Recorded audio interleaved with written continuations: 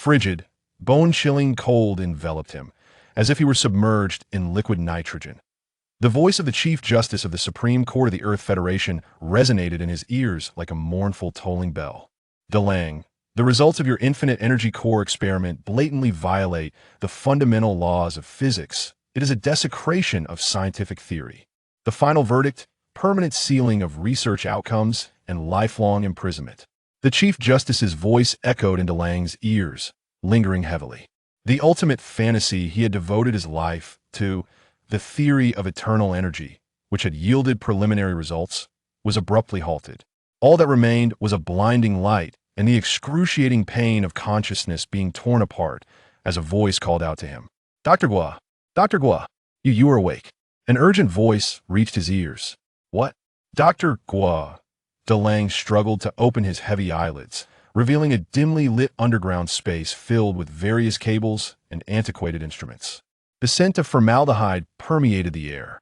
He slowly raised his hand to massage his throbbing temples, only to find a pair of skins sagging and speckled with age spots. These are not my hands. He was in the prime of his life, yet these hands unmistakably belonged to an elderly man. Startled, DeLange sat upright and scanned his surroundings. His assistant, Ida Mee, clad in a form-fitting skirt, looked at him anxiously. She was the one who had called out. A mirror. A mirror. Give me a mirror. DeLange's voice was hoarse and unfamiliar. Ida Mee hesitated for a moment before hurriedly handing him a mirror from the nearby workbench. The mirror reflected an aged face, a visage marked by time. With a goat-like beard adorning the chin, DeLange felt as though struck by lightning, the mirror clattering to the ground. What? Dr. Gua, is this the mad scientist from Dragon Ball, the Dr. Gua of the Red Ribbon Army? At that moment, memories that did not belong to him surged into his mind like a torrential flood. The Red Ribbon Army, Sun Wukong, androids 17 and 18, the perfect 18. Amidst this chaotic recollection, a more distant and terrifying vision of the future also intertwined. A bone-chilling dread surged through DeLange, shooting from his feet to the crown of his head. The original Dr. Gua had met his demise at the hands of Android 17.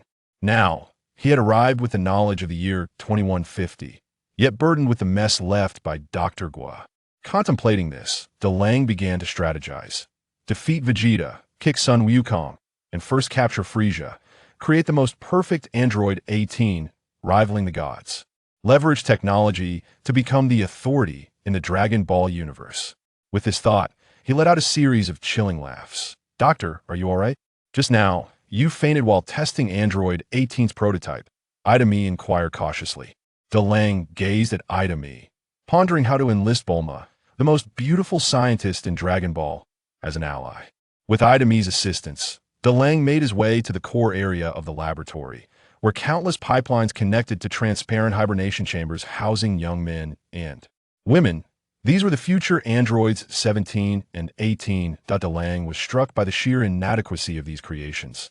The modification methods were crude, the energy circuit designs inefficient and exceedingly unstable. The so-called perpetual energy furnace resembled a ticking time bomb, and the emotional suppression system was childishly rudimentary. Trash, all of it is trash, DeLange muttered under his breath. The Dr. Gua of the Dragon Ball universe possesses only this level of competence. To combat the science relying on such technology is sheer folly. He hurried to the main control computer, fingers flying across the keyboard as he examined all research data. As he scrutinized the data left by Dr. Gua, he contemplated his own research achievements from the 22nd century. Suddenly, his fingers froze over the keyboard. An astonishing revelation struck him like lightning. The fundamental physical rules of the Dragon Ball universe seem more lenient and dynamic than those of Earth in the 22nd century. Here, localized entropy reduction is possible. Could it be that beings rivaling the gods can be created? DeLange's heart raced, his blood coursing with unprecedented excitement. Ida Mee, his voice was steady and authoritative, imbued with an undeniable gravitas. Immediately seal all research projects aimed at slaughter and absolute control, transferring relevant data to the isolation archive. What? Ida Mee was taken aback. Seal? This completely contradicts the doctor's lifelong pursuits. DeLange's gaze swept across the perplexed faces in the laboratory. Gather all core research personnel and the commander in the central conference room in 3 hours. We have more pressing matters to attend to. Faced with Dr. Gu's command, Ida me dared not defy. Since the dismantling of the Red Ribbon Army, Dr. Gu's research had become a crucial component of the entire organization. Doctor, the orders have been issued. Ida me reported. Everyone leave the laboratory. Miss Ida me, you stay. DeLange said with a smile. Doctor, just me alone?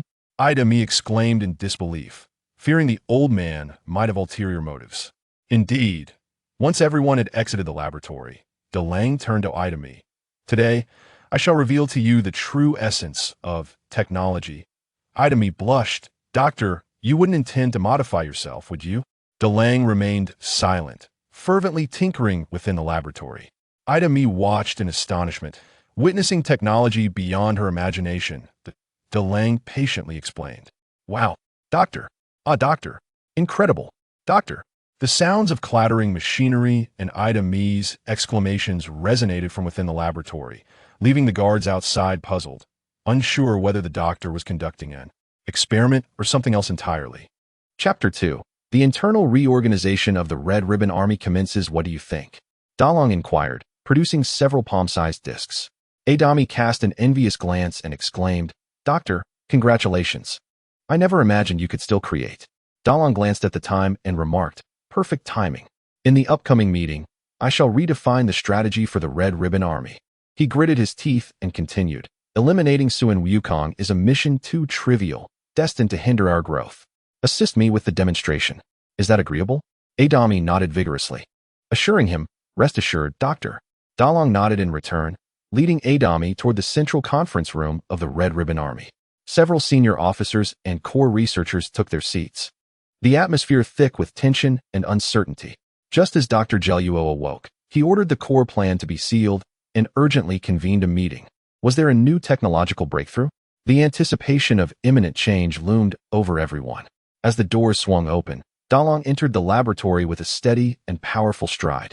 The aged visage that once bore shadows of despair and paranoia was now replaced by an unfathomable calm. Adami followed closely behind Dr. Gero, having exchanged her unflattering lab coat for a form-fitting dress and her flats for stiletto heels. In the preceding 3 hours, she had witnessed the doctor's prowess firsthand.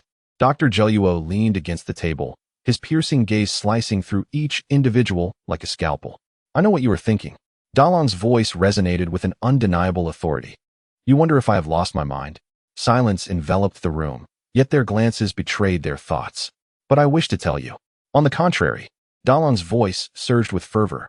Our previous goals, conquering the world or avenging that little imp Suan Wukong, are utterly insignificant. As trivial as a frog gazing up from the depths of a well. He stood, pointing at the wall of the conference room, and Adami projected an enormous world map onto it. Our enemies are no longer any faction depicted on this map. The true threat comes from beyond the stars. He pressed a button on the remote, illuminating a simulation of Radai's descent to Earth in a spherical pod, accompanied by exaggerated destruction effects. In no more than a year, Dalong's voice struck each heart like a hammer. The Scion invaders from planet Baijita will arrive. Even their weakest will possess the power to obliterate our entire army, as if we were mere ants. They could sink entire continents as easily as crushing an egg. An uproar erupted among the audience, panic and disbelief spreading like wildfire. Silence. Dalong's voice cut through the chaos once more. His formidable presence quelled the unrest. To rely on that naive fool Suan Wukong to save the world? Entrusting Earth's fate to individual valor is exceedingly foolish and irresponsible. Hence, Dalong declared with unwavering certainty, from this day forth, the Red Ribbon Army's objective will be officially elevated. We shall no longer be a terrorist organization. Our gaze shall extend to the cosmos, aspiring to rule the entire universe. At the core of this ambition lies my breakthrough in infinite energy technology. The audience did not exhibit much alarm at Dr. Gero's declarations. In their eyes, this mad scientist was capable of anything. Infinite energy? Doctor, that contradicts the conservation of energy. An elderly researcher exclaimed in disbelief. Foolishness. Dalong reprimanded without mercy. Laws exist to be understood and utilized, not to be shackles that bind our thoughts. In this universe, there are physical rules beyond your comprehension. Adami stepped forward, retrieving a small disc and handing it to Dalong. who handled it as if it were a piece of art. This is not a weapon. It is merely a toy, a model of energy diffraction.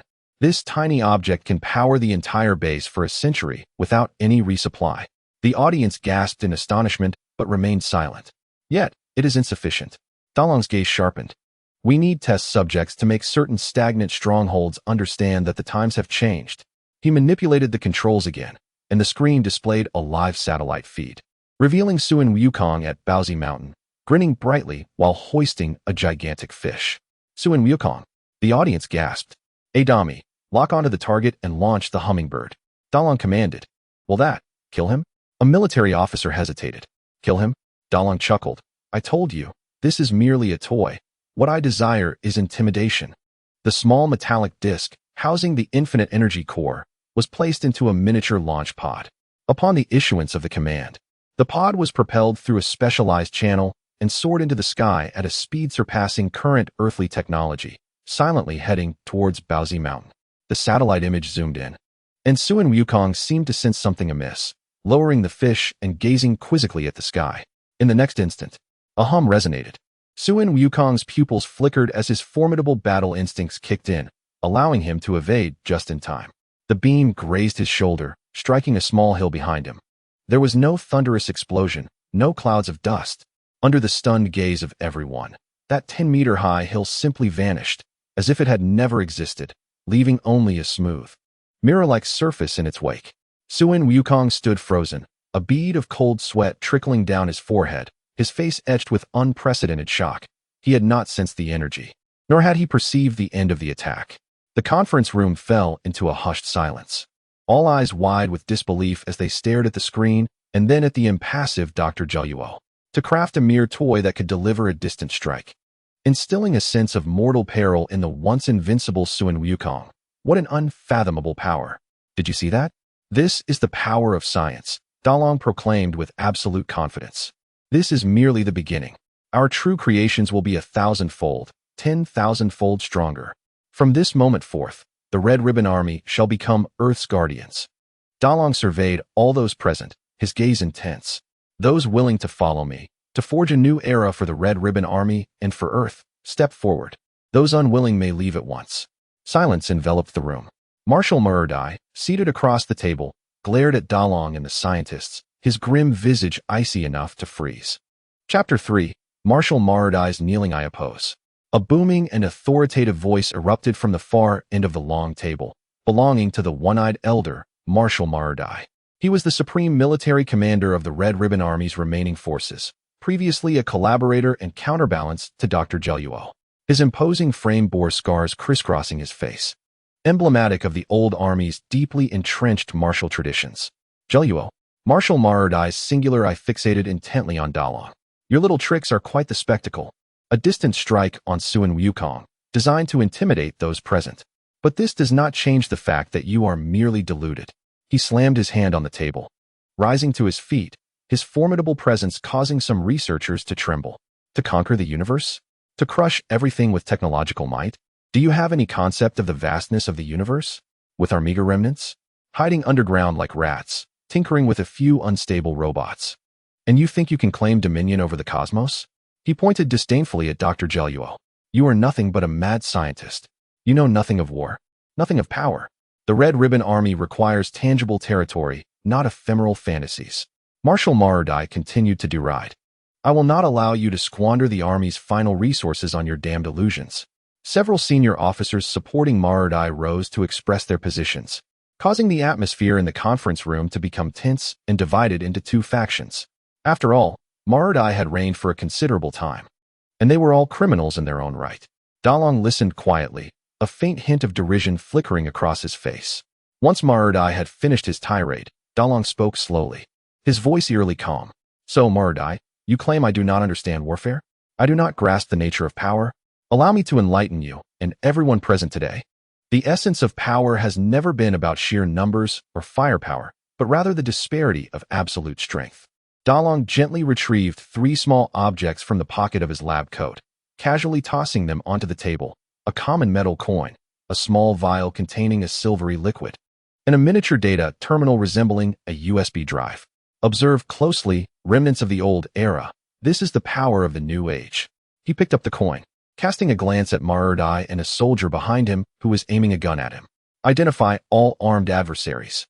No sooner had he spoken than the coin began to levitate, instantly dispersing into a cloud of silver mist that raced past Marudai's guards at a speed imperceptible to the naked eye. There were no screams, no gunfire. In that singular moment, Marudai and his men were astonished to find all their weapons, pistols, daggers, even the miniature explosives on their belts, had transformed into mere metallic dust, leaving them utterly defenseless. What sorcery is this? Marudai, the marshal, turned pale, fear flickering in his single eye for the first time. How naive, Dalong stated. Taking up the small vial, he gently opened it, allowing a drop of the mercury-like liquid to fall onto the table. With a gesture towards Marudai, the drop flowed like a living entity, seeping into the surface of the table.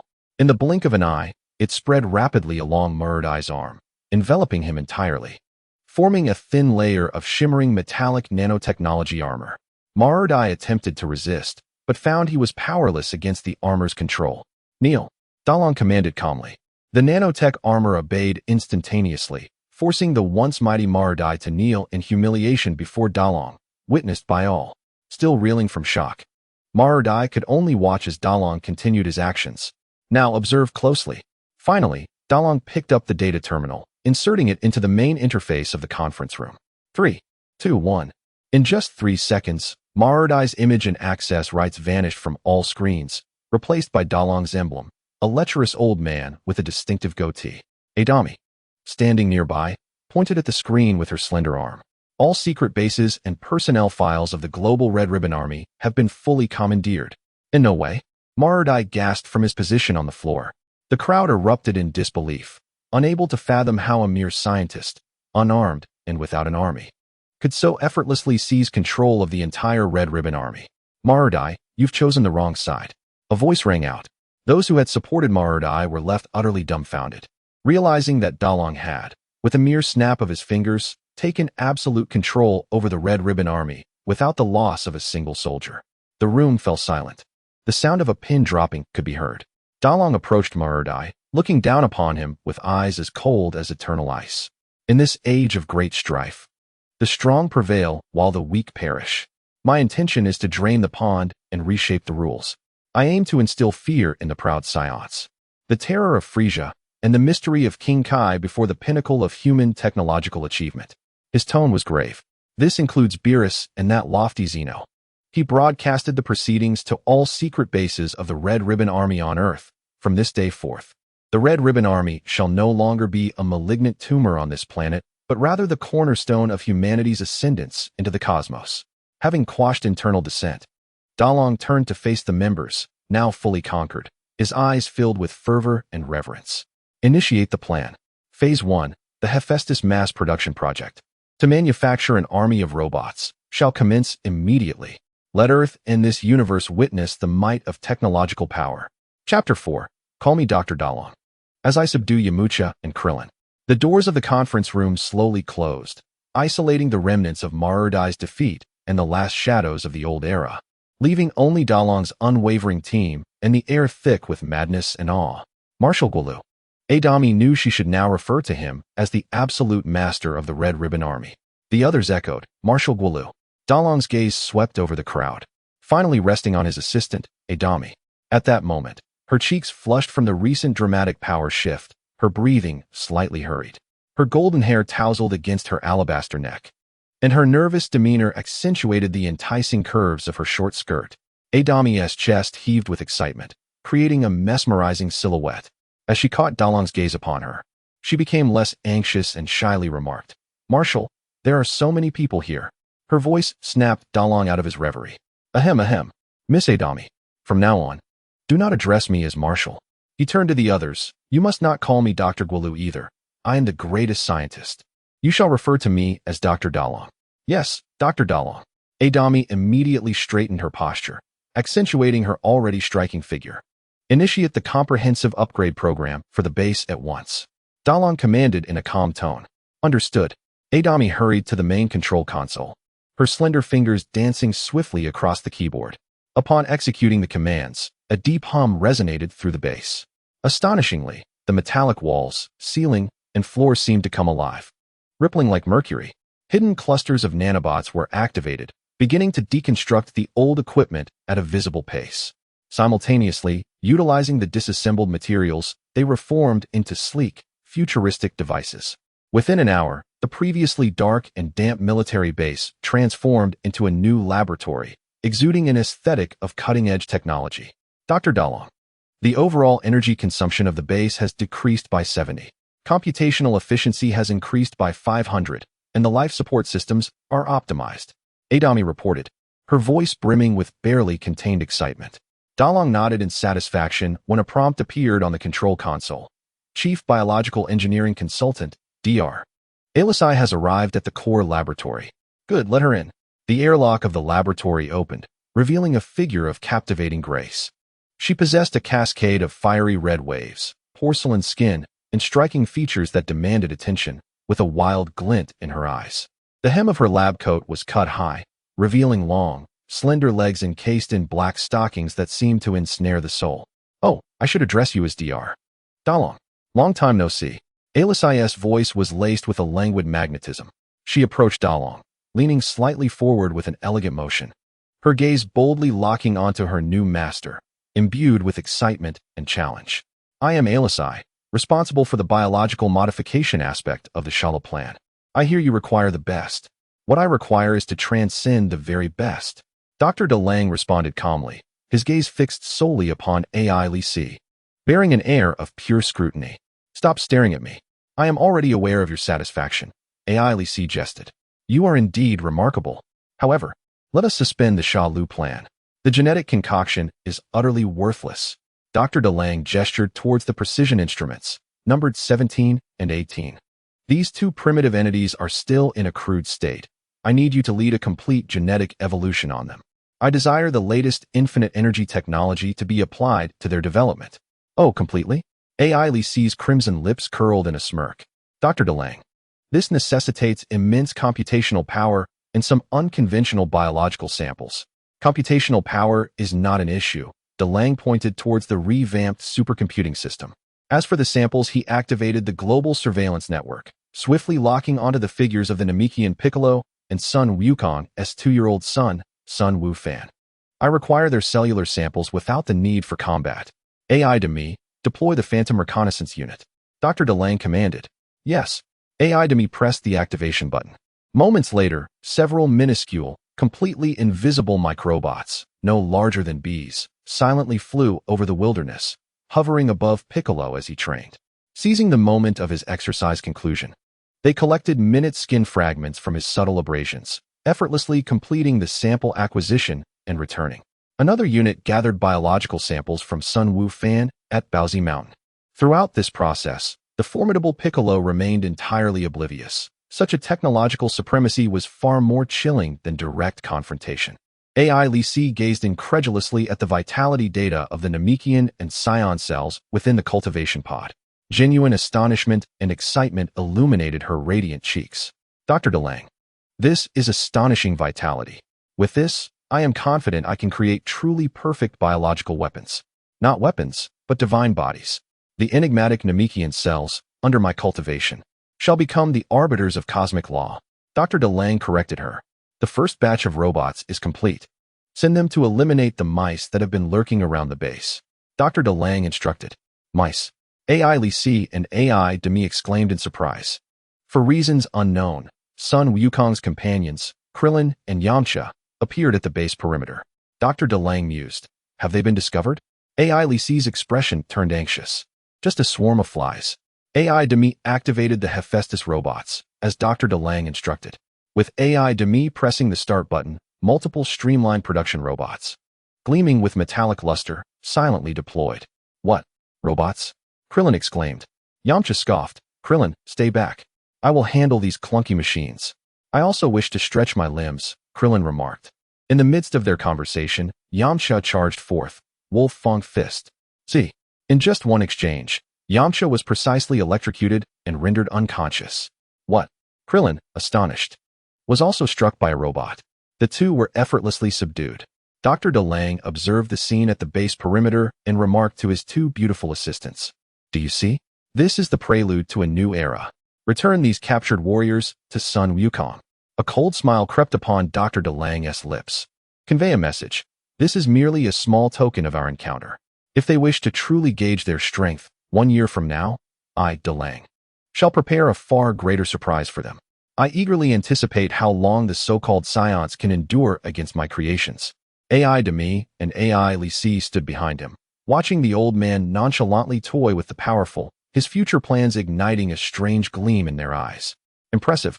AI Demi commended. Why do I suddenly find this old man somewhat charming? AI Lisi mused to herself. Chapter 5. Evading Bulma's electronic scanning DR. DeLange produced a small vial and said, Demi, apply this nanomolecule to the entire surface of the base. AI Demi looked at DR. DeLange with a puzzled expression. Doctor, what is the purpose of this? Once the gift is delivered, Sun Wukong will undoubtedly seek revenge. Bulma is no pushover. They will certainly find a way to detect our base, Dr. DeLange replied with a relaxed tone. Once this nanomolecule coats the entire surface, even the most advanced technology will be unable to scan our base's location. Consider it electronic invisibility, capable of evading all electronic scans. AI Lisi gasped in astonishment. Electronic invisibility? If applied to oneself, it could evade all monitoring and facilitate a heist. Once applied to the skin, no electronic scan can detect you indeed. Dr. DeLange remarked, as if addressing a simpleton. But your presence is still visible to the naked eye. Is it truly that miraculous? Let me give it a try.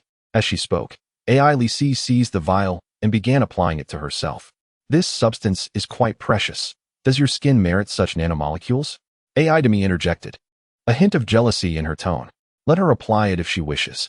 There is plenty of this substance, Dr. DeLange said, observing the quarrel between the two. He turned back and cautioned, wearing clothing is of no use. If you wish to evade electronic scanning, you must strip and apply it directly. Upon hearing Dr. DeLange's words, AI Demi blushed, while AI Lisi responded nonchalantly, indeed, an old lecher. It seems men remain the same, regardless of age. Dr. DeLange cleared his throat and suddenly adopted a serious demeanor. Enough banter, let us commence. AI Demi, you will apply the nanomolecule. AI Lisi, you are to dispose of Krillin and Yamcha at Baozi Mountain. Understood, Doctor. Upon hearing Dr. DeLange's instructions, the two immediately stood at attention, ready to execute their orders. At the front of Sun Wukong's cottage on Baozi Mountain, Yamcha and Krillin were quietly delivered without a sound. Their terrified voices echoed as they pounded on the door. Wukong. Krillin and Yamcha tumbled inside, their faces ashen, trembling uncontrollably as if they had just escaped from hell. Oh, it's Krillin. Yamcha, why are you here too? Wukong scrutinized the two and continued, has a formidable enemy emerged? Why do you appear so disheveled? Wukong inquired curiously. Robots. Krillin's voice trembled as he grasped Wukong's arm. So many robots. They are utterly unafraid of the Kamehameha. Our attacks felt as if they were devoured. Their strength and speed seemed to surpass even that of Piccolo. Yamcha added, embellishing the tale. They did not strike to kill, they merely tossed us here and said, robots. Wukong's expression turned grave. Are they new foes? What else did they say? Krillin nearly shouted. They said that a year from now, they would prepare a greater surprise for you. Dr. DeLange? A year from now? What does that mean? Wukong scratched his head, recalling the mountain peak that had been instantaneously cleaved in half 2 days prior. That terrifying beam. Yes, it must be him. Where is he? I shall seek him out now.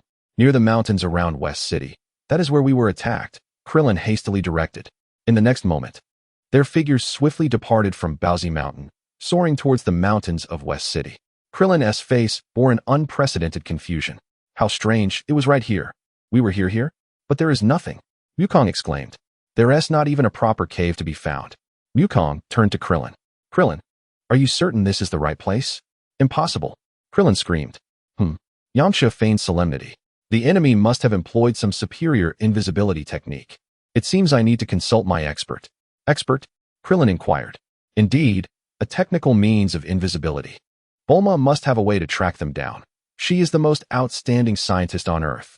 West City, Capsule Corporation. Yamcha, accompanied by 2 skilled companions, deftly arrived at Bulma's private laboratory. Before them stood a breathtaking beauty, intently focused on the screen. Her playful, ocean blue hair framed a figure that was stunningly alluring. At that moment, Bulma wore only a snug white tank top, accentuating her voluptuous curves in a breathtaking manner. Her lower half was clad in tight hot pants, revealing a pair of long, elegant legs, casually adorned with flip-flops. Upon noticing Yamcha, Bulma, initially ready to express her irritation, spotted Goku behind him and calmly inquired, "What a rare visitor, Goku. What brings you here?" Her tone bore a hint of grievance. "Oh, Bulma," Goku struggled to articulate the events, prompting Yamcha to recount the details to Bulma, his gaze fixed intently upon her. "What? A formidable robot!" Bulma exclaimed in astonishment, captivated by Yamcha's words and Krillin's exaggerated, fearful descriptions. "Leave it to me." Bulma confidently patted her chest, the remarkable elasticity nearly causing Yamcha to swoon. "As long as it's electronic equipment, it cannot evade my global scans."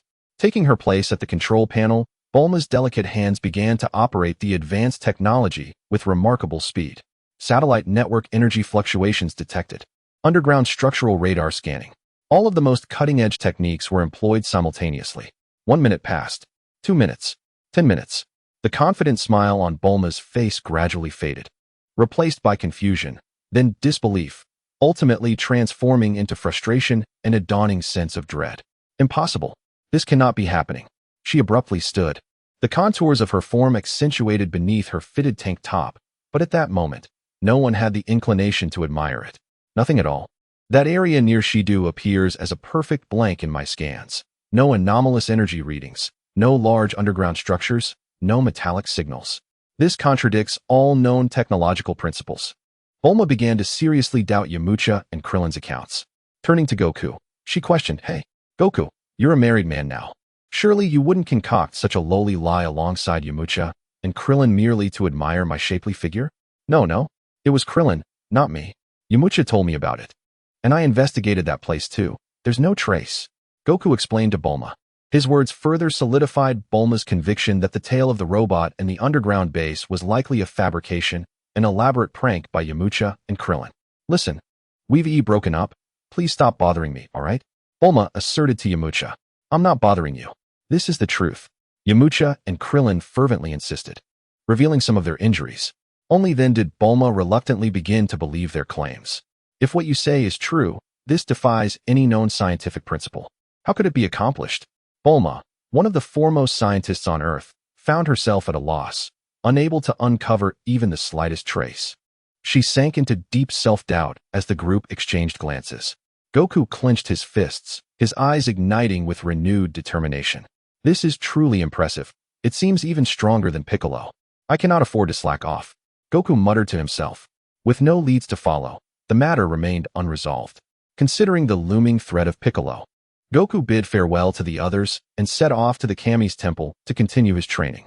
Chapter 6. A single punch to defeat Raditz. Let fear fly a while longer. A year swiftly passed, yet Krillin remained haunted by the memory of that terrifying robot. Goku and Bulma had not let their guard down. Through diligent searching over the year, Bulma had gathered extensive information but still found no trace of Dr. Dallin. Records indicated that Dr. Gero, who had proposed the concept of intelligent robots years ago, had long since passed away. Within the secret base of the Red Ribbon Army, Dallin stood before a colossal observation window. Outside, the regiment of Hephaestus robots stood in orderly formation, their eyes gleaming with cold red light. Beside them, independent incubation pods, enhanced by Alice, radiated with power far exceeding that of the original androids 17 and 18, who were nearing completion. Dallin watched the main screen, which displayed a signal from a spacecraft rapidly approaching Earth, a smirk of control playing upon his lips. It has been a year, the actors are in place, and the show is about to commence. In the wilderness of Earth, a starship crash-landed with a tremendous impact, creating an enormous circular crater. Emerging from the circular capsule was a long-haired warrior, muttering, "What is going on? Why is this planet still intact?" Activating his detector, he soon locked onto two powerful energy signatures engaged in battle ahead, one of which belonged to the person he sought. Piccolo, having diligently honed his ultimate technique, continued his quest for vengeance against Goku. As the two clashed, they suddenly sensed a formidable presence approaching from a distance. Before either could react, the overwhelming aura materialized before them. "Kakarot, you lowly warrior. Have you forgotten the honor of the Science?" Raditz's power scanner beeped ominously, pointing at Goku with disdain. Goku, bewildered, asked Kakarot. Scion, what is that? You must have mistaken me for someone else. Piccolo, sensing the gravity of the situation, broke into a cold sweat. Son Goku, this guy is extraordinarily powerful. Just as Raditz, growing impatient, prepared to use force to awaken Goku's memories of his mission, a digital voice suddenly resonated in their minds. Mr. Raditz, welcome to Earth. Raditz was taken aback as his power scanner flashed wildly. Who's there? Piccolo and Goku were equally stunned. The voice had penetrated their thoughts. Then, an elderly voice introduced itself. Allow me to introduce myself. I am Dallin, one of the current overseers of this planet. Raditz, I find you. Along with that prince named Vegeta and your master, the tyrant Frieza, quite intriguing. Frieza? Raditz's expression shifted dramatically. How do you know that name? It represents absolute terror in the universe. How could a mere native of a border planet know it? I know much more than you can imagine, including the truth behind the destruction of planet Vegeta. Dallin's voice mocked. Raditz's pupils constricted sharply. Shut up. How about a deal? Raditz, stay here and serve me, and I can grant you power that far exceeds what Frieza can offer. Dallin paused momentarily, adding a hint of nuance. Let me test the so-called elite scion. Let us see how long you can last against my latest creation. Conceited insect, come forth. Raditz roared, his fury causing the ground to crack. As you wish. A faint rumble echoed through the sky, and a sleek silver spacecraft silently hovered above. The hatch opened, and a figure leaped down, landing firmly among the three. He was a black-haired youth clad in a modified red ribbon army uniform and a golden jacket, with cold, piercing eyes and a faint, enigmatic smile. Android 17. Is he the target? 17 tilted his head, assessing Raditz as if evaluating an object. You weak earthling? Raditz scoffed, noting that his scanner registered no energy response from the adversary. With a dismissive laugh, he charged forward, aiming a punch at 17's face. Too slow. 17's figure blurred, effortlessly evading the attack. Raditz, momentarily stunned, unleashed a flurry of strikes in a prince's combat style.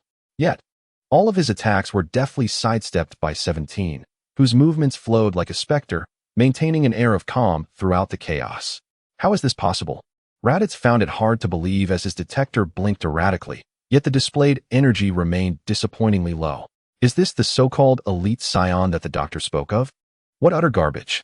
At last, number 17 spoke, a hint of disappointment in his voice. The doctor mentioned you possess potential, but you are far too weak at present. Stop being so smug.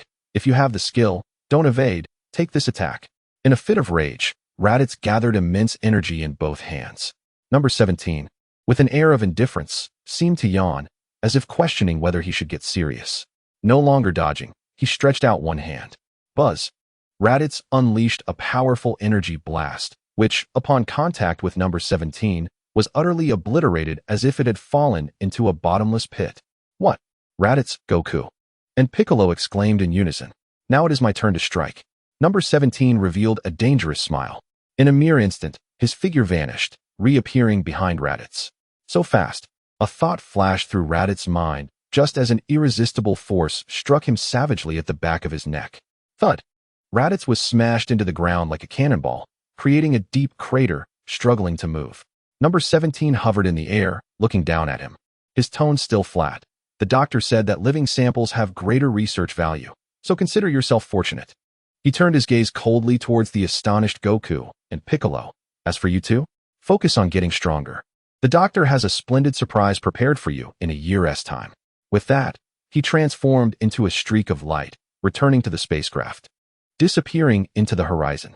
In the underground base of the Red Ribbon Army, Dr. Dallin observed the transmission with satisfaction, nodding his head.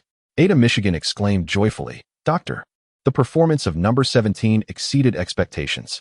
Beside her, Alice, adorned in a form-fitting research outfit, lazily leaned against the control panel. The latent potential of scion cells is indeed astonishing, Doctor.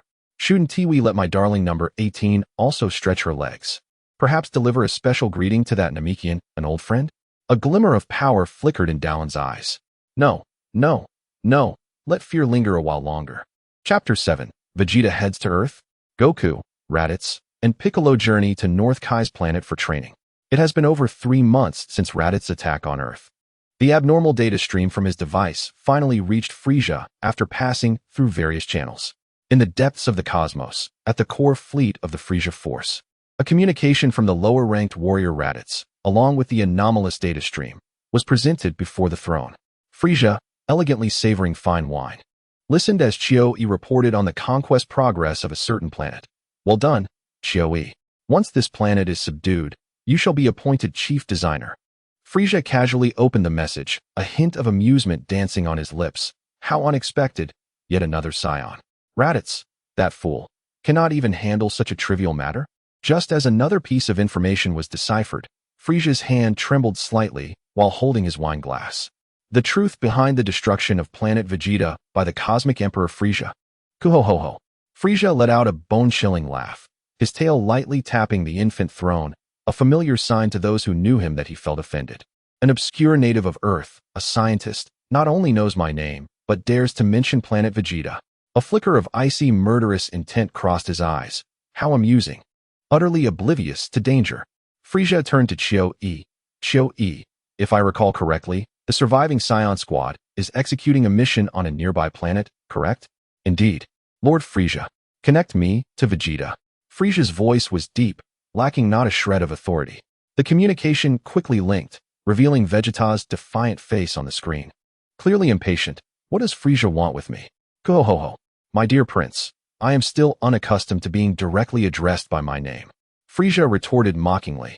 I have an interesting task for you. Go to Earth and eliminate a scientist named Dallin, while also disposing of your disobedient siblings, Raditz included. The Raditz brothers? A scientist? Vegeta scoffed. Ha ha ha, Frisia. Since when did you take interest in such pests? Go-ho-ho. Because this particular pest seems to know things he should not. And it appears Raditz has surrendered, no longer obeying your command. A flash of humiliation crossed Vegeta's face, but he suppressed his fury, coldly saying, Understood. I will eliminate them all. With that, Vegeta severed the communication. Frisia paid no heed to Vegeta's insolence, swirling his wine glass and muttering to himself, a somewhat clever scientist. Accompanied by a few remaining Scion monkeys, I hope they will provide me with a modicum of entertainment. Go-ho-ho. Chio-E interjected, Lord Frisia. Vegeta has disobeyed orders more than once. Sending him may not solve the problem. Allowing a few remaining Scion wild monkeys to turn on each other will also make for an amusing spectacle, Frisia said darkly. In the underground base of the Red Ribbon Army, within the core laboratory, Dr. Dallin gazed at the main screen, displaying intercepted and deciphered communications from the Frisia force. A smile of control curling at the corners of his mouth. Who would have thought that the efficiency of Frisia's army would be so sluggish? It has been 3 months, and they have just now bitten the bait. Vegeta is coming. He will make an excellent test subject. Ada Michigan, clutching a stack of data panels, leaned close to Dr. Dallin, whispering, Doctor, based on the combat data optimization from Raditz, the Hephaestus Type 2 has already been produced.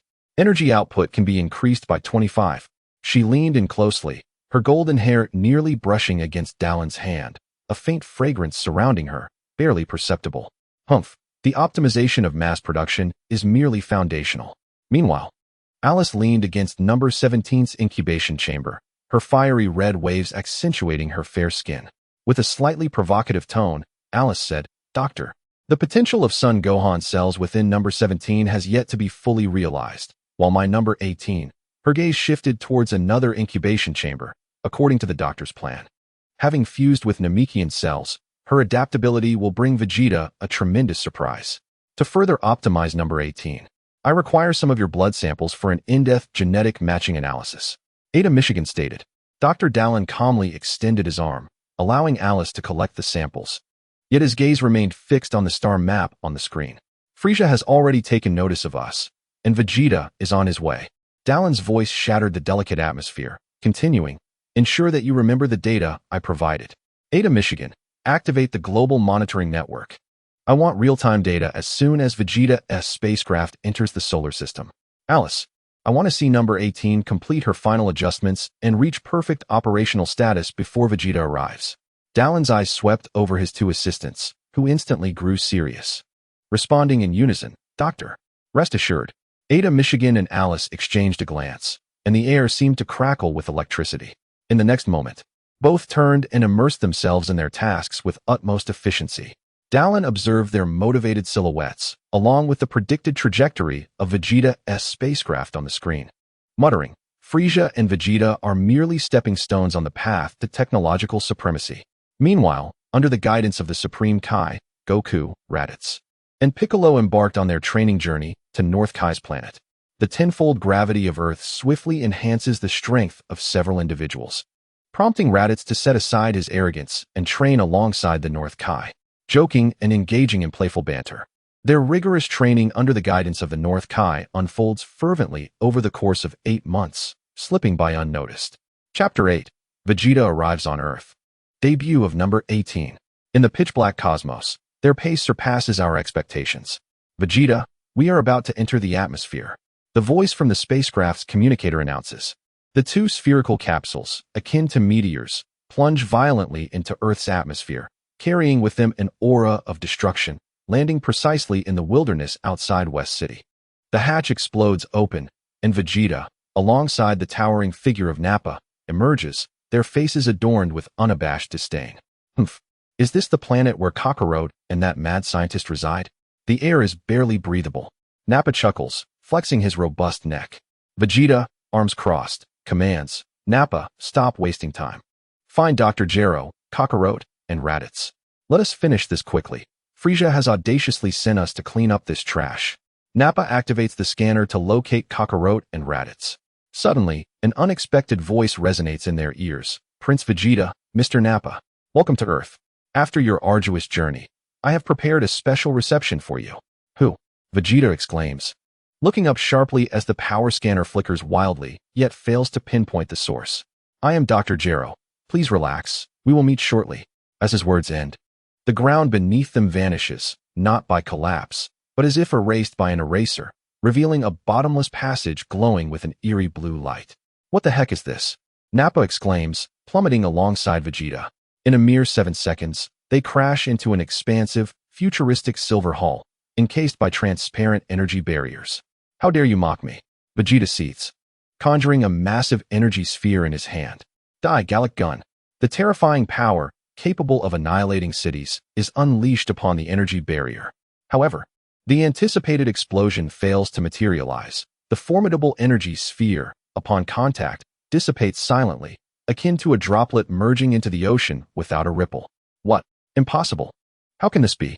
Nappa's eyes widen in disbelief. Vegeta, undeterred, erupts again. Attack, attack, attack.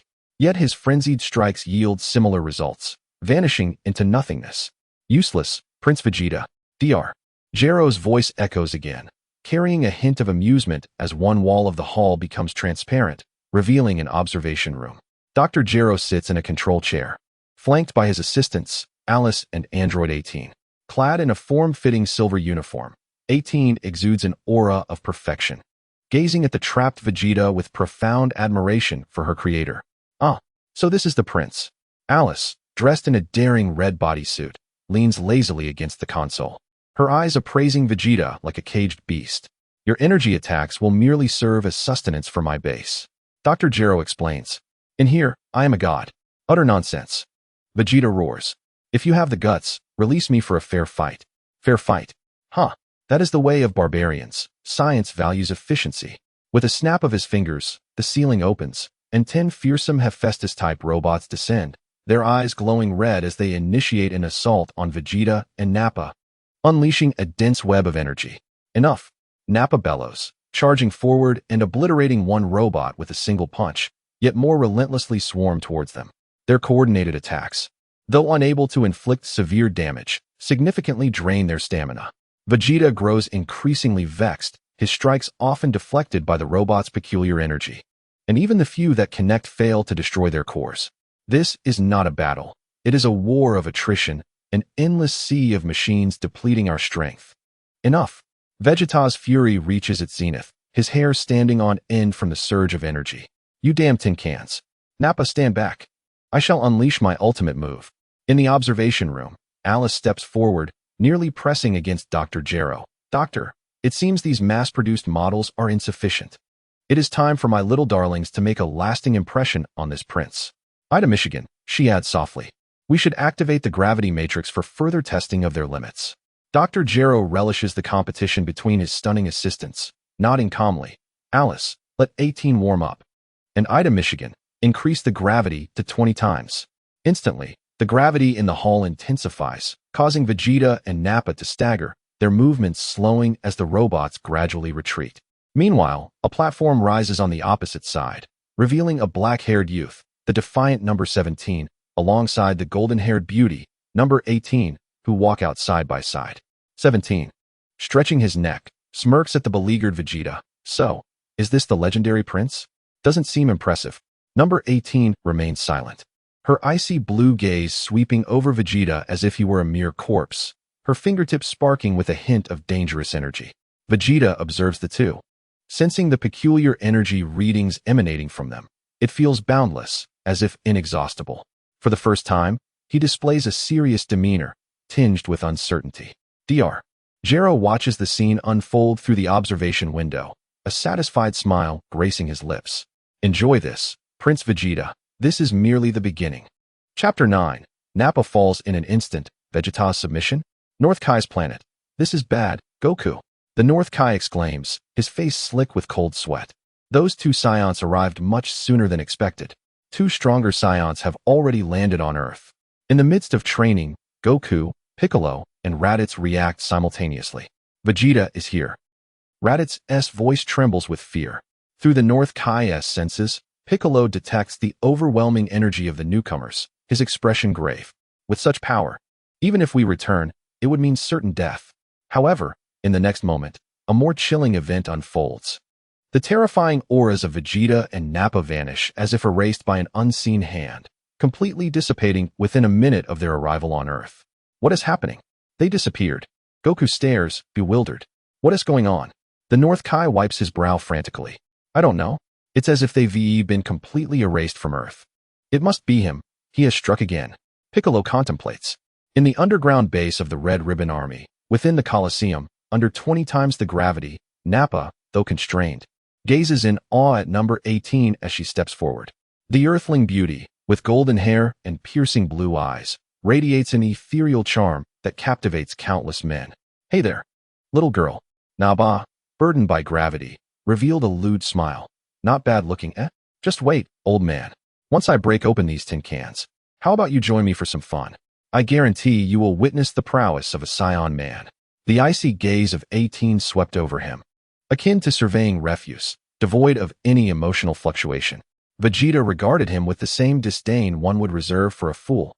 Foolish. Yet, at that moment, his attention was more captivated by the peculiar aura emanating from these two individuals. Their energy responses were disturbingly tranquil, as serene as the abyss. Nappa, be silent. These two are not right. Vegeta bellowed. But it was too late. 18 slowly raised a delicate hand, pointing at Vegeta, her lips barely parting as her voice cut through the air like ice. You and you. Together. What?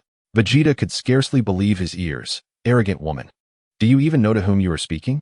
My patience is limited. 18's tone remained flat. So enticing, I can hardly contain myself. Little girl, I will play with you. Nappa unleashed all his might, defying gravity as he charged at 18 like a raging bull. His powerful fist carrying the weight of destruction aimed squarely at her face. Faced with a blow capable of shattering mountains, 18 did not even shift her stance.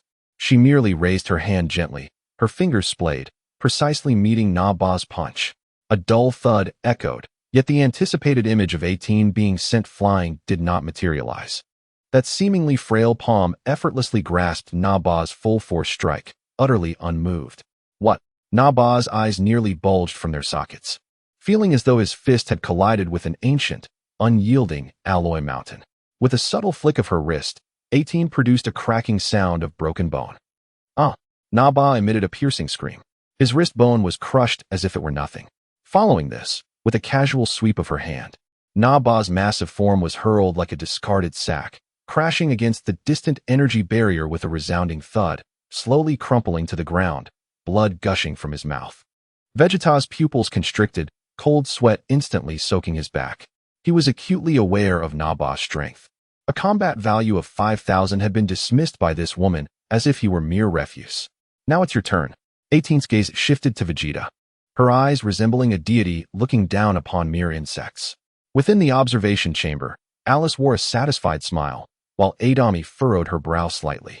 Delang, witnessing Na Ba's dire plight, displayed a flicker of displeasure in his eyes as he coldly commanded through the microphone. To insult 18 is unforgivable. 18, eliminate Na Ba.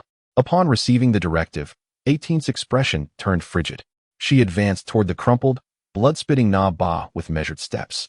No, please, spare me, I was wrong. Beautiful ladies shouldn't harm. Have mercy, Na Ba pleaded, panic-stricken. Boom. 18, expressionless, stood before him, raising her finger as green light coalesced at its tip. No, Vegeta, please save me. Na Ba's desperate wails echoed. A fool who only thinks with his lower half. Vegeta gritted his teeth, wishing to rescue him, yet under 18's invisible aura. He found himself bereft of the courage to even advance.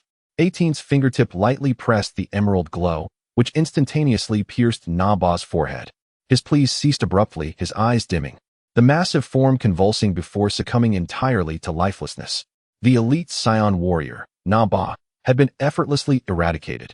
Vegeta watched in horror as his companion was so easily dispatched.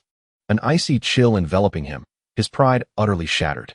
Delang's voice resonated once more, laced with temptation. Vegeta, do you see? This is the power of science. Frieza can offer you only fear and enslavement, while I can elevate you beyond all power, even revealing to you the true perpetrator behind the destruction of planet Vegeta. Submit to me, and you shall gain the strength for revenge, as well as true freedom. Vegeta lowered his head. His fists clenched so tightly that his fingertips dug into his palms, blood flowing freely. A colossal sense of humiliation clashed violently with his thirst for power within him. At last, he lifted his head, contorting his face into a twisted expression of submission. Weighing his options between defiance and capitulation, he chose to yield, at least for the moment. I, Vegeta, am willing to submit. Please grant me power, Dr. Delang. In the observation chamber, Delang's face broke into a satisfied smile, while Adami and Alice keenly observed Vegeta on the screen, recognizing the smoldering ambition hidden beneath his facade of compliance. Meanwhile, aboard the distant flagship of the Frieza army, Chio-E rushed in, panic-stricken, to report. Frieza, my lord, Na Ba's life signal has vanished. The last transmission indicated that he knelt in submission to that scientist. On his throne, Frieza's previously elegant smile froze, his tail stiffening. Oh, his voice, cold enough to freeze planets. The proud Prince Vegeta, whom I do not even respect, has knelt in surrender?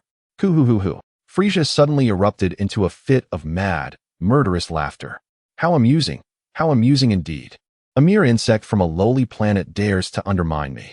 Destruction glimmered in his eyes. It appears that Earth and that madman Delang no longer warrant existence. Chapter 10, A New Crisis. The Ginyu Force is mobilized. In the monitoring center of Delang's underground base, the screen clearly displayed the imprisoned Vegeta. He sat cross-legged, seemingly in quiet recuperation, yet his clenched fists and furrowed brow betrayed an underlying tension, detectable by the most sophisticated micro-expression analysis. Delang examined the data stream with a soft chuckle. Anger and humiliation, coupled with a deeply concealed scheme, typical of a Scion prince in surrender? What a poor performance. Should we dispose of him, Doctor? Adami interjected, her brows glinting with resolve. She would not tolerate any instability that could threaten Delang. Meanwhile, Alice, with her arms crossed, let her alluring figure cascade effortlessly, her red lips parting slightly. A trapped Scion is merely a slightly stronger experimental subject. Surely, the doctor has made prior arrangements? She cast a trusting glance at Delang. Alice is right. Delang regarded her appreciatively before turning to Adami with a command. Adami, prepare the nanobots for injection. I wish to know his every true thought. Yes, doctor. Adami promptly complied, casting a smug glance at Alice as she departed. Shortly thereafter, under the guise of a physical examination, the invisible swarm of nanobots silently infiltrated Vegeta's bloodstream. Vegeta felt a fleeting sting, yet paid it no mind. His mind consumed with plotting how to seize the technology of this world and eradicate everyone. Vegeta's inner monologue was vividly displayed on Delang's screen. Damn lowly creatures have forced Prince Vegeta to kneel. Once I uncover the secrets here and seize the power, the first to perish will be you, old man. And those two women. Frieza, just wait. Delang observed this display of seething hatred with delight rather than anger. Excellent test subject, Vegeta, keep it up. The more you wish to resist, the more valuable the data you provide. Across the vast cosmos, aboard the flagship of the Frisia army. Frisia, my lord. Qiu Yi's voice trembled. Confirmed. Naba's life signal has vanished, and Vegeta's signal last appeared on Earth before falling silent. Intelligence confirmed. On his throne, Frisia elegantly swirled his wine glass, yet the crimson liquid within seemed to freeze solid. Coo-hoo-hoo-hoo. Such touching loyalty. Vegeta. Frisia's laughter sent chills down spines. He slowly rose to his feet, his diminutive form emanating an aura of terror capable of annihilating stars. One after another.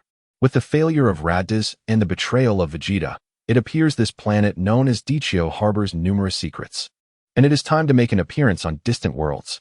His gaze was sharp, filled with disdain, as he declared, otherwise, the universe will forget the ruling identity of our frozen demon clan. His eyes swept over the subordinates Qiu Yi and Dodo Lia. Is the Jinyu Force still performing their entrance dance outside? Indeed, Lord Frisia. Inform them to cease the performance. Frisia's voice was chillingly cold. There is new cleaning work to be done. Target Dechio. Completely eradicate that scientist named Delang, along with all related pests. A sinister smile crept across Frisia's lips as he coldly stated, not a single scion shall be spared. What about the planet itself? Dodo Lia cautiously inquired. Frisia smiled faintly. His grin cruel. If a planet is constantly plagued by disobedient pests, the best course of action is to erase the planet along with them. Kuhoho. Huh. The North Kai's planet sensed all the information. He discerned that the terrifying cosmic emperor had set his sights on Dechio. Goku.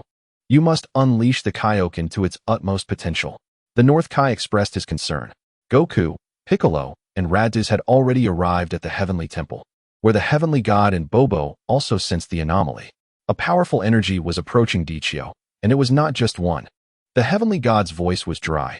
It is filled with malevolent intent and formidable power, drawing nearer to Dechio, more perilous than the aura emitted by Vegeta at that time. Upon concluding his training at the North Kai's planet, Goku, Raditz, and Piccolo felt a tightening in their hearts. Even the Heavenly God felt the impending danger. Krillin swallowed hard. The elite Jinyu Force of Frisia. Raditz's complexion turned pale. He had seen that squad from afar before. They are monsters. Yet Goku clenched his fists, his eyes ablaze with fighting spirit. No matter who comes, we must protect Dechio. Within the Red Ribbon Army's base, Delang also received signal fluctuations from the depths of the universe. Ah, the Jinyu Force. Frisia has finally sent some competent testers. Delang was not afraid. Instead, he was filled with enthusiasm. Alice, here are some materials about the Jinyu Force. Prepare to welcome our guests. Delang handed over the Jinyu Force's information to Alice and then turned to Ada Michigan, saying, activate the global defense system, the Sign Wall, and ensure that these cosmic debris do not damage Dechio's flora and fauna. Yes, Doctor. The two beautiful assistants replied in unison, exchanging glances. The spark of competition crackling in the air. They understood that whoever performed better in this defensive battle would earn more favor from the Doctor. Delang sat in the control chair, overlooking the entire projection of Dechio, akin to a deity orchestrating a game. Come. Let me see if the so-called cosmic elites can find a sliver of amusement in my newly born realm.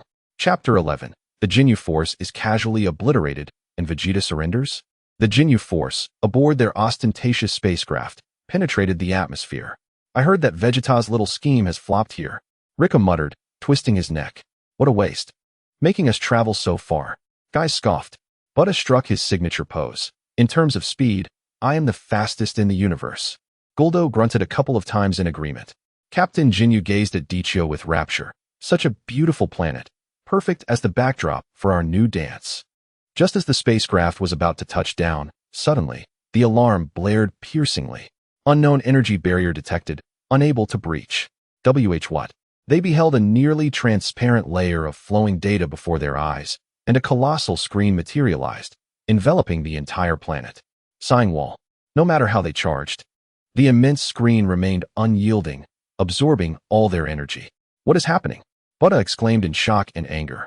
At that moment, their spacecraft's communication was forcibly interrupted, and Delang's indifferent visage appeared on the screen. Greetings, cosmic acrobats. Dechio is currently closed for visits, but we can offer you a backdoor. As soon as he finished speaking, a small passage opened beneath them. If you wish to enter, feel free to walk through this welcome passage. The Ginyu Force felt an immense insult from the narrow passage, yet having no other choice, they could only curse as they exited the spacecraft. Inside the passage, Buddha boasted, "In terms of speed, I can dash through in an instant." Buddha suddenly accelerated, and with a flash of light, he was propelled backward at an even greater speed, crashing hard against the wall of the passage, bloodied and bruised. "Idiot."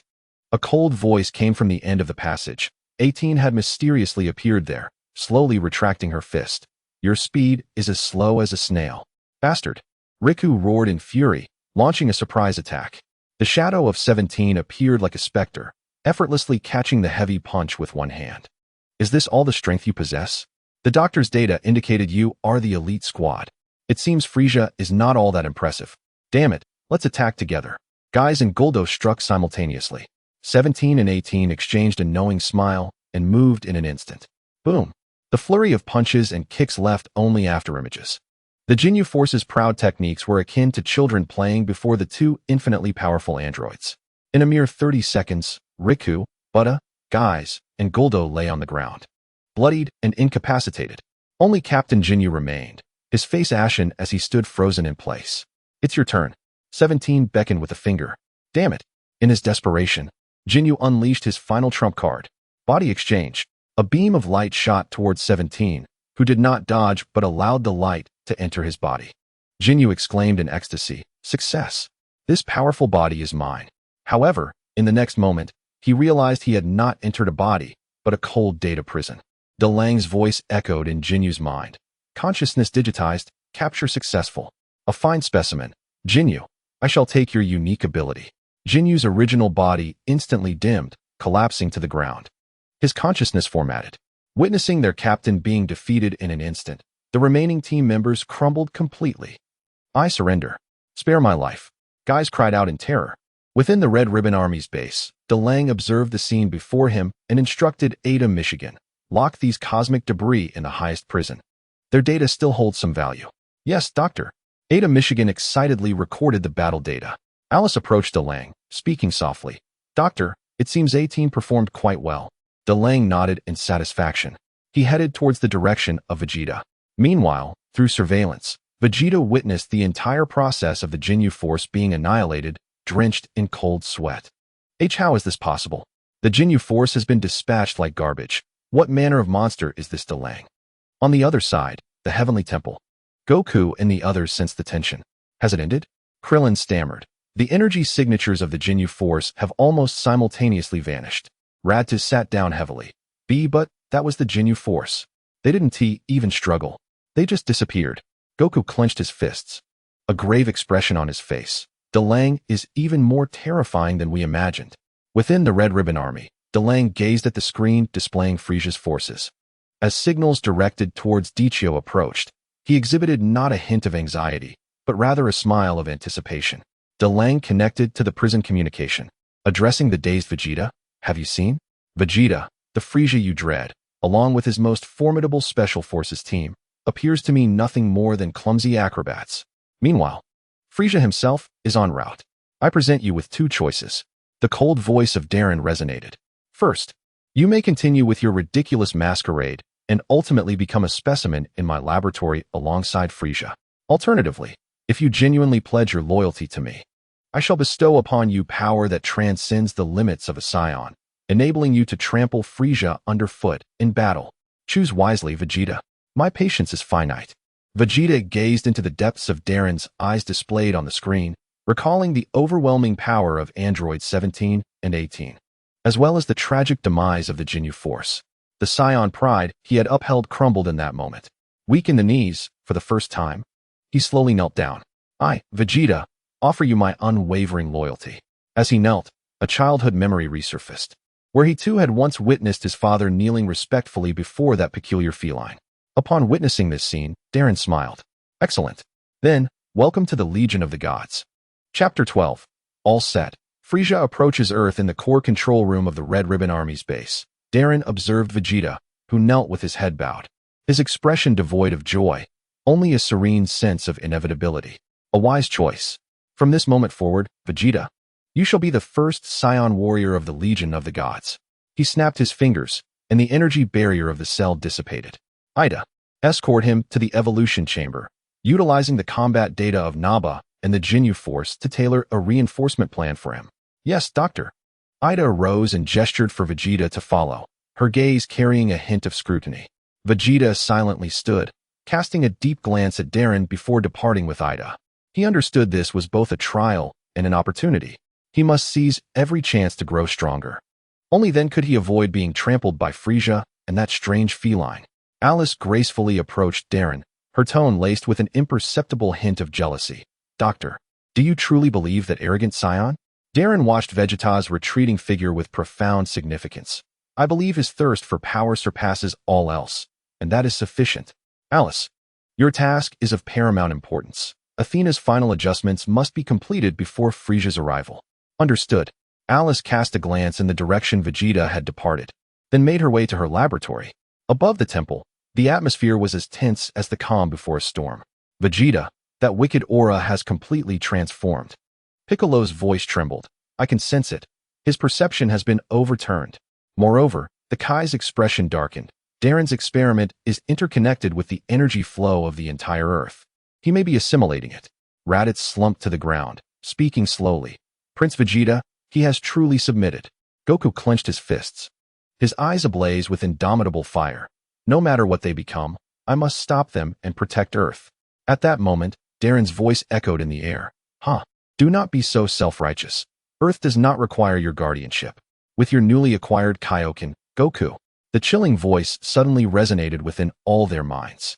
10 times, 20 times. Even if you could endure 100-fold before the true technology of the gods, you would merely be a robust ant. Darren, you. Goku roared in anger. Anger is meaningless. Goku, I offer you a choice. Submit to me as my observational specimen and witness humanity's technology ascend to the pinnacle of the universe. I shall grant you time to deliberate. Darren severed the communication device, leaving the denizens of the Kai Temple trembling with rage, while Goku's powerful aura erupted uncontrollably. How infuriating. I will not concede. Kakarot, Raditz, too, was inspired by this fighting spirit and stood up. It seems we have no choice but to fight to the death. Piccolo suppressed his inner fury, the warrior spirit beneath his green skin boiling with intensity. In the depths of the universe, Frieza's flagship surged forth at an astonishing velocity. Oh, the signal from the Jinyu force has vanished. Ha ha ha. Frieza gazed at the star map, his anger replaced by a sinister smile. How delightfully amusing. I can hardly contain my excitement. He addressed Dodoria. Relay the order. Full speed ahead. I want to personally crush that dead monkey, Vegeta. Frieza's main fleet accelerated, doubling its speed as it hurtled toward Earth. Within the evolution chamber of the Red Ribbon Army, an ocean of data streams coalesced into a vast sea of information. Vegeta immersed himself in the revitalizing energy liquid, feeling his power incrementally enhance, yet his mind was tumultuous. Power, I need greater strength. Darren, he indeed possesses the ability to grant me power beyond limits, but the pride of a Scion Prince. Vegeta's mind raced with countless questions. The enhancement of power shattered Vegeta's hesitation like a spell. He closed his eyes, fully absorbing the energy, the desire to grow stronger overwhelming all else. Ida, clad in a white uniform, approached Darren, delicately holding an instrument. Doctor, Frieza's speed has increased once more. Ida projected a holographic display, revealing a colossal star map before them. This indicates the trajectory of Frieza's fleet and the estimated time of arrival. Excellent. Alice, prepare androids 17 and 18 for final standby. Darren spoke with a calm demeanor. Ida, you are responsible for collecting all data in preparation for the battle against Frieza. Understood, Doctor. The two female assistants immediately stood tall, their eyes filled with fervor. Darren slowly lifted his gaze, as if seeing through layers of barriers. He beheld the distant cosmic emperor, his voice reverberating within the core area of the Red Ribbon base. The stage is set, the actors are in position. Now we await the arrival of the self-proclaimed cosmic emperor for an audience. Chapter 13. Fortress number 8 emerges from stealth, Frieza's first transformation in the pitch-black cosmos. Frieza's fleet tore through the starry void, finally reaching the solar system. On his throne, Frieza beheld the azure planet, a cruel smile curling at the corners of his mouth. Ah, is this little gem responsible for my losses? Ha ha ha, what a delightful loss indeed. His gaze was suddenly drawn to a massive structure hovering in Earth's orbit. A colossal space station formed from countless geometric components, the ultimate creation of Darren, Fortress Number 8. Ah, is this the nest of that insect? Quite intriguing, Frisia remarked with interest. Just then, a holographic image of Darren projected before the fortress. He sat upon a mechanical throne, calmly regarding Frisia. Frisia, you are late. Frisia paused, then erupted into exaggerated laughter. Ha ha ha, late? Who do you think you are to speak to me in such a tone? I am the master of this planet. Darren maintained his tranquil tone. In light of your long journey, I shall grant you an audience. Enter the fortress alone, and perhaps I will consider providing you with a dignified conclusion. A dignified conclusion? Frisia's smile instantly froze. You have successfully enraged me. He was too lazy to leave his ship, simply raising a finger as a sphere of destructive energy, imbued with the power to annihilate stars, rapidly formed at his fingertip. Become dust in the cosmos. The energy sphere, radiating an aura of destruction, shot toward Fortress Number 8. On Earth, Bulma immediately detected the gigantic fortress space station that had materialized in outer space. She was utterly astonished. Darren actually succeeded in creating such a colossal entity without anyone noticing. In the Hall of the Gods, the celestial beings, endowed with divine authority, observed a formidable force in outer space that thwarted Frisia at the periphery of Earth. This is it. I am not even married yet, Krillin exclaimed. Yet, in the face of this cataclysmic blow capable of shattering stars, Delang's visage remained unperturbed. Just as the sphere of death energy was about to strike, the surface of the fortress suddenly revealed countless minuscule, honeycomb-like structures. A resounding hum emanated as a more concentrated and radiant torrent of pure white energy surged forth from the fortress's main cannon, intercepting and obliterating Frisia's death energy sphere. Without losing momentum, it penetrated directly into Frisia's fleet.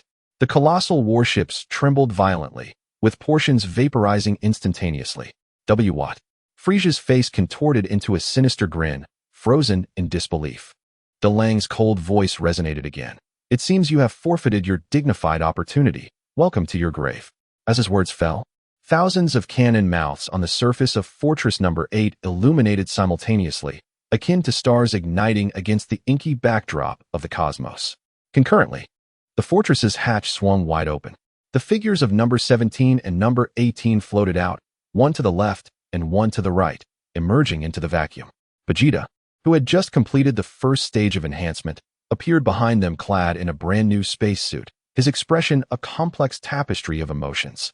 Frisia gazed at his damaged vessel, then at the heavily armed fortress, and those three figures radiating impressive energy signatures. Particularly, upon seeing Vegeta standing with the opposing faction. The elegant facade he had maintained for so long crumbled completely. Vegeta, you wretched insect.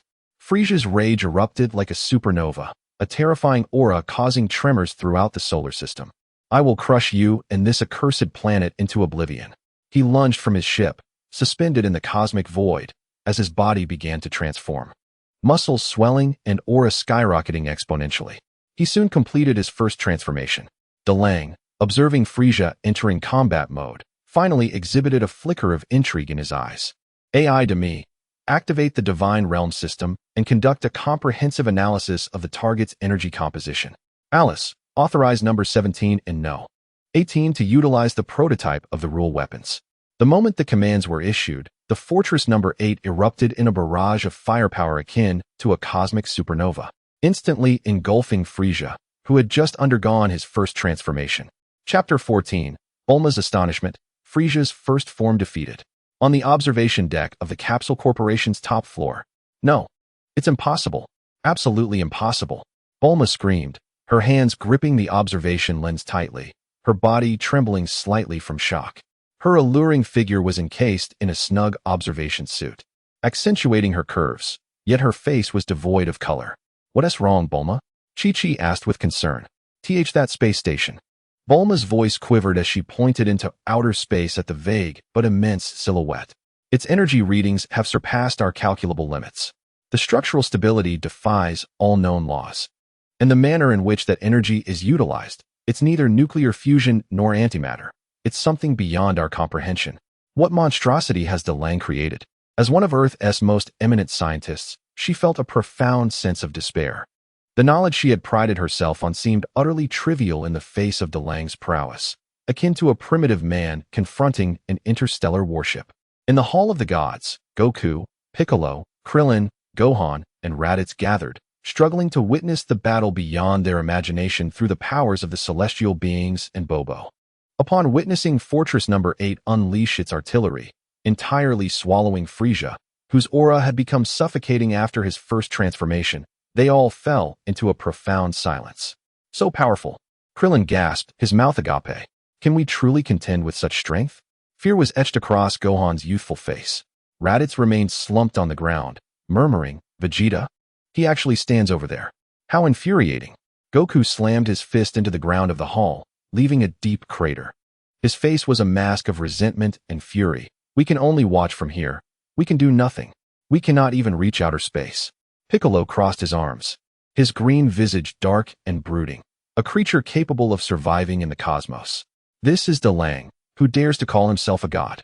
He possesses not only strength, but also the audacity to choose a battlefield we cannot approach. Piccolo's voice echoed with despair. From the very start of this battle, we lacked even the qualification to be pawns. As the energy tempest in outer space gradually dissipated, Frieza re-emerged, his immense form marred by singes. The state of his first transformation appeared somewhat disheveled, yet his aura remained ferociously unstable. You wretched fools, he bellowed, his voice reverberating through the void. You dare to harm my perfect body. He unleashed a flurry of lethal death rays, akin to a torrential downpour, directed at the fortress and the figures of No. 17 and others. How vain, you genderless alien. Number 17 maneuvered gracefully through the air, tracing an uncanny arc. Those death rays were effortlessly evaded by mere millimeters, as if all trajectories had been calculated in advance. Too slow. Number 17 remarked coldly.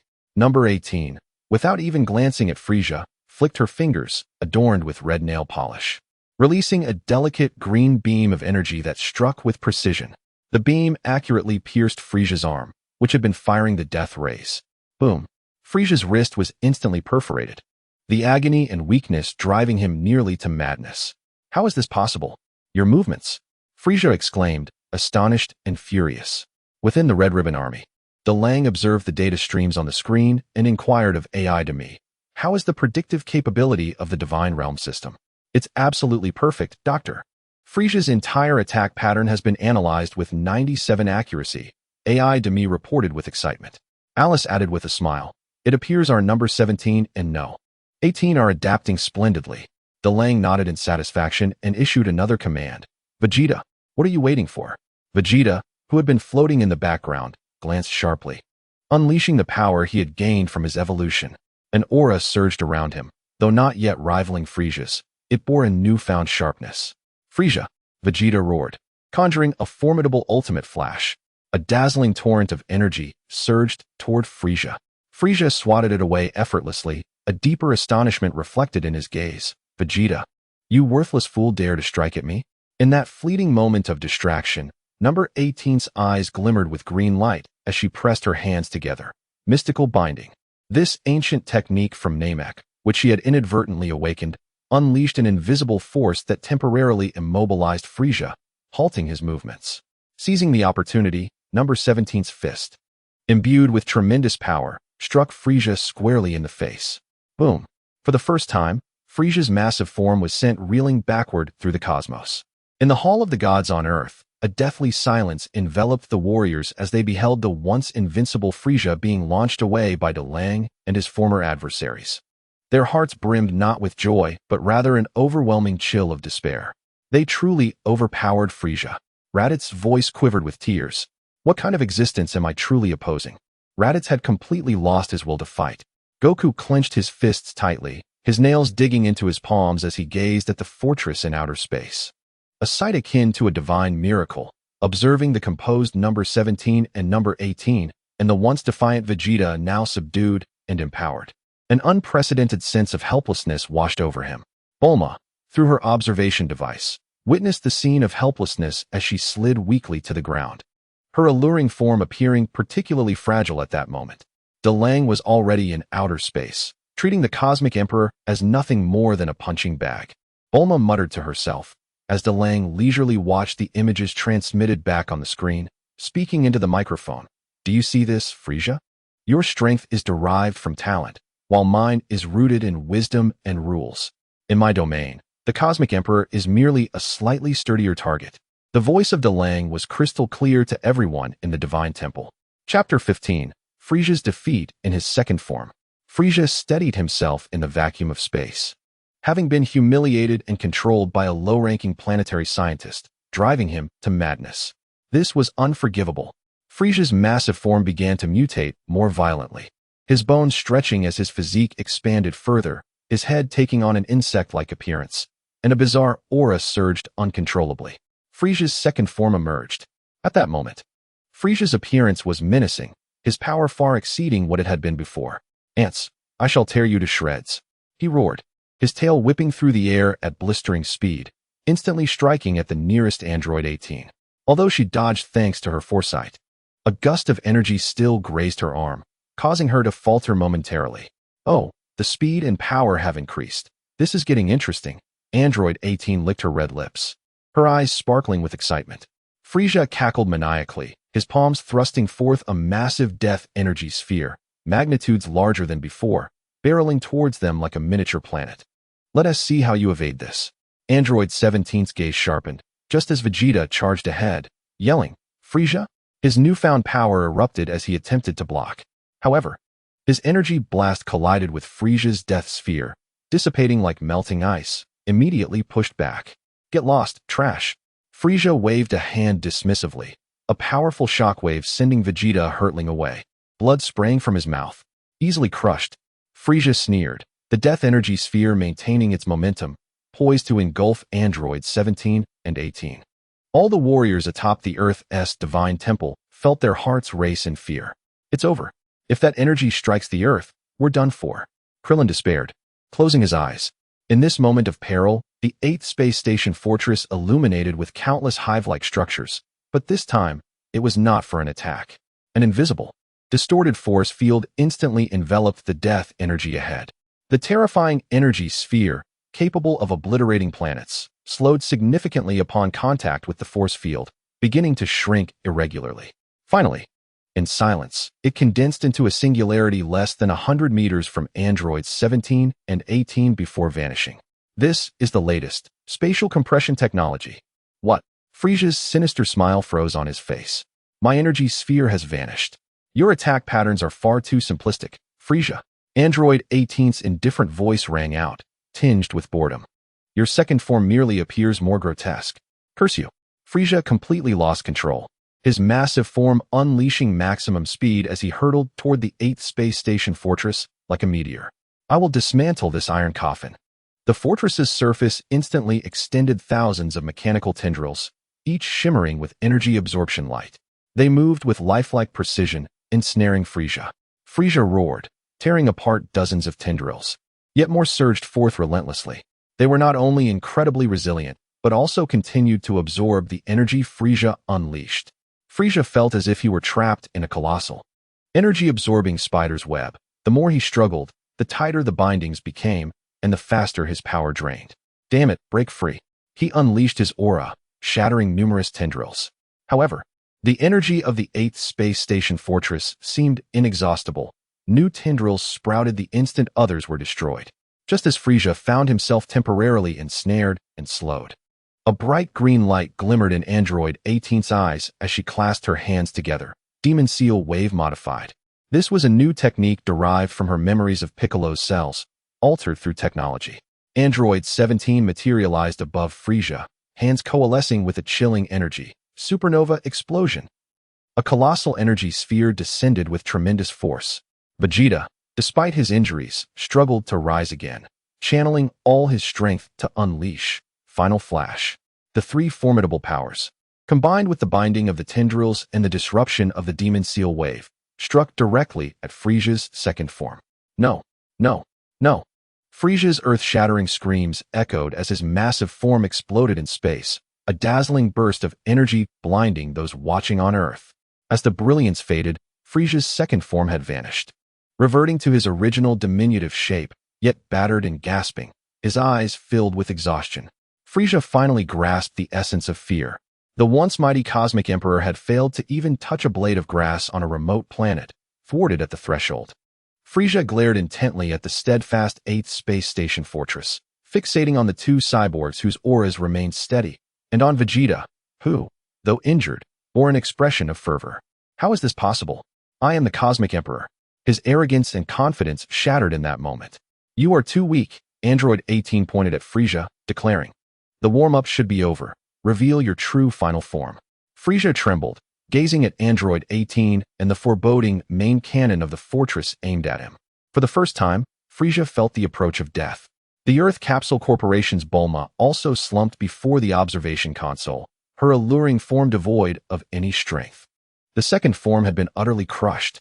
She felt the unmatched power of technology surging within her, excitement coursing through her veins. Chapter 16, Frisia's Demise. Damn it, Aya! Frisia's shriek reverberated through the air, his form suddenly swelling, muscles bulging. The final form, as you desire. A terrifying aura erupted like a storm. Even the warriors far on Earth felt their souls tremble. Is this truly Frisia's power? Goku's complexion turned pale. This strength surpassed his imagination. This is terrifying. Krillin could hardly breathe. Ha!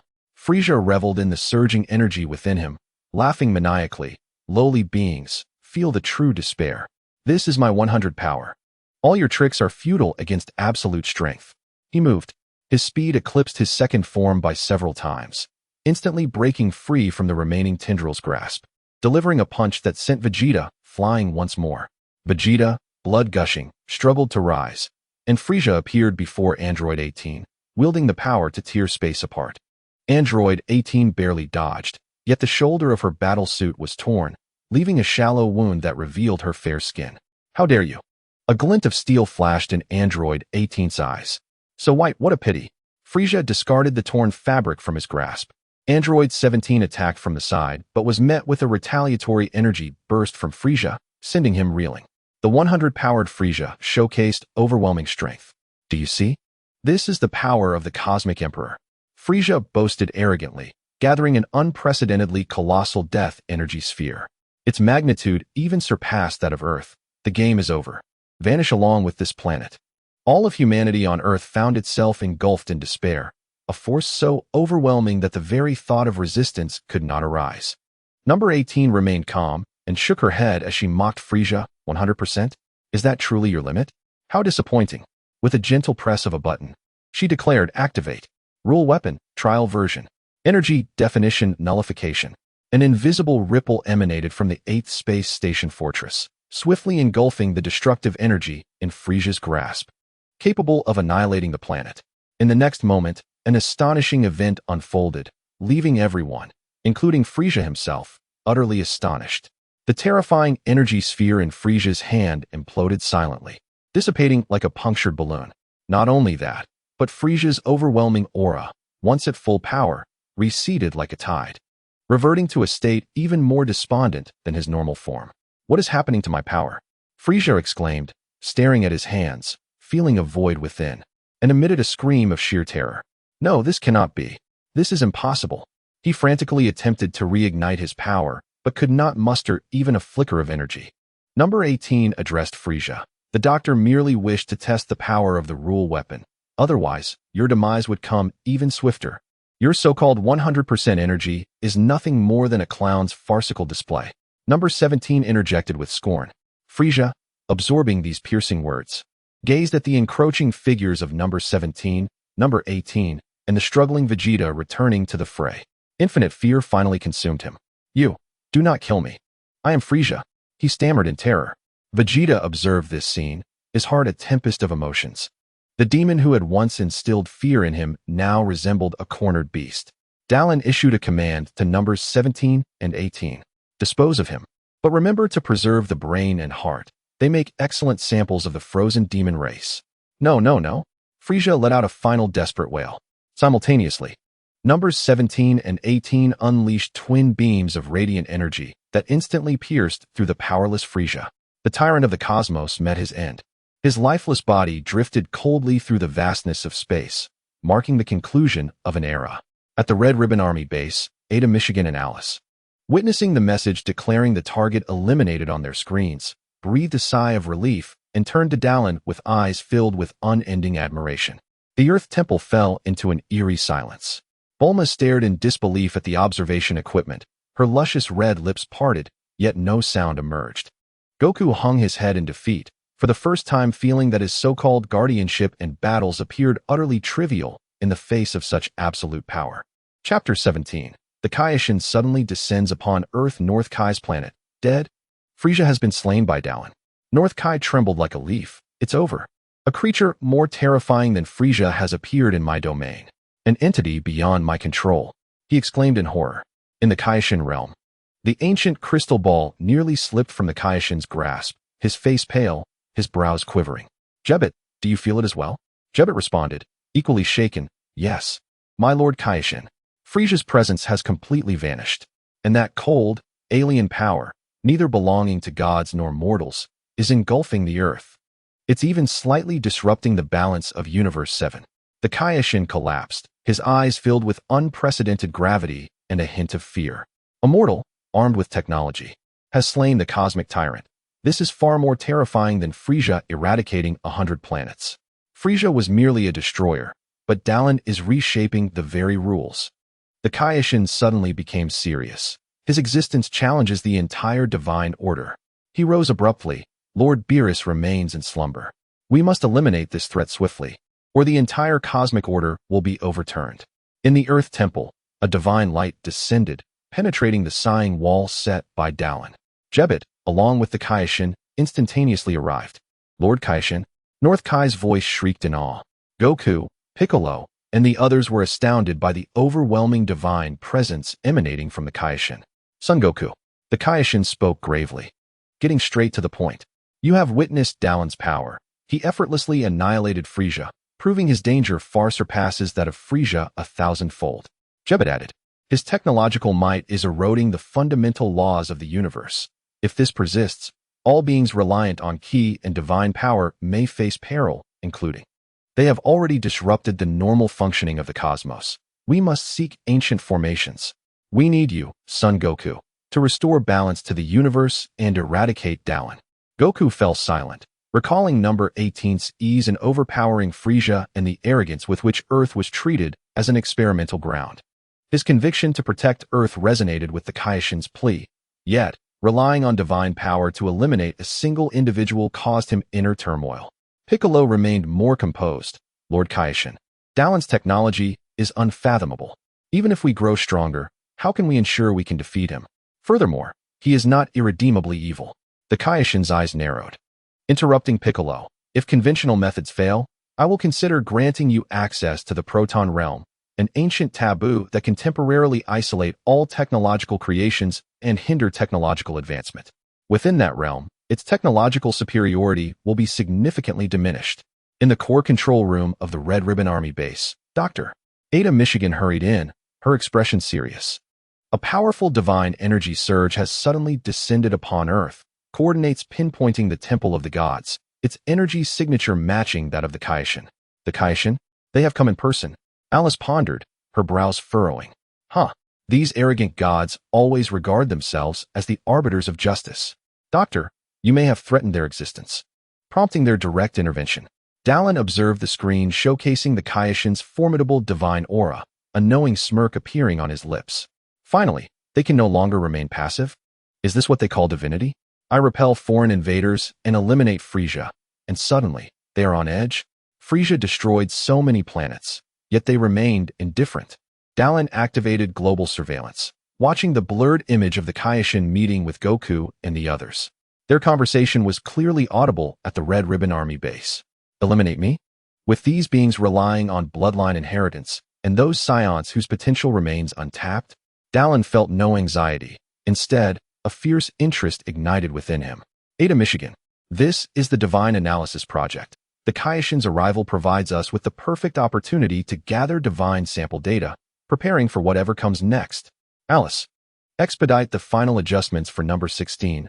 We require the ultimate weapon to combat divine power. Yes, Doctor. The two assistants felt their hearts ablaze with the doctor's ambition to conquer even the gods. Dallin rose, approaching the vast observation platform. as if peering through layers of obstruction towards the distant temple. Then let these ancient deities witness what an infinite energy core truly is. Chapter 18. The Kaioshin Faces Adversity. The Divine Slaying Plan. The Kaioshin Realm and the Earth Temple Alliance commenced operations with astonishing efficiency. Under the Kaioshin's direct guidance, expending divine energy, Goku, Piccolo, and Raditz began a grueling training regimen. Gebet's miraculous healing abilities allowed Raditz and Goku to push beyond their limits without hesitation. Soon, I can sense an unprecedented power is about to be born. Wukong sweated profusely within the spirit time room, his aura faintly emanating a divine golden glow. Concurrently, the King of the Universe invoked ancient authority, unleashing an invisible proton interference wave centered around the temple, which began to slowly yet resolutely expand across the globe. This proton interference wave had the capacity to weaken Dalong's global surveillance network and delay his technological advancements. Within the earthly heavenly temple, the King of the Universe gazed at the nascent proton field, a flicker of determination flashing in his eyes. Once ready, he intended to draw Dalong into this field, where his technological superiority would be rendered obsolete. In the underground base of the Red Ribbon Army, in the core control room, Ada reported with a furrowed brow, "Doctor, we have detected interference on a global scale. Several low-level monitoring nodes are failing." Alice added, her tone laced with caution. "There are abnormal energy reactions from the direction of the temple. A powerful spatial barrier is forming." Dalong observed the main screen, where waves indicative of divine interference and the potent energy coalescing at the temple were displayed, a cold smirk increasingly evident at the corners of his mouth. "Nonsense. This proton field is merely an interference wave generated by mental prowess.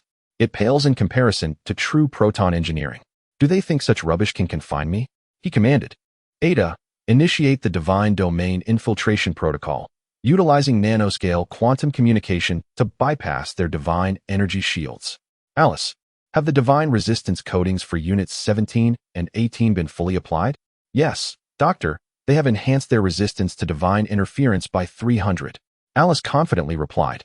Almost instantaneously upon Dalong's command, the previously distorted sections of the main screen regained clarity. Even the proton field being constructed within the temple was distinctly captured and analyzed. "Analysis complete, Doctor. It is merely the formidable mental prowess of the King of the Universe." Ada promptly provided a solution by employing a superfrequency energy shock. "We can destabilize the proton field entirely." Dalong nodded in satisfaction. "It seems our guest is preparing to present us with a grand gift." Then, in the spirit of reciprocity, activate the Hephaestus Type 3 robots, targeting the perimeter of the temple. Let them be reminded not to engage in mischief on my territory. At the earthly heavenly temple, as the formation neared completion, the King of the Universe exhibited a trace of fatigue alongside a gratified smile. Wukong and the others sensed the repulsive power against technological creations within the formation, a glimmer of hope igniting within them. However, at that critical moment, a series of blindingly swift, pure white spears, composed entirely of energy, tore through the heavens as if heralding judgment from beyond. They struck with pinpoint accuracy at the proton field, shattering crucial energy nodes that had yet to be completed. The ground shook with explosive detonations around the temple, causing the freshly assembled formation to dim and disband.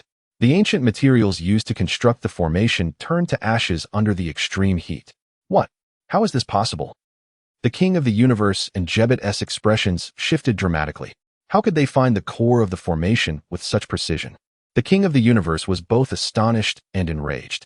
As the smoke cleared, several sleek, Hephaestus Type 3 robots, their bodies cloaked in divine resistance coatings and glowing blue in their eyes, hovered high above, their cannons still radiating remnants of energy. Immediately following, Dalong's mocking voice resonated through the network of nanobots. "Oh, King of the Universe, your little tricks are laughably clumsy. In my domain, your so-called divine punishment is mere background noise. Want to play by the rules? I shall oblige. My next greeting will not be so gentle." As the voice faded, the robots vanished without a trace, leaving behind the King of the Universe, his face ashen, and the warriors who had just ignited hope now doused in despair. Vegeta watched this scene unfold, his heart churning violently. Damn. Even the King of the Universe's methods were easily seen through. "Dalong, what other trump cards do you possess?" Wukong clenched his fists, gazing at the obliterated formation and then up at the sky, a fierce yet futile fighting spirit igniting within him. In the underground base of the Red Ribbon Army, Dalong observed the King of the Universe's grim countenance on the main screen and sneered in disdain. The King of the Universe was merely an outdated administrator with limited authority. If he did not obstruct my technological progress, that would suffice. But should he hinder my research, I shall slay gods and reconstruct the cosmic order. Chapter 19. The Terrifying Power of Android 16. The silence of the temple was enveloped in despair as the proton field was destroyed, and the King of the Universe's strategies were effortlessly seen through, plunging everyone's spirits into the abyss. The King of the Universe's expression fluctuated, ultimately revealing a fleeting, painful resolve. There was no other choice. He would have to resort to that. He murmured, glancing at son Wukong. Wukong, come here. Amidst the puzzled gazes of the others, the King of the Universe began to dance an ancient and comical dance around Wukong, chanting incantations as a vast, transcendent divine power surged into Wukong's body, akin to a divine revelation. This is an ancient secret of our ancestors, capable of greatly awakening latent potential and rousing dormant powers. The King of the Universe explained, panting. However, it requires time and exacts a great toll on the caster. Meanwhile, he looked at Jebit. Jebit, contact the King of the Sixth Universe. We need to borrow the realm of time and space. We must summon projections of the souls of legendary warriors from ancient times. We must stop Dalong. The King of the Universe began to exhaust every resource at his disposal, willing to wager everything to eliminate Dalong. Within the confines of the Red Ribbon Army's base, the doctor reported, we have detected an anomalously high-energy response emanating from the temple. Ada's voice was tinged with surprise. Wukong's life signs and energy levels are skyrocketing exponentially. Dalong observed the temple's imagery, intrigued. Potential development? ISNT that something only the old King of the Universe, sealed within the divine sword, could achieve? The doctor responded.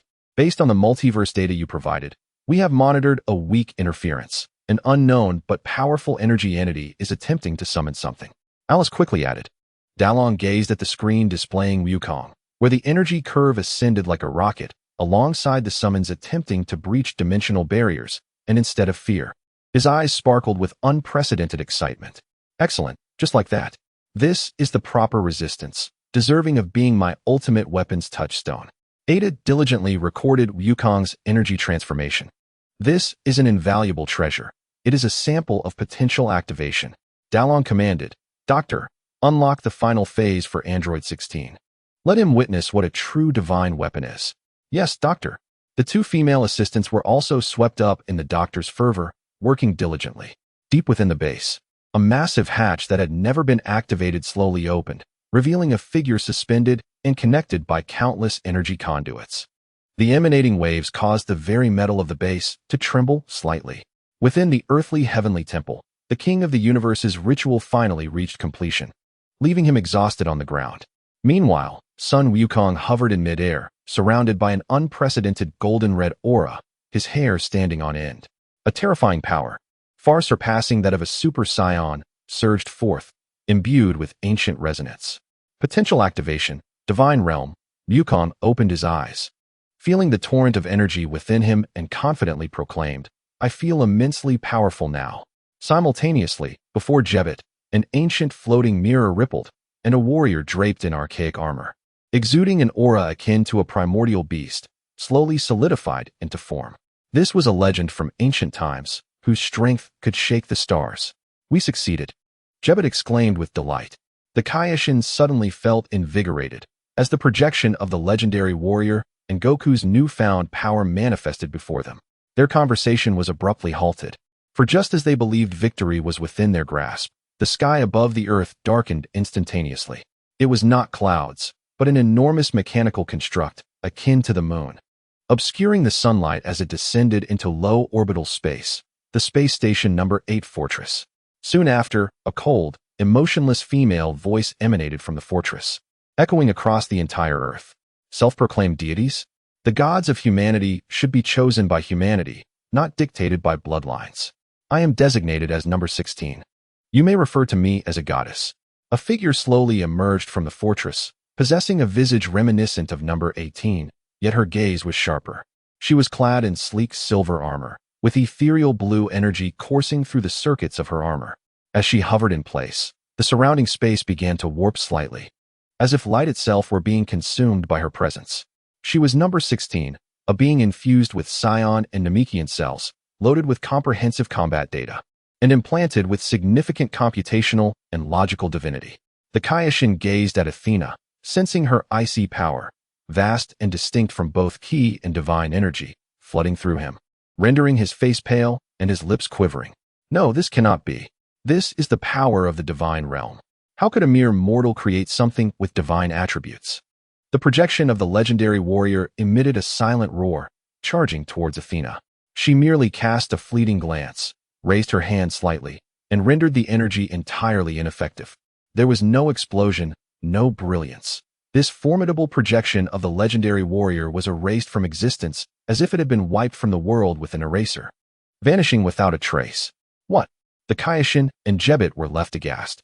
Goku, who had just attained immense power, roared in fury and charged at number 16, unleashing a punch imbued with divine strength. Number 16 did not flinch or evade. She regarded the fist capable of obliterating planets as it approached her chest, and with a mere fingertip, she touched it. With a thunderous sound, an invisible barrier met Goku's fist, sending a shockwave that left his arm numb. No. 16 looked down at Goku's fist, her eyes shimmering with data, as if to say, "You dare to defile me." Then, with a casual flick of her wrist, an irresistible force surged forth. Goku was propelled like a meteor, crashing into the ocean below, creating towering waves. It was a complete annihilation. Those watching, including Piccolo and Raditz, were paralyzed by despair as their fighting spirit evaporated. Number 16 hovered in the air, resembling a true goddess surveying all life below. Her voice resonated once more. "Old gods, your era has concluded. The laws of the new age shall be inscribed by Dalong himself." In the underground base of the Red Ribbon Army, Dalong observed Athena's flawless performance with immense satisfaction etched across his face. Ida Me and Alice gazed at her with unrestrained admiration. Dalong remarked nonchalantly, "It is time for this world to heed the voice of the divine realm." Chapter 20. The terrifying android number 16. Number 16 floated in the air, a chilling arbiter of judgment, fixing her gaze upon the waning Kaioshin and Jebit. She raised her hand, conjuring a dark light that could freeze souls, no longer mere energy, but a force of annihilation on a fundamental level. "Stop!" A resounding shout erupted from the ocean, where Goku, drenched and bloodied, yet fiercely defiant, stood before the Kaioshin. "I will not allow you to kill any longer." Number 16's expression remained impassive as her radiance dimmed slightly. Goku scarcely comprehended what transpired before an indescribable force struck his chest, magnitude stronger than before. He spewed blood, hurtling backward like a severed kite, crashing into a distant mountain, embedding himself deeply, unable to move. "Goku!" Krillin and others shouted in terror. The Kaioshin, witnessing Goku's selfless act of protection, felt a surge of grief and resolve. "Jebit, take them away." The Kaioshin forcefully propelled Jebit towards Krillin and the others while unleashing all of his divine power, charging at No. 16 like a moth drawn to a flame. "In the name of the Kaioshin, I shall uphold cosmic order." Feudal resistance. Number 16 made no unnecessary movements, her gaze piercing. With a gentle finger, she severed the Kaioshin's divine essence. As he soared through the air, he realized in horror that his divine might was being forcibly curtailed. A torrent of divine power cascaded away like a floodgate bursting open. He attempted to scream, but could produce no sound as his body plummeted heavily, akin to a ball being kicked against a mountain. "Kaioshin-sama!" Jebit wailed in anguish. He clung to the last directive, seizing Krillin, Gohan, Raditz, and the others, teleporting them away in an instant. Piccolo, at the last moment, cast a glance at Goku embedded in the mountain and then at number 16 in the sky, gritting his teeth as he transformed into a green light and fled. Number 16 did not pursue the fleeing individuals, as the Kaioshin was now on the brink of death, having neutralized the threat to Dalong. Her gaze shifted to Goku, embedded in the mountain, his aura faint yet unwavering. At that moment, Vegeta, who had been silently observing from behind number 18, suddenly spoke, his voice tinged with a subtle complexity. "Number 18, Kakarot, he know?" 18 cast a cold glance at him before returning her attention to number 16 and the army, making no further moves. "Dalong." observing the unyielding Goku on the screen and the panicked escape of the others, contemplated deeply. Enough. Number 18. Preserve their life signals. A scion who continuously surpasses limits is an ideal observational specimen. Death would be too wasteful. Understood, Doctor. Number 16 is returning. Upon hearing number 18's command, no. 16 immediately ceased her actions, casting a frigid glance at the unconscious Goku and the distant Kaishin. Transforming into a stream of data, she vanished from sight, returning to the space station number 8 fortress. Upon her entry, the fortress disappeared without a trace. The battlefield was left in ruins. With only the remnants of the Kaishin's divine power, the unconscious Goku, and the complex expressions of Vegeta and the indifferent number 18 hovering in the air. Vegeta observed Goku, breathless and battered beneath him, recollecting the fates of Frieza and the Kaishin. Deep within him, the pride of a scion clashed violently with the terror of Dalong's power. He had submitted for strength, for survival, yet the overwhelming technological might of Dalong had never truly compelled his submission. Let us go, Vegeta. No. 18's cold voice interrupted his thoughts. Doctor, there's no need for unnecessary pity. Vegeta inhaled deeply, suppressing his inner turmoil and reverting to his usual stoic demeanor as he followed number 18. A moment later, Piccolo, Gohan, and Krillin, having narrowly escaped with Jebit's teleportation, returned to the battlefield, burdened with profound sorrow.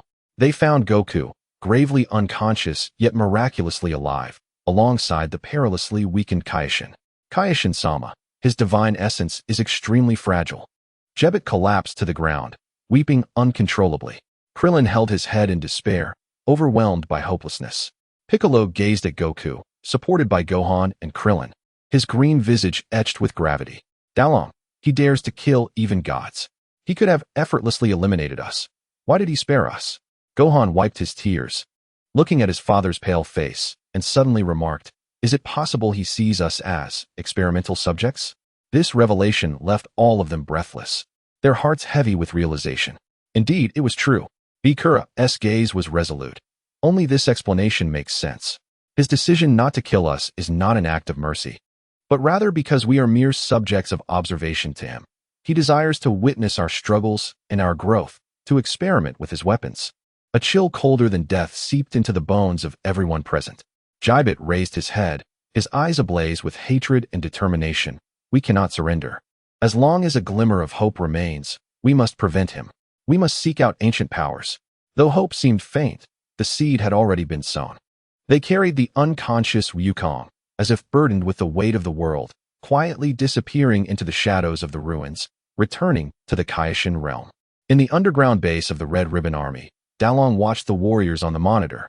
The scene of their escape, with Wukong eliciting a smirk that suggested he was in control of everything. Kaishin, you must endure. If you perish, Beerus will follow suit. And that would be quite dull. Chapter 21. Angel Weiss, Kaishin Realm. Jibit, bearing the shattered essence of divinity, instantaneously transported the deeply comatose Kaishin and the terrified Kuririn to the Kaishin realm. The entire realm was suffused with sorrow and despair. The once serene and sacred atmosphere had dimmed to an unbearable extent. Kaishin-sama, kneeling on the ground, poured all his divine energy into the Kaishin's body, attempting to stabilize his essence. Though he has miraculously survived, he has lost most of his divinity and has fallen into an eternal slumber. With no indication of when he might awaken, Jibit explained to the gathered crowd.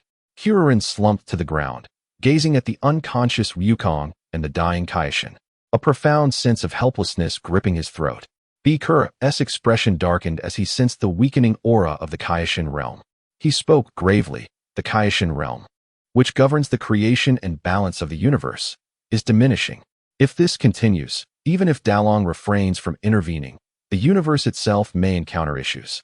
Just then, a pure, blinding white light silently descended upon the Kaishin realm. Within this radiance, a figure dressed in a black suit, holding a staff, and exuding an extraordinary aura slowly emerged. With blue skin and white hair, it was none other than the Angel Weiss, supporter of the destroyer. Weiss-sama, Jibit exclaimed, as if grasping a lifeline, and hurriedly approached.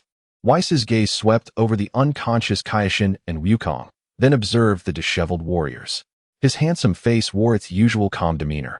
Yet a flicker of subtle surprise passed through his eyes. How astonishing!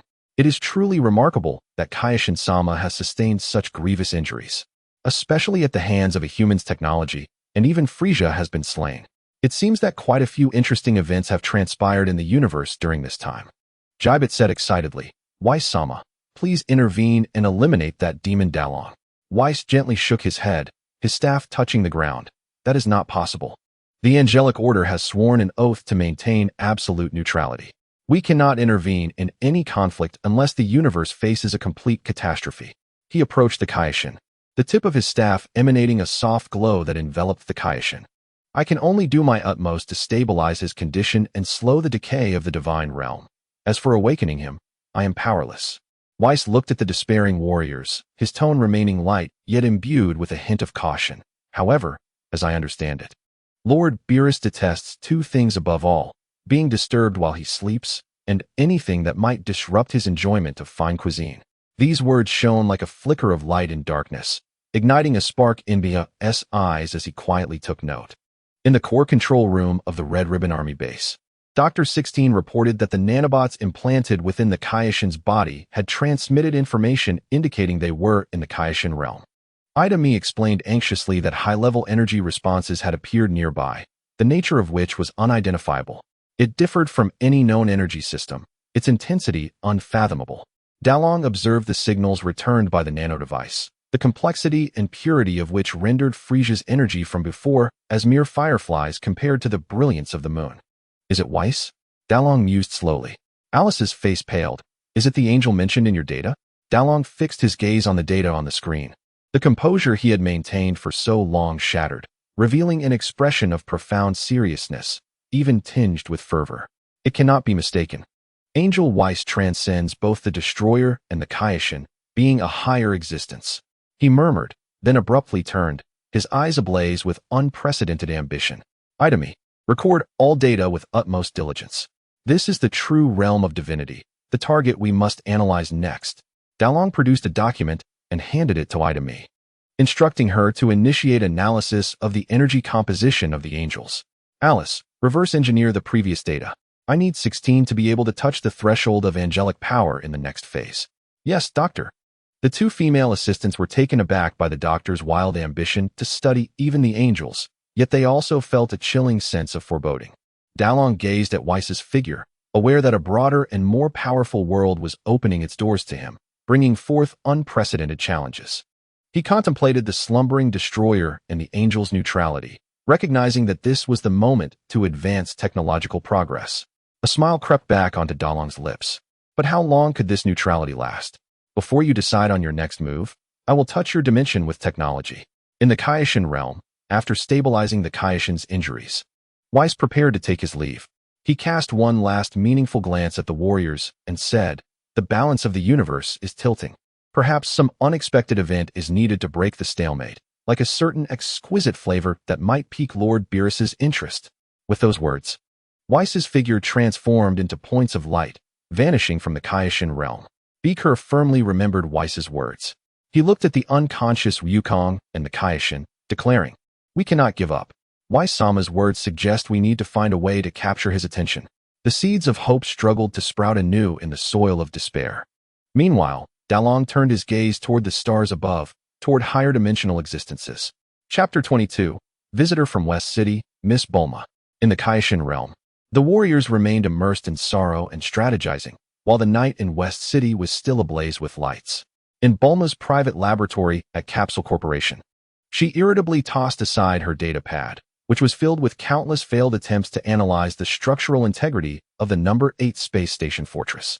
She stood up and walked to the massive floor-to-ceiling window, outside of which hovered Dalong's space station, a projection in the night sky akin to a second moon. It emanated a sense of oppression, yet also conveyed a breathtaking beauty of advanced technology that made her heart race. In her brilliant eyes intertwined feelings of frustration and unwillingness, alongside a strong curiosity that drew her in. No, I can't do it, she murmured. Dalong's technology is at least several centuries ahead of me. He has embarked on an entirely different path. Energy utilization, material science, space technology, each an unknown territory. She recalled the image of Dalong effortlessly vanquishing Frisia and dismantling the Kaioshin's formation. that sense of ease suggesting he commanded all natural laws. Fear morphed into an even stronger desire burgeoning within her heart. She yearned to understand him, to master him, to converse with the man standing at the pinnacle of technology. Once this thought took root, it became impossible to suppress. In the dead of night, an invisible craft equipped with Capsule Corporation's most advanced counter-detection technology silently traversed the night sky of West City, heading toward the general direction of Dalong's Red Ribbon Army. Inside the aircraft, Buma meticulously adorned herself, donning a form-fitting pilot suit that accentuated her sultry figure while still conveying a sense of professionalism. It perfectly outlined her ample bosom, slender waist, and elongated legs. Taking a deep breath, she directly accessed the encrypted public communication channel and spoke in as calm a tone as possible. Dalong Doctor. I am Baruma Bulafu. I request a dialogue with you, as I wish to discuss the future of technology.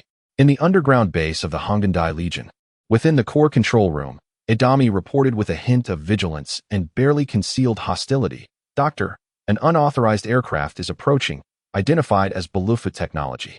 She is sending a communication request from Buma. Ailey leaned lazily against the console, her alluring curves undeniably on display. Oh, is that the daughter of Earth's richest man, coming to meet her demise? Or does she intend to bribe the doctor with her meager charm? Dalong gazed at Baruma's face on the screen, which betrayed her forced composure, yet was tinged with curiosity and desire. A smirk curled at the corner of his mouth as he observed the flawed stealth aircraft. Buma, one of Earth's foremost scientists and heir to the Universal Capsule Company. How intriguing. He lightly tapped the armrest, granting her access to the third meeting room, instructing, block all external signals, including those from the Kaioshin's surveillance. Dalong was eager to witness what surprises this intellectual figure from the original narrative could bring him. Doctor? Adami's tone was somewhat urgent. Do as I say. Dalong's voice brooked no dissent. Very well, Doctor. I hope this prodigy is not as clever as I imagine. Adami dispatched the Hefizituosi 3 model robot to escort Buma. Under the guidance of the robot, Buma soon entered the third meeting room, filled with cold metallic textures and flowing streams of data light. A silent robot ushered her in, and she curiously surveyed her surroundings, an environment beyond her comprehension, her heart racing with excitement. When Dalong appeared at the doorway, Buma momentarily held her breath. The figure before her, clad in a fitted dark research suit, possessed eyes as profound as the cosmos, radiating an aura of wisdom and the oppressive weight of absolute power, far more compelling than she had imagined. Dr. Jejeluo. Buma's heart surged with astonishment, nearly escaping her lips. She scrutinized the man before her, who appeared significantly younger than Dr. Jejeluo. Miss Baruma. Dalong initiated the conversation, his voice calm. It takes courage to intrude upon my territory. Speak your purpose. Buma steadied herself, forcing herself to meet his gaze, striving to keep her voice steady. Dalong Doctor, I apologize for my previous ignorance. Your technology surpasses all imagination. I have studied the publicly available energy data, which completely contradicts existing physical principles. As she spoke, her excitement grew, and she took a step closer, her eyes gleaming with the fervor of a true scientist. I want to know, what is the theory of infinite energy? What are the technological foundations of spatial compression? How do you circumvent the law of increasing entropy? The knowledge you possess is a treasure that every scientist dreams of. Dalong observed the unmasked thirst for ultimate knowledge in her eyes, reminiscent of his own youthful obsession with research, and he smiled slightly. So, you seek knowledge. Miss Baruma, can I interpret this as your submission to me? Betraying your friends, such as Suan Wukong? Buma's body trembled slightly, a flicker of struggle crossing her face. Yet it was quickly overshadowed by overwhelming desire. You have done nothing wrong. Wukong, he has his own path. But I am a scientist. My path is the pursuit of truth. And you stand at the end of that truth. I cannot resist this calling. Taking a deep breath, Buma made a bold decision, proudly lifting her chest to further accentuate her alluring figure. Her tone mingled temptation with earnestness. I can offer you all the resources of the Universal Capsule Company. The connections and wealth of the Bulafu family can be at your disposal. At this moment, Buma had set aside her pride, willing to devote all her capital, her intellect, her wealth, and her personal charm to gain access to that supreme technology. Dalong regarded her with keen interest, as if evaluating a novel and intriguing artifact. He could undoubtedly perceive the complexity of Buma's thoughts, which made it all the more fascinating. Knowledge is invaluable, Miss Baruma, He spoke slowly. I see your sincerity, but your value still requires proof. With a snap of his fingers, a floating data pad appeared before Buma. Here is a question regarding energy quantization and stability. One of the foundational issues of the number 16 energy circuit. If you can provide me with a satisfactory insight within 24 hours, he paused, watching Buma's eyes light up in realization, and added meaningfully, perhaps I can offer you an internship position. Buma clutched the data pad tightly. As if grasping the key to a new world, her cheeks flushed with excitement. I will definitely accomplish this, Doctor. As she was led away by the robot, her determined silhouette elicited a smile from Dalong. With Buma's assistance, his research projects would undoubtedly advance at an accelerated pace. Adami and Ailes emerged from the shadows, their faces clearly displaying displeasure. Doctor, do you truly believe in her? Adami inquired. A genius tempted by knowledge is far more useful than a mere naive enemy, Dalong replied. Moreover, she is indeed a valuable ally. Dalong gazed out the window at the inky night sky, as if envisioning the slumbering destroyer and the neutral angel. This was the perfect world, where everyone lived on their predetermined paths, free from constraints and rules, enveloped in liberty. Chapter 23. Intern Buruma officially begins her duties. A new model robot escorted Buma to the outskirts of the base, where a plethora of data materials awaited her, specifically prepared by Dalong. Inside a temporary research room, the basic equipment surpassed that of Buma's private laboratory. She had no time for all. All her focus was consumed by the data pad Dalong had provided. It contained a dynamic stability model of ultra-high-density energy at the quantum level, replete with formulas and concepts she had never encountered before. It felt like deciphering an ancient text, and in her cerulean eyes, an unprecedented determination ignited. So exquisite.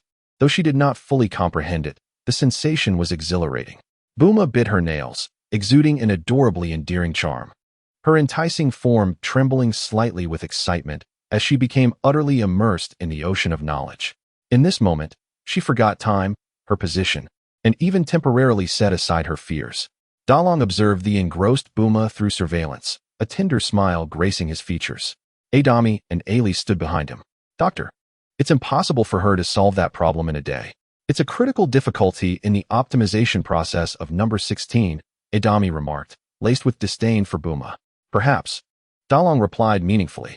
What I value is not the outcome, but the process, her potential and her choices. Ailey, swaying her hips, offered a meticulously crafted cup of coffee. Her voice sweet. Doctor, why waste time on her? Don't you and Adami suffice?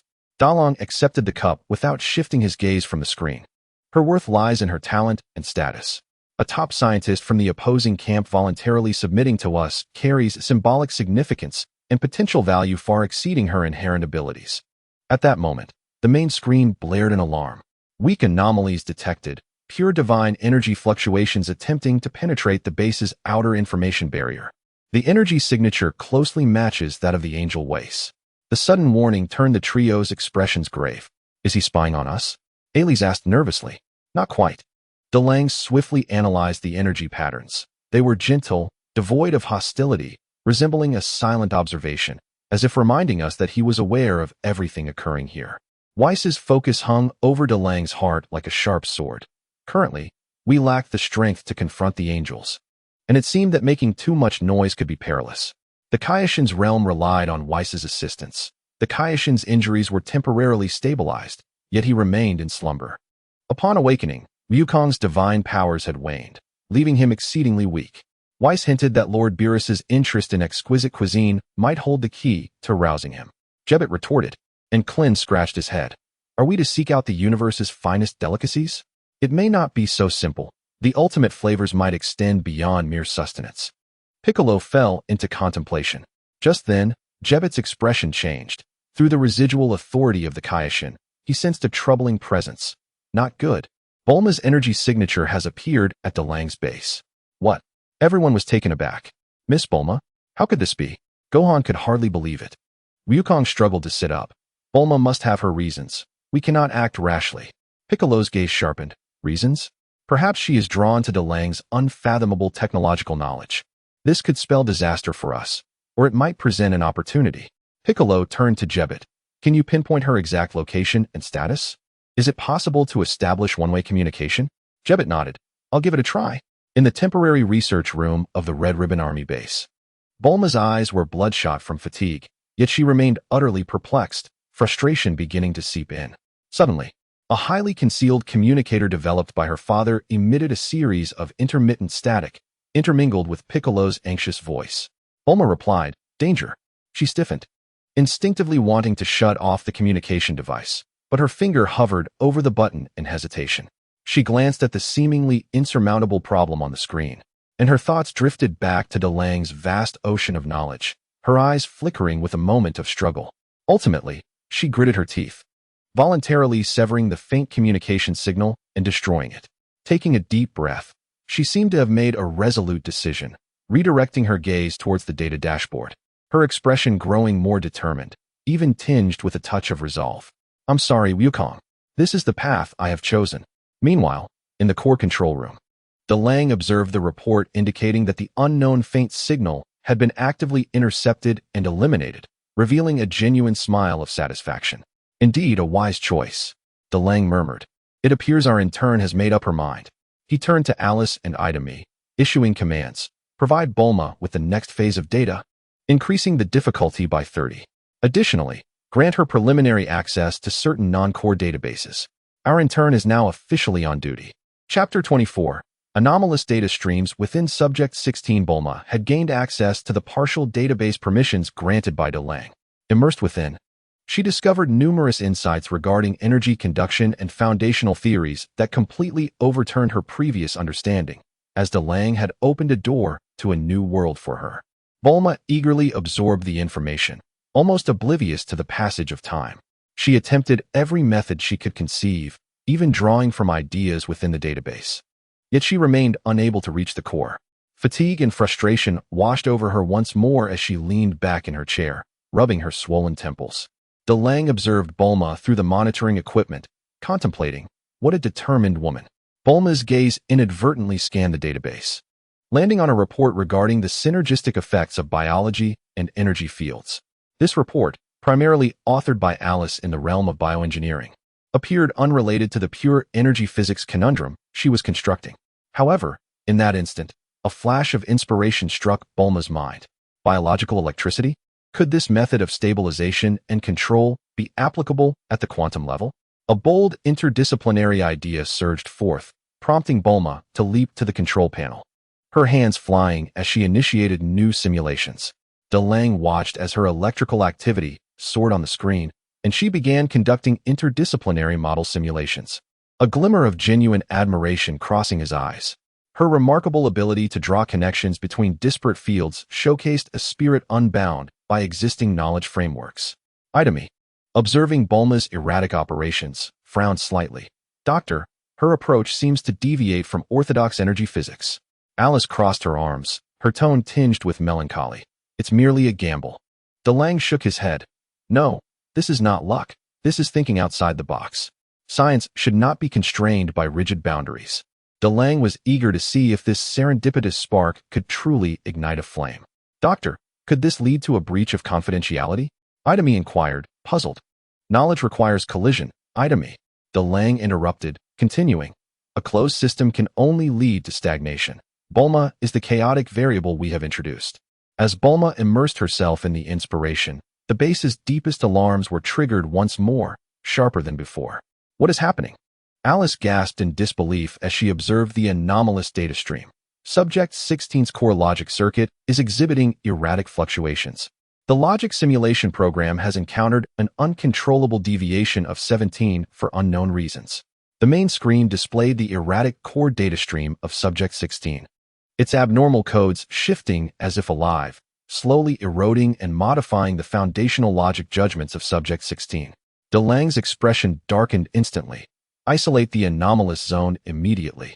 Activate all antivirus protocols, and trace the source of the anomalous codes." In the midst of attempts, they discovered that the consciousness data of Jinyu had caused an unpredictable mutation. Idami reported rapidly, cold sweat soaking his back. "Jinyu?" Delang's voice regained its calm. "That fool who swaps bodies.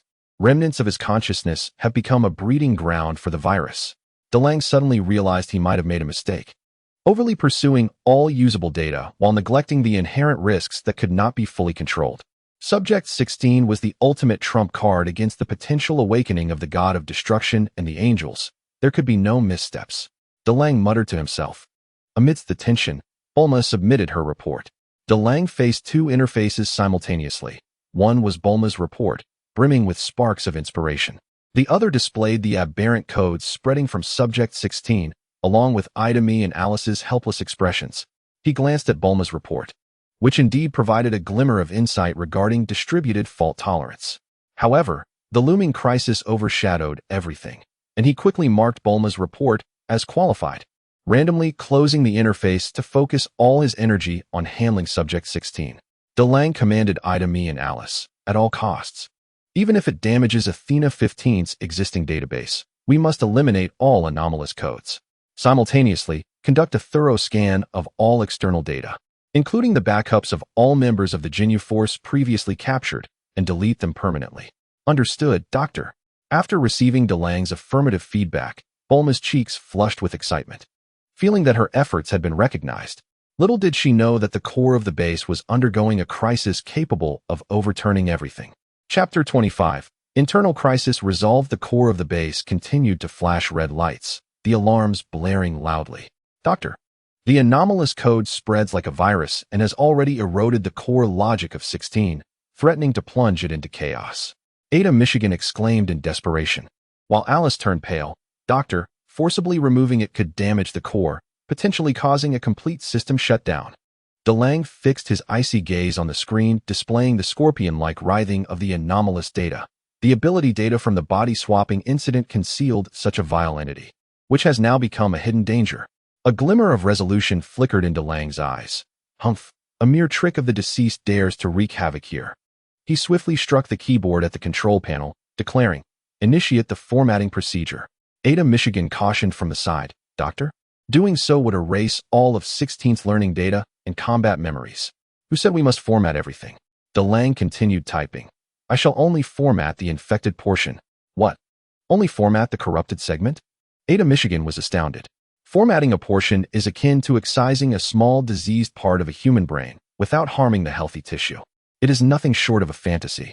DeLange's hands glided across the console, akin to a master surgeon performing a precise, nano-level brain operation. His consciousness accessed 16 directly through a specialized interface, penetrating the vast data stream, his electronic eyes seemingly discerning the essence of each line of code. Here, sever this modified logic and restore the backup. This memory block connects to the virus isolation and destruction.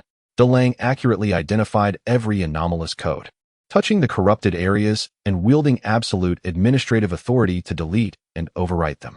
He replaced the devious, ever-mutating virus codes with pristine data from the original backup. Under DeLange's decisive and unyielding assault, the anomalous codes were effortlessly eradicated in large swathes. Ada Michigan and Alice watched in awe as the red anomalous region diminished rapidly on the screen, while the core of 16 stabilized and surged. Their mouths agape in sheer astonishment. This was their most admirable man, possessing godlike technical prowess. In less than 10 minutes, the core logic anomaly of 16 was completely eradicated, with system integrity at 987, projected to self-repair to 100 within 12 hours. DeLange slowly severed the connection, his gaze still sharp as a blade, directing it towards Ada Michigan and Alice, his tone brooking no dissent. Immediately audit all external data, particularly those with special abilities. Should any data exhibit instability, delete it permanently. Yes, Doctor. The two female assistants complied eagerly and executed the order. Simultaneously, in the temporary research lab, Bulma received the permissions approved by DeLange. Nearly leaping with joy, she felt she had stepped onto the threshold of supreme knowledge. Unbeknownst to her, just moments ago, the revered doctor had effortlessly quelled an internal crisis capable of annihilating galaxies with his thunderous methods. She remained oblivious to the fact that the inspiring report she had crafted lay quietly in DeLange's awaiting documents. After a flurry of activity, DeLange reviewed Bulma's report, quickly scanning through it. Quite intriguing, he mused, perceiving the connection between the operational methods of biological neurons and energy stabilization, though still rudimentary. The direction was correct. He flagged the report as a key focus and allocated a portion of computational resources to Bulma for further research. A commendable intern indeed. DeLange lifted his gaze. as if peering through the base into the profound depths of the universe. With the internal issues resolved, it was time for the lurking insects outside to gain a clearer understanding of who the true master of Earth was. The divine essence of the angels infused into 18. Everything was under control. Chapter 26. Reform may threaten vested interests. Who is right and who is wrong? Meanwhile, the atmosphere within the Kaioshin realm remained tense.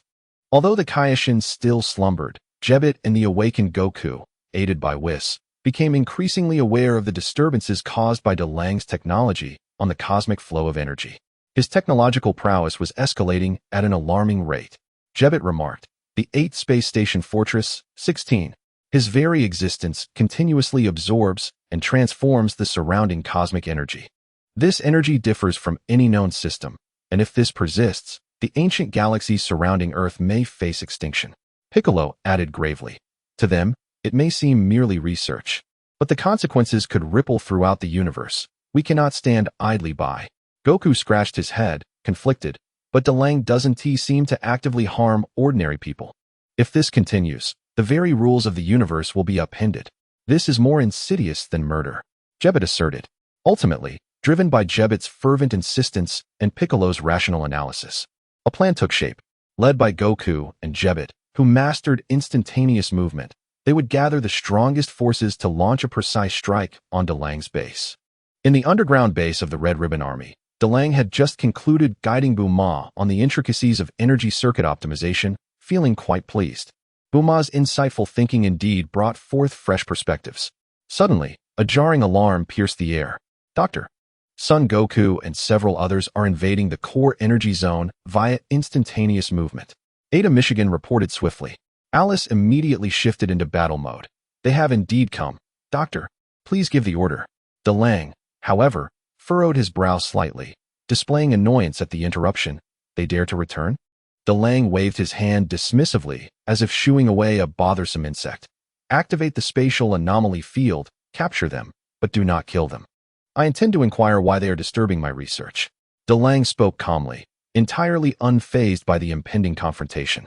In the core energy zone, Goku, Piccolo, Krillin, Gohan, and Raditz had just materialized, with Jebit following closely behind, preparing to unleash an energy assault on the core.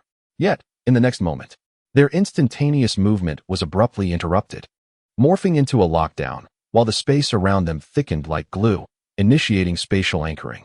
An intangible force enveloped them. They felt their energy shackled, movement rendered exceedingly difficult, and their power severely suppressed.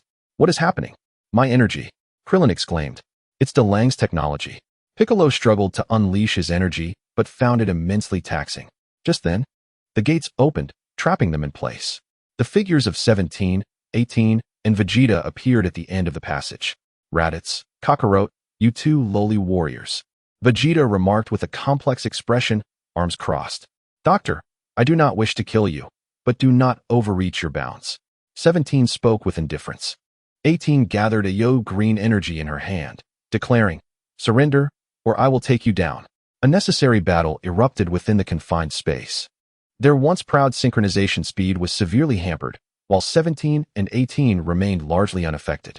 As 18 unleashed her green energy wave, the group found themselves ensnared. The outcome of the battle was never in doubt. Within a minute, aside from Goku and Piccolo who could barely hold on, the rest were knocked to the ground, devoid of combat capability. In the control room, Delang observed the battle on the monitors, shaking his head with a low chuckle. To disrupt research that could benefit countless civilizations in the name of so-called cosmic balance is truly narrow-minded. Dalong directly connected to the broadcast of the energy zone, his voice tinged with impatience. "Suin Wukong, I am quite curious. You often claim your actions are for the universe. Yet I ask you, if my research succeeds in creating an infinite source of pure energy, capable of curing all current diseases and even transforming barren planets into habitable environments, would not these achievements outweigh your rigid notion of balance? Your so-called balance merely allows the villain Frisia to act with impunity, while the true forces of progress are stifled." Dalong's words struck like a hammer upon Wukong and Bike, causing them to halt in their tracks. With the purity and dedication of a researcher, Dalong declared, "I have no interest in ruling the universe. That would be a waste of time. My goal has always been to explore the unknown, to break boundaries." and to elevate life through the power of technology. Your strength is rooted in self. Mine can benefit all beings. The distinction is clear. Now tell me, do you wish to continue being those complacent, self-proclaimed divine enforcers, obstructing the advancement of civilization? Wukong released his clenched fists, his face reflecting confusion. Bike too fell into contemplation. Dalong's words seemed to hold merit. Yet, the Kaioshin warned that your technology threatens the universe. Wukong hesitantly spoke. The emergence of anything new disrupts the old balance. Dalong interjected. The key lies in whether one views it with fear or optimism. I harbor no intention to harm anyone. Should I return? My patience will not extend to endless conflicts of force. My endurance is reserved for valuable research, not futile violence. As Dalong's words faded, the entire space returned to normal. All warriors supported one another and departed with complex emotions. Bike was surprised that Dalong did not annihilate them. Instead, he presented them with a heavy moral dilemma. Dalong, watching them disappear, remarked to Adami and Alisai. Sometimes words wield more influence than weapons. Let us continue our research. Civilization should not be hindered by ignorance. Dalong gazed out the window with unwavering determination. I shall prove through results who is truly right. Chapter 27. The initiation of the Life Feather Project for the benefit of all beings. Back to work, Dalong dismissed the attack from his mind, immediately immersing himself in the plan to benefit all. 10 days later, a global initiative named Life Feather quietly commenced. In the arid, food-scarce desert nations, countless tiny climate regulators were deployed into the high skies. They absorbed excessive solar energy and catalyzed it precisely within the clouds, resulting in the first rainfall in decades. The parched earth received nourishment, once withered seedlings revived, and countless emaciated citizens knelt in the rain, overwhelmed with joy. 21 days later, in the abandoned nuclear power plant area, plagued by lethal radiation and regarded as a zone of death, special nano-cleaning clusters were released.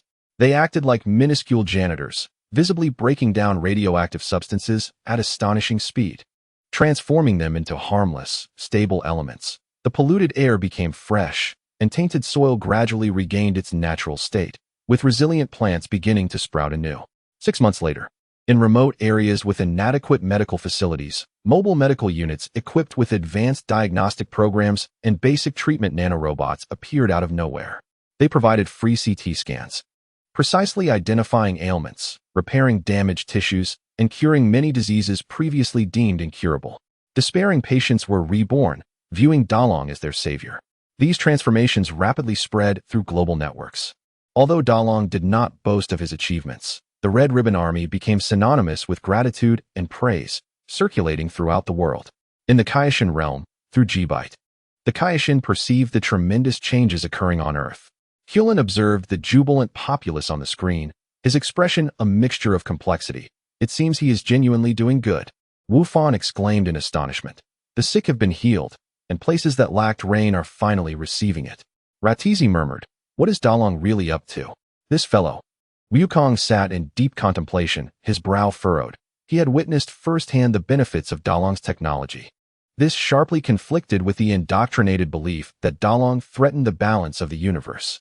Bike, arms crossed, wore a serious expression as he observed Dalong speaking through facts, demonstrating that technology could achieve what martial prowess could scarcely accomplish. He had directly improved the lives of ordinary people on a grand scale. G-Byte's countenance darkened.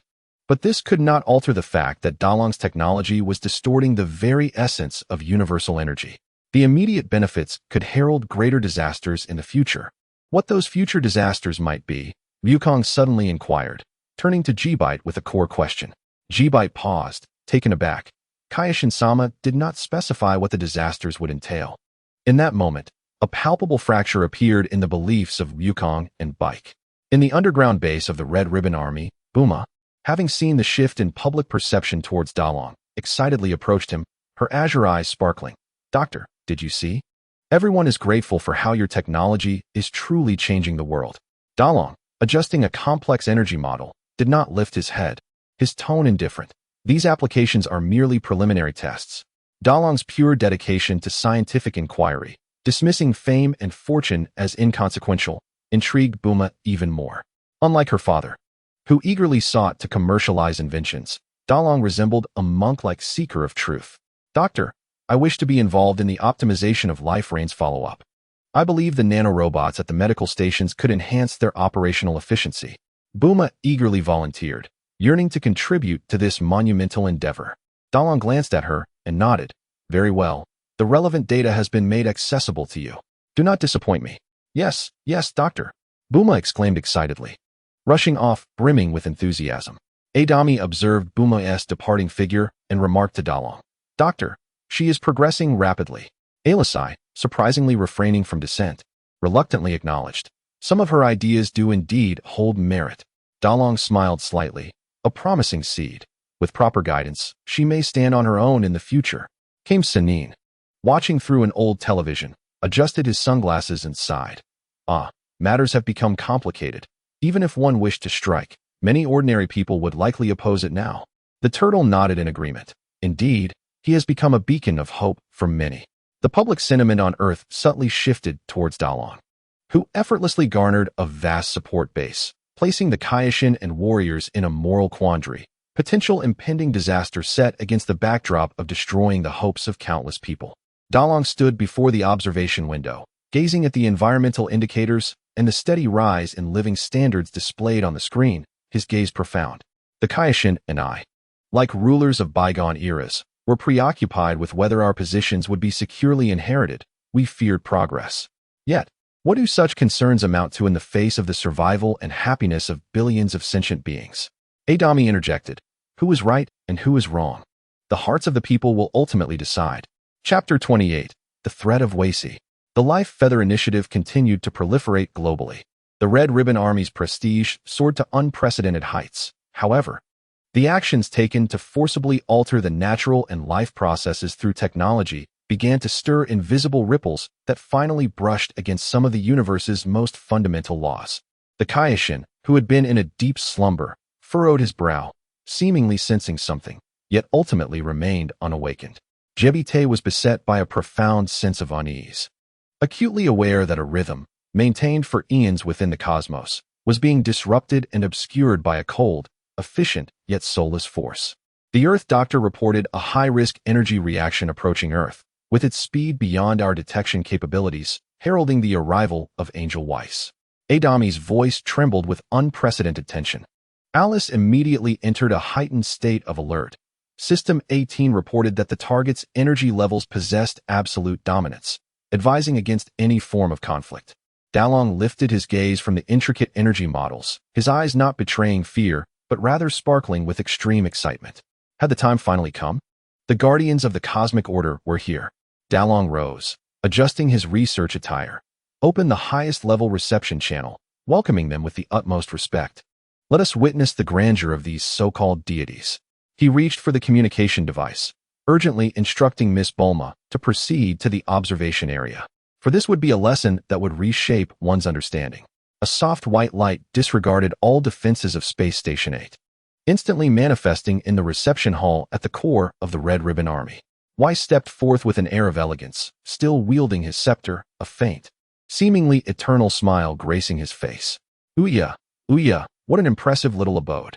Weiss surveyed the futuristic environment, as if merely visiting a neighbor's new home. Dalong, along with Adami, Alice, and the hurriedly arriving Bulma, stood opposite Weiss. Bulma, observing Weiss, felt the deep yet tranquil power emanating from him, her palms sweating with apprehension. Angel Weiss, what guidance do you offer? Dalong stated directly, his tone neither servile nor arrogant. Weiss's gaze swept over Dalong, pausing momentarily on Adami, Alice, and Bulma. His eyes flickered. In this vast universe, few can call upon my name. Guidance is perhaps too grand a term. I merely sensed a lively point in the cosmos and came to investigate. Your little creations. Weiss lightly tapped his scepter, conjuring images of projects like the wings of life. These are quite intriguing and remarkably efficient. Yet, the tone shifted, maintaining a serene demeanor tinged with an ineffable authority. However, in a perfect symphony, each note occupies its designated position. Your actions resemble an overly loud, discordant sound intruding upon the composition, though pleasing to the ear. They disrupt the overall harmony and beauty. Harmony and beauty? Dalong chuckled, his expression embodying the inquisitive spirit of a scientist. Mr. Weiss, Does your notion of harmony include the notes of Frisia's arbitrary destruction of planets? Does it encompass the rhythms of countless civilizations perishing in suffering due to resource scarcity and rampant disease? Dalong stepped forward, a flame of rationality igniting in his gaze. My technology may sound like jarring noise to you, but to those in drought and suffering, it is a symphony of salvation. Is it justice according to the divine to negate the right to existence of the many for the sake of a few, defined by their own version of harmony? Weiss tilted his head, seemingly contemplating Dalong's words, gently tapping his scepter. An interesting argument, though the Lord of Destruction may not appreciate your debate. My duty, however, is to observe and maintain the existing social order. Your technology and unpredictability indeed pose a challenge to this order. Weiss's gaze deepened. I do not intend to impose my power upon you, as that would contradict the principles of an angel, but I must ascertain your path. Does it ultimately lead to the disintegration of the entire composition? Dalong met Weiss's gaze unflinchingly. My path is progress, evolution, a liberation of life from nature, reaching towards the broader cosmos. The order of the universe should not be an immutable shackle, but rather a staircase spiraling upward through continuous breakthroughs. Dalong summoned a vast star map and data charts, pointing to numbers 17 and 18. If you are concerned about life forms, I can discuss the feasibility of coexistence between artificial and natural life. Dalong chose not confrontation, but communication and demonstration, laying bare his research, his ideals, and his vision for the universe's future before the angel. Weiss examined the complex yet logically rigorous data models, observing Dalong's impassioned and visionary countenance, and for the first time, the programmed smile on Weiss's face exhibited a subtle transformation, an inkling of genuine interest. What a bold and astonishing concept. Weiss gently tapped his scepter. It seems that Lord Bylus will not find himself bored upon awakening. Weiss refrained from offering any evaluations or endorsements. Yet his demeanor had shifted from initial observation and warning to one of expectation and anticipation. Then please, continue your performance, Dr. Dalong. Weiss's figure began to dissolve into specks of light. I eagerly await to see where this unique symphony of yours will lead, hoping it does not conclude in utter silence. As the white light faded, Weiss's silhouette quietly departed, leaving the reception room enveloped in silence. Bulma trembled with excitement. Having just witnessed a dialogue between the divine and mortals regarding the future of the universe, and marveling at how Dalong held his ground before the angel, Adami and Alice sighed with relief, their gazes toward Dalong filled with admiration. Dalong stood rooted in place, reflecting on the conversation, his eyes bright with determination. Let us continue our research. We may have gained a cosmic judge of the highest caliber. Let us demonstrate our achievements to him and to the entire universe. The symphony of technology shall surely resonate across the starry seas. Chapter 29. Undercurrents in the realm of the King of Worlds. Vegeta took the initiative. Weiss's tacit approval had dispelled the most significant external threat, allowing Dalong to finally set his sights on the broader cosmos. The Wings of Life project had transitioned into a routine operation. Dalong announced at the core meeting, "Our next objective is the transformation of habitable planets beyond Earth, a plan named Genesis." Dalong accessed the star routes, locking onto several inhospitable planets relatively close to the solar system, yet possessing basic conditions for modification. These worlds, whether scorching, rainforest-laden, frigid, abyssal, or toxic in atmosphere, would become the new cradle of human civilization under my technology. Vast resources began to shift towards the Genesis plan, with an arc specifically designed for interstellar travel being crafted under Bulma's Capsule Corporation's guidance. The entire Red Ribbon Army operated like an exceptionally efficient machine, moving at unprecedented speed. Yet amid this flourishing progress, Dalong remained vigilant. He understood the necessity of internal stability for an expedition's foundation. Vegeta's allegiance carried an air of uncertainty. Dalong conveyed to Alice, according to the latest probe data, the King of Worlds is plotting to seize the fruits of rapid potential enhancement, preparing for another invasion. Alice inquired, should we eliminate them entirely? Simply eradicate the seeds of danger. Let Vegeta test his loyalty.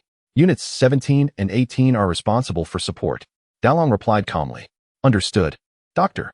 Alice promptly set out to execute Dalong's orders. Within the gravity training room, specifically designed for Vegeta, Alice entered, carrying a cup of coffee. The doctor says your power enhancement rate has reached the standard. Take a break with this coffee.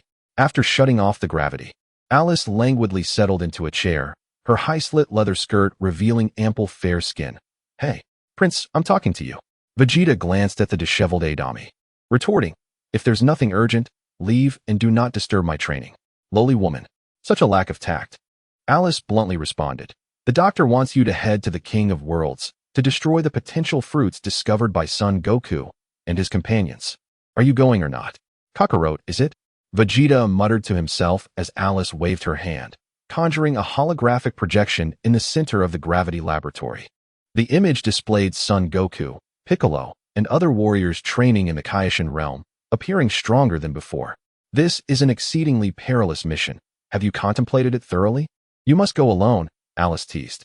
Vegeta's gaze was fixed on the projection of Kakarot, who was laboriously training, his pupils constricting as he clenched his fists. When do we depart?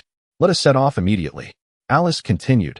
Number 16 has already mastered the instant transmission technique and can transport you directly. I will ensure that number 17 and 1-8 accompany you. Should you fall, they will assume your duties. Unnecessary. Lower-tier warriors cannot harm me, Vegeta retorted. Alice led him to the main control room, where numbers 17 and 18 were prepared. With a command from Alice, number 16 initiated the spatial transmission, enveloping the trio in a powerful light that transported them to the Kaioshin realm. The warriors in the Kaioshin realm sensed the burgeoning technological energy emanating from the direction of Earth, its ambition subtly pointing toward the starry seas. Is Dallin intent on exporting his technology to other planets? Krillin pondered anxiously. We must become stronger, and swiftly, Goku declared, his gaze resolute. He had a premonition that their unknown adversary would not merely be a formidable individual, but a cosmic tide known as technology. Piccolo acutely sensed the familiar aura of Vegeta drawing near. They are approaching us. That Scion Prince will likely hold nothing back this time. Empowered by number 16, Vegeta quickly arrived in the Kaioshin realm, while 17 and 18 observed from a distance without revealing themselves. Kakarot, you haven't grown significantly stronger. Piccolo taunted. You dare come alone. You three surnamed slave? You vile Namekian. What did you say? Vegeta roared, launching a heavy punch toward Piccolo. The tremendous force caught Piccolo off guard, landing a solid blow. How formidable. The sheer impact sent Piccolo hurtling away. He turned to Raditz. I heard you have a plan to create potential fruits to rapidly enhance your combat power. I advise you to abandon it, for I am here to deal with you now. Following this, Gohan, Raditz, Krillin, and even Jebbit fixed their gazes upon the airborne Vegeta. A covert conflict surrounding the potential fruits, loyalty, and convictions was about to ignite within the Kaioshin realm. Chapter 30, The Initial Clash. Goku's Defeat. Vegeta hovered alone in midair, arms crossed, coldly observing the warriors below, exuding a ferocious aura. His eyes shimmered with the unmasked pride and disdain of a Scion Prince. Raditz, Vegeta softly uttered, and you, the detritus of Earth. His voice dripped with frigid mockery. Do you believe that a mere hint from the divine grants you the right to stand against me, Vegeta? Goku stepped forward, astonished. Vegeta, have you truly aligned yourself with Dallin? Are you willingly serving as his subordinate? Subordinate? Ha ha ha. Vegeta scoffed, as if hearing a great jest. Do not conflate me with naive, inferior warriors like you. Kakarot, I have merely chosen the path that leads me to greater strength and the pinnacle of power. Vegeta's tone was laced with provocation as he pointed at Raditz. Prepare your neck for the guillotine. How dare a warrior in my presence collude with a lowly fighter like Kakarot? A golden glimmer flashed in Vegeta's eyes. Today, you inferior warriors shall witness the might of a Super Saiyan. With a surge of energy, Vegeta radiated a golden aura, his hair standing on end. The first stage of the Super Saiyan has arrived. The overwhelming power startled Piccolo. How can he be this strong? Gohan trembled. Let me show you what true power is. Without delay, Vegeta's figure vanished, reappearing before Raditz, delivering a devastating blow enveloped in tremendous energy. Boom. Raditz was sent flying by a single punch. I apologize, little Rala. I simply could not hold back. Vegeta chuckled. Raditz. Krillin gasped. Piccolo's expression darkened. This is too fast. Haha. Did you see that? This is the power of a Super Saiyan. Vegeta laughed maniacally. Goku stepped forward. I never expected you to master this power. Goku, eyes fixed on the fallen Raditz, roared, unleashing his own energy, transforming his hair into gold. Son Goku, the first stage of the Super Saiyan has arrived. What? Vegeta exclaimed, impossible. An inferior warrior can transform as well? Vegeta, I am not an inferior warrior. I am Son Goku, raised on Earth. Goku's energy surged violently as he clashed fiercely with Vegeta. The two became streaks of golden light, colliding at a pace beyond the eye's capture. Their attacks were relentless. Each strike met with an explosion of energy that twisted the very fabric of space. Is this the power of a Super Saiyan? Raditz gasped, rising to witness their battle. Kamehameha. Goku seized the opportunity, launching a familiar blue beam with both hands. Humph, cannon. Vegeta retorted, gathering a more powerful energy wave to counter. The two immense forces clashed in midair, locked in a struggle, radiating blinding light. Kakarot, is your strength merely this? Vegeta roared, pushing his energy to the limit, overpowering the Kamehameha slowly. Damn it! Goku gritted his teeth, attempting to elevate his energy, but he continued to be forced back. It is over, Kakarot.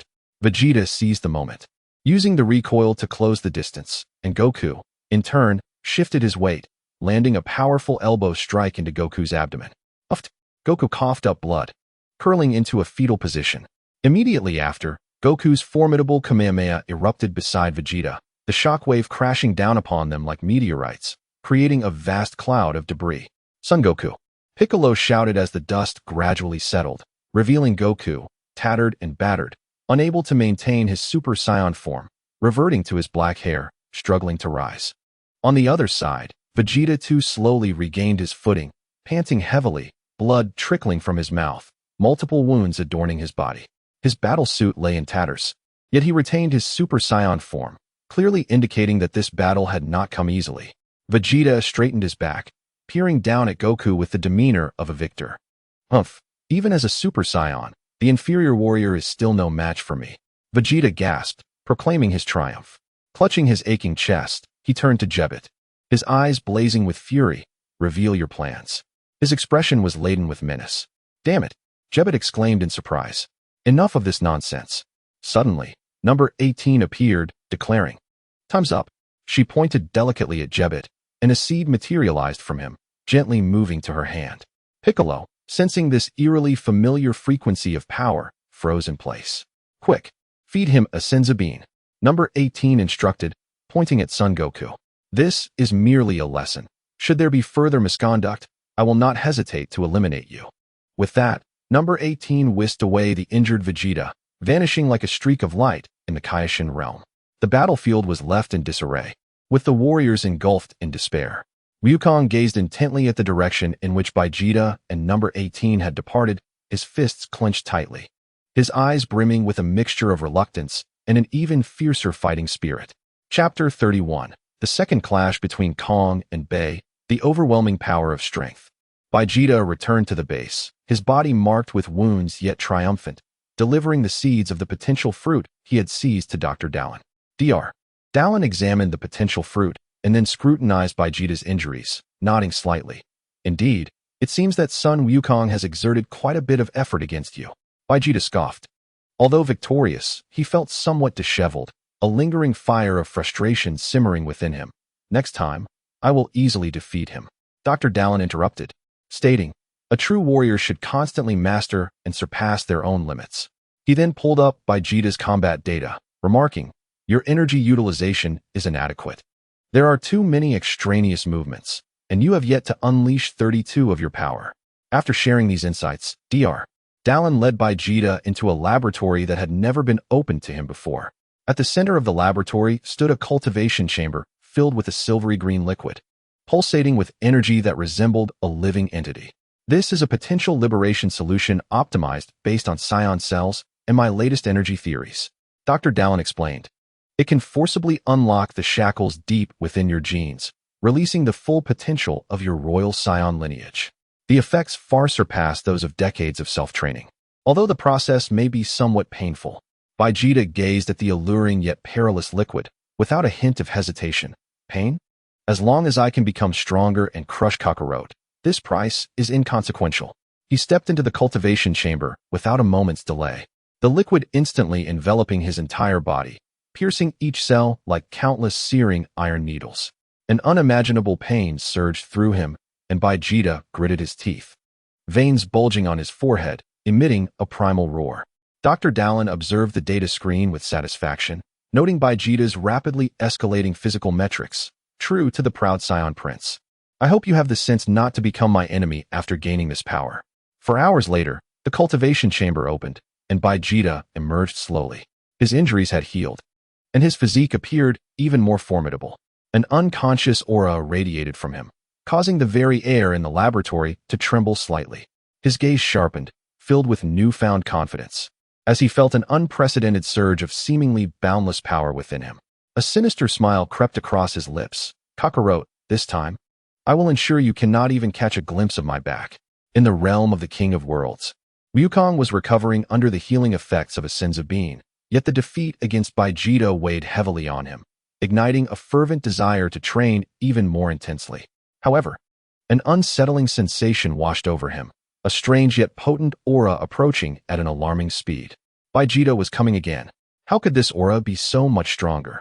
Krillin gasped, his face pale. Wukong and Piccolo readied themselves for battle. Vegeta's figure reappeared high in the sky, not even transformed into a Super Saiyan. Yet his overwhelming pressure made the warriors below struggle to breathe. Kakarot, come out and take a beating. Vegeta's voice thundered. Wukong instantly transformed into a Super Saiyan and launched into the air. Vegeta, you. Without a sonic boom, Vegeta vanished and reappeared right before Wukong, his speed surpassing perception. Too slow. Vegeta's icy voice echoed in Wukong's ear. Wukong barely had time to react before his abdomen felt as though it had been torn apart. Pooh! Wukong's eyes bulged as he spewed forth a torrent of blood mixed with bits of his internal organs, the Super Saiyan transformation dissipating in an instant. He was sent flying like a ragdoll, crashing into a mountainside and losing consciousness. One strike, just one strike, and Super Saiyan son Wukong was defeated. Wukong and Piccolo roared in fury, charging forward, magic attack like cannon. Vegeta did not even glance back, simply swatting the beam aside as if swatting a fly. Instantly, an invisible force struck Piccolo, sending him crashing to the ground as if he had been hit by a planet, blood spraying everywhere. Raditz cowered in the distance, too afraid to show himself. Vegeta hovered in the air, surveying the scene as if a deity looking down upon mere ants, too lazy to engage. Boring. Vegeta glanced at the unconscious Wukong and the others, his tone dripping with absolute disdain. This is the result of your efforts, utterly feeble. Ha! Vegeta refrained from delivering a fatal blow, as Dr. Dallin had commanded a temporary restraint. His objective had been achieved, completely crushing the opposing spirit. Vegeta's voice resonated throughout the realm of the King of Worlds. Next time we meet, if you are still these worthless pests, I will not hesitate to eradicate you annoying insects. With that, he transformed into a streak of light, vanishing from the realm of the King of Worlds. An eerie silence engulfed the scene, leaving only the warriors' desperate breaths and their unhealable wounds. In the Red Ribbon Army, Dr. Dallin observed Vegeta's overwhelming display of power. The prince still loves the spotlight. In the distant cosmos, a terrifying force was drawing near to Earth. Chapter 32. A Dimensional Strike. Trash cannot approach the solar system.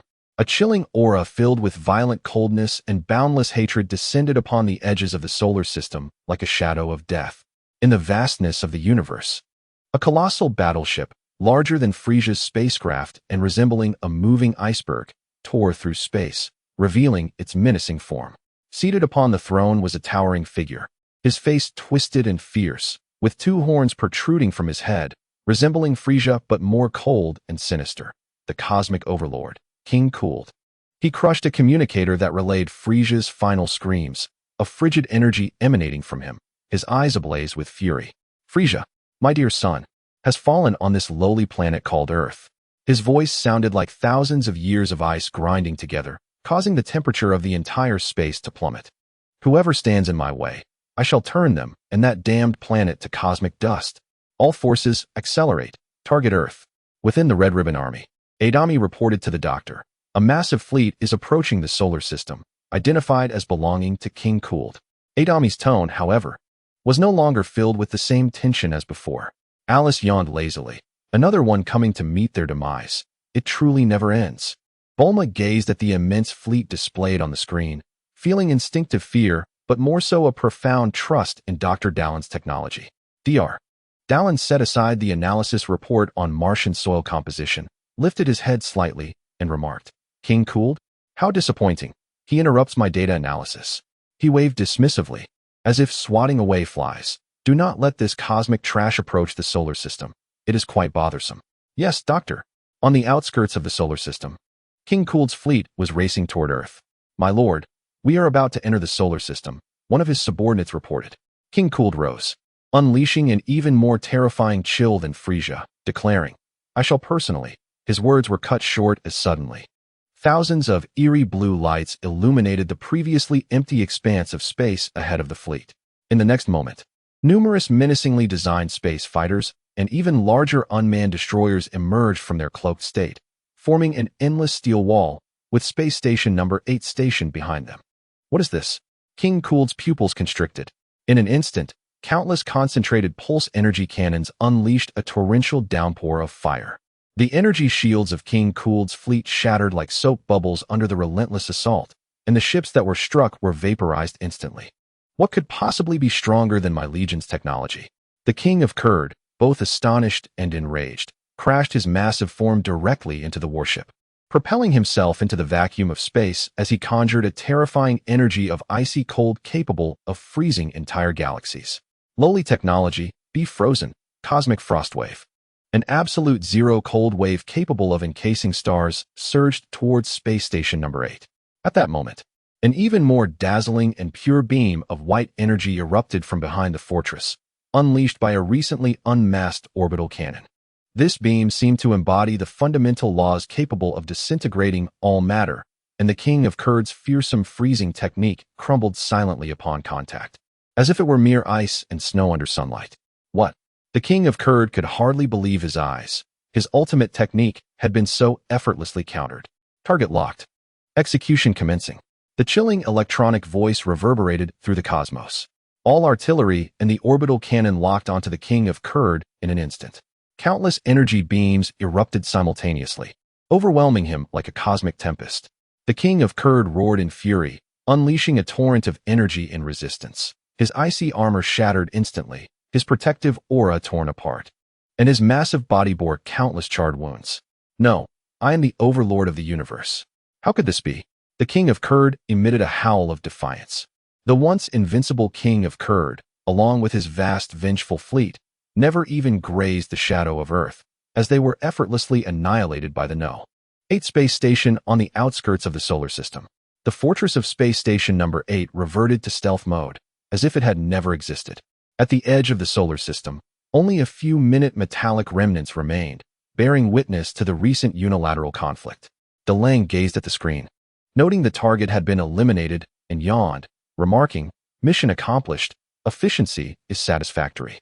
He then lowered his head, resuming his analysis of Martian soil data. "Increase the alert level on the perimeter. Do not allow such low-tier rubbish to intrude and waste computational resources." "Yes, Doctor." Ada Michigan and AI Lee C regarded DeLange with eyes filled with reverence akin to that of deities.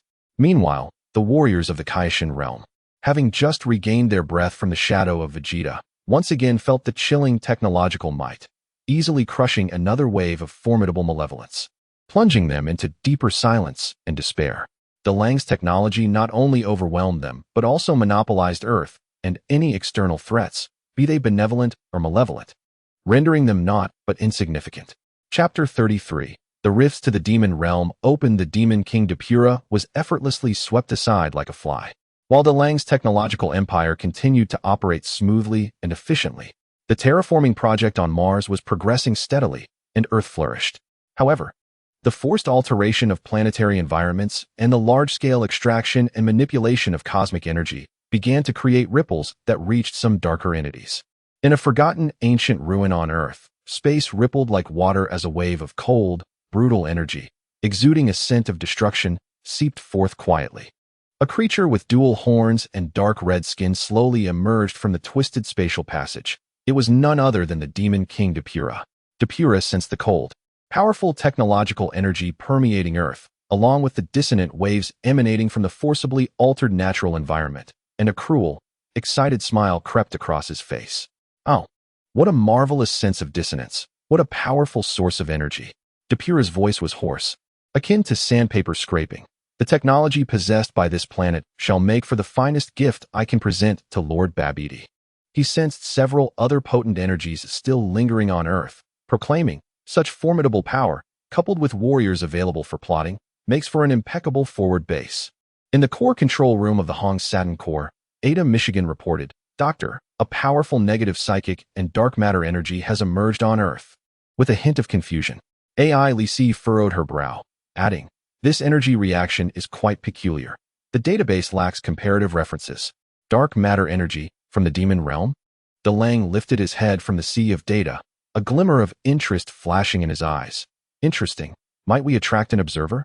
Deploy reconnaissance robots equipped with high-precision energy collectors to the target area for exploratory contact.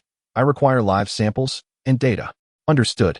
3 Hephaestus robots set off towards the ancient ruins in the southern hemisphere. As Depura prepared to embark on his quest for the powerful energy source, he suddenly felt a rapid energy response from afar. What is that?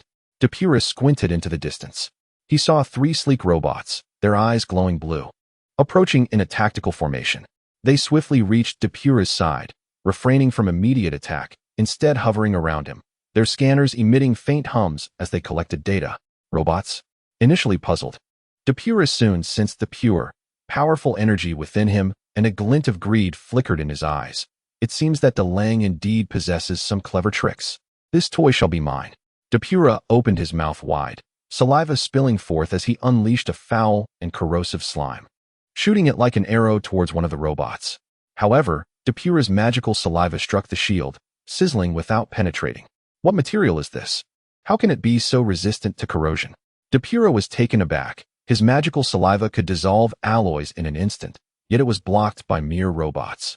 Immediately, the other 2 robots opened fire simultaneously, launching concentrated pulse energy beams. Depura swung his arm, conjuring a powerful dark aura to form a barrier. Though he was still pushed back a step. Such a hard shell, such strong energy output. Depura's condescension evaporated, replaced by seriousness. It seemed he would have to get serious. He unleashed a terrifying aura from the demon realm, his form darting forward like lightning, as he viciously slashed down with his claws, cloaked in dark energy. Crack! The metal shell of the robot was raked, leaving deep grooves and sparks flying.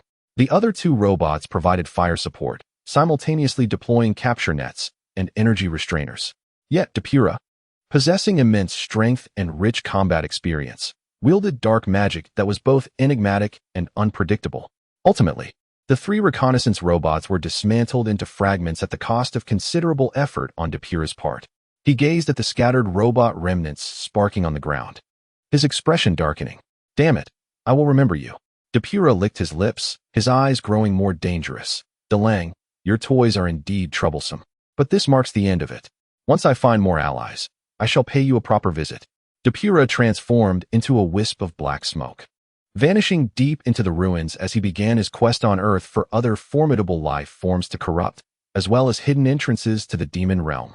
Preparing to summon more demonic legions, DeLang observed the final battle data relayed back from the reconnaissance team, along with the imagery of Depura, his fingers lightly tapping the armrest. The Demon King Depura exhibits negative energy properties, displaying high resistance to physical and energy attacks, along with possessing unique magical abilities. Fascinating. This power could prove useful. It appears the Dragon Ball universe teams with pests. I wonder how the energy of Majin Buu compares. Ada, Michigan. Establish a specialized research dossier on Demon Realm energy, analyze its energy composition, and see if it can be utilized. Yes, Doctor. DeLang cast his gaze out the window, his expression deep and contemplative. Focusing on technological advancements proves to be quite challenging. The Demon Realm is just in time, as my new weapon also requires worthy targets for testing. Chapter 34. Vegeta's ambition Depura radiated a unique wave of magic energy, akin to a lighthouse in the darkness, precisely captured by DeLang's extensive network. Doctor, the activities in the abandoned industrial zone in Shidu's southern region indicate an energy reaction suggesting that it may be contaminating certain ruffians, producing inferior magical creatures. Idami reported, her tone tinged with disdain.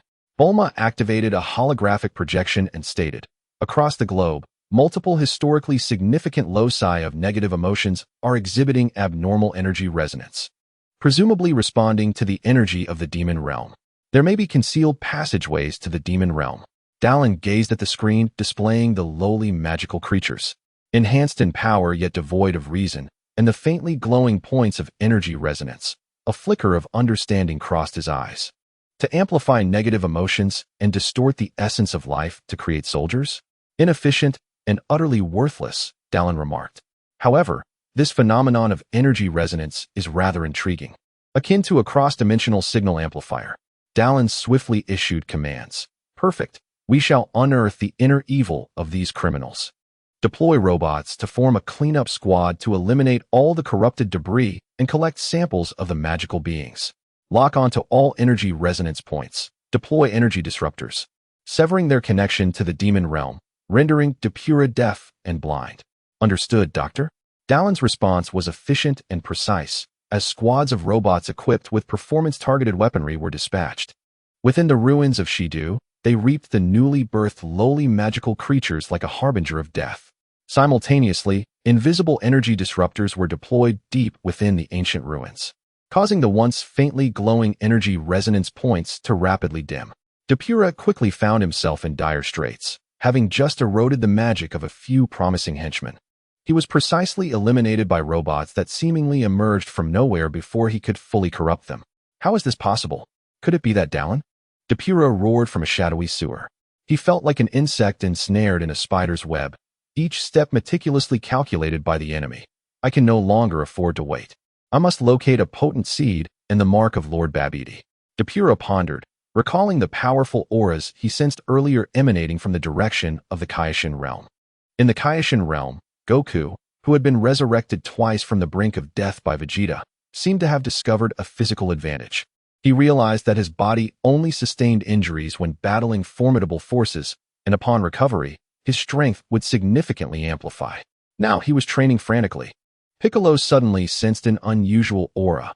An evil presence was quietly spreading across Earth, seemingly being swiftly eradicated by unknown forces. What is this? Is someone attempting to invade Earth again? Gohan inquired. Piccolo, filled with questions, sensed the energy, subtle yet familiar, brimming with malice. It stirred the memories of the Demon King Piccolo. Within the base of the Red Ribbon Army, Vegeta, feeling the familiar surge of power, found his scion Prince ambitions growing quietly like wild grass. He reveled in the pleasure of power, but began to unconsciously contemplate. Where does Dallin's strength truly originate? Can I glimpse some secrets? Perhaps even usurp it? He gazed towards the core laboratory where Dallin was, his eyes betraying a barely perceptible greed. Before Dallin, the surveillance footage displayed Depura flitting about like a fly. Bulma's newly submitted conceptual report and the slight abnormal fluctuations in Vegeta's energy were also visible.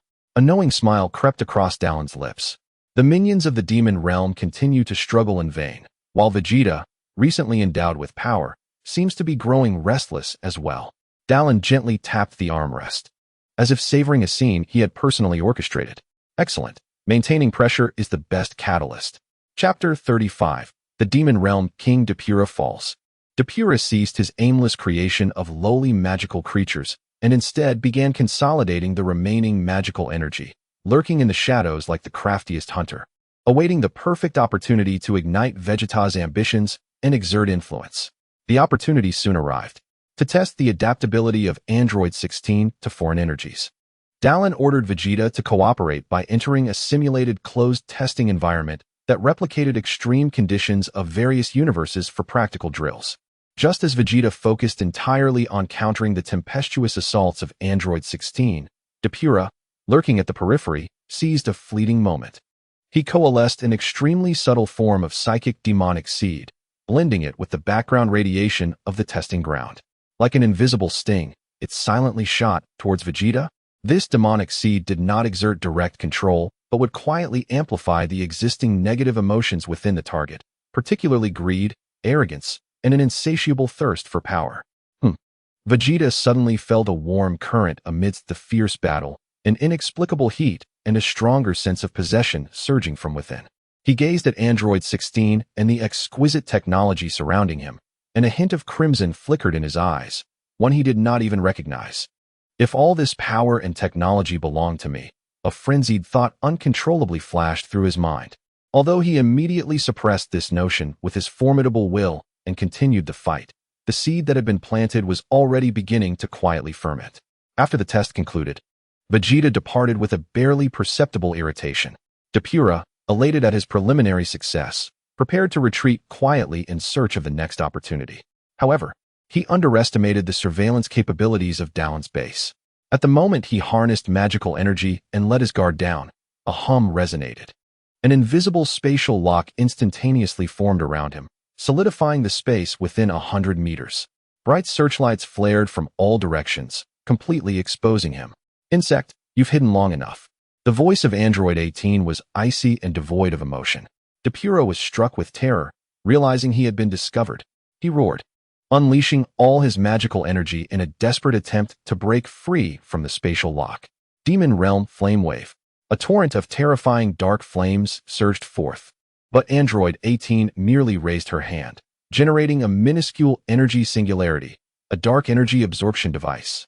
The city-melting inferno of the demon realm was consumed by that tiny singularity, like rivers flowing into the sea, failing to stir any ripple. What? Depura's eyes nearly bulged out. The figure of Android 18 moved like a specter, closing in with a hand blade enveloped in eerie green energy, piercing Depura's heart at a speed beyond perception. Thud! The sound of the blade entering flesh echoed. Depura incredulously looked down at the delicate hand that had pierced his chest, feeling the rapid drain of his life force. Impossible. Lord Babidi. The light in his eyes quickly dimmed, and the demon realm King Depura met his end. Android 18 expressionlessly withdrew her hand, flicking the demonic blood from her fingers, and coldly reported into her communicator. "Doctor, the target has been eliminated." Dalen observed the footage of Depura's demise, alongside the adjacent split screen displaying Vegeta's unusual energy fluctuations and subtle expressions as he left the testing ground. A flicker of understanding crossing his eyes. "The claws of the demon realm have extended too far," he remarked lightly.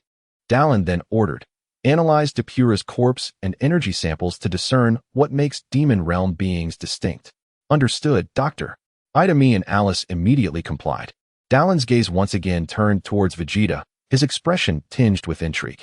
The allure of the demonic seed tempts the wild nature of the scion. "Vegeta, let me see whether your blade becomes sharper or breaks under strain." He neither obstructed nor intervened, instead observing with anticipation the changes Vegeta would undergo. Meanwhile, back in his room, Vegeta reflected on the sudden intrusive thoughts and the restless energy stirring within him. The formidable power within him seemed on the verge of eruption. Vegeta clenched his fists tightly, his gaze shifting between struggle and greed. "I require more power, greater strength. Eliminating external threats is easy, but taming the demons within is arduous. My empire fears no challenge, be it external foes or internal traitors." Chapter 35 complete. Highlights. 1. Precise strikes. Depura's momentary success was swiftly thwarted with his annihilation, showcasing absolute control over the base, delighting in the thunderous means. 2. Technological supremacy. Android 18 effortlessly neutralized Depura's ultimate technique and executed the kill, highlighting technology's advantage over magic. 3. Deep-seated internal strife. Vegeta confirmed the influence of the demonic seed, igniting his ambitions, with an increasing risk of betrayal and heightened suspense. 4. Composed protagonist, Dr. Gero perceived everything yet remained a detached observer, treating the internal strife as part of his experiment, maintaining an air of superiority. 5. Clean and concise. The chapter concluded with the elimination of external threats and the entrenchment of internal strife, marked by a brisk rhythm, free of unnecessary delays. Chapter 36. The demonic counterattack. The residual dark energy from Depura and his desperate roar before demise pierced through dimensions, fully activating the ancient demonic pathways on Earth that had been disturbed by delaying, yet not entirely obliterated. Thunderous roars echoed across the Earth in desolate valleys, profound ocean trenches, and above abandoned ancient castles. The sky seemed to tear apart, revealing the twisted, dark red vistas of the demonic realm. Dense, tangible dark energy surged forth like a deluge, with countless grotesque creatures exuding a violent aura, swarming out like locusts. Among them were formidable vanguard officers, massive in stature, adorned with multiple horns, their presence far surpassing that of ordinary demon beasts. In vengeance for Lord Depura, to conquer this planet, to devour all life. The roars of the creatures reverberated through the skies, a dark presence swiftly enveloping multiple regions. The Red Ribbon Army's alarms blared deafeningly. On the main screen, the points of light representing the demonic army spread rapidly like a plague. Adami quickly reported, 7 large demonic portals have appeared globally. The number of creatures is increasing exponentially. Major cities will be affected within 3 hours. Alice turned to Dr. DeLange. Doctor, should we initiate a global cleansing? Dr. DeLange observed the chaotic scene on the screen, his gaze calm and undisturbed, as if watching an unrelated film. There is no rush. This is the perfect opportunity to test the capabilities of the optimized number 16 system against large-scale alien energy. He paused, then turned his attention to the quietly awaiting no. 17 and number 18. Number 17, number 18. Both stepped forward simultaneously. Let us stretch our limbs. Dr. DeLange spoke casually, as though instructing them to take out the trash, clean up these noisy pests. Be sure to collect energy samples from different demon creatures. Understood, Doctor. No. 17 cracked his neck, wearing an eager smile. This is boring. Number 18's tone remained indifferent, yet her eyes sharpened. In the next moment, their figures vanished from within the army in an instant. Above Shidu, a massive demonic portal gaped like a festering wound, with countless flying demons blotting out the sun as they surged towards the panicked city below. Just as despair engulfed the populace, 2 figures, one white and one green, shot upwards like meteors against the tide of demons. It was number 17 and number 18. Trash should know its place. Number 17 sneered, his hands moving like lightning as he unleashed a flurry of energy blasts that accurately struck the cores of each flying demon. Boom, boom. The sky erupted in bursts of purple mist, with demons plummeting like dumplings. Number 18 charged directly into the densest cluster of demons, her form flickering like a specter. Wherever she passed, demons froze, then silently disintegrated into the most basic particles. She made no grand gestures, merely tapping her fingertips, and a ghostly green light infused with the power of rules swept through, obliterating swathes of demons. What monsters? These 2 humans are monsters. A powerful vanguard officer from the demonic realm, watching his subordinates being mowed down, roared in terror as he coalesced a massive sphere of dark energy to hurl at No. 18. Without even turning around, number 18 swung her hand back. Boom. That immense sphere of dark energy was sent hurtling back at an even greater speed, crashing into the vanguard officer and annihilating it along with hundreds of surrounding demons, leaving nothing but debris. Meanwhile, 3 exceptionally strong vanguard officers surrounded number 17, their furious attacks raining down like a deluge. This is interesting. Number 17, rather than being alarmed, felt exhilarated. He ceased using energy blasts, instead showcasing astonishing speed and combat prowess. He flitted through the assault of the 3 hulking demons like a butterfly amid flowers, each dodge executed with impeccable timing, each counterattack striking true. Every part of number 17's body became the deadliest of weapons. Crack. One vanguard officer's horn was severed by a swift chop. Thud. Another's chest caved in from a knee strike. The last one, caught in a moment of vulnerability, was thrown over number 17's shoulder and smashed into the ground, followed by a crushing stomp. The earth trembled, and the demon was reduced to a puddle of mush. In just over 10 minutes, the demonic army that had raged over Shidu's sky was entirely cleared by number 17 and number 18 in a show of overwhelming force. The sky returned to clarity, with only remnants of the demons and the lingering smoke serving as evidence of the recent terror. The 2 hovered in the air, their breaths completely undisturbed. Is that all? They really are weak. Number 17 brushed off non-existent dust from his hands, still unsatisfied. Number 18 began collecting residual energy samples from the ground, as if she had merely completed a mundane daily task. This scene was transmitted through the remaining media signals to all corners of the world. In desperation, people gazed at the powerful figures akin to deities, filled with awe and a complex sense of security. In the Kaishan realm, warriors watched everything unfold through the crystal ball. Their emotions conflicted. They are incredibly strong, Krillin murmured. Moreover, it appears they haven't even exerted themselves fully. Goku clenched his fists, his eyes ablaze with intense fighting spirit. I too must grow stronger. I cannot be left behind. Red Ribbon Army Dr. DeLange observed the effortless resolution of battle by number 17 and number 18, nodding in satisfaction. Data recording complete. The efficiency of the No. 16 system in analyzing demonic energy has improved by 15. Adami reported. Well done, Dr. DeLange praised. Then shifted his gaze to the other portals still spewing forth demons. Notify the cleanup teams in other regions to accelerate their efforts according to this model. He leaned back in his chair, as if merely handling a trivial matter. The demonic counterattack? Merely a slightly more lively fireworks display. Chapter 37. Vegeta's betrayal. The farce of the demonic invasion, under the absolute might of number 17 and number 18, quickly subsided. Dr. DeLange's technological empire once again demonstrated its unassailable power to Earth. However, just as the external threat was quelled, the internal currents finally broke through the dam. The demonic seed sown within Vegeta by Depura erupted completely. He coveted the seemingly omnipotent technological power of Dr. DeLange. He aspired to become the new sovereign. A mad scheme took shape in his mind, seizing the core data from number 16's control. That was the pinnacle of Dr. DeLange's technology, containing infinite possibilities. Once acquired, he, Vegeta, could possess power that transcends all. Utilizing his privileges as a core member, Vegeta meticulously planned, choosing the moment when Dr.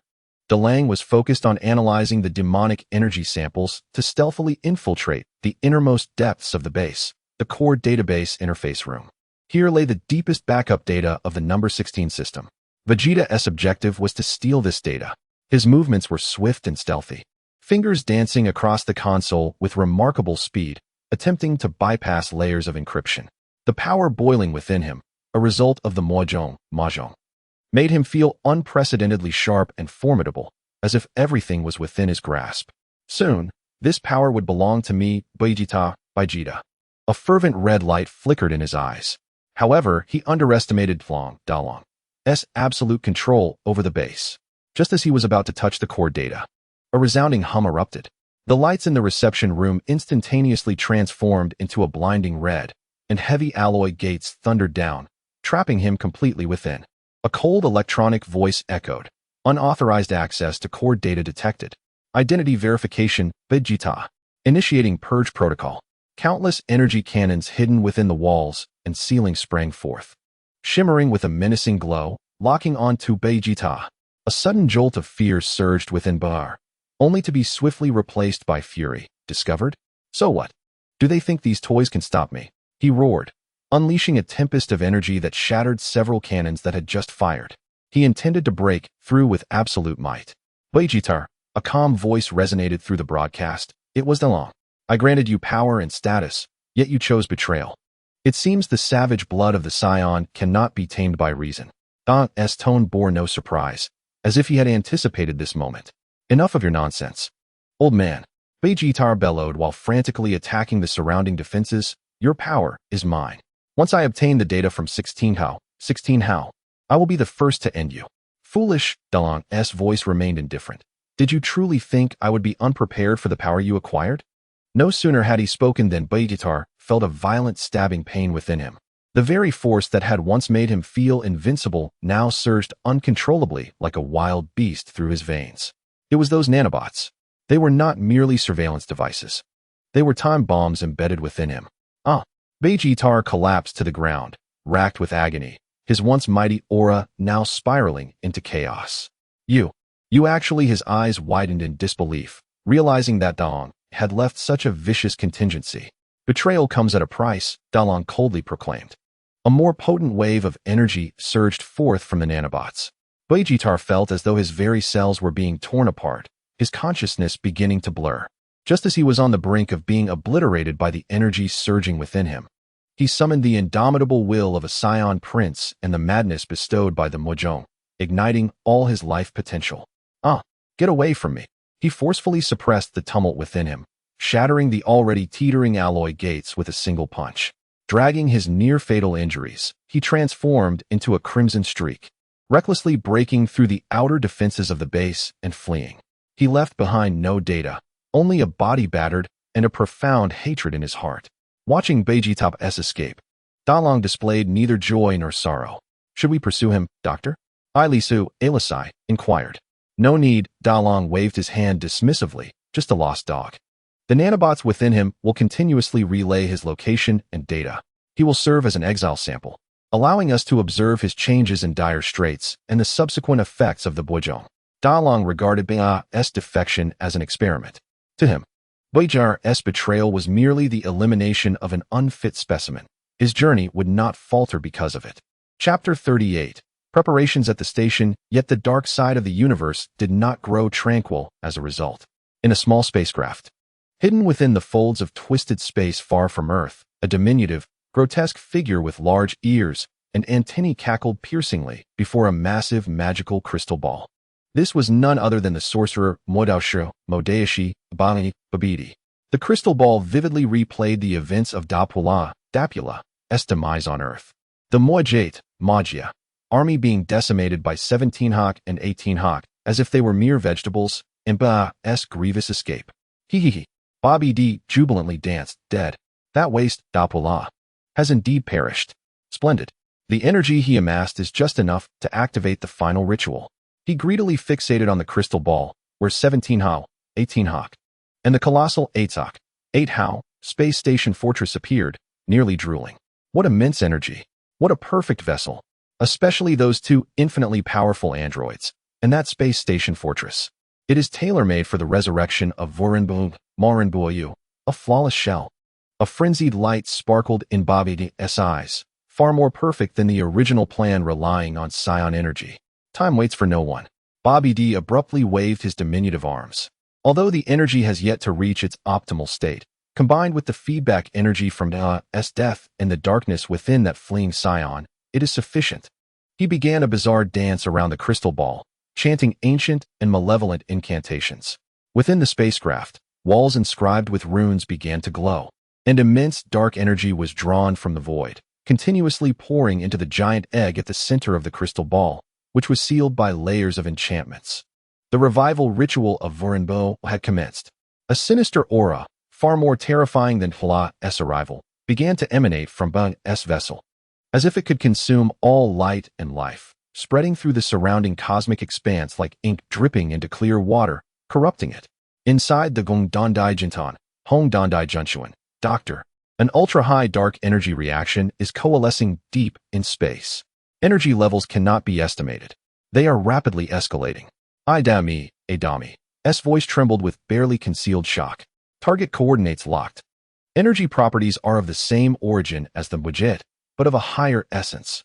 Suspected revival reaction of the legendary Munbua. Ali's expression turned grave. On the main screen, the area representing that dark energy had transformed into an abyssal black, continuously expanding as if it were a nascent cosmic black hole. Dalong stared intently at the deep black, his demeanor shifting from indifference to unparalleled solemnity. Morinbuo, a being rumored to possess the power to annihilate the universe?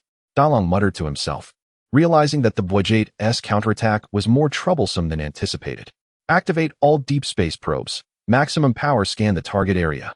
I want to know every detail of the energy coalescence. Command the 1st to 3rd robotic fleets to depart from the edge of the solar system and establish the first line of defense. Increase the energy output of the global defense network, the Sighing Wall, to maximum. The entire force of Dr. DeLong commenced like a terrifying war machine. Countless spacecraft surged forth from the 8 Hawk space station fortress, arrayed in formation across the cosmos. In low Earth orbit, a vast energy shield blazed brilliantly. Even the typically indifferent 17 Hoth and 18 Hao felt the suffocating aura of evil, their expressions turning serious. Watching the apocalyptic scene unfold on the screen, Boerma turned pale. Yet her gaze remained resolute. She understood she must contribute to safeguarding this hard-won technological civilization. Dalong stood before the observation window, gazing at the vast cosmos and the ever-expanding darkness, his eyes sharp as a blade. Morinbuo, you seek to obliterate my empire? To destroy my research? Then come.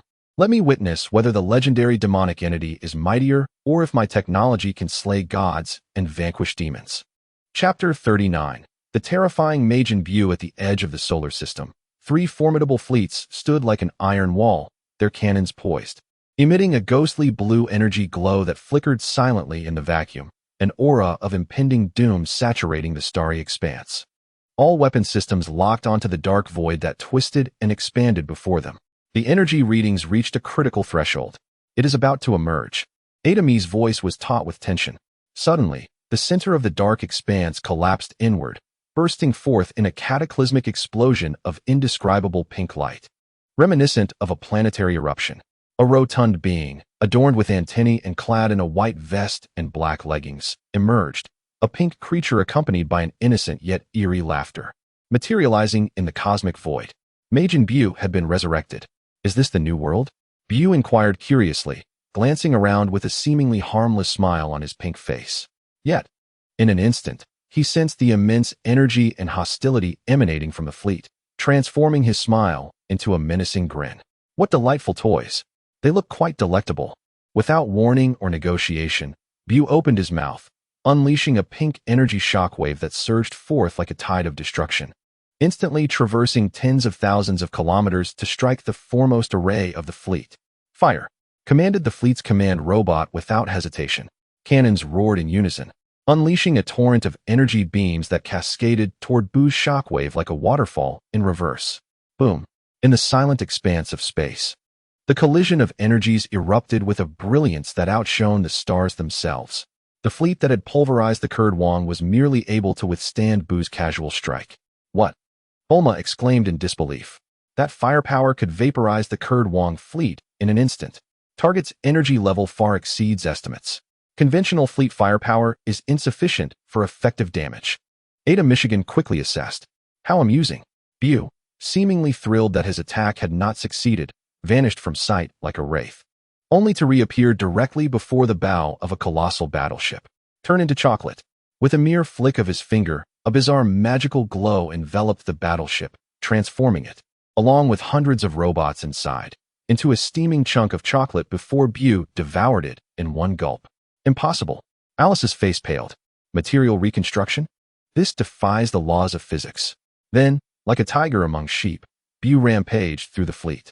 His form was astonishingly malleable, allowing him to contort and evade attacks with ease. His strength was terrifying, capable of puncturing the thick armor of battleships with a single punch. And his regenerative abilities were grotesque, healing wounds almost instantaneously, even when struck by cannon fire. More alarming were his magical transformations, turning battleships into cookies and candies. Each expensive vessel was rendered into mere child's play, consumed with glee. The formation was shattered, and losses were catastrophic. Activate the phased disintegration cannon. Lock onto the target. Dallin ordered calmly. Positioned at the front of the number 8 space station fortress, 3 massive cannon muzzles began to gather energy. A devastating weapon capable of disassembling matter at the molecular level. However, just as the phase cannon was about to fire, Buu seemed to sense the threat. Abruptly turning to gaze at the fortress, a mischievous smile spreading across his face. Beam shot.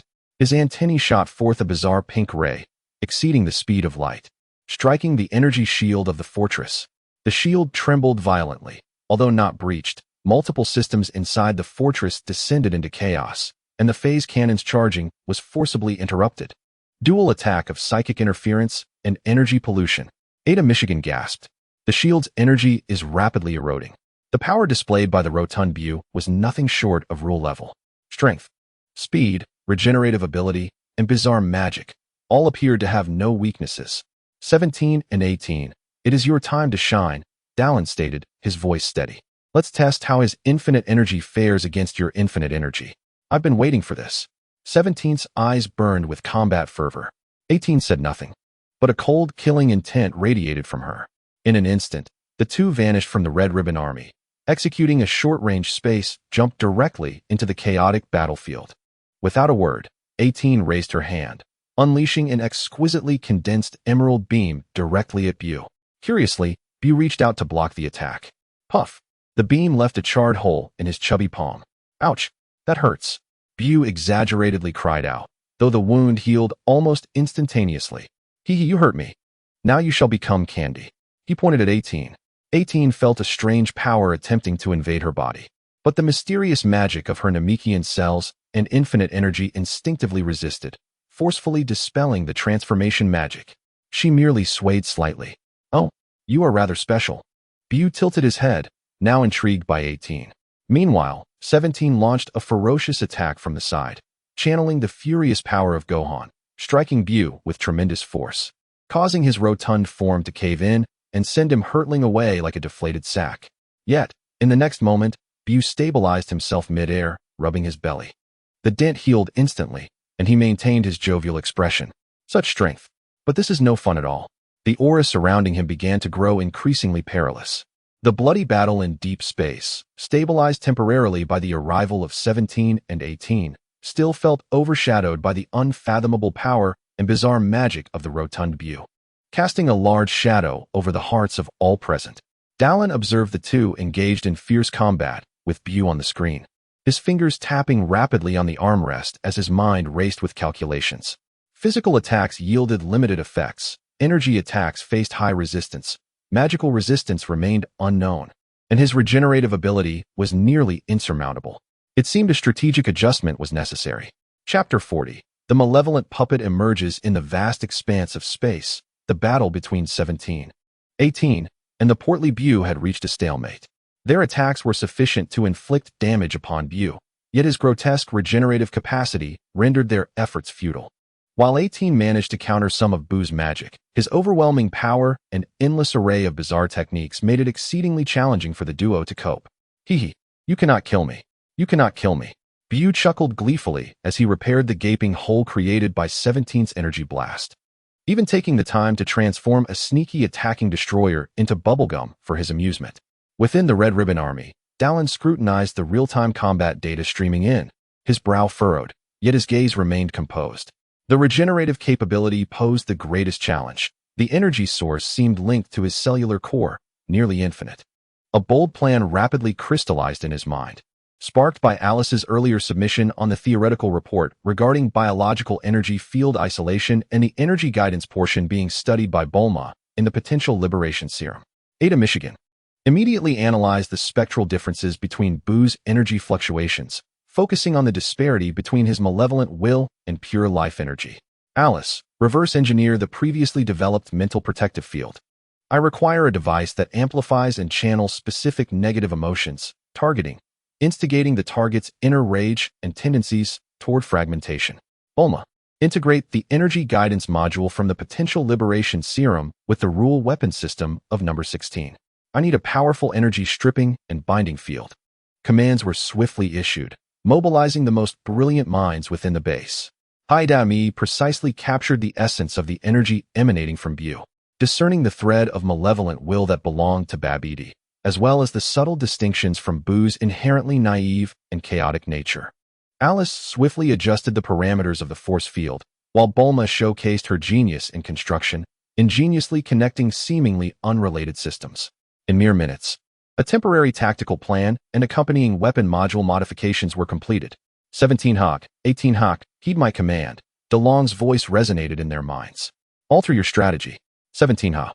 Provoke him with all your might, incite his fury, and drive him to the brink of emotional collapse. 18 Hawk. Prepare to activate the energy extraction field generator at close range when the target's emotions reach a critical point. On the battlefield, 17 Hao understood the directive and immediately altered his approach. He no longer sought to inflict harm, but instead utilized his speed to incessantly harass and taunt, exclaiming, "Hey, pink fatso, is that all you've got? Can you only perform childish tricks? Your attacks are so feeble, they are merely tickling me." It seems the legendary Majin Bu is nothing more than a whimpering fool. His incessant banter, akin to a rapid-fire barrage, coupled with his elusive assaults, continually struck at Bu, delivering humiliation rather than lethality. He poked at Bu's antennae and slapped his chubby cheeks. Initially, Bu found it amusing. But as 17 Hawk's words grew increasingly cutting and his attacks more irksome, the smile on Bu's face gradually faded, replaced by a burgeoning irritation and anger. "Do not call me fat. I detest it. I loathe it." Bu's demeanor became increasingly volatile, his attacks more chaotic, with a faint dark red hue emerging on his pink skin.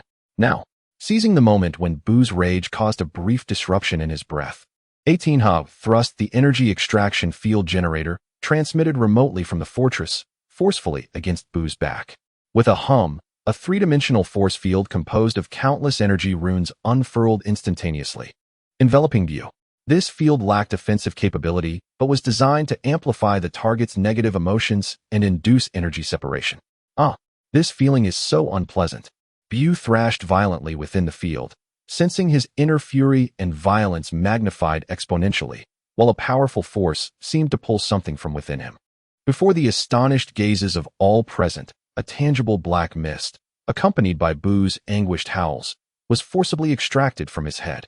The black smoke twisted and writhed in the air, exuding an aura of unfathomable evil and brutality. Meanwhile, the remaining Bu shrank in size, his skin transforming to a gentler shade of pale pink, the malevolence in his eyes dissipating, replaced by confusion and a hint of kindness. Success. DeLong had utilized technological means to forcibly separate the part of Fat Bu that represented evil. The mass of black smoke coalesced in the air, morphing into a tall, slender figure, entirely black, with cruel eyes radiating an ominous aura. Majin Slim Bu. With a chilling chuckle, Slim Bu gazed at the pale pink Bu with murderous intent. At last, you weakling have emerged. The pale pink Bu recoiled in fear. The situation shifted dramatically, transforming one terrifying Majin into two. However, DeLong's objective had been achieved. The powers of the separated entities would inevitably be diluted, and they appeared to be at odds with one another. Next, DeLong observed the screen displaying the contrasting forms of Bu, one malevolent and one benevolent, and calmly issued orders. Initiate the ultimate binding procedure of Space Station 8, Chaos Confinement. Target, the Black Entity. A vast energy net composed of countless rule runes instantly descended upon the newly created Slim Bu, who was still acclimating to his body. The energy net enveloped Slim Bu like an impenetrable web, driven by System 16, imbued with a special power to suppress regeneration. Even Slim Bu found himself ensnared, unable to escape momentarily. Cursed! What is this abominable thing? Slim Bu howled in rage, dark energy relentlessly battering against the light net, which trembled as if on the verge of rupture, yet it ultimately contained his movements for the time being. On the other side, the separated pale pink Bu, Good Bu, stood bewildered, gazing at the ensnared Slim Bu, Evil Bu. He glanced at the ready stances of 17 Hog and 18 Hog, as well as the distant fleet, confusion and a hint of fear filling his small eyes. Who am I? And who are you? Good Bu timidly asked, pointing at Evil Bu. I am you, the truest part of you that you have forsaken. Slim Bu roared from within the light net, his eyes filled with resentment. When I escape, the first to be devoured will be you, worthless fool. Good Bu, frightened, took a few steps back, clutching his head. No, please don't eat me. This sudden turn of events rendered the battlefield situation peculiar. Within the Red Ribbon Army, DeLong observed the starkly different forms of Bu on the screen. Alongside rapidly analyzing data streams, his eyes gleaming with insight. Separation successful. The evil portion is temporarily confined, while the benevolent portion is in a state of chaotic neutrality. Reported AI to me. Following the separation, the total energy of both entities has declined, but the energy of the evil entity is more aggressive, Alice added. Doctor, this is an opportunity, Bulma exclaimed excitedly. Perhaps we can utilize that benevolent Bu? DeLong nodded slightly. This was indeed one of his plans. He promptly amplified his voice through external speakers, addressing Good Bu directly in the cosmic battlefield. Pink life form, listen. The Black One is pure evil. He seeks to consume you and annihilate everything. We can assist you. Good Bu raised his head, looking curiously towards the source of the voice. Help me? Indeed, Dr. DeLong replied calmly, with a guiding tone. Join us in stopping him. Otherwise, once he breaks free, you will be the first to perish. Good Bu glanced at the raging Slim Bu still cursing within the energy net, feeling the unmasked malice emanating from him. His face displayed a struggle and fear. But in the end, he nodded. I don't want to be eaten. I will help you. As soon as he spoke, Good Bu's expression sharpened, though still somewhat naive. A newfound determination flickered within him. He raised his hand towards Slim Bu within the energy net, unleashing a pink energy blast. Boom. The energy blast struck the light net. Although most of its energy was absorbed, the residual force caused Slim Bu to stagger. You traitor! Fool! Slim Bu roared in fury, his attacks against the light net growing even more frenzied. Observing this, 17 Hog and 18 Hog immediately coordinated with Good Bu, launching ranged attacks from different angles against Slim Bu trapped within the net. In an instant, Slim Bu found himself besieged from all sides. Externally, he faced relentless harassment from three formidable opponents, eroding his dark energy and preventing him from concentrating his strength to break free. Ah, you ants. Once I escape, I will turn all of you into the most repulsive beings. Slim Bu raged impotently. In the Kaishin realm, warriors gazed in disbelief through the crystal ball at this surreal scene, all rendered speechless. Bu is split? It can happen like this? Krillin's jaw dropped wide enough to fit an egg. That pink one seems to be helping DeLong against that black one. Gohan was equally astonished. Piccolo frowned deeply. DeLong not only possesses power, but is also adept at leveraging every possible condition, including the adversary itself. Goku scratched his head. It feels so complicated. But that black fellow certainly seems very malevolent. The battlefield situation temporarily stabilized, forming a fragile equilibrium. Yet DeLong understood that this was not a sustainable solution. It would be impossible to keep evil Bu confined indefinitely, and good Bu's mental state was unstable. A definitive resolution must be sought promptly. He gazed at the main screen, where the malevolent Bu's energy spectrum radiated with resentment and a desire for destruction. A more radical plan began to crystallize in his mind. Alisai, analyze the resonance frequencies of the two Bu energy cores and search for the possibility of forced fusion or complete annihilation. Bulma, I require an overload operation plan to temporarily concentrate the computational power of System 16 to 30. What he desired was not sealing or separation, but rather complete purification or annihilation. Chapter 42. The sealing of the demon. Once more the energy web trembled precariously under the frenzied assault of the malevolent Bu and the aftershocks of the external battle. Its brilliance flickering violently, the sigils of civilization wavering. The pure evil cackles and curses of the malevolent Bu echoed from the web, brimming with the rage of impending release. It can't hold. The energy web structure is on the verge of collapse. Idami exclaimed, her eyes fixed on the data stream. DeLang's gaze was sharp as a blade as he decisively commanded, execute the final plan. Target, lock onto the malevolent Bu's energy core. System 16, overload operation. Command confirmed. Energy stripping singularity activated. System 16 computational power overload at 30. Alisai swiftly operated the controls. In the battlefield's center, a massive energy source suddenly collapsed inward. All light, runes, and energy were violently drawn into an infinitesimal point. In the next moment, a miniature artificial singularity was birthed, one from which even light could not escape. This singularity was not formed for destruction, but for sealing. It generated not physical gravity, but an absolute stripping force targeting specific energy frequencies. Its target was firmly locked onto the malevolent Bu's dark, ink-like evil energy core. No, what is this abomination? The malevolent Bu screamed in terror for the first time. He felt his power, his very essence, being forcibly extracted by an irresistible force, drawn toward the dark singularity that radiated an aura of finality. He struggled desperately as dark energy surged forth like a flood, attempting to resist. But against that rule-level stripping force tailored to his energy characteristics, all resistance was rendered futile. His body began to twist and contort, black matter being drawn away like smoke. Consumed by the singularity. I am the immortal demon Bu. How could I? The malevolent Bu roared in despair and defiance, but his voice faltered as his body dissipated. The benevolent Bu watched in fear, covering his eyes with his hands yet unable to resist peeking through his fingers. Androids 17 and 18 hovered in the distance, vigilantly observing the scene. The entire cosmic battlefield seemed to resonate solely with the anguished wails of the malevolent Bu, gradually being devoured by the singularity. In mere seconds, the embodiment of extreme evil, the thin Bu, was entirely consumed, stripped, and sealed by that artificial singularity. Only the faintest trace of dark energy lingered around the singularity for a moment before it too was wholly absorbed and vanished without a trace.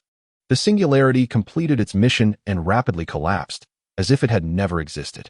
Silence reclaimed the cosmos. The energy response of the malevolent Bu has vanished. Confirmed to be completely sealed, Idami reported, her voice tinged with fatigue and shock. It succeeded. In the Kaishin realm, an eerie stillness enveloped the warriors, their gazes meeting. Disbelief evident in their eyes. Is it over? Has that black Bu been annihilated? Krillin stammered. Not annihilated, sealed, Piccolo corrected gravely. DeLang has accomplished what even the Kaishin found challenging.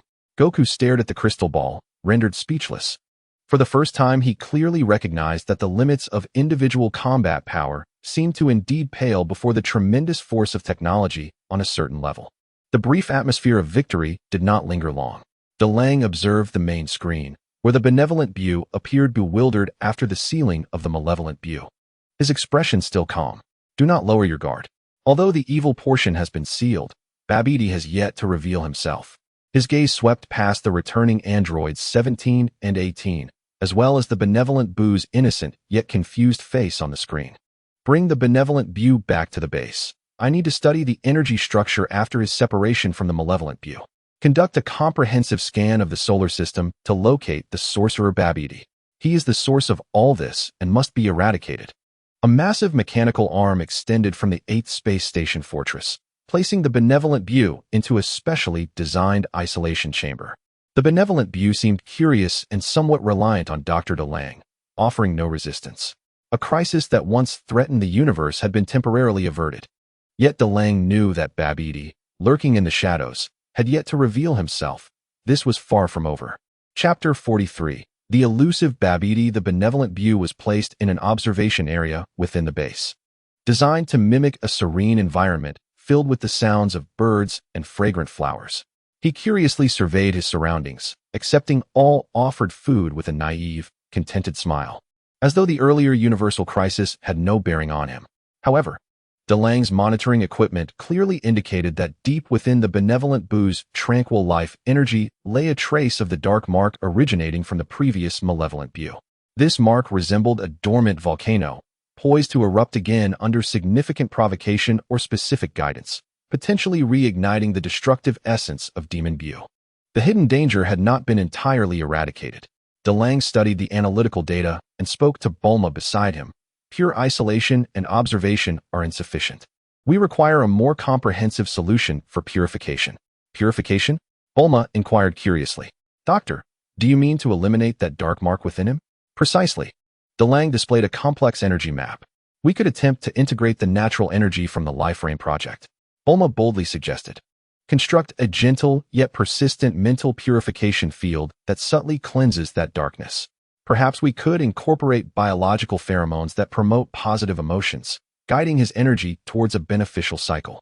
Under DeLange's coordination, a long-term purification plan specifically for the benevolent Bu was swiftly devised and implemented. The environment of the isolation area was subtly adjusted, incorporating special energy fields and pheromones, akin to the most exquisite rehabilitation therapy, silently beginning to influence the benevolent Bu. Monitoring revealed that the benevolent Bu's temperament was becoming increasingly gentle, showing interest in some non-classified research tasks within the base. Meanwhile, the search for the sorcerer Babidi had reached a deadlock. Doctor, we have scanned the entire solar system and nearby star regions, but found no trace of Babidi. Itami reported. His spacecraft seems to possess a highly advanced spatial concealment technology, or he may have already departed from this area. DeLange was not surprised. A cunning sorcerer like Babidi, having lost his trump cards in Dubra and the malevolent Bu, would not simply sit idle and await his demise. He was surely lurking in some corner of the cosmos, watching like a viper. DeLange coldly instructed, continue to expand the search radius, focusing on monitoring those historically significant negative energy gathering sites. To resurrect the malevolent Bu, he will undoubtedly require vast energy and a specific environment. However, in a dark corner of the universe, aboard a concealed spacecraft, Babidi watched in fury as the crystal ball displayed the malevolent Bu being consumed by the singularity and the benevolent Bu being taken in by Dr. DeLange. He pounded his chest in frustration, emitting sharp curses. Useless. All of you are useless. My Bu. My perfect Bu. He raged furiously, but within his eyes, alongside the anger, lay a deep-seated fear. The technological power exhibited by DeLange had far surpassed his comprehension. It was no longer mere brute strength, but a terrifying ability that touched the realm of rules. Even the formidable Majin Bu can be separated and sealed. This is nothing short of a profound mockery of the demon realm. Engaging in a direct confrontation is absolutely out of the question. Babidi forced himself to maintain composure, his small eyes glinting with cunning. I must bide my time and seek a new explosive opportunity. His gaze inadvertently drifted to a corner of the crystal ball, where a faint image of a figure aimlessly drifting through the cosmos emerged. The weak signal, suffused with resentment and darkness, unmistakably belonged to the severely injured and near-death Vegeta. The Scion's hatred is indeed a delectable treat. Babidi licked his lips, and a more sinister plan began to take shape in his mind. Within the ranks of the Red Ribbon Army, Darren also received the faint, yet negatively charged signal from Vegeta. He regarded the light representing Vegeta with an impassive gaze, undeterred. There is no need for concern. Darren issued a calm command. A failed traitor, a wretched soul consumed by ambition and the seed of evil, his fate is already sealed. Continue monitoring. Our focus remains on Babidi. He viewed Vegeta as an inconsequential relic of the past. His current priorities lay in the purification of Good Bu and the eradication of the threat posed by Majin Bu. Identifying and eliminating Babidi would ensure that no future troubles would arise, allowing him to advance his Grand Genesis plan toward the stars and beyond. The struggle between good and evil, the clash of light and darkness, had not yet reached its denouement upon this vast cosmic stage. Chapter 44. The Seeds of Evil Revenge. However, this external threat compelled Darren to realize that venturing into deep space necessitated not only the ability to transform planets, but also the power to confront various unknown dangers lurking within the cosmos. Merely defending and sealing proved to be a passive strategy. We require swifter speed, greater maneuverability, and more decisive strength. Darren announced in the core meeting. The Genesis plan must not stagnate at mere transformation. We must possess the capability to respond to any unforeseen circumstances on a galactic scale. He proposed a grand new initiative, the God Creation Project. At its heart was the analysis of the collected God of Destruction's consciousness and Whis' energy reports, aimed at creating divine fire, the essence of artificial gods. Simultaneously, they would concentrate artificial energy to develop a precisely targeted weapon, the Staff of Judgment, similar to Whis' staff. Ida was tasked with analyzing the divine essence and calculating energy matrix stability, while Alice was responsible for developing the Staff of Judgment. The entire base's research forces were mobilized to tackle the God Creation Project with utmost determination, under the continuous mental purification field and gentle guidance. Good Bu's internal dark mark gradually faded, aiding the base in cultivating some special research plants, behaving like a slightly gluttonous child with super abilities. Darren cautiously observed and recorded all of this. Good Bu's existence was a tremendous living repository of energy research. However, in the dark recesses of the universe, the serpent did not slumber. Within a hidden spaceship, Babidi, through dark sorcery, finally pinpointed the location of Vegeta, who was drifting like a water lily, tormented by hatred and suffering. Vegeta's injuries had somewhat healed due to the Scion's resilient physique, yet he remained gravely wounded. More alarming was the psychological trauma and the insidious influence of the seed of evil, enveloping him in a shroud of ominous darkness. This is the place. Babidi gazed at the small asteroid, radiating deadly energy within the crystal ball, and at the hollow-eyed figure filled with resentment, a satisfied chuckle escaping his lips. He focused his formidable dark magic, akin to the most cunning parasite, transforming his thoughts into intangible whispers of darkness that traversed the endless cosmos. Precisely targeting the crumbling consciousness of Vegeta. Vegeta, Prince of the Scions, do you wish to perish like a wild dog in this forsaken place? Look at how pitiful you are, discarded like refuse by that Darren. Do you yearn for power? Do you crave revenge? Do you wish to reclaim all that belongs to you and trample that contemptuous fool beneath your feet? Embrace the darkness, and I will bestow upon you unimaginable power. Power sufficient to annihilate stars and exact vengeance upon Darren. This seductive and distorted voice echoed in Vegeta's mind like a call from the depths of hell, resonating violently with the fiery hatred and ambition already ablaze within him. The dormant seed of evil within him reactivated, fervently absorbing his negative emotions and the dark energy transmitted by Babidi. Power. Vegeta's curled body trembled violently. Beneath his tattered battle suit, wounds began to ooze black blood. His gaze fluctuated between madness and struggle, revenge. Darren and every woman must perish. The escalating dark aura and increasingly unstable energy fluctuations indicated that he was sliding toward complete corruption. Babidi remained unhurried, akin to the most patient fisherman, continuously nurturing this promising seed with dark whispers, awaiting its moment of full maturation. Although the Red Ribbon Army primarily concentrated on the God Creation Project, they never relaxed their vigilance against potential threats. Vegeta's energy signal is exhibiting dramatic fluctuations. The concentration of dark energy is rising sharply. Additionally, We are detecting faint psychic interference signals originating from Babidi that are persistently impacting him. Ida issued the warning. Darren observed the darkened light on the screen. Along with the secretive mental channel attempting to establish a connection, his expression icy. Babidi, it seems, remains undeterred, setting his sights on this discarded pawn. He pondered briefly before issuing orders. Record all data. Analyze the process of dark energy's erosion and enhancement of psion cells. No intervention is necessary. Continue observation. I wish to see what Babidi can cultivate. He opted for observation once more, viewing Vegeta's downfall as a rare research sample. This calm, bordering on ruthless rationality, was the source of his power, yet it could also sow greater peril. In the shadows of the cosmos, the blade of revenge was slowly taking shape under the nurturing darkness, as Darren steadfastly advanced toward the distant depths of space. Chapter 45. The terrifying power of black gold Vegeta on the desolate death planet. Babidi's dark whispers gnawed incessantly at the remnants of Vegeta's sanity. Hatred, humiliation, an insatiable thirst for power, and the amalgamation of the seed of evil and dark energy utterly fused. The last vestige of pride belonging to the Scion Prince was twisted into a pure desire for destruction. Ea, accompanied by a roar that seemed to emanate from the very depths of hell, a terrifying aura, black as ink and ablaze with ominous flames, erupted from Vegeta. His once golden aura was completely tainted, transforming into a dark Super Saiyan state that devoured light. Vegeta's injuries visibly healed at an astonishing rate under the influence of dark energy. His muscles became more pronounced, dark red demonic patterns surfaced on his skin, and his eyes turned blood red, embodying the raw essence of brutality and murderous intent. Power.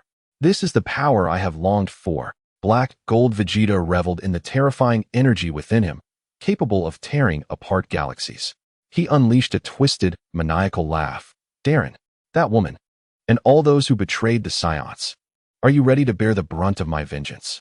Through the crystal ball, Babidi beheld the perfectly transformed black gold Vegeta, so exhilarated that he danced with joy. Hee, it's a success. A perfect warrior. Go forth and wreak havoc. Gather even more energy for me. Almost simultaneously with the eruption of energy from black gold Vegeta, alarms blared within the Red Ribbon Army's base. An ultra-high intensity burst of dark energy. Coordinates unknown. Energy source identified as Vegeta. Energy levels surpassing that of Majin Buu. Approaching the solar system at superluminal speeds. The voice of Adami was imbued with an unprecedented urgency. On the main screen, the energy signal representing Heijin Vegeta appeared like a dark sun, exuding an oppressive force. Its trajectory aimed directly at Earth. He has indeed become Babidi's puppet. Dalong's gaze was icy, yet devoid of panic. Activate the global defense system, 17 and 18.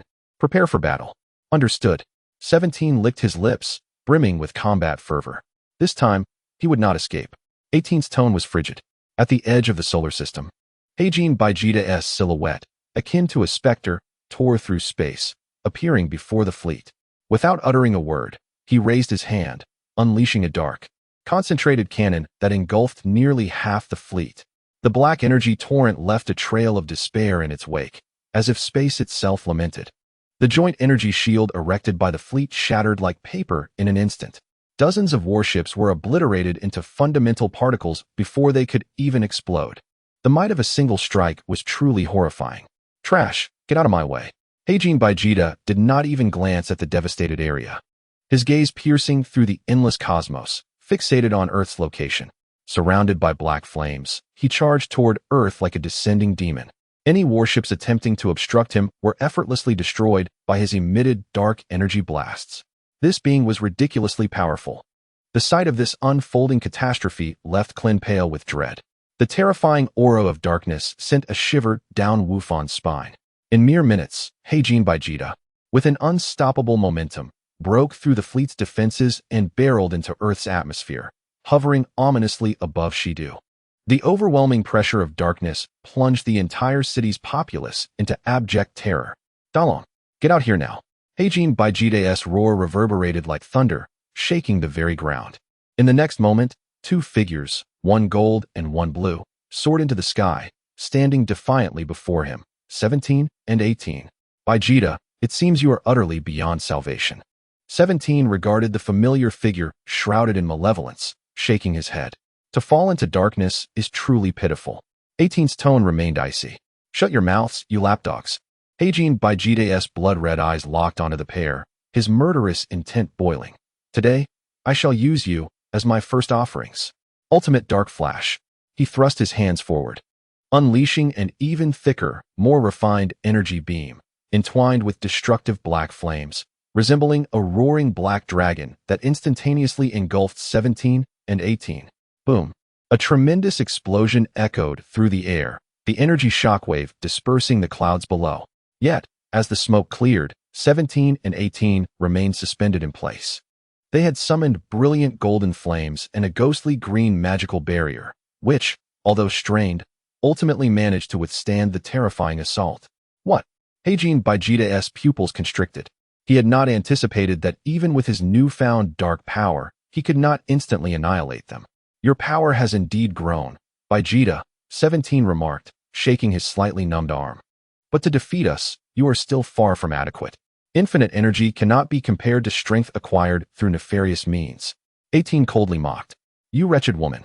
Heijin Baijida was thoroughly enraged, his black flames surging once more as he charged at the two.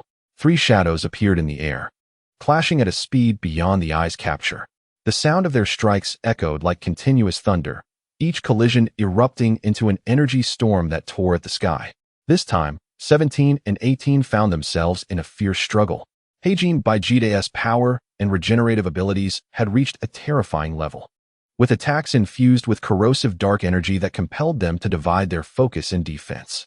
Although they temporarily held their ground with infinite energy and synchronized teamwork, they were subtly being pushed to the back foot.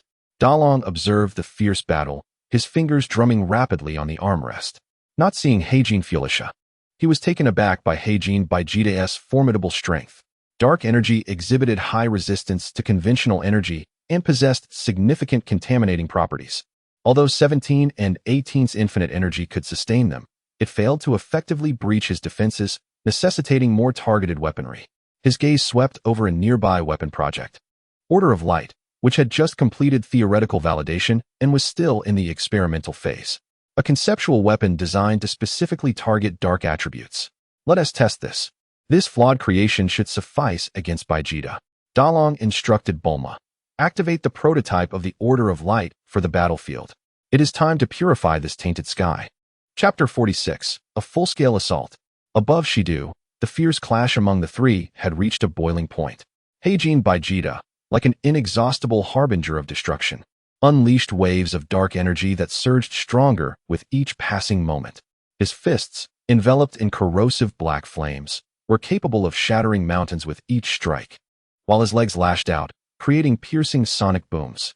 17, supported by infinite energy, weaved through Heijin Baijida's ferocious attacks, waiting for the moment to counterattack. His strikes were equally formidable, and when the opportunity arose, he landed a heavy punch beneath Baijida's ribs. Yet the defenses wrapped in black flames were exceptionally resilient, absorbing most of the impact, leaving only shallow dents that were swiftly mended by the dark energy. Useless. Useless. Heijin Baijida cackled maniacally, enduring a side kick from 17. He retaliated with a powerful elbow strike, coated in black flames, that crashed into 17's crossed arms. Boom. 17 was sent sliding backward for hundreds of meters, his arm tingling. Meanwhile, 18 skillfully utilized the uncanny precision brought by Namekian magic, constantly darting about to harass him. The ghostly green beams she shot forth no longer sought absolute lethality. Instead, they targeted the nodes of Heijin Baijida's energy flow, the joints, and those blood-red eyes. Annoying flies. Baijida roared, suddenly unleashing a fan-shaped roar. The black sound waves mingled with energy cascaded toward 18.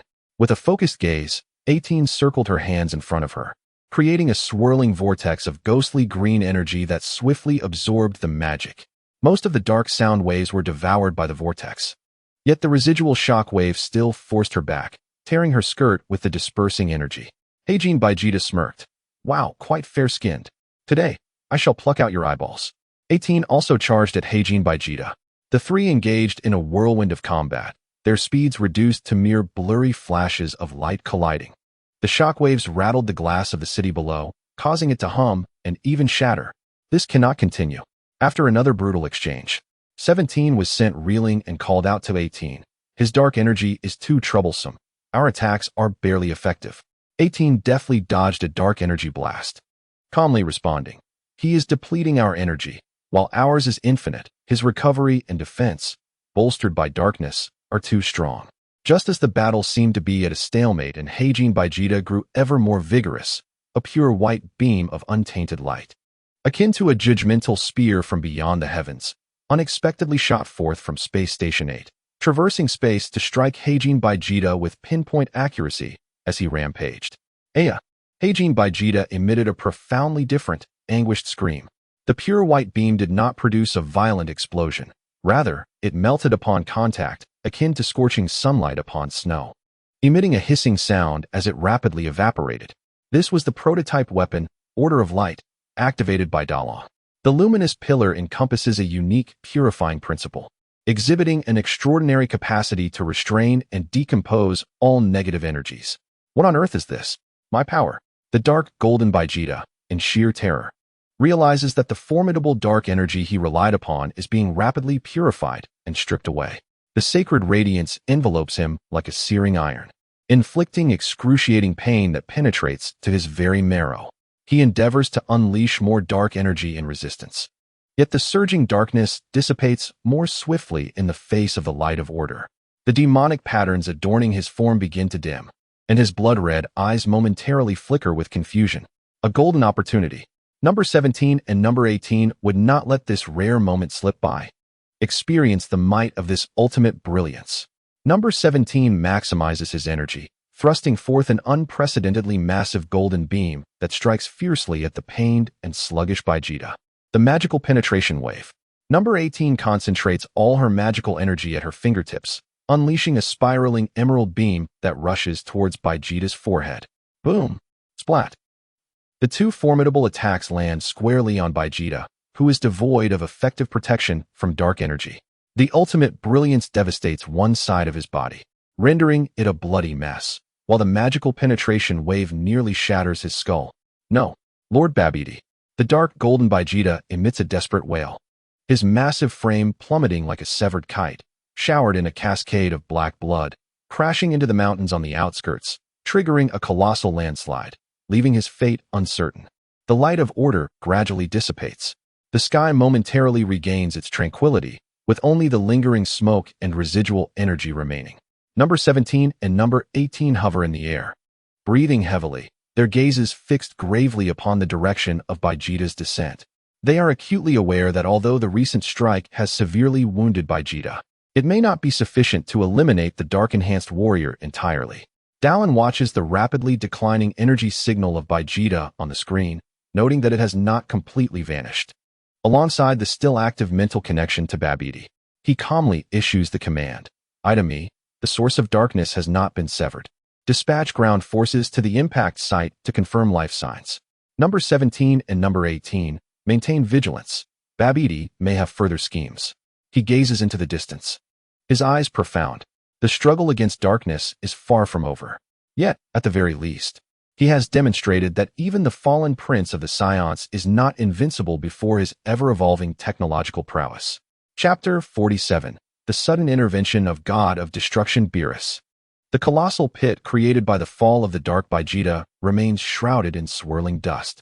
Item E dispatches several heavy engineering robots to swiftly surround the site, with energy weapons all targeting the pit's center, conducting a carpet-style scan and energy tracking. Item E, target life signs. Extremely weak, yet still persistent. The dark energy response has significantly diminished, but it has not entirely vanished. The robots report. Attempt to capture. If there is resistance, eliminate them. Item E calmly commands. The robotic squad slowly approaches the center of the pit, where a figure is buried beneath the rubble. However, just as everyone's attention is drawn to the severely injured Baijita, an indescribable presence, imbued with utmost authority and indifference, sweeps silently across the entire solar system, ultimately converging upon Earth. This will is neither evil nor benevolent. It reigns supreme, like an embodiment of law, exuding a sense of scrutiny and displeasure. Subsequently, a terrifying pressure representing ultimate destruction, akin to the weight of the entire universe, suddenly descends upon the skies of Earth. The heavens seemed to dim for an instant. The winds cease their flow. The oceans calm their waves. In that moment, all existence falls into a deathly silence. The robots advancing towards Baijida, as well as the vigilant number 17 and number 18, along with Dallin, Idami, Alice, Bulma, and even the warriors observing from the Kaioshin realm through the crystal ball, all souls tremble violently, gripped by a primal fear that constricts every heart. What is happening? Klin collapses to the ground, his teeth chattering. Goku and Piccolo become rigid, cold sweat instantly soaking their backs, rendered unable to move even a finger. Lord Beerus. Jebbet kneels, his face pale, his voice filled with boundless awe and terror. The god of destruction Beerus casts his gaze upon Earth. Within the Red Ribbon Army, all alarm systems simultaneously overload and burn out. The data on the main screen goes haywire, energy readings surging beyond all measurement limits. Unable to interpret, energy levels are immeasurable. The cosmic laws are warping around it. Idami's voice quivers uncontrollably. The system is in full alarm. We are being locked on. Alice's face pales. Bulma clings tightly to the edge of the control panel, barely holding herself up. Her mind blank as she gazes at the terrifying energy source that symbolizes absolute void and annihilation.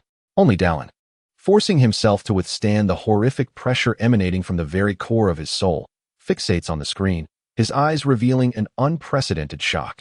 The name God of Destruction Beerus escapes Dallin's lips, feeling the absolute power capable of reducing the universe to nothingness, causing his long-held belief in the omnipotence of technology to waver for the first time.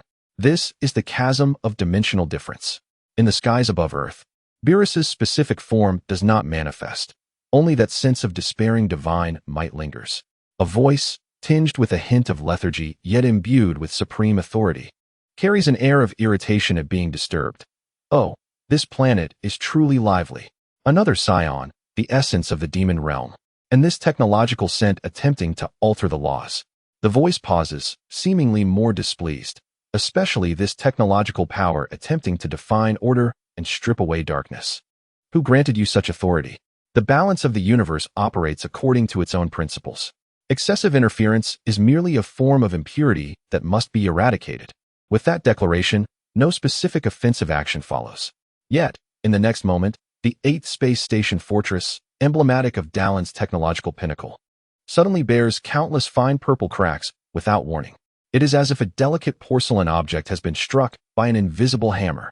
Then, before the horrified gazes of all, the massive 8th Space Station Fortress, along with its countless robots, weapon systems, and research equipment, silently vanishes into the most fundamental cosmic dust. No explosion, no flames, no energy shock, just as if it had been gently erased from existence by an eraser on paper. One strike, even without seeing the hand that struck, annihilated Dallin's strongest mobile fortress. Silence. A deathly silence. The power of the god of destruction is terrifying indeed. The divine might enveloping Earth recedes like a tide, as if merely clearing away an annoying piece of refuse, yet leaving behind an abyss of fear and despair. Dallin gazes at the now vacant area on the main screen, rendered speechless for an extended period. The foundation upon which he relied to traverse the cosmos proves utterly fragile before true divinity. He slowly returns to his chair, for the first time feeling the insignificance of his existence.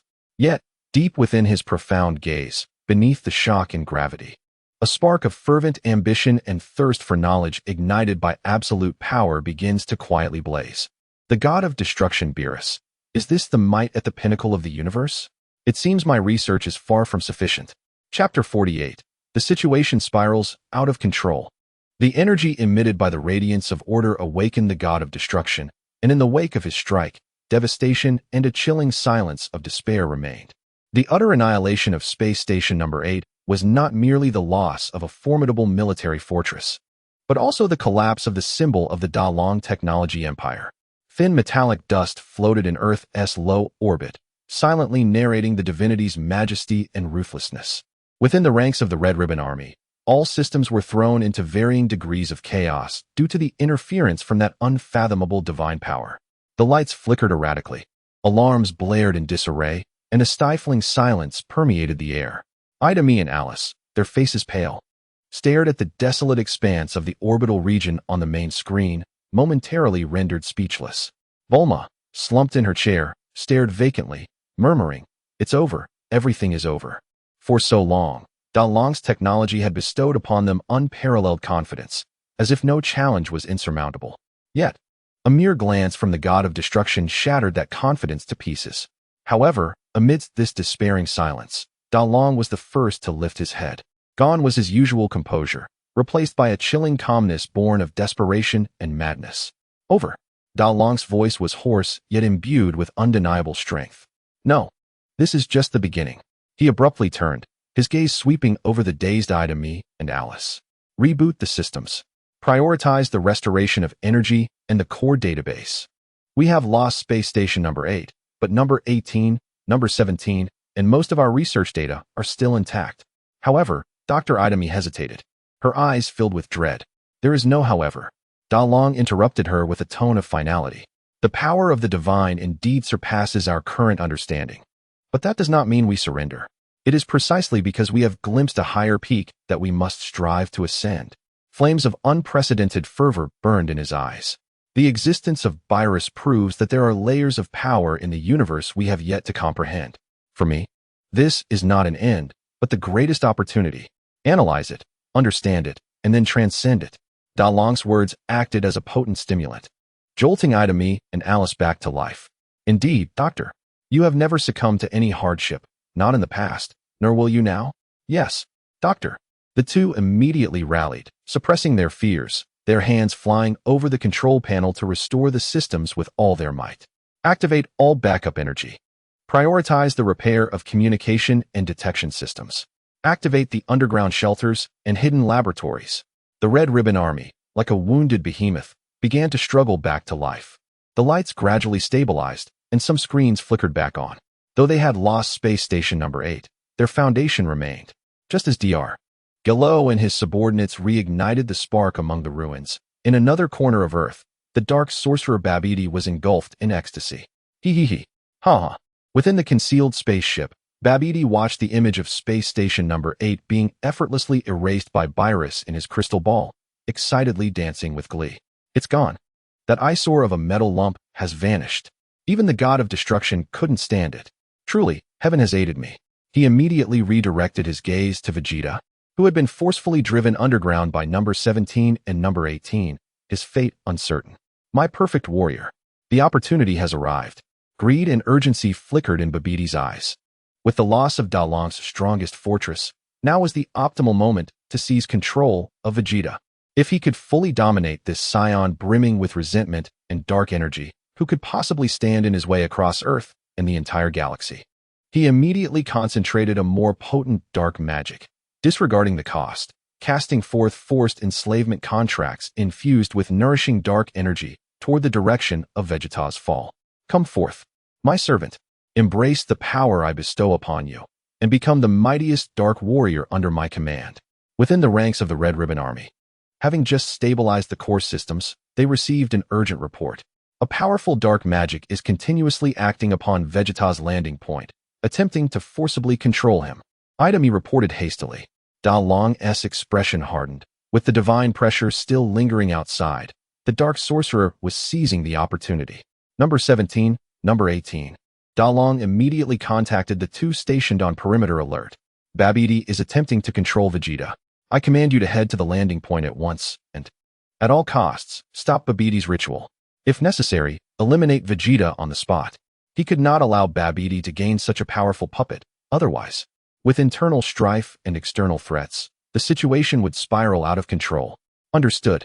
Number 17 and number 18 did not hesitate for a moment, transforming into beams of light as they raced toward the mountain where Vegeta had fallen. However, they were still a step too late. As the two burst through the swirling dust and reached the vast crater's bottom, the sight before them caused their pupils to constrict. Vegeta's figure was tightly cocooned within a chrysalis of dark runes.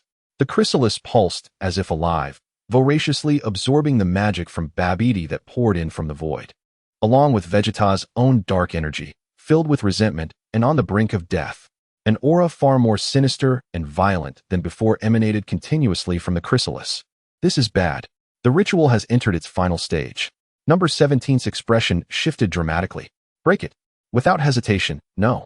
18 raised her hand, and unleashed a powerful emerald beam toward the black chrysalis. Boom! The beam struck the chrysalis, but was repelled by a layer of viscous dark energy, merely causing the chrysalis to tremble without shattering. At that moment, the pulsation of the black chrysalis reached its zenith. Crack! A fissure appeared in the chrysalis shell, quickly followed by countless cracks spreading. A claw, adorned with dark red magical patterns and razor-sharp like a blade, violently tore through the chrysalis from within. An overwhelming aura, infused with the scion's ferocity and the utmost evil of the demonic realm, swept forth like a tempest. Chapter 49. The Terrifying Puppet's Final Stand. The black chrysalis shattered completely, and a figure exuding a suffocating aura of malevolence slowly emerged. He still bore the outline of Vegeta, yet he was larger, more fearsome, enveloped in intertwining dark red and pitch-black magical patterns that writhed as if alive. Vegeta's once shattered battlesuit was replaced by a layer of menacing armor adorned with bone spines. His eyes were a chaotic dark red, devoid of any rationality, filled solely with hatred for all living beings and a desire for destruction.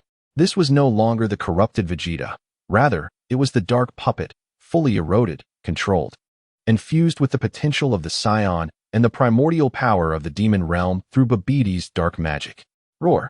He unleashed a monstrous howl, the sound waves mingling with palpable dark energy that spread out, instantly reducing several nearby combat robots attempting to approach into metallic fragments. Number 17 and No. 18's expressions changed drastically, sensing a pressure far more terrifying than before emanating from one another. Stop him! Number 17 roared and charged forward, delivering an all-out punch toward the dark puppet's head.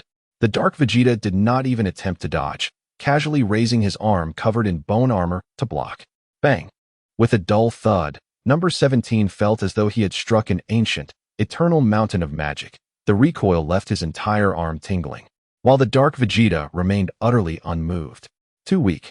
A hoarse, layered voice, seemingly from the abyss, escaped the dark Vegeta's throat. He swiftly grasped, his speed unparalleled, and caught Number 17's wrist in one swift motion. Dark energy instantaneously coiled around him, frantically corroding. Number 17 let out a muffled grunt, barely managing to break free with a burst of energy, yet a charred mark remained on his wrist. The beam of emerald light from Number 18 surged forth, striking directly at the energy core of Dark Vegeta with precision. This time, Dark Vegeta made no attempt to defend himself, allowing the beam to hit his chest. The beam left a shallow dent in his armor, magical patterns swirling as dark energy surged, and astonishingly, the dent restored itself within a second. The game is over, Dark Vegeta coldly declared. His form blurred and instantly appeared beside Number 18, his knee covered in bone armor, crashing into her chest with a speed that surpassed the limits of vision. Ugh! Number 18 spat out a mouthful of blood, her protective energy shattered in an instant. She was sent hurtling as if struck by an interstellar battleship, crashing into the distant ground like a meteor, kicking up a cloud of dust. Sister! No! 17's eyes widened in fury as he lunged forward, only to be struck head-on by the shockwave of the dark nova unleashed by Dark Vegeta. Boom! The golden aura appeared so minuscule against the tide of darkness. Number 17 spewed blood, following in Number 18's footsteps, crashing heavily to the ground, struggling to rise. You beast! Clutching her chest with one hand and wiping the blood from the corner of her mouth with the other, Number 18 glared at Vegeta from afar. Having attained a complete form empowered by the essence of darkness, Vegeta effortlessly overwhelmed the combined efforts of Number 17 and Number 18. The Red Ribbon Army's main screen displayed the rapidly declining energy signals of Number 17 and Number 18, while the Lang's face darkened, almost dripping with despair. The assessment of the target's power has risen dramatically. Conventional methods are nearly ineffective. Adami's voice was tinged with hopelessness. Babbidi's mental control had been fully established, rendering any interference at the spiritual level impossible. Alice was equally helpless. DeLang fixed his gaze on the screen, at the figure resembling a demon god, his mind racing with unprecedented speed, analyzing every frame of combat data, searching for any potential weakness. The energy source was Babbidi's remote supply, coupled with his own core of resentment stemming from that enslavement contract. His physical and energy defenses were nearly perfect, and his regeneration speed astonishing. Vegeta, I never imagined your resentment towards me could be so profound. Delang glared at Baijita with fiery eyes, declaring, "In that case, very well, I will claim your Bulma." Just as Earth descended into an unprecedented crisis. In the realm of destruction, Beerus yawned widely, scratching his belly. Seemingly unconcerned by the act of casually erasing a bothersome toy. He glanced at Whis beside him. "Whis, it seems there were a few little bugs on that planet making quite a racket?" he asked lazily. Whis elegantly bowed, smiling. "Indeed, Lord Beerus. It appears to be a sorcerer dabbling in some rather trivial dark arts, along with some technological creations attempting to rebel." "Humph, boring." Beerus scoffed, reclining back on his bed, closing his eyes and saying, "As long as they don't disturb my sleep, let them make all the noise they want. If it gets too loud, you can go clean it up." "As you wish, Lord Beerus," Whis replied with a smile, yet his gaze seemed to pierce through endless time and space. Once again resting on Earth, observing the rampant darkness and struggling glimmers of light, his eyes reflecting an indescribable depth of meaning. The divine remains aloof, indifferent to the struggles of all beings. On Earth, he, my perfect warrior. Go forth and wreak havoc. Go forth and kill. Let fear and despair envelop the entire planet, gathering the immense energy needed for the final stage of resurrecting Lord Bu. Babiti's frenzied voice echoed in Dark Baijita's mind. Dark Baijita's blood-red eyes swept across the terrified city below, a cruel smile curling at the corners of his mouth. "As you wish, Lord Babiti." He raised his hand. A colossal sphere of dark energy began to coalesce in his palm, the destructive energy contained within capable of erasing the entire West City from the map. Despair, like a chilling tide, submerged every soul that sensed this power. Delang gazed at the expanding dark energy sphere on the screen, then at number 17 and number 18, as well as the chaotic world outside the base, slowly closing his eyes. 1 second later, he abruptly opened them, his gaze filled with unwavering resolve. Break through the energy bottleneck of number 17 and number 18. Authorize the sharing of the entire database of number 16, even if it means risking everything. We cannot fail here. Chapter 50. Lifting the restrictions of the infinite energy furnace, the terrifying number 17 and number 18. The dark energy sphere loomed over West City, gathering like a doomsday judgment, casting a shadow of death over the entire city. Desperate cries and prayers intertwined, yet they could not shake the cold and cruel will of Dark Baijita in the slightest. A flash of determination crossed Delang's eyes, and he hesitated no longer. His fingers entered the final complex authorization code on the console, his voice low and resolute. Lift all security restrictions. Forcefully activate the peak permissions of the infinite energy furnace within number 17 and number 18. Inject all remaining computational power of No. 16th system into the energy conduits of number 17 and number 18. Let them blossom. Buzz. A colossal wave of energy, shaking the very fabric of reality, erupted violently from the heart of the Red Ribbon Army. This was not an attack, but a liberation. A torrent composed entirely of data streams instantaneously traversed space, precisely injecting itself into the injured bodies of number 17 and number 18. Ugh! Number 17 let out a suppressed roar. He felt the eternal core within him, which had been operating smoothly, suddenly unshackled from all restraints. Igniting like a supernova, unprecedented energy surged like a bursting dam, flooding every inch of his body, where metal and flesh intertwined. Number 17's hair stood on end, its tips shimmering with a burning dark golden hue, while his eyes blazed with both data streams and wild battle intent. Meanwhile, number 18's transformation was even more breathtaking. A complex expression of pain intertwined with unparalleled pleasure appeared on her once icy face. Her radiant golden hair danced wildly, flowing with an energy gleam akin to liquid gold. The once dim magical barrier around her shattered, replaced by a dazzling protective field shimmering with aurora-like, multicolored energy. She slowly floated up from the deep pit, her figure still tall and proud, her curves breathtakingly accentuated by the energy's glow. Her normally cold blue eyes now resembled two swirling galaxies, deep, powerful, and imbued with a hint of divine indifference. Beneath the damaged battle suit, faint mystical energy patterns flickered across her fair skin. The bottleneck that had bound No. 17 and number 18 was utterly shattered. Infinite energy liberated. In this moment, they were no longer mere androids, but true gods of energy wielding boundless authority. Dark Baijita, poised to hurl the dark energy sphere downwards, suddenly froze, his blood-red pupils contracting, revealing an expression of uncertainty for the first time. He sensed a lethal threat emanating from the two suddenly erupting auras below. Impossible. Their energy is still rising. Is there no limit? Babidi, hidden within his spaceship, also let out a scream of disbelief. Now, the second round begins. Number 17 radiated dark golden light as he cracked his neck, emitting a series of metallic sounds, his voice imbued with a metallic quality and boundless battle intent. Number 18, enveloped in an aurora-like aura, spoke no words but gently raised her jade-like, slender fingers as points of multicolored starlight began to coalesce at her fingertips. In the next moment, the two moved simultaneously. They seemed to merge with space itself, reappearing one on each side of Dark Baijita. So fast, in a moment of sheer terror, Heian Baijita hastily hurled a dark energy sphere towards Shiba 18, while simultaneously launching a punch towards Shiba 17. Facing the city-destroying dark energy sphere, Shiba 18 simply exhaled with a gentle breath, uttering, Wanxianguaishu. A cascade of colorful starlight emanated from her fingertips, expanding in the wind, instantly transforming into a magnificent micro-black hole akin to a galaxy. The dark energy sphere collided with it, not even causing a ripple, as it was completely devoured and disintegrated. Meanwhile, Shiba 17 stood firm, his fist enveloped in a dark golden aura, colliding fiercely with Heian Baijita's fist wreathed in black flames. The sound of the impact reverberated through the air. This time, the balance of power had shifted. The dark golden energy surged forth, overwhelming the dark energy and channeling its ferocity into Baijita's arm. A distinct crack echoed through the air. With a violent cough, Heian Baijita expelled torrents of black blood for the first time, his arm twisting grotesquely as his massive form was sent flying, crashing through several mountains as if struck by an interstellar cannon. No, impossible. My perfect warrior. Babidi shrieked before the crystal ball.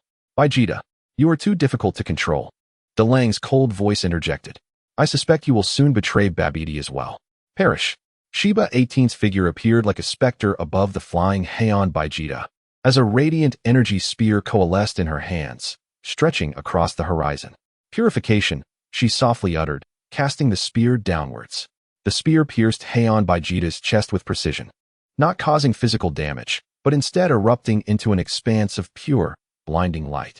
It severed the dark energy and Babidi's contract within him. Heian Baijita let out a harrowing scream, as the demonic runes on his body shattered and dissipated, his dark armor melting away like snow under the sun. Shiba 17 then materialized directly in front of him, conjuring a singularity of golden energy compressed to its utmost limit. Termination. The energy singularity was propelled forth, striking Baijita, who was pinned in midair by the light spear. The ultimate annihilation. Under Babidi's despairing gaze, the dark puppet he had painstakingly crafted vanished as if erased by an eraser, leaving no trace behind. The sky regained its clarity. Only Shiba 17 and Shiba 18 remained suspended in the air, alongside the scientist from the Red Ribbon Army, who had once again altered the course of destiny through wisdom and decisiveness. Delang observed the two figures standing triumphantly in the sky on the main screen, gradually exhaling a sigh of relief, a barely perceptible smile gracing his lips. This was the true manifestation of infinite energy. Chapter 51. The demise of Babidi. The complete annihilation of Heian Baijita felt like severing Babidi's most potent tendrils reaching into the realm of reality. Concealed within the spaceship, the previously exuberant sorcerer was now clutching his head, emitting hysterical screams. No, my warrior, my perfect creation, Dr. Gero, and those two damned androids. How dare you? Babidi's grotesque face contorted with rage and fear as he beheld Shiba 17 and Shiba 18 within the crystal ball, feeling an unprecedented sense of crisis. We must leave. Immediately, Babidi shouted, his short arms flailing wildly as he attempted to activate the spaceship's spatial jump system. If he could escape back to the depths of the demon realm, he could make a comeback. However, it was already too late. On the main screen before Delang, the energy source attempting to forcibly tear apart the spatial barrier was precisely locked onto by Shiba 18. Target Babidi, attempting to initiate spatial jump. Energy coordinates have been successfully analyzed, Adami reported swiftly, her tone laced with vengeful satisfaction. He wishes to escape? Did he consult us? Alice's fair face brightened with a smile once more. DeLange's eyes gleamed with sharpness akin to an eagle's. Lock onto the spatial coordinates. Sheba 18, execute the decapitation operation. The command was instantaneously relayed through the remaining energy link. In the sky, Sheba 18's eyes, imbued with the cosmos, coldly scanned a certain void. She required no devices. Her liberated perception could clearly detect the repugnant spaceship pulsating with dark energy. She slowly raised her delicate hand, fingers splayed, directing it towards that sector of space. The vibrant, flowing auroras, as if summoned, surged towards her palm, compressing into a trembling sphere of radiant energy. Spatial anchoring, she whispered softly, releasing the sphere. The sphere did not fly towards the spaceship, but expanded abruptly in the target area, forming a field of spatial stabilization composed of pure, ordered energy. The ongoing spatial jump was abruptly interrupted, as if the process had been paused. Babetti's spaceship collided with an invisible wall, forcibly revealing its grotesque form from its semi-concealed state. What? The space has been locked down, Babetti exclaimed in sheer terror. At that moment of exposure, Sheba 17 moved. His figure, akin to a dark golden lightning that tore through space, appeared directly in front of the spaceship without any embellishment. His fist, engulfed in dark golden flames, struck towards the core of the ship with the force of a falling stellar core, embodying the purest laws of power. Break it! The sound of destruction echoed. The magical spaceship, a culmination of Babetti's countless efforts, was as fragile as a child's toy before the infinite energy contained within that iron fist. The protective magical array overloaded and collapsed instantaneously, the ship's structure fracturing and melting as if ice had been tossed into a steel furnace, beginning from the point of impact. Terrifying explosions roared within the stabilization field, yet could not breach the vibrant barrier. No, Babetti let out a final scream of despair, his figure vanishing at the center of the explosion. As the explosion's brilliance gradually faded, the spatial stabilization field was also released. In the void, only remnants of the spaceship and swirling magical energy dust remained. Target vessel has been destroyed. Babetti has not been completely annihilated. He is attempting to escape. Adami monitored the data stream closely. A mass of violet psychic energy, radiating intense resentment, was seen hastily escaping from the explosion's epicenter, trying to slip into a higher dimension. He cannot escape. Sheba 18's voice remained icy. She extended her index finger, precisely striking the escaping mass of psychic energy. Babetti's spiritual form emitted a silent, piercing wail, as the beam acted like the most lethal poison, disintegrating the dark essence that constituted his existence. His consciousness, memories, and magical power were rapidly dissipating. I am the great sorcerer. I will not. Before the final thought could fully materialize, the violet mass of psychic energy evaporated completely under the sun's rays, ceasing to exist. After years of wreaking havoc across the universe, the mastermind behind the Majin Buu crisis, the sorcerer Babetti, was no more. The vacuum of space returned to tranquility. Sheba 17 and Sheba 18 gradually retracted their formidable energy fluctuations, the dark golden and radiant glows fading away, returning to their ordinary forms. Yet the latent power within them was no longer what it had once been. The two hovered in the air, their garments billowing, while Sheba 18's stunning visage appeared even more breathtaking beneath the twilight glow, resembling a goddess returning from war. In the underground base, DeLange watched the screen display the confirmation of target elimination, releasing a long sigh of relief. The calamity instigated by the demon realm had finally been severed at its source. The crisis is temporarily averted, DeLange remarked, though his brow remained slightly furrowed. Conduct a thorough scan of the solar system and adjacent dimensions, ensuring no remnants of the demon realm remain. Simultaneously, assess the base's damages and initiate reconstruction protocols. His gaze once again turned towards the profound expanse of the starry sky. Though Babetti had perished, the indifferent gaze of the god of destruction, Virus, along with the potential threats lurking within the cosmos, served as a constant reminder that his steps must never falter. Additionally, Miss Alice, DeLange added, we must thoroughly analyze the data from the peak release states of number 17 and number 18. We need to render this power controllable and habitual. Chapter 52. The Return of Weiss. The calamity unleashed by the demon realm that swept across Earth has finally come to a close. Enormous construction robots, akin to diligent worker ants, traversed the base, clearing debris and repairing structures. Having lost a sky fortress, they would deepen their foundations and forge a truly indestructible underground kingdom. Within the core laboratory, Delang, Idami, Alice, and Bulma were deeply engrossed in analyzing the vast data generated during the recent peak releases of number 17 and number 18. On the main screen, the dark golden and aurora-like power forms were replayed and dissected repeatedly. The energy output peaks exceeded existing measurement limits, reaching a theoretically infinite divergent state. Idami pointed at the complex data stream, her tone filled with awe. This is not merely a quantitative enhancement. It represents a kind of leap in the essence of energy. Alice added, their physical structures experienced a temporary evolution in that state, with cellular activity and energy channel capacity increasing by several magnitudes, particularly for number 18, who seemed to have briefly touched upon a realm of energy materialization. Bulma gazed at number 18 on the screen, her form reminiscent of a celestial goddess, her eyes sparkling with admiration and longing. She is so beautiful and powerful, Doctor. Can we stabilize this state? Delang's expression grew solemn. While the peak release is formidable, it is uncontrollable and places a tremendous burden on the host. Our goal is not a one-time explosion, but rather to transform it into a habitual combat capability. Delang summoned a brand new design blueprint. Based on this data, we will initiate the Divine Iteration Project. We need to devise a novel energy constraint and guidance system for them. Thus commenced a grand plan to thoroughly excavate and stabilize a new infinite energy potential.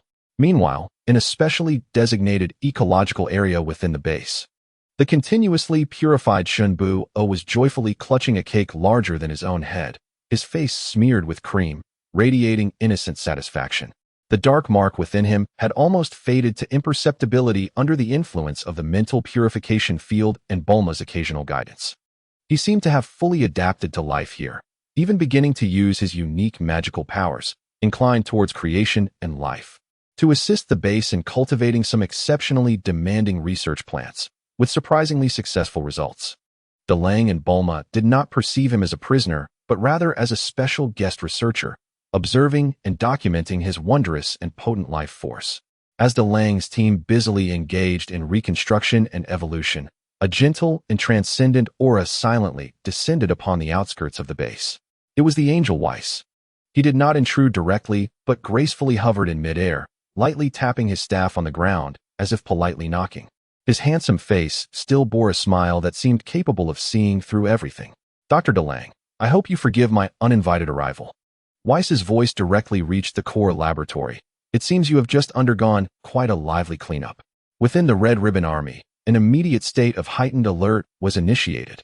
Although Weiss exhibited goodwill, the unpredictability of the god of destruction lurking behind him kept everyone on edge. Delang took a deep breath and responded through external communications. The angel Weiss graces us with his presence. May I inquire what guidance you offer?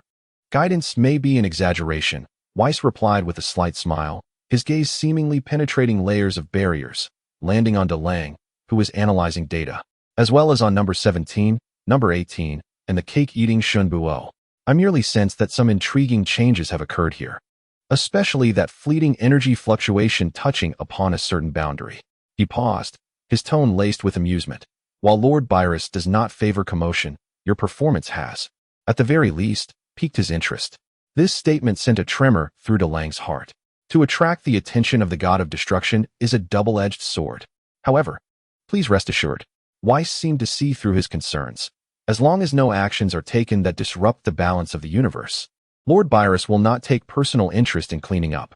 My visit today is largely driven by a modicum of personal curiosity.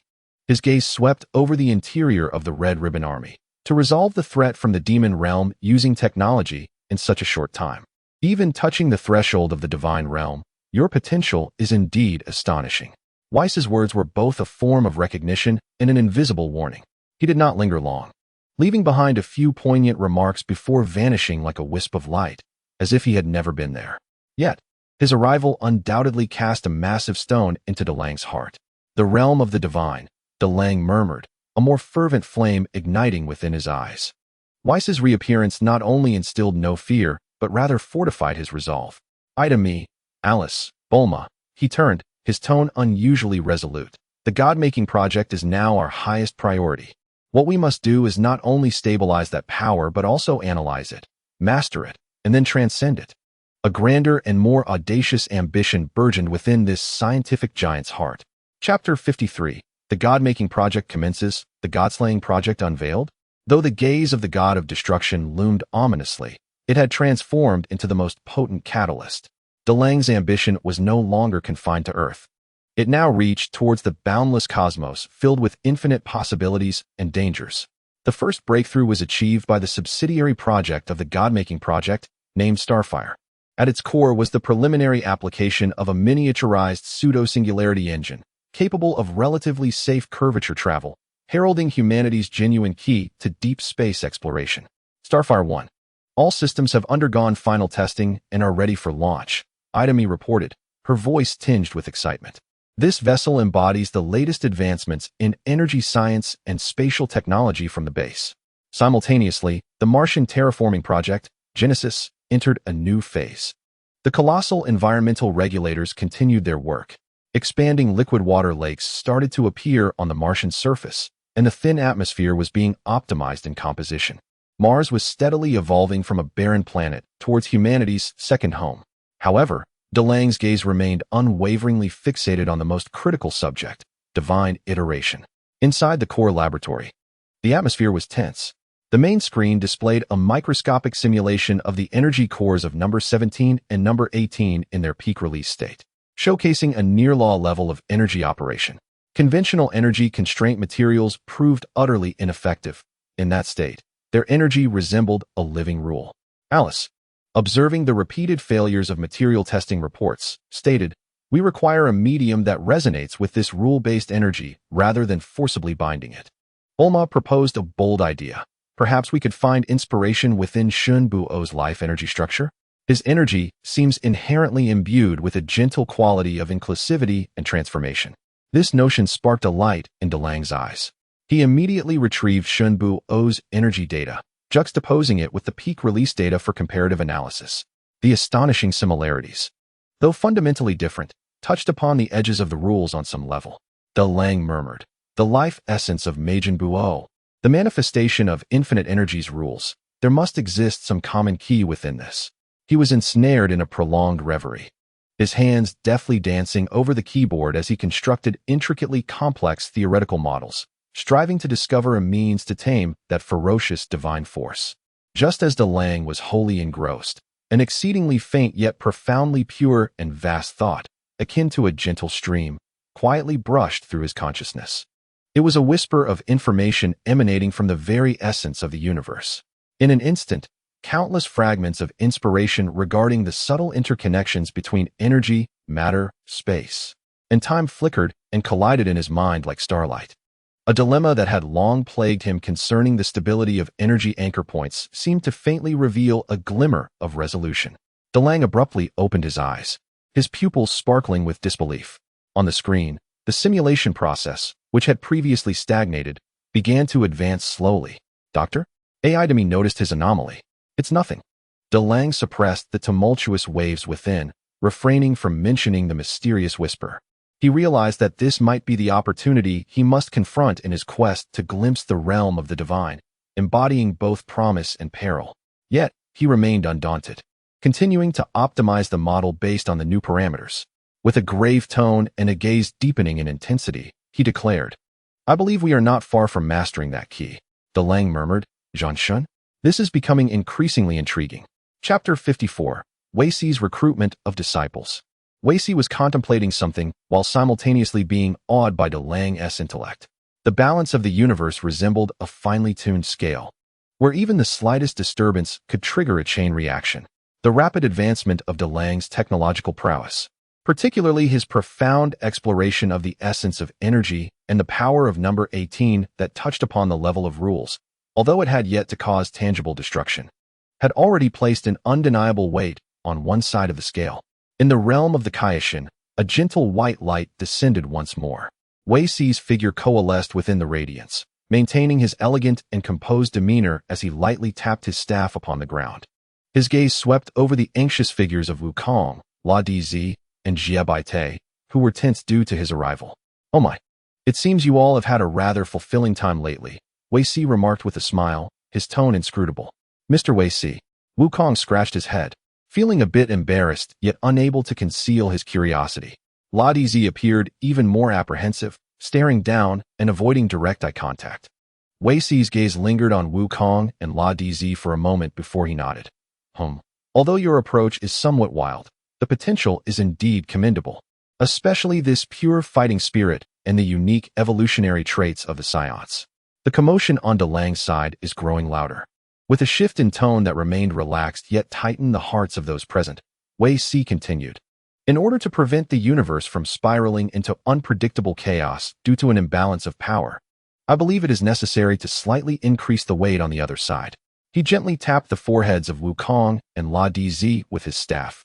From today onward, you two shall accompany me for some foundational training. His tone was unassuming, yet carried an undeniable authority. Wukong was initially taken aback, but then his face erupted with joy. Really? Mr. Wei Si, you are going to teach us to become stronger. La Dz also shot up his head, his eyes brimming with disbelief and excitement. To receive direct guidance from an angel was an extraordinary opportunity. Sort of, Wei Si chuckled. However, my training methods may differ somewhat from what you envision.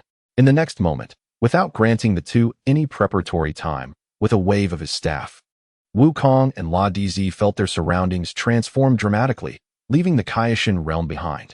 They found themselves in a dimension where time and space were exceedingly peculiar, with tumultuous gravity, distorted light, and even the speed of thought being affected. Feel the presence of the laws and attempt to resonate with them. Only when you can move freely here will you have made your entrance. Wei Si's voice echoed as if from a distant horizon before fading away, leaving Wukong and La Dz struggling in this bizarre realm of laws, akin to drowning individuals. Each movement proving immensely arduous as if they were battling the fundamental rules of the universe. This was training far surpassing the spirit time room, directly targeting the essence of power.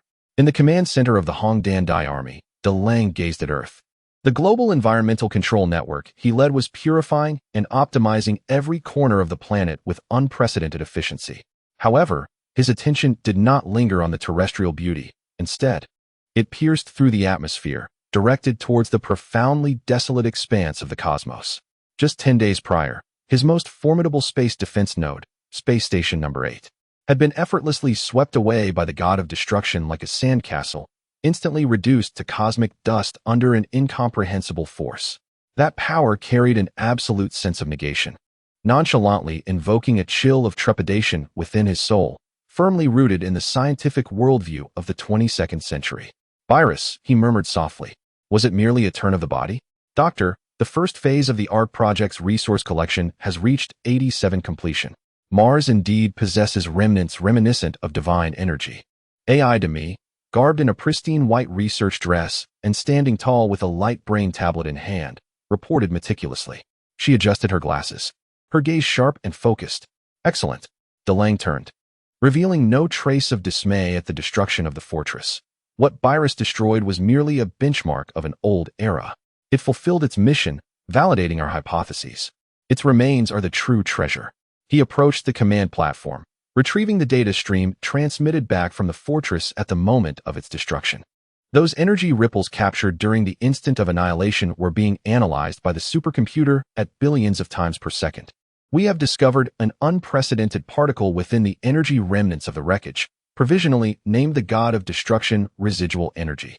Alice added softly, her fingertip gliding over the projection, revealing a series of intricate data chains. It seems capable of temporarily distorting the physical constants of local space under specific energy field constraints, achieving rule coverage. A flicker of fervor ignited in Delang's eyes. Is rule coverage the essence of divine power? Fascinating, utterly fascinating. We must replicate our own rules in the laboratory. Yes, Doctor. Just then, the automatic doors of the command center slid open silently. Bulma, clad in a fitted red military uniform, strode in briskly. Doctor, I have made some additions to the preliminary analysis report on the god of destruction residual energy. Bulma nearly skipped to Delang's side, connecting her personal terminal to the main system. Look, its decay cycle is extremely unstable, but under specific energy field constraints, it seems capable of resonating with the life force, even simulating the essence of divinity. Resonance simulation. Delang pondered over these two words. a bolder plan taking shape in his mind. Perhaps we do not need to fully comprehend divine power. We merely need to deceive its frequency. His gaze returned to the starry sky, this time imbued with deeper scheming. Wei Si, you choose to cultivate Sun Wukong and La DZ, intending to balance my technology with the potential of mortals? A commendable strategy. But how do you know that my chessboard lacks pieces capable of slaying gods? Chapter 55. Wei Si's first lesson concludes. La DZ's eagerness. In the Kaishan realm, in stark contrast to Earth's technological clamor, an ancient tranquility and harmony enveloped the surroundings. Yet, the comatose Kaishan cast a lingering shadow over this serenity. Wei Si hovered midair, his staff radiating a gentle glow. Before him, Sun Wukong and La DZ stood in an exceedingly awkward posture, their aura being manipulated by an invisible force, at times boiling, at times subdued. No, that's not right. Wei Si's voice remained lighthearted, yet carried an undeniable authority. You are still relying on instinct to wield your aura, to perceive deeper truths, such as the intricate patterns of space and the flow of rules. Sun Wukong grinned and sweated profusely, yet his eyes gleamed with astonishing brilliance. This is quite challenging. However, I feel an inexhaustible energy within me, yet I cannot find the path. Meanwhile, Radtis clenched his jaw, his formidable combat prowess now seeming more a burden than a boon, as his overwhelming strength repeatedly faltered in the subtle perceptual training guided by Weiss. Casting a glance at the unconscious Kaishan, his resentment towards De Lang and the android No. 18 deepened even further.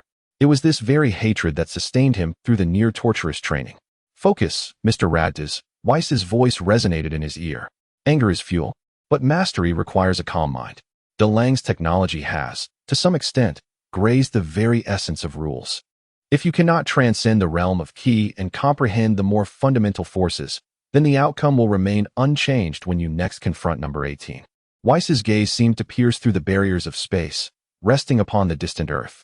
He could vividly perceive a force, rooted in material technology, yet striving to pry open the boundaries of rules, flourishing on that blue planet. De Lang's activities on Mars, along with his attempts to decipher the power of the destroyer, resembled ripples continuously expanding across a tranquil lake. Angels must maintain neutrality and uphold the fundamental order of the universe. Weiss silently recited this ironclad rule in his heart.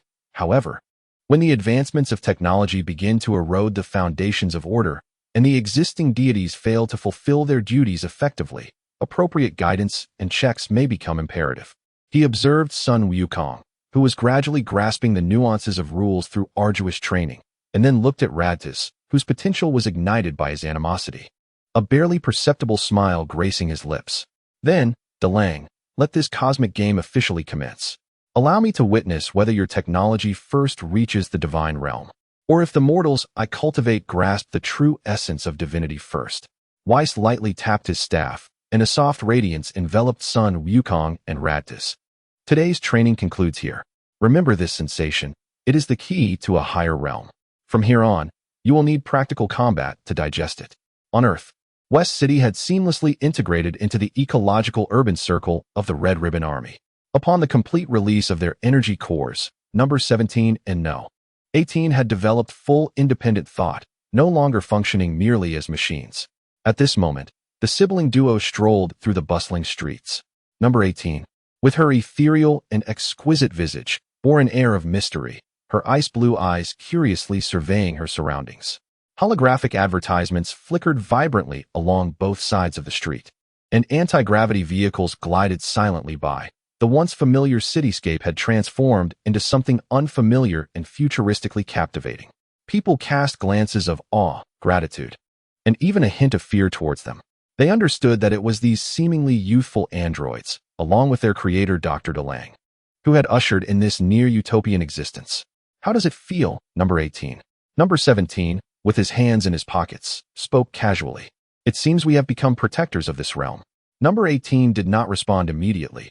Her gaze fell upon a little girl at the street corner, using a miniature environmental regulator to water flowers, her face radiant with carefree laughter. She is changing this world, in her own way, number 18 murmured.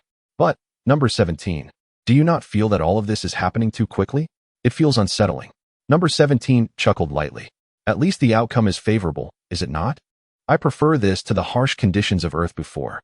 Just then, a powerful aura surged from afar, carrying an unmistakable air of provocation, crashing down in the square not far from them.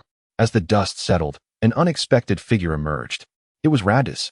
Yet, at this moment, he was a stark contrast to his former self. Although remnants of the mysterious aura from Weiss's training lingered around him, his gaze had grown wilder and more ferocious, with a sinister dark red aura swirling ominously about him. Androids! Radis roared, his voice hoarse with fury. Tell me, where is DeLang? I will make him pay for his arrogance. And you, number 18, I will return the humiliation from last time 100-fold. Number 18 frowned slightly, stepping forward to shield her brother, her ethereal voice laced with a hint of chill. It seems Weiss's special training has only taught you how to hasten your own demise. The battle was imminent. The clash between Earth and the divine realm, technology and divine power, mortals and angels had ignited a cosmic storm. Chapter 56. The plan to fuse the residual energy of the destroyer continues to advance. In number 18's ice-blue eyes, there was not a flicker of disturbance, as if the roaring figure before her was merely an irritating insect. Noise. The doctor was engaged in a monumental endeavor concerning the future of the universe, unperturbed by the lamentations of a defeated foe. What did you say? Radis' pupils constricted, his rage nearly consuming his reason.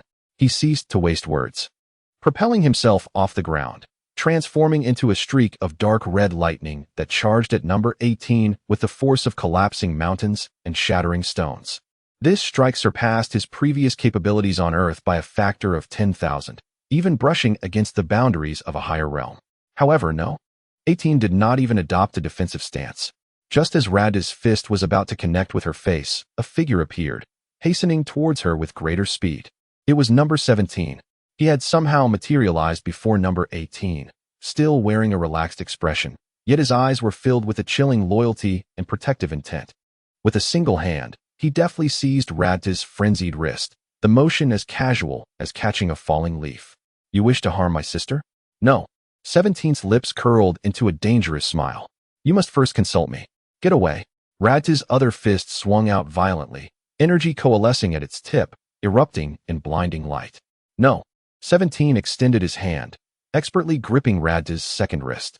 The two were instantly locked in a contest of strength, the ferocious energy radiating from them exploding outward, causing the glass of nearby buildings to vibrate ominously.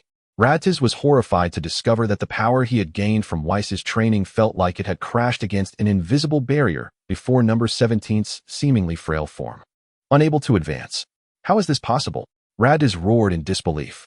You have grown stronger. That much is true. Number 17 interrupted him, his tone calm. But what the doctor has endowed us with is eternity. Your growth is but a snail's pace in our eyes. No sooner had he spoken than no. 17 unleashed a surge of overwhelming force, lifting Radis as if he were a mere rag doll and hurling him towards a distant, uninhabited artificial hill. Boom. The hill collapsed, dust billowing into the sky. Number 18 remained in place, her clothing untouched by the wind. She gazed toward the direction of the dust, speaking softly. Do not let him disturb the doctor's experiment.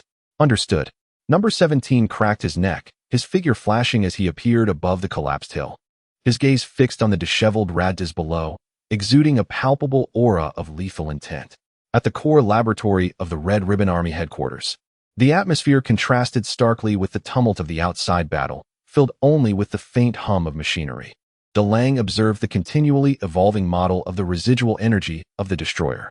Doctor, the parameters of the energy confinement field require adjustment by 0.003 of a standard unit. The activity level of the residual energy of the destroyer exceeds expectations, and the conventional force field cannot stably bind it for long. Bulma's voice chimed in beside him, imbued with focus and a hint of barely perceptible admiration. She was clad in a modified white lab coat.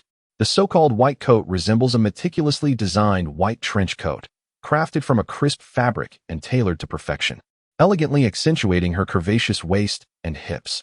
The buttons of the coat are not fully fastened, subtly revealing a set of dark red research attire beneath, glimmering softly, adorned with a delicate red satin military insignia at the collar.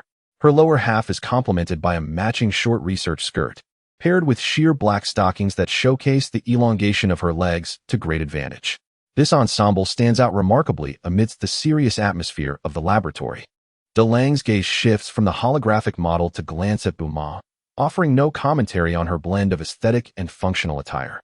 Merely nodding in acknowledgement, "Your calculations are precise, Beaumont. It appears that involving you in the core project was indeed the right decision." He extends his hand, swiftly sliding across the virtual control panel to adjust the parameters. The essence of Blatantly's power is destruction, an erasure of the very rules. Although we capture it from the embers of its power, it resembles a universal divine flame. As he adjusts the settings, the previously restless particle flows within the holographic projection gradually become docile. Look, a glimmer of excitement flickers in DeLange's eyes. It is attempting to engage with our energy system. It is adapting to our rules. Beaumont leans in to observe, a strand of blue hair cascading down her cheek. Instinctively, she tucks it behind her ear, her eyes shimmering with enthusiasm. "Doctor, if it can adapt and comprehend our technological language, could we possibly compose our own rules?" "Theoretically feasible," DeLange replies with approval, recognizing Beaumont's ability to keep pace with his thoughts and even propose constructive hypotheses. Yet, this necessitates immense computational power and energy support, along with a deeper understanding of the rules. The terraforming of Mars is not solely for resources. It is to establish a self-sustaining network of energy and computation. At that moment, the laboratory communicator activates, and AI Demi's calm voice resonates. "Doctor, no. 17 has repelled LATZ, the target has sustained severe injuries and fled. Should we pursue?" "No need," DeLange responds coolly, "let him be. Allow Wei-Si to witness how feeble the pieces he has chosen are before our eternity." DeLange's gaze returns to the stable energy model of the god of destruction. As if through it, he perceives the entire game being played against the angels. "Wei-Si, you nurture potential, while I establish the rules. Let us see who first teaches the monkeys to wield the divine artifacts, and who first becomes the master of the divine artifacts." Beaumont stands beside DeLange, captivated by the focus and confidence in his profile, her eyes sparkling with a mix of admiration and an indescribable emotion. Meanwhile, in the distant realm of the Kaishin, Wei-Si rescues LATZ, seemingly sensing something, lightly tapping the ground with his staff. The game is growing increasingly intriguing. "Dr. DeLange, to what heights can you elevate technology?" Chapter 57. The divine aura of Mars is discovered. Wukong lies sprawled on the ground, his chest heaving violently, sweat soaking the peculiar grass beneath him. He gazes up at the eternally dusky sky, his eyes filled with excitement and a sense of frustration. "Damn, I was so close to that feeling. I could almost grasp it," he mutters, springing up suddenly to glance at LATZ, who has been rescued by Wei-Si. Equally fatigued, LATZ is in worse condition, bearing internal injuries from his encounter with number 17. His tightly clenched fists turn pale as his mind replays No. 17's disdainful gaze and number 18's icy words. "Just touching it is not enough, Mr. Wukong." Wei-Si floats gracefully nearby, the tip of his staff shimmering with a faint light. The application of rules cannot be seized by brute force. It requires understanding and compliance. Wei-Si's gaze sweeps over LATZ, carrying a barely perceptible scrutiny. Anger can ignite potential, but if consumed by it, you will only distance yourself from the true realm. LATZ suddenly lifts his head, growling. "Are we to allow that DeLange and his creations to act with impunity? They do not even regard the Kaishin." Wei-Si gently shakes his head, his tone remaining serene. The maintenance of order does not solely rely on destruction. DeLange's technology indeed brings chaos, but it also introduces vitality and alternative possibilities. With a flick of his staff, two gentle beams of light envelop Wukong and LATZ, swiftly restoring their stamina and energy. "Rest time is over. Next, we will attempt to integrate the fragments of rules you sensed into your techniques." Just as Wei-Si begins the next round of instruction, his words momentarily falter, his elegant brows furrowing slightly, as his gaze seems to pierce through layers of space, directed towards a certain point in the solar system. This is the orbit of Mars, the main control space station of the Genesis project. DeLange stands with his hands clasped behind his back before a massive observation window. AI Demi and AI Li-Si standing solemnly at the control panels behind him. Beaumont, positioned closer to the central data stream hologram, displays a mix of tension and exhilaration, her meticulously designed white coat appearing even more radiant in this historic moment. Below the space station, the surface of Mars. The red planet, is adorned with enormous circular energy collector matrices, awakening like slumbering beasts, gradually adjusting their angles to face the distant sun. At the center of the matrix, a colossal energy hub emits a low, resonating hum, the energy levels within causing subtle distortions in the surrounding space. Report, Doctor. The energy hub has completed a self-check. Energy pathways are clear, and all units are functioning normally. AI Demi's voice is calm and clear. DeLange's gaze is profound as he slowly commands, initiate. There are no deafening explosions, no dazzling beams of light. Instead, a grand transformation unfolds. As the command is issued, the massive energy collector matrices surrounding Mars illuminate simultaneously, fervently absorbing vast stellar energy, which is funneled through invisible conduits, surging into the central energy hub situated above the planet's equator. The core of the hub radiates increasingly brilliant light, transitioning from dark red to bright orange, then to blinding golden white. Following this, a meticulously condensed beam of energy is precisely injected into the preset massive reception device on Mars' surface. With a hum, the entire planet seems to tremble slightly at that moment. Centered around the energy injection point, a visible pale blue energy shield spreads like ripples, rapidly enveloping the entire surface of Mars within a remarkably brief period. Countless environmental transformation nanounits are activated simultaneously, commencing their frenzied labor. Observing from the space station's window, Mars no longer appears as the lifeless red planet. It is cloaked in a hazy and mysterious pale blue aura. The energy hub's output is stable. The magnetic field generator is functioning normally. An exhilarating series of reports emerge from AI Demi and AI Lisi. Buma watches as the holographic representation of Mars, symbolizing life and civilization, gradually illuminates. Unable to suppress her mouth from covering in astonishment, her eyes glistening with tears and profound shock. We truly did it, she murmurs. A trace of satisfaction appears on DeLange's face, but this satisfaction is quickly replaced by deeper contemplation. He pulls up another independent monitoring interface, displaying the stable energy model of the god of destruction in the laboratory. At the moment the Martian energy hub reaches full power, the residual energy of the god of destruction within the model seems to respond to the massive energy disturbance transcending planetary scales. Indeed, DeLange whispers, sufficiently massive energy operations will inherently influence and attract the underlying rules. Mars is not merely an extension of our home. It is the most potent lever for us to manipulate the rules. The energy contained here approaches the essence of divinity. Marvelous. Number 17 and number 18 can receive upgrades. In the realm of Kaioshin, Weici slowly retracted his gaze from the distant horizon, the expression that typically bore a hint of lightheartedness now replaced by an unusual gravity. Weici, what troubles you? Sun Wukong perceptively noted his change in demeanor. Do you feel it, Mr. Wukong? Weici replied softly, as if wary of disturbing something. The strings of the universe have been gently plucked.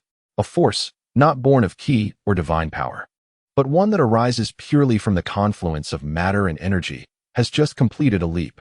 Radit's countenance shifted. Is it DeLange? It must be his doing.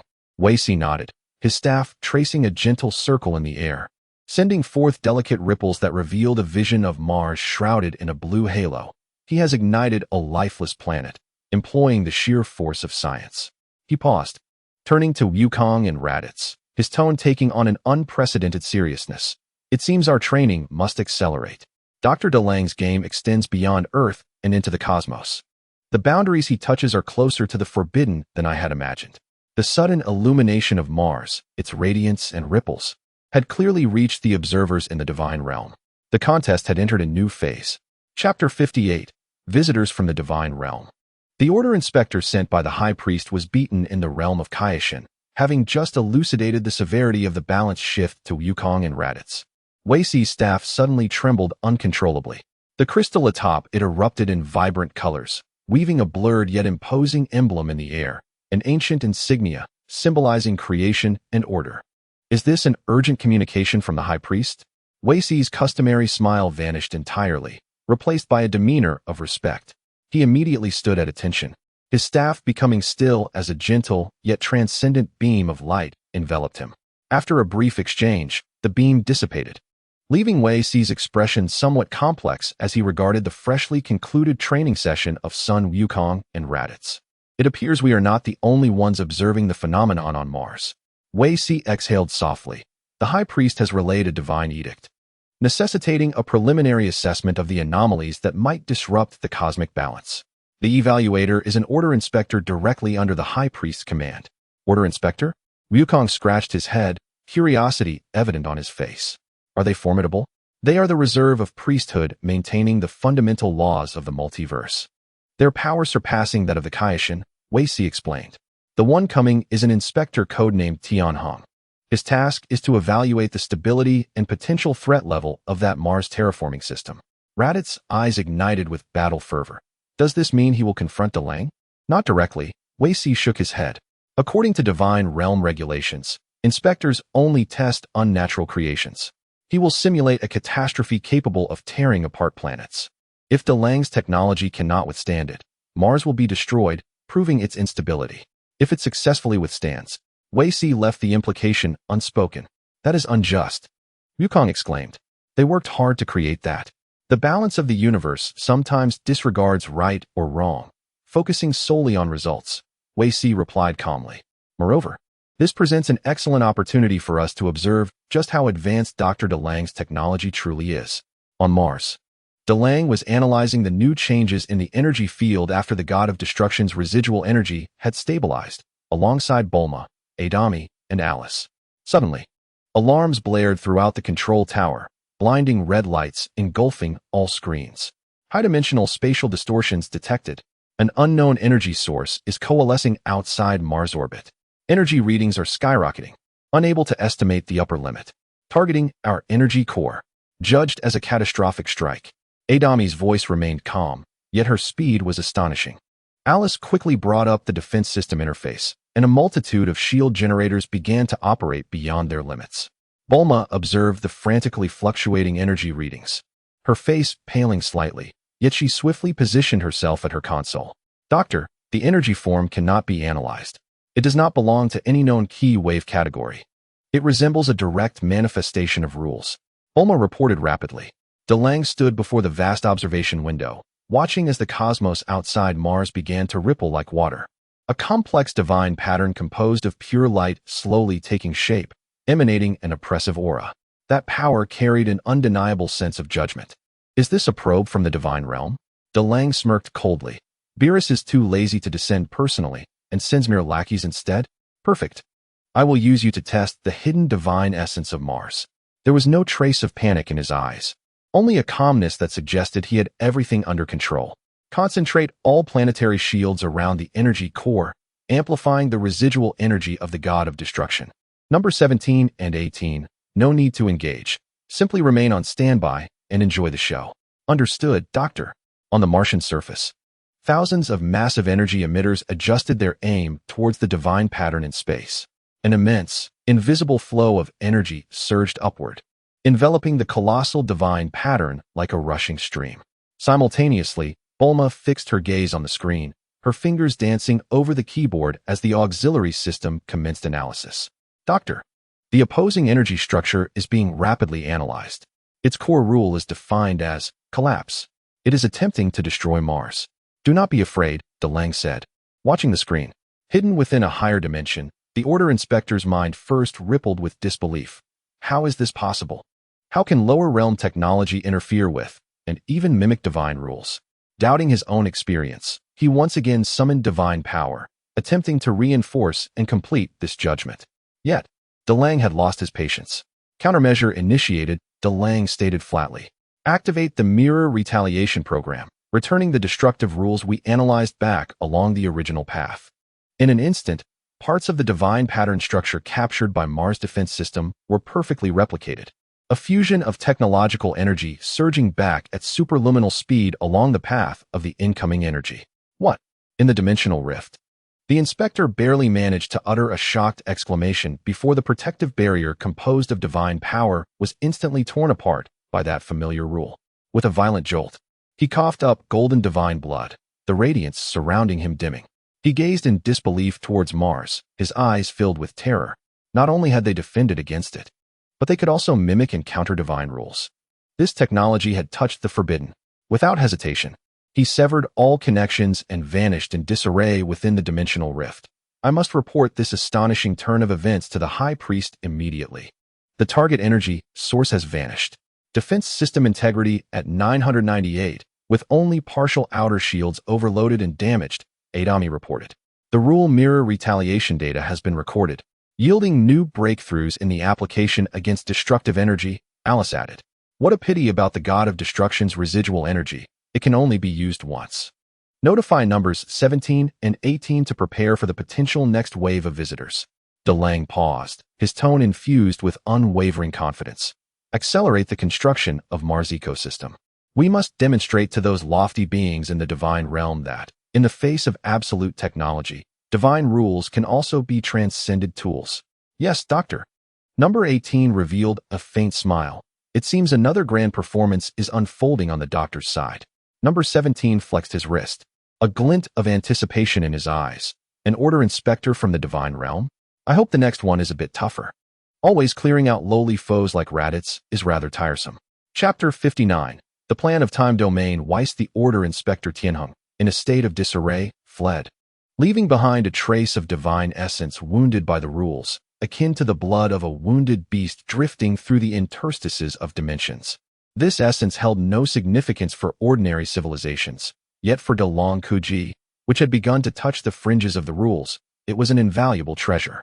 Doctor, we have detected anomalous energy fluctuations in the higher dimensional space, the composition of which is highly congruent with the energies of destruction, yet it displays greater vitality and authority. Reported Buma, pointing at a weak but extraordinary golden energy stream captured on the main screen. It is slowly dissipating. DeLange's gaze sharpened, and he promptly commanded, engage Energy Core 5, construct a multidimensional lock, and ensure the complete capture and sealing of this energy. Note, implement absolute zero and information isolation measures to prevent self-destruction. Yes, the vast Martian energy network was mobilized once more, but this time not for annihilation, but for a precise hunt. Invisible energy filaments, like the most dexterous fingers, penetrated the spatial barriers, gently yet firmly wrapping around and compressing the dissipating golden divine essence. Ultimately, it coalesced into a crystal imbued with heart-stirring energy and regulatory information. The crystal was transferred into a specially designed container in the laboratory, suspended in the center, radiating a soft yet commanding golden halo. DeLange, Buma, Idami, and Alice gathered around the container. Even through multiple layers of protection, they could feel the immense power and the complete regulatory information, far surpassing all the residual energies of destruction they had previously captured. Perfect, too perfect. Buma's eyes sparkled with excitement, nearly pressing against the protective shield. This is essentially a fragment of the rules themselves.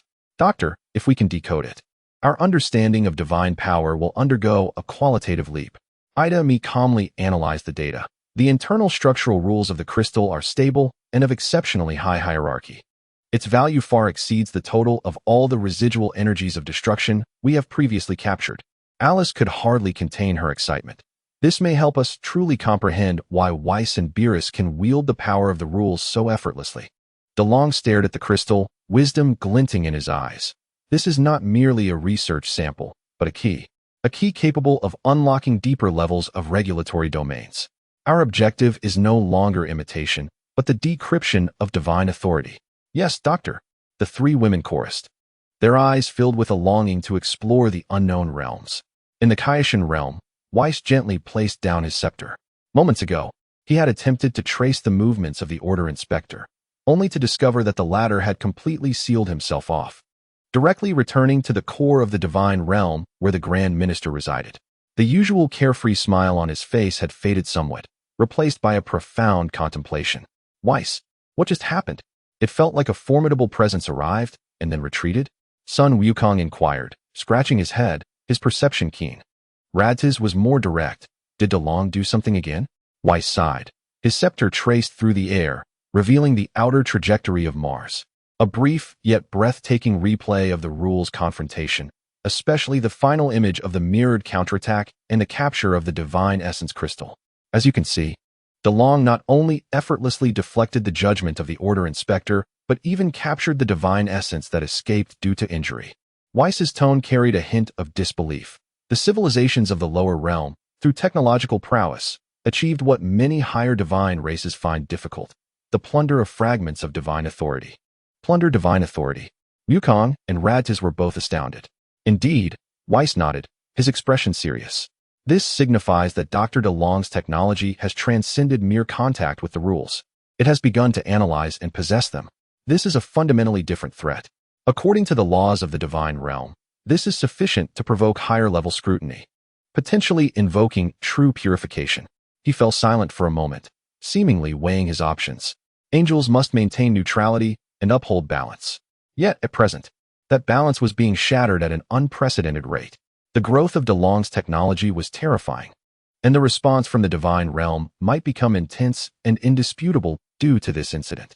Should he continue to cultivate Wukong and Radtiz as pawns within the existing rules for balance, or should he adopt measures more aligned with the true essence of balance? Weiss, what shall we do? Wukong asked, sensing the gravity of the situation. Weiss's gaze swept over Wukong and Radtiz, ultimately arriving at a decision. He halted his scepter, and the surrounding environment instantly transformed. They were no longer standing on the grass of the Kaioshin realm, but had appeared in a peculiar domain filled with countless swirling stars, where time and space appeared ambiguous. This is the edge of the time domain, Weiss explained. Here, we can gain more time for training, and the outside world will hardly experience the passage of time. Furthermore, this place can partially shield us from certain entity scrutiny. He looked at the two men, his eyes profound. The upcoming training will no longer be mere sensory perception of the rules. I will guide you to comprehend the essential balance between destruction and creation. Even attempt to channel a sliver of true divine essence. Channel divine essence. Radtiz was taken aback. Yes, Weiss affirmed. Dr. DeLong is using technology to pilfer the domain of the divine. Therefore, we must, with our mortal forms, truly understand and master divine power. This is not for annihilation, but to possess the potential to reshape it before the ultimate balance is irrevocably shattered. Weiss silently contemplated. Dr. DeLong, your moves astonished the divine. With this step, I shall cultivate divine essence with a mortal vessel. We shall see whether I can nurture a god of mortals before you create a technology surpassing divinity. On the cosmic chessboard, one side sees divine flesh and blood, intent on analyzing authority. The other led mortals, probing the essence of divinity. This contest had elevated to a struggle for the definition of power. The recently captured divine essence crystal was the key to igniting the next phase of conflict. Chapter 60. What? Number 17 and number 18 have grasped divine essence. The divine essence crystal floated within a specially designed containment field, the regulatory information contained within it serving as a veritable treasure trove for DeLong's research team. Doctor, the first phase of analysis has reached 32 completion. Buma's voice brimmed with uncontainable excitement as her eyes fixated on the cascading data stream. We successfully isolated 7 fundamental divine rule codes, among which the codes pertaining to energy authority delineation and spatial structure stabilization can now be subjected to preliminary simulated applications. Ida Me calmly supplemented. Based on the analysis results, we have optimized the generation efficiency of destructive energy, enhancing it by approximately 470. The new model of the infinite energy core can be reduced to 60 of its original size, with an output power increase of 15. Alice showcased a holographic projection. Based on our understanding of the material composition rules within the divine essence crystal, we have synthesized 3 entirely new alloy formulas, whose physical strength and energy conductivity surpass existing terrestrial materials by several magnitudes. DeLong stood before the control panel, surveying the series of groundbreaking achievements with a smile that conveyed mastery overall. Excellent, he stated solemnly. Utilize the decoded rule codes and new materials to upgrade No. 17 and number 18. I want them not only to possess infinite energy, but also to imbue them with the essence of the divine. Yes, Doctor. Meanwhile, No. 17 and number 18, patrolling Earth, received orders to return to the Red Ribbon Army. At the edge of the time domain, Weiss's scepter emanated a gentle yet profound glow, enveloping Sun Wukong and Radtiz below. At this moment, Wukong and Radtiz were worlds apart from their former selves. Their presence emanated not merely a powerful aura, but rather an ethereal trace of divine essence that subtly coursed through them. This essence was not a mere imitation. It was a fragment of primordial power, drawn forth by Weiss, centered on his angelic abilities. guiding them to coalesce their latent potential. With a thunderous roar, Suin Wukong unleashed a punch, and the distorted spatial turbulence ahead was violently dispersed, not through sheer force, but by the destructive intent carried upon his fist, which dismantled the very structure of the chaos. Excellent. Mr. Wukong, you have begun to grasp that destruction is not merely annihilation, but a corrective power that restores order from chaos. Weiss commended with an approving nod. Meanwhile, Reitais, with his eyes closed and dark red hair billowing as if caught in an unseen wind, exuded an even more ferocious aura. Yet, within that fury lay an icy sense of judgment. He extended a finger, gently tapping a distant fragment of a meteorite. There were no energy beams, no shockwaves. The fragment seemed to be temporarily erased from the realm of existence, silently dissolving into its most fundamental particles. Mr. Reitais, your adaptability to the principles of destruction exceeds my expectations, Weiss remarked, but remember, this power stems from your yearning for order and disdain for chaos.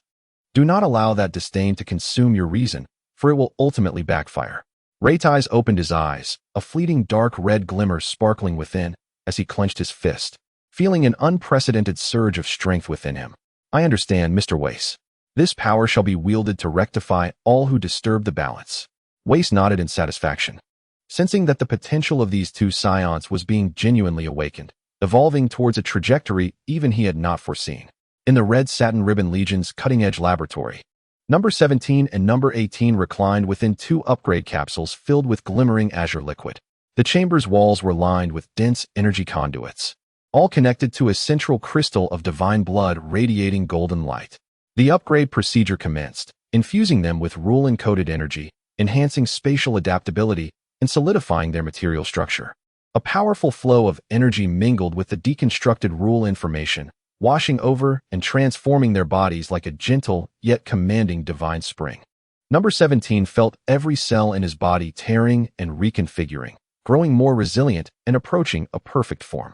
Number 18's ethereal beauty was further accentuated by the energy aura, and she sensed her connection to the surrounding space tightening, as if with a mere thought, she could influence the fluctuations of that space. Hours later, the upgrade capsule doors slowly opened, and they stepped out. Their appearances seemed largely unchanged, yet the aura they radiated was no longer merely an expression of raw energy, but rather a subdued, authoritative presence. How do you feel? Dalong's voice echoed through the communicator. Number 17 clenched his fist, the space between his fingers emitting a faint hum. Stronger than ever, Doctor. I feel as though I can command the energy around me. Number 18 raised her hand, tracing a delicate line in the air, momentarily creating and then sealing a slight rift in space. My perception and control over space have elevated several tiers. Dalong smiled in satisfaction. Excellent. Now, I have a task for you. Weiss is training Suin Wukong and Reitais at the edge of a realm known as Shizhijia. Go find them. Test your newfound powers, and let the divine realm witness how far the mortals they once perceived have progressed. With utmost willingness, Number 17's eyes burned with battle fervor. Number 18 nodded coolly. It is the perfect opportunity to assess the results of our enhancements. The two figures flickered, utilizing their newly acquired spatial abilities to rend open a fleeting portal, vanishing from the laboratory. At the edge of Shizhijia, having just concluded a round of training, Wukong and Reitais sensed something and simultaneously looked up towards a certain point in the void. There, the space rippled like water, and the silhouettes of Number 17 and Number 18 stepped forth with poise. Number 17, observing the transformed auras of Wukong and Reitais, smirked with excitement. Oh, it seems you have made some commendable progress. Number 18's gaze swept over the two, finally resting on Reitais, her ethereal voice laced with scrutiny. I hope this time you can endure a few seconds longer.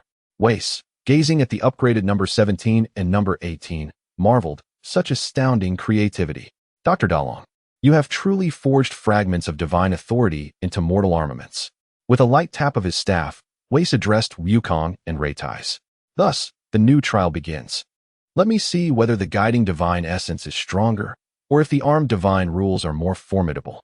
On the cosmic chessboard, the most powerful pieces of both sides were set to clash once more in this transcendent realm. This time, it was no longer a simple contest of energy. Could mortal flesh truly stand shoulder to shoulder with the divine? The answer was about to be unveiled. Chapter 61. The clash at the edge of time, at the edge of Shurjijia, beneath the distorted starlight, a murderous intent stirred the tranquility of this space. Kakaluot. That woman is mine. Raytais growled, his aura exploding like black flames, his hair slightly standing on end due to the surge of power, as he fixated on number 18.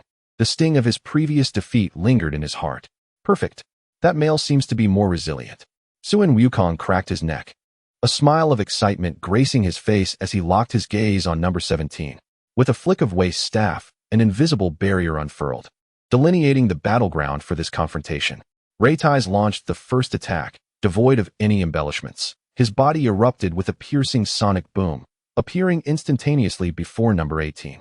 His right fist, enveloped in a tempestuous aura, rocketed towards her face like a cannonball. This punch could shatter mountains. Number 18's ice blue eyes fixed on Raytais, unflinching and unwavering. Her delicate hand struck out first, deftly gripping Raytais' wrist with precision. What? Raytais' pupils dilated, feeling as though his fist had slammed into a stellar core. Unable to penetrate, his strength had increased, yet his technique remained crude. Your power has grown, yet your technique is still lacking, number 18's cool voice rang out. Her grip on Raytais' wrist suddenly tightening, lifting him effortlessly and slamming him down towards the ground. Boom.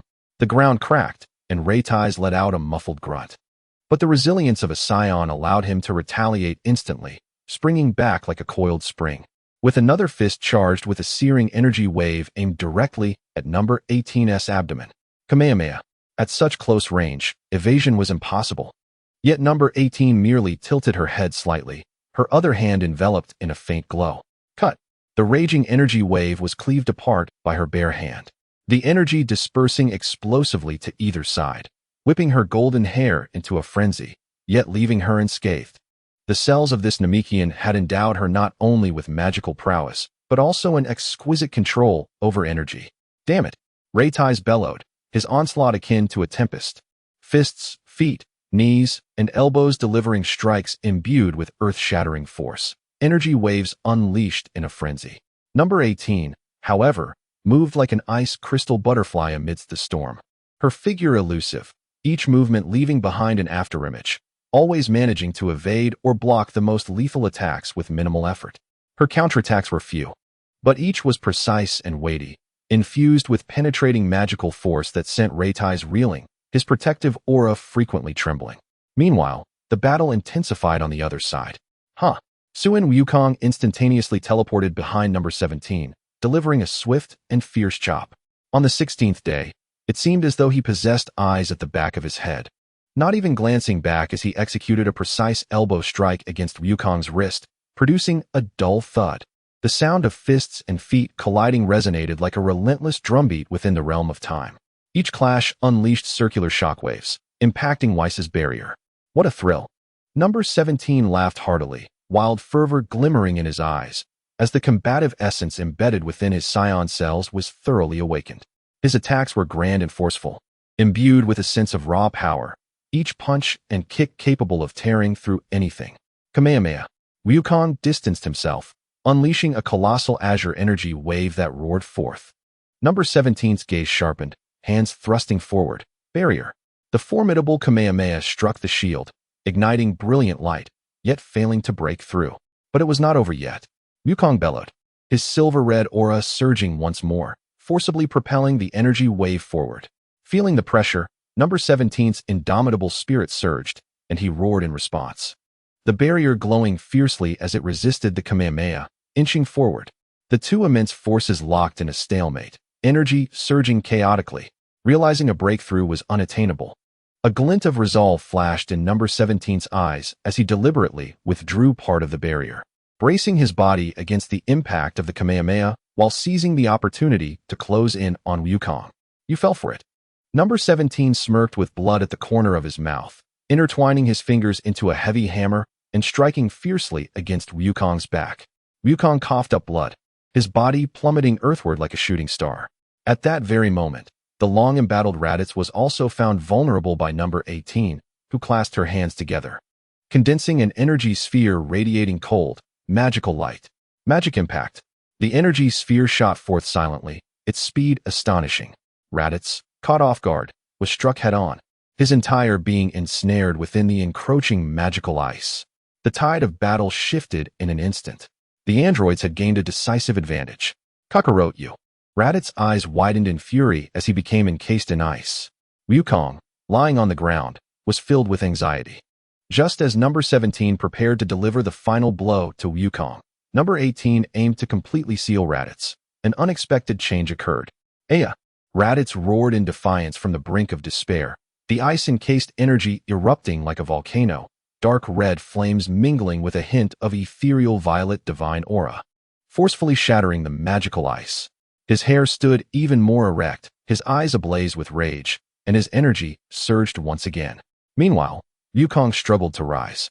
Wiping the blood from his lips, his gaze sharpening, the aura surrounding him no longer merely silver red. The faint violet divine essence became increasingly pronounced, merging with his own energy to form an entirely new and more potent form. This is far from over. They both roared in unison, their fierce energy surging skyward. Number 17 and number 18 regarded their opponents with expressions of heightened excitement and seriousness. Now, this is interesting. Number 17 cracked his neck. Then, let us continue. Number 18's magical aura solidified even further. Weiss observed the four warriors as they ascended once more, a slight smile gracing his lips. The potential of the seance is indeed boundless. Now, let the second round commence. Chapter 62, Wukong and Raditz defeated. Weiss's approval.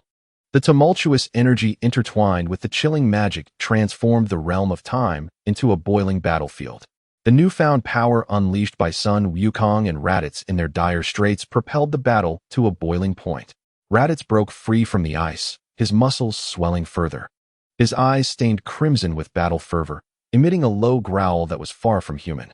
This was the wild Scion bloodline, an extraordinary fusion of the divine aura guided by Weiss and the desperation of the brink, manifesting in the form of the deep crimson great ape. Roar! He became a streak of deep crimson lightning, abandoning complex techniques for the sheer, primal force of a charge. A single punch sliced through the air, producing a piercing shriek. A flicker of astonishment crossed number 18's ice-blue eyes as she crossed her arms, conjuring a powerful magical shield. Boom! Raditz's fist crashed against the shield, shattering it upon impact. Number 18 was jolted backward by this overwhelming force, her feet carving deep grooves into the ground. Interesting. Number 18 steadied herself, her ethereal voice now tinged with seriousness. She waved her hands, and countless crystalline magical ice shards appeared around her, orbiting like living stars in a magical crystal rain. Whoosh! Countless ice shards, akin to bullets with tracking capabilities, rained down upon Raditz, each containing terrifying magical power capable of penetrating defenses. Raditz unleashed his deep crimson aura, obliterating every approaching magical ice shard with his raw, unrefined strength, vaporizing them. He braved the ice crystal storm, charging at number 18 once more, and the two became entwined in a fierce struggle, each collision igniting massive explosions. Meanwhile, Sun Wukong's aura had become more refined, the silver-red flames now prominently featuring the ethereal violet essence, granting him an air of authority. He had entered the state of divine aura. Kaioken, speed, strength, and perception surged to new heights. More importantly, his mastery over energy transcended to an unprecedented realm. Number 17 sensed the shift in his opponent. Your energy feels different. I owe you thanks for that earlier blow. Wukong grinned, his figure vanishing in an instant. So swift. Number 17's pupils contracted as his battle instincts kicked in, prompting him to instinctively sidestep, Wukong's fist narrowly missing his cheek, the fierce wind from the punch stinging his skin. Wukong no longer relied on instantaneous movement for surprise attacks. Instead, he infused that spatial awareness into every blow. His movements flowed like water, as if he were one with the surrounding environment, his offensive akin to mercury spilling forth, leaving no openings. Number 17 set aside his disdain, channeling the infinite energy core to operate at unprecedented power, merging it with the perfect combat programming bestowed upon him. His counterattacks were no less ferocious, each fist and foot striking with the precision of calculated missiles, engaging Wukong in a rapid exchange. The two transformed into blurs of light, colliding fiercely in midair, separating, and colliding once more. The sounds of their strikes echoed continuously. Kamehameha. Wukong suddenly halted mid-high-speed movement, thrusting his hands forward. The azure light beamed no longer a straight line, but an entity alive, carving peculiar arcs in the air, encircling number 17 from multiple angles. Unfazed, number 17 swiftly waved his hands, releasing dozens of energy blasts that accurately collided with various nodes of the Kamehameha. Boom, boom. Continuous explosions engulfed their figures. Amidst the smoke and dust, both figures shot backward, stabilizing themselves in midair. Sun Wukong panted heavily, the burden of the divine aura, Kaioken weighing heavily upon him. Number 17 bore some minor injuries, yet his gaze remained incredibly bright. The battle between Raditz and number 18 had also entered its final stage. Raditz's relentless high-intensity output approached his limits, while number 18's magical energy flowed ceaselessly, yet faced with Raditz's reckless onslaught, she too bore immense pressure, her typically ethereal face displaying fatigue for the first time. One decisive strike. Kakarot, Raditz roared, gathering every ounce of remaining strength within his hands. Forming a massive dark red energy sphere, ultimate explosion, just as I hoped. Sun Wukong also pushed the divine aura, Kaioken, to its utmost limit, infusing all his understanding of destruction and energy into it, coalescing an incredibly refined silvery light sphere. Divine strike. Kamehameha. Number 17 and number 18 exchanged a glance, wordlessly resonating with the infinite energy core.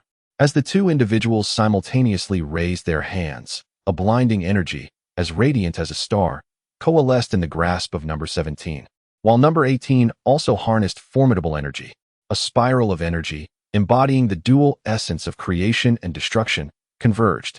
Go! The four shouted in unison. The dark crimson of an ultimate explosion erupted alongside the silvery purple Kamehameha.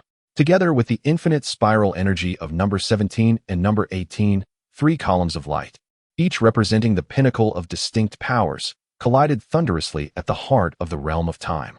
The forces intertwined, distorting the very fabric of space as if a stone had been cast into water, creating ripples.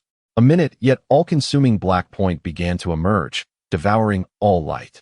The terrifying turbulence of energy swept outward like a tempest, causing the barrier laid by Weiss to groan under the strain, cracking under pressure. Sun Wukong and Raditz grimaced, pushing their potential to the utmost limit.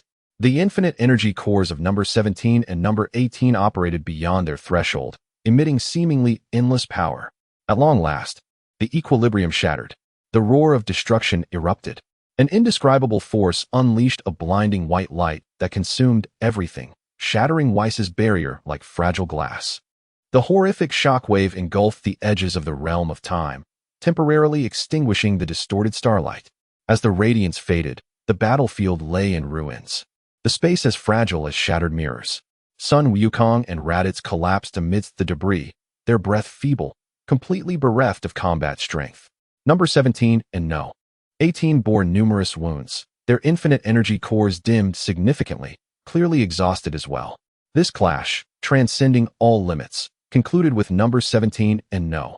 18 emerging as the unfortunate victors. Weiss's figure gradually emerged from the storm of energy, observing the four fallen warriors. With a gentle tap of his staff, a soothing light began to heal their injuries. What an astonishing collision, Weiss murmured softly. The souls of the Scions, alongside the vessel of infinite energy from Dr. Lang, have birthed extraordinary counterparts. Weiss's gaze deepened, fixing upon the direction of Earth. This trial had revealed a potential capable of altering the cosmic landscape. And this game, played on a universal scale, had become even more enigmatic due to the mutual devastation inflicted upon both sides. Chapter 63. The breath of the artificial god. As the turbulent energy at the edge of the realm of time gradually subsided, it left behind a scene of devastation. The tip of Weiss's staff radiated warm, vibrant light, akin to a mother's gentle hand, softly caressing the bodies of Sun Wukong, Raditz, number 17, and number 18. Their ghastly wounds healed at a visible rate, the depleted energy and aura slowly and steadily restored. Saved at last, Sun Wukong lay on the ground, gazing up at the warped starry sky, managing a faint smile.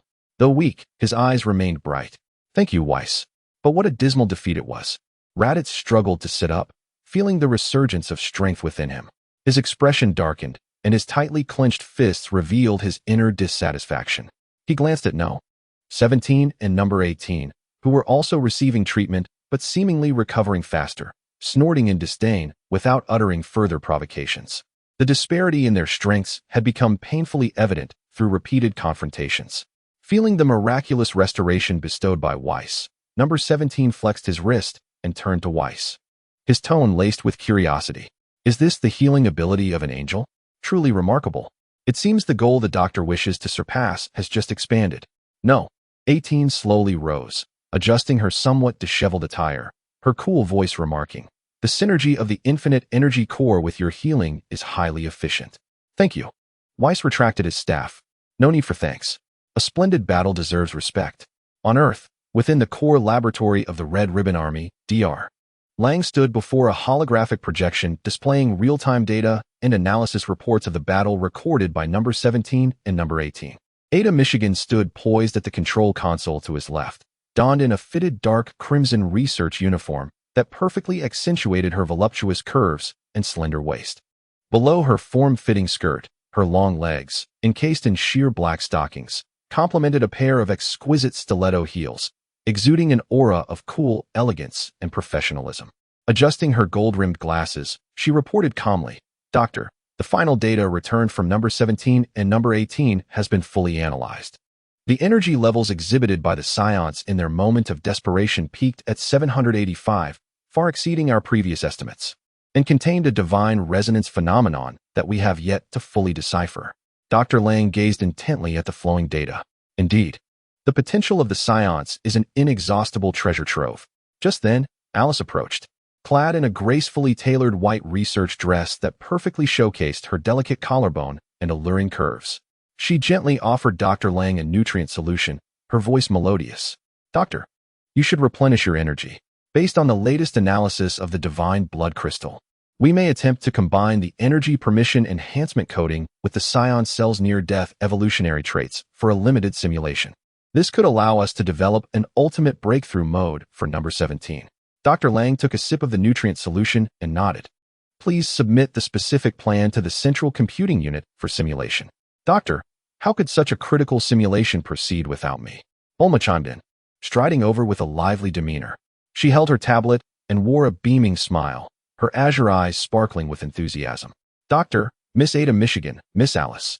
Bulma greeted them before excitedly leaning towards the holographic projection. "I just compared the battle data with the residual energy fluctuations captured from the God of Destruction and discovered an intriguing phenomenon. When Wukong and Raditz unleashed their final surge, the divine energy signatures in the surrounding space experienced a brief spike in synchronicity." Hearing this, Ada Michigan calmly accessed the relevant data, and after careful comparison, a glimmer of appreciation crossed her eyes. Miss Bulma's observation is astute. This correlation indeed exists. It implies that their power growth equally depends on the underlying rules of this universe. Alice gently added, "Perhaps we could devise a device to absorb and utilize divine energy." Dr. Lang set down his cup, his gaze sharpening. "Miss Bulma, you shall lead this discovery and establish a specialized team for research. Ada Michigan, Alice, you will fully optimize the divine armor and ultimate breakthrough mode." He approached the observation window, gazing at the faintly green-tinged outline of Mars, his voice imbued with undeniable ambition. "Weiss's healing merely provides us with a more refined sample and data for our experiments. When number 17 and number 18 return with newfound strength, and when our artificial divine energy is completed, the scales of victory shall inevitably tip in our favor." Chapter 64. Igniting Mars, Disturbing the Higher Observers? The combat data from the realm of time and Weiss's healing energy parameters flowed into the parched research soil of the Red Ribbon Army like the sweetest spring water. Ada Michigan, her gaze sharp behind her gold-rimmed glasses, danced her fingers over the keyboard with such speed that they left afterimages. The captured fluctuations of Weiss's healing energy had been integrated into a self-repair protocol, predicting a 300 increase in repair efficiency for number 17 and no. 18 upon their next damage. Her voice remained calm and professional, tinged with a barely noticeable sense of accomplishment. Dr. Lang stood behind her, his attention riveted on the complex data scrolling across the screen. "Excellent."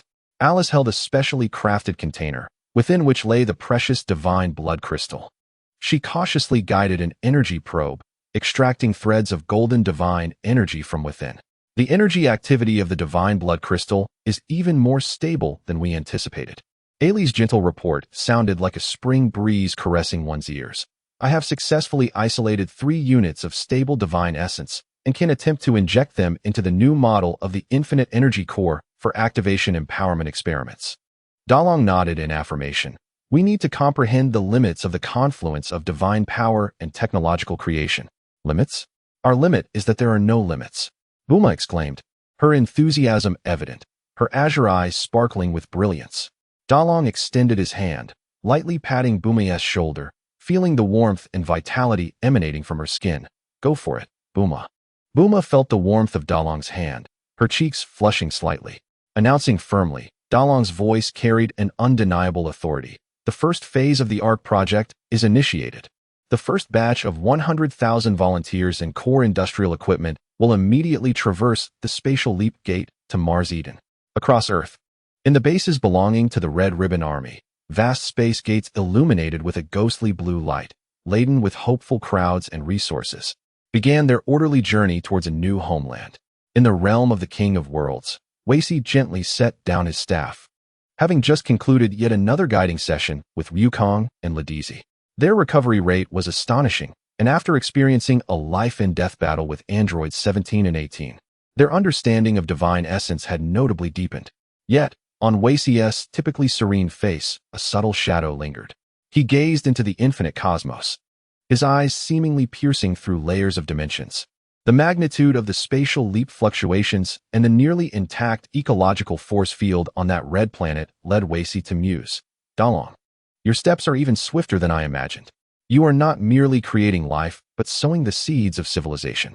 A vast aura, born of pure technological civilization, was coalescing within the solar system, particularly around the forcibly rejuvenated Mars.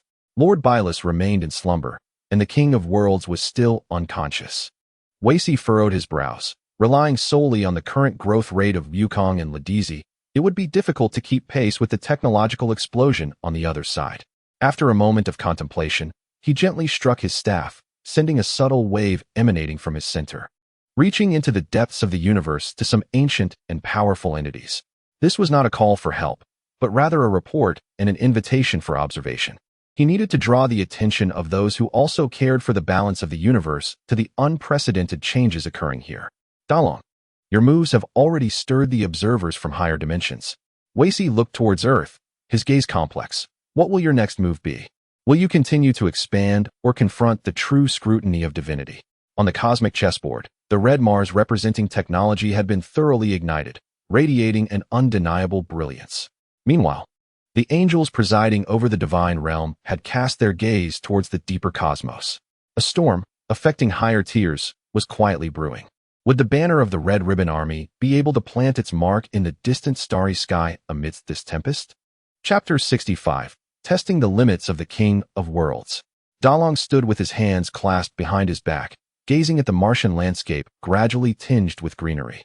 The first batch of settlers had adapted to their new environment. The city was brightly lit, brimming with vitality. The divine essence on Mars was exceptionally rich, poised to become the cornerstone of his technological empire. Behind Dalong, the space rippled slightly, and 2 figures appeared silently, androids 17 and 18, returning from the realm of time. Their presence was more subdued, yet golden streams of data flickered in their eyes, indicating a deeper understanding of rules. Doctor, Number 17 spoke, his voice calm, yet imbued with an intangible pressure. We have become familiar with the new power. Number 18 nodded slightly, her icy blue gaze sweeping over the bustling control tower, finally resting on Dalong's back. We require new directives. Dalong turned slowly, his sharp gaze sweeping over the two, nodding in satisfaction. He could sense that they had thoroughly digested the gains from battle and technological upgrades, reaching a new pinnacle. Excellent. Dalong's voice was steady. Your return is timely. The divine blood crystals we have captured, along with Buma's discovery of the divine essence resonance model, all point to one location, the realm of the King of Worlds. He raised his hand to display a holographic star map, indicating the mysterious coordinates of the divine domain.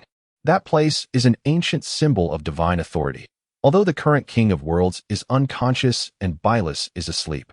The foundational rules inherent to it hold immeasurable value for our understanding and eventual transcendence of divine power. A flame of ambition flickered in Dalong's eyes. More importantly, we need to demonstrate our power and resolve to the entire universe, especially to those still observing the divine realm. He looked at numbers 17 and 18. His orders clear and cold. Your mission is to proceed to the realm of the King of Worlds. First, gather data on the environmental rules of the King of Worlds, particularly information related to creation and the essence of life. Second, search for any possible training records left by Wei-Si. Third, and most crucially, Dalong paused, his tone imbued with absolute confidence and a hint of provocation. Test the limits of the defensive system of the King of Worlds. If possible, leave behind a mark belonging to our Red Ribbon Army. Understood. Number 17's lips curled into a battle-ready smile. I've long wanted to see just how formidable this so-called divine realm truly is. Number 18's cool expression also revealed a trace of mild interest. Collecting data on the essence of the divine realm sounds like an intriguing task. Remember, Dalong cautioned at last, Wei-Si may very well sense our movements and possibly set traps. But this is also the best stage for testing your new powers. Go forth and let me see if you, infused with divine blood and rules, can shake the very foundations of divine authority. We will not fail.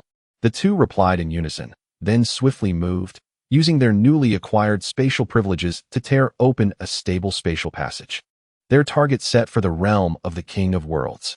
On Earth, within the headquarters laboratory of the Red Ribbon Army, Buma watched the spatial fluctuations of numbers 17 and 18 disappearing on the monitor, jumping with excitement, her short top revealing a glimpse of her fair waist. This is fantastic.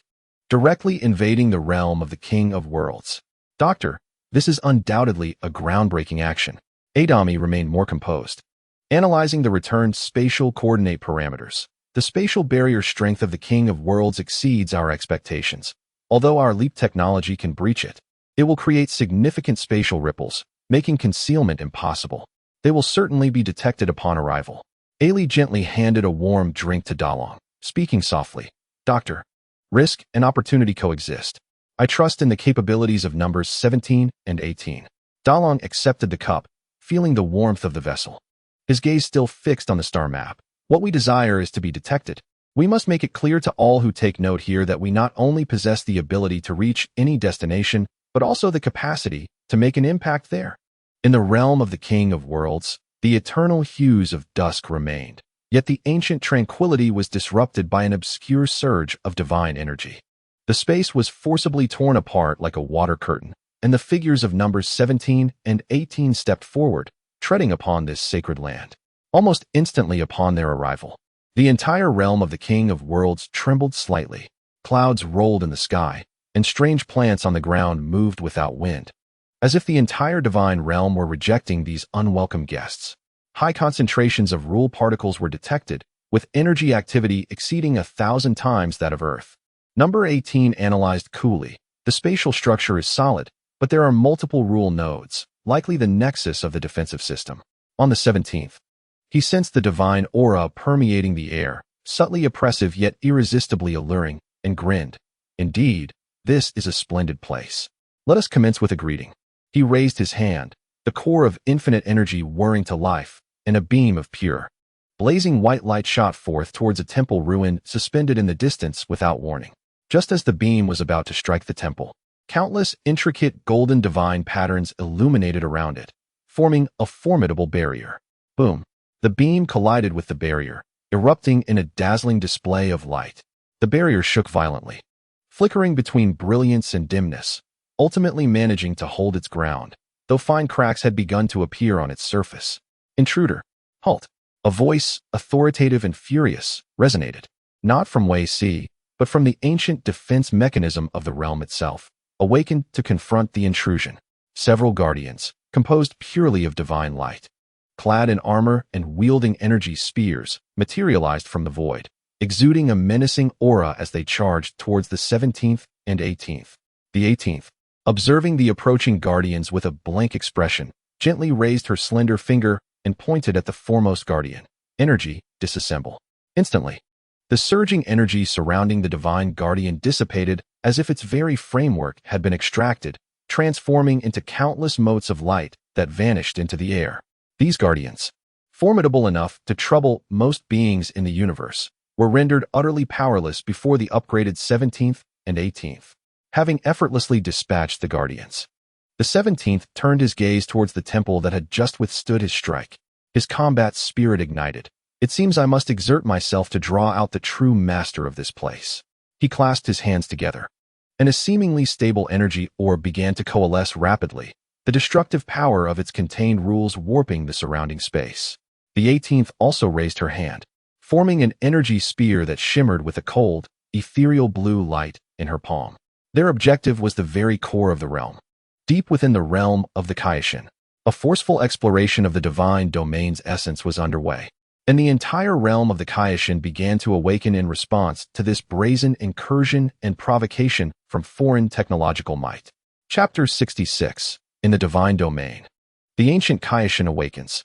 The Kaishin realm, a timeless sanctuary of peace, was now being ravaged by an unprecedented violence. The highly compressed energy orb in the 17th's hand resembled the eye of death, locking onto the distant temple emanating an ancient aura. First, let us dismantle this bothersome structure. The 17th laughed wildly, preparing to hurl the energy orb. Impudent. A voice, ancient yet imbued with supreme authority, resounded as if emanating from the edge of time itself, echoing throughout the entire realm of the Kaishin. This voice was not loud, yet it carried a profound shock that resonated deep within the soul, causing even the fabric of space to freeze momentarily. The 17th felt as if the energy orb in his hand had sunk into an invisible quagmire, becoming unbearably heavy, making it difficult to throw. The ethereal blue energy spear conjured by the 18th also trembled slightly, subjected to immense pressure. Above the targeted temple, the void parted like a curtain, revealing an ancient figure shrouded in a hazy, rainbow-colored divine light, clad in archaic divine robes, with a beard reaching his chest and a face as withered as dry bark. His open eyes seemed to contain the cycle of cosmic creation and destruction, radiating an anger that demanded reverence. It was the ancient Kaishin, older than the current one, awakened from his endless slumber by this brazen intrusion and sacrilege. You insignificant insects, how dare you defile the sanctity of the divine domain? The old Kaishin's voice resounded with the weight of ages and divine authority, his gaze locked onto the 17th and 18th, tinged with astonishment. A creation of humanity? Capable of wielding such power, even tainting a fragment of divinity that should not belong to you? The 17th forced himself to stabilize the energy orb despite the omnipresent pressure. Grinning, "Old man, have you awoken? Perfect timing. Our doctor wishes to study the rules of your domain." Arrogance. The old Kaishin's fury peaked. But as one of the oldest Kaishin, his divine power was beyond that of ordinary deities. He slowly raised his withered palm and gestured towards the 17th and 18th. Both the 17th and 18th's expressions changed simultaneously. They felt everything around them repelling them. The ground beneath their feet turned to quicksand, attempting to swallow them whole. The air seemed to hinder their movements. This was the old Kaishin invoking the essence of the divine domain, fundamentally denying their existence. Field suppression? The 18th declared sharply, unleashing a frigid ethereal blue radiance from within, forcibly creating a relatively stable domain around her, temporarily resisting the repulsion of the divine realm. The 17th let out a fierce roar, no longer attempting to control the energy orb, but instead slammed it forcefully towards the ground. Open. Boom. A cataclysmic energy erupted underground, violently tearing open a breach in the domain's power, sending a tempest of chaotic waves mixed with fragments of rules scattering. The old Kaishin frowned, clearly unprepared for such a formidable challenge from these constructs. He ceased holding back, forming an ancient divine seal with both hands and murmuring incantations. In an instant, the sky of the Kaishin realm darkened, and countless golden divine patterns emerged from the void, intertwining to form a colossal net that enveloped heaven and earth. The center of the net targeted the 17th and 18th, gathering a terrifying divine power capable of effortlessly crushing stars. To mobilize the entire essence of the divine realm, you truly overestimate us. The 17th's expression turned serious, yet he felt no fear, glancing at the 18th. Sister, it seems we must use the new toys doctor provided us. The 18th nodded, and both of them simultaneously delved into the latest module loaded within them. An invisible wave rapidly expanded from the two of them. This wave was not merely energy, but a special frequency mimicking the rules of the divine realm. A miracle occurred. The previously hostile repulsion of the divine realm began to slow under the influence of this assimilative force field, as if the system had encountered an unrecognizable virus, resulting in a logical error. What? They can actually mimic the divine aura. The ancient Kaioshin's composure shattered for the first time, his eyes filled with disbelief. This completely overturned his understanding of humanity. Seizing the opportunity, the 17th's figure darted forward like a phantom, breaking through the confines of space to appear before the old Kaioshin. His fist, enveloped in tearing force, ruthlessly struck towards his opponent. "Old man, take this." The 18th pressed her hands against the ground, summoning countless chains of energy that entwined around the old Kaioshin from all directions. The old Kaioshin was both astonished and enraged, hastily conjuring a divine shield to block. Bang! The 17th's fist collided fiercely with the shield, causing it to shake violently, forcing the old Kaioshin to stagger back. Simultaneously, the magical chains wrapped around him, although unable to truly bind him, severely disrupted his control over the divine realm's power. "You are beyond redemption." The old Kaioshin's fury reached its zenith, and immense divine power erupted like a tsunami, shattering the magical chains and driving the 17th back. The divine punishment net above him stabilized once more, and the light of annihilation was about to descend. However, the goals of the 17th and 18th had already been achieved.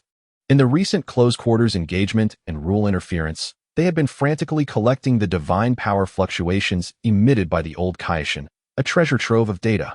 Data collection completion, 87. The 18th reported calmly. "Haha, that's enough." The 17th laughed heartily, unhesitatingly retreating alongside the 18th, tearing open space once more. Attempting to flee? The old Kaioshin bellowed.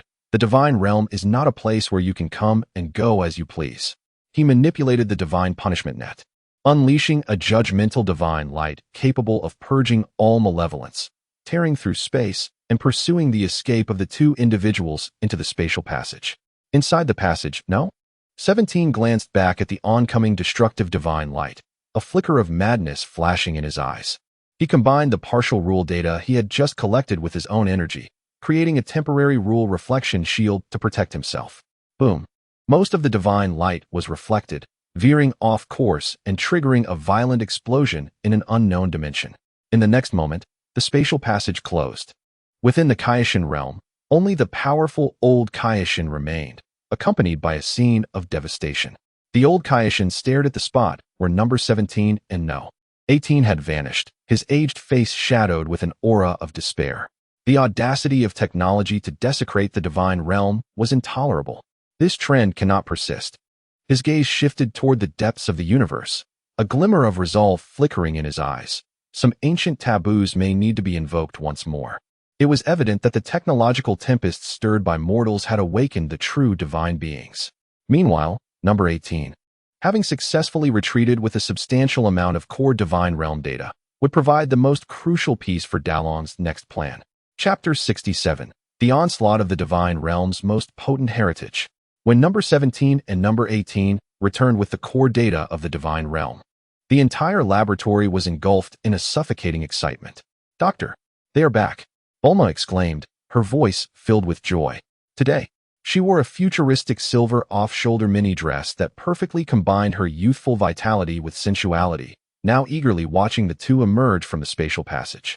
Adami remained composed at the control console, adjusting her gold-rimmed glasses, her fitted uniform subtly revealing the rise and fall of her chest, betraying her inner unrest.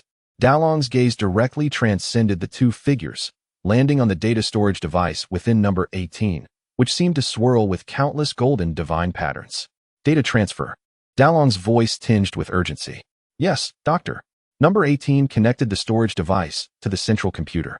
In an instant, the ancient rule secrets of the Kaioshin realm surged forth like a torrential flood into the supercomputer of the Red Ribbon Army. On the holographic projection, countless intricately complex energy models began to refresh frantically.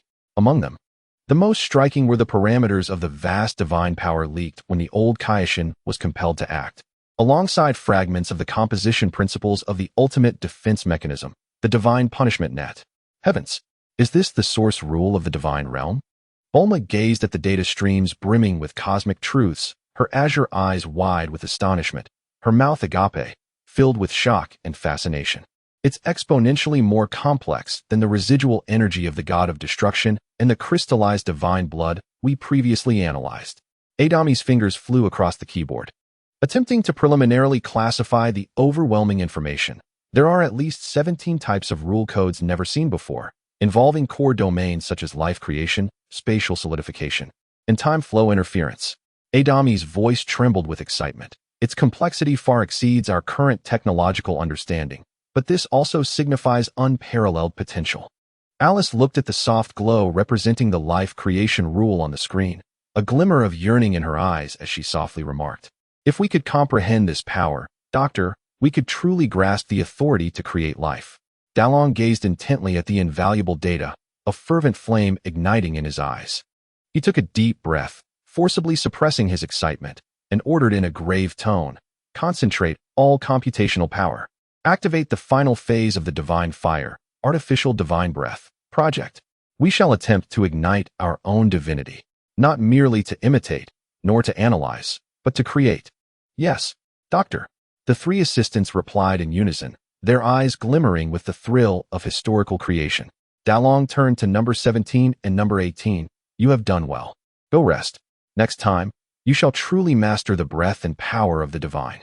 Number 17 grinned, looking forward to that day. Number 18 nodded slightly. In the Kaioshin realm, the old Kaioshin stood upon the land tainted by number 17 and number 18, his aged face etched with frost. He endeavored to restore the chaotic rules and mend the damaged foundation of the divine temple, yet the insidious influence of technology, akin to maggots burrowing into flesh, continued to subtly taint the purity of the divine realm. Unbelievable. Unthinkable. The old Kaioshin's beard trembled in fury. He had survived countless ages, witnessing the changes of the universe, never imagining that one day he would be cornered to such an extent by mere artificial constructs, to the point that even the core data of the divine realm could be pilfered. He attempted to contact Weiss, only to discover that the latter seemed to be in a state of special isolation, able to sense his existence, but unable to communicate directly. It appeared he was scheming something. A flicker of determination flashed in the murky depths of the old Kaioshin's eyes. "Since the angels and the god of destruction remain passive, I shall take the initiative to counteract this so-called technology." He slowly ascended towards the deepest part of the Kaioshin realm, where a temple constructed entirely of a gray stone known as Cosmic Cornerstone stood. The temple bore no grand embellishments, only the mottled traces left by time and an ancient pressure that made one's soul tremble. This was the ancient Kaioshin shrine, dedicated to the wills of the ancient Kaioshin, long since integrated into the rules, and the most powerful heritage of the Kaioshin realm. The old Kaioshin respectfully knelt before the shrine, praying devoutly in the ancient divine tongue. Unworthy descendants disturbed the slumber of the sages. Now, with technology from the lower realms desecrating the divine, stealing rules, and destabilizing the foundation of cosmic balance, its momentum is unstoppable. To uphold the dignity of divine authority and defend the order of law, I humbly request the awakening of the sage's will to descend divine judgment and purify this abomination. As he prayed, the entire ancient Kaioshin shrine began to tremble slightly, and on the gray cosmic cornerstone, vague yet majestic silhouettes began to manifest. The ancient divine consciousness, vast as a sea of stars, began to awaken slowly. A terrifying power capable of shaking the entire universe was coalescing within this temple. The old Kaioshin felt the gradually reviving ancient will, a complex expression flickering in his eyes, but more so, a sense of determination.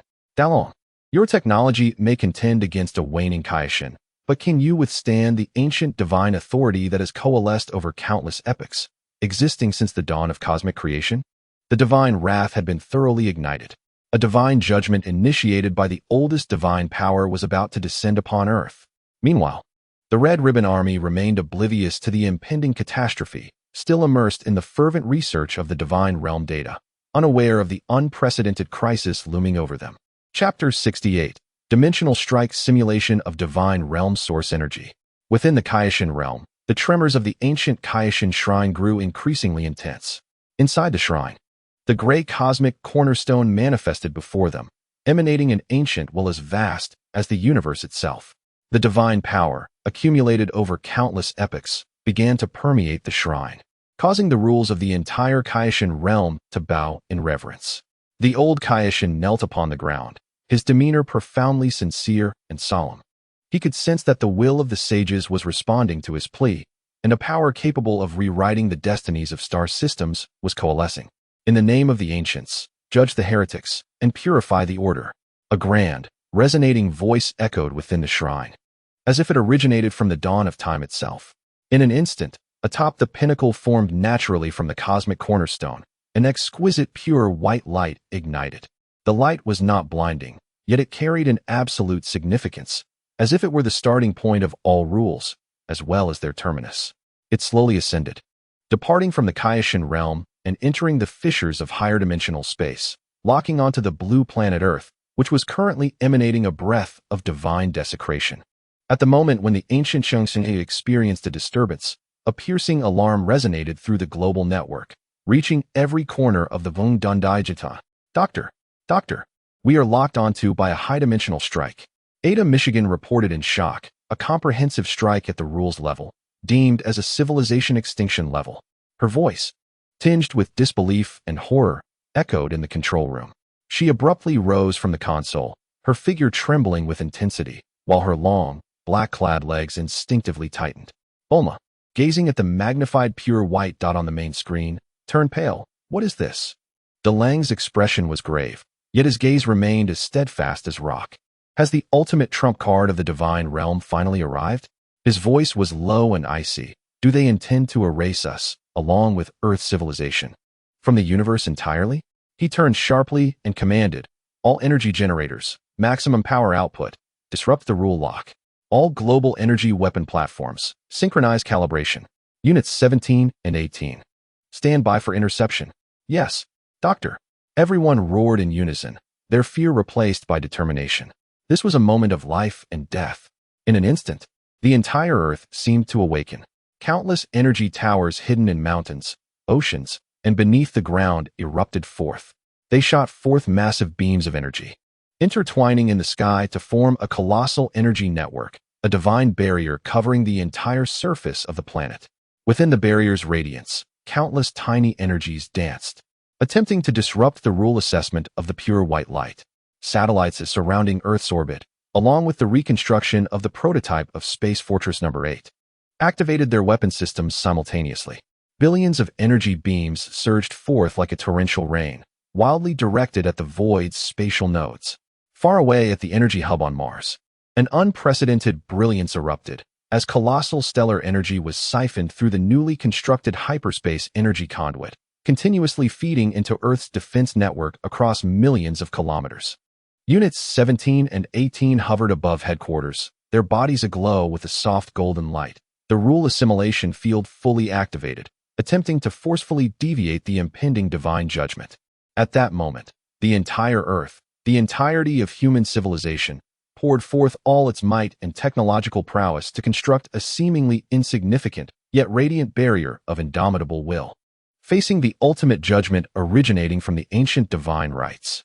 In the high-dimensional space, that pure white light appeared to pause momentarily, seemingly taken aback by the audacity of this ant-like resistance. Then, with undeniable absolute will, it disregarded the disturbances of the billions of energy beams and slowly, yet inexorably, pressed down upon the Earth, towards that layer of divine barrier. There was no sound, no explosion, when the pure white light made contact with the divine barrier. The outermost energy network began to dissolve silently, like snow under the sunlight. The energy contained within faltered, as if encountering its nemesis, failing one after another. The barrier collapsed at a visibly rapid pace. Energy towers across the globe exploded in succession. Satellites in space were crushed to cosmic dust, as if by an invisible hand. Annihilation loomed ever closer. Doctor, the energy depletion of the divine barrier has reached 87. It is expected to collapse entirely in 47 seconds. Ada Mi's voice dripped with despair as she watched the rapidly diminishing data on the screen. We cannot withstand this. We are not on the same level. DeLang's eyes were bloodshot as he stared at the encroaching pure white light, his mind racing at an unprecedented speed. Is it true that the power of technology cannot ultimately compete with this primordial divine authority from the universe? In this moment of despair, his gaze suddenly fell upon a corner of the holographic projection. DeLange abruptly looked up, his eyes rekindled with fire. Abandon all conventional energy output. Concentrate the remaining energy of the divine barrier and all energy from Mars to simulate the energy of the divine realm.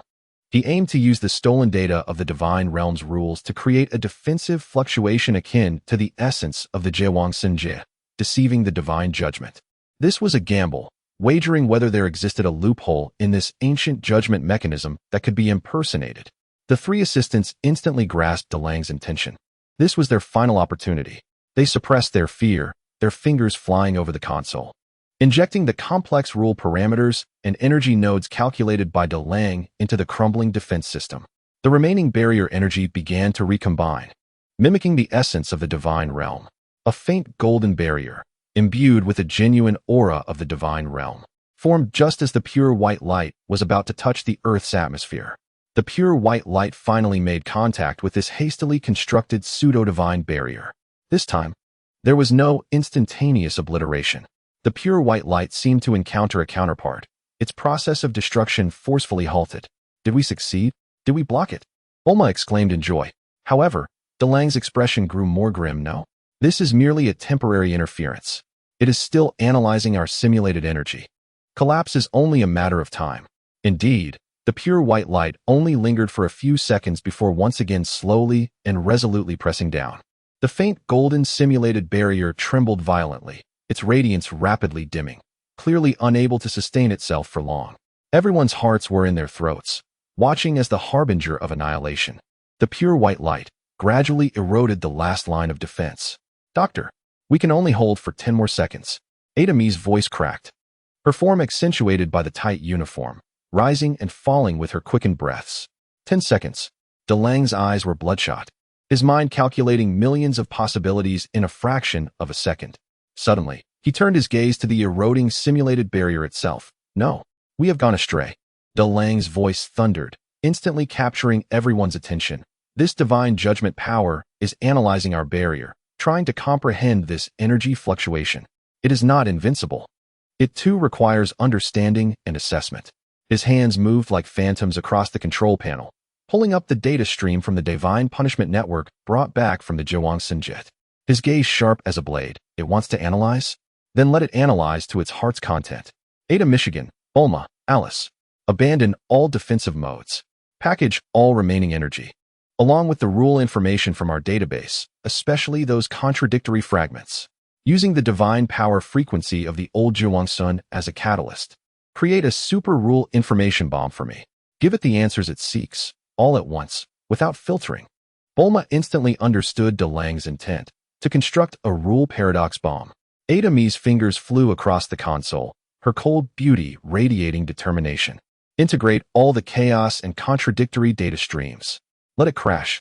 Bulma cried out in excitement, even tugging at the hem of her cropped top, revealing a glimpse of her fair waist. Just as the simulated barrier was on the verge of shattering completely, DeLange bellowed, "Launch!" A data packet, shimmering with countless chaotic runes and distorted light, shot towards the source of the pure white light, like a compressed miniature universe, defying the divine light. The ancient divine judgment's pure white light attempted to decipher this information bomb, filled with familiar yet entirely foreign rules. The next moment, a hum erupted. The pure white light abruptly faltered, then began to flicker and distort violently, devoid of any pattern. It struggled to comprehend the rule fragments from different divine realm eras, attempting to digest the data filled with logical paradoxes. The paradox of conflicting rules and illogical dilemmas remains undecidable. In the distance, ancient and chaotic thoughts seem to emanate from higher dimensions. The pure white light has ceased to be stable, spiraling into chaos. The catastrophic pressure that once enveloped the Earth dissipates rapidly, akin to the retreat of a tide. That flicker of pure white light in the higher dimensional space flickered violently a few times before, like a malfunctioning bulb. It extinguished with a soft pop, vanishing without a trace. The Earth has been preserved. Have we succeeded? Have we vanquished the ancient divine adjudicator? Bulma was the first to leap up, overwhelmed with emotion, tears glistening in her eyes as she embraced Alice without hesitation. Idami exhaled deeply, her body relaxing slightly as she leaned against the control panel, removing her golden-rimmed glasses to rub her slightly aching brow. A smile of relief finally graced her cold and beautiful face, reminiscent of an ice lotus blooming, breathtakingly lovely. Dalong gazed at the now tranquil sky, slowly clenching his fists, his eyes shimmering with the light of a conqueror. It was not about annihilation, but rather inducing its indigestion leading to collapse. By identifying the boundaries of operational logic, the power of technology could be leveraged to pry it open, even to destroy it in reverse. Dalong approached the observation window, gazing at the starry sky as if proclaiming to the entire divine realm. Immediately analyzed the attack data to uncover more vulnerabilities of the divine realm. Number 17, Number 18, stand by at all times. Next, we shall take the initiative. Yes, Doctor. The headquarters of the Red Ribbon Legion erupted with a blend of relief and boundless aspirations for the future. The light of technology has illuminated the path to the divine throne. Since the gods wish for our demise, I shall defy the heavens and strike first. Chapter 70. Dalong's anger sparks the counterattack. The old king god, having relied on the pure white light of the ancient divine adjudicator, has entirely vanished from the higher dimensions, like a forcibly extinguished cigarette, but the shadow of destruction that loomed over the earth instantaneously dissipated, and sunlight once again flooded the land, now imbued with a fervent sense of survival. People across the globe, including those who had already migrated to Mars, embraced one another, shouting in excitement, tears and smiles intertwined. In the past, they revered the deities. Yet, the deities offered them no assurances for living. Dalong alleviated their ailments, eradicated their calamities, and bestowed upon them the meaning of life. Now, those so-called deities viewed them as mere ants, wishing to erase them along with Dalong's technology. They surely would not acquiesce. Dalong, with a mortal form and the power of technology, withstood the ultimate judgment of the ancient divine authority. Doctor, the attack data from the Paradox Bomb has been fully recorded. This is our future breakthrough against the power of the divine realm, Idami reported. Dalong nodded, casting an approving glance at Idami, her allure magnified by her excitement. Well done. Idami. Dalong's voice suddenly rose, filled with undeniable authority, resonating throughout the communication network. Did the divine realm think that one judgment would make us yield? They are mistaken, gravely mistaken.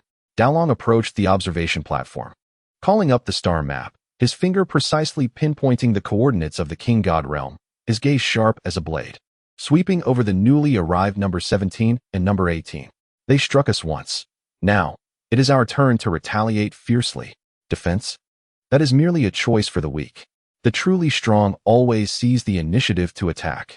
I hereby declare the initiation of the God-slaying plan. Number 17. Number 18. Dalong looked towards his most powerful warriors. Present. The two stepped forward, their upgraded divine skeletal armors emanating an unsettling aura. Your mission is no longer to probe or gather data. Dalong's voice was resolute. I want you to directly invade the king god realm. Find that old geezer who has just awakened, along with that accursed ancient temple. If you can capture them, bring them back. If not, then utterly dismantle them. I want that so-called divine realm to forever remember today, to remember the consequences of provoking the Red Ribbon Legion. Understood. Number 17's eyes blazed with wild combat fervor, a grin of aggression spreading across her face. Dismantle the temple? I relish this task. Number 18's ice blue eyes flickered with a cold glint, her voice imbued with absolute confidence. We shall surely turn the divine realm upside down. Idami, Buma, Alice. Dalong called upon his three beautiful assistants. Present. The three women responded in unison, standing tall with the most charming demeanor and utmost professionalism. Give your all to support. Provide information assistance to numbers 17 and 18. Transform the collapsed data we just captured into a viral rule targeting the divine realm's defenses. I want you to be their most steadfast support, their sharpest spear. Yes, Doctor. The three women's eyes sparkled with wisdom and loyalty. The divine realm's extermination of humanity was disseminated globally through the network. Dalong's voice echoed in the core laboratory of the Legion. All units, enter a state of level 1 combat readiness. Resources shall be infinitely tilted towards the God-slaying plan. We will show the entire universe that the light of technology will dispel the shadows of divine authority. Long live the Red Ribbon Legion. Long live Dr. Dalong. A roaring cheer erupted from every corner of the earth, coalescing into a torrent of powerful conviction. In the next moment, numbers 17 and 18 exchanged looks, no longer hesitating, simultaneously tearing through space, fueled by the wrath of the Red Ribbon Legion and the sharpness of technology, like two unsheathed swords piercing the heart of the King God realm. Dalong observed the ripples in space where they had vanished, standing with his hands clasped behind his back, a cold smirk of control playing on his lips. "Old man, are you and those slumbering ancient wills ready to face the fury of technology? The technological torrent of Dalong will sweep through the divine realm with unstoppable force." Chapter 71. The construction of stable energy supply on Mars is complete. The storm within the King God realm had not affected the fervor in another star domain. Mars, once a desolate red planet, has undergone a complete transformation. At the heart of this new world, countless giant robots work with astonishing efficiency across the vast Martian landscape. The robots take on various forms, some resembling multi-legged steel scorpions, efficiently conducting foundational excavations and mineral extractions. In orbit around Mars, the energy hub shines like a star, providing nearly boundless power for the planet's transformation and the myriad robots. Back on Earth, in the core laboratory of the Red Ribbon Legion, Dalong's gaze shifted from the live battle status of the King God realm to the magnificent construction scene on Mars. "How is the energy collection efficiency?" Dalong inquired, his voice calm, yet exuding an air of control. Ida Me promptly retrieved the data, clad today in a silver-gray suit that highlighted her intellectual beauty, her black stockings accentuating her legs, maintaining her customary calm professionalism. "Doctor, the overall efficiency is sustained at over 987 of the rated value. According to the current progress, the fortification of Mars will be preliminarily completed within the standard time of 150 hours. Buma leaned over to another holographic screen, pointing excitedly at the continuously optimized design. "Doctor, look, based on the data from the divine realm and the research on divine blood crystals, we have conducted the fourth optimization of energy collection on Mars. These robots are now both builders and Mars-loyal guardians." As she spoke, she instinctively tugged at the hem of her slightly loose research t-shirt, inadvertently accentuating the alluring contours of her chest. "Excellent. The battle in the King God realm showcases our might, dismantling the arrogance of the old gods. Meanwhile, the abundant energy of Mars lays our foundation, pioneering a future that belongs to us." Dalong's voice carried the grandeur of a pioneer. The hidden energy of Mars is not merely a construction tool. It is an extension of our technological philosophy. They epitomize absolute efficiency, an extraordinary force that transforms the impossible into the possible. He approached the central control console and issued new commands to make the inhabitants of Shinyu comprehend. A flame of ambition flickered in Dalang's eyes. "Not only can we dismantle their stronghold, but we can also erect an eternal kingdom beside the ruins, one that surpasses their glory 1,000-fold." "Yes, Doctor." The three beautiful women responded in unison, their eyes brimming with boundless aspirations for the future. The orders were transmitted through hyperspace communication, reaching Mars in an instant.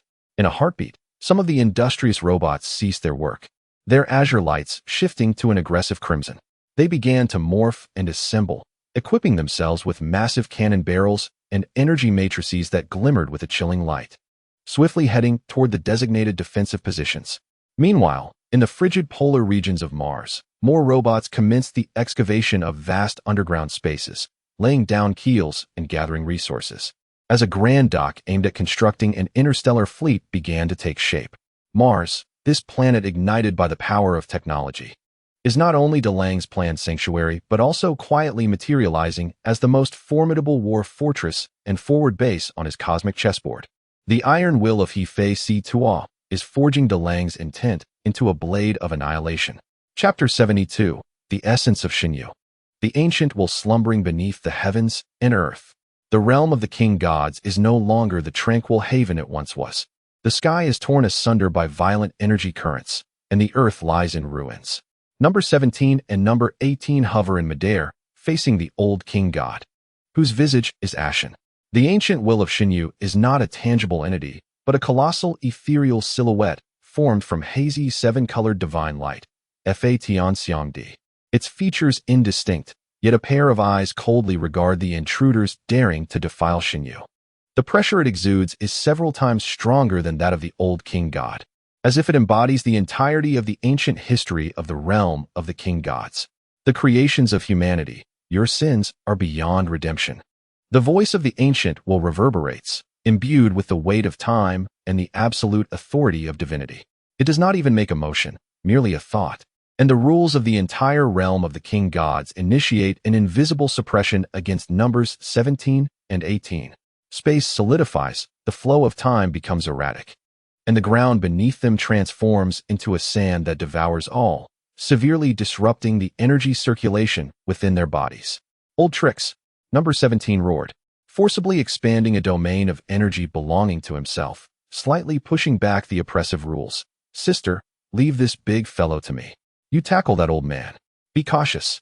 His understanding of the rules far surpasses ours. Number 18 coldly reminded, her figure flickering as she ghosted past the ancient will, charging toward the old king god, who was mobilizing the powers of Shinyu. You shall not pass, the old king god bellowed, conjuring a sword of pure divine power in his hand, meeting number 18 head-on. He understood that in direct combat, he was no match for this artificial human, but if he could delay her, allowing the ancient will to quickly deal with number 17, victory would still belong to Shinyu. Big guy, take this punch. Number 17 surged his speed to the limit, instantaneously appearing before the silhouette of the ancient will, his fist enveloped in tearing energy, striking fiercely toward its face. A flicker of indifference crossed the ancient will's eyes as it merely raised an arm composed of divine light and gently waved. Rule, denial. An invisible force descended, and just as number 17's fist, capable of shattering stars, was a breath away from the silhouette, the energy and physical impact it bore vanished as if erased by an eraser. Only the futile force of flesh remained, passing through the silhouette as if striking nothingness. What? Number 17's pupils constricted, retreating in an instant, gazing at his unharmed yet powerless fist, alarm bells ringing in his mind. This is a direct negation of the effectiveness of my attack from the level of rules. The power of an ant dares to shake the heavens? The ancient will's voice was devoid of emotion as it extended a finger, lightly pointing at number 17. Rule, confinement. The space surrounding number 17 transformed into a cage harder than diamond, sealing him within. Even the energy surging around him was forcibly frozen. Damn it, number 17 roared, the divine armor bursting forth in blinding golden light, attempting to break free from the confinement. Open for me. Crack. The spatial confinement was forced open by number 17, creating a narrow fissure. Oh, interesting. The ancient will seem to show a hint of faint curiosity, yet its assault did not cease. With both hands cradled, a chaotic sphere of light, seemingly containing the genesis and demise of galaxies, formed in its palm. Divine punishment, return to the void. The sphere slowly drifted toward number 17. And wherever it passed, space did not shatter, but directly transformed into the most fundamental void. This was the terrifying power that aimed to obliterate existence itself. Feeling the lethal threat, number 17's gaze became frenzied and focused. He concentrated all his power, including a newfound insight into the rules attained during his recent struggle against confinement, into his right fist. At the tip of his punch, space cried out in anguish. Star-crushing fist. He no longer pursued complex applications of the rules, but amalgamated his strength, striking with absolute force against the very essence of the rules represented by the void. The fist collided with the sphere of light. The entire realm of the king gods trembled violently from the impact. On the other side, the old king god, brimming with divine power, wielded his sword as golden sword energies tore through the heavens, embodying the will of purification and judgment. He dared not allow number 18 to approach, relying instead on the advantage of Shinyu to maneuver. Number 18 danced like a sprite on the edge of a blade, her form elusive, showcasing impeccable control. These ice crystals were not direct attacks, but collided and combined in the air, instantly forming a swirling vortex of magical energy. The divine sword energies unleashed by the old king god were instantly shredded upon contact with these vortices. Damn it, what is this bizarre power? The old king god exclaimed in astonishment. It is a more efficient application of energy. Number 18 replied coldly. Seizing upon a fleeting flaw exposed by the old king god's rage, she flicked her finger, and a meticulously condensed azure ray silently shot forth. In an instant, It pierced through the old king god's protective divine light, leaving a luminous hole in his shoulder. Ugh! The old king god cried out in pain, his divine power momentarily faltering. Number 18 closed in, her slender hand like a blade, carrying the chill of cutting through space, aimed directly at the old king god's neck. She intended to capture this vital source of data. Ancient sages, aid me. The old king god, in a state of panic, howled without restraint. The ancient will, engaged in battle with number 17, dispatched a wisp of divine thought, a barrier of 7-colored divine light shielding the old king god, intercepting number 18's lethal strike. Boom! Number 18's hand struck the divine light barrier, unleashing a violent shockwave that sent both her and the old king god flying. Meanwhile, on the main battlefield, the clash between number 17's star-crushing fist and the ancient will's void sphere reached a conclusion. The sphere was forcefully shattered by number 17's concentrated power. However, the explosive force of the void sent number 17 hurtling backward, crashing into a distant mountain, kicking up a cloud of dust. Number 17. For the first time, a distinct fluctuation appeared on number 18's cool visage. Amidst the dust, number 17 struggled to rise, his divine armor's glow dimmed, blood trickling from the corner of his mouth. Yet the fighting spirit in his eyes burned brighter, refreshing. Bring it on, Xinyu. Is this all you can do? The indifferent gaze of the ancient will finally met number 17, a flicker of subtle gravity passing through its eyes. The old king god felt an unprecedented sense of helplessness in the face of number 17's escalating momentum and number 18's predatory presence. These two individuals are truly monstrous beings born for battle. Even the will of the ancient sages cannot easily subdue them. Chapter 73. Shall we perish together? The sudden appearance of Weiss has reached a climax in the friction within the realm of the Kaishin. The infinite energy core of No. 17 allows him to embody an indomitable spirit, his fighting intent intensifying amidst pain. Haha, haven't you eaten? This little strength is hardly enough to tickle me. Number 17 grinned, revealing a wild smile as he resumed his offensive stance, aiming directly at the ancient will. Meanwhile, number 18's icy blue eyes grew even colder. The cries for help from the old Kaishin and the distraction of the ancient will presented her with an opportunity. She ignored the injured old Kaishin, her surroundings glowing with a deep blue energy that surged, coalescing behind her into a massive female apparition, Feishin Xiangdi. It exuded an aura that sent shivers through the very soul. The absolute zero magic penetrating light cannon. With a sharp command, No. 18 raised her hand simultaneously with the apparition, unleashing a beam of ghostly blue light that seemed capable of freezing time, tearing through space towards the core of the ancient will. This strike embodied her ultimate comprehension of the power and energy of the Namekians, far exceeding any previous attack.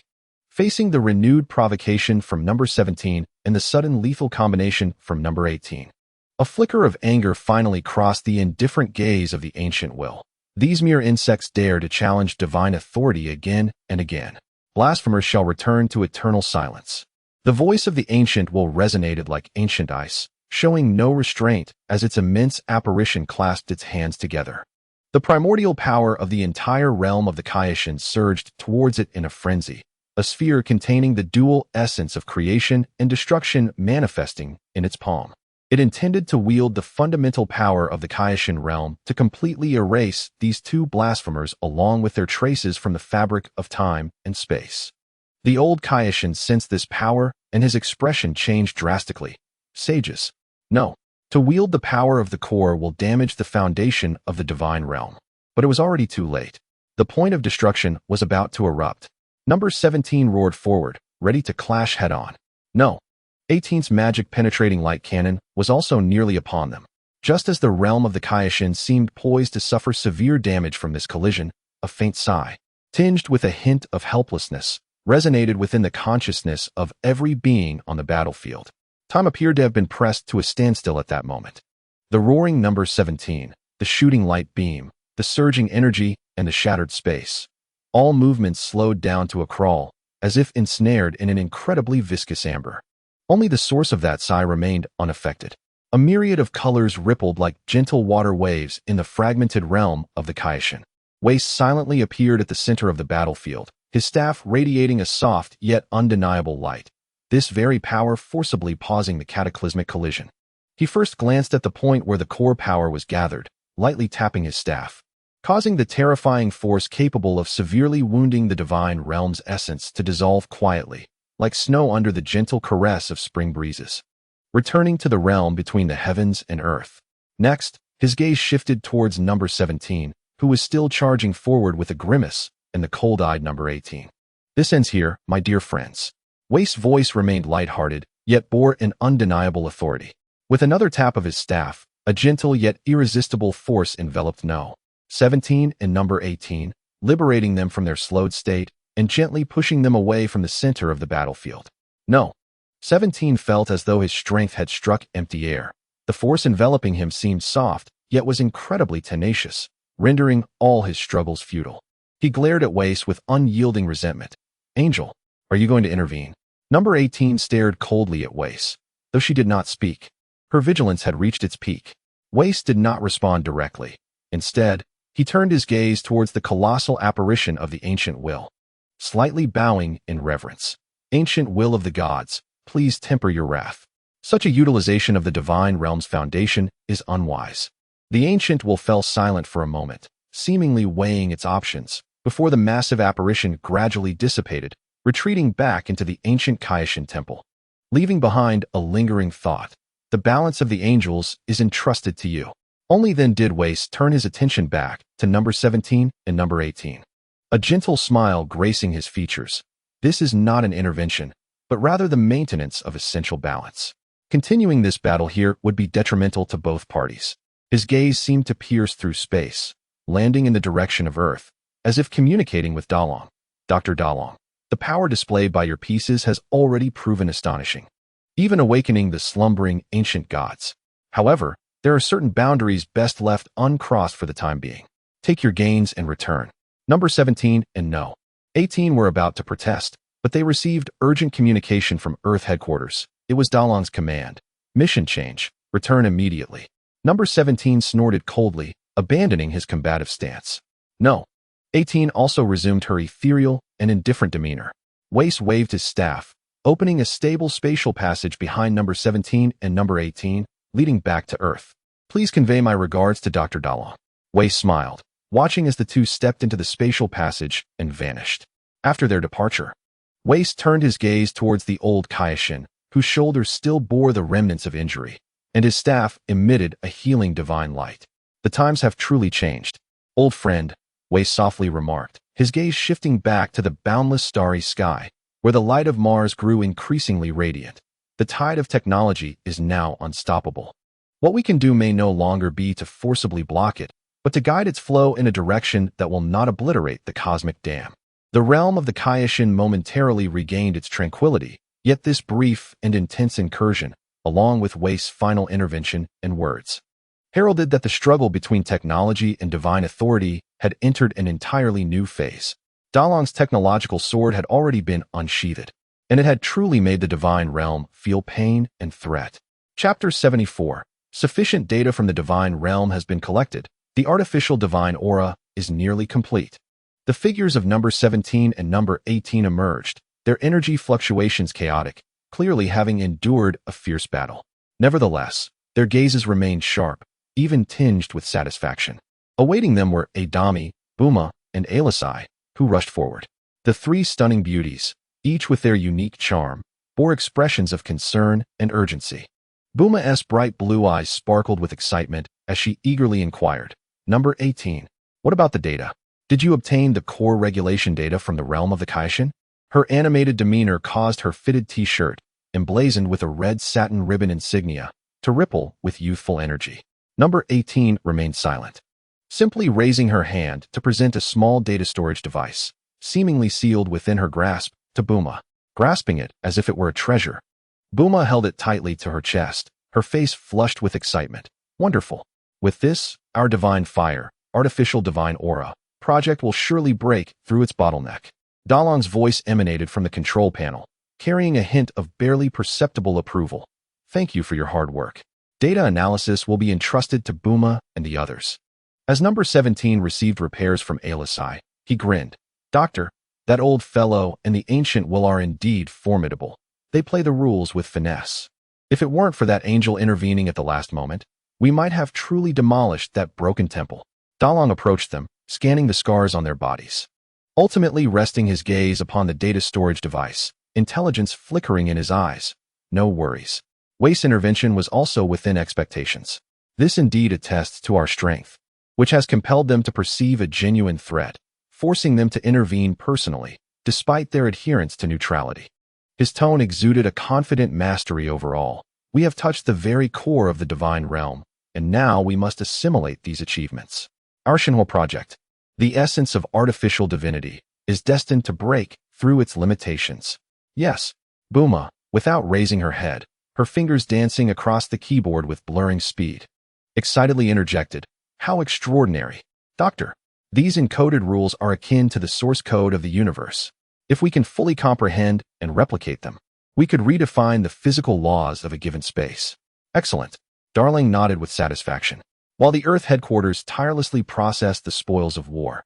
The collection of godlike energy on Mars was advancing at an astonishing pace. Countless Hephaestus robots, akin to loyal and efficient worker bees, permeated every corner of Mars. In the cold polar regions of Mars, a grand underground dock for the Jushin warships had completed its structural excavation. Under Darlang's will and the tireless execution of the Hephaestus robots, Mars was rapidly transforming from an undergoing colonial state into a heavily armed fortress of war. Its brilliance was no longer concealed, but was boldly displayed on the cosmic stage, proclaiming to all observers the might and resilience of technological civilization. In the Earth headquarters laboratory, Darling gazed at the real-time footage from Mars, a cold smirk gracing his lips. "Vizzy, you may have obstructed our demolition of the old gods' temples, but you cannot prevent us from erecting grander sanctuaries," he murmured, his eyes reflecting the cold, determined steel gleam of Mars. "Accelerate the progress. When the Shinhwa ignites and my fleet sets sail once more, I shall see who can withstand the tide of technology." The treasure of data was swiftly being transformed into tangible power, and Mars's brilliance had already begun to surface. The next phase of the contest would unfold in a higher dimension, with greater force and more intensity. Chapter 75, The Target of Attention, under the scrutiny of 12 universes. Darling presided over the center, resembling a sovereign ruling over the torrent of knowledge. Ada Michigan, Buma, and Alice, his three enchanting assistants, at this moment, were too preoccupied to maintain their usual composure. Their beautiful eyes, bloodshot yet sparkling with brilliance surpassing the stars, were wholly devoted to the analysis and transformation of this divine treasure. "Doctor, the reverse engineering of the Divine Punishment Network's energy circuit has been completed. We have identified the bottleneck in its energy conduction efficiency. Report. The frequency fluctuations of the ancient while mobilizing the power of the realm's core have been successfully simulated." "We did it, Doctor. Based on the solidified rules of the Realm King's divine space, we have developed a prototype for the spatial lock technology. Though limited in scope, it is sufficient to confine typical levels of spatial leap. Breakthrough after breakthrough was being conquered, validated, and put into practical use at an unprecedented pace. The technological tree of the Red Satin Ribbon Legion was growing at a visible rate, its branches reaching into the once unattainable realm of divinity. Not enough. Still insufficient. Darlang's voice resonated through the laboratory, filled with a creator's fervor. What we seek is not imitation, not analysis. It is creation. It is transcendence. Buma, Alice, activate the final program for the Shinhwa Ignition Protocol." "Yes, Doctor." The three beautiful assistants unhesitatingly purified all research achievements. From the residual energy captured from the destroyer to the rule codes deciphered from the divine blood crystals, as well as the divine realm data streams brought back from the Realm King's domain, and the experiences accumulated through countless battles. All computational power, the nearly limitless energy from Mars's energy core, and all available energy from Earth were concentrated and injected into a newly constructed energy structural model. This model was no longer a mere imitation of any known divine power. It was based on absolute physical laws and mathematical logic, yet boldly broke and reconstructed the rules at a fundamental level. It resembled an embryo, a divine essence birthed from pure technology. At the center of the laboratory, a pulsating sphere of light, constantly changing in form and hue, throbbed violently, akin to the core of a star about to be born. The terrifying energy fluctuations began to warp the very space of the laboratory, alarms ringing out, yet everyone ignored them, their gazes fixated on that radiant sphere. Energy output stable. Rule structure coherence at 9,999. Logical loop completed. Doctor, now is the time. Buma exclaimed excitedly, her voice slightly hoarse. Darling took a deep breath. His eyes reflecting the light representing his lifelong pursuit and the pinnacle of technology, slowly raised his hand, as if pressing the cosmic reset button, and solemnly declared, I announce the ignition of Shenhua. With a resounding roar of rules, the entire laboratory was instantly enveloped, and through a special energy field. It spread to Earth, to Mars, and even subtly shook the spatial structure of the solar system. The energy spheres suddenly contracted, then burst forth with an indescribable radiant brilliance. The artificial divine essence, Shenhua, had successfully ignited. At this moment, the divine armament loaded within subjects 17 and 18 emitted a joyful hum, resonating intensely with the Shenhua.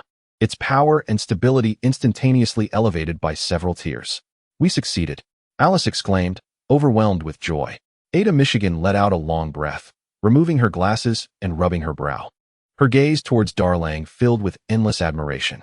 From this moment on, we should possess the ability for self-preservation. Darlang felt the immense energy radiating from the Shenhua, brimming with exuberance. He gently patted Buma's back, his gaze sweeping over Ada Michigan and Alice, laughing heartily. Indeed, we now have our own creation of divinity. But this is merely the beginning.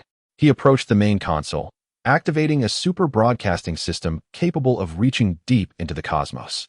His voice, imbued with unprecedented authority and power, spread like a divine proclamation. Beings of the entire universe, and the exalted deities above, heed this. The old divine order has decayed. The Shenhua, ignited by the power of technology, is born here, destined to illuminate ignorance and guide a new direction. This declaration was domineering, assertive, and indisputable. The old realm king, Meng, whose fury had just subsided, was shaken with disbelief in the realm king's domain. The slumbering Beerus in the destroyer realm felt a sharp twitch of his eyelid. Even the gazes of certain ancient and secretive entities turned for the first time towards this previously unremarkable star domain. And the high-ranking deity who had been observing in the shadows slightly opened his eyes, revealing a meaningful expression. Yet Darlang remained oblivious to the fact that the Shenhua he ignited was akin to a declaration of war against the entirety of the universe, encompassing 12 realms. Naturally, a scientist of Darlang's caliber would not concern himself with the dark forest theory.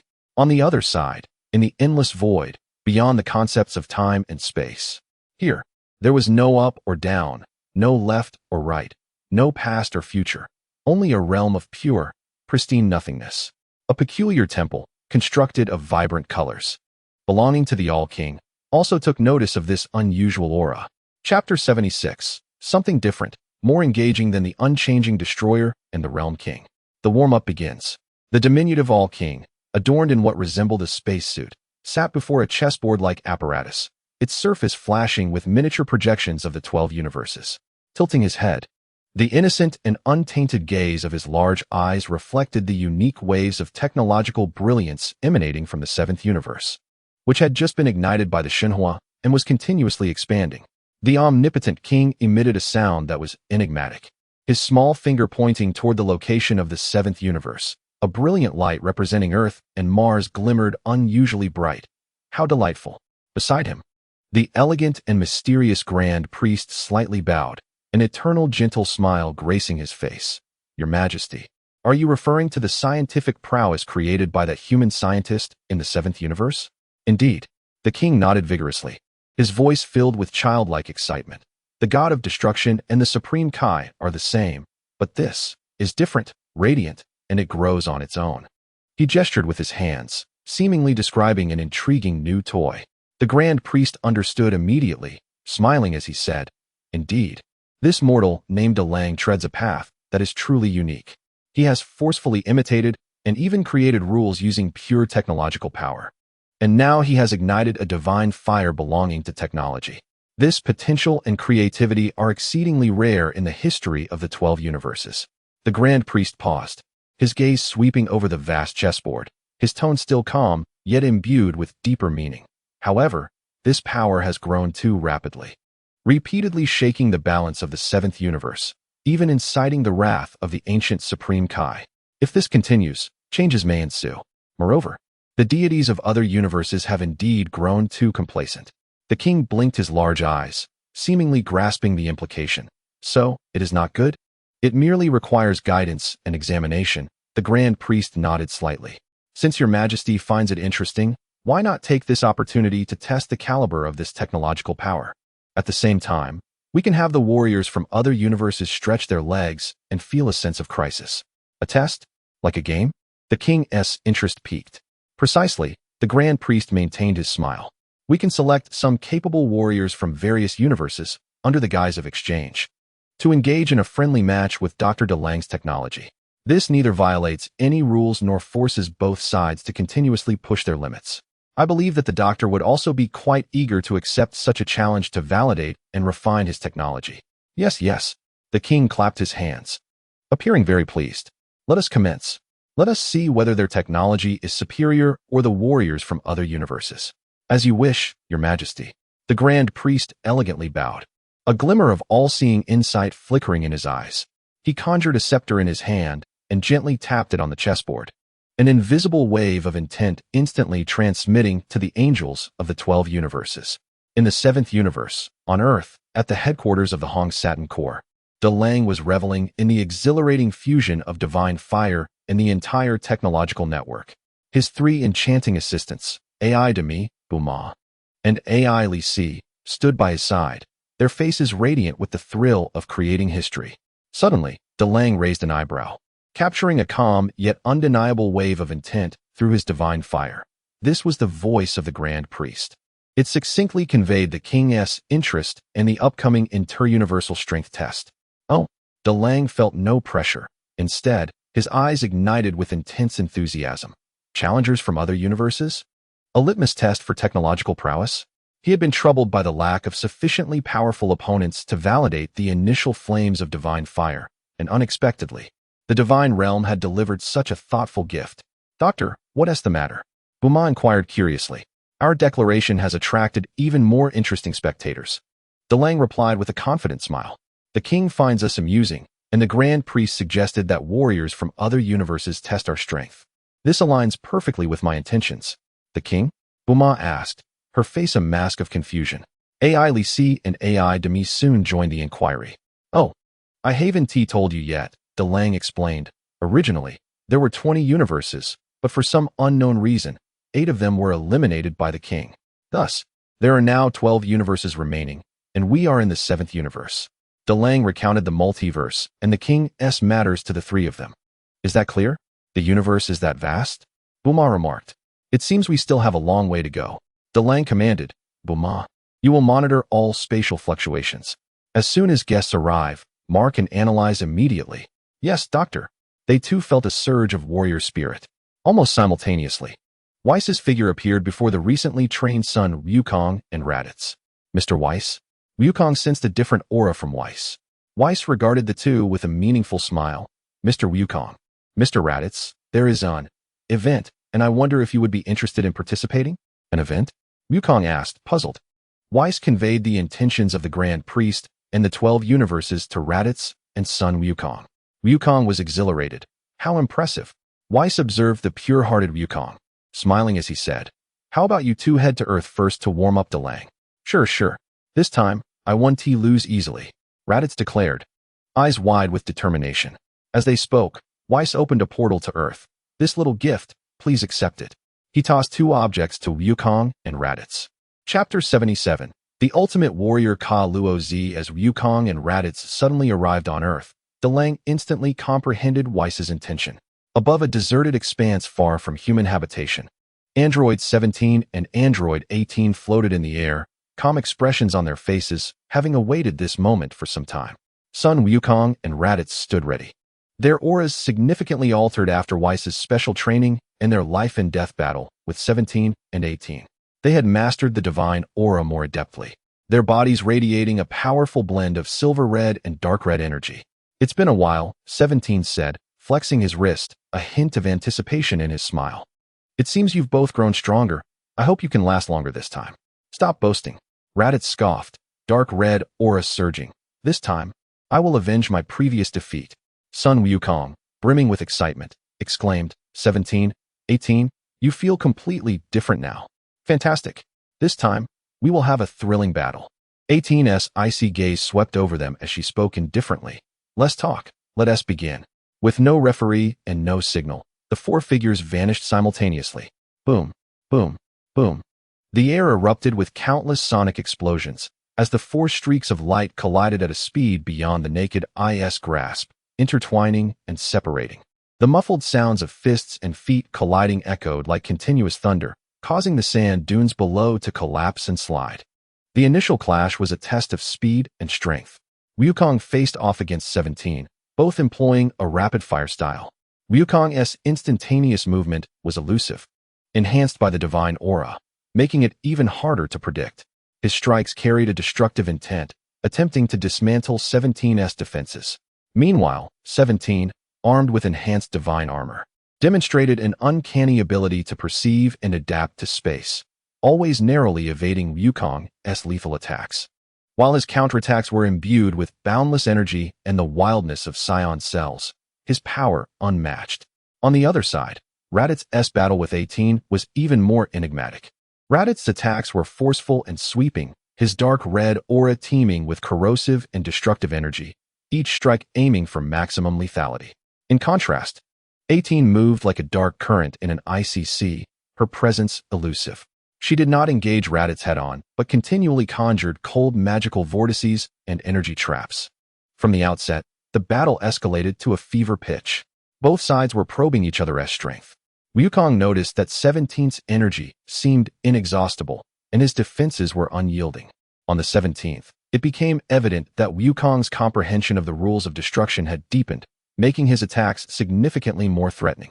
Raditz felt his frenzied power collide as if striking cotton, dissipated by 18 in a manner he could not fathom. 18 confirmed that Raditz's strength and resilience had indeed surged tremendously, his dark crimson aura exuding a fierce aggression.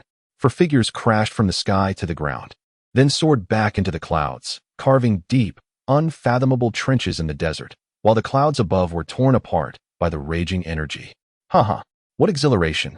The 17th grew increasingly excited, pushing Wukong back with a punch, as faint golden divine fire patterns suddenly blazed around him. Let us try this. Divine fire energy storm. Countless energy beams, white with subtle golden patterns, fanned out like a peacock's tail, targeting Wukong.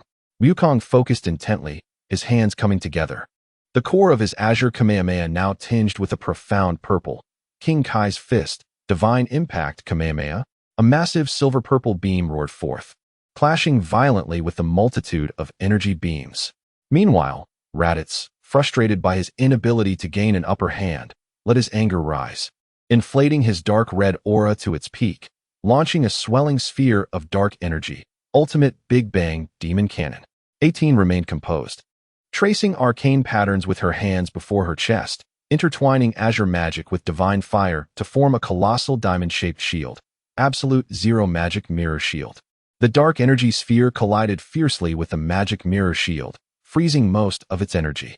Yet, the residual force still sent 18 sliding backward. In their first large-scale exchange of moves, neither side gained the advantage. The four of them separated once more, suspended in the air, slightly panting, their expressions increasingly grave. They all understood that in their earlier testing, none had truly gained the upper hand. Kakarot, Raditz suddenly called out, casting a glance at Wukong. A glimmer of determination flashing in his eyes. We can't delay any longer. Let us use that. Wukong paused momentarily, then nodded resolutely, determination illuminating his face. Yes, the time has come. The voice of Whis seemed to echo in their ears. Remember, the power from fusion is temporary. Unity of mind is the key. Under the slightly puzzled gazes of 17 and 18, Wukong and Raditz each removed a pair of shimmering patera earrings. Without any hesitation, they simultaneously donned the earrings on opposite ears. Buzz, an indescribable, overwhelming power, seemingly transcending the rules of this universe, erupted suddenly. Blinding white light engulfed Wukong and Raditz. A terrifying aura sweeping forth like a storm, instilling fear in both 17 and 18. As the brilliance faded, a brand new warrior stood in their place. He possessed Wukong's resolute facial features, yet bore Radit's wild gaze, his hair rising like flames, predominantly black with dark crimson streaks at his temples. His physique was larger and more robust, radiating a newly transcendent aura filled with divine essence, far surpassing both Wukong and Raditz. He gradually raised his head, his gaze solid and substantial, sweeping over the poised 17 and 18, his voice resonating with a unique harmony, echoing with Wukong's clarity and Raditz's depth. Brimming with unparalleled power, I am Keros. 17, 18, what follows will be the true battle. Feeling the unfathomable and seemingly ever-expanding aura of Keros. 17 and 18 displayed expressions of extreme seriousness, even excitement, for the first time. Fusion? How intriguing. 17 licked his lips, his battle spirit soaring to its zenith. The divine fire enveloping 18 surged with unprecedented intensity.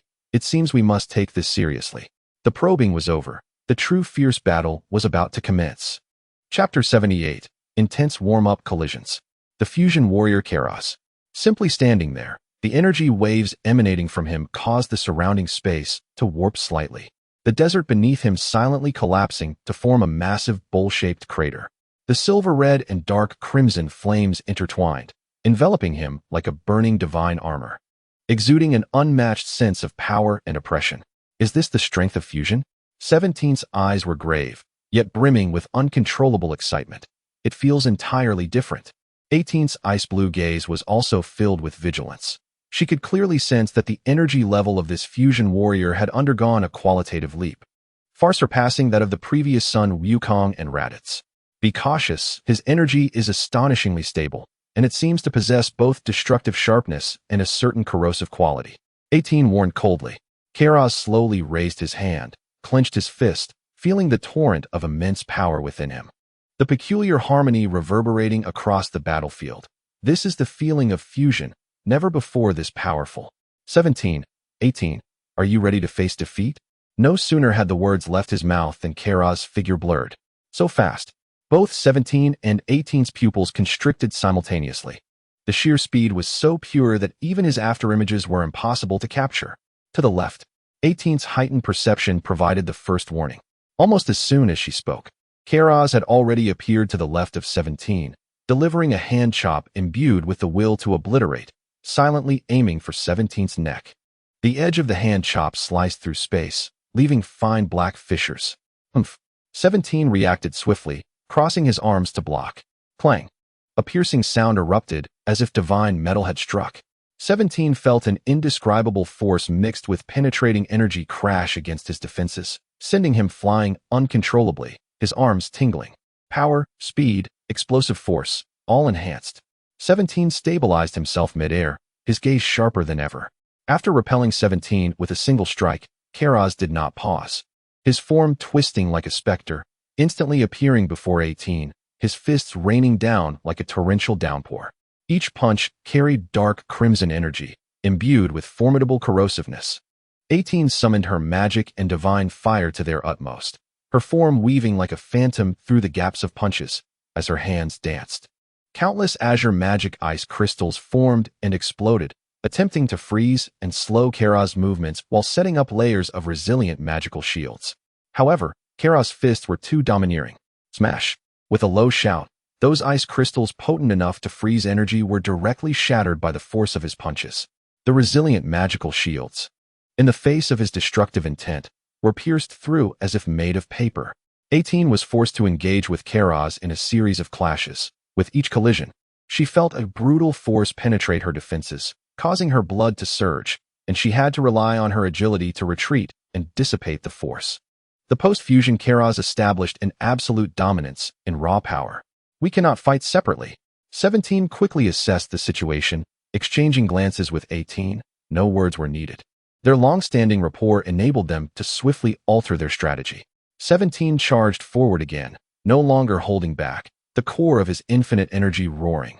Engaging Keros in a direct confrontation, he abandoned most of his defense, opting for an all-out assault to forcibly divert Keros' primary attention. Boom, boom, boom, boom.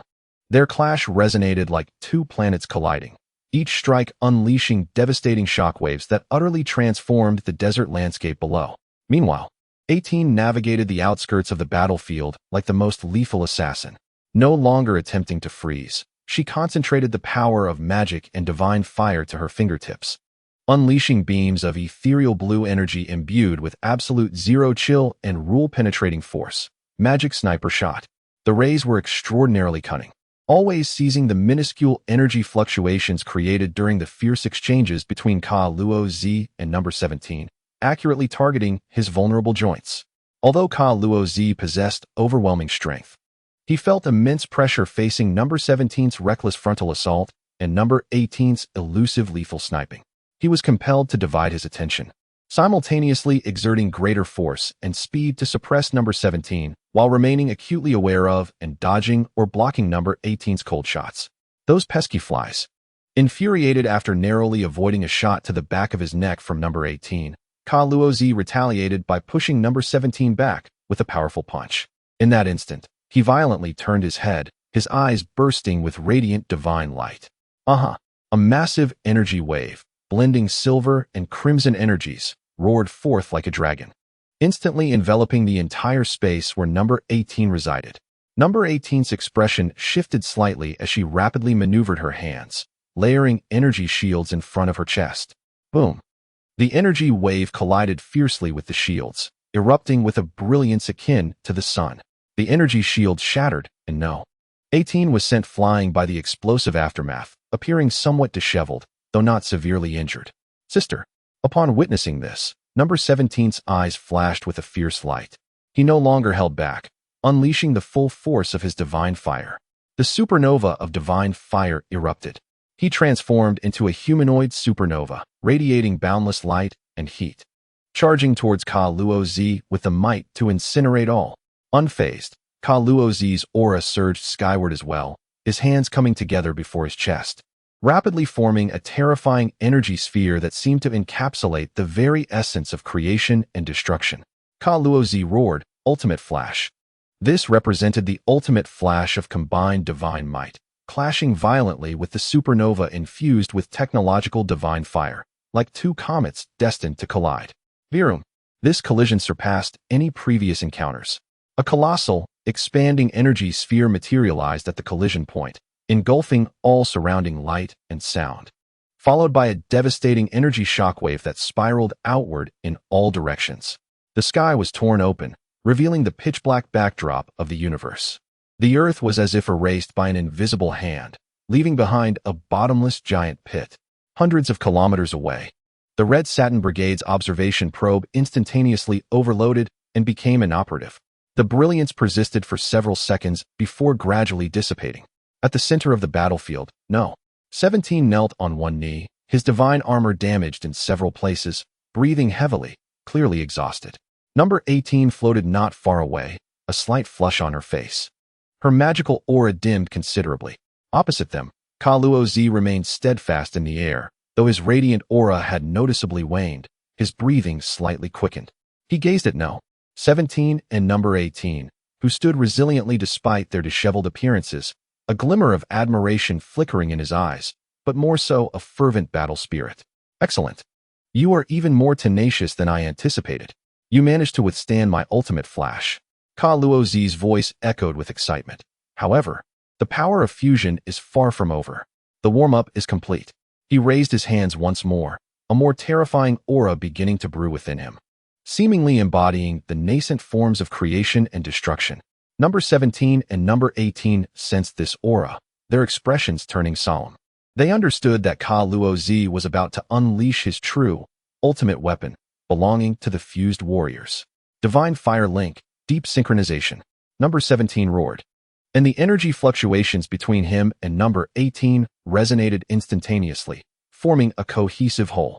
The pillar of technology, undaunted in the face of the divine might of fusion, prepared to embrace the tempest of fury. The probing was over, both sides revealing their trump cards, and this confrontation, representing the pinnacle of power within the seventh universe, was about to enter its final, heated stage. Chapter 79. A stalemate as Ka Luo Z transforms into Super Saiyan God form. Ka Luo Z spread his arms wide, his left palm pulsating with vibrant silver light imbued with the essence of creation. In contrast, his right palm gathered a dark red destructive energy, the essence of annihilation. These two opposing forces, under the miraculous effect of the Patera earrings, perfectly fused within him at this moment. Here it comes.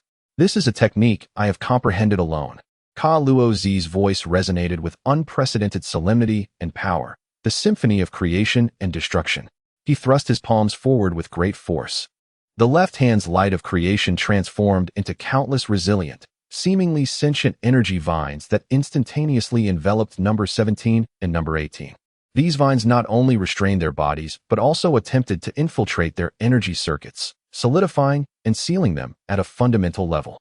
Meanwhile, the right hand's destructive energy coalesced into a dark red ray capable of penetrating the multiverse, surging forth with an absolute intent of annihilation.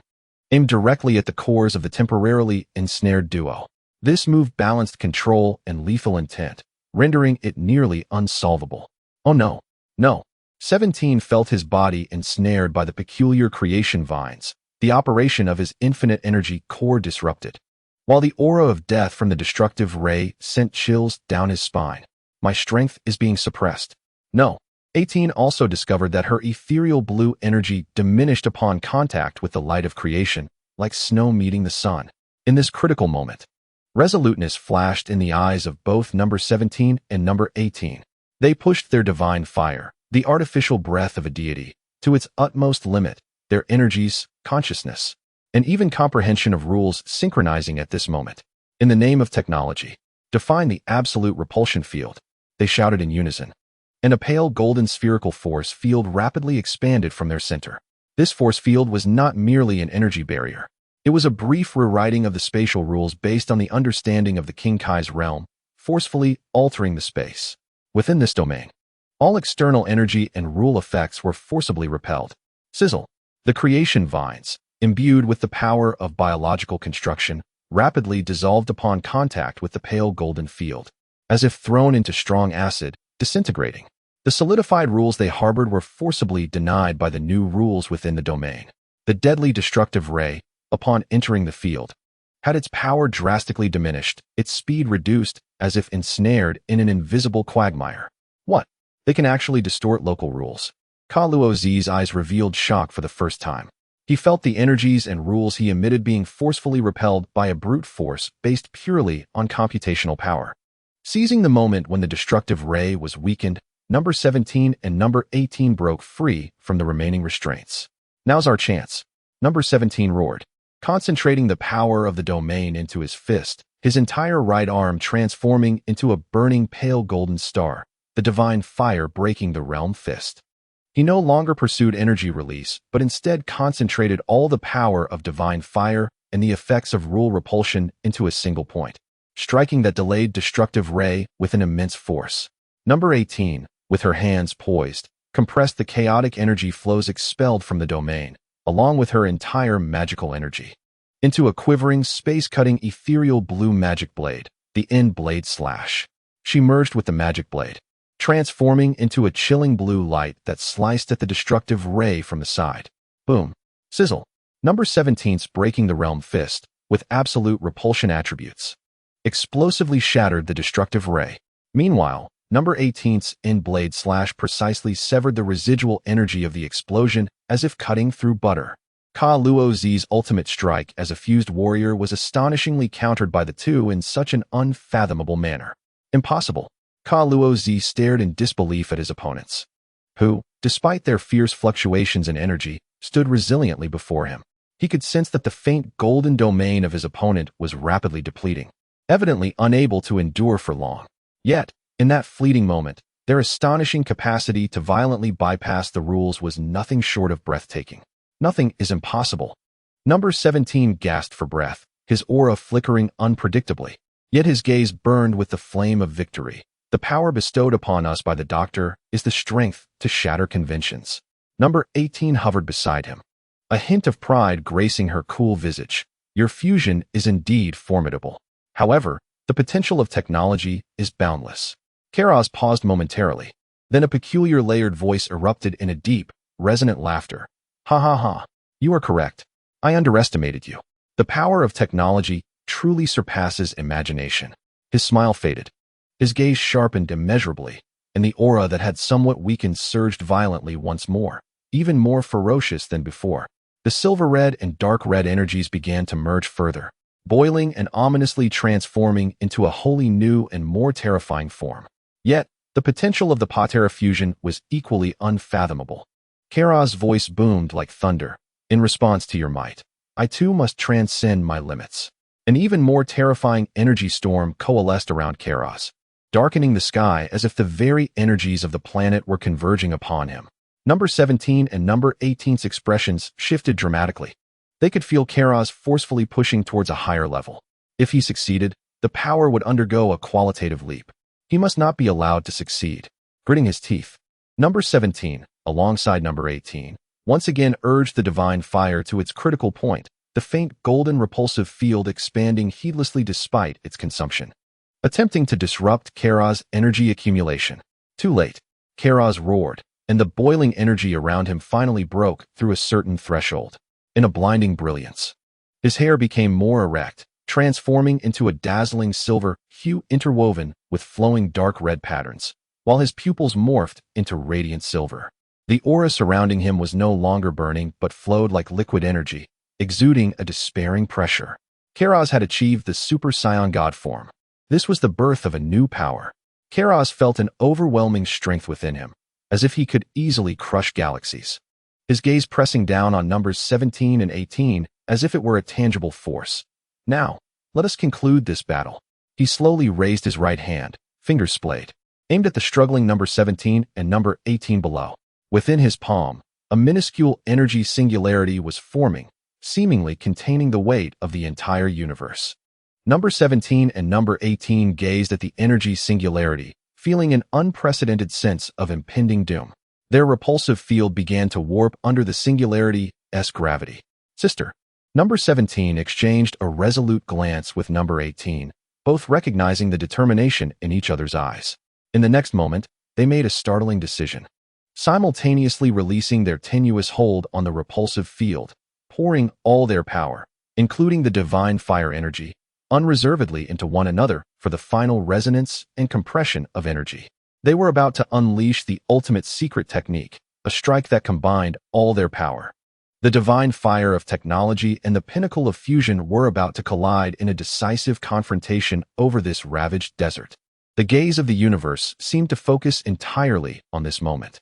Chapter 80, an unexpected conclusion, a shockwave across the universe above the desert. The energy spiraled out of control. The fusion warrior Gero's, having transcended his limits, emitted a gravitational force so powerful that the ground beneath him groaned under the strain, the space around him cracking like fragile glass. Meanwhile, number 17 and number 18 had relinquished all defense, burning every ounce of their strength. The radiance enveloping them returned to the primal chaos of the universe, their energy connection glowing brilliantly like a star bridge, all power converging towards number 17's raised right fist. The light coalescing upon that fist was not vast, yet it caused the energy in Gero's hand to tremble slightly. This was a strike that transcended the designed limits of the current divine fire, the artificial divine aura, wagering their very existence. Gero's, number 17, number 18. No more words were exchanged. Only their beliefs, strength, and everything they embodied were infused into this final strike. The ultimate singularity.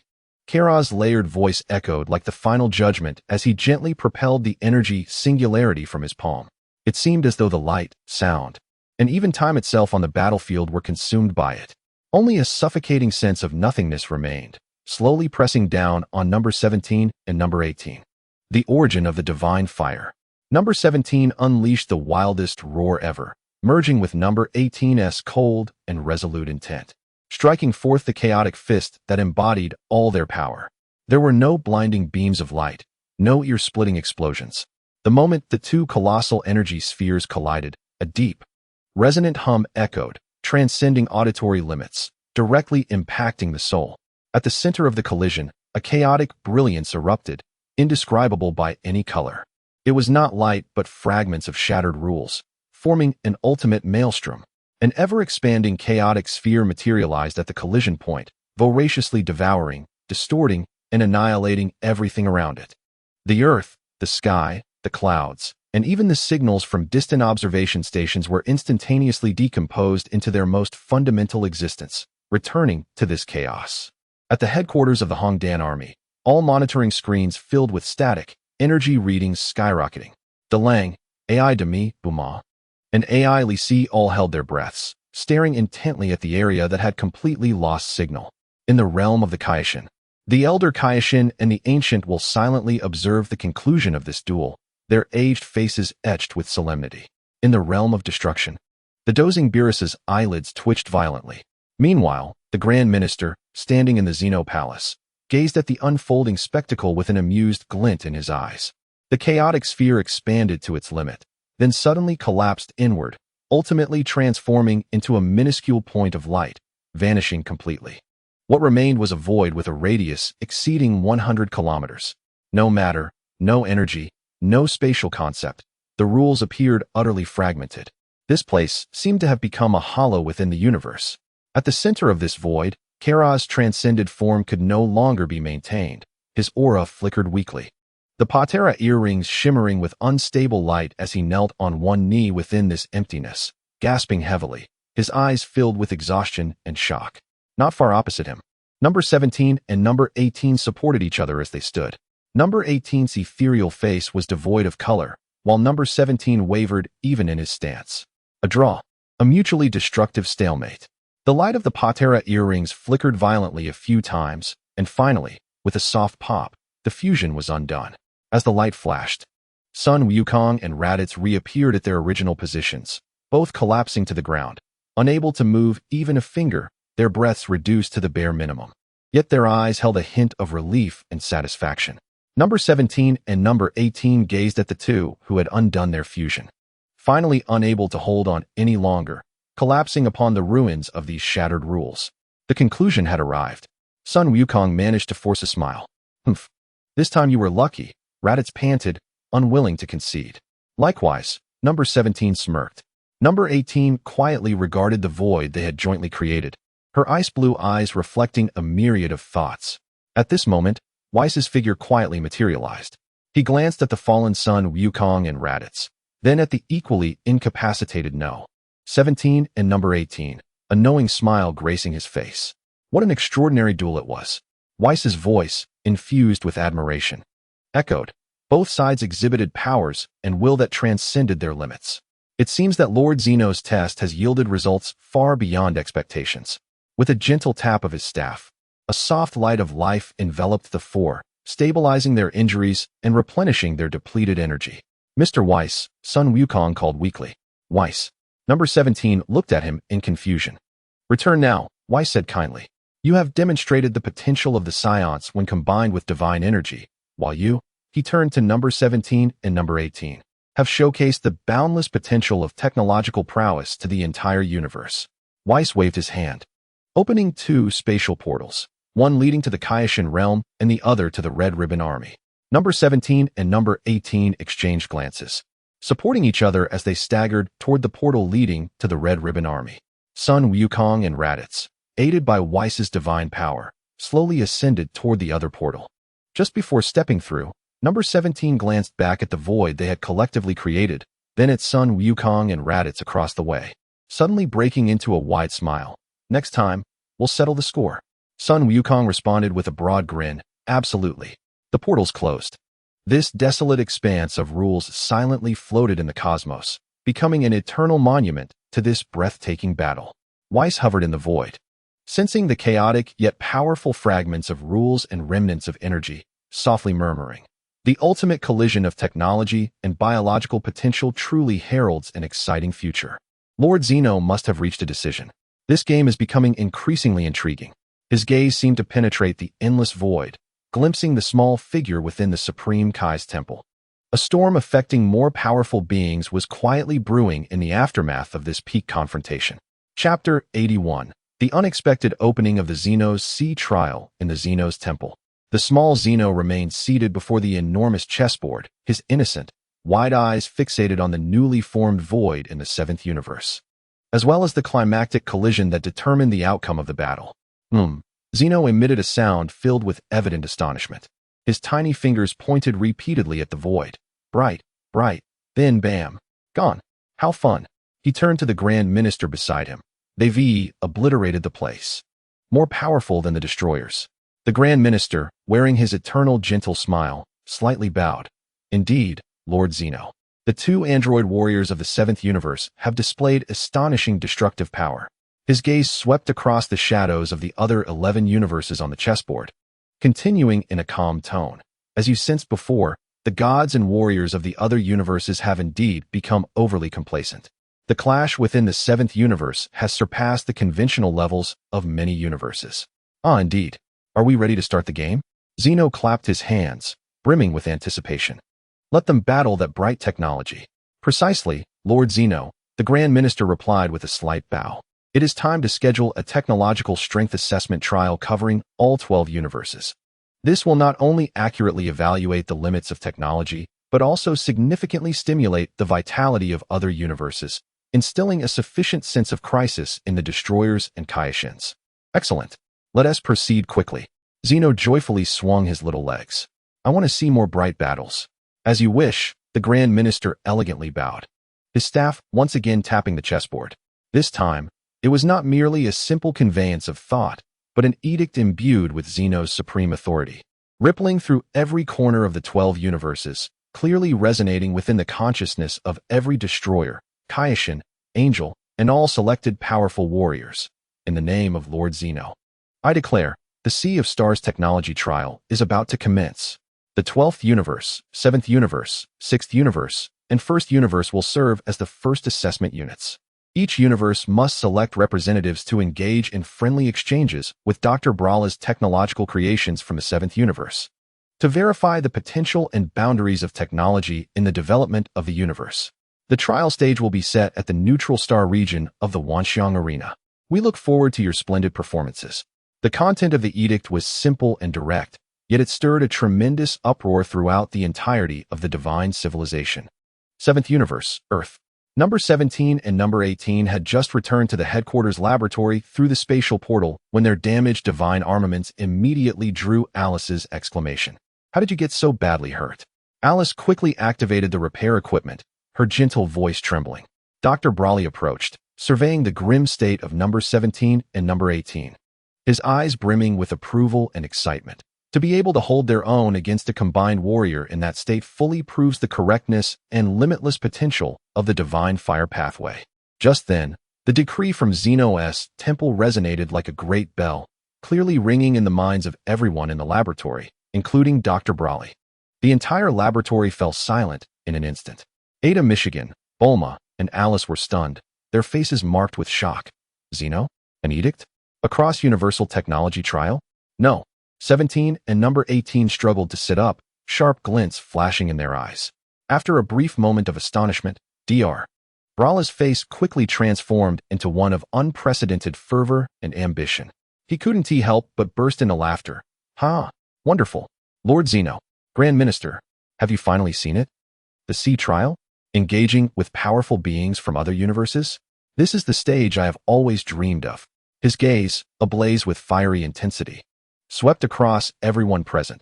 This is our perfect opportunity to showcase the might of technology to the entire universe.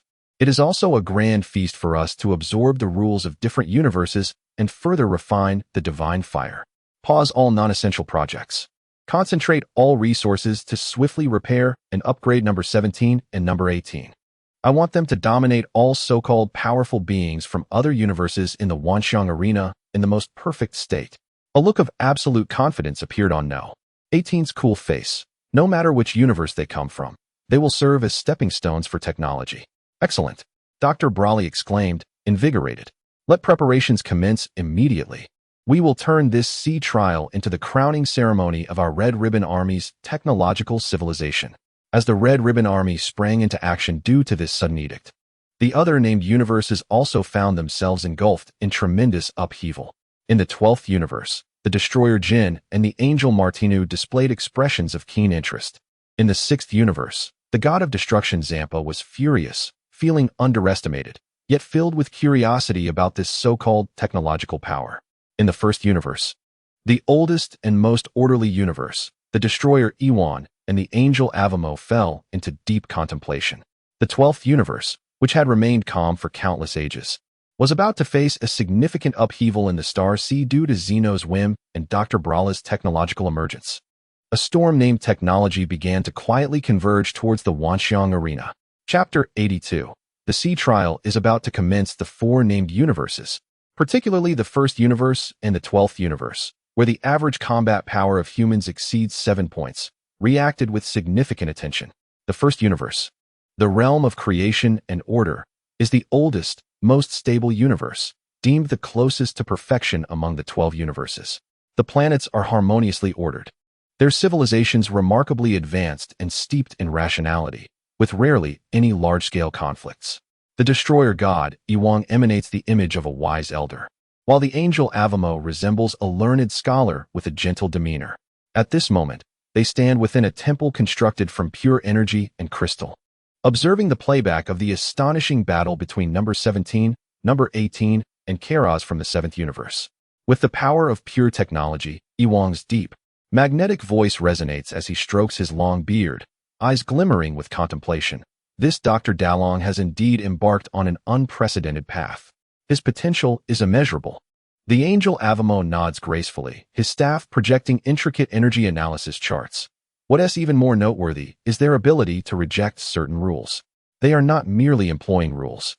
They are attempting to negate them on a localized level through absolute computational power and energy. This form of power diverges from the harmonious order we cherish in our universe. Yet the possibilities it harbors warrant profound exploration. The Grand King's intention is to invigorate and introduce variables. Ewang slowly affirms, in that case, let us dispatch the guardians of order. They shall experience firsthand the chaotic technology of the lower universe and discern how far it can progress. Remember, observation and learning surpass mere victory or defeat. The angel Avamo responds, that sounds splendid. The 12th universe, a realm of prosperity and creation, is renowned for its highly developed technology and vibrant life forms, where the average combat power of humans is significantly high and creativity abounds. The destroyer god Jean presents himself as a rather fashionable male, while the angel Matinu appears plump yet imposing. Wow, look at this, Jean exclaims, pointing at the image of number 17 clashing with Kara's ultimate flash, whistling in astonishment. What a spectacle! I never anticipated that such intriguing phenomena could emerge from the 7th universe, a place so rural. This crude application of energy and rule-breaking contrasts starkly with our meticulously refined style. The angel Matinu chuckles softly, his eyes filled with intrigue. Indeed, it is quite fascinating. Lord Jean, this wild technological approach may inspire us significantly. It seems this trial will be quite lively. Then let us send those little fellows from the creation vortex. Jean snaps his fingers, his enthusiasm palpable. Let them engage with the technological creations of the 7th universe and see whether their boundless energy prevails over our creative power. Perhaps they might even glean some techniques to bring back. Heh. Understood, Lord Jean. Matinu replies. In the 7th universe, at the headquarters of the Red Ribbon Army. As the eyes of the universe begin to converge, the laboratory operates at maximum efficiency. Number 17 and number 18 are placed within the most advanced restoration pods, where countless nanobots and energy streams swiftly repair their damage. The beautiful assistants Ida, Bulma, and Alice closely monitor all data, ensuring no detail is overlooked. The synchronization rate of the Divine Fire Network has surged to 95, with repair efficiency increasing by 300. A new rule-resistant coating is being applied, anticipated to enhance resistance against unknown rule attacks by 15. The energy core output is stable, having surpassed previous limits. Dao Yuang stands at the center, perceiving the formidable energies emanating from different universes through the divine fire, a cold smirk curling at the corners of his mouth. He particularly senses the presence from the 1st universe and the 12th universe, their refinement far exceeding that of previous opponents. With an average combat power exceeding 7 in the higher universes, Dao Yuang murmurs to himself, only a benchmark of such caliber is worthy of honing our sharpest technological blade. He turns to his 3 assistants and commands, final adjustment phase. I want them to be in an unprecedented peak state when they step into the multiversal arena. This will be our civilization's formal debut on the cosmic stage, and we cannot afford any mistakes. Yes, doctor. The three women respond in unison, their beautiful eyes filled with determination and anticipation. In the neutral star domain, the multiversal arena lies shrouded in mysterious energies, seemingly detached from all universes. Against the backdrop of an infinite sea of stars, a colossal circular platform, composed of unknown metals and energies, hovers at the center, surrounded by a transparent force field that repels energy shocks. Beyond it, a grand viewing area reminiscent of the Roman Colosseum looms, vast enough to rival entire galaxies. At this moment, lights begin to flicker in the viewing area, signifying the presence of observers from various universes, primarily the destroyer gods and supreme Kai of each universe along with their attendants, who will descend in projection form to witness this unprecedented trial. As the entrance to the platform shimmers, the first representatives from the first universe step forth. They are three warriors clad in sleek, silver battle armor, 2 men and 1 woman, known as the Guardians of Order. Their presence is subdued, their gaze is calm and profound, radiating a unique resonance that harmonizes with the entire space, as if they themselves are part of the order. Next, the representatives from the 12th universe emerge, for warriors of varying forms collectively known as the Creation Vortex. Their equipment appears more technologically advanced and artistic, with active and creative energy fluctuations, their eyes alight with curiosity and eagerness. Following them are the representatives from the 6th universe, Zongpa, accompanied by Gabe and Hit, their powerful auras sharp and intense. Finally, under the scrutiny of countless gazes, at the entrance of the 7th universe, a brilliant light coalesces. Number 17 and number 18 step forth. Restored and upgraded, they are newly adorned with divine technology, radiating a deeper golden hue. Their technological divinity flowing with greater fluidity, as if forming an invisible link with the arena's platform beneath their feet. Their gazes are calm and confident, sweeping over all present opponents, ultimately locking onto the 2 representatives from the higher universes. A subtle smile graces number 17's lips. It seems there are a few commendable challengers. A glimmer of interest flickers in number 18's cool gaze. I hope their order and creativity do not disappoint us. A neutral voice composed of energy reverberates throughout the multiversal arena. The Star C technology trial, first batch evaluation, now commences. First round, random matchups. Let the powers from different universes collide here and showcase the essence of your civilizations. Thus, a trial igniting the vibrancy of the universe officially begins. Chapter 83. The overwhelming power of Super Saiyan Tahong. Hit's instantaneous technique bows down. The neutral voice echoes once more in the arena. First round random matchups commence. A gigantic screen illuminates the arena's sky, names scrolling rapidly before finally settling. 7th universe number 17 vs 6th universe Gabe. 7th universe number 18 vs 6th universe Hit. In the viewing area, the destroyer god Zongpa of the 6th universe grumbles in dissatisfaction. What the heck? We faced these 2 monsters right off the bat. Is Gabe even up to the challenge? Beside him, the graceful Angel Batos observes number 18 with a keen eye, maintaining an elegant smile as if everything is under control. Meanwhile, the 3 Guardians of Order from the 1st universe and the 4 members of the Creation Vortex from the 12th universe calmly observe the arena, seemingly planning to thoroughly assess the specific strength of the technological creations from the 7th universe through these 2 battles. First match, number 17 vs Gabe. Gabe, a scion from the 6th universe, possesses pure scion blood and a resolute will. Zongpa, eager to avoid being looked down upon by the other gods, has specifically commanded Batos to guide Gabe in his training. Bajuosi had long been aware of the formidable capabilities of the androids through Wasi. He devoted exceptional diligence to Gabi's training, and combined with the innate talent of the Siren, Gabi had truly transformed into the authentic Super Gabi. With a powerful pink aura soaring into the sky, Gabi instantly entered the state of Super Siren Taong. A potent energy radiated around him, infused with the distinctive sharpness and fighting spirit characteristic of the Siren. Super Siren Taong, a commendable energy response. Number 17 stood still, his expression relaxed, even carrying a hint of critique. Unfortunately, the purity seems to lack a bit of refinement. Do not underestimate me. Gabi's gaze sharpened, and in an instant, his body vanished, reappearing before number 17, his fist imbued with divine power striking towards number 17's face like a bolt of lightning. The speed was so swift that it left a red afterimage in the air. However, just as his fist was about to make contact, number 17 reacted. Simply raising his right hand, he accurately and effortlessly grasped Gabiai's fist. What? Gabiai's pupils constricted. He felt as if his fist had struck the core of an ancient star, yielding not an inch.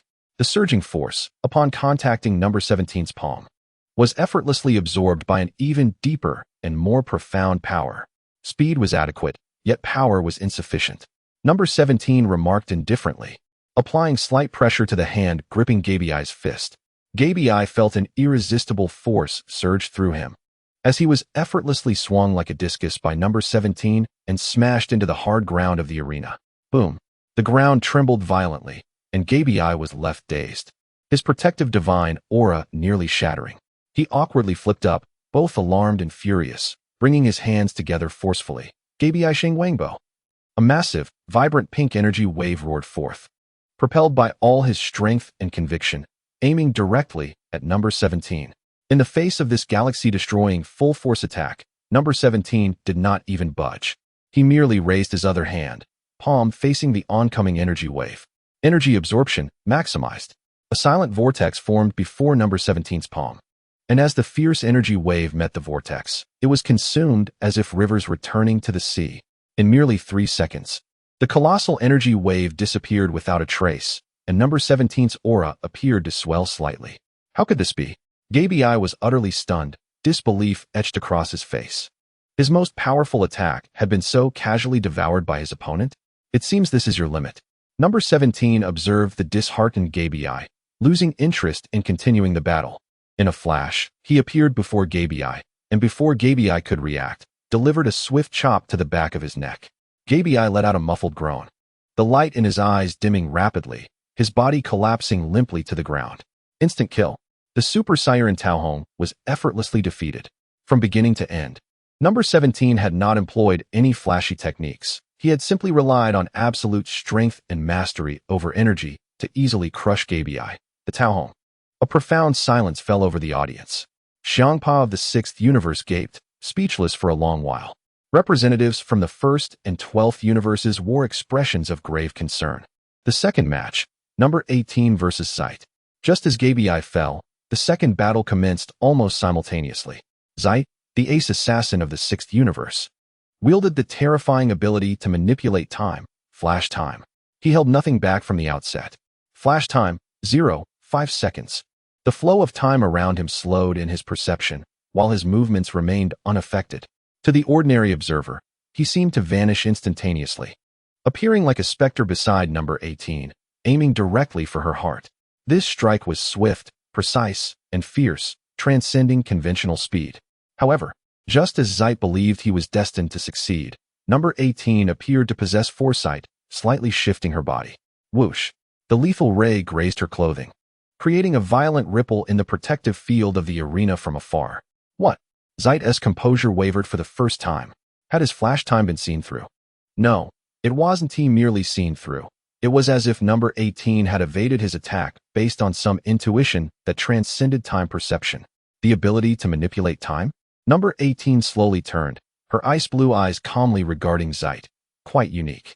Yet in the face of absolute understanding of rules and energy perception, it is not insurmountable. Zeit's gaze hardened. He hesitated no longer, pushing flash time to its utmost limit. Flash time, 8 seconds. His figure fragmented into countless afterimages, launching a torrential assault on number 18 from all directions. Fists, feet, finger jabs, energy rays. Each strike targeted the most elusive angles, each infused with the intent to freeze life. In the face of this relentless attack that transcended the constraints of time, number 18 remained composed, standing calmly in place, occasionally tilting her head slightly, lightly raising her hand to seemingly casually block. Yet, these seemingly simple and casual movements always managed to precisely evade Zeit's lethal attacks at the last moment. It was as if an invisible field of absolute defense surrounded her.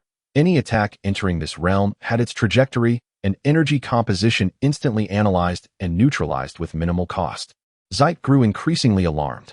His flash time, his assassination skills, appeared utterly feeble against her unfathomable predictive ability and defense.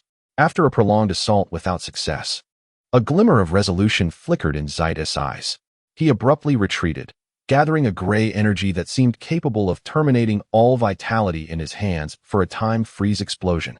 This was his forbidden technique, consuming his life force to merge the power of flash time into an energy attack. The gray energy sphere silently shot towards number 18, freezing time in its wake. Number 18 regarded the gray energy sphere and, for the first time, raised her hands. Ethereal blue magic intertwined with pale golden divine fire at her fingertips, coiling together, ultimately transforming into a magical singularity that contained an ice crystal universe of life and death. An absolute zero spatial singularity. She gently propelled the singularity forward. The magic singularity met the time-freeze explosion energy sphere midair. There was no explosion, no shockwave, only an extreme stillness. The gray and ethereal blue light eroded one another and ultimately dissipated into nothingness. Zeit knelt, gasping for breath. His eyes filled with exhaustion and a hint of despair. All his trump cards had become ineffective against the opponent's unfathomable technological prowess. Number 18 slowly approached him, looking down from above, her cold voice resonating. Your time manipulation ability holds significant research value. Unfortunately, at present, you cannot genuinely pose a threat to us. She lifted her hand, gathering a point of ice blue light at her fingertip, gently tapping Zeit's forehead. Zeit attempted to evade, but found the space around him seemingly frozen, rendering him immobile. The ice blue light penetrated his brow, his body stiffened, and he promptly collapsed to the ground, losing consciousness. Another victory. Yet again, a victory that was nearly a complete domination. Number 18 displayed little combat desire, effortlessly defeating Zeit, the ace assassin of the sixth universe. The two matches were executed with precision and clarity, thoroughly showcasing the terrifying strength of the upgraded number 17 and number 18, far exceeding that of ordinary top warriors in the universe. Number 17 surveyed the audience, particularly lingering on the representatives of the 1st and 12th universes, a hint of provocation curling at the corners of his mouth. I hope the next opponent will be somewhat tougher. On the 18th, he quietly returned to the side of the 17th, as if he had merely completed a simple test. The Wanxiang arena was enveloped in silence. Only the neutral voice resonated once more. The 7th universe, with 2 victories, advances to the next round. The upcoming confrontation will be between the 12th universe and the 1st universe. The true spectacle is about to unfold. Having effortlessly overwhelmed the 6th universe, the 17th and 18th undeniably imposed tremendous pressure on the representatives of the higher universes who were about to take the stage. Chapter 84. The terrifying 1st universe in the Wanxiang arena. All spectators turned their gazes toward the 2 protagonists who were about to appear, the representatives of 2 higher universes, each boasting an average combat power exceeding 7. The representative of the 12th universe, the female warrior, Elara, the Star Shaper. She donned armor crafted from living crystal, radiating waves of energy brimming with vitality and infinite potential. The representative of the 1st universe was the male warrior, Callum, the theorist, clad in a simple silver-white robe. His expression was as serene as a still pond, seamlessly merging his presence with the space of the arena, as if he were a part of the very rules themselves. The neutral voice announced, Round 2, 12th Universe Elara versus 1st Universe Callum. Begin. The battle erupted into fierce intensity almost instantaneously. With a fierce shout, Elara launched the first attack, her hands poised as brilliant light of creation surged within her palms, coalescing into what seemed to be a living energy star in an instant. The mimetic celestial body, embodying the rules of creation, erupted forth. New star of creation. She forcefully propelled the miniature star toward Callum. Wherever the star traversed, the very fabric of space warped and twisted under the weight of its overwhelming vitality and heat. In the face of this creation power capable of instant annihilation, Callum's expression remained unchanged. He merely raised his right hand slowly, gently pointing his index finger forward. Definition: energy nullification. There was no dazzling display of light, no violent impact. The roaring energy star, mere meters from Callum's fingertip, had its tumultuous internal energy structure seemingly smoothed by an invisible hand in an instant. All vitality, all heat, all destructive force fell into silence, ultimately dissipating into the air like a candle's flame extinguished. What? Elara's pupils constricted sharply. Her creation power had been so casually negated? Order does not permit chaotic creation. Callum's voice was calm and unperturbed as he lowered his finger, fixing his gaze upon Alara. Your power is filled with variables. It requires regulation. Instead of launching an attack, he formed a peculiar hand seal before his chest. The domain of order unfolded. A hum resonated. An invisible force field rapidly expanded from Callum's center, enveloping the entire arena in an instant. Within this domain, Alara was horrified to discover that her energy, which brimmed with creativity, seemed shackled by invisible chains, becoming rigid. She attempted to gather her creation power once more, but felt an extraordinary difficulty. As if the very rules of space were rejecting her chaotic creation. Within my domain, the flow of energy and the formation of techniques must adhere to the trajectory of order. Callum declared as if pronouncing a judgment. Chaotic creation is the source of chaos. Do not underestimate humanity. Alara gritted her teeth, pushing her potential to its limits, forcibly breaking through part of the domain's suppression. She clapped her hands fiercely against the ground of the arena. Life blossoms, thousand star vines. Boom. The arena's immovable surface shattered instantly as countless robust vines erupted from the ground.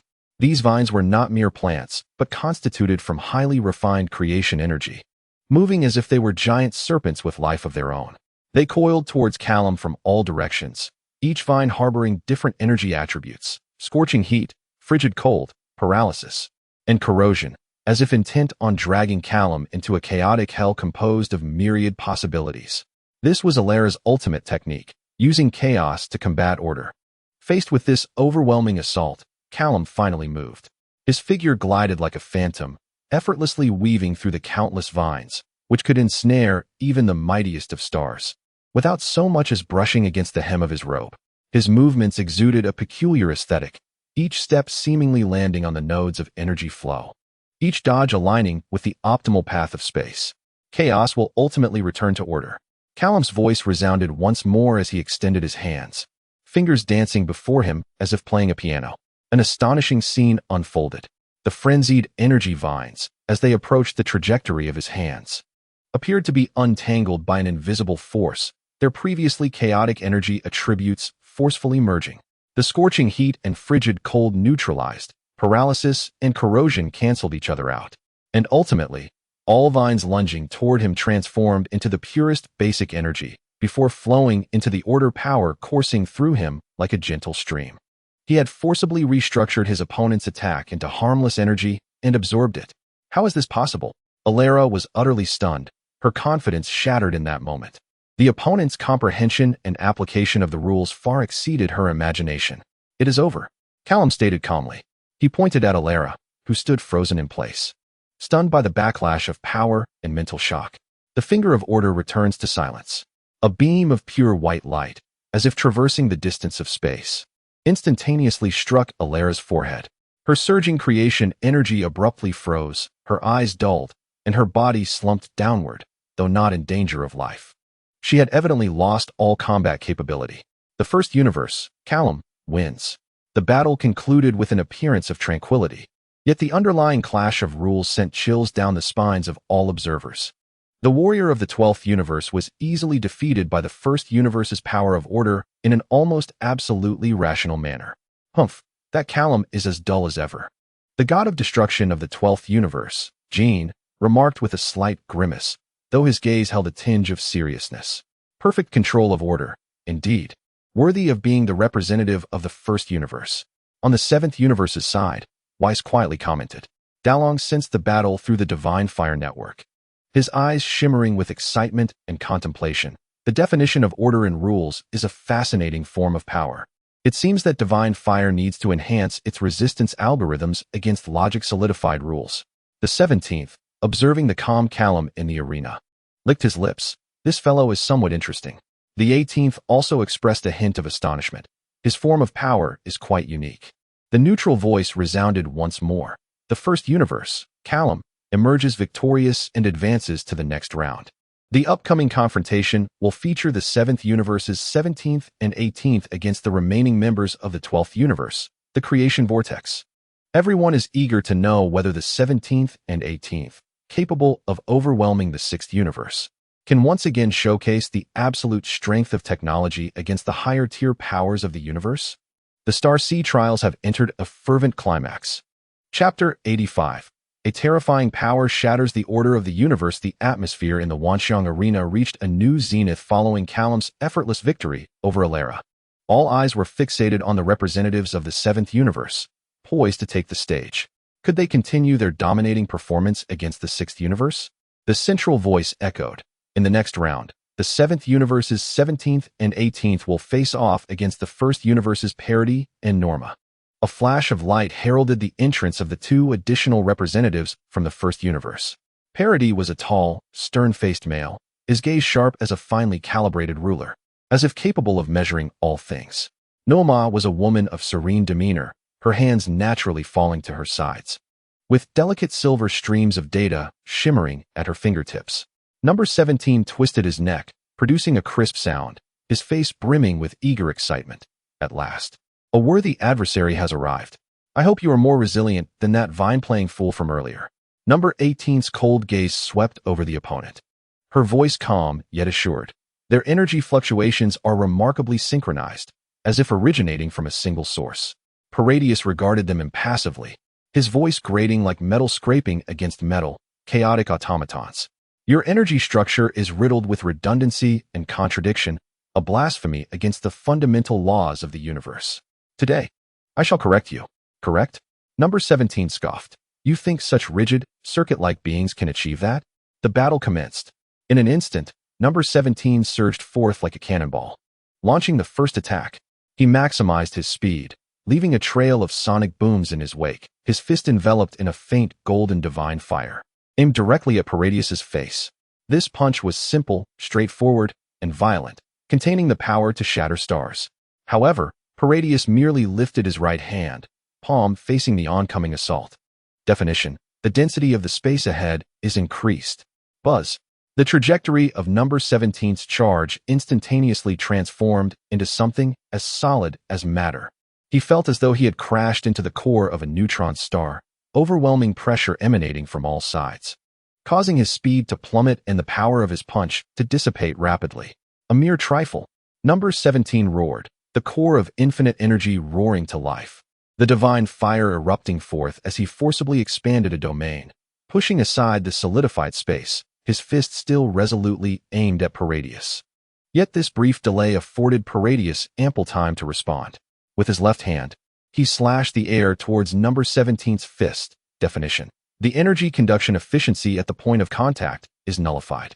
The fist of number 17, capable of shattering planets, upon making contact with Paradius's palm, felt its immense energy abruptly obstructed by an invisible barrier, unable to be transmitted effectively. What remained was pure physical impact, easily dissipated by the order power circulating around Paradius. What kind of ability is this? Number 17 felt as though he had struck at emptiness, the frustration making him want to spit blood. The opponent's capacity to directly define the rules was utterly despicable. Meanwhile, number 18 had also engaged with Foma. Noma swiftly traced her hands through the air, weaving lines composed of pure rule-based information, constructing a complex, three-dimensional logical prison around number 18. This prison was not made of energy, but rather directly acted upon the level of rules, attempting to forcibly dictate number 18's range of motion and energy output limit. Number 18 immediately sensed herself ensnared in an invisible quagmire, the operation of her divine fire subjected to unseen constraints. She attempted to teleport, only to find the space designated as impassable. Futile, Noma calmly declared, as if reciting a theorem, within the logical prison. All your actions must adhere to the axioms I have established. Any behavior that contravenes these axioms will be directly negated. Axioms? Who established these axioms? A cold glint flickered in number 18's icy blue eyes as she ceased her futile energy emissions, concentrating the power of her divine fire on perception. In an instant, the logical prison became clear to her, countless tiny rule runes combining within. I have found a flaw. Number 18's chilling voice rang out as she extended a delicate finger towards what appeared to be a stable node of the prison, gently tapping it. This tap was not reliant on brute force, but rather precisely infused a strand of divine fire, imbued with the essence of rule negation, into the crucial node of its energy flow. Crack! Like a precision instrument catching an erroneous gear, the entire operation of the logical prison was thrown into chaos. silver lines flickering violently before collapsing into oblivion. A subtle ripple of surprise crossed Dra's face for the first time. You can swiftly dismantle my logical sequence. Your order is merely a more complex program. Once again, the magical power and divine fire surged smoothly around number 18. The ethereal blue glow intensifying, and every program harbors exploitable vulnerabilities. Meanwhile, number 17 adapted to Paradius's combat style. He no longer pursued a single decisive blow, but instead employed the power of divine fire to disrupt and dismantle his opponent's definitions. When Paradius once again defined the spatial density, number 17 forcibly injected a low-density rule to counteract it with divine fire. When Paradius defined energy as ineffective, number 17 instantly shifted energy properties to launch a physical shockwave attack. Annoying pests, you are defiling the purity of order. Frustrated by his inability to achieve a breakthrough, Paradius's gaze turned frigid. He clasped his hands together forcefully, the power of order surging around him. The domain prohibits all non-permitted activities. A force of regulation far more potent than before descended, like an invisible net, aiming to completely imprison all the energy within number 17 and number 18. Sister. Number 17 sensed the operation of his infinite energy core becoming murky. Synchronize the divine fire. Initiate rule coverage. Number 18 promptly replied. The faint golden halos of divine fire behind them flared brilliantly, akin to two miniature stars shining in unison. A more undeniable will of existence erupted forth from their center. Divine fire energy, unleash. Boom. Two utterly distinct definitions of rules collided fiercely in the center of the arena. The colors of the space became surreal, fragments of rules scattering like shards of glass. This time, the technological divine fire failed to fully encompass the order of the first universe. Yet it was not entirely suppressed. Both sides found themselves locked in a stalemate of rules. Paradius gazed at the two who continued to resist under the weight of order, disbelief and deep seriousness flickering in his icy eyes. You can actually withstand the order of the universe? His voice trembled with suppressed shock. This is impossible. Unless the source you touch is far beyond our imagination, his words trailed off. Yet the implication sent shockwaves through all capable of understanding. Number 17, bearing the pressure of the rules, grinned widely, revealing his pearly white teeth. Is this surprising? The power of our doctor extends far beyond this. Number 18, resembling a goddess of ice and fire, spoke with an absolute confidence in her chilling voice. Your order cannot stifle the pursuit of truth and technology. For the first time, the ironclad walls of the first universe were shaken, revealing a crack under the onslaught of technological fervor. And the unfinished words of Paradius cast an even deeper shadow over this battle. Chapter 86, The Secret of the First Universe. The Cosmic Source Code? Number 17 and number 18, engulfed in faint golden divine fire, stood resolutely against Paradius's ultimate definition, which sought to imprison all energy. Two invisible forces clashed in the air, producing blinding sparks, as though two colossal beasts were fiercely tearing at each other within an unseen realm. They held strong. They withstood the ultimate definition of the first universe. In the spectators' area, the Shangpa of the sixth universe nearly leapt from his seat, though he was unwilling to admit it. He was even more astonished by the tenacity of the two artificial beings from the seventh universe. How intriguing to forcibly resist the confinement at the level of rules with absolute energy and computational power. The destroyer of the 12th universe stroked his chin, his eyes sparkling. I appreciate this style of reckless yet effective boldness. On the battlefield, Paradius's countenance grew colder still. He could not comprehend why these two artificial beings could withstand the order power that represents the fundamental laws of the universe. Your resistance is futile, Paradius growled, maintaining his hands in a clasped position, the power of order surging forth like a tidal wave, attempting to extinguish the faint golden divine fire entirely. Order is the cornerstone of the universe. Any existence that defies order will ultimately be corrected. Corrected, you say? On the 17th, a furious roar erupted as he felt his body ensnared by countless invisible chains, each cell protesting vehemently. The infinite energy core operated at an unprecedented capacity, providing him with overwhelming power, yet the consumption required to resist this suppressive rule was astonishingly high. Did he truly believe that merely establishing rules would compel others to comply? What kind of logic was that? With a sudden stride forward, The arena floor cracked beneath his feet like a spider's web. A pale golden divine fire raged upon his right fist, no longer scattered in defense, but rather concentrated all its might into a singular point. Whatever the order may be, behold as I shatter it with a single punch. A wild gleam sparkled in his eyes, perfectly merging the warrior spirit of the Scion cells with the rationality of technology. As he unleashed the purest of punches against the intangible barrier of order, divine fire shatters rules and collapses stars. This punch bore no complex techniques or flashy effects, only the most concentrated energy and an indomitable will to break through. As the punch traversed its path, the invisible barrier of order emitted a crisp crack, as if glass had begun to fracture. What? Parody's pupils constricted sharply as he sensed the rules he had established being forcibly torn apart by this brute force. A golden opportunity. Number 18 keenly seized upon this moment of vulnerability. Unlike number 17, who fought with brute force, she sought the weak points within the barrier of order. Her hands danced like butterflies among flowers, the cerulean magic no longer attempting to freeze or defend, but transforming into countless slender threads of energy, precisely penetrating the fissure that number 17 had forcefully created. Magic permeates rule analysis.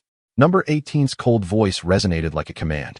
Those threads of magic, akin to the most delicate probes, instantly invaded the internal structure of the order barrier, fervently analyzing its stable flow of energy. You dare to desecrate order. Parody, both astonished and enraged, realized that his grip on that area was rapidly slipping. It was as if a sophisticated computer had been infected by a virus, causing its programming to spiral into chaos. Stabilize the structure. Parody shouted to Norma behind him. Norma immediately advanced, her hands moving once more in an attempt to weave new lines of rules to mend the damaged barrier. But how could number 18 grant her that opportunity? Your opponent is me. Number 18 flickered, appearing before Norma in an instant, interrupting her spellcasting. With a flick of her finger, a concentrated cerulean beam shot directly at Norma's forehead, forcing her to defend with all her might. Without Norma's support, the barrier of order, solely upheld by Parody, began to crack more and more under the continuous violent assault from number 17 and the internal disintegration caused by number 18's threads of magic, resembling a fragile eggshell on the verge of shattering. Impossible. This cannot be. As Parody gazed upon the increasingly dim and cracked barrier, a crack appeared on his usually icy visage, a manifestation of shock from a shaken conviction.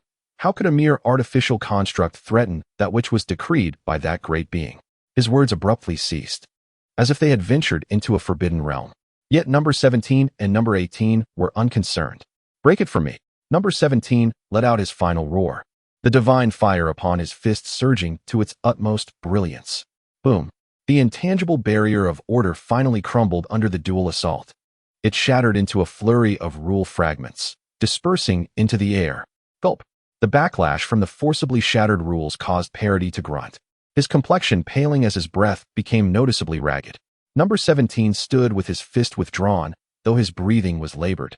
The battle intent in his gaze burned like an unquenchable flame. Look, your rigid rules cannot withstand our fists. Number 18 gracefully returned to number 17's side, gazing at the pallid faces of Parody and Norma, speaking in a calm tone. Order is not eternal. Technology is the ever-evolving truth.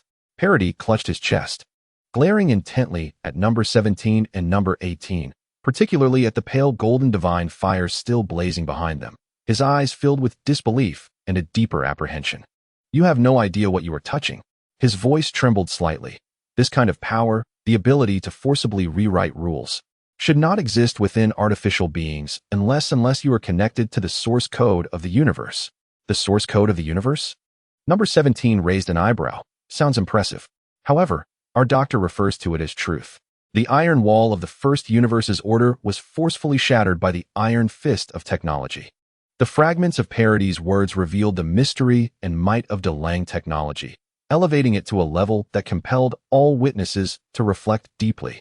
This battle transcended mere victory or defeat. It involved a clash concerning the very essence of the universe. Chapter 87. Forcibly evened out, the astonished first universe. With the barrier of order forcibly shattered, Parody suffered backlash, his breath in disarray. The gaze he directed at number 17 and number 18 was devoid of prior coldness and disdain. In its place was an unprecedented gravity, even tinged with a hint of fervent inquiry. Norma. Parody suppressed the discomfort within him and commanded Norma, "We can no longer hold back. Completely sever their connection to that anomalous power. We must uncover the source behind them." Norma nodded calmly, her hands forming a seal composed of countless stellar trajectories before her chest. At that moment, her aura melded perfectly with Parody's, their powers of order no longer fighting separately, but rather resonating in a symphonic harmony. Buzz. The entire arena of myriad phenomena seemed to have been pressed on pause. A more fundamental power of order descended. This power seemed to summon the inherent laws of this space itself, seeking to expel the two anomalies, number 17 and number 18. "Can you feel it?" Number 18 furrowed her brow slightly, her cool voice tinged with caution. "The surrounding space itself is repelling us. It feels as though the entire venue has come alive, working against us." Number 17 also sensed that his movements had become exceptionally arduous, as if he were mired in a quagmire of futile struggles. Parody's voice resonated with an echo that seemed to resonate with the universe. "This is the resonance of order, summoning the foundational agreements that compose the multiverse. Any existence that does not conform to the agreement will be forcibly reformatted. The power you have pilfered is ultimately rootless and ephemeral." As he spoke, the hard ground of the arena began to flow like liquid, transforming into countless silver-white chains of order that ensnared number 17 and number 18 from all directions. The surrounding air thickened like glue, wildly compressing their space for movement. Even the divine fire energy within them began to destabilize, as if being forcibly dismantled back into the most fundamental energy particles by this root power of order. "Ha ha ha." Parody laughed maniacally at the two who struggled under the resonance of order, his voice tinged with fervor. "Do you see now? This is the true power of order. It is the foundation that transcends all rules. Your pathetic technology is utterly powerless before the cornerstones of the universe. Tell me, what is the source code behind you? Who granted you the authority to touch the roots?" His questions thundered in the ears of number 17 and number 18. Source code, roots, authority. Naturally, these terms stirred tumultuous waves in the hearts of all spectators who could comprehend their meaning. This extended far beyond the realm of ordinary power systems, touching upon the most core secrets of the universe's composition. "Enough noise." Number 17 roared amidst the entanglement of the order chains, the sound of his divine armor scraping harshly. "What nonsense foundation? What source code? Our power comes from the wisdom of the Doctor, from our own boundless energy." He frantically urged his power, striving to break free from the chains that seemed to fuse seamlessly with the very fabric of space, unyielding and continuously siphoning his energy. The situation for number 18 was equally dire. Her magical strength was drastically diminished under the suppression of the root order, her cerulean glow fading into obscurity. She endeavored to decipher the composition of this order resonance, but discovered its complexity far exceeded that of any prior technique, as though she were attempting to interpret the fundamental laws of the universe itself. "Sister, this cannot continue." Number 17 felt her power swiftly draining. "There is only one way." A glint of resolve flickered in number 18's ice-blue eyes. "Elevate the synchronization rate of the divine fire beyond the critical threshold. Forcefully breach the confines of this space. Such an action is perilous." The Doctor warned of potentially uncontrollable consequences.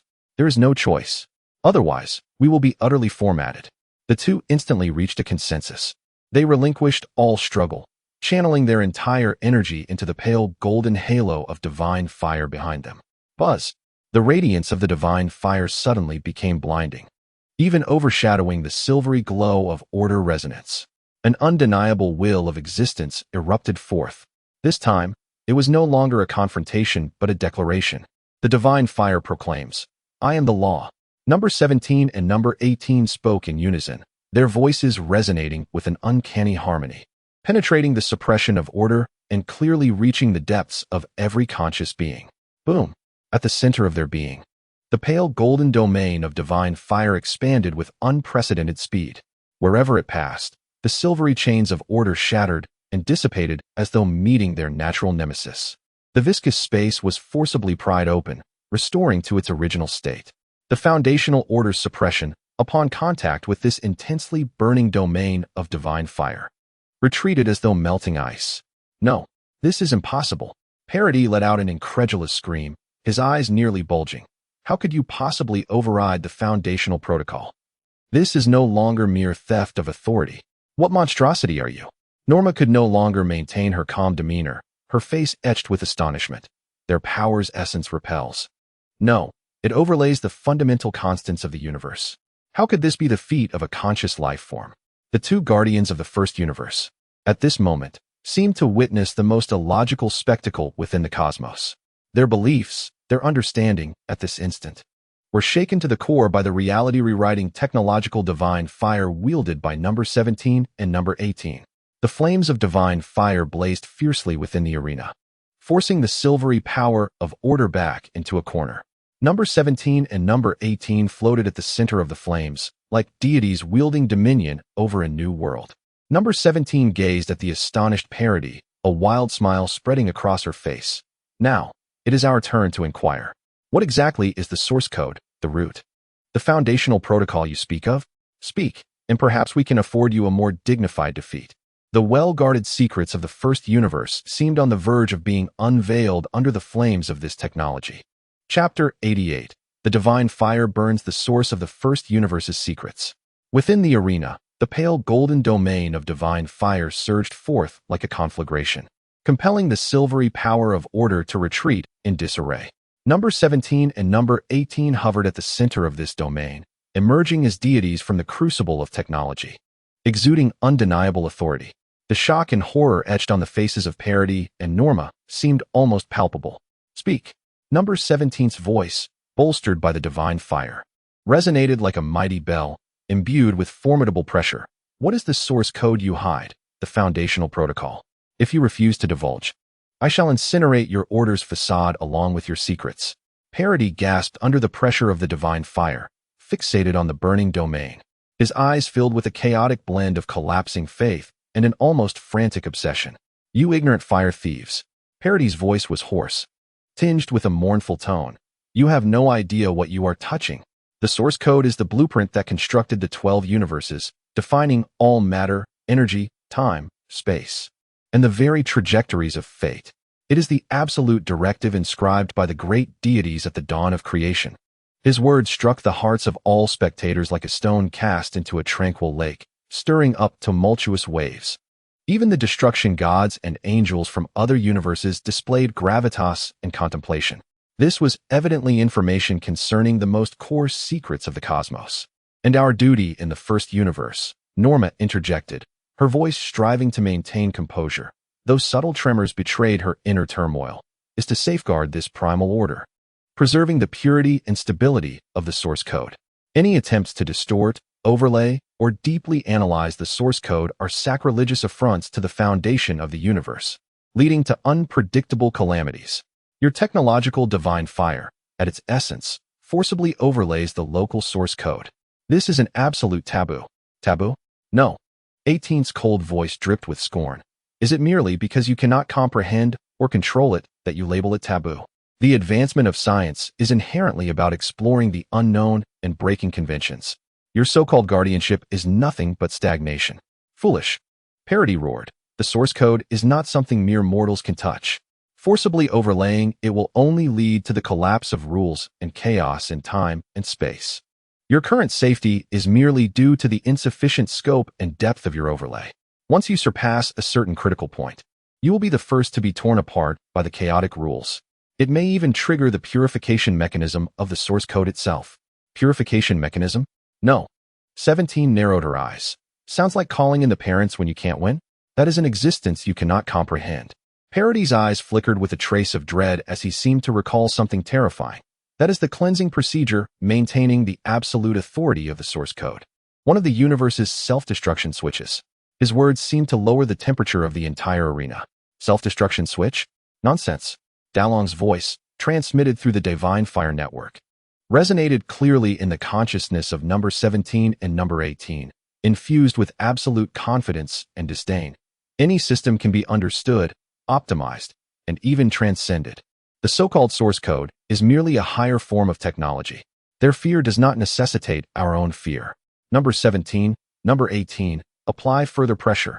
I wish to see just how mysterious this source code truly is. Receiving the doctor's directive, number 17 and number 18's gazes sharpened.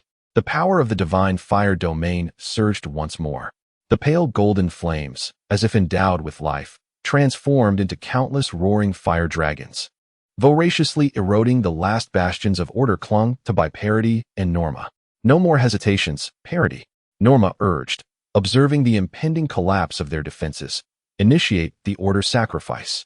Even at the cost of temporarily exhausting our essence, we must transmit everything that occurs here, especially the information regarding their overlay capabilities, back to the Order Sanctuary. A flicker of struggle crossed Parity's face, soon replaced by resolute determination, for the Great Order, for the purity of the source code.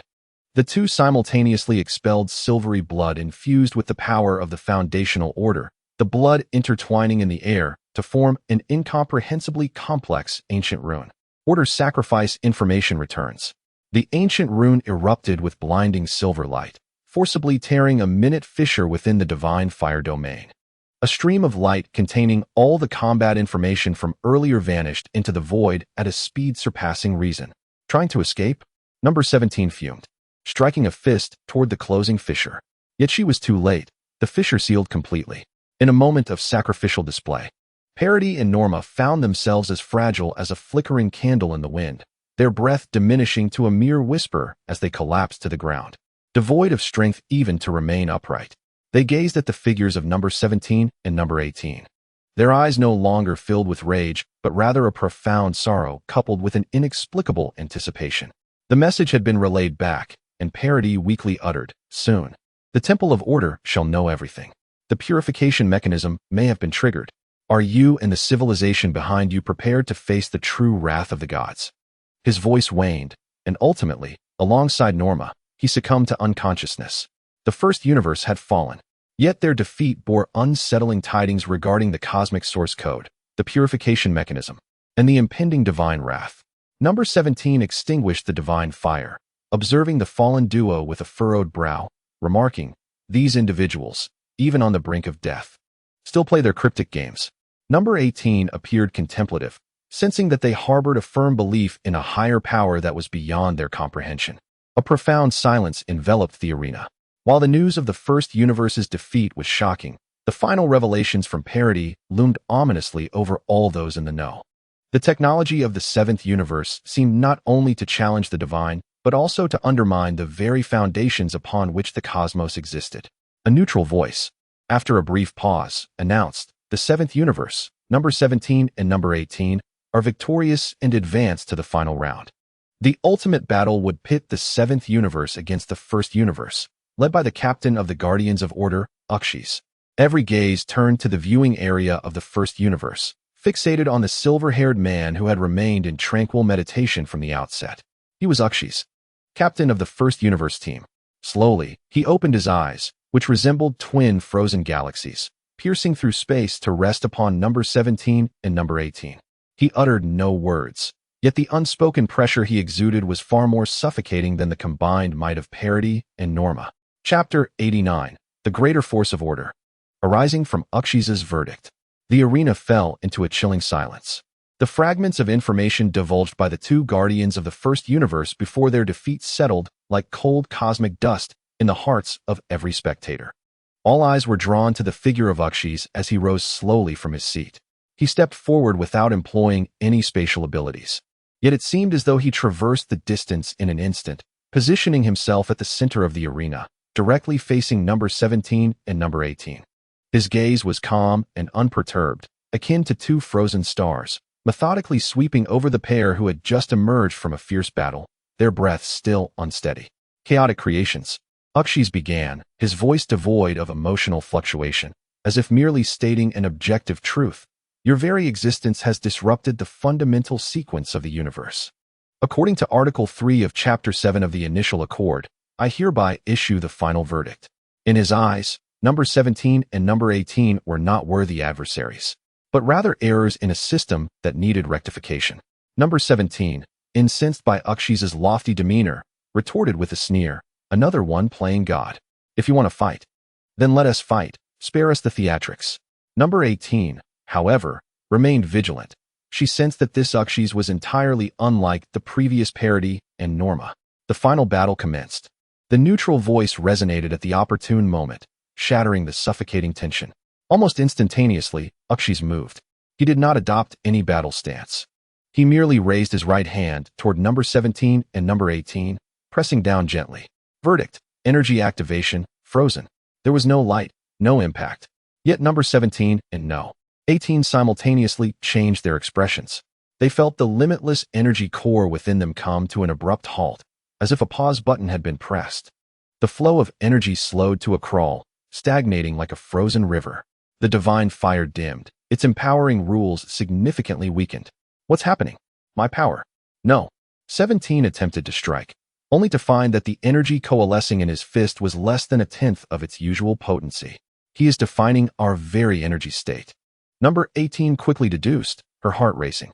This was far more terrifying than what parody had defined as the external environment. It directly affected their existence. Futile struggles. Uxie's voice remained flat. He raised his hand again and declared, verdict: spatial coordinates, fixed.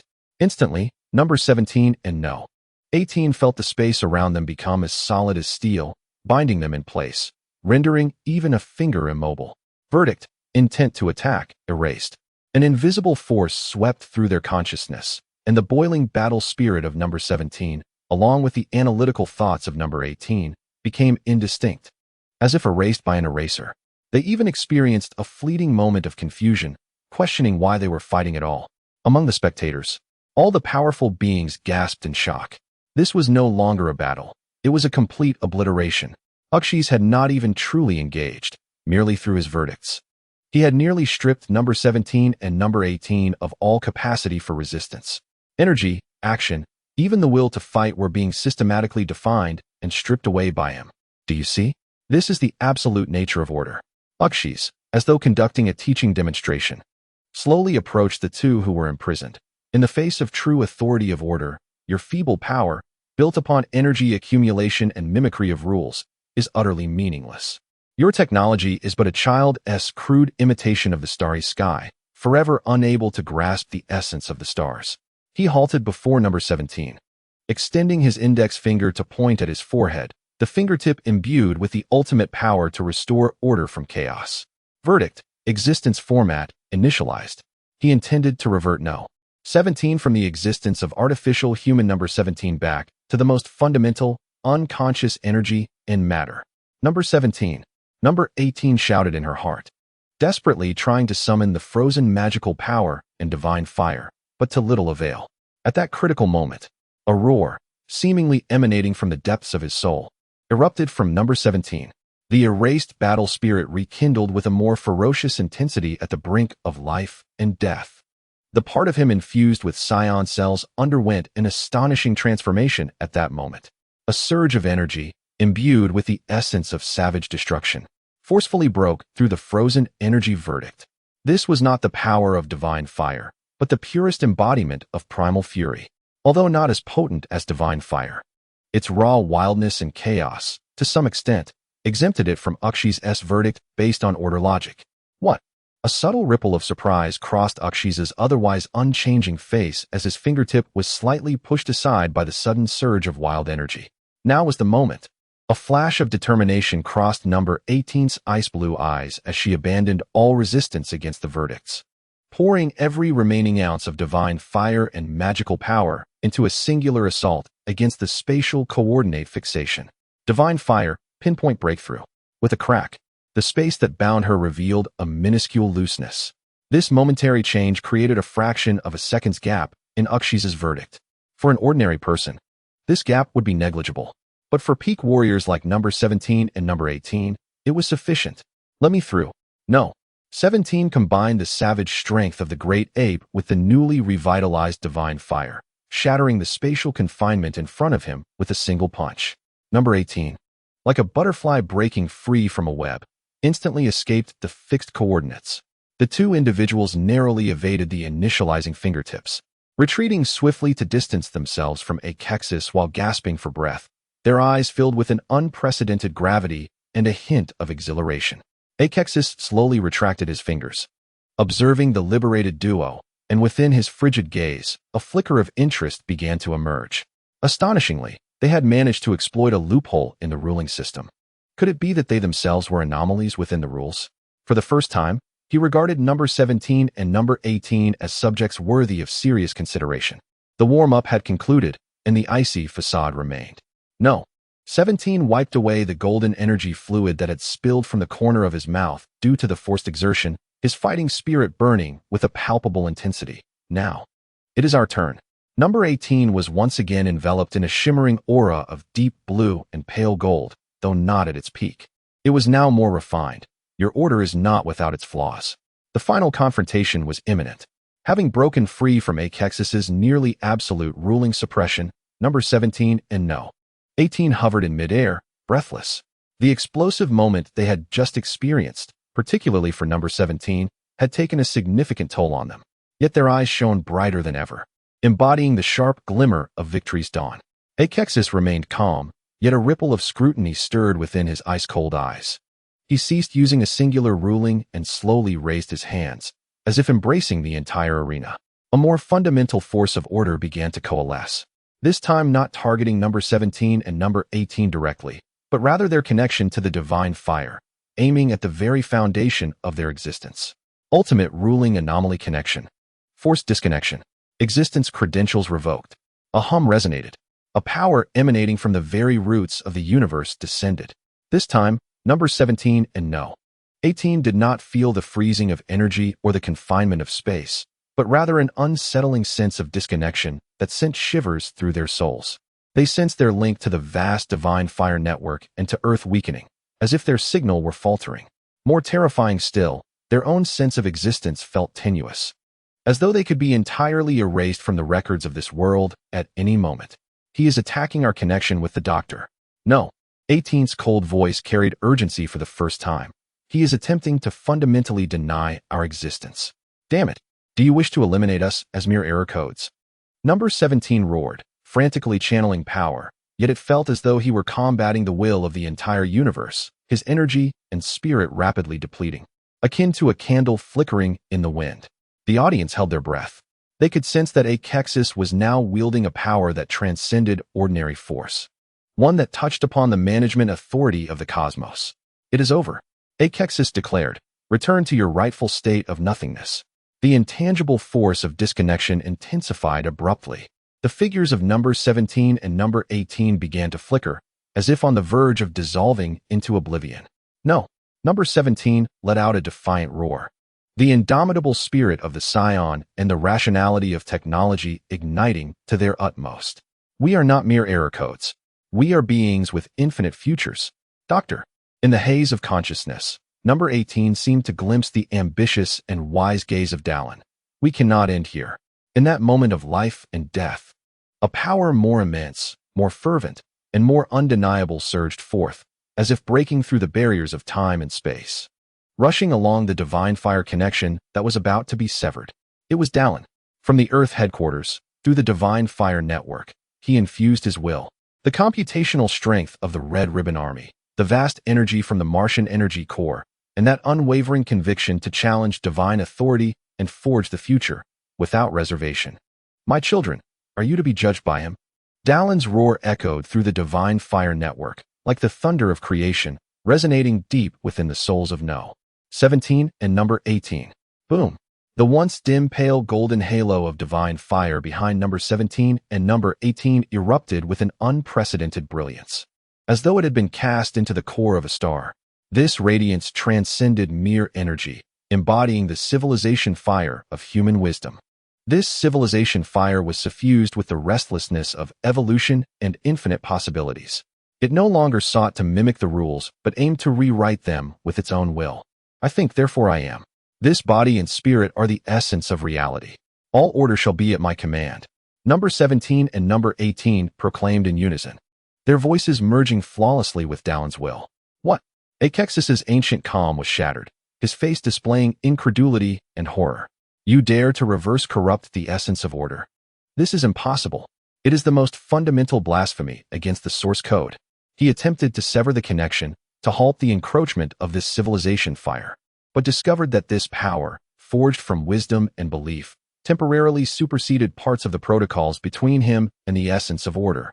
The civilization fire coiled around Akexis's form, not to consume his flesh, but to incinerate the very definitions of order upon which his existence relied.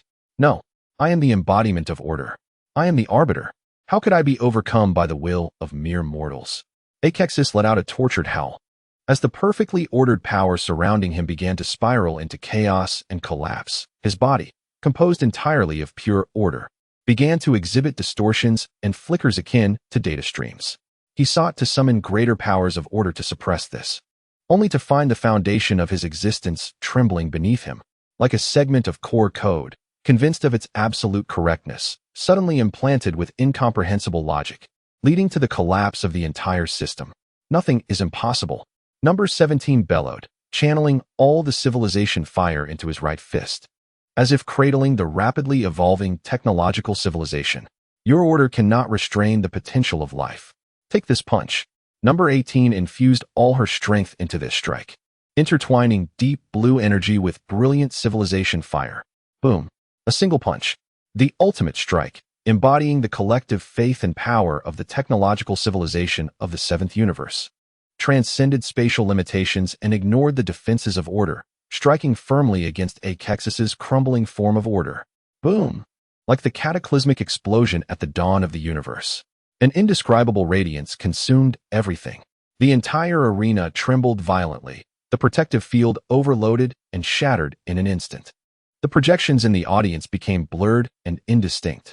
As the light gradually dissipated, in the center of the arena, Akexis's figure had vanished, replaced by a scattering of silver particles resembling broken code. Only the echoes of his disbelief and horror lingered in the air. Mortal beings slay the divine. The source of order will not be spared. The first universe, Arbiter Akexis, defeated by the civilization fire ignited by mortal wisdom, determined to rewrite order. No. 17 and number 18 hovered in midair, their divine fire slowly retracting, though their breaths were weak and their bodies marred with cracks. Their eyes shone like a banner of victory, unwavering and indomitable. They had triumphed. They had vanquished the embodiment of order through the power of technology, achieving an almost divine feat. The arena lay silent, steeped in profound stillness. All spectators, be they destroyers, angels, or warriors from other universes, were enveloped in unparalleled shock. The technology of the seventh universe was not merely challenging the divine. It was launching the most vehement assault against the inherent order of the entire cosmos. And successfully, it had torn open a rift. Xingha Shulang culminated in an unequivocal triumph for the seventh universe's technological prowess. Yet, the lingering warning from Ukshi's cast a shadow over this nascent technological civilization. What, indeed, is the source of such ominous forewarnings? The true storm has only just begun. Chapter 91, Victory. A new chapter in the Omni King's martial arts game. In the heart of the Wanxiang arena, the figures of number 17 and no. 18 stood tall and resolute, heralding the victors of this final showdown. Silence enveloped the viewing stands, where the foremost beings from various universes, be they the proud gods of destruction or the unfathomable angels, were ensnared in profound silence. The spectacle before them transcended their comprehension accumulated over countless epochs. The seventh universe, once a mere footnote among the 12 universes, even regarded as having a relatively primitive level of human civilization, had astonishingly harnessed pure technological might to cultivate terrifying creations capable of directly vanquishing the warriors of the first universe's order. This was not merely a victory of strength. It was a vehement assault on the very foundations of that mysterious order. The god of destruction from the 12th universe, Jin, retracted his previously nonchalant demeanor, his gaze sharp as a blade, fixated on number 17 and number 18, as if attempting to peer into their very essence. Xiang Pa from the 6th universe gaped in disbelief, finally uttering a complex murmur, monsters, in the viewing area of the first universe. The two remaining unconscious guardians had been teleported away, leaving the space desolate, suffused with an ineffable sense of oppression. From the 7th universe, Beerus, long devoid of drowsiness, crossed his arms, his eyes brimming with astonishment and a hint of excitement he had yet to recognize within himself. The victors, the 7th universe, number 17 and number 18. That neutral voice, after a prolonged pause, gradually announced the final outcome. Based on Lord Omni King's decree and the results of this Star C technological trial, it was determined that the seventh universe, led by Dr. Dalong, possesses a civilization system with exceptional growth potential and uniqueness. The voice paused, seemingly receiving information from a higher plane, before continuing.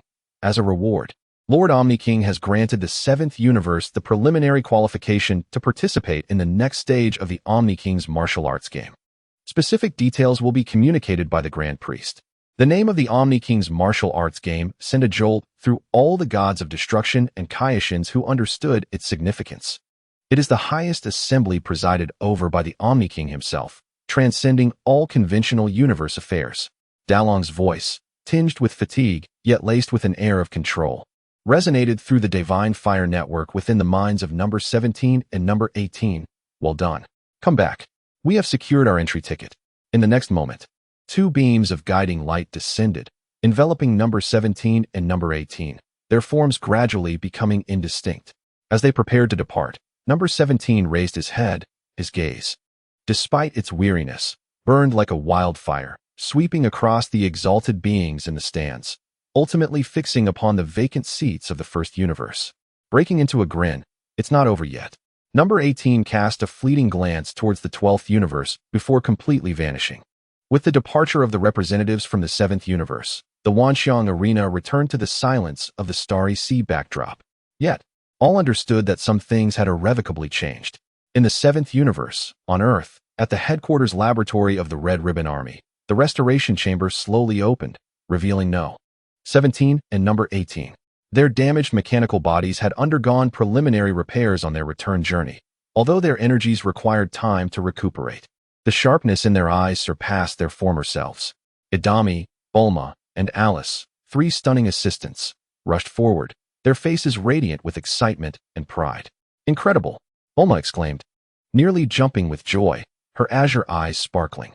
The final battle data has been received. Its value is beyond measure. Idami adjusted her glasses, her calm tone betraying an uncontainable thrill.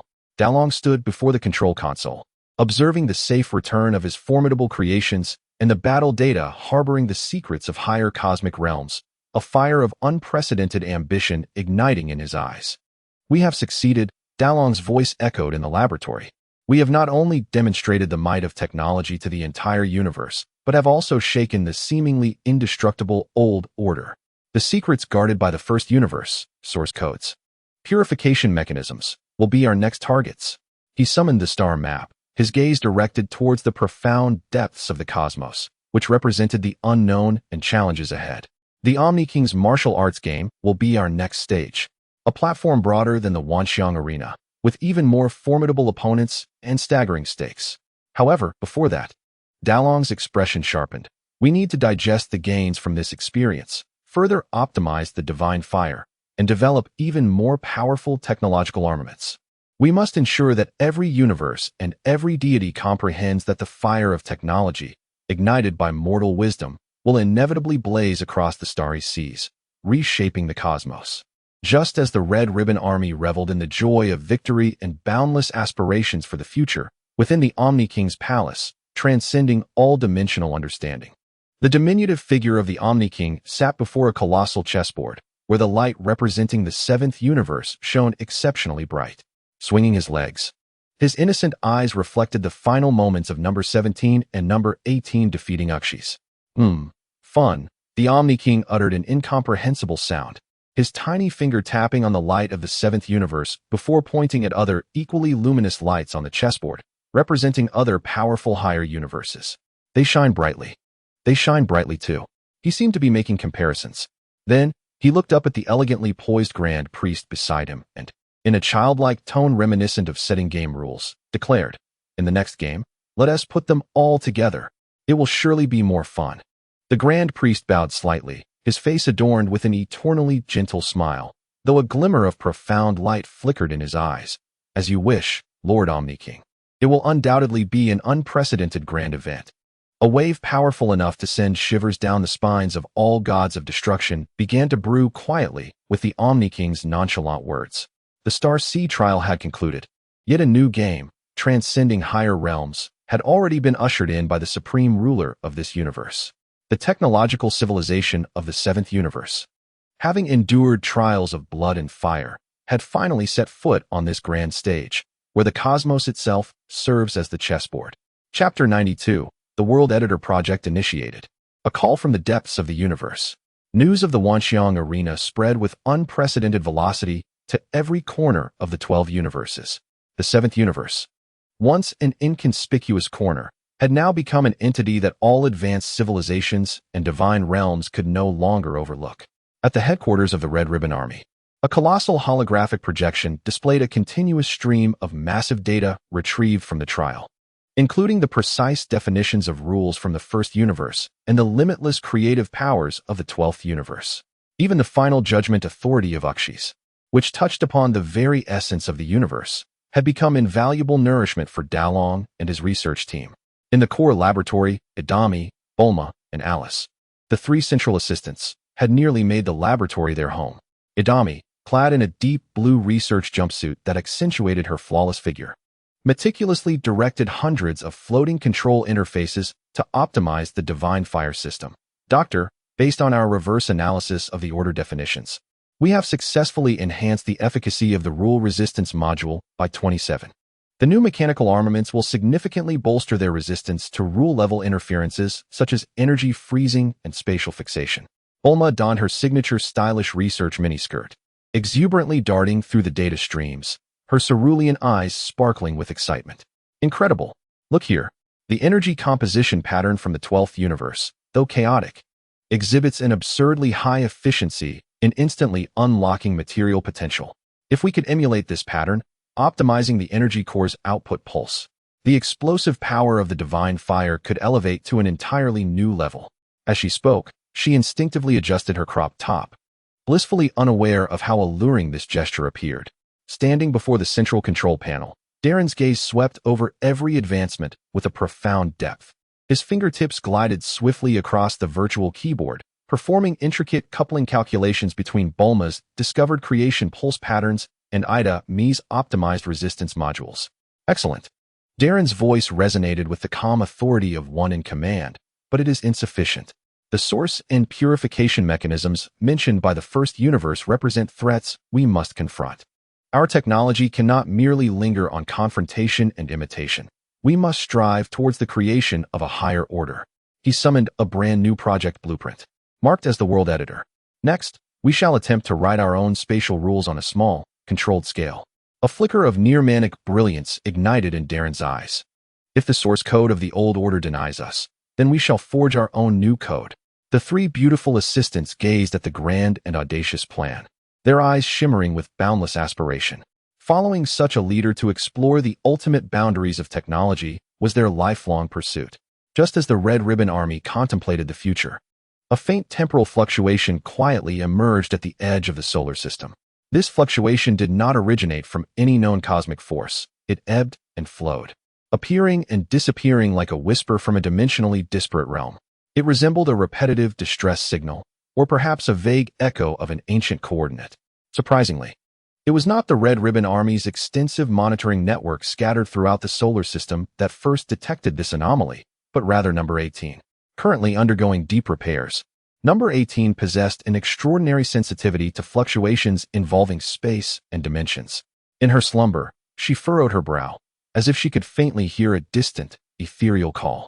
This call was not articulated in words, but felt like fragmented shards of pure intent, suffused with a sense of desolation, age, and an ineffable sadness and longing.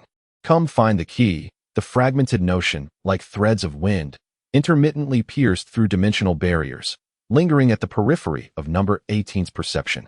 Simultaneously, far away near the Kaioshin realm, Sun Wukong and Raditz, who was honing his power in a temporal crevice, felt an almost synchronous resonance. Their scion instincts, combined with the divine aura awakened under Whiss's guidance, allowed them to vaguely sense a shared yet disparate pull. Whiss's figure appeared beside them, gripping his staff, his elegant brows slightly furrowed as he gazed towards the expanse from which the unusual fluctuations emanated. Oh, this wave does not belong to any known existence within the 12 universes, Whiss murmured thoughtfully, a glimmer of inquiry in his eyes. It is filled with ancient sorrow and a forgotten essence. Fascinating. He lightly tapped his staff, attempting to trace the origin of this fluctuation, only to find its trajectory traversing incomprehensible dimensional barriers, as elusive as a mirage. It seems the universe is even more vibrant than we imagined. Whis revealed a meaningful smile. On Earth, at the headquarters of the Red Ribbon Army, Number 18 suddenly opened her eyes in the repair chamber, a flicker of confusion and gravity flashing in her icy blue gaze. "What's wrong, sister?" Number 17, awakening almost simultaneously from the adjacent repair pod, sensed Number 18's anomaly. "A voice is calling." Number 18's cool voice carried a hint of uncertainty. It is far away, filled with sadness, yet feels significant. Number 17 frowned, concentrating intently, but detected nothing. "I hear nothing." Could it be residual perception from the repair process? Number 18 shook her head, her gaze seemingly penetrating through the layers of the laboratory to the infinite starry sky. "No, that call is real. It makes me feel uncomfortable." Just then, the laboratory communicator chimed in, relaying an urgent report from the Mars base. "Doctor, the Deep Space Monitoring Station located beyond the Kuiper Belt has detected an unresolvable anomaly in the temporal ripples. Repeat, unresolvable. Its fluctuation pattern does not conform to any known physical model." The attention of Darren, Ida, Bulma, and Alice was instantly captured. Bulma quickly retrieved the data, staring at the peculiar waveform, her mouth agape in astonishment. "What on earth is this? It appears to be a signal, yet its composition is entirely unknown." Ida calmly analyzed. "The energy level is extremely low, but the temporal penetration is remarkably strong, seemingly transcending conventional dimensions." Alice glanced anxiously at Darren. "Doctor, could this be the purification mechanism mentioned by the first universe?" Darren scrutinized the bizarre wave data, then glanced at Number 18, whose expression was unusually serious. Rather than fear, his eyes ignited with an even more fervent desire for exploration. "An unresolvable temporal ripple?" Darren's lips curled into a smirk. "It seems, before the Grand Xeno Martial Arts Tournament commences, we have an unexpected guest to attend to." With a sweeping gesture, he commanded, "Lock onto the source of the fluctuations. Dispatch the latest model of deep space exploration units. Number 17, Number 18, accelerate the repair progress. We have a new puzzle to solve. I have a premonition that this discovery might overturn all our perceptions of this universe. Is it a new crisis, or the key to deeper truths?" Chapter 93. The mysterious spatial rift. The operational efficiency of the Red Ribbon Army was remarkably high. Within an hour of Darren's orders, 3 unmanned deep space vessels coded as Explorer V stealthily departed from the Mars base. Like 3 silent arrows, they shot towards the mysterious expanse beyond the Kuiper Belt, where the anomalous fluctuations were reported. Equipped with superspace engines optimized through divine fire networks and the most advanced cloaking fields, along with some spatial stabilization techniques borrowed from the first universe, they ensured stability and concealment even in extreme environments. Inside the headquarters laboratory, a massive holographic star map hovered at the center, displaying real-time data transmitted from the 3 exploratory vessels. Ida, Bulma, and Alice fixated on the screens, while Darren stood with his hands clasped behind his back, his gaze profound.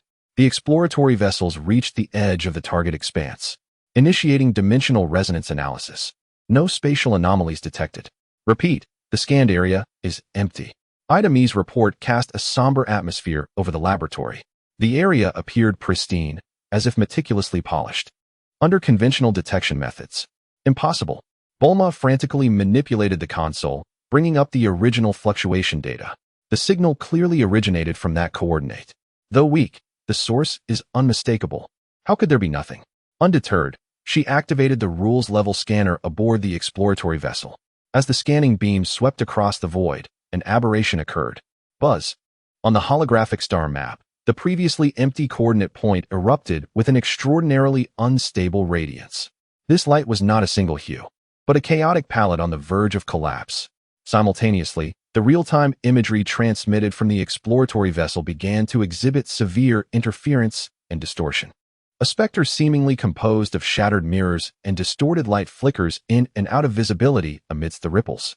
An ultra-high intensity of space-time distortion has been detected, and severe disturbances have emerged at the level of fundamental rules. The energy of the detection ship's shields is depleting rapidly, with stability descending to a critical point. The shrill alarm resonates throughout the laboratory. What is that entity? Number 17 gazes at the colossal apparition existing in the interstice between reality and illusion, furrowing her brow. Number 18, troubled, presses her forehead, as a sorrowful call echoes more urgently in her mind with the apparition's emergence. Come find the key. Time is running short. Enhance the image. Analyze the structure. DeLange commands, his eyes shimmering with intense excitement. This phenomenon, transcending conventional physical laws, is precisely what he yearns to study. Buma forcibly stabilizes the transmission signal, enhancing and rendering the blurry image multiple times. Gradually, the colossal shadow's outline becomes clearer. It appears to be the remnants of a structure, constructed from a material that glimmers with a dark metallic sheen, characterized by an extremely ancient and bizarre style. Filled with sharp angles, most of its structure is shrouded in distorted light and spatial ripples, with only a few fractured columns and damaged domes faintly visible, exuding an indescribable sense of decay. Even more disquieting are the faint yet menacing claw marks and impact craters visible on the surface of this peculiar edifice, as if it had once endured an unimaginable and ferocious battle eons ago. Is this a relic? Alice whispers, her tone laced with astonishment. An ancient relic adrift in the interstice of space-time? Not merely a relic, Ada Michigan interjects, pointing at the analysis data with a grave expression. The detector indicates that this relic is emitting an extremely faint regular radiation, akin to the destructive energy and the divine blood crystals we captured, yet more ancient and chaotic. The previously captured anomalous fluctuations are likely echoes of information unconsciously emitted by it. Just then, number 18 abruptly lifts her head, her ice-blue eyes fixating on a particular direction of the relic's shadow, her cold voice tinged with certainty. The source of the call lies there, within that largest breach. Almost simultaneously, one of the nearby detection ships seems to have triggered something. At the relic's largest breach, the previously chaotic and distorted light suddenly stabilizes for a moment, revealing a staircase composed of pure starlight extending slowly from deep within the breach, transcending spatial barriers and stretching toward the front of that detection ship. The starlight staircase solidifies and stabilizes, radiating a gentle yet undeniable invitation. Is it inviting us in? Buma gasps, covering her mouth in disbelief. This is astonishing. Ada Michigan echoes. DeLange surveys the abrupt appearance of the starlight staircase and the silent, damaged ancient relic within the holographic projection, his mind racing. The risks are unknown, yet the opportunities are equally immense. An ancient relic capable of existing within the interstice of space-time, potentially possessing some form of consciousness. Its value might far exceed the gains from a single trial among the stars. Detection ship, attempt to make contact with the starlight staircase, DeLange orders. One of the detection ships cautiously approaches, its mechanical arm extending slowly toward the starlight. At the moment of contact, a resonant hum reverberates as a stream of information floods into the detection ship's systems, surging through the quantum communication link into the headquarters laboratory's database. This is a fragment of memories laden with sorrow and despair.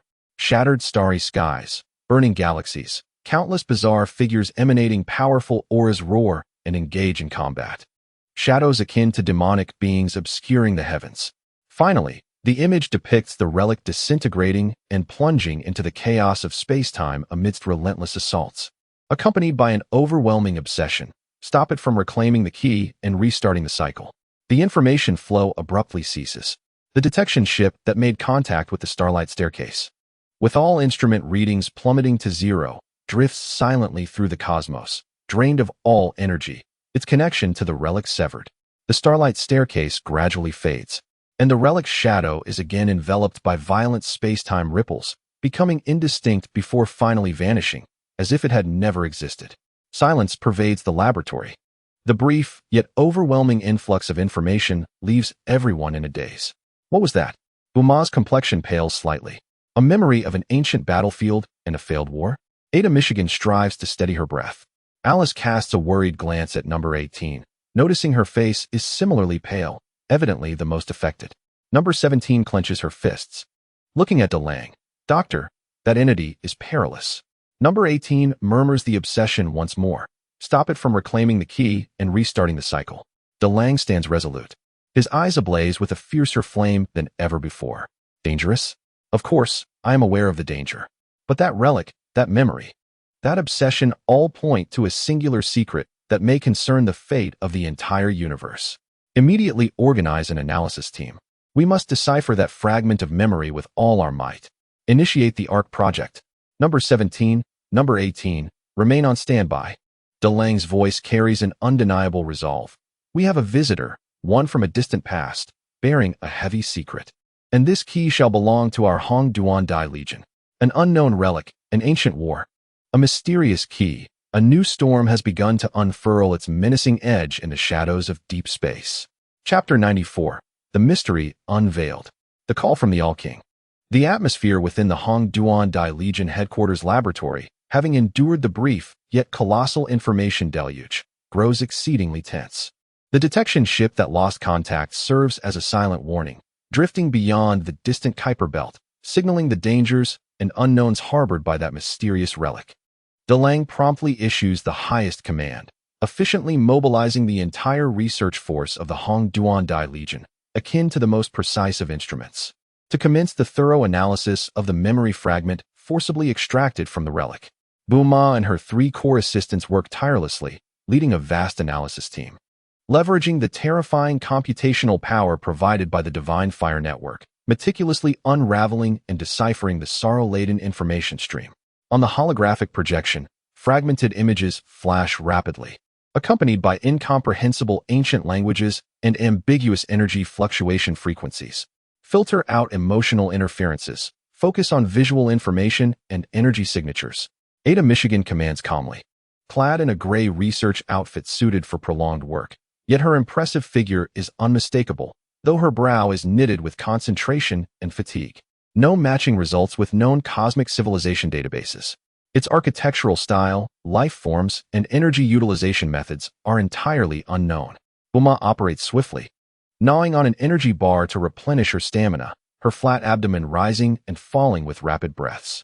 Progress in analyzing the energy signatures. Alice's gentle voice carries a hint of excitement. The energy fluctuations remaining in these fragmented images share a certain degree of commonality with Mr. Wei Ci's power, as well as that of the first Cosmic Order's guardians. Yet, they are more ancient, more primal, and far more chaotic. Commonality. This term sends a jolt through everyone's hearts. The relic is, in fact, of the same origin as the divine powers of the current universe? What could this imply?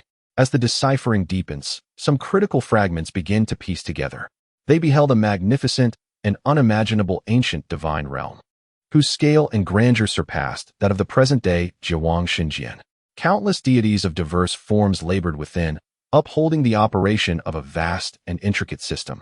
They witnessed a colossal apparatus known as the Luanhui Zhihe, seemingly the key to maintaining the glory of that resplendent era. The advent of calamity was not from without, but rather from within. An indescribable darkness, embodying absolute void and finality, erupted from the depths of the Luanhui Zhihe, spreading like a plague, eroding the deities and corrupting creation. They witnessed the most harrowing divine war.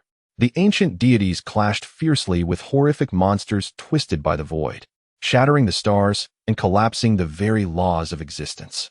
They glimpsed the final scene, an ancient being of immense presence, sacrificing itself to forcibly preserve the relic known as the Shiji Zhou. Before the Luanhui Zhi, he was utterly consumed by darkness. This relic, severed from the primary timeline, was cast into the endless maelstrom of dimensions, in hopes of safeguarding the last ember of hope. The final obsession to prevent the retrieval of the key to restart the cycle became ever clearer. It seemed to point to the very void of darkness that had erupted. The key appeared to be a significant object capable of influencing the Luanhui Zhihe. Restarting the cycle perhaps signified reversing that disaster, restoring the glory of the ancient divine realm. This was nothing short of a lost mythos. Bulma murmured in astonishment. If this memory is indeed genuine. Ida Mi's expression turned grave. It implies that before the establishment of the 12 cosmic orders as we know them, there existed an even more glorious era of deities, which perished in an internal catastrophe. Our current universe may have been built upon its ruins. This conjecture sent chills down their spines. Number 18 quietly absorbed the analytical results.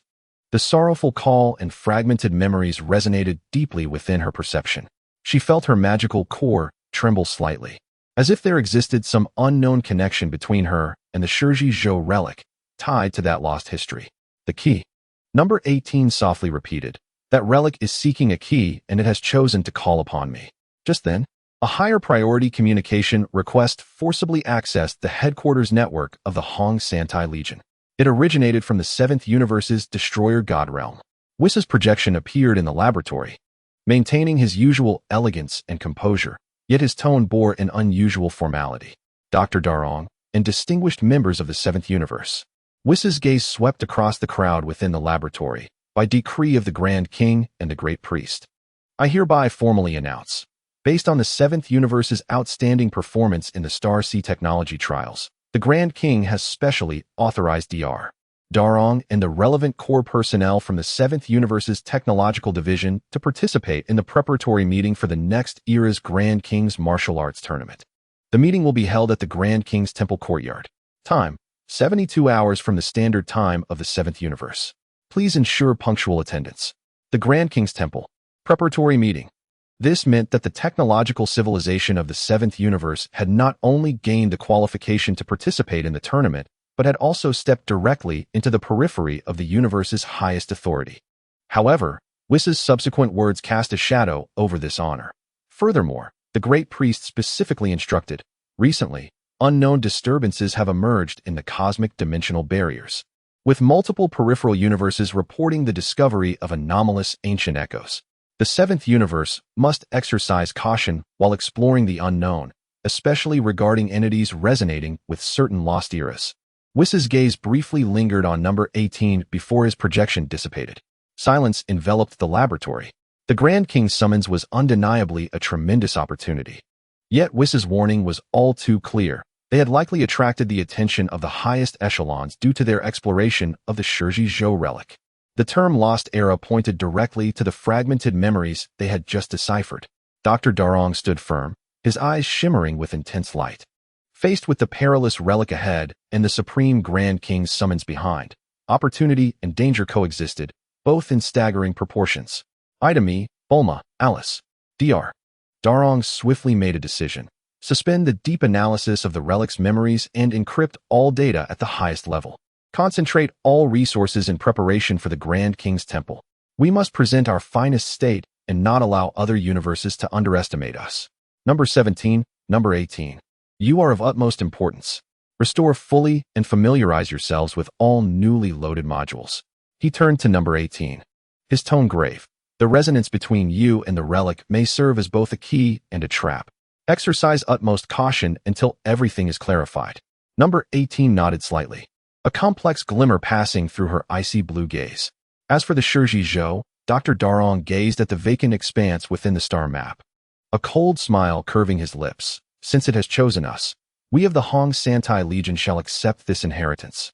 However, we shall discuss it only after our return from the Grand King.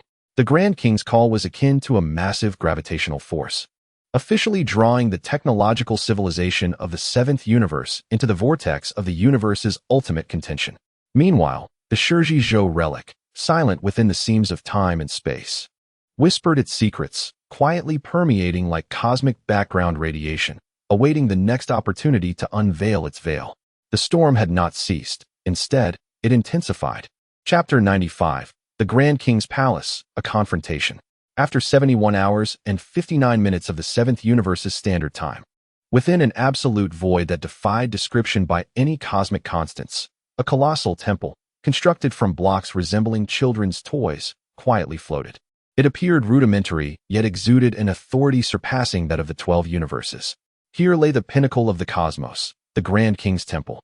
A stable spatial passage opened in the temple's courtyard, and the Hong Santai Legion delegation, led by Dr. Darong, stepped forth. Clad in a black high-collared uniform that melded 22nd century technological aesthetics with the style of the Dragon Ball world, Dr. Darong bore a calm demeanor and piercing gaze.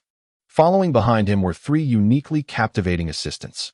Idemi, attired in a tailored silver-gray business suit, her long legs encased in black stockings, projecting professionalism and cool allure.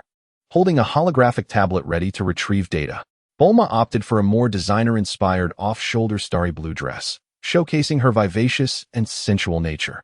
Her azure eyes curiously surveying the legendary temple, showing no signs of intimidation. Alice wore a gentle cream-colored knee-length research dress, her soft demeanor acting like the best lubricant, ensuring overall team coordination. As the representatives of power, numbers 17 and 18 donned streamlined divine armor uniforms, their energies restrained yet akin to poised leopards, vigilantly observing their surroundings. They arrived at a platform outside the temple, seemingly composed of pure energy. At this moment, several figures had already gathered on the platform.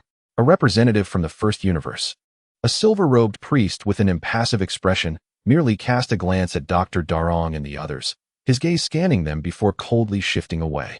A representative from the 12th universe, a woman with lively eyes, curiously studied Dr. Darong and his companions, particularly numbers 17 and 18, a playful smile gracing her lips. Other representatives from various universes, all exuding powerful auras, displayed expressions ranging from curiosity to scrutiny, some even hinting at hostility towards the technologically renowned team from the 7th universe. Humph, do these country bumpkins think their toys belong here? A sarcastic voice echoed, belonging to a brawny man from the 3rd universe, known for its physical prowess.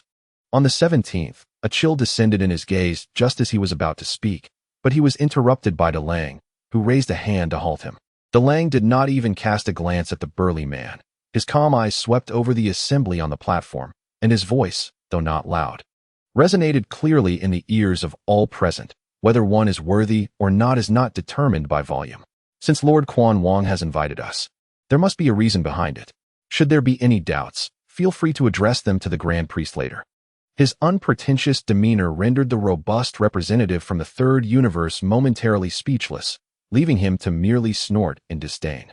At that moment, a ripple traversed the space once more as another team from the 7th universe arrived, led by Wei Si, followed closely by Sun Wukong, La Tz, and by Lu Si, who still bore the appearance of someone just roused from slumber. Ah, everyone is here, Wei Si greeted with a smile, and when his gaze met Delang's, he imperceptibly nodded in acknowledgement. Sun Wukong, upon spotting the 17th and 18th, waved his arms with excitement. 17, 18. You're here too. Fantastic. It feels like there are so many strong individuals here. La Tz, sensing the more profound and restrained aura emanating from the 17th and 18th, displayed a flicker of reluctance and an enhanced fighting spirit in his eyes. Bai Lu Si yawned and glanced at Delang, mumbling, "Let us hope this commotion doesn't stir up any trouble." With representatives from various universes gathered together, an intangible aura clashed upon the platform, creating a subtly tense atmosphere. Suddenly, a gentle yet commanding voice, imbued with unmatched authority, wafted across the entire outer courtyard. "Esteemed guests, please proceed to the council hall."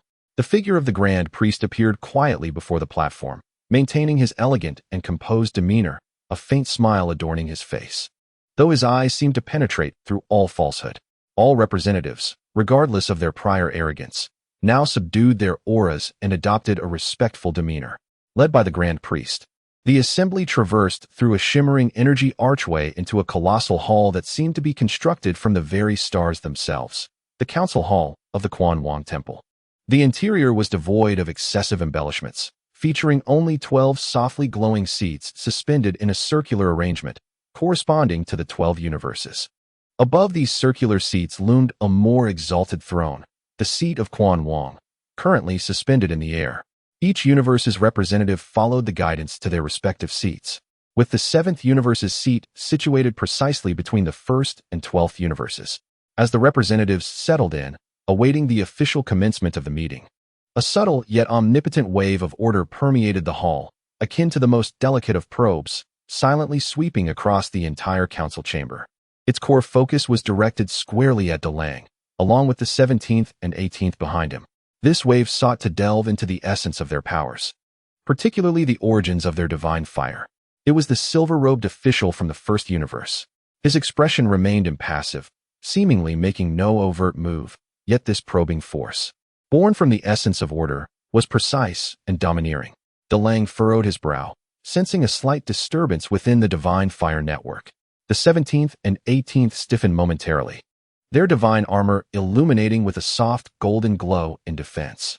With a cold snort in his heart, Delang immersed his consciousness into the divine fire, intending to forcibly dispel this feeble probe. However, someone was quicker than him. A light laugh emanated from the 12th universe's seat, belonging to a fashionably dressed female representative, whose eyes glimmered with a sly light as she casually twirled a finger through her hair.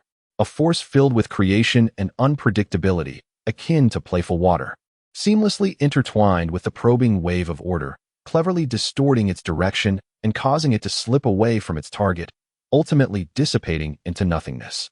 The silver-robed official from the First Universe's gaze flickered as he cast a cold glance at the 12th Universe's female representative, returning a smile that was both innocent and provocative. DeLange turned to the female representative from the 12th Universe, who happened to meet his gaze and winked at him, conveying a silent expression of gratitude. This unvoiced exchange transpired in a flash. Aside from a few exceptionally perceptive individuals, most representatives remained oblivious. Yet DeLange was already aware that the Quan Wong Temple was far from a peaceful realm. Each moment here could potentially be a battle without smoke. The hostility and probing from the First Universe, the inexplicable assistance from the 12th Universe, and the indifferent observation from other universes all converged. Just then, the hall illuminated brightly. The radiant throne above gathered light, heralding the arrival of the supreme ruler of the universe, Quan Wong. The meeting was about to commence, and the technological civilization of the 7th Universe was destined to face tumult on this pinnacle stage of the cosmos. Greater upheavals loomed ahead. Chapter 96, Council Before the King. Technology astonishing all in the council hall of the Quan Wong Temple, as a diminutive figure emerged upon the throne. An absolute pressure seemingly originating from the primordial universe gently enveloped the entire hall like a rising tide. All murmurs instantly ceased. Every representative, regardless of their universe or previous pride, instinctively held their breath and lowered their heads slightly, expressing reverence for the supreme ruler of the cosmos. The Grand Priest stood elegantly beside the throne, his countenance adorned with the eternally gentle smile, as if the recent silent probing and interference had never occurred. Quan Wong swung his little legs, his innocent eyes curiously scanning the diverse representatives seated below. Everyone is here. Quan Wong's voice was clear, imbued with a childlike tone that tightened the hearts of all present. Let us begin. The Grand Priest slightly bowed and stepped forward, his calm voice resonating throughout the hall. By the decree of Lord Quan Wong, we have convened to establish the fundamental framework and eligibility criteria for the next era of the Quan Wong martial arts games. In light of the unique potential and uncertainties demonstrated by the technological civilization of the 7th Universe during the recent stellar trials, this agenda item has been added, a final assessment of the 7th Universe's eligibility for participation in the technological aspect. As his words concluded, countless gazes once again converged upon the seat of the 7th Universe, particularly on DeLange, who sat prominently at the front. Assessment. The burly representative from the 3rd Universe was the first to voice his objection, his voice booming like thunder. Grand Priest, I believe there is no need for an assessment. The Quan Wong martial arts games are the supreme stage for showcasing the potential and strength of beings from various universes. Allowing a bunch of cold, lifeless toys to participate is nothing short of an insult to the games. They possess no souls, no potential for growth. They are merely tools. His words garnered subtle agreement from several representatives who also revered the power of flesh and energy. No soul, no potential. DeLange slowly raised his head, his gaze calm as he addressed the representative from the 3rd Universe, his voice clear through the amplification system of the seat. Sir, how do you define a soul? And how can you assert that an will driven by the most intricate logic and boundless energy is inferior to the so-called emotions generated by biological electrical signals and hormonal regulation? He paused, not allowing a retort, and continued. As for potential, I ask you all, who among you can, within a mere few years, transform a civilization on the brink of annihilation into one capable of directly confronting the guardians of order from the 1st Universe? His words struck like a hammer, rendering the burly man from the 3rd Universe momentarily speechless, while silencing others who had intended to concur. The feat of defeating the guardians of the 1st Universe was an undeniable fact. Fallacious reasoning. The silver-robed official from the 1st Universe finally spoke, his voice cold and devoid of emotion. The origins of the 7th Universe's technology are dubious, and its developmental path is fraught with uncontrollable risks. During the stellar trials, they even displayed capabilities that could override the fundamental order of the universe. Should such powers remain unbridled and engage in the highest echelons of games, it may incite unforeseen catastrophic consequences. I propose a fundamental examination of the technological capabilities of the Qi Yujo, followed by the imposition of necessary restrictive protocols before further deliberation on their eligibility for participation. Fundamental examination? Restrictive protocols? A glimmer of cold light flashed into Lang's eyes. May I inquire who establishes the standards for this examination? Who determines the content of the protocols? Is it merely dictated by your Yujo? Does this imply that any power not conforming to your definition of order is deemed unworthy of existence? His retort was sharp and direct, targeting the hegemonic order that the Yujo sought to uphold. Order is the cornerstone of the universe's stable operation. The silver-robed priest spoke with unwavering conviction. Stability does not equate to stagnation. De Lang remained unyielding. The essence of technology is exploration and evolution, continuously shattering the boundaries of cognition. The uncontrollable that you fear is, in fact, the wellspring of infinite possibilities. Tensions escalated as both sides clashed vehemently in their ideologies within the hall. Ah, how reasonable that sounds. Suddenly, the stylish female representative from the Sure Air Yujo chuckled lightly, breaking the stalemate. However, since it is a game, the more entertaining, the better. I find the technological sisters from the Qi Yujo quite fascinating. They're, divine fire, right? It appears beautiful and also quite amusing. Why not let them give it a try? Perhaps they could surprise us greatly. Her seemingly casual words carried a peculiar persuasive force, redirecting the discussion from the grave risks to the enjoyment of the game. The omnipotent king, seated upon his throne, appeared swayed as he blinked his large eyes. It does seem like it could be more fun. The simplicity of the omnipotent king's remark instantly transformed the atmosphere in the council chamber. The high priest seized the moment, decisively declaring, in light of the will of the omnipotent king, the Qi Yujo's technological division is hereby confirmed eligible to participate in the omnipotent king's martial arts games. The silver-robed priest of the Yujo's expression grew even colder, yet he refrained from further words. The burly man from the San Yujo could only begrudgingly take his seat. De Lang felt a slight release of tension within, yet he understood this was merely the beginning. Next, they would discuss the preliminary rules of the game. The high priest continued, this game will introduce a team melee and resource contention mode, with specific details. As the high priest elaborated on the rules, the omnipotent king, who had been observing number 17 and number 18, suddenly extended his small hand, pointing at number 18, and asked in a curious, childlike voice, you smell strange, like that broken old house, perhaps? Buzz. It was as if a lightning bolt struck his mind. Number 18's delicate frame shuddered, her ice-blue eyes flashing with disbelief.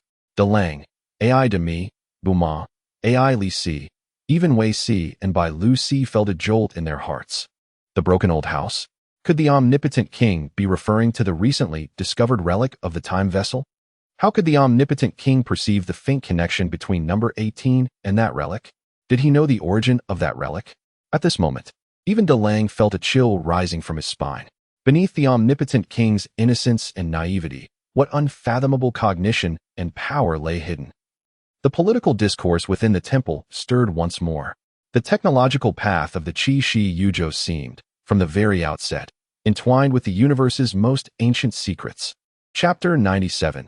Using the relic as a chess piece, the omnipotent king's innocent words detonated a mental bomb in the silent depths of the sea.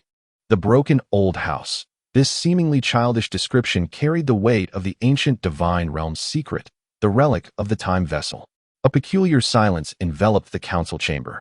Almost all representatives displayed expressions of bewilderment, while only the silver-robed priest of the Yujo exhibited a flicker of profound understanding mixed with deeper gravity. The female representative from the Sure Air Yujo, however, covered her mouth in light laughter, her eyes brimming with intrigue and anticipation.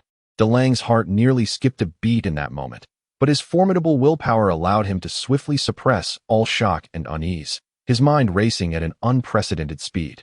The omnipotent king was aware of the relic's existence.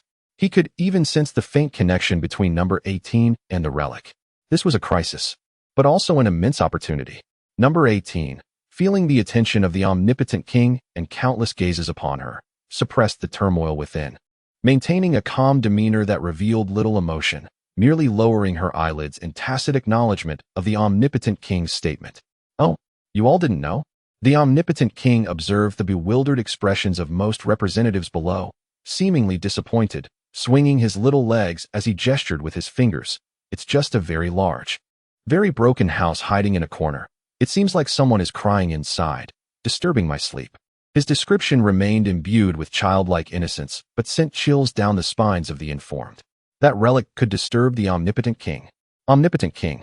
The high priest interjected at an opportune moment, his gentle voice calming the unrest in the chamber. What you refer to is a lost artifact adrift in the interdimensional gaps. Yes, that's it. The omnipotent king nodded vigorously, then suddenly seemed to conceive a brilliant idea. His eyes lighting up with excitement as he clapped his hands. Since it's making noise over there and is related to that bright lady, pointing at number 18. Let us make it the venue for the game. Let us set the game in that broken house, shall we? It would surely be a lot of fun. The omnipotent king's nonchalant remarks decided the fate of a relic that could potentially harbor the universe's ancient secrets. It would become one of the stages for the next omnipotent king's martial arts games. Boom. This revelation was even more shocking than the last. Utilizing a perilous ancient relic as the venue for the universe's grandest event? This was simply unheard of. Omnipotent king. This matter is utterly unacceptable. The silver-robed priest of the Eujo was the first to voice opposition, his tone urgent. That lost artifact has an unknown origin, chaotic internal rules, and may even harbor extremely dangerous ancient pollutants. To use it as a game venue would be akin to placing the elites of various universes in uncontrollable and immense peril. This contradicts the very essence of the game. Peril? The omnipotent king tilted his head, seemingly unable to grasp the meaning of the word. Isn't playing games supposed to be entertaining? What is fun about being ordinary? His innocent words betrayed an undeniable defiance. Yet the silver-robed priest sought to argue further. Enough. The high priest spoke calmly, yet with an authority that sent shivers through all deities present. The will of the omnipotent king is the rule. The silver-robed priest fell silent, his expression grim as he took his seat.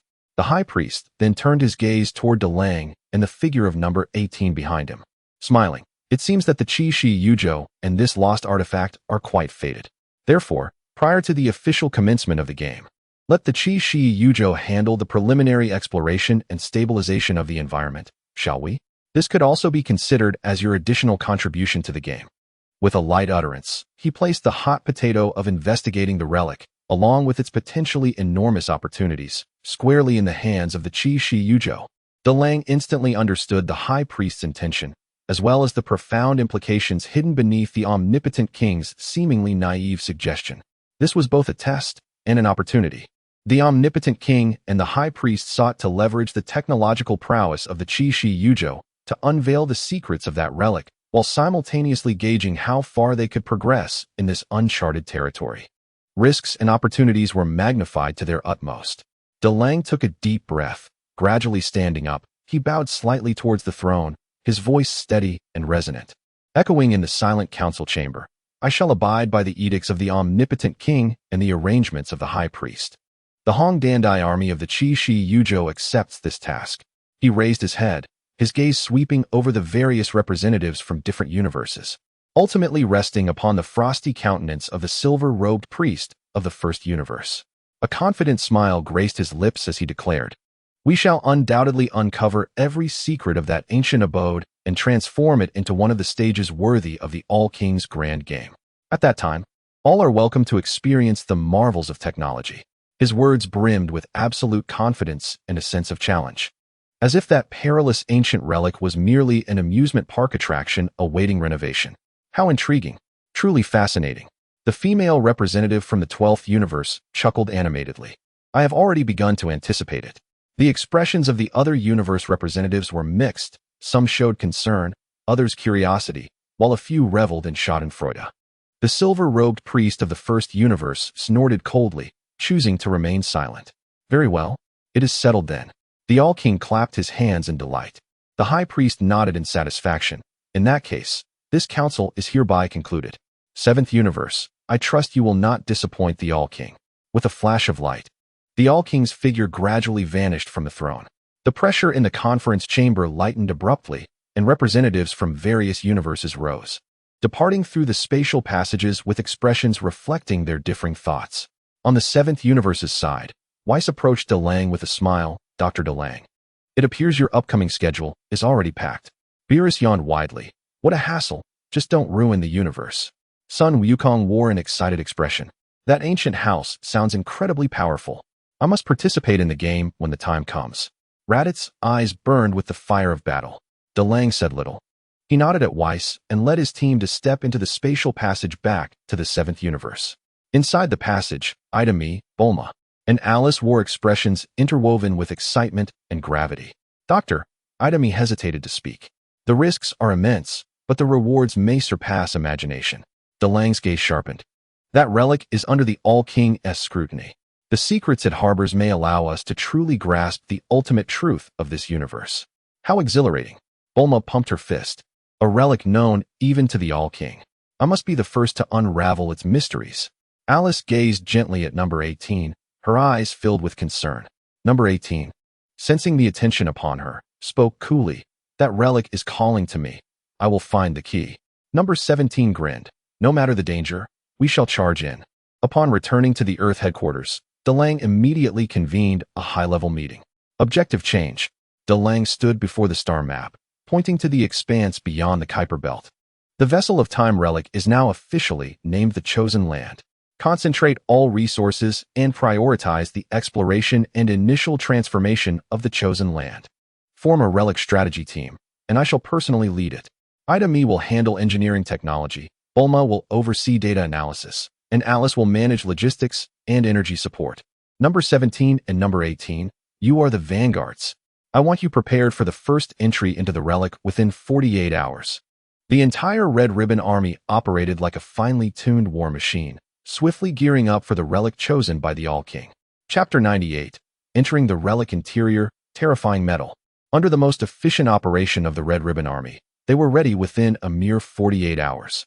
A specially designed vessel for this mission, the Excavation Number 7. A small assault exploration ship hovered silently in the void outside the Kuiper Belt like a shadowy pike. Inside the bridge, the atmosphere was tense and focused. DeLange commanded from the central control seat, maintaining real-time communication with Earth headquarters via a high-speed quantum link. The three-dimensional projections of Ida-Me, Bulma, and Alice appeared at the deputy command position, providing comprehensive technical support from Earth. Numbers 17 and 18 stood at the launch bay door, equipped with the latest optimized Godskeleton armed explorer mode. This armor enhanced environmental adaptability and defense against rule-level attacks while ensuring combat capability, giving them the appearance of two interstellar warriors from the future. All systems checked. Divine Fire Link stable, computing power maximized. Dimensional stabilization anchor operating normally. Target area S, space-time coordinates locked. Rule disruptor on standby, ready to counteract any sudden rule shocks. A series of ready reports ensued. DeLange took a deep breath and solemnly commanded, Excavation Number 7. Initiate phase synchronization. Connect to the Chosen Land. The Excavation No. 7 emitted a beam of eerie blue light, precisely piercing the seemingly empty void ahead. Buzz. The space rippled violently once more. The colossal Vessel of Time relic re-emerged, its haunting outline visible through the distorted light and shattered mirrors. Unlike before, this time the largest breach of the relic did not extend into a staircase of starlight, but instead gaped like a dark maw, awaiting intruders. Vanguard team, move out. DeLange commanded. The launch bay doors slid open, and numbers 17 and 18 exchanged glances before transforming into streaks of light, resolutely shooting into the dark breach. The instant they entered, they felt as though they had passed through a layer of icy water. All external sounds and lights vanished in an instant. In their place was a suffocating silence and dimness. They found themselves in an extraordinarily wide corridor. The walls on either side shimmered with a dark metallic sheen, marred by enormous claw marks that silently narrated the fierce divine battles of antiquity. The air was thick with a musty scent, yet contained an extremely faint radiation of rules. Upon entering, number 18's mind was suddenly filled with a sorrowful call that became much clearer, as if just ahead. This way. Her cool voice resonated distinctly in the silent corridor, directing them forward. Number 17 nodded, and the two remained vigilant as they slowly advanced along the corridor. Life sign scan, none. Energy response scan, no active energy sources detected beyond background rule radiation. Structural stability scan, the overall structure of the relic is extremely unstable, with numerous spatial fractures and rule faults. Warning, please proceed with caution. Idami's calm voice came through the encrypted communication. Just then, an unexpected event occurred. The space not far ahead of them suddenly shattered like a broken mirror. A fissure spanning the entire corridor abruptly appeared. Within the crack swirled a chaotic torrent of colorful energy, emanating a destructive pull. "Careful," Number 17 shouted, activating his thrusters to stabilize his position. Number 18, in turn, conjured a resilient crystal shield before her, warding off the chaotic energy's encroachment. High-activity spatial trap detected. Rule structure is extremely unstable. Bulma's anxious voice rang out. The risk of forced passage is extremely high. Navigate around. DeLange ordered from Earth headquarters. However, as they attempted to bypass from the sides, the seemingly solid walls began to undulate, as if alive. The dark metallic sheen of the walls flowed, flashing with cold light as metallic tendrils lunged toward them like venomous snakes from all directions. The trajectories of these tendrils were cunningly vicious, accompanied by a bizarre energy field that interfered with their operations. Number 17's gaze turned icy as his fists were enveloped in a pale golden divine fire. With a swift motion, he shattered the incoming metallic tendrils one by one. The fragments dispersed into primal metallic particles in the air. Number 18, even more agile, danced like a specter amidst the tendrils' assault, her fingertips releasing concentrated azure rays that precisely struck the energy nodes of the tendrils, causing them to crumble instantaneously. Though these traps are formidable, they are still insufficient to pose a threat to their upgraded forms. However, the trouble is far from over. Just after vanquishing the metallic tendrils, the ground beneath them suddenly transformed into an illusory abyss, as if it had morphed into a formless void. A chaotic gravitational field instantaneously acted upon the two, attempting to drag them into the unknown depths below. Simultaneously, the ceiling above fractured, unleashing a deluge of dark violet energy rain, imbued with the power of rule disintegration. They found themselves besieged from above and below, with danger lurking at every turn. The rule interferer, at maximum capacity, disrupted the localized gravitational rules and energy composition. Dalong swiftly reacted. Zhao Kong's 7 received the command, and the vessel trembled as an invisible wave radiated outward, momentarily disrupting the operational rules within the area of the ruins. The chaotic gravitational field faltered slightly, and the dark violet energy rain became somewhat diluted. Now was the moment. They charged forward. Shi, seizing the opportunity, erupted in divine fire, surging through the anomalous gravitational zone and energy rain like a golden meteor. The two narrowly escaped the first wave of crisis, yet their spirits were weighed down further. The interior of this ruin resembled a malicious death maze. They pressed on, guided by 18th sensing, delving deeper towards the source of the calling. Along the way, they encountered an array of bizarre dangers. At times, they were teleported into treacherous realms filled with spikes. At other times, they were ensnared in a repetitious temporal corridor, and at yet other moments, they had to confront phantoms formed from pure negative emotional energy. These traps not only tested their strength, but also their understanding of the rules and their synergy with one another. The absolute power and wild intuition of Shi, paired with the precise analysis of 18, were showcased brilliantly in their coordinated efforts. Finally, after overcoming another wave of illusionary attacks composed of distorted light, they arrived at the end of the corridor. Before them lay a vast circular hall. In the center of the hall floated a complex orb of light formed from countless silver runes. Beneath this orb was a desiccated, cracked pool, within which faintly glimmered some solidified dark red substance. The sorrowful calling seemed to emanate from that swirling rune orb. Detection of high-concentration information aggregate. Buma exclaimed with excitement. That orb could be a control core or memory storage unit of the ruins. However, just as Shi and 18 prepared to approach and investigate, the hall trembled violently. The dark metal along the walls reactivated, but this time, instead of forming tendrils, they converged like a tidal wave, coalescing into 3 colossal metallic giants, exuding an overwhelming sense of oppression. The eyes of these giants burned with a cold crimson light, their surfaces coursing with the power of the rules shared with the ruins. Wielding immense weapons forged from pure terminative rules, they appeared as the most loyal guardians of the time vessel ruins, silently standing before the rune orb, their chilling intent firmly locked onto the intruding Shi and 18. The first phase of exploration had finally encountered the strongest gatekeepers. The true battle was about to commence. Within the circular hall, The air seemed to solidify. The three massive metallic giants stood like ancient sculptures, radiating a chilling and pure murderous intent. In their hands were weapons forged from terminative rules, a gigantic axe, a long spear, and a war hammer, all vibrating slightly, causing the rules of the surrounding space to mourn. These beings felt entirely on a different level compared to the previous traps. Shirchi's eyes narrowed, muscles taut beneath his divine armor. He could distinctly sense that the power contained within each of these metallic giants was not inferior to the formidable foes he had faced in the Wanxiang arena, and they bore a pure will that existed solely for destruction. The ice-blue eyes of 18 swiftly scanned the giants and the rune orb behind them, her voice cool and analytical. Their power is of the same origin as the ruins. They are creations of the rules. A direct confrontation is unwise. We must uncover a flaw in their patterns of movement. Just then, the central giant, wielding the rule axe, locked its burning crimson gaze onto Shirchi without any forewarning, its massive form vanishing from sight in an instant. So swift, it's a spatial leap. In the next moment, it materialized directly above Shirchi, the colossal axe. Imbued with an absolute intent of termination, descended with ferocity. As the blade sliced through the air, it cleaved open a rift in space that would be impossible to mend. Roar! Shirchi bellowed, his primal instincts fully awakened. Instead of retreating, he surged forward, channeling divine fire and boundless energy to their utmost limits. His fists igniting like two burning stars as he struck upward. The collision of divine fire and axe reverberated through the hall with an indescribable explosion. A tempest of violent energy, mixed with fragments of rules, swept wildly outward.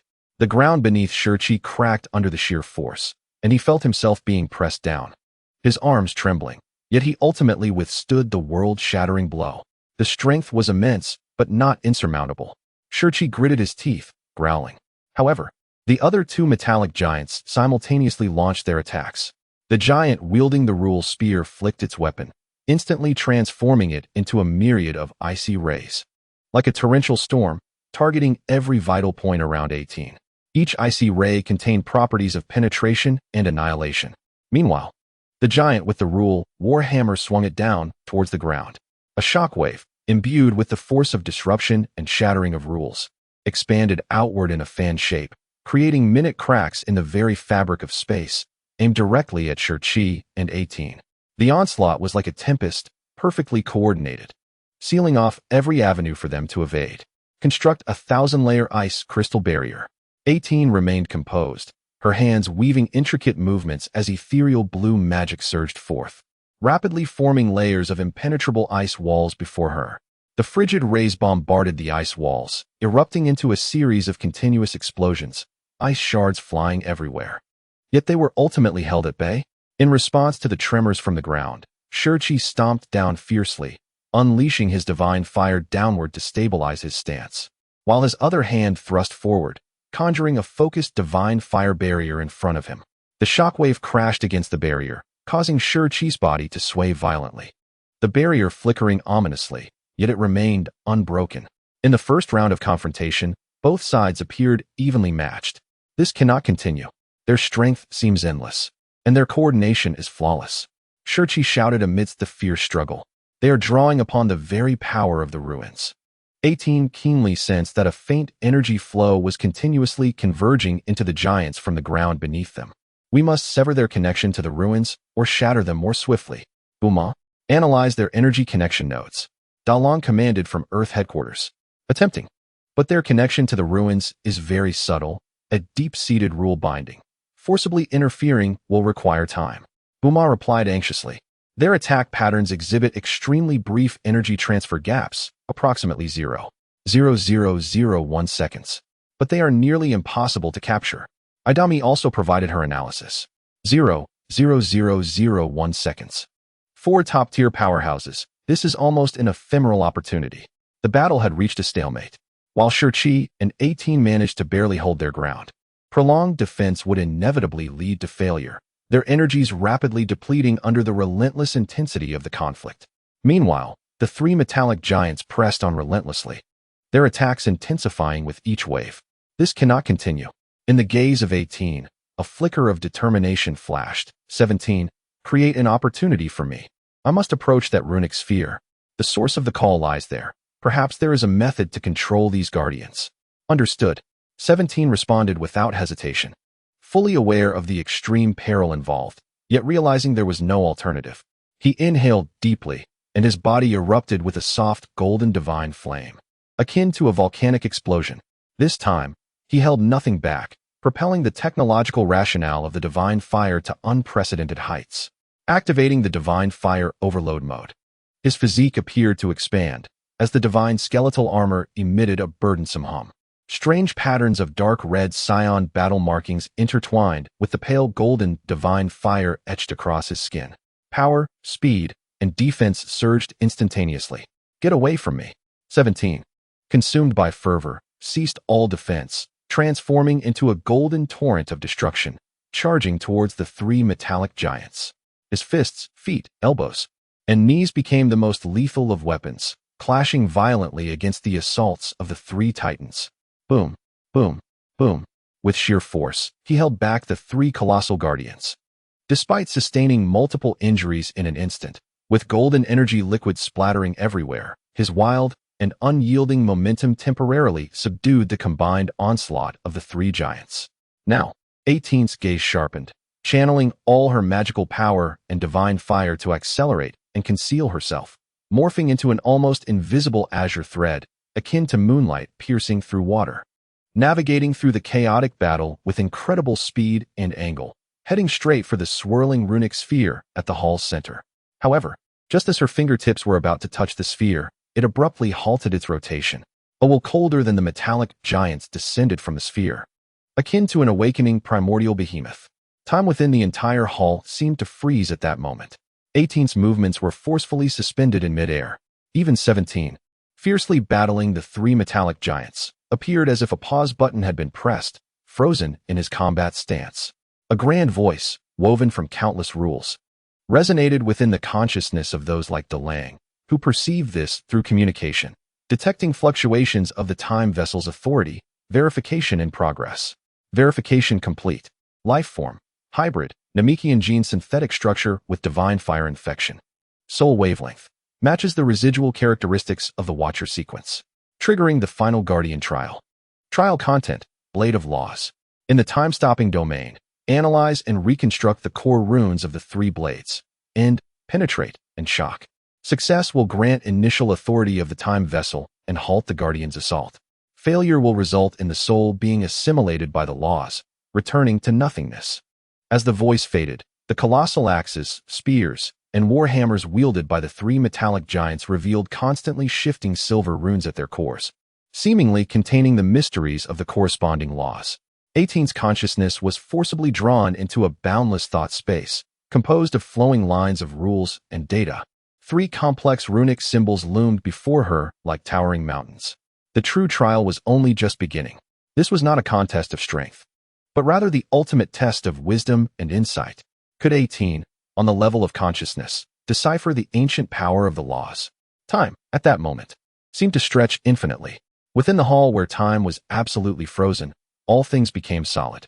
Only 18's consciousness was forcibly pulled into an endless thought space, constructed of streams of data light.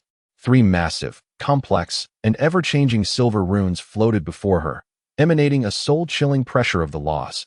End, penetrate, shock. In this place, an instant from the outside world seemed to be infinitely elongated. Analyzing and reconstructing the core runes, 18's clear consciousness resonated throughout the space. The immense computational power provided by the Divine Fire Network allowed her to quickly enter a state of focus. She directed her gaze towards the rune representing End. The structure of that rune was filled with absolute negation and annihilation. Every stroke seemed to articulate the inevitability of all things returning to silence. 18 summoned the magical power within her Namekian essence, a force inherently resonating with life, creation, and nature. Instead of attempting to comprehend the concept of End, she sought to feel what it was meant to terminate. Her magical energy, like the finest tendrils, gently brushed against the edges of the rune, capturing the residual traces of existence and vitality that it negated. Meanwhile, the Divine Fire Network began to compute furiously, using these remnants of life as a basis to reverse engineer the principles and energy composition of the Law of End. It was akin to deducing the original form of a structure from its ruins. Gradually, the immensely complex rune of Ind began to unravel within her perception, revealing its critical nodes of energy flow and logical structure, as if peeling layers from a silk cocoon, becoming increasingly clear. So that was how it accelerated entropy, guiding things towards a state of energy stability, which was silence. With this understanding of the principle, she found direction for reconstruction. Utilizing the computational power of the divine fire as her foundation, she cautiously began to simulate and construct a new rune of Ind with the same structure, but with its energy flow subtly altered. This new rune no longer contained an absolute will of destruction. It resembled a formula describing the process of energy decay. The moment the first rune of Ind was successfully reconstructed, the thought space trembled slightly, and the cold silver rune dimmed, becoming docile and stable. Without time to rest, she immediately turned her attention to the rune of penetrate. Once that rune was also successfully reconstructed, the final rune of shock followed suit with ease. In the instant that all three runic laws were fully analyzed and reconstructed, a tremendous explosion reverberated through the thought space. The three newly radiant runes, glowing softly, began to orbit around her, then transformed into three streams of light, melding into the core of her consciousness. In the external realm, the stilled time and space instantly resumed their flow. 18 opened her icy blue eyes, her fingertips shimmering with profound light as she pointed towards the three metallic giants, who had just regained their movements and were about to launch another assault. There was no earth-shattering explosion, only a deeper layer of regulatory coverage. The primal runes in the hands of the three metallic giants suddenly dimmed and disintegrated. In their place, more stable and harmless new runes flickered into existence. The colossal axe lost its terminal will to sever all, becoming heavy and sluggish. The spear lost its piercing sharpness, resembling mere mundane iron. The warhammer lost its power to disrupt space, reduced to mere hardness. The icy light in the crimson eyes of the three metallic giants flickered violently for a moment, as if the system encountered an incomprehensible error. Their massive forms froze in place, their attacking motions abruptly halted, and then, the red light in their eyes gradually extinguished. Like machines losing power, remaining in their attack stances, utterly still, transforming into true metallic sculptures. The Guardian trial was passed. The grand voice of the rules resounded once more. But this time, it carried a hint of warmth, a barely perceptible acknowledgement, granting initial authority of the time vessel. Area environment stabilized, basic information retrieval. Level 1 Guardian Dormancy Command. Heirs of the Watchers, we await your reclamation of the lost and the restart of the cycle. As the voice faded, the swirling runic sphere in the center of the hall gradually retracted its brilliance, becoming docile. Did we succeed? Bulma exclaimed, jumping up in excitement. Ada Michigan let out a long breath, adjusting her glasses. I can't believe she truly deciphered and reconstructed the three advanced laws on a conscious level. Alice, clutching her chest, expressed both relief and astonishment. In Dalong's eyes, a brilliant light radiated, brimming with excitement. This is the correct direction where technology and wisdom converge. It is not merely a confrontation of strength, but a profound understanding and mastery of the cosmic laws. Within the hall, Shikiho dissipated its dominant form, its body marred with wounds, as it approached Shibahao, grinning and exclaiming, "Impressive, sister." Just now, it felt as if the very rules of space had transformed. Shibahao's cheeks flushed slightly, as the clash of consciousness took a significant toll.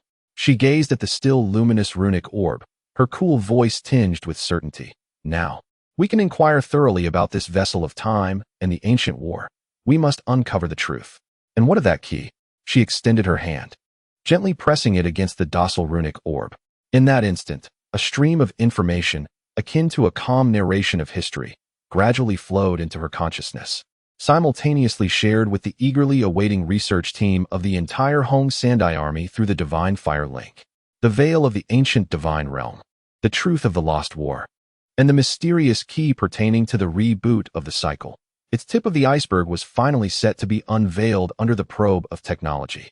Chapter 101. The Revelation of Answers. The Factional Divergence of the Watchers and the Enders. When Shibahao's palm came in contact with the now gentle runic orb, it no longer relayed a torrent of violent, sorrowful information. Instead, it presented a vast historical record, cold as the starry void itself. flowing slowly into her consciousness and clearly displayed before all core members at the Earth headquarters via holographic projection. The scenes transformed, transporting everyone into that long-sealed ancient era. They witnessed the glory of the epic known as the Yuanchu Shindai. At that time, the universe was not divided into 12, but was a colossal entity collectively maintained by the primordial deities. These deities did not perform distinct roles as they do now, destruction, creation, realm kings, etc., but instead functioned as a unified whole, governing a supreme device known as the cycle core, which maintained the entire universe's cycle of life and death and the trajectory of fate. The cycle core was not a man-made object. It resembled the very heart of the universe, the source and destination of all rules and energies. The primordial deities were its guardians and regulators. The scene shifted, revealing the source of calamity.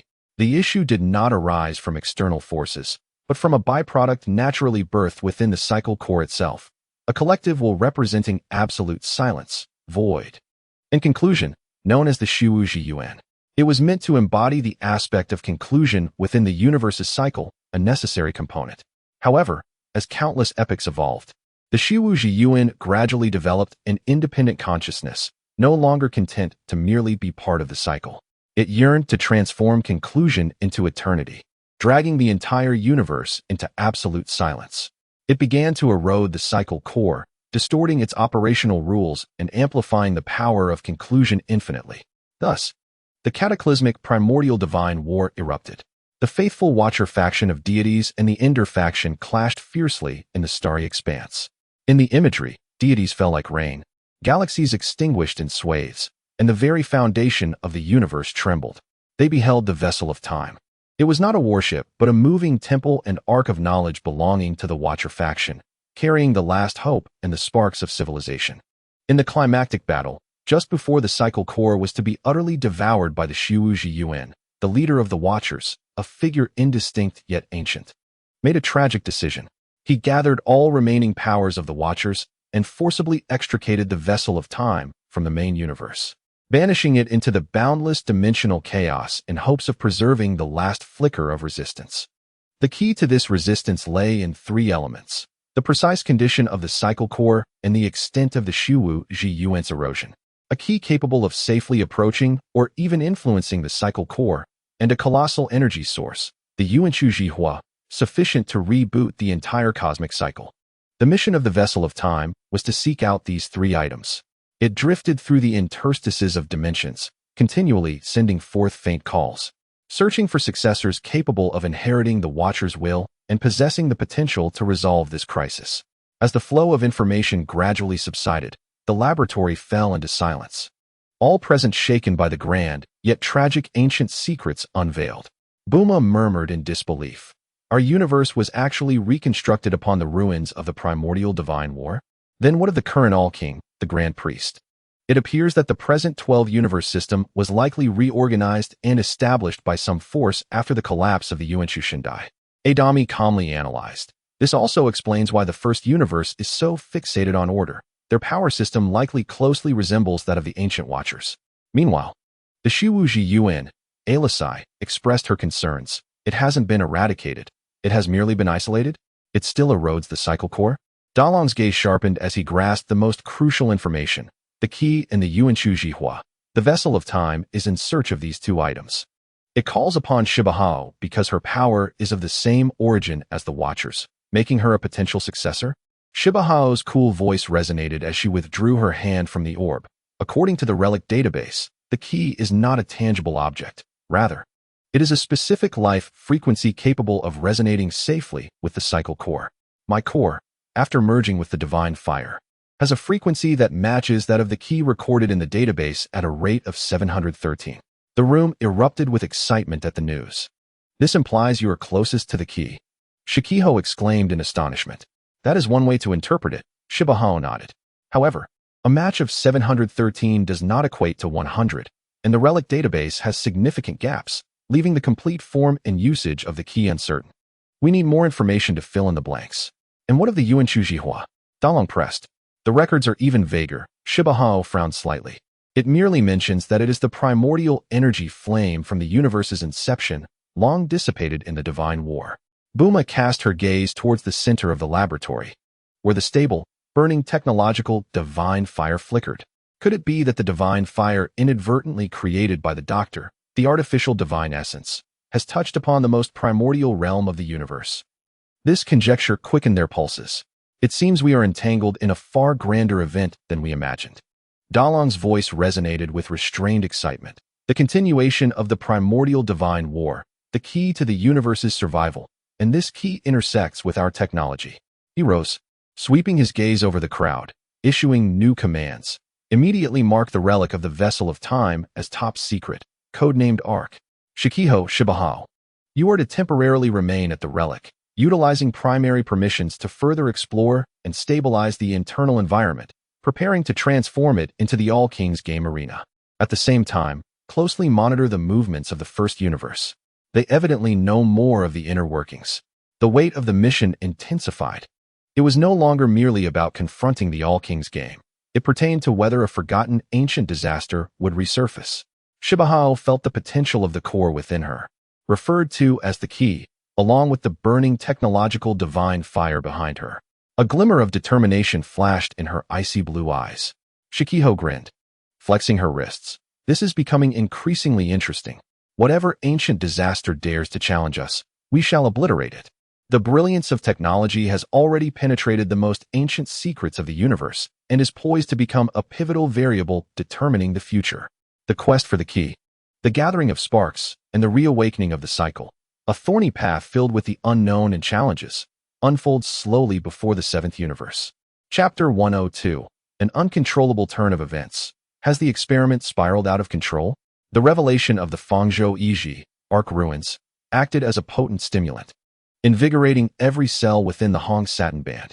Clad in specialized protective suits, 3 assistants were intensely engaged in a crucial experiment to deeply verify the correlation between the divine fire and the primordial flame. The energy spectrum comparative analysis commenced. As Ida Mi calmly reported, her figure standing upright beneath her tight-fitting protective attire, her long black legs poised, her gaze fixed on the main control screen. We will simulate the fluctuations of the divine fire against the fragmented energies of the primordial flame within the ruins database. Meanwhile, Buma busied herself at another set of equipment, excitedly adjusting parameters. Increase the computational power. I refuse to believe we cannot uncover the connection between them. Alice gently ensured the absolute stability of the energy supply while closely monitoring the real-time physiological data relayed from subjects 17 and 18 within the Fangzhou Yiji, ensuring they were prepared for any potential resonant reactions. DeLang stood at the observation platform, his eyes ablaze with intensity. He understood the risks of this experiment. Forcibly probing the mysteries of the source power could very well lead to uncontrollable consequences. However, the potential rewards were equally immense. If they could confirm the connection between the divine fire and the primordial flame, they might hold the key to actively intervening in this ancient crisis. Simultaneously, within the depths of the Fangzhou Yiji, subjects 17 and 18, having gained preliminary access, were engaging in a more profound exploration and environmental stabilization operations. They traversed through the vast, silent corridors and halls, temporarily disabling spatial traps and mechanical rules using their permissions. Subject 18 could distinctly sense a subtle resonance between her magical core and the ruins. Following this sensation, she arrived at an uncharted area. A colossal library resembling a starry dome appeared before her. Countless books and scrolls composed of light floated in the void, though most remained dim, symbolizing a significant data deficiency. This must be a repository of knowledge, Subject 18's cool voice echoed in the vast library. She attempted to activate the dormant beams of light using her permissions, but with little success. Subject 17, however, focused more on the ruins' defensive structures and energy flows. These colossal sentinels have fallen silent. He patted a motionless metallic giant. These guardians had entered a dormant state under Subject 18's authority. Yet, he sensed that this place was not as tranquil as it appeared. Just as his words fell, a hum erupted. A wave of rule vibrations, emanating from the essence of the divine fire, surged through the resonance linked to Subject 18, akin to a tsunami crashing from the Earth headquarters, engulfing the entire ruins. What is happening? Subject 17's expression shifted instantly as he entered combat mode. Subject 18 let out a muffled groan, feeling her magical core as if thrust into a furnace, the resonance with the ruins magnified 1,000-fold. She erupted in a dazzling light of pale gold, uncontrolled. At Earth's headquarters, the experiment encountered an unexpected turn. As Buma pushed the computational power to its limits for the deepest energy matching, the divine fire seemed to awaken some dormant primal properties, becoming violently unstable. It no longer burned steadily but throbbed fiercely like a heart, each pulse emanating terrifying waves of distorted rules. Energy spiraled out of control. Rule disturbances exceeded thresholds. Warning: the divine fire core output power surged sharply. It is about to exceed the constraints of the containment field. Radiation penetrated the laboratory barriers, beginning to spread outward. Ida frantically manipulated controls in an attempt to stabilize the situation, but to little avail. Buma panicked. This is bad. The overload seems to have activated something catastrophic within the divine fire. Alice strained to maintain the energy barrier, her face pale. Doctor, the experiment must be terminated immediately. DeLange, gazing at the violently throbbing divine fire, flashed a glimmer of madness and determination. No. Continue. Record all data. This is a once-in-a-lifetime opportunity. We must grasp its essence. At that very moment, an extraordinary and powerful disturbance in the rules was sensed by entities positioned at the pinnacle of the universe. The All-King. Chapter 103. Touching the Roots of the Multiverse. The All-King, engaged in the creation of new bubbles, paused and lifted his head. The All-King tilted his head. The bright lights were in disarray. He turned his gaze toward the direction of the seventh universe. The High Priest standing beside him momentarily stiffened, his gentle smile faltering. A flicker of surprise crossing his eyes. He could distinctly perceive the rule powers contained within that disturbance, though immature and rough, bearing the marks of artificial manipulation. The core essence subtly resonated with the imprint concerning the universe's origins. They have truly touched that level, the High Priest murmured inwardly, though it is but a fragment. This coincidence is most peculiar. His gaze seemed to penetrate endless time and space, landing on the laboratory within the seventh universe, which was erupting with an energy crisis. Fixating on the violent divine fire and on Subject 18, who was deeply resonating with the ruins. Meanwhile, in the distant first universe, observers had been closely monitoring the movements of the seventh universe. In the Temple of Order, within a chamber flowing with absolute order power, a piercing alarm sounded.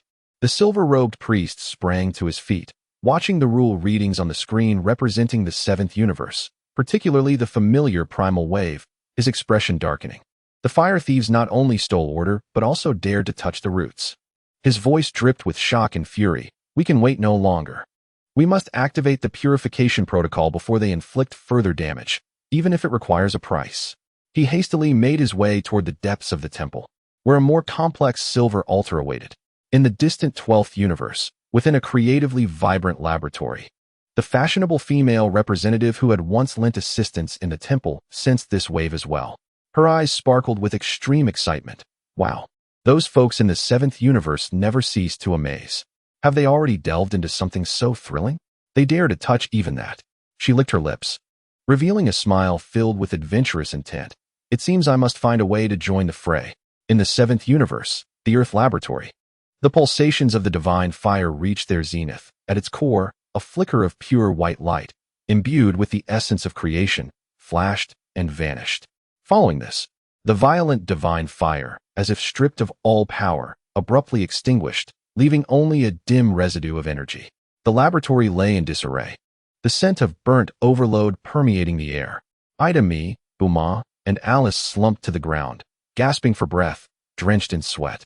Their delicate forms trembling beneath their protective suits, faces etched with fear and shock. Yet DeLange remained fixated on the remaining energy residue and the fleeting data captured by the recording instruments, his eyes ablaze with an unprecedented brilliance. I found it. Though only for a moment, it is unmistakable. That essence. Just then, an absolute will, transcending all existence, flowed gently yet irresistibly through the entire laboratory, soothing all rule disturbances, repairing the overloaded instruments, even stabilizing the remnants of the divine fire, which began to slowly recover. Simultaneously, the High Priest's calm voice resonated within the laboratory. The spirit of exploring the unknown is commendable, but one must act within their capabilities. The All-King has taken notice of the happenings here. I advise you all to proceed with caution.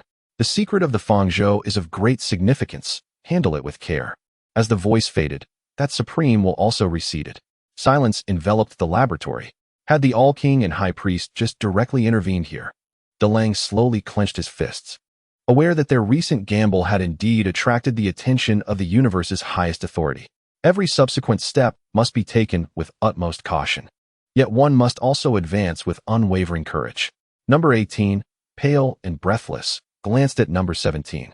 Number 17, still haunted by the recent experience, felt as though the entire universe had been on the brink of explosion.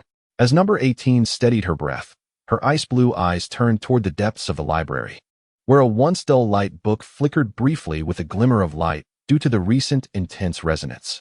Though it quickly dimmed again, she discerned the ancient script on the cover, the fragment of key forging. Often, the brink of crisis is accompanied by the opportunity for breakthrough. This audacious experiment, though it attracted the highest scrutiny, finally pried open a corner of the sealed knowledge within the Ark relics. Chapter 104. The fragment secured. The truth draws nearer. Within the Ark relics, in the ancient library reminiscent of a starry dome, the light book titled The Fragment of Key Forging glimmered momentarily after the violent resonance triggered by divine fire, before lapsing back into obscurity.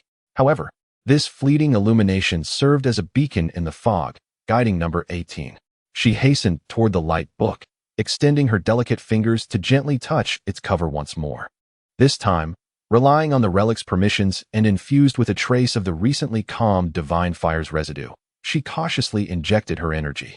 A hum arose as the beam of light reignited.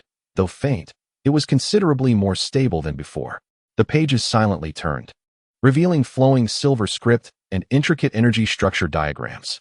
These ancient and obscure inscriptions conveyed information in a manner that transcended any modern language, approaching a direct manifestation of the very rules themselves. Detecting an ultra-high-density information stream attempting to be deciphered, on Earth, Bulma became busily engaged, receiving data through the sensors on number 18. The logical structure of these inscriptions is strangely reminiscent of a description of some kind of forging process for concepts. Number 18 focused intently, immersing herself in the interpretation of the fragment's content, which gradually became clearer in her mind. The key is not a natural creation, but rather a forged one. It requires the soul of vigilance as its core, the fire of origin as its forge, and time and space as the anvil. Through relentless refinement, it may take shape. However, the void is ever present. The act of forging a key will inevitably attract its gaze. The information abruptly ceased here, indicating that the subsequent content was evidently lost. The soul of vigilance as the core, number 18 murmured softly.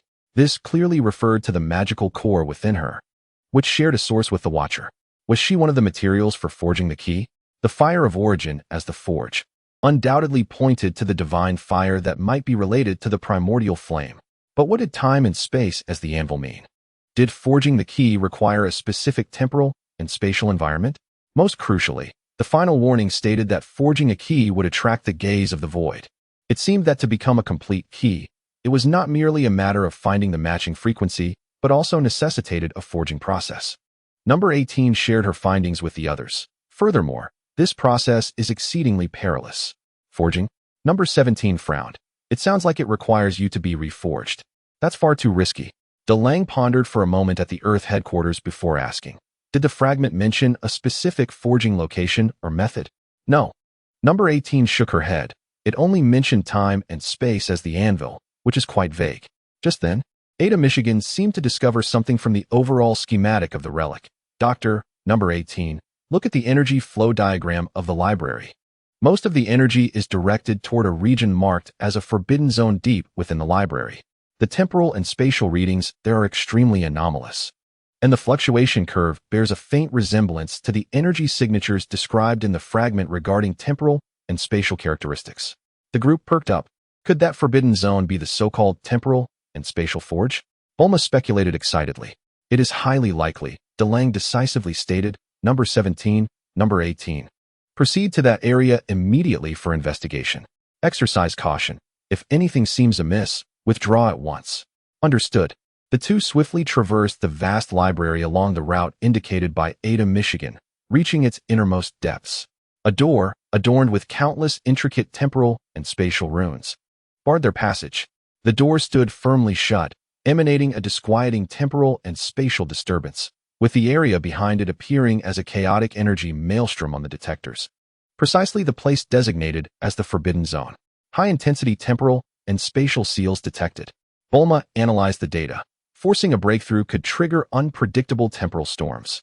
Number 18 attempted to utilize her basic permissions, but received feedback indicating insufficient authority. "We require a higher level of permission or a specific key to unlock it," she stated. The clues seemed to falter here. A specific key. Number 17 irritably rubbed his hair. Another key. Why are there so many keys in this cursed place? Just as they were at a loss, Number 18 suddenly sensed that her magical core, which had originally calmed, resonated strongly again as they approached the door. This time, the resonance was not with the entire relic, but with the complex temporal runes on the door. Instinctively, she raised her hand, gently touching a seemingly core rune that constantly shifted with her magic-imbued fingertip. A miracle occurred. The previously dormant rune surged to life the instant it connected with her magical energy. Like a chain reaction, surrounding temporal runes ignited one after another, the silver light spreading like flowing mercury throughout the door. With a deep rumble, the massive dark silver metal door slowly opened a crack inward. A presence of temporal energy that was far older, more chaotic, and more magnificent than that within the relic surged forth from the gap. Behind the door lay not a solid room, but a scene of continuously shifting temporal chaos. Was this the temporal forge? Bulma stared at the transmitted images, her mouth agape in astonishment. What chaotic rules govern the forging of keys there? This is madness. Ada Michigan felt a chill as well, standing before the open door. Number 18's ice blue eyes reflected the tumultuous scene behind it. She could feel the space beyond calling to her, and her magical core yearned to enter. Yet simultaneously, an instinctual fear, rooted deep in her soul, warned her against that chaotic realm. Should we enter? Number 17 gazed gravely at the bizarre area, feeling an even greater pressure than when facing three metallic giants. Number 18 remained silent for a moment, her cool voice carrying a note of resolution. The fragment has guided us here. The door has opened because of me. Perhaps within lies the key to forging the key. I must go inside. She turned to number 17. You will remain outside to provide support. If danger arises, ensure our safe withdrawal. Number 17 wanted to say something more, but, upon seeing number 18's determined gaze, ultimately nodded. Be careful. Call me at once if anything happens. Taking a deep breath, number 18 hesitated no longer. A radiant aura of ethereal blue magic intertwined with faint golden divine fire enveloped her as she stepped into the door leading to the unknown temporal chaos. The moment she vanished, the door began to close slowly once more, leaving number 17 alone outside, anxiously watching the now silent dark silver door and the unsettling chaotic light seeping through the crack. Behind the door lay opportunity or doom. Chapter 105. The Tempering of Time and Space, a brand new dark purple power. The dark silver door closed slowly behind number 18, completely isolating her from the sounds and light of the outside world. It felt as though she had stepped from an orderly reality into absolute chaos. Before her was not a physical space, but an endless tempest of temporal chaos. The shattered images of the stars flicker like ephemeral bubbles, while the distorted timeline twists like ribbons entwined in chaos. Fragments of space refract countless broken selves. And here, there is no up or down, no past or future, only the very essence of the chaotic laws of time and space. The overwhelming force of this temporal turbulence strikes like a myriad of invisible daggers, converging upon No. 18 from all directions, seeking to obliterate her existence, to dissolve and assimilate her into this maelstrom. Activate the highest level environmental adaptation mode. The cool clarity of No. 18's consciousness resonates within her mind as she pushes the defenses of her divine armor and her own magical essence to their limits.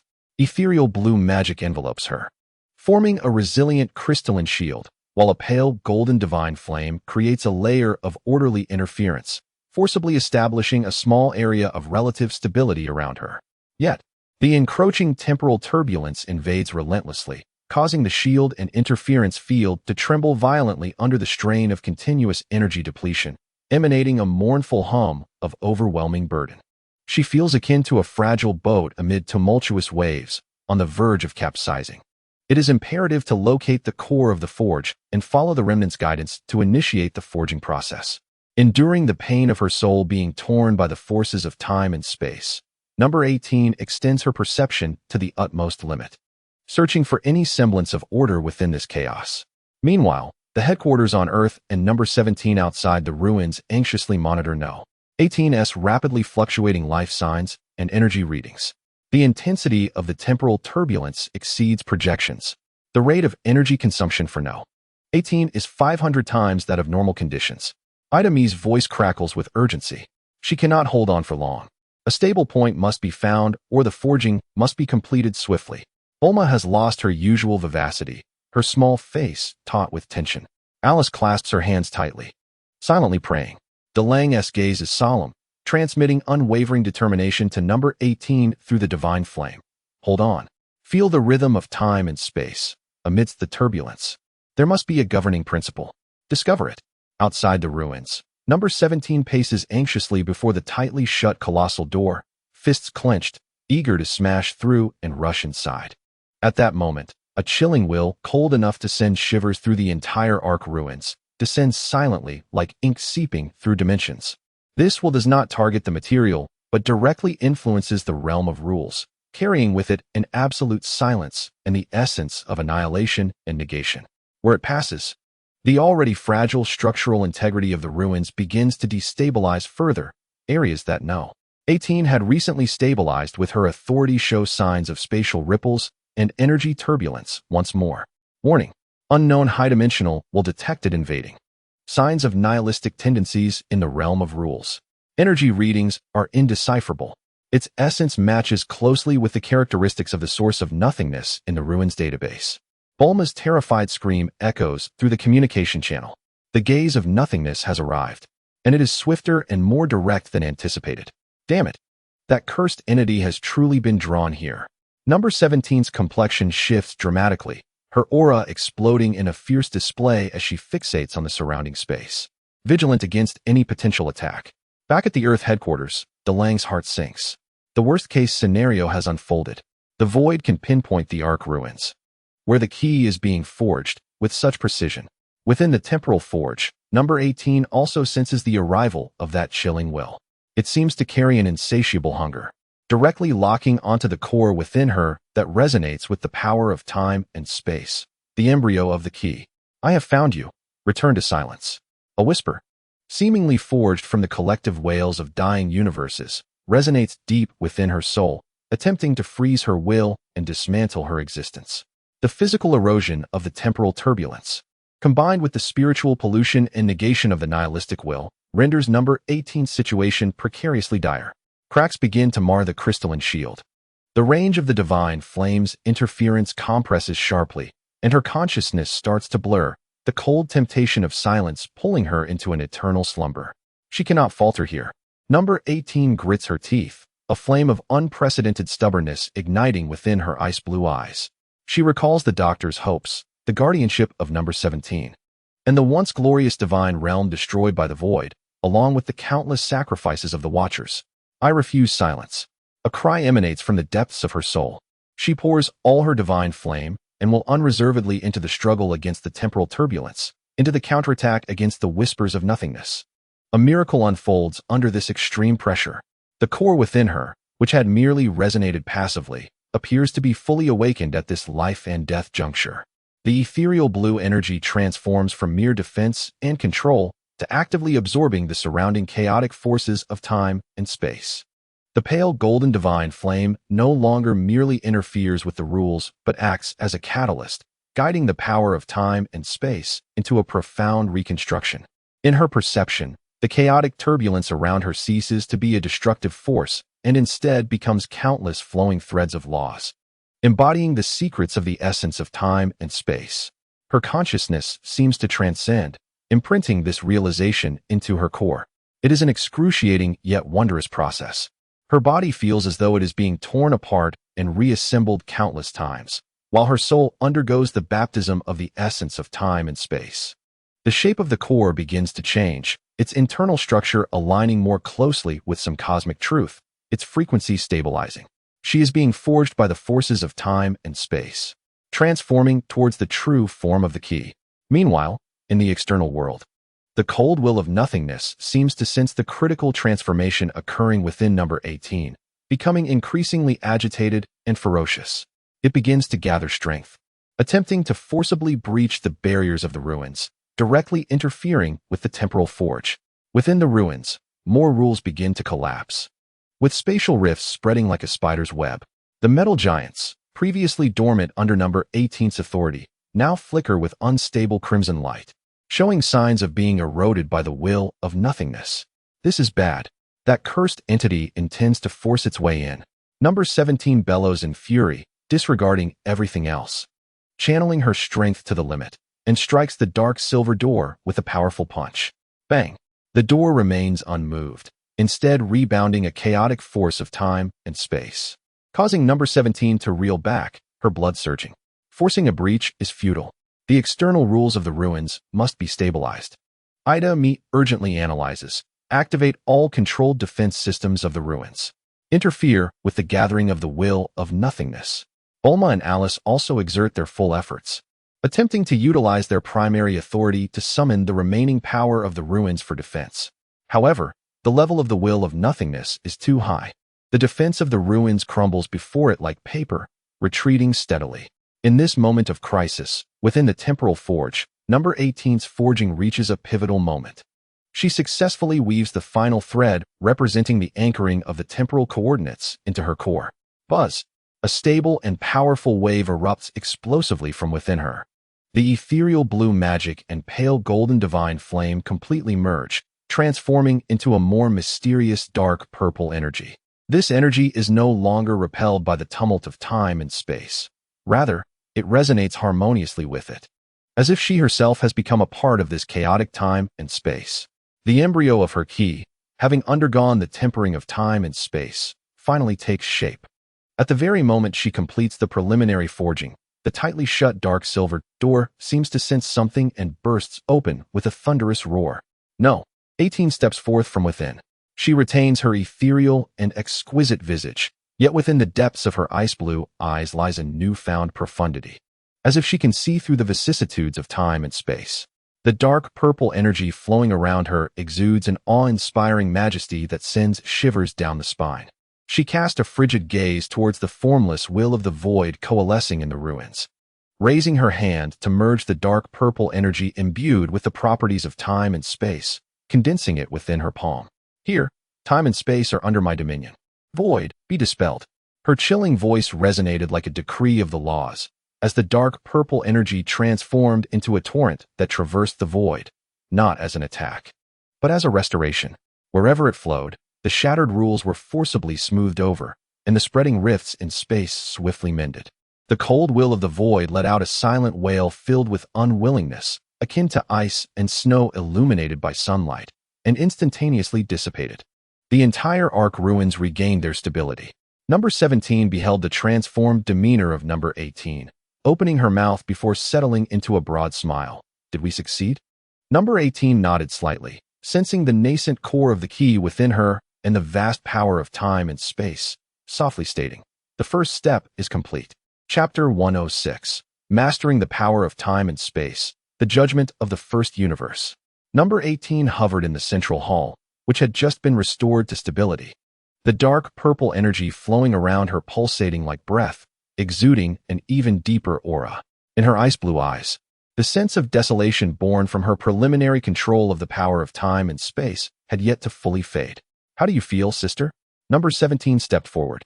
Perceiving the qualitative change in number 18's aura, it was no longer merely magical power or divine fire, but an existence closer to the essence of the laws. "Very well."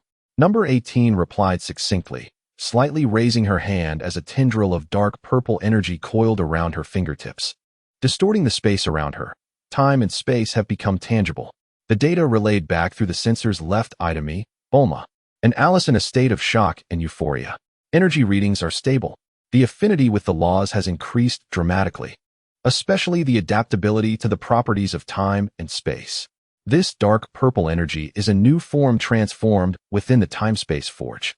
Its structural stability and potential far exceed that of before. Number 18's vital signs are completely normal, even stronger. DeLange gazed at the data, his eyes sparkling with excitement. We have succeeded. The preliminary forging of the key is a success. This signifies that we have acquired the initial qualification to intervene in the crisis of the reincarnation core. However, the joy was short-lived. Just as number 18 was familiarizing herself with her newly acquired powers and attempting to fine-tune her control over the ruin's primary permissions, a resonant hum filled the air.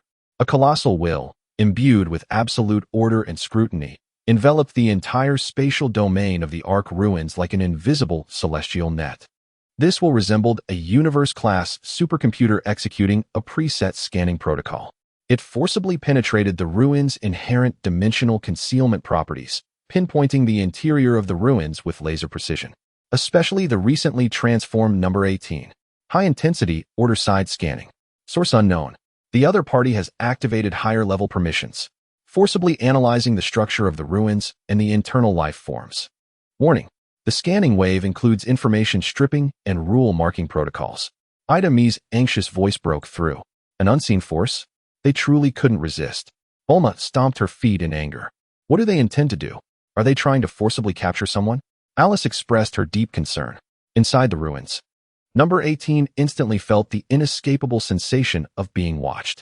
The dark purple energy surrounding her surged autonomously, forming a protective layer that twisted the fabric of space around her, attempting to disrupt the order scanning. However, the power of this scanning far exceeded previous attempts. It flowed like mercury, infiltrating every crevice, forcibly analyzing her energy composition, and even attempting to trace her deep-seated connection with the Ark ruins, the machines of the seventh universe.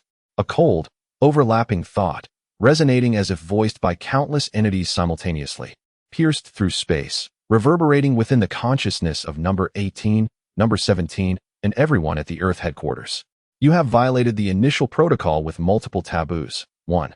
Illegal analysis and attempts to override the fundamental laws of the universe, referring to divine fire.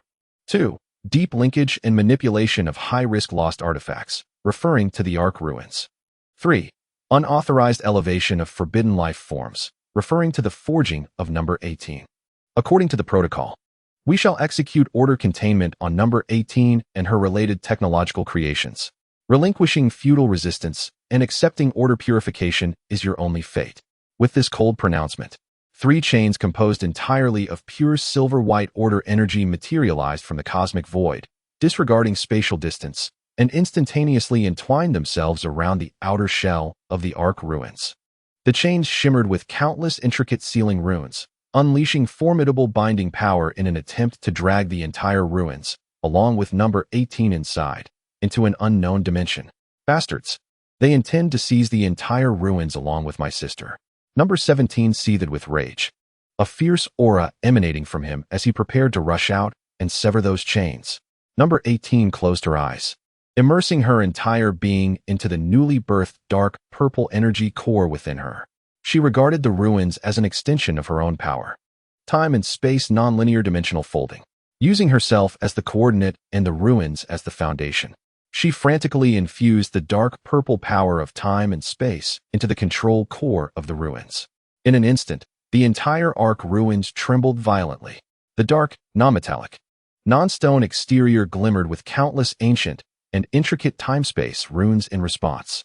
Just as the 3 order chains were about to completely bind the ruins, a resonant hum erupted. The space where the ruins resided seemed to be abruptly folded by an invisible hand. The scene transformed into a bizarre kaleidoscope, as the ruins flickered wildly between reality and illusion, as if simultaneously existing in countless overlapping dimensional crevices. The 3 order chains lost their precise target, flitting about like headless flies within the distorted, folded space, colliding yet perpetually failing to truly lock onto and restrain the essence of the ruins. What? Dimensional folding technology? How could they master it so proficiently? From the first universe, a wave of astonishment rippled through. Clearly, number 18's extraordinary manipulation of time and space had surpassed their expectations. It is a matter of authority and resonance. Number 18's cold voice traversed the twisted space. Reaching out, this ruins recognizes me. Its power is my power. She suddenly opened her eyes, which shimmered with the birth and death of galaxies. She raised her hand towards the three order chains darting chaotically in the folded space, grasping at the void. Time and space returned to order.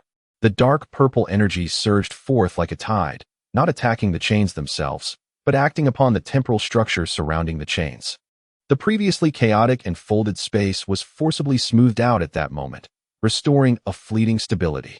And it was this moment of stability that caused the three order chains to experience a minuscule pause. Now, Number 17. Number 18 exclaimed. Number 17, who had long been poised to strike, shot forth from the ruins like a golden lightning bolt. He fused divine fire with scion power to its utmost limit, his fists transforming into two golden dragons that tore through space, striking precisely at the most vulnerable energy nodes of the three order chains. Break for me. Boom, boom, boom. Three resounding explosions echoed. The chains, composed purely of order energy, shattered upon impact. They transformed into a myriad of silver light particles scattering across the sky. The order containment program of the first universe was forcibly interrupted. How dare you? The will of the first universe was filled with fury and disbelief. Number 18 hovered at the entrance of the ruins, dark purple energy billowing like a cloak behind her. As she cast a cold gaze towards the source of the will, let me tell you, Order Temple, the key is in my hands. Want to take it? Come at me with your abilities. Should you dare to overstep once more, I would not hesitate to let Order experience the taste of chaos.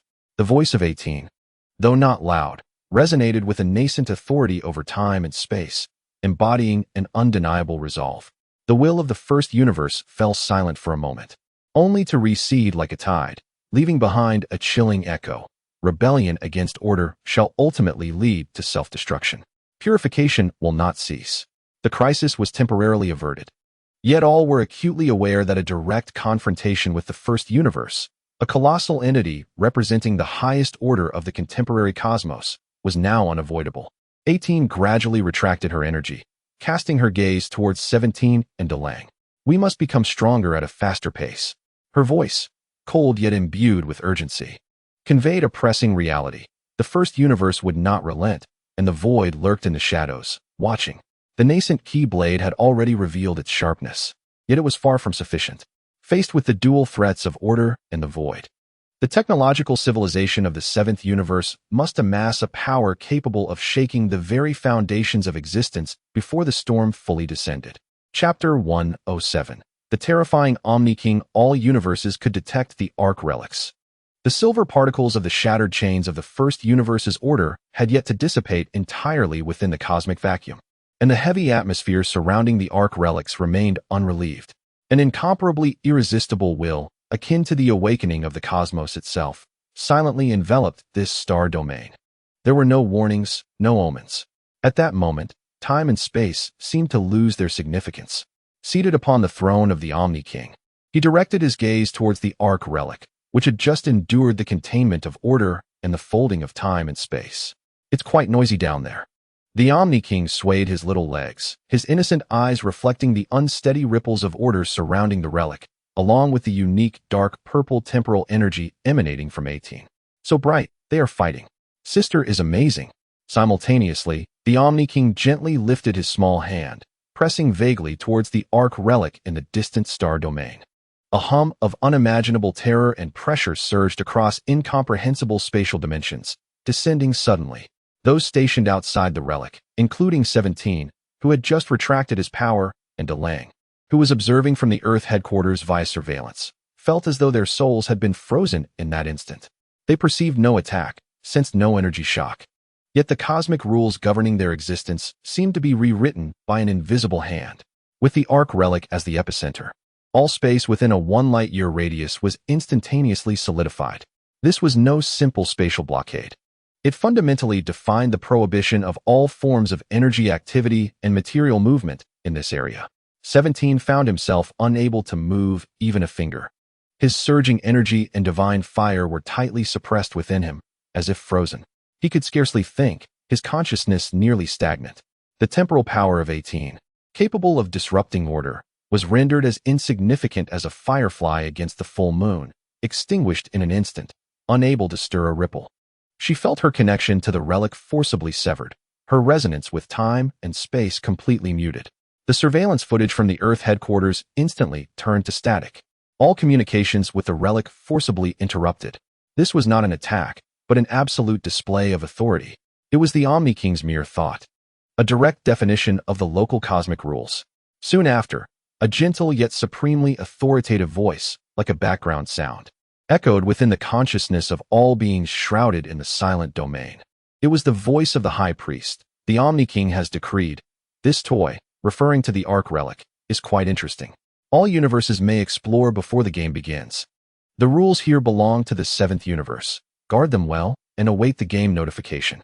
As the voice faded, the terrifying pressure enveloping everything receded like a tide.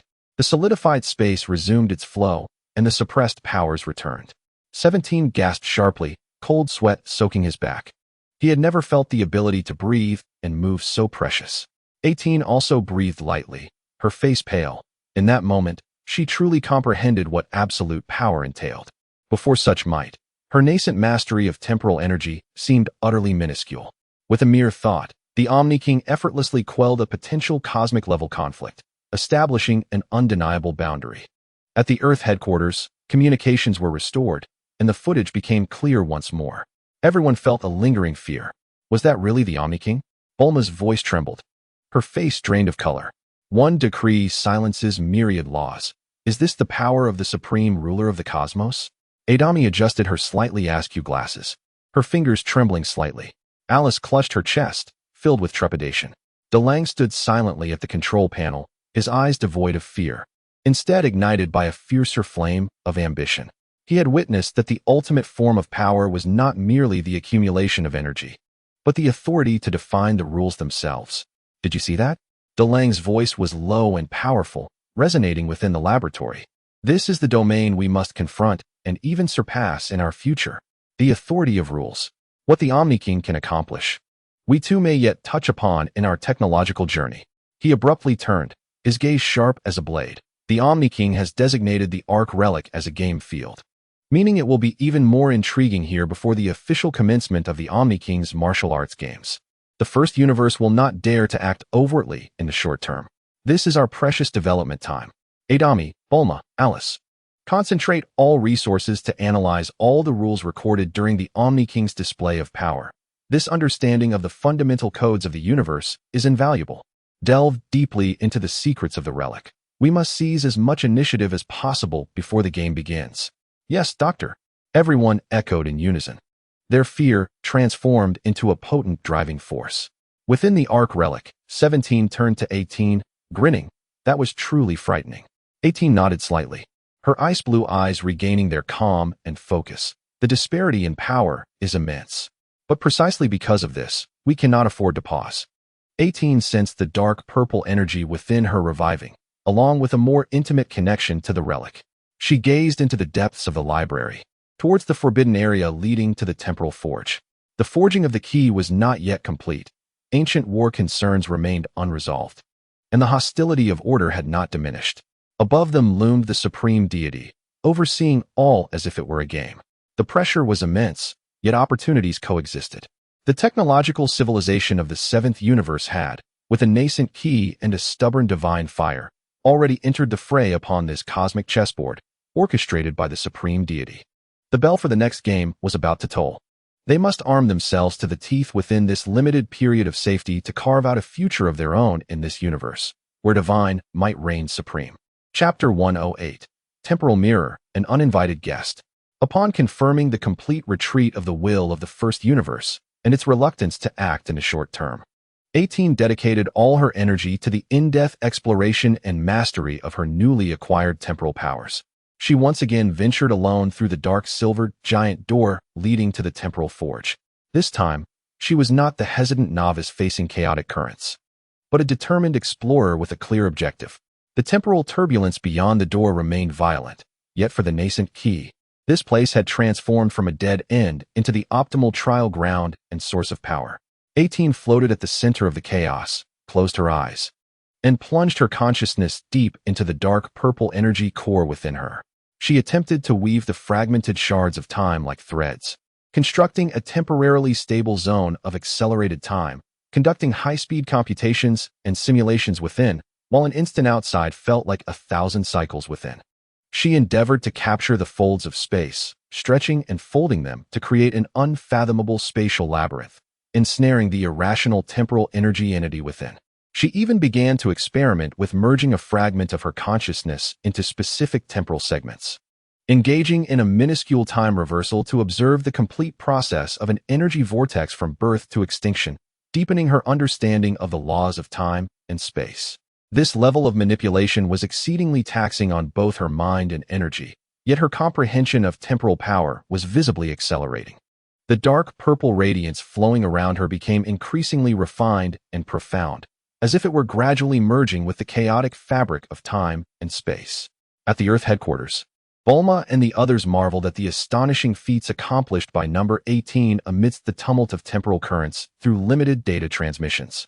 Her precision in manipulating time and space was rapidly enhancing. The speed of her learning was terrifying.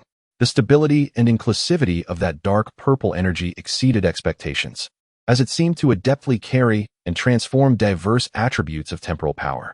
Dallin closely monitored the progress, continuously refining future strategies in his mind. He understood that with each increment of strength gained by Number 18, they possessed an additional bargaining chip in the forthcoming contest. Meanwhile, outside the ruins, led by Number 17, the engineering brigade of the Red Satin Corps commenced preliminary modifications and reinforcements of the outer perimeter of the relics using basic permissions, preparing it to serve as the battlefield for the All-King's martial arts games in the future. Everything proceeded in an orderly fashion. However, tranquility did not endure for long. Just as Number 18 was attempting a bolder experiment within the temporal forge, aiming to segment and solidify a small independent space to form a transient temporal mirror. A powerful energy fluctuation, imbued with a strong battle intent and a sense of destruction, abruptly manifested in the outer void surrounding the Ark ruins. This aura did not emanate from the cold order of the first universe, nor did it resemble the eerie silence of the void. It was a desire pursuing ultimate annihilation. High-energy reactions were imminent. The energy signature matched that of the 11th universe, the Pride Squad. Ada's voice rang out urgently. The 11th universe? The universe that prides itself on justice and honor? What do they want? Bulma pondered. Outside the ruins, Number 17, supervising the construction, abruptly lifted his head, gazing towards the source of the disturbance. In the distant starry sky, a fiery red streak approached at an astonishing speed, exuding an aura that was no less formidable than the strong foes they had previously encountered. The streak halted abruptly before the ruins, revealing a towering figure. He sported short red hair, ablaze like flames, with a resolute face and piercing eyes akin to an eagle's, surrounded by seething red flames. It was none other than the ace of the 11th Universe's Pride Squad, the warrior known as Tuapa, who bore the title of Wild Flame. Tuapa hovered in the cosmos, his intense gaze sweeping over the colossal Ark ruins, ultimately locking onto Number 17 at the entrance, the strongest presence. This is the rumored stronghold of the 7th universe, which purportedly defeated the Guardian of the 1st universe using technological means. Tuapo's voice boomed, carrying an air of scrutiny. It seems the rumors are true. This relic is quite intriguing. He shifted his tone, the battle intent surging. Tuapa of the 11th universe's Pride Squad, have come to challenge you. I have heard that the warriors of the 7th universe possess remarkable strength. Let us engage in battle and prove your might. Number 17 cracked his neck, an excited smile appearing on his face at the prospect of encountering a formidable opponent. The ace of the 11th universe? Just in time. I've had pin-up energy to release. Want to fight? I'm ready. Just as Number 17 prepared to engage, a hum resonated. The space beside him rippled, and Number 18's figure quietly materialized. She had evidently been startled from her deep meditation by the external commotion, having left the temporal forge prematurely. Dark purple temporal energy still lingered around her, and she gazed calmly at the uninvited two. Her voice cool and composed. This place is the designated battleground of Lord Quan Wong. Unauthorized individuals are not permitted to intrude or engage in private combat. Tuapo's attention was instantly captured by Number 18, particularly by the unusual dark purple energy surrounding her, which instilled an unprecedented sense of threat and challenge. Oh, you are the artificial being who has mastered special powers? Tuapo's battle intent intensified. Excellent. Defeating you will further affirm the absolute nature of justice and power. He ceased his idle chatter, and the red flames around him erupted violently, the immense pressure causing the surrounding cosmos to warp slightly. He raised his fist, gathering enough force to shatter celestial bodies. If that is the case, do not blame me for being rude. Number 17 too was enraged, his aura surging as he prepared to advance. Stand down. Number 18, however, gently raised her hand, blocking number 17. She turned her gaze to Tuapa, her ice blue eyes devoid of any emotional fluctuation. Since you are intent on battle, I shall demonstrate to you what the realm of time and space truly entails. No sooner had her words left her lips than the dark purple energy around her suddenly expanded, instantly saturating the space between her and Tuapa. In the next moment, something astonishing occurred that left everyone astounded. Tuapa's fist, which had been gathering terrifying power and aimed forward, inexplicably veered off course in front of everyone's eyes. It was as if the space before him had been invisibly distorted, causing his planet-shattering punch to narrowly graze number 18's form, crashing into the endless void behind her and obliterating a distant floating meteorite. What? Tuapa's pupils contracted sharply, utterly bewildered by what had just transpired. How could his attack go astray? Spatial curvature, fine-tuning. Number 18 calmly explained, as if she had merely accomplished an inconsequential task. Sorcery, Tuapa bellowed, defiantly launching another attack. Faster and stronger, his fists and feet descended like a torrential storm upon number 18. Yet, an even more bizarre scene unfolded. With each strike, whether a punch, kick, or energy blast, as they neared a certain range around number 18, they inexplicably deviated in ways that defied all logic. He felt as though he were battling an elusive phantom. All his strength struck empty air, and all his techniques became meaningless. He attacked frantically, yet he could not even brush against the hem of number 18's garment. Throughout it all, number 18 remained calmly suspended in place, not even lifting a finger, relying solely on her absolute control over the microscopic fabric of time and space to render all his attacks futile. What on earth is this ability? Tuapa gasped for breath, ceasing his assault, his face etched with disbelief and defeat. The strength he had so proudly wielded now appeared utterly laughable in the face of her enigmatic power. Number 18 regarded him, her cold voice echoing like a final judgment. Your power stems from destruction and is confined to matter.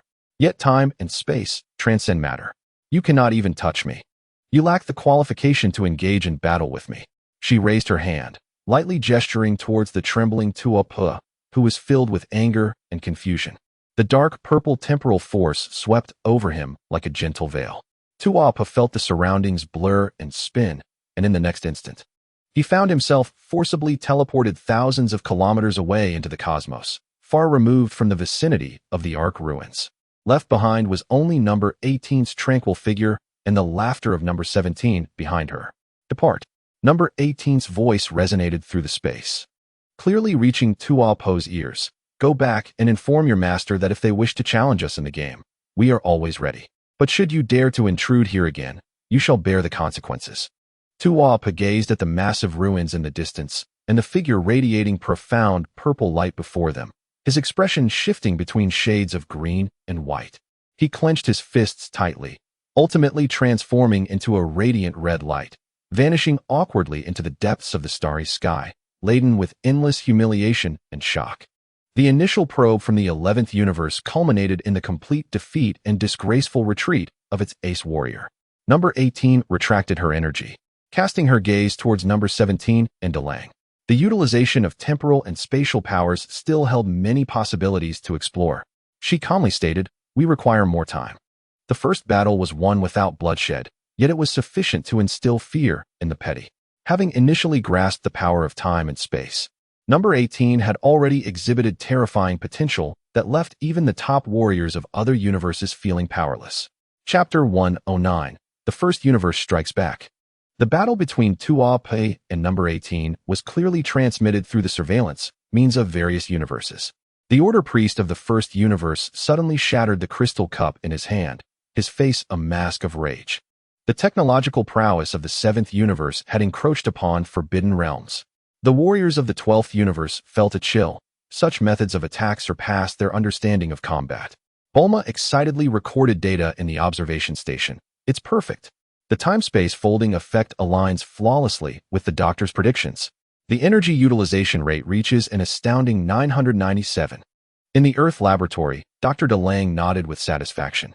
Time-space folding is merely the beginning. Once number 18 fully masters the Ark's permissions, her capabilities will transcend all imagination. The so-called Order of the Gods is but an erroneous code awaiting correction before the absolute might of science. He gazed into the profound starry sky, his eyes seemingly piercing through endless voids, landing on the slumbering planet of Byrus and the transcendent angel Weiss. The collision of technology and divine power? No, this was evolution. Deep within the Ark's ruins, an ancient device sealed for eons seemed to awaken quietly, emitting an almost imperceptible hum due to the time-space power just invoked by number 18. Deeper secrets and more perilous entities were gradually stirring from their slumber, awakened by the brilliance of this technology. The brilliance of the seventh universe could no longer be overlooked, and the storm was only just beginning. Number 18 felt a divine fire, artificial divine aura, within her, stirred by the use of time-space power. A silver-white metallic platform floated amidst the fragmented void, starkly contrasting with the surrounding ancient ruins. Number 18 stood at the edge of the platform, eyes closed, appearing increasingly extraordinary in the glow of the ruins. Her light, golden short hair swayed without wind, while silver particles of light subtly flowed around her, activated time-space particles. Doctor, the resonance intensity is increasing. Number 18's cold voice echoed through the communication channel. Something deep within the ruins is responding to the divine fire within me. Far away on Earth, Dr. DeLange watched the real-time data stream, his eyes gleaming. Excellent. Continue to guide her, number 18. This ancient ark may very well share its origins with the source of your power. Attempt to establish a deeper connection and excavate its permissions. Beside him, Bulma quickly operated the control panel, her tone brimming with excitement. Energy homogeneity analysis confirmed. The compatibility with number 18's divine fire is extremely high. Doctor, we may have found clues to the source of the primordial fire.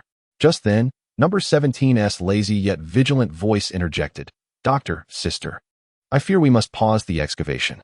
A few unfriendly insects have intruded upon our territory. Several streaks of light approached rapidly, led by a towering figure clad in aesthetically pleasing silver armor adorned with the emblem of absolute order from the first universe, none other than the elite of the Order warriors. Baez. He hovered before the platform of the seventh universe, his voice icy and authoritative, the technological toys of the seventh universe. Your existence and illegal incursion into the Ark ruins have severely disrupted the cosmic balance. Cease all activities immediately, surrender that key individual, and submit to the oversight of the first universe. He pointed at number 18. Number 17 scoffed, hands in pockets, leisurely stepping forward. Oversight? Just because you say so? Has this dilapidated house been inscribed with your name? Stubbornly ignorant. Baez's eyes narrowed, no longer wasting words. He sharply waved his hand. Initiate the Order elimination procedure. The Order warriors behind him transformed into streaks of light, charging towards numbers 17 and 18 from various directions, their energy surging, clearly intending to overwhelm them swiftly. Sister, you keep digging for treasure. I'll handle these nuisances. Number 17 grinned, his figure suddenly moving, leaving a faint afterimage as he appeared before the foremost Order warrior. So fast, the warrior's pupils constricted, barely managing to raise his arm to block. Bang! Number 17's fist struck his armor with a resounding thud.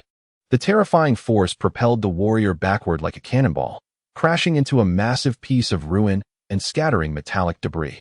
Unstoppable, number 17 darted through the enemy ranks like a specter. His combat style was direct and violent. Every part of his body became a lethal weapon. Each collision was accompanied by piercing sonic booms and scattered sparks of energy, embodying the hallmark of the Dragon Ball world with its visceral sense of power. An Order warrior attempted a sneak attack from behind, the energy blade aimed for number 17's neck. Yet, as if he had eyes in the back of his head, number 17 executed a swift side kick, his heel striking the warrior's cheek, sending him flying through the air, spinning several times before barely regaining his footing. Half of his face caved in. So weak. This is the Order of the First Universe? Number 17 effortlessly evaded and countered while taunting. You don't even have the qualification to make me warm up.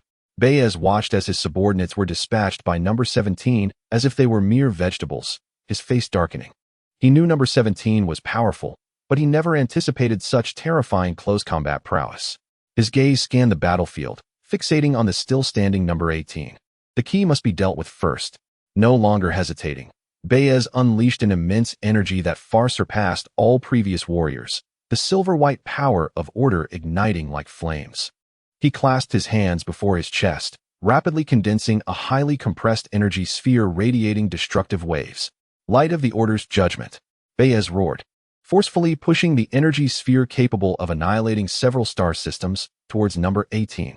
Sensing the terrifying energy approaching, number 18 finally opened her eyes. She did not evade. Instead, she raised a hand, gently slicing through the direction of the incoming destructive energy sphere. There was no thunderous explosion, no cacophony. In the astonished eyes of Baez and all observers, the light of annihilation, which could destroy star systems, was folded and twisted in the space before number 18, as if drawn into an infinite loop. Its speed drastically diminished, its brilliance dimmed sharply, until, after several flickers, it vanished silently as if erased by an eraser within the folded space. What? Baez stared, dumbfounded. His full-force strike had not even stirred a ripple. Number 18's cold gaze fell upon him, as if regarding an inconsequential obstacle. Your order cannot define my existence. She raised her hand once more, extending a distant grasp towards Baez. He immediately felt the space around him harden like steel, an invisible force compressing him from all sides. He roared, unleashing all his divine power in a desperate attempt to break free. He sensed that the energy flowing within him was also being disrupted, fluctuating between acceleration and stagnation, as if time itself had become utterly chaotic around him. This was the preliminary mastery of the temporal and spatial folding power possessed by Sheba. There was no need for a direct confrontation.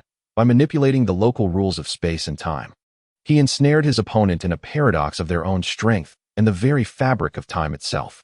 Seizing the opportunity, Shichi eliminated the last entangled Order warrior, clapped his hands, and remarked with a smile, "See, I told you, there's no need for you to intervene."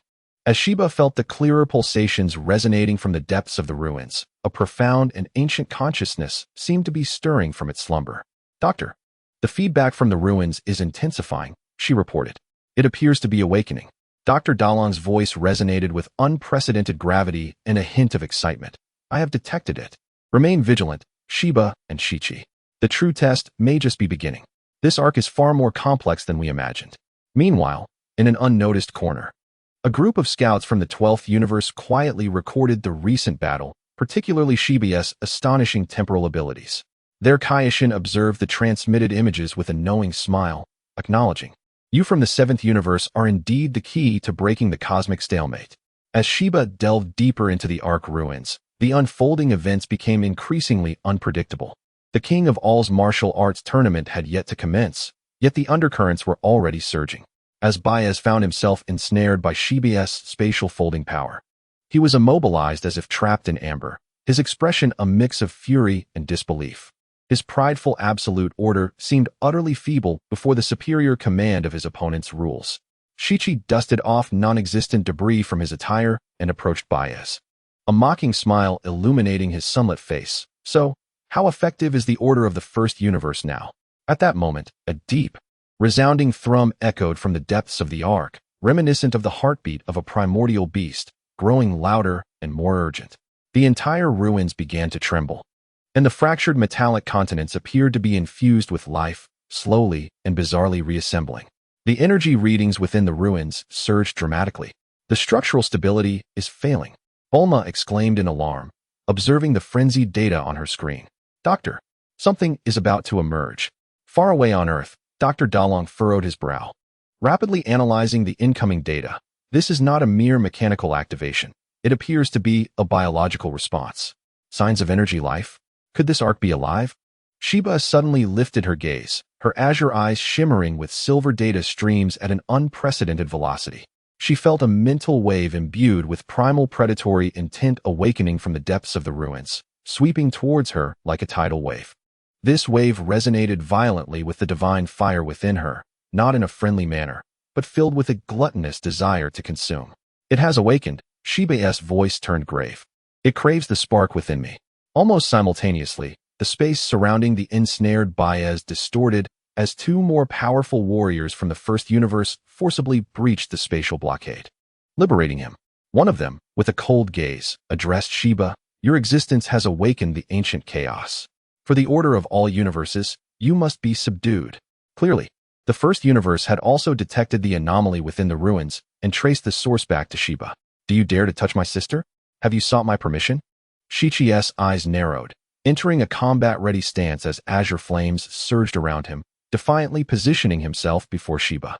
"Take them down," commanded the leader of the first universe reinforcements, Has. Simultaneously, the three unleashed their formidable divine order powers, three torrents of pink energy surging forth like enraged dragons toward Shichi and Sheba.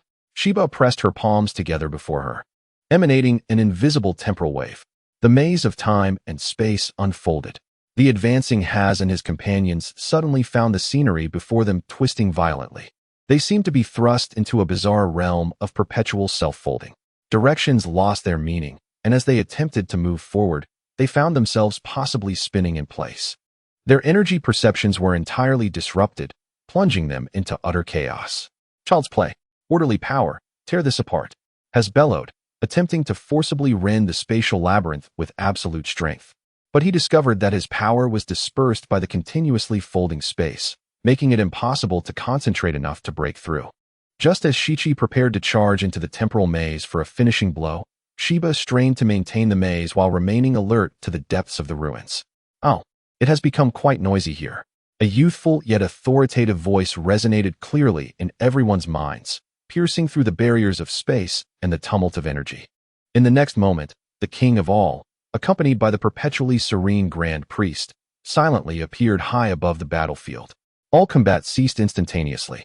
The warriors from the first universe, including Has, found the temporal maze around them vanished, yet they dared not make any movements, bowing respectfully, their hearts filled with fear. Even the ominous heartbeat and the frenzied mental waves from the depths of the ruins bizarrely stilled the instant the king of all appeared, as if sensing a threat akin to a natural enemy. The king of all first glanced at Sheba, protected by Shichi, a flicker of curiosity dancing in his eyes, before turning his attention to the still trembling depths of the ruins.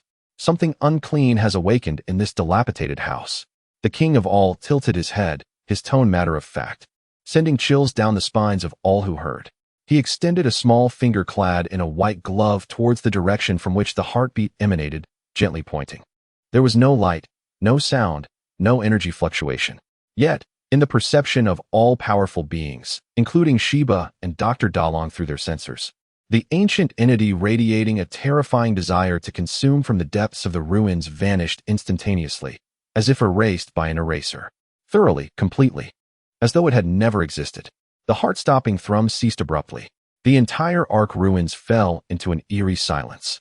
Even the metallic structures that had been writhing and reassembling froze entirely. Absolute obliteration, nonchalant, devoid of any trace of conflict, yet displaying the ultimate authority that transcends all rules.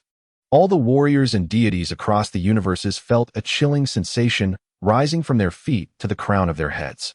This was the power of the king of all. Unassailable, unfathomable. The king of all once again turned to Sheba, a naive smile gracing his face. "Sister, the unclean thing is gone. Be careful. Although this house is broken, it still holds some danger." Sheba regarded the king of all, her expression as frigid as ever. Yet her eyes flickered slightly as she nodded. "Thank you." The king of all beamed with delight, giggling. "Oh, first universe? Since so many universes wish to explore this broken house, let us all join together." The Grand Priest stepped forward at the opportune moment, his gentle voice resonating far and wide. "The king of all has eliminated the unstable factors. We shall now commence the exploration of the Ark across all universes, preparing for the impending tournament of the king of all." The Grand Priest's gaze swept meaningfully in the direction of the seventh universe, lingering momentarily on Sheba.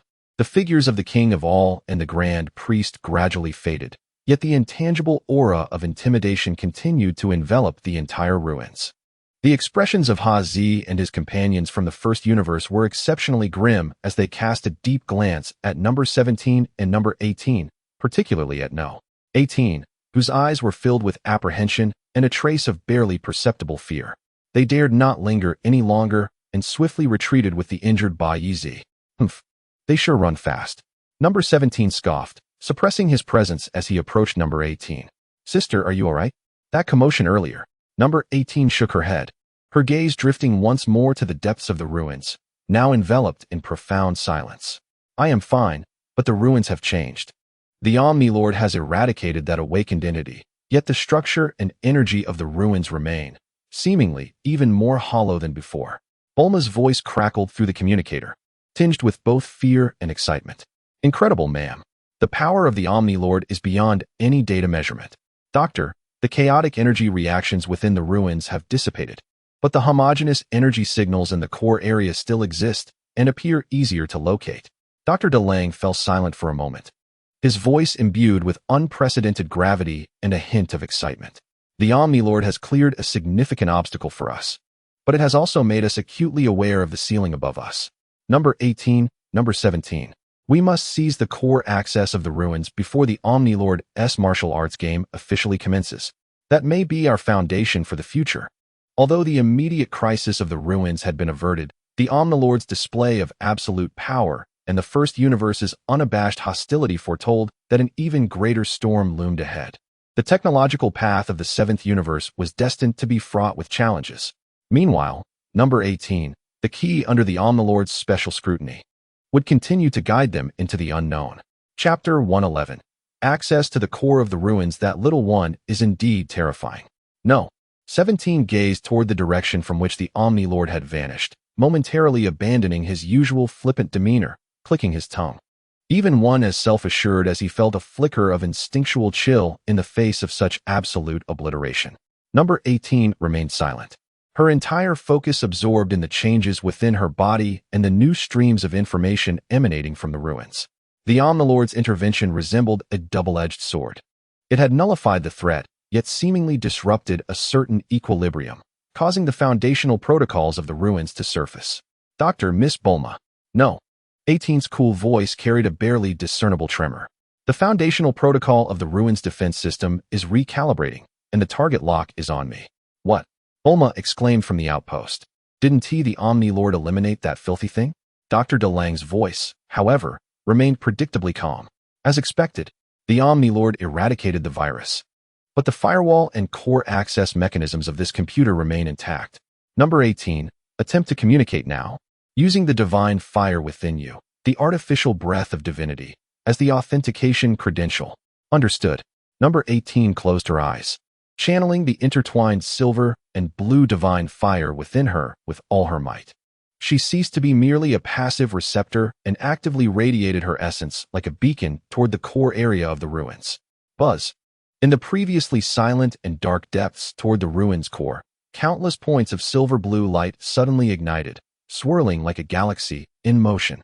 A will far grander than before surged forth like a tide, colliding with number 18's essence. This time, it was no longer a greedy consumption, but a meticulous and almost cold scanning and authentication, identifying the original fire seed branch permission sequence retrieval. An emotionless stream of information flooded directly into number 18's mind, assessing compatibility of the non-native mechanical life form with the Namekian life template. The silver light particles surrounding number 18 sparkled intensely, her body trembling slightly, as if enduring immense pressure. On the surface of her skin, intricate silver-blue patterns resembling magical runes emerged, enhancing her ethereal beauty with an added layer of mystery and divinity. Sister. No. 17 sensed the fluctuation in number 18's essence and immediately grew anxious, yet he dared not interrupt this crucial process. Authentication complete. Arc Ruins corridor access granted. The cold will retreated like a receding tide. Subsequently, the path that had once been filled with twisted space and dangerous energy turbulence between No. 18 and the core of the ruins transformed as if polished by an invisible hand, becoming clear in an instant. A bridge of pure energy composed of silver-blue light materialized out of thin air, leading straight into the dark depths. We did it, Bulma exclaimed, jumping with excitement as she observed the suddenly stable passage on the monitor. Doctor, number 18 has obtained access.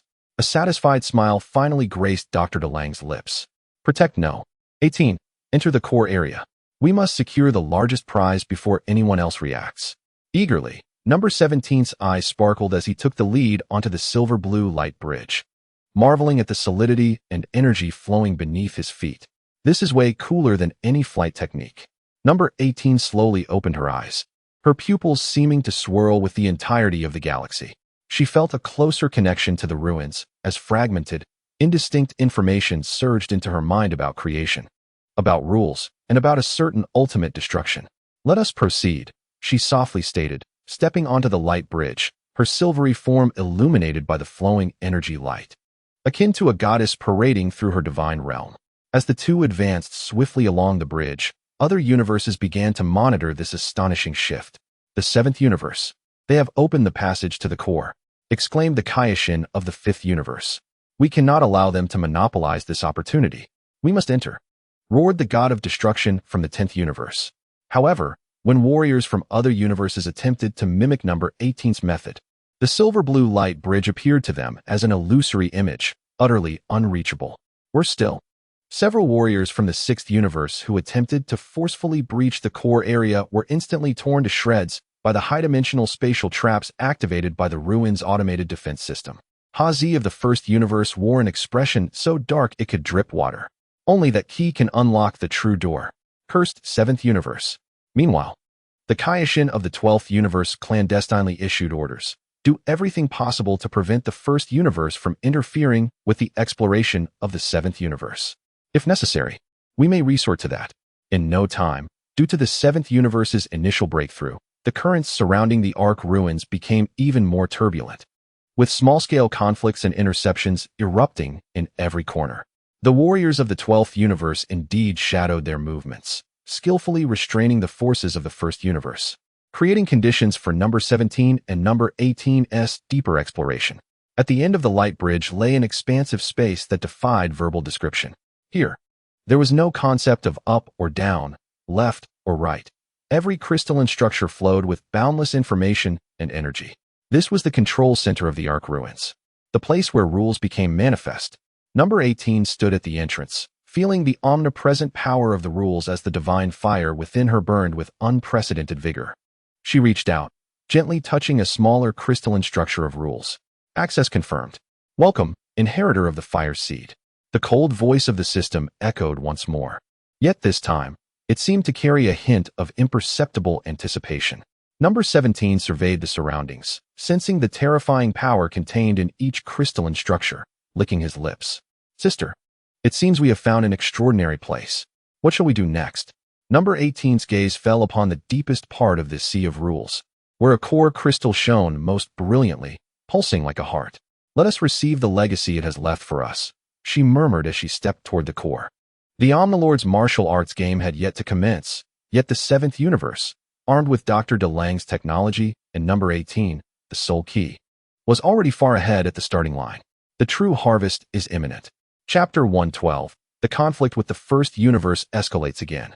Number 18 gently pressed her palm against the colossal core crystal. In an instant, a torrent of information as vast as the starry sea surged into her consciousness. This was not mere data transmission. It was the embodiment of rules, fragments of the universe's underlying code, and the primordial imprint concerning maintenance and termination. The silver-blue divine fire surrounding her blazed uncontrollably, and upon her ethereal, exquisite visage, the expression of pain and enlightenment intertwined. The silver-blue patterns beneath her skin resembled an activated neural network, radiating a dazzling brilliance that resonated with the entire core space. "Sister." Number 17 stood anxiously beside her, sensing that number 18's essence was undergoing a fundamental transformation, becoming deeper and closer to the very relic itself. "I am fine." Number 18's voice resonated with a hint of electronic static, yet was remarkably clear. "It is directly writing knowledge into my core regarding the observational foundation of the space stability timeline, along with a permission called rule reconstruction." She raised her other hand and gently waved it toward the void. No energy was employed. Yet the previously chaotic energy dust before her instantly rearranged itself into a complex geometric pattern, forming a transient yet immensely stable energy barrier. "Is this a direct modification of local rules?" Number 17's eyes widened. This ability transcended the realm of mere brute strength. "This is merely the most superficial application." Number 18 retracted her hand, causing the barrier to dissipate, True rule reconstruction requires a deeper understanding of the universal constants. I am not yet able to fully master it. However, this foundational knowledge has already improved my space-time folding efficiency by 375. As number 18 absorbed core knowledge, the atmosphere outside the relic plummeted to freezing temperatures with the arrival of the first universe. Hayes looked at the silver-blue light bridge that barred their entry, his face ashen. The breakthrough of the 7th universe and the incessant harassment from the 12th universe had drained his patience. We can wait no longer. Hayes abruptly turned, roaring into the communicator. Activate the anchor of order. Since we cannot enter, let us solidify and seal the entire core area along with that key. Lord Hayes, the anchor of order is the ultimate weapon for suppressing universe-level rebellions. Its use may provoke the dissatisfaction of the Grand Priest or even the Supreme King. A subordinate urgently advised against it. Execute the order. Hayes's gaze was frenzied. For the absolute order of the first universe, some risks are worth taking. We must obtain that core authority. Deep within the colossal mothership of the first universe, a complex multi-geometry device began to charge, emanating a disquieting order fluctuation. Simultaneously, number 18, who was perceiving the rules in the core area, suddenly lifted her head, her eyes shining with silver light. Detected an ultra-high intensity order energy concentration. Target locked on our core area. What? Number 17 instantly entered a combat stance. What do they intend to do? It is a spatial solidification weapon. Number 18 swiftly analyzed the incoming information. They wish to strip this area from normal space-time, transforming it into an eternal specimen of order. Madman. Number 17 cursed. Can it be stopped? The core defense system is activating, but it requires time. Number 18 replied swiftly. Moreover, the energy level of their weapon is extremely high. The defense system alone may not fully withstand it. She looked at number 17, her gaze resolute. Number 17. I need you to buy me time. No problem. Leave it to me. Number 17 grinned, his figure flashing to the entrance of the core area. Azure flames burning like a star, facing the impending storm head-on. Anchor of order launch. Hayes bellowed. A nearly tangible pure white light beam shot from the mothership of the first universe, disregarding spatial distance, instantly reaching the outskirts of the core area. Wherever the light beam passed, spatial folds were forcibly smoothed, returning to absolute stillness and order. It was like a colossal nail, intent on pinning this vibrant sea of rules firmly within the framework of order. The energy barrier activated by the core defense system collided violently with the order light beam, producing a piercing, distorted sound. The barrier fluctuated violently, clearly at a disadvantage. Now, number 18 pressed her hands firmly on the core crystal, pouring the yet-to-be fully digested knowledge of rules, along with the surging power of the divine fire, unreservedly into it. By the name of the spark, reconstruct the rules here, rejecting the shackles of order. The entire core space's rule crystal illuminated simultaneously. Countless silver-blue threads of rules shot forth from the crystal, constructing a layer of ever-changing chaotic filter at the outskirts of the core area. The pure white light beam of order crashed against this layer of chaotic filter, its absolute power of order seemingly mired in a quagmire. Impossible. Hayes watched the deadlock on the surveillance screen, his eyes nearly bursting with rage. How could their technology possibly withstand the anchor of order? Number 17 stood guard at the light bridge entrance, feeling the residual waves of rule collisions behind him, as well as the overwhelming hostility emanating from the first universe mothership ahead. He clenched his fists, his battle intent surging. Come, let us see whether your order is mightier or our potential is stronger. Within the core area, beads of sweat formed on number 18's forehead. Maintaining this degree of rule reconstruction was an immense burden for her. Yet her gaze remained steadfast as she reported to Dr. Dalong through the communicator. Doctor, we are at a standstill. However, the energy level of the anchor of order exceeds our estimates, and the core energy is depleting too rapidly. Requesting authorization to employ the Athena Protocol's reserved permissions for overload output. In the Earth laboratory, Dr. Dalong looked at the precarious energy readings on the screen, making his decision without hesitation. Authorization granted. Number 18, release the restrictions. Let them witness how far the divine fire ignited by human wisdom can burn. Received. In number 18's eyes, the last trace of human emotion faded, leaving only the absolute rational silver-blue brilliance. The artificial divine aura within her operated at unprecedented power, resonating more profoundly with the Ark's core. Athena Protocol activated. Rule reconstruction, overload mode. The silver-blue chaotic filter blazed brilliantly, instantly turning to consume part of the order light beam and completely disintegrating its structure. The mothership of the first universe shook violently. The anchor of order device emitted a wailing sound of overload. Hayes stared in disbelief at the reversed situation, and the image on the monitor, where number 18, illuminated by the core's brilliance, stood as an untouchable goddess of rules. Retreat. Immediate retreat. He finally felt fear, issuing his orders in a hoarse voice. The mothership of the first universe hurriedly initiated spatial jump, vanishing beyond the outskirts of the relic. Inside the core area, number 18 slowly retracted her hands, the silver-blue radiance surrounding her gradually subsiding, yet her essence was already markedly different from before. She looked at the still vigilant number 17 at the entrance, softly saying, "For now, we are safe. The Supreme King's martial arts game is about to commence, and their seventh universe has become a thorn in the side of all the powerful universes." Chapter 113. The Supreme King's martial arts game is about to begin. In the seventh universe, under Dr. Dalong's command, numbers 17 and 18 effortlessly resisted the ultimate weapon of the first universe, the anchor of order. In this moment, no universe dared to underestimate this team, led by scientists. Within the seventh universe's outpost, Bulma looked at the data being transmitted back, her cheeks flushed with excitement. Incredible. Number 18. The energy ripples generated when you distorted the rules completely refreshed our physical model. Far away on Earth, Dr. DeLong's eyes shimmered with the light of computation. The energy structure of the anchor of order has been meticulously recorded and analyzed. The so-called absolute order also reveals logical flaws in the face of higher-dimensional chaotic variables. The silvery blue patterns flickering around number 18 gradually faded, yet the brilliance in her eyes deepened, growing ever colder. She sensed the fragmented knowledge of the underlying rules of the universe that had been added to her mind. It was a considerable drain. She reported coolly. However, core permissions have been secured. I can selectively activate portions of the relic's defense systems and energy reserves. No.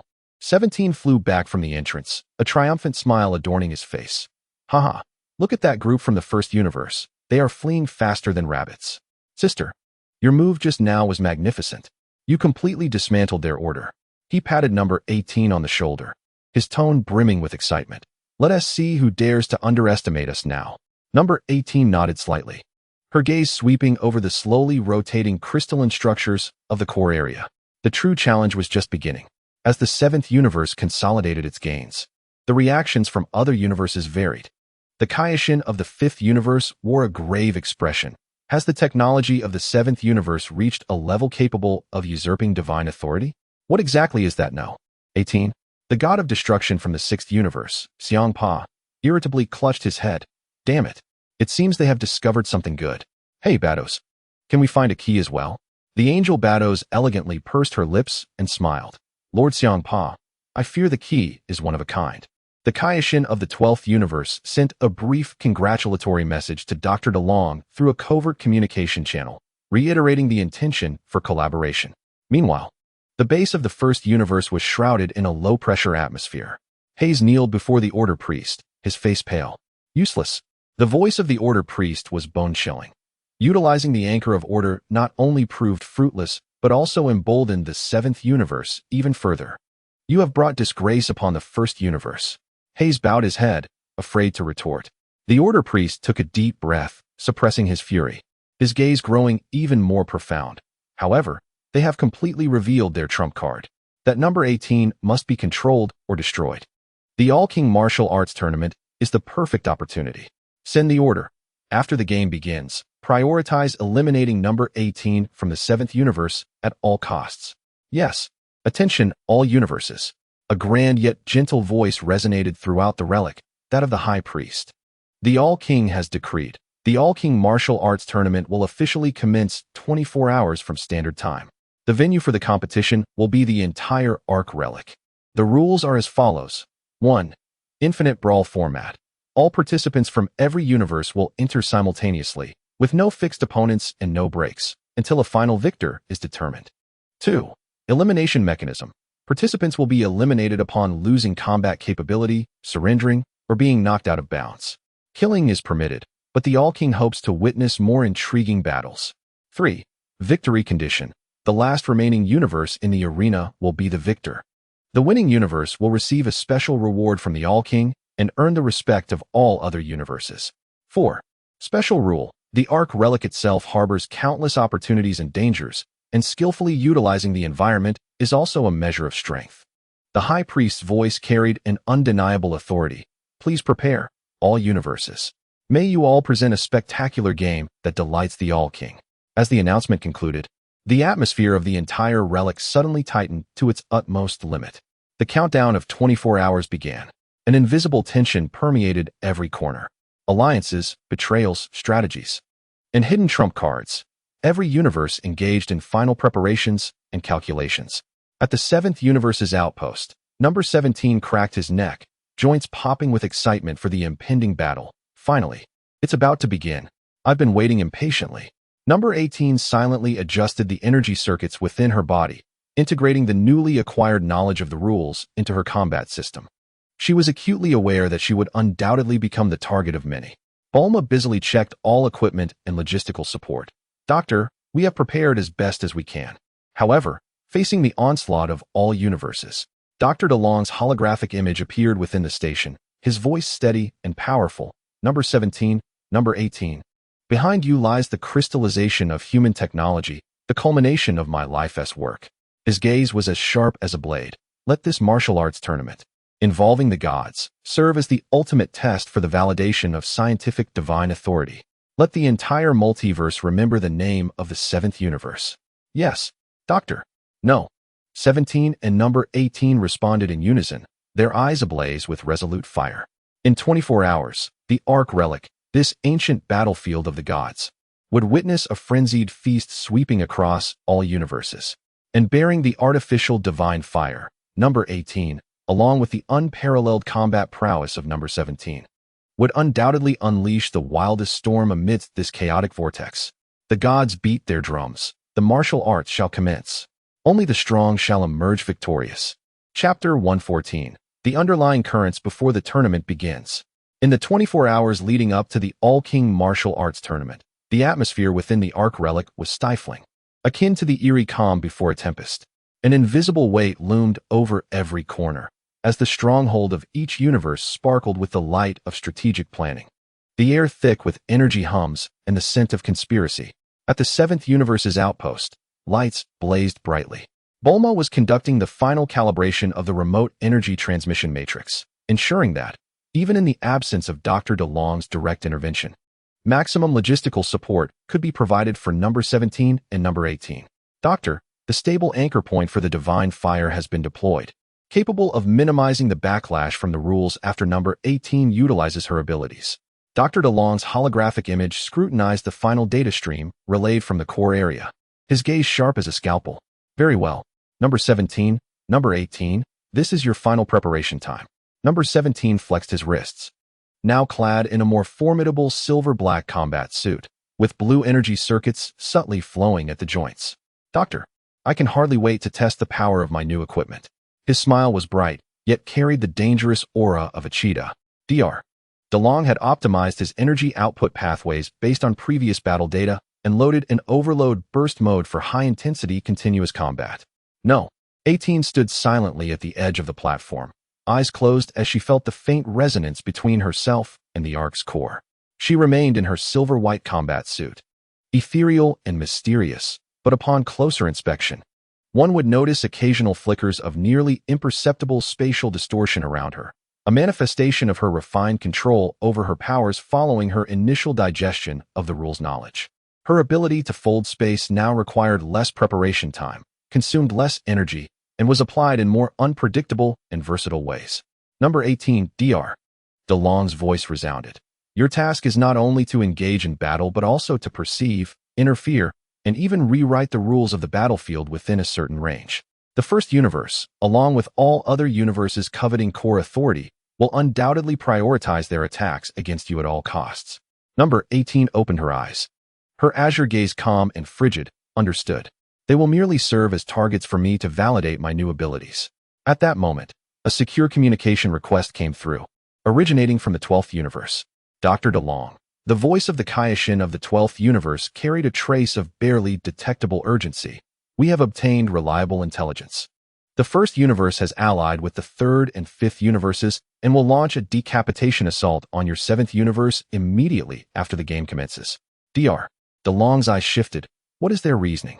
They claim that the technology of the seventh universe and the existence of number 18 are blasphemies against divine authority. A chaotic mutation that must be eradicated. The Kaioshin of the 12th universe paused. More importantly, they are afraid, fearful of the power you wield, anxious about the loss of the so-called order they rely upon. What is the credibility of the intelligence? Dr. Dalong inquired calmly. Over 90%. We sacrificed a high-ranking informant. The tone of the 12th universe's Kaioshin bore a hint of sorrow. As allies, we will restrain part of the 5th universe's forces to the best of our abilities.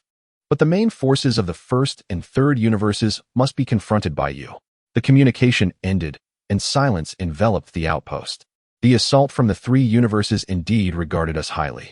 Number 18 licked her lips, her eyes not displaying fear, but igniting with a fiercer battle spirit. Bulma looked at Dr. Dalong with concern. Doctor, this. Dr. Dalong revealed a knowing smile. Excellent. The more they fear and unite, the more it proves the correctness of our path. Luring the enemy to one place is preferable to letting them lurk in the shadows waiting for an opportunity. His gaze shifted to number 17 and number 18. Number 17, your task is to serve as the strongest barrier. At the onset of the competition, spare no effort to create space for number 18 to unleash her capabilities. Number 18, abandon conservative tactics at the very start of the game. I want you to deliver a surprise with a brief declaration of rules. A declaration of rules? Number 18 raised an eyebrow slightly. Indeed, the glint in Dr. Dalong's eyes reflected the fervor of a mad scientist. This will not only disrupt their assault rhythm, but also demonstrate our absolute power to all universes, especially those watching us. How intriguing, number 18 replied, a faint yet stunning smile gracing her lips. I shall make them remember for a lifetime. Number 17 laughed heartily. Let us do it. Let that self-righteous lot taste the fangs of our 7th universe. The final countdown ticked away amidst the oppressive atmosphere and the quietly emerging brilliance of the 7th universe. Within the stronghold of the 12th universe, the Kaioshin gazed towards the 7th universe, murmuring, Dr. Dalong, how many trump cards are you still concealing? This game may turn out to be more subversive than we imagined. Meanwhile, the Order Cleric of the 1st universe was conducting the final pre-battle mobilization, his voice echoing through the Alliance via encrypted channels. Remember, the target is singular, number 18. Destroy her, seize the spark within her. For absolute order. The Ark Ruins. This ancient battlefield was about to transform into the most brutal arena of the multiverse. 24 hours later, at the moment the King of All announced the commencement of the game, all the pent-up currents and murderous intents would erupt explosively. The 7th universe had revealed its fangs. Awaiting the pack of wolves. Chapter 115. The game opens. The 24-hour countdown reached its climax, straining the nerves of countless powerful beings. The once silent void seemed infused with a revitalizing energy, the distorted energy veins shimmering with a faint glow as the entire ruin awakened. Anticipating the deluge of blood and energy, the King of All decrees, the Grand Priest's gentle yet grand voice resonated like the bells of creation, echoing through every inch of space, penetrating the consciousness of every participant. The King of All martial arts game begins now. All universes' strongholds simultaneously opened, unleashing formidable auras that soared into the heavens. Multicolored flames erupted like a myriad of brilliant meteors from every corner of the ruins. It had officially commenced. Boom. Like a volcano dormant for millennia, it erupted with a cataclysmic roar. Warriors, having locked onto their targets, surged forth like arrows released from a bow toward their quarry. Among them, the most murderous rays unerringly pointed toward the direction of the 7th universe's outpost. The 1st universe, 3rd universe, and 5th universe formed a triangular formation, akin to 3 venomous blades, tearing through the void.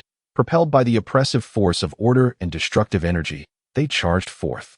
Leading the charge, Haz of the 1st universe, with a cold and frenzied gaze, wielded an order spear capable of piercing the core of stars, shouting fiercely, for order, eliminate chaos. Target number 18, kill.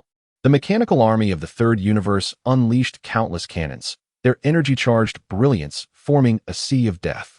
The insect warriors of the 5th universe emitted piercing shrieks, their swarm resembling a black storm. faced with a terrifying assault capable of instilling despair in any single universe. Only two individuals stood before the platform of the seventh universe. Number 17 stood at the forefront, a wild grin spreading across his face, the azure flames surging forth like a tsunami, illuminating his new silver-black armor like a war god. Come on, you lot of insignificant pests. Meanwhile, number 18 remained poised, seemingly unperturbed by the overwhelming murderous intent, as if listening to a melody only she could perceive. Foolishness. Focus fire. Has commanded without hesitation. In an instant, thousands of destructive energy beams surged forth like a torrential storm, instantly engulfing the seventh universe. The explosion's radiance consumed everything, and the terrifying shockwave even caused several nearby small universe strongholds to tremble. Did we succeed? A warrior from the fifth universe murmured. However, as the light dissipated, all attacks, mere meters from number 17 and number 18, seemed to strike an insurmountable wall, bizarrely halting, and then silently vanishing as if cast into another dimension. It was neither a block nor a defense, but an erasure of the attack. What? The coalition of the three universes fell into a state of shock. Number 18 raised her right hand, palm facing upward, as if holding an invisible authority. Her voice, cool yet resonant, echoed deep within the souls of every participant. Here, we reject absolute order. Here, we repudiate mechanical determinism.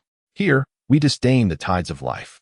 In this battlefield, the rules are defined by me, unleashing the domain of infinite possibilities. Buzz. Centered on number 18, an invisible wave instantly expanded, enveloping a vast area centered around the seventh universe's platform. Within this realm, everything became uncertain. The proud order power of the first universe's warriors suddenly turned obscure and erratic, flickering unpredictably, as if order itself had become a jest here. The precise computational systems of the third universe's mechanical army collectively malfunctioned, their attack trajectories inexplicably deviating, with many mechanical units crashing due to logical conflicts. The life sensing of the fifth universe's insect swarm fell into complete disarray. They could not lock onto targets and began attacking one another, as if stripped of a unified will. Chaos. Absolute chaos. Number 18 utilized the authority granted by the Ark's core, combining it with her own artificial divine fire, temporarily creating a domain of rules belonging to her on this battlefield. Impossible. How could she achieve such a feat? Has, gazing at the order spear that seemed on the verge of shattering, let out a scream of despair. His beliefs, his foundational strength, suffered a fatal blow at this moment. Now is the time. Number 17 transformed into a blue lightning bolt, actively plunging into the disordered enemy ranks. Within the domain of infinite possibilities, his power appeared to receive infinite augmentation, moving faster and hitting harder, each strike possessing an uncanny characteristic of inevitable accuracy. He was no longer fighting. He was harvesting unilaterally. Stop him. Stop that, number 17. The commander of the third universe shouted in terror, but his command could not be effectively transmitted.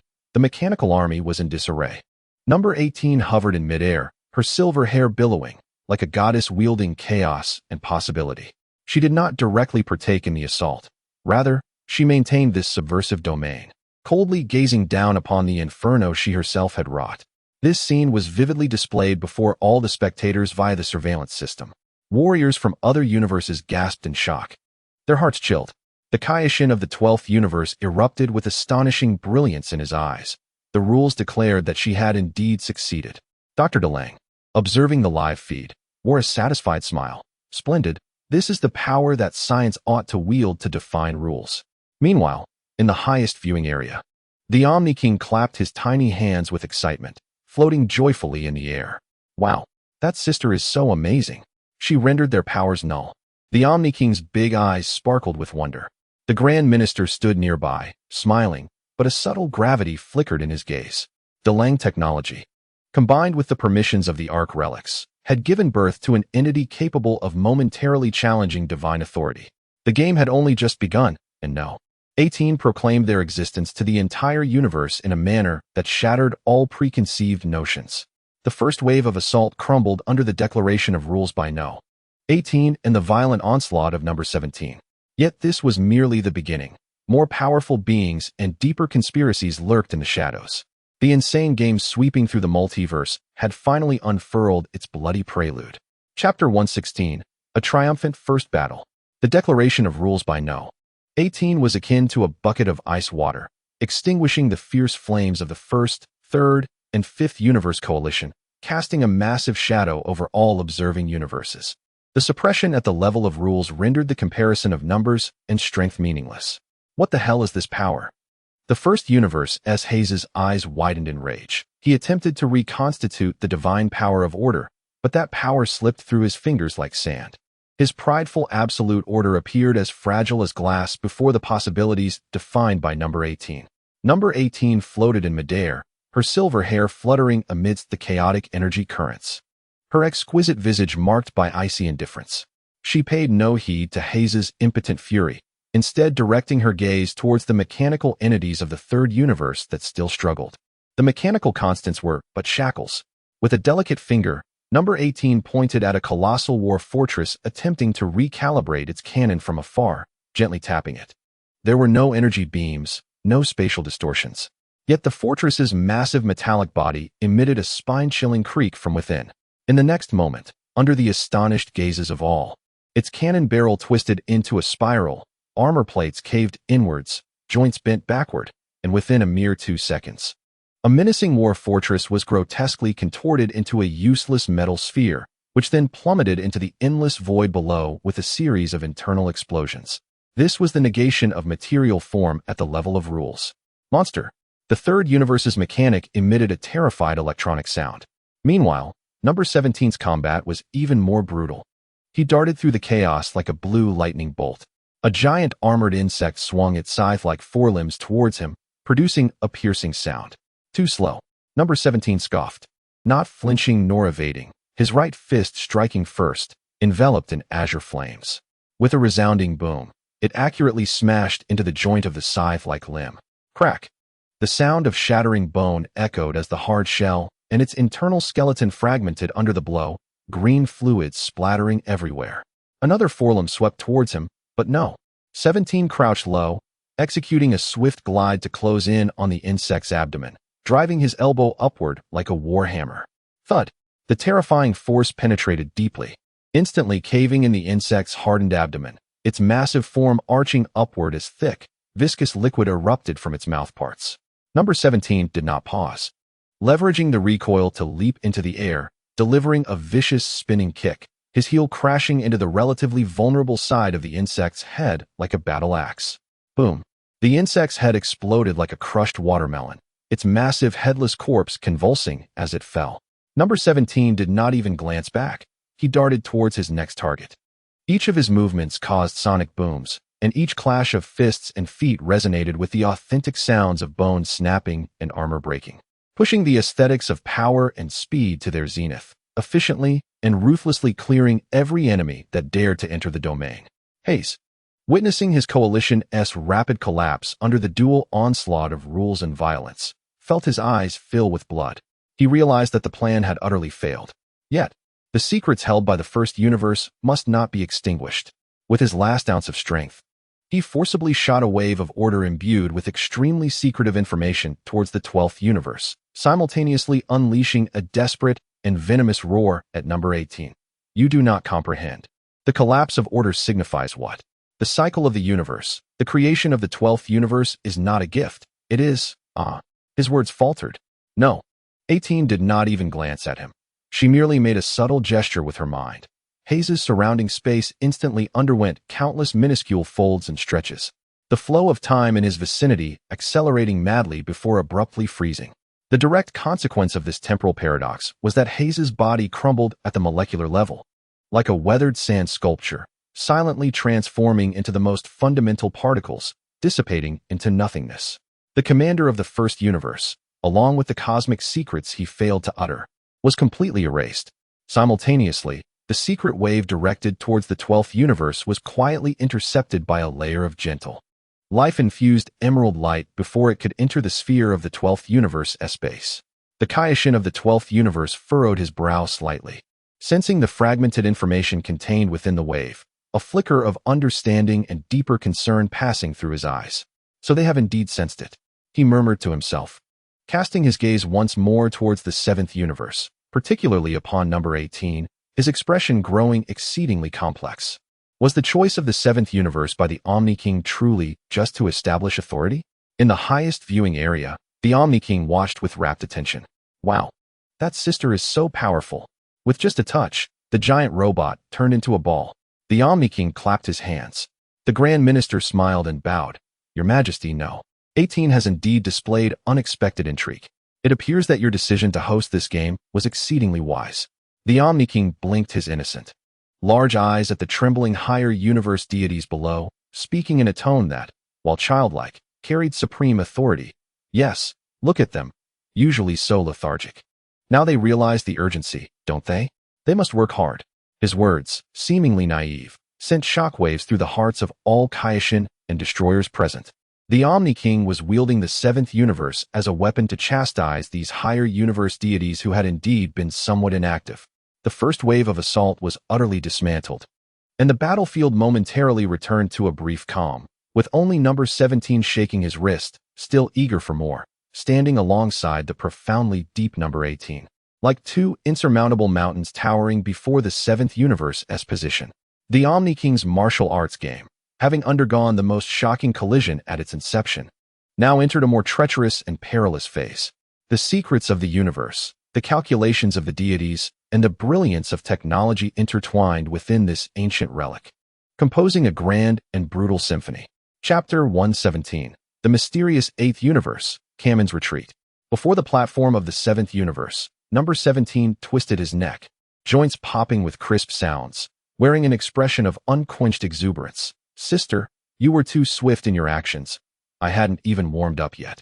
As the 18th entity descended gracefully from the sky, the realm of infinite possibilities surrounding her gradually contracted, yet the icy depth within her azure eyes remained undiminished.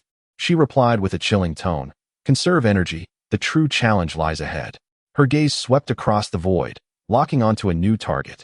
Merely suppressing with rules would not resolve all issues, especially in cases of immense energy consumption. She needed to demonstrate to the entire universe that even without employing the astonishing power of time and space, she herself was an unparalleled war machine.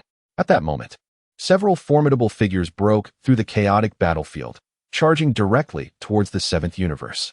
Leading them was a towering figure with crimson skin and curved horns.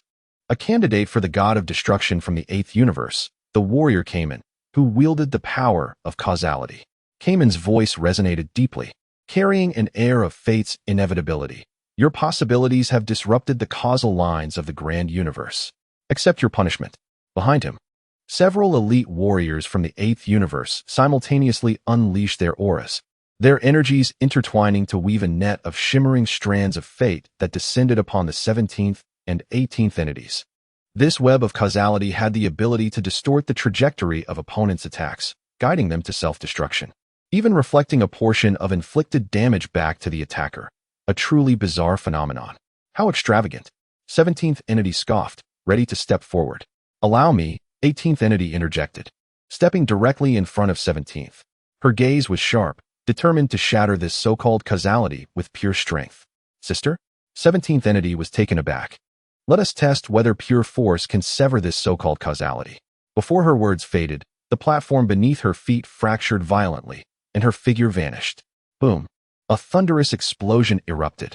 The 18th entity appeared like a specter before the web of causality, unleashing a simple yet powerful punch without expending any energy. Her fist struck the net with tremendous force. The air compressed to its utmost before exploding outward, creating ripples of white shockwaves. The luminous web infused with causality trembled violently, as if a boulder had crashed into a spider's web, the strands of fate emitting a sound of impending rupture. What? She relies on brute force. Kamen's pupils contracted in disbelief. The power of causality excelled at countering energy attacks and tactical maneuvers, yet against an absolute physical force concentrated to a single point. Its effectiveness diminished drastically. One punch is not enough. Let there be another. The 18th entity's voice echoed coldly, reminiscent of a death knell. Her figure blurred once more, no longer advancing in a straight line, but transforming into a silver tempest that flickered rapidly around the remnants of the luminous net. Bang, bang, bang. A series of rapid, drum-like strikes resonated. Each of her punches landed precisely upon the net, her movements swift and imbued with a breathtaking power. The ethereal grace of her figure contrasted starkly with her ferocious strength. With a swift hand chop, she cleaved through a thick causal strand, severing it with a resounding snap. A rapid side kick shattered another core rune attempting to reassemble. The so-called web of causality, under the onslaught of this pure and violent physical assault, shattered like fragile glass, ultimately dissolving into a myriad of shimmering light particles. The spell was forcibly disrupted, and came in along with several warriors from the 8th universe simultaneously suffered backlash, spitting blood and staggering backward. The 18th entity solidified once more, standing unblemished, her silver combat suit pristine, with only a few strands of pale golden hair gently swaying. She flicked her wrist, casting a detached glance at Cayman. "Your causality cannot withstand my power." With that, she disregarded the astonished Cayman and turned her gaze elsewhere. There, the proud warriors of the 11th universe, led by Gero, silently observed the unfolding scene. Though they remained motionless, their battle intent burned like a star. Pressing down with palpable weight, the 17th entity approached her side, grinning broadly. "It seems I won't need to intervene after all." "Just warming up," the 18th entity replied, shaking her head slightly. "That one from the 11th universe is quite formidable." Her instincts warned her that the silent, contemplative Gero harbored a power surpassing all previous opponents. It was a form of purity that represented the ultimate manifestation of the pure strength she had just displayed. In the viewing area, Zeno was becoming increasingly animated. "Wow, that sister fights beautifully." "Bang, bang, bang," Zeno exclaimed, excitedly gesturing. The Grand Minister smiled and explained, "Your Majesty, that is the violent beauty exhibited when one hones their physical form to perfection, combined with infinite energy." Meanwhile, the Kaioshin of the 12th universe observed the 18th entity's pure force dismantling the web of causality. A glimmer of intrigue flashing in his eyes. Not only does she master rules, but her physical strength also reaches a phenomenal level. "Dr. Briefs, what manner of creature have you created?" The defeat of the initial wave of attacks, combined with the 18th entity's absolute might, independent of time and space, elevated the deterrent power of the 7th universe once more. Increasingly, more universes recognized that to triumph in this game, perhaps uniting or waiting for the 7th universe to exhaust itself was the wiser choice. Yet, some entities yearned for a true battle against a formidable opponent. Gero of the 11th universe slowly opened his eyes, his gaze solid and penetrating, locking firmly onto the 18th entity. The battle was far from over. The 18th entity was prepared to face the upcoming challenges in whatever manner necessary, whether through the mysteries of time and space or the clash of pure strength. Chapter 118, 18th Entity versus Gero. A pioneer challenging the old god system. The proud warriors of the 11th universe parted like the sea, solemnly granting passage. Gero, resembling a dormant volcano, slowly floated forth. He did not unleash a blazing aura. His very existence caused the surrounding space to subtly warp, as if light itself was collapsing towards him. His open eyes burned with the fervor of countless battles. His gaze, like two materialized javelins, pierced the void, firmly pinning the 18th entity in place. No words, no provocation, only the most direct and purest challenge. Finally, a worthy opponent, the 18th entity licked her lips, her eyes sharpening with intensity. She could sense the vast power within Gero, akin to a sea of stars, igniting her battle instincts into a fervor.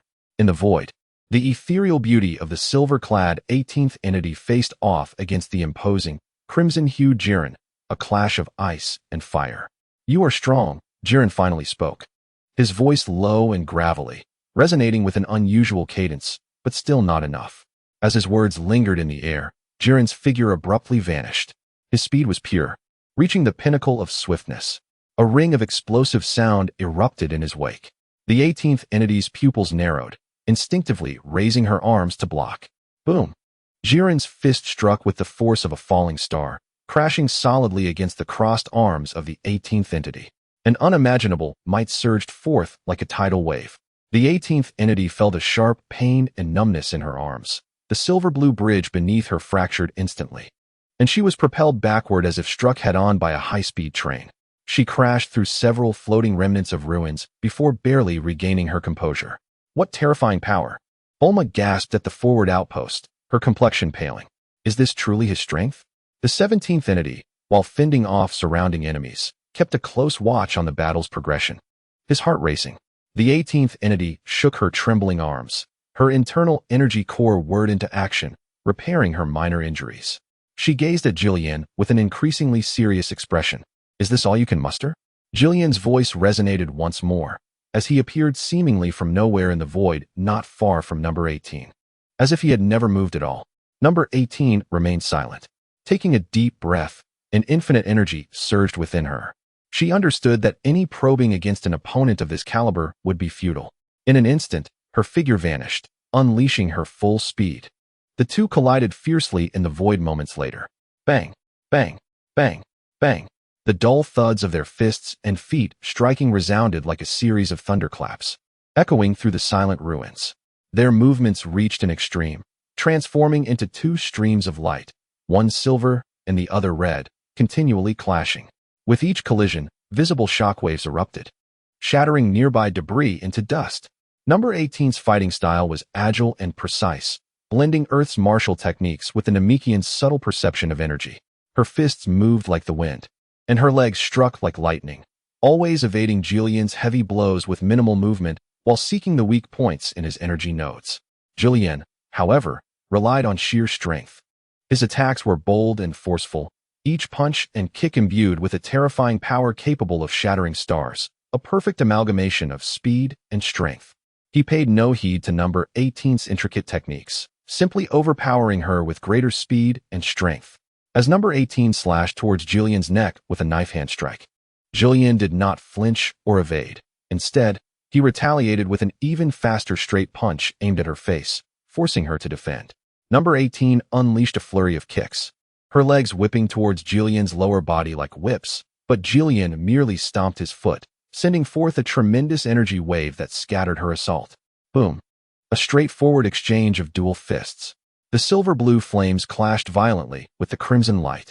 The standoff lasted but half a second before No. 18 was once again flung away by that overwhelming force. A trace of glowing blue energy liquid escaping from the corner of her mouth, a sign that her internal energy core had been violently shaken. Sister, number 17, burning with anxiety, wished to rush over to assist, but found himself entangled by the swarms from the 5th universe and the remaining warriors from the 8th universe. Jillian hovered in place, observing the somewhat disheveled number 18, slowly retracting his fists. Your skills, your energy, are commendable. Yet, your conviction falls short. Protection? Strengthening? Your heart lacks the pillar that supports the power. He raised his hand, summoning a deep crimson energy that began to compress violently in his palm, emanating a tremor that made the entire battlefield quiver. It is time to end this. That highly compressed crimson energy, resembling a miniature star, carried the will to annihilate all as it slowly advanced towards number 18. Wiping the energy liquid from the corner of her mouth, No. 18 faced the approaching harbinger of death with no trace of fear in her azure eyes. Instead, a glimmer of clarity flashed within. Jillian's words echoed like a clarion call within her core. A pillar of conviction? As an artificial being created by Dr. Dalong, loyal to him, protecting her brother, and pursuing greater strength. Could this not be her conviction? No, it is still insufficient. The doctor seeks the scientific truth that transcends the divine. She bears this expectation. She is not merely a weapon but an extension of the doctor's wisdom, a pioneer challenging the old divine order.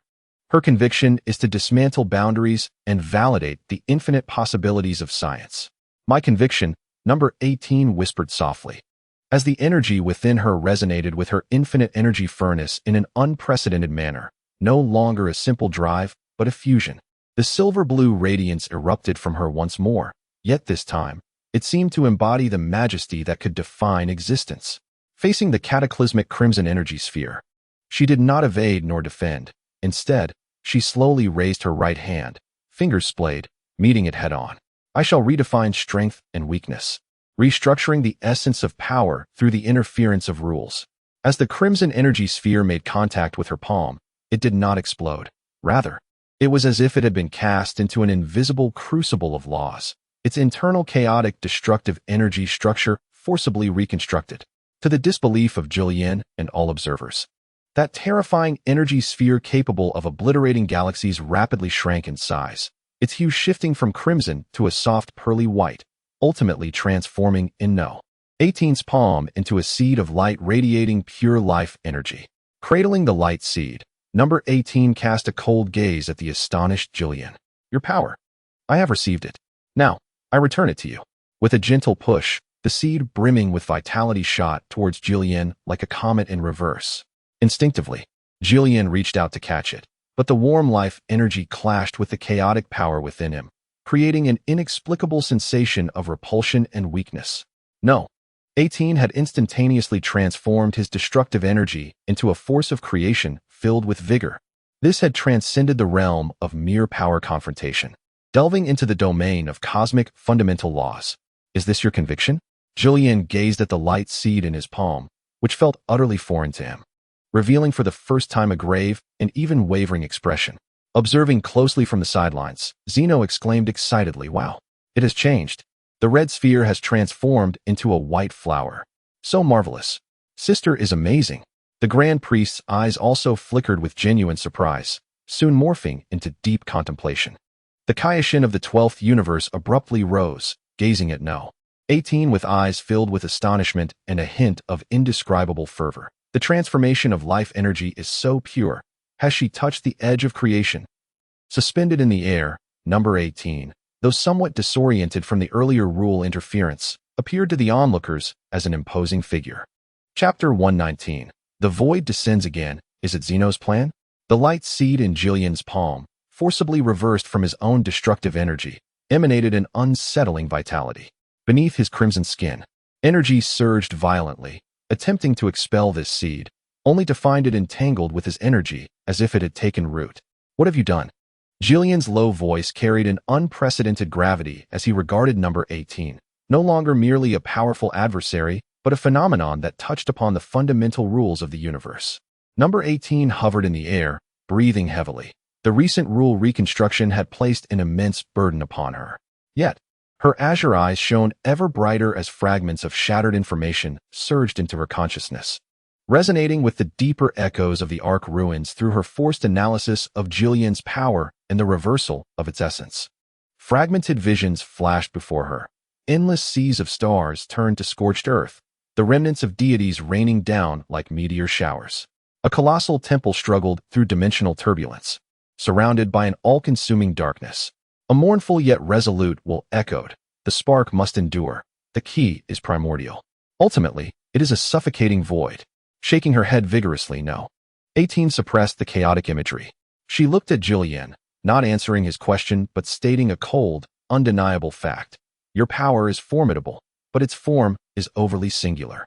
In the Ark, brute force is not omnipotent. Her words struck Jillian's heart like a hammer, resonating through the surveillance to every universe. The Kaioshins and destroyers of the higher universes exhibited varied expressions. The Kaioshin of the 12th universe tightened his grip on his scepter, his eyes sparkling with excitement and understanding. Just then, the entire Ark ruins trembled violently without warning. Yet this time, it was not due to anyone's attack nor the resonance of the core activation. Instead, from the darkest fissures of the ruins, a soul-chilling void aura began to permeate. A darkness that seems capable of consuming everything, akin to viscous ink, begins to seep slowly from certain fissures in space. Wherever it spreads, even the very structure of the relics begins to lose its presence, becoming transparent as if it were to be completely erased from the realm of reality. What is this entity? A warrior from the 5th universe inadvertently brushes against a wisp of the encroaching darkness with his arm, and in his terror, he discovers that his arm is neither injured nor in pain, but has simply vanished. It is as if that arm had never existed at all. Along with it, his memories of possessing that arm rapidly blur. The void is the touch of the void. Retreat. The Kaioshin of the 12th universe exclaims in horror, his voice laced with a fear that cuts to the bone. The legends are true. The corruption of the Terminator has never truly left the Ark of Time. The source of the void? The countenance of the Order Priest from the 1st universe changes drastically as the deeply taboo words from their ancient texts emerge here. On the battlefield, all chaos ceases.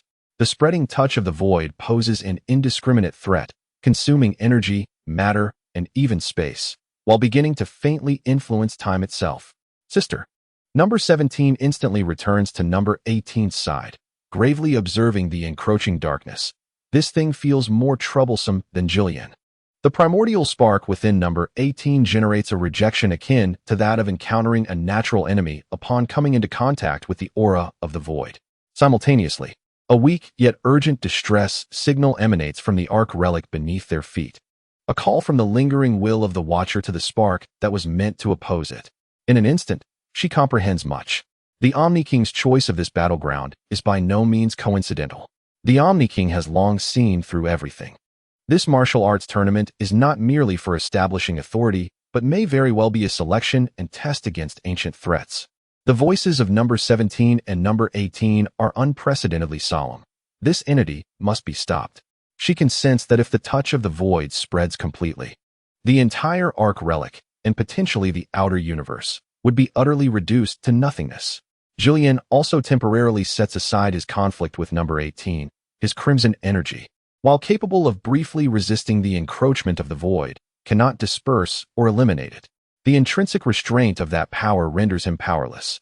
Number 18 takes a deep breath, fully activating the energy deeply fused with her primordial spark. A silver-blue radiance bursts forth once more, but this time, it carries a force capable of dispelling all shadows. She soars forward, actively confronting the creeping touch of the void. Sister, number 17 gasps. Under the tense gazes of all, that wisp of darkness, capable of effortlessly erasing a powerful warrior, emits a subtle hissing sound and recoils upon contact with the silver-blue glow surrounding number 18, much like snow meeting a blazing sun. Although it cannot be transformed as Julian's energy can, number 18's power effectively resists and pushes back against the encroachment of the void. Can her power counter the void? The Kaioshin of the 12th universe trembles with excitement. She is the only key. The Order Priest of the first universe murmurs to himself. Number 18 turns, her cold gaze sweeping over Julian and the other powerful beings from different universes. Her voice resounding across the battlefield.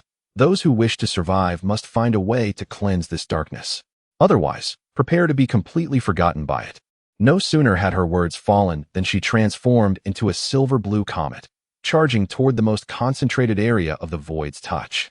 Without hesitation, number 17 follows closely behind. Julian silently watches her retreating figure, glancing once more at the light seed still interfering in his palm. Finally, he clenches his fist, the crimson flames erupting once more, but this time, not directed at number 18, but rather at the encroaching darkness on the other side. Survivors from other universes exchange glances, each showcasing their abilities to combat this sudden crisis. The nature of the Omni King's martial arts game has fundamentally transformed at this moment. A true battle concerning the survival of all universes has commenced. The forgotten epic is reopened, and the whispers of the void echo in the air. Hope rests upon that silver-blue figure. Chapter 120. Unexpected turn in the competition as the dark passage emerges.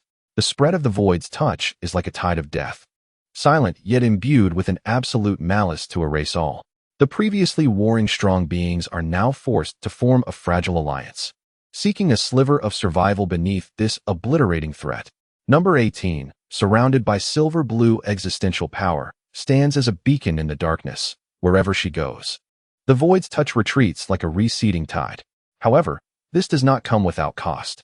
She can distinctly feel the strength of the branches of her primordial spark being continuously drained, a burden far heavier than any energy clash.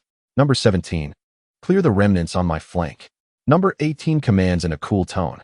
She presses her hands forward, and a denser silver-blue barrier advances, temporarily pushing back a mass of writhing darkness, revealing a passage leading deeper into the relic. There, it seems, lies a primary source from which the void's touch surges forth. Leave it to me. Number 17 responds, unleashing a brilliant blue flame that transforms into a whirlwind of destruction, shattering the scattered tendrils of darkness attempting to flank number 18's barrier. While his pure energy attacks cannot disperse the darkness as effectively as number 18's existential power, they are sufficient to clear these weaker offshoots. The strong beings from other universes also display their prowess. Julian silently unleashes a torrent of crimson energy, his power, staunch and radiant, though unable to fundamentally eradicate the void, generates a powerful shockwave that can temporarily repel or scatter the darkness, creating space for others. He occasionally glances at number 18's back, his expression complex. The woman who reversed his destructive energy has now become the key to everyone's survival. Kamen from the 8th universe attempts to wield causal power, only to find that the void itself seems to exist beyond the bounds of causality, rendering his efforts ineffective as he clumsily evades. The insect tide from the 5th universe vanishes silently before the void, as if encountering a natural enemy. The battle is fierce and oppressive. Warriors ensnared by the dark tendrils disappear into silent despair, unable to even leave behind a scream. The entire Arc relic seems to transform into a grave, being gradually erased. The speed of number 18's advance slows, the darkness ahead thickening and resistance intensifying. Some of the darkness even coalesces into shapes resembling twisted creatures, clawing and lunging at her. Although still incinerated by her existential power, each collision sends shockwaves through her mind, bringing fragments of memories from the primordial divine war into sharper focus. She sees it, on that final battlefield. The endless source of the void resembles a rising tide of black seas, consuming all. The Watchers, deities radiating diverse glories, pour all their divine power as fuel into a core of incomprehensible complexity, attempting to initiate a final reboot. Just then, a solidified tendril of void strikes like a lurking viper, suddenly shooting from an underground fissure in number 18's blind spot, piercing toward her vulnerable back. The speed exceeds that of before. Be careful. Jillian's warning sounds urgently. Number 17 is too far away. Rescue comes too late. Jillian unleashes a fierce punch. Crimson energy attempting to intercept, but the concentrated darkness devours most of it. Number 18 senses the crisis, swiftly turning, and a silver-blue barrier instantly materializes before her. Hiss, like a hot iron plunged into ice water. The colliding dark tendril and the barrier of existence clash violently, melting and emitting a sound that grates on the nerves. The barrier oscillates wildly, flickering uncertainly. Number 18 lets out a muffled groan, her face turning slightly flushed. The encroaching darkness, its corrosive power far surpassing that of before, loomed ominously. Since you yearn to consume, savor the essence of the ember. Boom. The silvery blue radiance transformed from a gentle barrier into a fierce conflagration imbued with both purification and annihilation. It surged along the tendrils of darkness, akin to a wildfire, reversing its course. Sizzle. The coalescing dark tendrils writhed and contracted in the silver-blue flames, emitting a sound reminiscent of ancient whales. Ultimately, with a violent sound of energy obliteration, it was utterly annihilated. Number 18 swayed from the overwhelming reverse purification, half kneeling on the ground, gasping heavily, the luminosity surrounding her dimming considerably. Sister. Number 17 rushed to her side, supporting her, concern etched in her gaze. Jillian also halted his actions, observing number 18, and solemnly inquired, "Can you continue?" Number 18 lifted her head, her eyes weary yet aflame with a resolute fire. Through the recent reverse purification, she had not only repelled a formidable foe, but also captured a fragment of chaotic coordinate information. It possesses a core. Number 18 panted. It lies at the end of this passage. Without destroying that core, these tendrils will be endless. She struggled to rise, gazing into the depths of the passage where the darkness seemed boundless. We must enter. Her voice, though soft, resonated with unwavering determination. At this moment, she fought not merely for the Master's command or the victory of the 7th universe, but to confront an ancient adversary that sought to obliterate all, causing even deities to fall. On the viewing platform, the Omni King ceased his laughter, quietly observing below. That dark entity appeared to harbor a deep-seated animosity towards that sister, remarked the Omni King. The High Priest slightly bowed, addressing the Omni King, "My lord, this is the very purpose of the key's existence." However, the ember seems still incomplete. Other survivors on the battlefield gazed at the nearly exhausted yet resolute silver-haired figure, their hearts filled with awe. Whether driven by the instinct to survive or inspired by her courage, number 18 had undoubtedly become the true core and beacon of hope for this makeshift alliance. "I will accompany you." Jillian was the first to express his intent, stepping beside number 18. His pride would not allow retreat, especially since the significance of this battle transcended personal victory or defeat. The god of destruction from Universe 12 gritted his teeth and commanded his most elite warriors to follow. "Protect the key. That is our duty." A spearhead team, directed towards the core of the void, resolutely stepped into the devouring darkness under number 18's lead. The deepest secrets of the Ark ruins and the ultimate truth of the primordial divine battle awaited them. Chapter 121, Overcoming the Void, an Unexpected Conclusion. The Spearhead team ventured deep into the dark passage, each step akin to treading through viscous pitch. Surrounding them was an absolute silence. Even the sound of energy flow was devoured, leaving only the heavy thumping of hearts and breaths resonating clearly. The dim silver-blue light enveloping number 18 served as their sole beacon, barely illuminating a few meters ahead, as if it could be wholly consumed by the endless darkness at any moment. The deeper they delved, the more intense the chilling, hollow sense of oppression from the essence of the void became. It was no longer merely devouring matter and energy. It began to erode their very wills. Hold on. Number 18's cool voice swept away the gloom in their hearts. Its influence is intensifying. Maintain your focus. Jillian's crimson flames burned steadily, akin to an indomitable star, combating the encroachment with unwavering will. Number 17 closely trailed beside number 18. Her azure flames, though less formidable than Jillian's, radiated an unyielding tenacity. The warriors from Universe 12 relied on the resonance of their life energies to support one another. Finally, the passage reached its end. Before them lay a vast expanse that defied description. Here, there was no sense of up or down, no passage of time, only an absolute void. At the center of this void hovered a wound from which the essence of nothingness continuously oozed, a breach existing at the conceptual level. Countless thick tendrils of nothingness surged forth from within. Merely gazing upon it instilled a sense of one's own insignificance and illusion, as if one would be assimilated in the next moment. This is it. Number 18 spoke gravely, sensing the violent pulse of the primordial ember branch within her. An instinctual reaction akin to encountering a sworn enemy. As if sensing the ember's approach, the core of nothingness trembled violently. It surged towards them like a bursting dam. This time, no longer scattering tendrils, but a tidal wave of obliteration akin to a tsunami. Defensive formation. Jillian shouted fiercely, launching crimson energy in an attempt to obstruct it.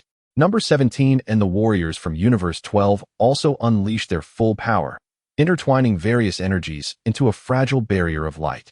However, before this pure void, their energy defenses melted like snow under sunlight, swiftly dissolving. The tide of obliteration surged forward, unstoppable. No, we cannot hold it back. A warrior from Universe 12 cried out in despair, as half of his body began to fade into transparency at the edge of the dark tide. Number 18's gaze sharpened. She knew she could no longer hold back. She unleashed all the remaining power of the primordial ember within her, along with the final resonance with the Ark ruins. As I lead, awaken the slumbering guardians. She no longer attempted to resist, but transformed herself into a coordinate. The silver-blue glow no longer expanded outward, resembling a pulsating heart, sending forth a call resonating with the Ark ruins beneath her feet. Buzz. The entire Ark ruins responded.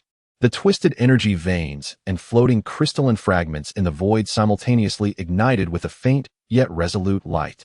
Countless streams of delicate light, akin to rivers converging into the sea, traversed through space, disregarding the void's obstruction, and surged madly towards number 18, injecting into her being. This was not merely an infusion of energy, but a confluence of will. It was the final lingering thoughts and blessings of countless guardians and deities who had perished here. Number 18's figure became blurred within the radiance, her consciousness seemingly transcending through the river of time and space, briefly merging with those ancient wills. She beheld their steadfastness, their sacrifices, their unwillingness to yield, and their ultimate hopes for the ember. So this is the guardianship, she murmured. In the next moment, her eyes snapped open. The radiance surrounding her transformed into a tangible silver-blue flame, blazing fiercely. She raised her hand against the oncoming tide of obliteration, no longer in attack, but in definition. This place was once a sanctuary of guardianship. This domain shall harbor the light of hope. This existence shall reject annihilation. With words spoken, the laws followed. Centered on number 18, a stable domain forcefully unfolded. The silver-blue light crashed violently against the tide of obliteration, like the most resilient dam. Boom. This time, it was no longer a silent devouring, but a fierce clash at the level of rules. Nothingness and existence, two fundamentally opposing concepts, clashed violently within the confined space. The darkness sought to engulf the light, while the light defiantly asserted its own existence. Number 18 stood at the forefront of the radiance, her silver hair dancing wildly, her body trembling slightly under the immense pressure, yet her gaze remained steadfast, refusing to yield. Behind her, countless luminous phantoms formed from the lingering thoughts of guardians stood, as if fighting alongside her. Julienne, number 17, and the others watched in awe. All they could do was wholeheartedly channel their own strength into the domain of existence that number 18 had opened, providing a minuscule yet crucial support. Not enough. Number 18 sensed that, with merely these residual powers, they could only maintain a stalemate, unable to truly shatter the core of nothingness. It seemed connected to a source far larger and more terrifying. At this crucial moment, the detection of a high-purity primordial spark resonance confirmed the activation conditions of the final protocol. A cold, emotionless system prompt echoed within the consciousness of Unit 18, reverberating throughout the entirety of the Ark ruins. The ultimate defense mechanism of the vessel of time, known as the Wrath of the Watcher, was authorized for activation. Target locked, the rift of the source of nihility. Execute concept-level erasure. Unit 18 suddenly lifted her head, sensing the entire Ark ruins beneath her feet coming to life.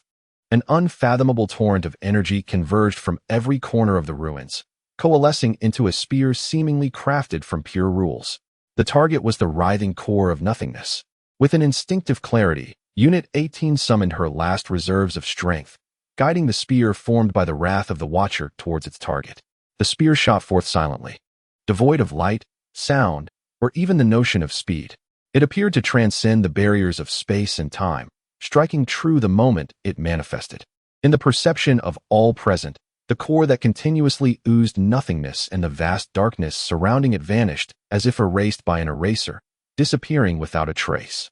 It was not destruction, nor obliteration, but rather a fundamental negation of its existence. The remnants of the touch of nothingness within the passage dissipated rapidly, like water without roots. Losing its source, the darkness receded, leaving only the fragmented ruins and the exhausted Unit 18, who was caught just in time by Unit 17. Silence enveloped everything.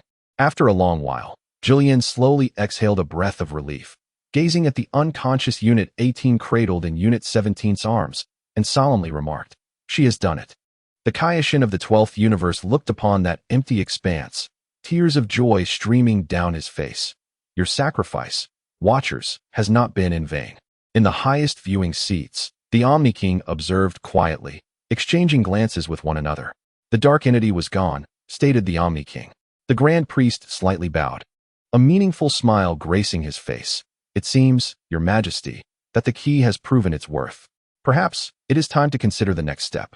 The ultimate crisis of the Ark ruins was alleviated by Unit 18's invocation of the Watcher's final power. However, everyone understood that this was merely the beginning. What greater horrors lie hidden behind the erased rift of the source of nihility? And what fate awaits Unit 18, who carries the primordial spark? The Omni King's martial game had entered a new phase in a manner unforeseen by anyone. Chapter 122, Guidance of the Divine Realm. The annihilating darkness receded like a tide, leaving behind a desolate void and the silence of survival. The terrifying core that had continuously leaked nothingness had vanished, as if it had never existed, with only the more shattered remnants of the ruins testifying to the ferocity of the battle that had just transpired, one that concerned existence itself. Unit 18 lay unconscious, her face slightly flushed. Forcing the Wrath of the Watcher had nearly exhausted all the power of the primordial spark branch within her, even touching upon her life force. The voice of her sister, Unit 17, trembled with an unprecedented fear. Julian stood silently nearby, his crimson aura receding as he gazed at the unconscious Unit 18 with a complex expression. This woman, who had led everyone in the fight against nothingness, had transcended his understanding of strength. Julian slowly extended his hand, a pure and gentle energy flowing into Unit 18, temporarily stabilizing her near-collapsing energy circuits. Her consumption had been too great. She required special energy replenishment. The warriors of the 12th universe gathered around, the foremost warrior looking at Unit 18 with awe in his eyes. Her core was damaged, and she needed more than ordinary life energy. Just then, an unusual phenomenon occurred. The entire Ark ruins emitted a low hum once more, But this time it was not an attack. Rather, it was a mournful and sorrowful lamentation of grief and legacy. The remnants of the Watcher's will that had been infused into Unit 18 had not fully dissipated. They re-emerged like fireflies from various corners of the ruins, swirling and ultimately transforming into a gentle yet poignant stream of light that slowly flowed into Unit 18's heart. This was the Watcher's final entrustment to the living. As this stream of light entered her, a hint of color returned to Unit 18's face. The nearly extinguished branch of her primordial spark stabilized. Akin to being replenished with precious fuel, though still faint, it was no longer in danger of extinguishing. Simultaneously, within the depths of her consciousness, clearer fragments emerged regarding the location of the cycle core, the terrifying nature of the source of nihility, and the nearly impossible conditions for restarting the cosmic cycle. Detection of the inheritor of the Watcher's legacy, the temporary highest authority of the vessel of time, has been transferred to individual Unit 18. A cold prompt resonated within Unit 18's hazy consciousness, indirectly captured by Jillian and the Kaioshin of the 12th universe, who possessed heightened perceptive abilities. She inherited this ruin? The Kaioshin of the 12th universe murmured, utterly astonished. Jillian cast a deep glance at Unit 18, remaining silent, yet his gaze held a hint of recognition. She had earned this qualification through her strength, will, and sacrifice. Unit 18's long eyelashes fluttered, slowly opening her eyes. What greeted her was the anxious, yet joyful face of Unit 17. "Sister, you are awake." Unit 18 weakly nodded, struggling to sit up, only to be met with a wave of profound fatigue and emptiness. She felt the faint yet tenacious flame within her and the heavy information swirling in her mind. Understanding fully, "I am fine." Her voice remained cool, yet carried a hint of hoarseness. At that moment, the space quivered slightly, and two figures appeared silently before them. The Grand Priest and a tall figure whose features were indistinct. What a magnificent performance. The Grand Priest maintained his perfect smile, his gaze fixed on Unit 18. "As a mortal vessel, a cyborg, you have borne divine fire, invoked the ultimate protocol of the ruins, and stood against the ancient foe, Dr. Lang of the 7th universe. You have indeed created a remarkable miracle." His words held the audience in rapt attention. The Grand Priest's personal appearance signified the Omni King's stance. The Omni King was highly satisfied with the performance just witnessed. The Grand Priest continued, "Unit 18, your existence has rendered this game profoundly significant." He shifted his tone. "In light of the re-emergence of the thread of nothingness and the formal acknowledgement of the key, the Omni King has decided to temporarily suspend the martial game." At this proclamation, everyone was taken aback. Suspend? Certainly, it was not an end. The Grand Priest seemed to see through their thoughts, but rather, it is a transition into the next preparatory phase. His gaze swept over Jillian, over the warriors of the 12th universe, ultimately resting again on Unit 18. The true enemy is not one another, but rather the source of nihility that seeks to consume all cycles. Unit 18, you are the sole key, the hope to restart the cycle and resist the end. However, you are still too weak, and the spark within you remains incomplete. Thus, the Omni King's decree is as follows. Grant you and the chosen warriors time for growth and preparation. Gather the scattered primordial flames, perfect the powers of the key, and discover and safeguard the cycle core. Beside the Grand Priest, Weiss elegantly stepped forward, gently tapping his staff, producing a crisp sound. Therefore, let us first begin with the restoration of your damaged vessel. Weiss's voice carried a unique rhythm, his eyes gleaming with curiosity and scrutiny. After all, bearing such an important mission cannot be done in a half-alive state. Are you interested in receiving a bit of angelic care and guidance? His words were light-hearted, yet the implications sent a shockwave through the hearts of all present. On the 18th, she gazed at Wei Si, then glanced at the still-worried 17, and finally, her gaze drifted into the void, as if penetrating the ruins to see the man in the Earth laboratory who had bestowed everything upon her. Taking a deep breath, she suppressed the frailty of her body and the chaotic thoughts swirling in her mind, responding with cold determination, "I need greater strength." Her answer was undoubtedly an acceptance of Wei Si's invitation. The All-King martial arts game thus reached a temporary conclusion, yet a genuine adventure concerning the survival of all universes was just beginning. A new storm was brewing, and although the spark of hope was faint, it had been reignited amidst the ruins. Chapter 123. The Ascendance of Angels begins. The arrival of the High Priest and Wei Si. along with the cessation of the all-king martial arts game, fundamentally altered the perception of all survivors. They were not merely participants in a simple contest of power, but rather in a prelude concerning the survival of the multiverse. Wei Si lightly tapped the void with the scepter in his hand, casting a gentle and stable prism of 7 colors that enveloped the weakened 18, the 17 who stood protectively by her side, and Julian, who had been scanned by Wei Si's gaze. "Now, please follow me," Wei Si spoke, his voice still resonating with that transcendent elegance, as if inviting guests for afternoon tea rather than leading them to the realm of the divine. In a flash of light, their figures vanished from the shattered arc ruins. When 18 regained her sight, she found herself in a place that defied precise verbal description. It resembled an independent space-time continuum, with a surface as smooth as a mirror reflecting swirling nebulae, and overhead, a soft, colorful celestial glow. In the distance, simple yet profoundly intricate pavilions floated in the air. The atmosphere was suffused with pure and tranquil energy, each breath easing the strain on her nearly exhausted energy core. This was the Garden of Angels, the domain where Angel Wei Si resided and worked. "Welcome to my humble courtyard," Wei Si smiled, his gaze primarily resting on 18. "Now, let us first examine the state of your injuries." Without any overt gestures, 18 felt an irresistible force lifting her, suspending her in midair. Countless fine, colorful light points seeped from the void, resembling the most intricate scanners, beginning to probe every structure of her body at a microscopic level. Wei Si's brow furrowed slightly, then relaxed, revealing an expression of understanding. Indeed, he mused, Dr. Langen's technology is truly remarkable, bridging the realms of the mundane and the divine, even successfully accommodating fragments of the primordial fire. However, he paused, looking at 18. The limitations of the material also dictate that it will ultimately shatter. What does that mean? 17 could not help but inquire, concern evident in his tone. It means, Wei Si elegantly twirled the scepter in his hand, that the potential of her current body is nearing its limit. In simple terms, the hardware cannot keep pace with the software upgrades. If this continues, before the source of nihility arrives, her own body will collapse first. 18 listened in silence, sensing the truth in his words. Each time she tapped into deeper levels of power, particularly involving the fabric of rules, her body experienced a tearing sensation as if it were on the verge of disintegration. "What can we do?"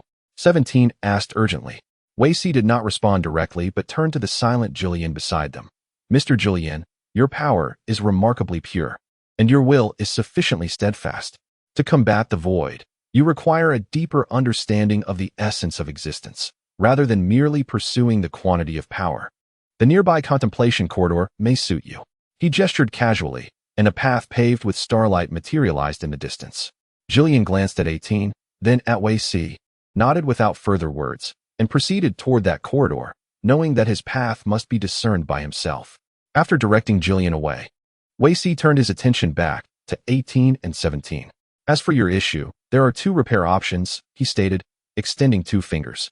"First, I can reconstruct your body entirely, utilizing materials and technology from higher dimensions to ensure perfect harmony with the fire within you."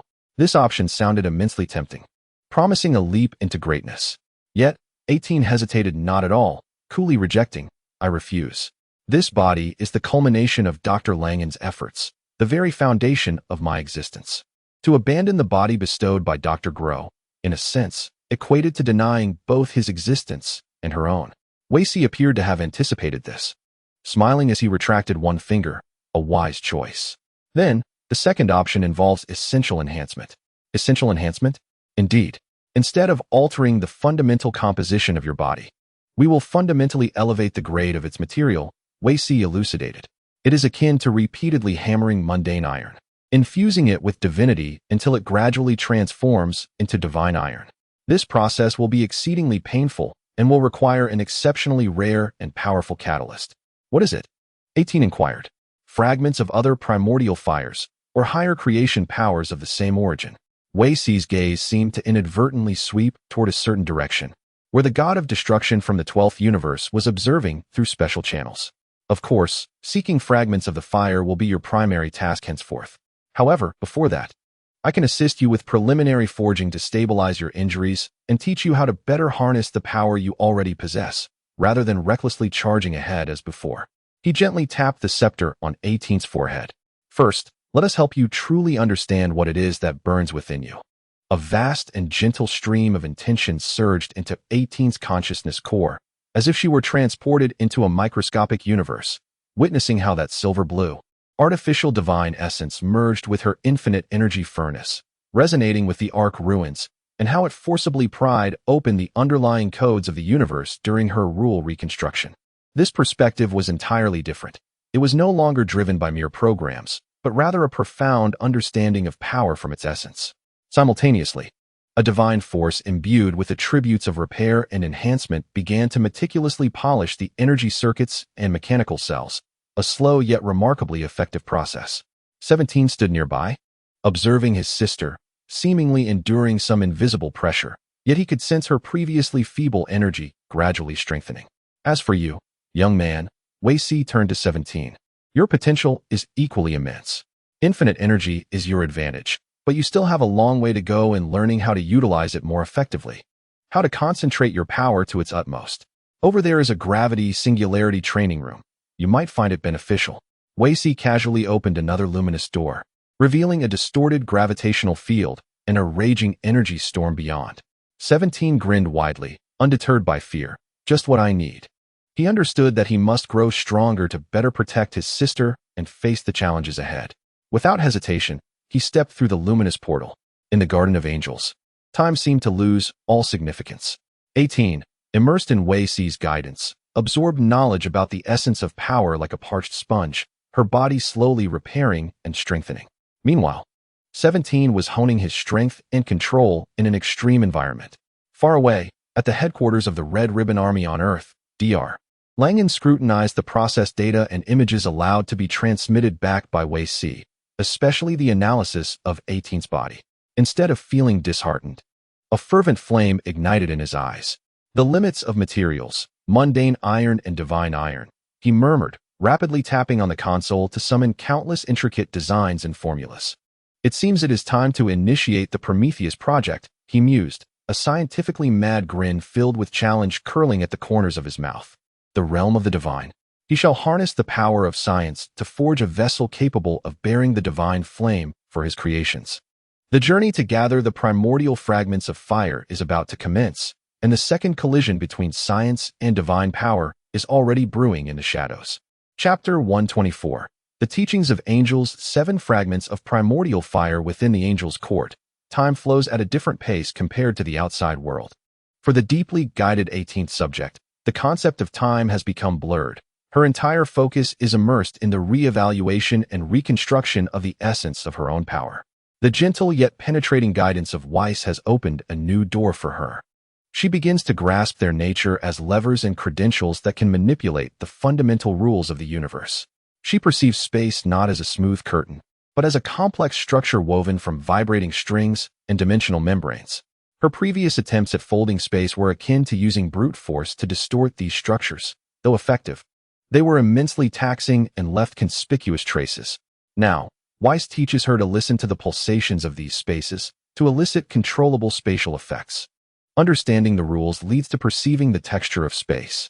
She slowly raises her hand, her fingertips enveloped in a concentrated silver-blue radiance, and gently sweeps it across the void ahead. Unlike the violent distortions of space she experienced before, the space before her gracefully parts like silk drawn by invisible threads, forming a smooth-edged rift through which she can glimpse the diverse scenery of the angel's court on the other side. The energy expended is less than a tenth of what it was before. Her comprehension is swift. Weiss nods approvingly, but this is merely the beginning. The mysteries of space extend far beyond this. The linearity of time, the solidity of matter, the flow of energy, and even the connections of cause and effect are all intertwined with the rules. The spark within you is the key to understanding and influencing all of this. He shifts his tone. However, as I previously mentioned, your body limits your perception and operational precision. Now, let us attempt to introduce a catalyst. Weiss extends his hand, palm upward, and a vibrant green light, imbued with the essence of life and creation, condenses in his palm. This light incites an unprecedented vitality within the primordial spark of the 18th subject, as if it were a long-awaited rain after a drought. This is the breath of creation from the 12th universe, originating from the same source as the primordial fire. Serving as one of the foundational forces for the construction of life and order, Weiss explains. It cannot directly replenish your spark, but it can act as a lubricant, temporarily enhancing the compatibility between your body and the spark, allowing you to perceive the rules more clearly. With a flick of his finger, the green light gracefully flies towards the 18th subject, merging into her heart. In an instant, she feels her perception magnified several-fold. The previously laborious intricacies of spatial texture now appear astonishingly clear, as if they were within her grasp. She can even sense the subtle patterns of energy flowing around her. In this transcendent state of awareness, the hidden injuries caused by her prior forced use of the power of the rules manifest clearly, as if marked on a map. Now, attempt to repair the structural damage in your energy circuits. Weiss's voice resonates, akin to that of a masterful mentor. With focused calm, the 18th subject guides the silver-blue energy, now rendered exceptionally gentle and fluid by the infusion of the breath of creation, as it flows with the precision of a delicate scalpel through the damaged nodes. Where the energy traverses, minute fissures are smoothed over, and distorted structures are corrected, achieving an efficiency far surpassing her previous passive repairs. She even senses that the mechanical cells crafted by Dr. Lang have become more resilient under the nurturing of this fused energy, faintly glimmering with a sheen reminiscent of living metal. When the 18th subject opens her eyes once more, the world feels transformed. Although she still senses limitations within her body, the overwhelming heaviness and stagnation have lessened significantly, as if a great burden has been lifted. Her mastery over her own power has ascended to an entirely new realm. With a subtle thought, the space around her ripples imperceptibly, as if she has become one with it. She now possesses the confidence that if she were to face an onslaught of pure force like that of Jillian again, she could employ a more ingenious spatial deflection rather than a head-on confrontation. Excellent, Weiss observes her with satisfaction. The preliminary enhancement of your essence is complete. Your body has stabilized for the time being, and your perception and application of the rules have ascended to a new level. Yet, this is merely a stopgap measure. The true resolution lies in locating more fragments of primordial fire. Weiss's words hang in the air, unspoken yet understood by the 18th subject, who realizes that she must also seek paths of enhancement that are compatible with her body and of equal caliber to the breath of creation. At that moment, a powerful energy fluctuation emanates from the direction of the gravity singularity training room. The light gate opens, and the figure of the 17th subject steps through. His silver-black armor shows signs of wear, yet his presence is more restrained, his gaze sharp as a blade, indicating significant gains from the extreme environment. Sister. Upon seeing the 18th subject, whose aura is calm and clarity graces her eyes, a relieved smile breaks across his face. The gravity there is simply insane. However, my control over energy seems to have become more refined. With a flick of his wrist, he conjures a cerulean energy sphere, its internal energy flowing with a terrifying stability, showcasing his remarkable improvement in power control. Weiss observes both the 17th and the 18th subjects and smiles. It appears you have both made progress. Now, it is time to prepare for the next stage. He traces an intricate symbol in the air with his staff. We shall seek the first fragment of primordial fire scattered throughout the multiverse. The 18th subject feels the spark within her stirring with eagerness, a glimmer of determination flickering in her eyes. Regardless of the path ahead, she will follow Dr. Lang's will and forge onward. Chapter 125. The search for the first fragment of primordial fire under Weiss's guidance. The understanding of the essence of her power has progressed rapidly for the 18th subject. While the 17th subject has honed his mastery over infinite energy in extreme conditions, achieving a more fluid command. Nevertheless, both are acutely aware that this is merely the foundation upon which they will confront future crises. Weiss gracefully hovers before them, his staff shimmering softly, his expression perpetually imbued with an air of transcendent curiosity. The preliminary adaptation is complete, he announces, his voice echoing through the peculiar courtyard. It is time to embark on the true mission, to seek the scattered fragments of primordial fire. The remaining sparks within you are your only guide. With a gentle wave of his staff, the space ahead ripples like water, not tearing, but naturally revealing a stable passage constructed of pure divine power. Within this passage, light and shadow dance, as if compressing endless star rivers, exuding the vast aura of the divine realm. This is the divine passage, Weiss elucidates. Sustained by angelic power. It allows for swift travel to the target universe, circumventing unnecessary temporal and spatial turbulence and rule rejection. Of course, the consumption of divine power is not something you need to concern yourselves with. The 18th subject gazes into the passage, feeling the faint silver-blue spark within her resonating intermittently with a distant presence on the other side. Do you sense it? Weiss inquires. Indeed, the 18th subject nods coolly. It is faint, yet the direction is clear, within the 6th universe. The 6th universe? The 17th subject raises an eyebrow, flexing his wrist. Home to Champa. I hope that gluttonous god of destruction doesn't he come looking for trouble. Weiss smiles slightly. As long as you do not encroach upon the domain of the god of destruction, nor cause large-scale destruction to planetary life, Lord Xiangpa typically prefers to remain uninvolved. Of course, Miss Bardos will keep him in check. Then let us set forth. Weiss gestures invitingly.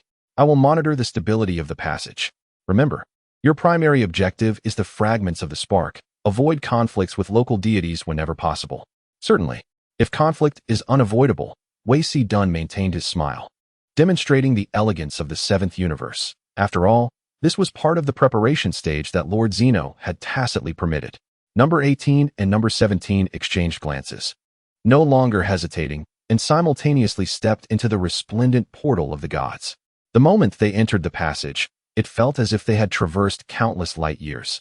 Surrounded by distorted and stretched nebulae and colors, there was no sensation of speed, yet they could distinctly perceive that they were moving in a manner that transcended the laws of physics. Number 18 closed her eyes, concentrating with all her might to capture the resonance of the spark emanating from somewhere in the 6th universe.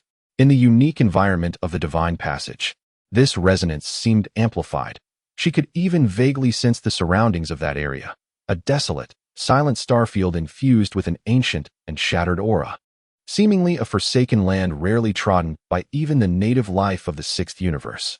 Did you feel it, sister? Number 17 inquired, sensing the subtle change in number 18's aura. Indeed, the energy response in the target starfield is exceedingly faint. The rules appear somewhat incomplete, number 18 responded, her eyes opening with a hint of perplexity. Why would fragments of the primordial fire be found in such a place? Just as they focused on sensing their target, the light and shadows ahead in the divine passage distorted abnormally. An energy imbued with strong repulsion and hostility forcibly disrupted the stability at the edge of the passage. Wei Si's voice echoed through the passage, tinged with surprise. Is there an unwitting fool attempting to intercept the divine passage? How rare. In the next moment, several figures forcefully tore through the side wall of the divine passage and barreled in. They were enveloped in dark purple energy, their forms varied, clearly not belonging to any known cosmic pantheon, radiating an aura of chaos and plunder. Cosmic pirates? Or fallen wanderers? Number 17 instantly entered a combat stance, azure flames igniting as he positioned himself in front of number 18. He could feel that the power level of these uninvited guests was remarkably high, far from ordinary beings. The leader, shrouded in shadows, let out a raspy laugh. Surrender your power cores, you wealthy sheep who have traversed the divine passage.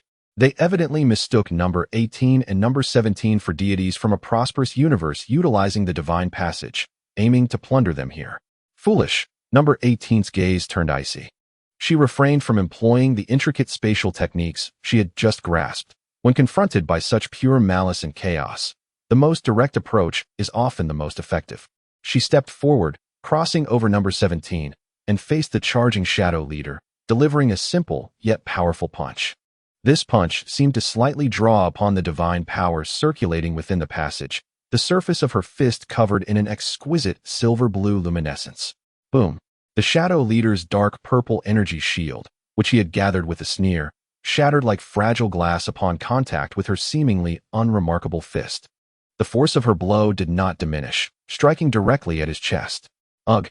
The shadow leader emitted a brief yet piercing scream, his body crumpling as if struck by a high-speed celestial body, instantly bending into a shrimp-like form. Dark purple energy erupted chaotically as he was propelled backward at a velocity greater than he had arrived, crashing violently against the passage wall, creating ripples of divine power, before sliding down softly, completely losing consciousness. The might of a single punch was terrifying indeed. The remaining invaders halted in shock, gazing at the cold-eyed number 18. as if they had encountered a primordial beast of terror. Leave. Number 18 uttered a single word. Those invaders felt as if a great pardon had been bestowed upon them. They clumsily dragged their unconscious leader and hastily tore open the passage wall to escape. Number 17 whistled. Sister, your punch is getting harder and harder. Wei C's voice resonated with amusement. You handled that cleanly. These are dimension predators lurking in the cosmic interstices, occasionally coveting the energy of the divine passage. It seems your reputation will soon spread in these shadowy corners. This minor episode did not affect their journey. At the end of the divine passage, the light grew stronger. The essence of the sixth universe approaching them. We have arrived. Number 18 felt the increasingly clear resonance, a flicker of determination flashing in her cold eyes. The sixth universe. The ancient forsaken starfield, with fragments of the primordial fire, lay just ahead. Awaiting them were unknown treasures or new crises. Regardless, the footsteps of the seventh universe had already commenced. Chapter 126. Discovering the first fragment of primordial fire, the exit of the divine passage unfolded ahead, rippling and dissipating like a curtain of water. As number 18 and number 17 stepped out, the passage behind them quietly closed, as if it had never existed. They hovered in an absolute silence. This was the forsaken starfield of the sixth universe. Before them lay not the shattered planets or asteroid belts they had envisioned, but a scene far more unsettling. There were no stellar lights, no colors of nebulae, only a gray void drained of all energy and vitality. Scattered remnants of colossal celestial bodies lay about, not the result of natural disintegration, but rather as if some immense force had forcibly erased most of their existence, leaving only the most core, twisted skeletons, akin to desiccated corpses in a cosmic graveyard. The fabric of space here appeared extraordinarily fragile and chaotic, and the passage of time felt indistinct. This place feels even more discomforting than that ruined relic. Number 17 frowned, his azure flames instinctively flaring to dispel the encroaching sense of dead silence. Number 18 closed her eyes in concentration, carefully sensing. The silver-blue spark within her resonated like a solitary light in the darkness, growing clearer and more stable as it connected with a distant point deep within the void. Over there, she pointed towards the depths of the void, the source of the resonance. The spatial structure here is highly unstable. Stay close to me. Utilizing her nascent understanding of spatial fabric, she began to actively sense and avoid the invisible spatial rifts. This was her initial attempt at applying theoretical knowledge into practice.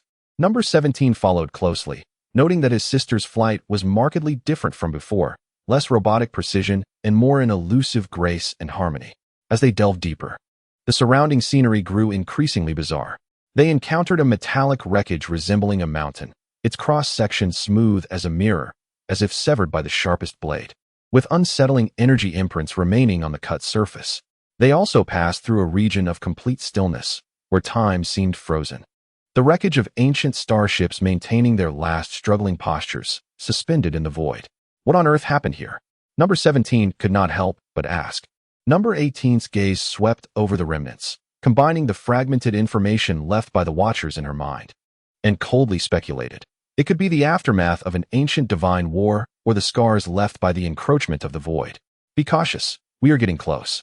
She abruptly halted, and ahead in the void floated an inconspicuous dark red rock. It appeared no different from the surrounding debris, yet at that moment, the spark within number 18 emitted the strongest resonance call. However, surrounding that dark red rock, the space twisted unnaturally, forming a natural barrier composed of chaotic spatial laws. This barrier was not artificially set. It seemed like an aberration generated by the spatial structure under specific conditions, filled with random cuts and folds. Carelessly entering could result in being transported to unknown dimensions or torn apart by spatial forces. TSK, there's a security system? Number 17 clenched his fist. Let me see if I can forcibly break through it. Don't be impulsive. Number 18 stopped him. Brute force might trigger a chain reaction in the barrier and could even affect the fragments of the spark inside. She hovered before the barrier. Her azure eyes transformed into a flowing cascade of silver data and intricate patterns of law. She exerted every ounce of her strength to operate her spatial weaving perception. Before her, the chaotic, formless barrier gradually deconstructed, revealing the trajectories of internal energy flow and nodes of entangled laws. This was infinitely more complex and perilous than her previous practice in the Tian Shiji Ting. The spatial laws here were inherently flawed and chaotic, and this natural barrier amplified such chaos to its zenith. This process was exceedingly taxing on her mind, and beads of luminescent blue energy sweat formed on her forehead. Time passed slowly. Finally, upon that chaotic barrier, she meticulously wove a stable seam, just wide enough for one person to pass. Now quickly, number 18 urged, as maintaining this seam was an immense burden for her. Without hesitation, number 17 transformed into a flash of blue light and darted through the opening. No. 18 followed closely behind. The moment she passed through, the seam silently closed, and the barrier returned to its original state. Inside the barrier, there was still an eerie silence. Yet the space felt relatively stable. The dark red rock loomed before her, radiating warmth resonant with the fire seed within number 18. She gradually approached, extended her hand, and gently pressed it against the surface of the rock. With a hum, a pure and ancient searing energy, as if it had found its home, detached itself from the rock, transforming into a stream of light that surged into number 18's body. This fragment was gentler than anticipated, causing no violent impact. It swiftly fused with the weak branch of her fire seed, akin to embers meeting kindling, and the silver-blue radiance intensified several-fold. A deeper sense of power coursed through her entire being. The discordance between the containers and fire seeds that Vizzy had previously pointed out seemed to ease, and her perception of the surrounding spatial laws became clearer and more acute. The integration of the primordial fire fragment was complete. Energy levels increased. Compatibility slightly optimized. At the moment of completion, number 18 suddenly lifted her head, her gaze sharply directed towards a certain direction beyond the barrier. What is it, sister? No. 17 immediately became alert. A powerful divine consciousness is sweeping through here, number 18 replied gravely. It carries the aura of destruction and annihilation. It is the god of destruction from the sixth universe, Xiangpa. Despite their efforts to remain discreet, the unique law fluctuations generated during the integration of the fire seed fragment seem to have drawn the attention of this temperamental deity. Has he noticed us? No. 17 clenched her fists, an ardor for battle igniting within her. Number 18 swiftly analyzed the situation. Mission accomplished. Retreat immediately. She raised her hand once more, this time more adeptly deciphering and opening a seam in the barrier. The two swiftly passed through, not looking back as they hastened towards the periphery of the star domain. Number 18 utilized her understanding of spatial laws to the fullest, endeavoring to conceal their departure. Almost a minute after their exit, a corpulent figure of purple destructive energy, accompanied by impatient mutterings, tore through the space, appearing near the dark red rock. I distinctly felt an intriguing fluctuation just now. Where has it gone? Xiangpa sniffed, glancing around, his unique aura of destruction causing the already fragile space to groan. Could it be those vermin from the seventh universe that Badusi mentioned? I hope they don't give me any leverage. He irritably raked his fingers through his hair, cast one last glance at the unremarkable rock, and ultimately tore through space to depart. As long as there was no blatant violation of the rules, this god of destruction was disinclined to expend too much effort chasing minor anomalies. On the far side of the void, number 18 and no. 17 sensed the terrifying aura of the god of destruction dissipate, allowing them a moment of respite. They had successfully retrieved the first fragment. No. 18 felt the fire seed within her operating more smoothly, a subtle satisfaction lacing her cool tone. She raised her hand, the silver-blue radiance swirling in her palm, causing the surrounding space to resonate gently and stably. Next, onto the next target. Within the Tian Shi Ji Ting, Vizzy, observing all through special means, elegantly sipped from a cup of red tea seemingly conjured from nowhere, a meaningful smile gracing his face. The first step has been executed commendably. Now, where shall the next destination be? The journey to seek the primordial fire had finally taken a substantive first step, and no. 18's application of divine laws had quietly matured through this practical experience. Chapter 127. Successfully obtaining the second fragment. Will the 12th universe intervene? Having successfully retrieved the first piece of primordial fire, number 18 could distinctly sense the changes within her body. The silver-blue fire seed not only brimmed with more energy, but also lessened the sense of disconnection with her mechanical body crafted by Dr. DeLang, as if the cold metal had been imbued with a more vibrant essence. Her perception and application of spatial laws became increasingly adept, thanks to the amplification of the fire seed. without needing to traverse the cumbersome divine pathways again. Vizzy's voice resonated directly through the intangible connection in the minds of the siblings, imbued with his characteristic elegance and guidance. The perception is quite clear, is it not? The connection between the fire seeds is strengthening. The location of the next fragment has been locked in. It lies within the 12th universe. The 12th universe? No. 17 raised an eyebrow. The one that secretly assists us. It shouldn't be as troublesome as with Xiangpa, right? Not necessarily. Number 18 replied coolly. As she meticulously savored the new coordinates relayed by the fire seed within her, the coordinates pointed towards the Unier star domain, a region marked as a life evolution workshop. From the fragments of the fire seed and the remnants of the Watcher's messages, she had gleaned some vague snippets indicating that this was an experimental ground used by the deities of the 12th universe to observe and guide the processes of life evolution, filled with various bizarre life forms and unpredictable rule environments. A life experimental ground. It sounds more intriguing than that lifeless place we just left. Number 17 flexed her wrists, eager to proceed. Do not be careless, number 18 cautioned. The environment derived from the power of creation may be even more bizarre and unpredictable than pure destruction. She raised her hand. This time, she would not rely on Vizzy to open the divine pathway. Closing her eyes, she fully activated the now augmented fire seed within her. The silver-blue lights swirling around her, resonating deeply with the surrounding spatial laws. She extended her index finger and lightly traced a line in the void.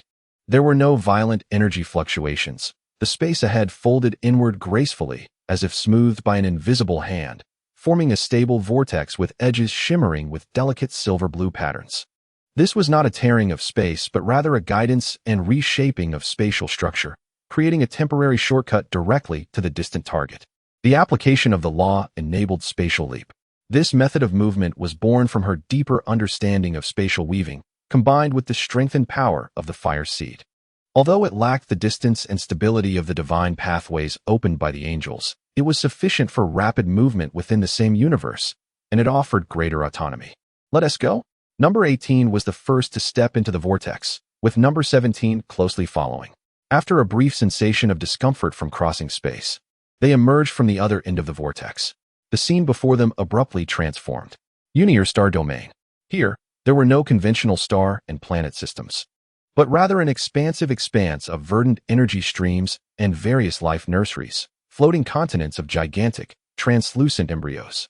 The air was thick with an overwhelming essence of life, as an array of bizarre plants, luminescent fungi, and even energy-based organisms floated, proliferated, and evolved within the nurseries.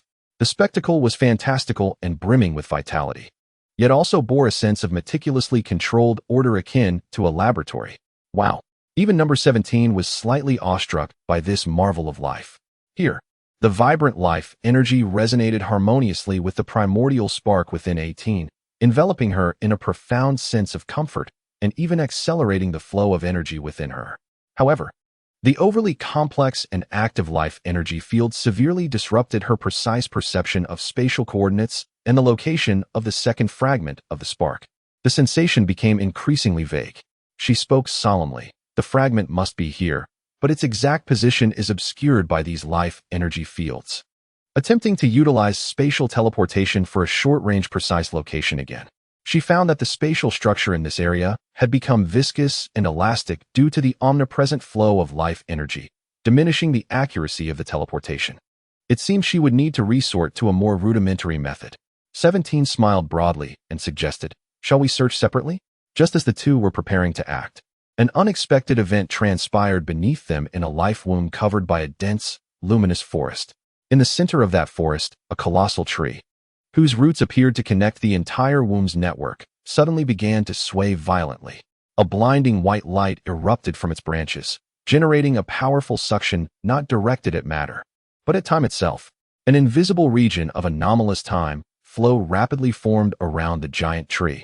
Within this area, bizarre creatures grew, aged, died, and transformed into dust at a visible speed, only to be swiftly reborn from that dust, as if demonstrating an accelerated cycle of life. A time turbulence? 18's gaze sharpened. This localized disruption of time laws was exceedingly perilous. Once ensnared, the consequences would be dire. However, at the core of that time turbulence, At the top of the giant tree, a wave resonating with the spark within 18 defiantly penetrated the chaotic temporal barrier, transmitting its signal. The second fragment was amidst that time turbulence. Trouble. 17 clicked his tongue. How do we retrieve it? Charging in there could turn us into old folks instantly. 18 fixed her gaze on the chaotic area, her mind racing. She needed a medium, a fulcrum capable of simultaneously interfering with both space and time. Her eyes swept the surroundings, finally settling on a transparent crystal in the distance, imbued with stable spatial structural energy. It was a spatial anchor stone, which occasionally coalesced in such energetically active regions.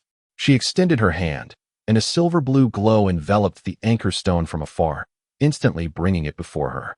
Then, she carefully infused a portion of her spark's power into it.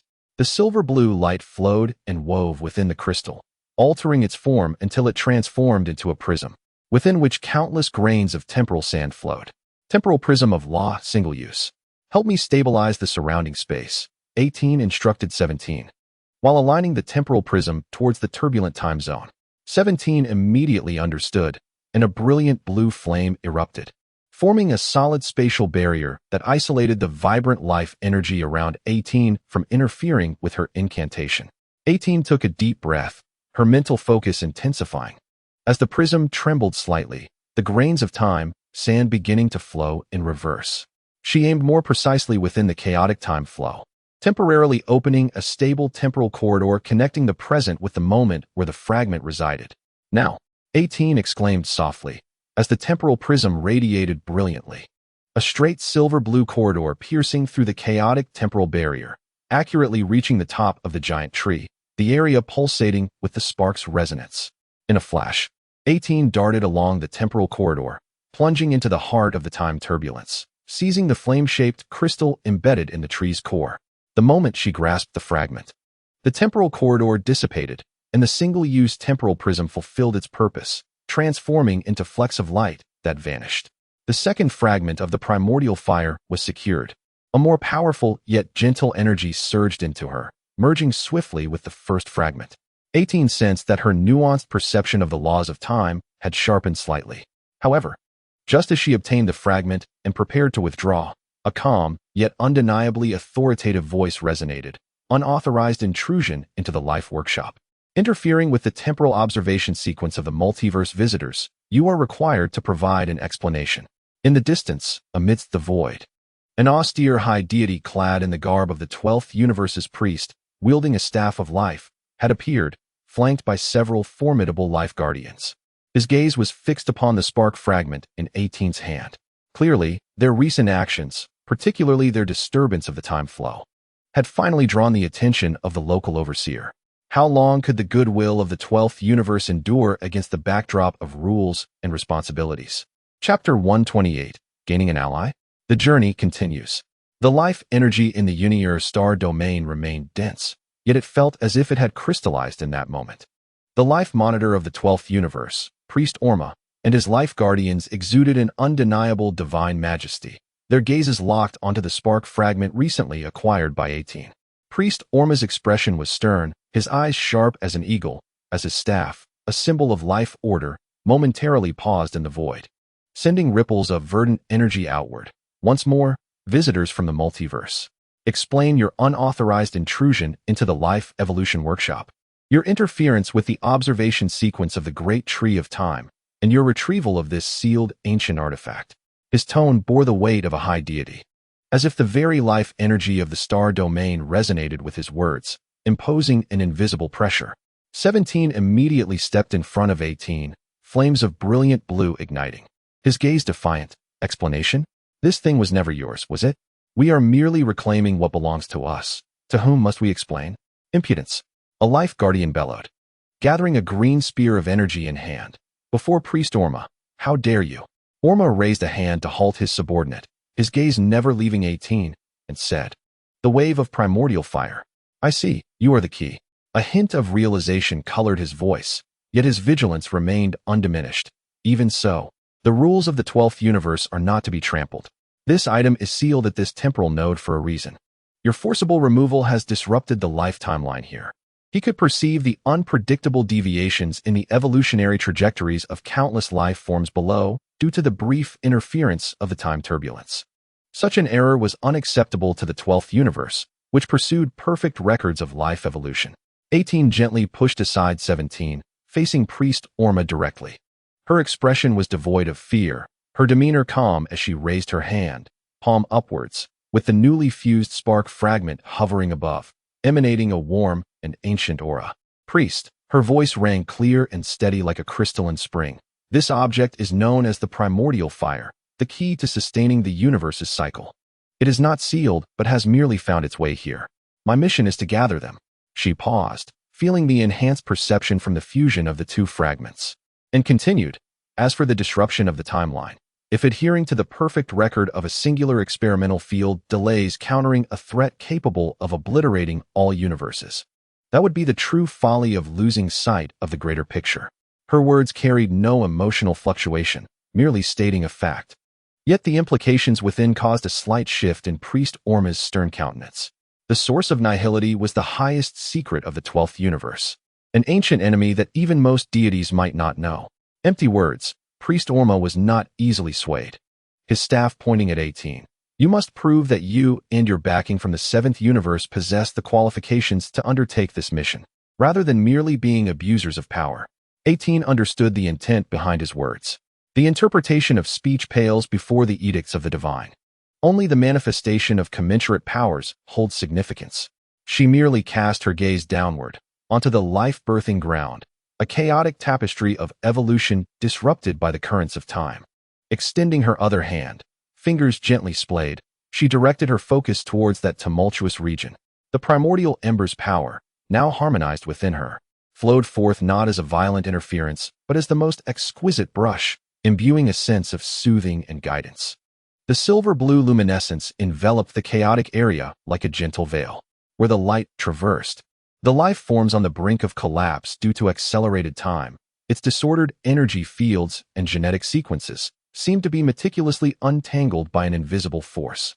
They were not forcefully yanked back to their original trajectories, which would have been a brutal interference with the tapestry of life's evolution. Instead, they were gently steered towards a novel path of evolution. This was neither a reversal of time nor the creation of life, but rather a delicate calibration and optimization based on an understanding of the essence of existence. Such a miracle could only be achieved by one who truly comprehends and wields a fraction of the primordial powers. The manifestation of power soothed the trajectory of existence. Moments later, the silver-blue radiance dissipated. The life forms within the birthing ground, though distinct from all prior recorded samples, emanated a stable and vibrant aura, as if they had recently undergone an evolutionary leap shaped by natural selection. The signs of collapse induced by external forces had completely vanished. The entire Unior star domain fell into a brief silence. The Life Guardians stood in astonishment. They had never witnessed such an intervention so aligned with the fundamental laws of life. This transcended mere healing or enhancement, brushing the edges of the realm of creation. Priest Aelma fixed his gaze upon the now stabilized birthing ground. After a long moment, he slowly retracted his staff, and for the first time, the stern expression on his face softened, revealing a countenance marked by awe and scrutiny. Such a pure force of existence and profound understanding of life's evolution, he murmured, directing his gaze towards number 18. The hostility and skepticism had greatly diminished. It seems the choice of the 12th universe was indeed sound. He slightly turned aside, clearing the path. Key, you may depart now. The 12th universe shall continue to fulfill its role as an ally of the Guardians, providing assistance when necessary. May the primordial fire illuminate your path.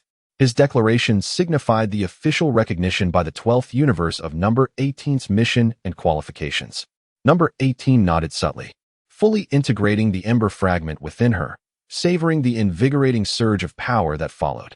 Without further ado, she lifted her hand again, the silver-blue light swirling, forming a vortex of spatial migration before them. Let us proceed. Together with number 17, she stepped into the vortex, vanishing before the priest and guardians of the 12th universe. Observing the direction of their departure, one of the life guardians could not help but inquire, Priest Aelma, are we truly allowing them to leave just like that? The fragment, Priest Aelma gazed at the now tranquil star domain and replied slowly, that is not something we can possess. She is the sole key, the embodiment of hope. What we must ensure now is that this hope does not wither before it can flourish. His gaze deepened, peering into a shadowy corner of the universe, where ominous premonitions seemed to be brewing. At this moment, within the channel of spatial migration, number 18 felt the surging power within her, the resonance with the next fragment growing ever clearer. The next target, the third universe. Her cold voice echoed through the passage. The journey of gathering fragments continues, and her name and powers are gradually disseminating within the exalted circles of the divine. Chapter 129. Successful entry into the core of the third universe's mechanism, bidding farewell to the vibrant evolutionary workshop of the 12th universe. Number 18 and No. 17 embarked once more on their journey of spatial migration. This time, their destination was a realm within the third universe renowned for its highly advanced mechanical civilization and its unique aesthetic.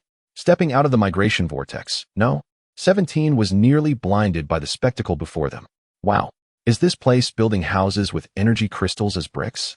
Before them stood an indescribable super-mechanical metropolis. The skyscrapers were not merely rectangular, but took on various twisted geometric forms, their surfaces adorned with constantly shifting holographic advertisements, showcasing an array of incomprehensible mechanical products.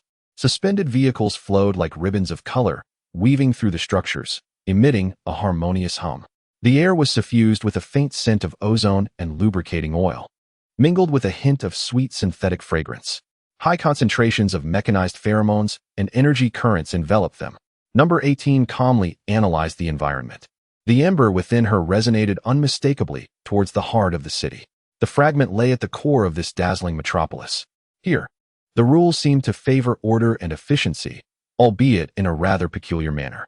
As she spoke, a large robot with a friendly blue glow and a beaming smile glided before them. Welcome. Welcome to the dazzling city, a paragon of cosmic efficiency and beauty. The robot's enthusiastic electronic voice rang out, two unregistered high-energy visitors. I am your amiable guide, Xiao Yuan. Are you here for sightseeing, investment, or to inquire about mechanical ascension services? We have some fabulous discounts. Upgrade to the latest model of hydraulic joints at half price.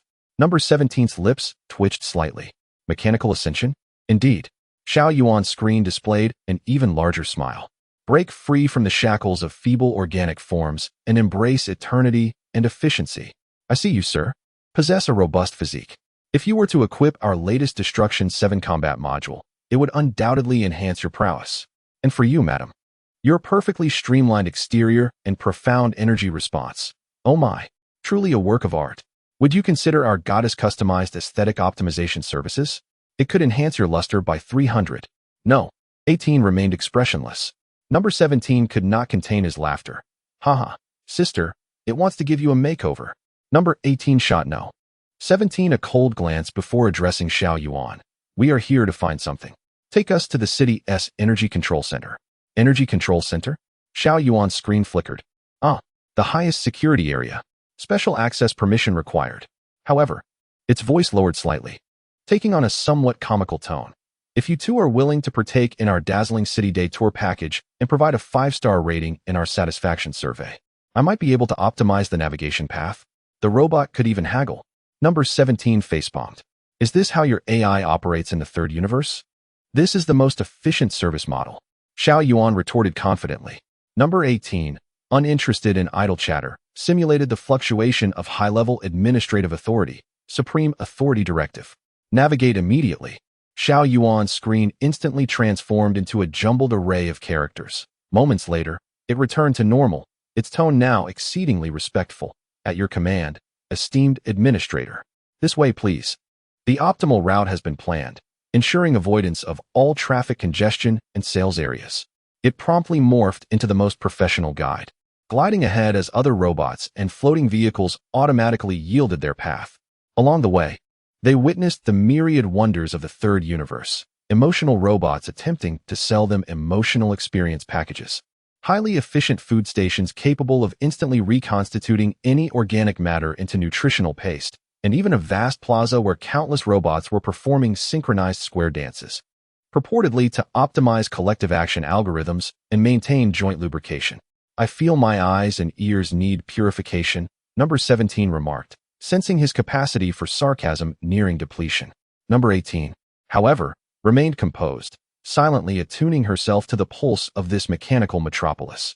This environment somewhat suppressed the activity of her ember, yet it sharpened her perception. Under the efficient leadership of Xiao Yuan, they swiftly arrived at a colossal structure emanating powerful energy fluctuations, the Energy Control Center. Administrator, the core control room is on the top floor, Xiao Yuan respectfully stated. I can only escort you this far. I wish you success in your mission. Do remember to give my service a 5-star rating. With that, it glimmered with blue light and glided away contentedly. Number 17 gazed at the cold, imposing building, cracking his knuckles. Finally, Wei Yi arrived. Sister, should we storm in directly or sneak in? Number 18 observed the flowing energy shield and the myriad sensors surrounding the structure. Shaking her head, neither is necessary. She extended her hand, gently pressing it against the building's outer wall. The silvery blue flame of energy seeped in quietly, like mercury flowing into a vessel. Moments later, the heavy alloy doors before them chimed pleasantly and smoothly slid open, reminiscent of an upscale hotel's automatic entrance. The guarding robots within even offered them a salute, their screens displaying, "Welcome, efficient energy entities." Number 17 stared in astonishment. Is this really possible? Number 18 replied nonchalantly, sometimes. Adhering to the rules proves more effective than breaking them. She stepped forward, leaving number 17 to marvel at his sister's cunning.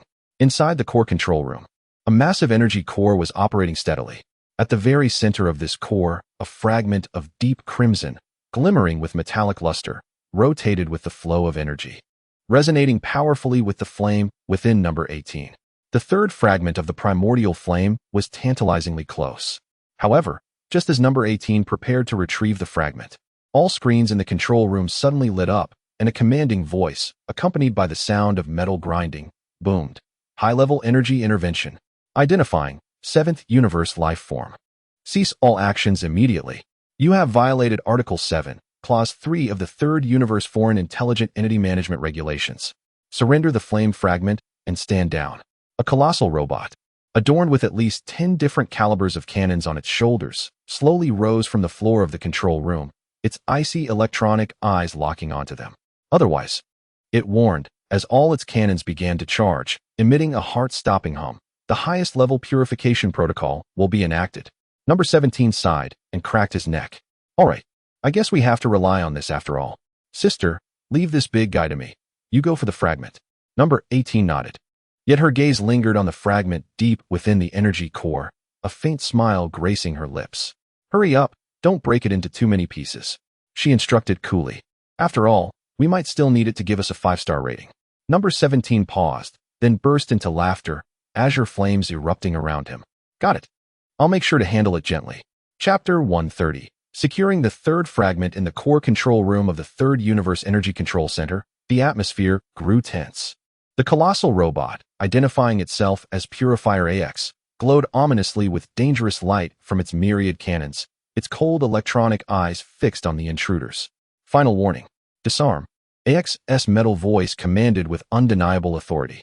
Number 17 grinned, azure flames swirling around him like a tempest. Disarm? This is my weapon. Before he finished speaking, his form transformed into a streak of blue lightning, charging boldly towards AX. Foolish organic logic.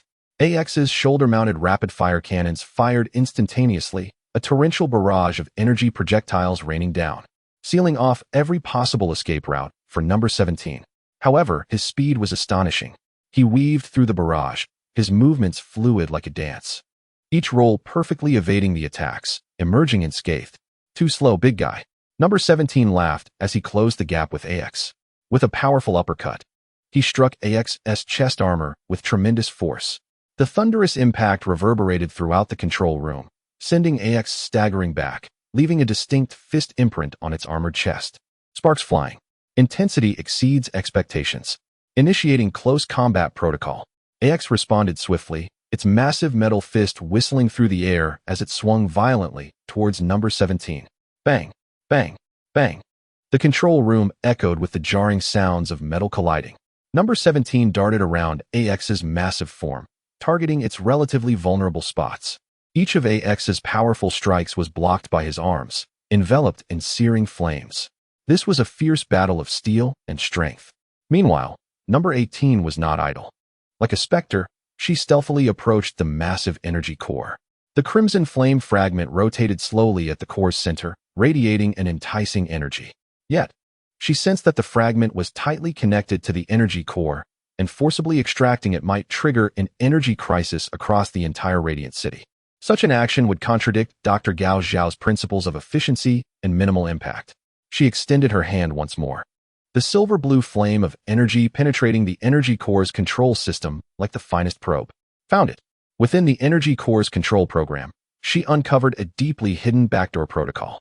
Clearly, the designers of the third universe had considered how to safely replace core components. A slight smile graced her lips as she activated the Flame's power, simulating the highest maintenance authority command, naturally locking onto the deep red fragment, the flame fragment. Maintenance command received. Authority confirmed. Initiating fiery core component upgrade program. The cold system prompt echoed. The energy core's operational mode shifted instantly, its output power slightly diminishing as protective force fields unfurled. The crimson fragment was gently expelled from the core, floating toward her as if it were a seed being spat out. She effortlessly caught it, the intense and pure energy surging into her being.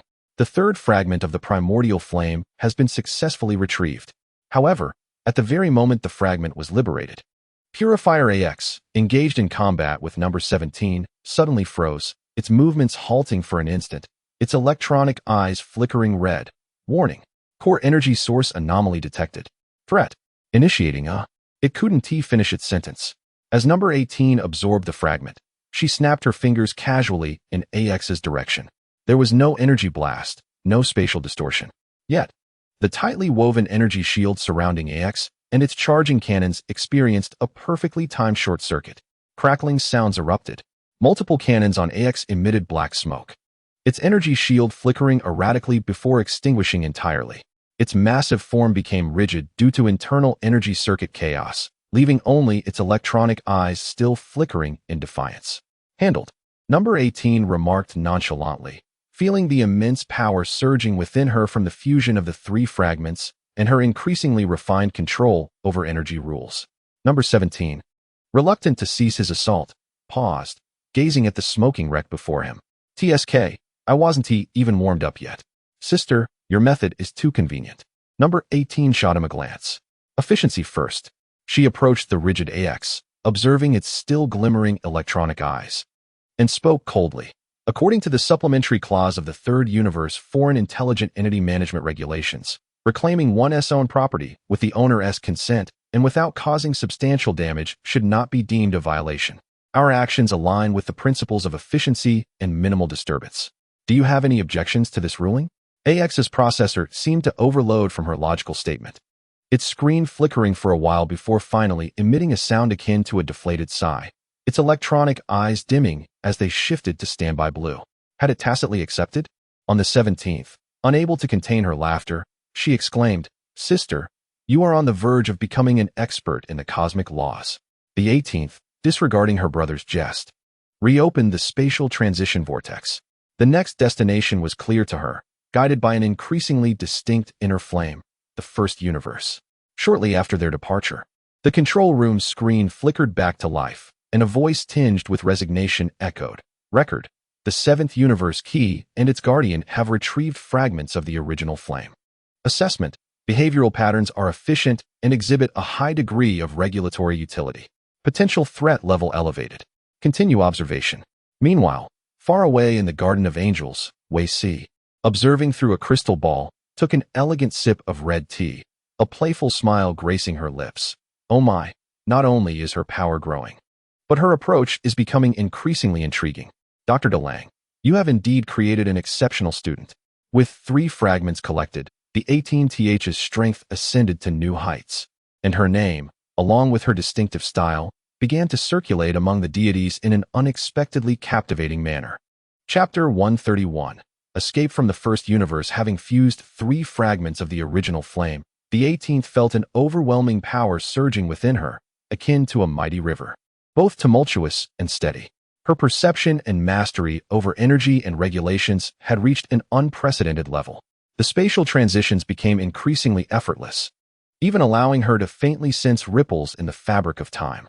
However, upon arriving at their targeted star domain, Both she and the 17th were struck by an unparalleled discomfort. They had entered the core region of the first universe, the domain of order. There were no resplendent star rivers, no magnificent nebulas, nor even conventional material planets.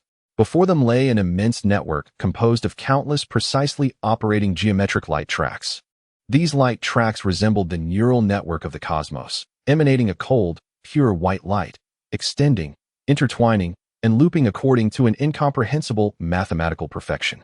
Energy flowed within it, not in a chaotic torrent, but with the precision of a clockwork mechanism. The entire space was enveloped in silence, where even the most basic particles seemed to adhere to absolute order, daring not to deviate in the slightest. A formidable field of order enveloped everything, repelling any form of chaos and uncertainty. This place, it feels as if even breathing must follow a rhythm. The 17th frowned, sensing that his boundless energy had become somewhat sluggish in this extreme environment of order, as if constrained by invisible constraints. The 18th felt this more acutely. The flame within her, representing potential and authority, reacted violently against the absolute order of this realm. A silver-blue glow flickered across her skin, as if silently contesting the whole space. The fragment is here. Her voice rang out clearly in the silence, but its fluctuations have been assimilated by the network of order. Accurate coordinates are difficult to lock.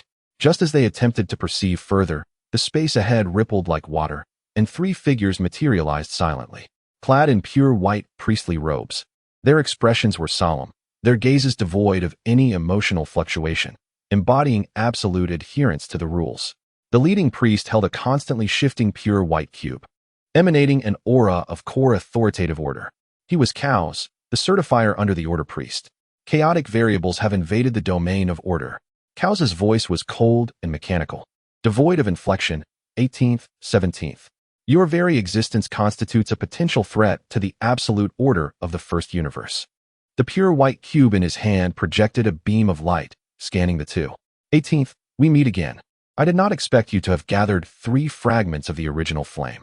According to Article 1, Chapter 1 of the Order Preservation Law of the First Universe, I hereby declare, devoid of any emotion, for the balance of the universe, both of you must perish. Instantly, the 2 Order executors behind him raised their hands, and in response, the Order light tracks before them coalesced into 2 energy spheres imbued with the essence of rule erasure, locking onto the 18th and 17th. Hey, are we attacking right away? Is there no appeals process? The 17th clenched his fists in displeasure, still fierce despite the suppression. In the face of absolute order, chaotic variables require no appeals. Chaos coldly retorted. The 2 Order spears sliced through the air, leaving a trail behind them as if the very fabric of space were being formatted, becoming utterly smooth and lifeless. The 17th roared, launching his fists to collide with the spear aimed at him. The thunderous sound echoed as the energies of order and chaos clashed violently. The 17th was pushed back several steps, his fists tingling, as the power of order bore an eerie characteristic that denied existence, making it exceedingly difficult to mitigate. Meanwhile, the spear aimed at the 18th slowed dramatically as it neared her, as though trapped in an invisible quagmire. Data streams flickered wildly in the 18th's eyes. She extended her index finger toward the slowly advancing spear tip and gently tapped it. Definition: attack, path ineffective. With her words, the law followed.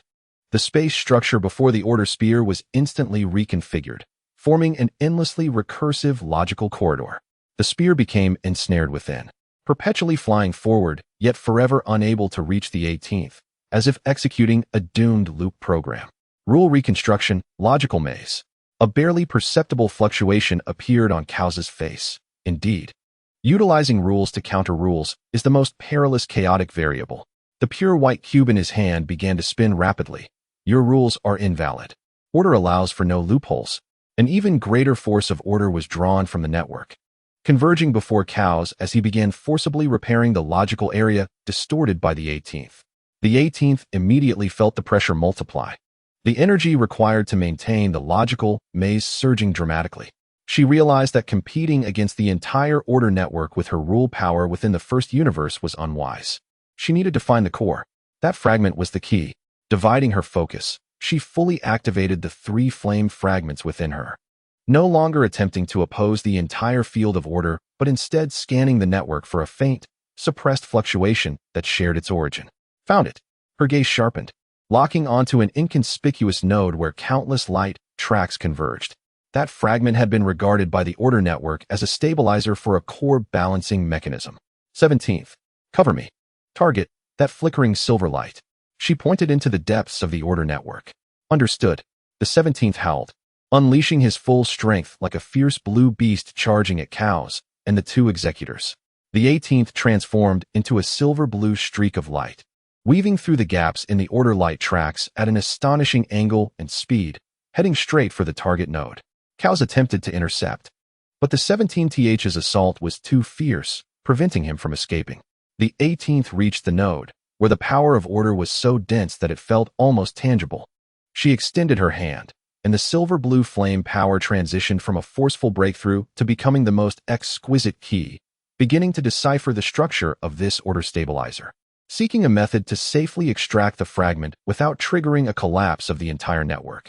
Time slipped by, and the 18th's calculations peaked as beads of sweat formed on her forehead. The 17th, under the assault of cows and the two executors, began to show signs of fatigue, the encroachment of Order energy causing his movements to slow. At that critical moment, a glint of determination shone in the 18th's eyes. Now's the time. She pointed her fingers like a sword, the silver-blue radiance condensing at her fingertips, precisely striking a minuscule intermittent node in the energy flow of the stabilizer. Simultaneously, the power of the spark enveloped the fragment of the spark, which served as a stabilizer, like a gentle stream. The hum resonated as the stabilizer trembled slightly, pausing for a minuscule fraction of a second. In that fleeting moment, with a flick of her wrist, number 18 deftly extracted the pure white crystal. The fourth fragment of the original fire was now in her grasp. As the fragment separated from its host, the brilliance of the entire Order divine domain dimmed momentarily before swiftly returning to normal, as if a backup stabilization protocol had been initiated. However, the actions of cows and the two executors were briefly hindered by the instantaneous energy fluctuation. Retreat. Without hesitation, number 18 seized No. 17 and exerted all her might to propel them through space. A silver-blue vortex opened just before the Order's power could reassemble, and the two figures vanished into its depths. Within the Order divine domain, an absolute tranquility was restored, as if nothing had transpired. Cows gazed at the spot from which they had disappeared, the pure white cube in his hand gradually ceasing its rotation. In his eyes, data streams flickered rapidly before ultimately settling into silence. The key's comprehension and application of the rules exceeded expectations, presenting an unpredictable level of potential threat to the Order system. It was imperative to elevate the surveillance level over the 7th universe and terminate the limited cooperation agreement with the 12th universe. The expedition into the 1st universe was fraught with tension, but ultimately successful, marking another victory with the collection of 4 shards. Now, with her power and authority once again soaring, number 18 felt a significant transformation within her. The 4 fragments of the original fire harmonized within her, establishing an ever-evolving core of law. Her understanding of space, energy, and the concept of order, which she had only recently encountered, deepened profoundly. The distances and precision of her spatial leaps improved dramatically, even enabling her to vaguely predict and avoid dangers in advance. However, the next coordinate transmitted by the spark caused her usually calm demeanor to furrow with concern. The core region of the endless insect nest in the 5th universe. No, 18's voice carried a rare gravity. The insect nest? Number 17 grimaced, his expression a mix of distaste. More of those endless bugs? Just when I had finished my bout at the iron lump. Not the same. Number 18 shook her head, having gleaned from the information left by the spark and the Watchers a far more terrifying truth about the insect race in the 5th universe. These insects were not merely a simple biological cluster. They represented a lower form of the devourers of all, entities that consumed all energy and matter, reducing the universe to its most fundamental particle state, essentially a manifestation of the source of nothingness. They might possess fragments of the spark tainted by the void. In simpler terms, the insect nest of the 5th universe was a living, miniature source of void pollution. This sounds exhilarating. Rather than feeling fear, no? 17's fighting spirit surged. Then let's raise their lair and reclaim what belongs to us. Number 18 chose not to elaborate further and activated the spatial leap once more. This time, the process of crossing universes appeared remarkably stable, the effects of the 4 fragments significantly enhancing their journey. As they emerged from the leap vortex, a chilling atmosphere, mingled with decay and some form of energy depletion, assailed them. The scene before them was not the anticipated mountains and seas of insects, but rather a disquieting domain. It was a boundless expanse covered in dark purple biological matter, resembling a living carpet. The carpet undulated as if alive, its surface riddled with holes from which units of the insect race, exuding greed and destruction, emerged or took flight. The sky above was a stifling dark red, devoid of stars, only pulsating energy networks resembling veins, sustaining the entire nest.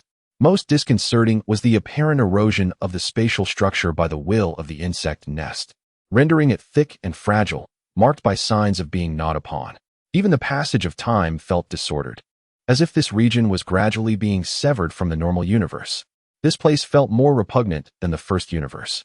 Number 17 flared up, pulverizing a nearby small flying insect into dust. Number 18 immediately sensed that the tainted fragment of the spark lay deep within this biological carpet, at the core of a nest emitting the strongest void fluctuations. "Stay close to me and do not stray from my side," Number 18 intoned gravely, extending a silver-blue domain of existence that enveloped them both. Wherever the domain reached, the encroaching essence of the void was temporarily severed. They began advancing toward the core of the nest. Countless insect units surged forth like a tide, their shells glimmering with a ghostly light as they absorbed energy, their mandibles capable of rending space, imbued with the property of erasure in their attacks. Number 17 roared, charging ahead. His fists, enveloped in intensely refined azure flames, held the power to shatter stars with each blow. Boom! A punch shattered a massive armored insect, its shell exploding, juices splattering. Swish! A swift slice from his hand cleaved a flying blade insect cleanly in two. Number 17 fought like an unflagging war god, carving a bloody path through the sea of insects, annihilating them with each strike. Yet, the number of insects seemed endless, and they appeared to adapt continuously to No. 17's methods of attack. "Sister, these bugs seem to be learning from me." Number 17 found the situation somewhat vexing. Number 18 observed and sensed the unfolding scenario. She discerned that the entire nest functioned like a colossal biological computer, with every insect unit acting as its terminal, sharing combat data and learning capabilities. "We cannot engage in a war of attrition," Number 18 calmly concluded. "Their energy source appears to be linked to the biological carpet and that dark red sky, nearly limitless. We must strike directly at the core." Number 18's gaze fixed on a swarm of insects ahead that was preparing a combined energy attack. She extended a finger and pointed into the air. Definition: energy connection severed. In the center of that swarm, a small segment seemed to be instantaneously erased by an invisible eraser. The gathering combined attack abruptly ceased, energy spiraling out of control within the swarm, resulting in a series of violent explosions. This was her new application of the power of the order fragments, precisely negating a connection or state at a microscopic level.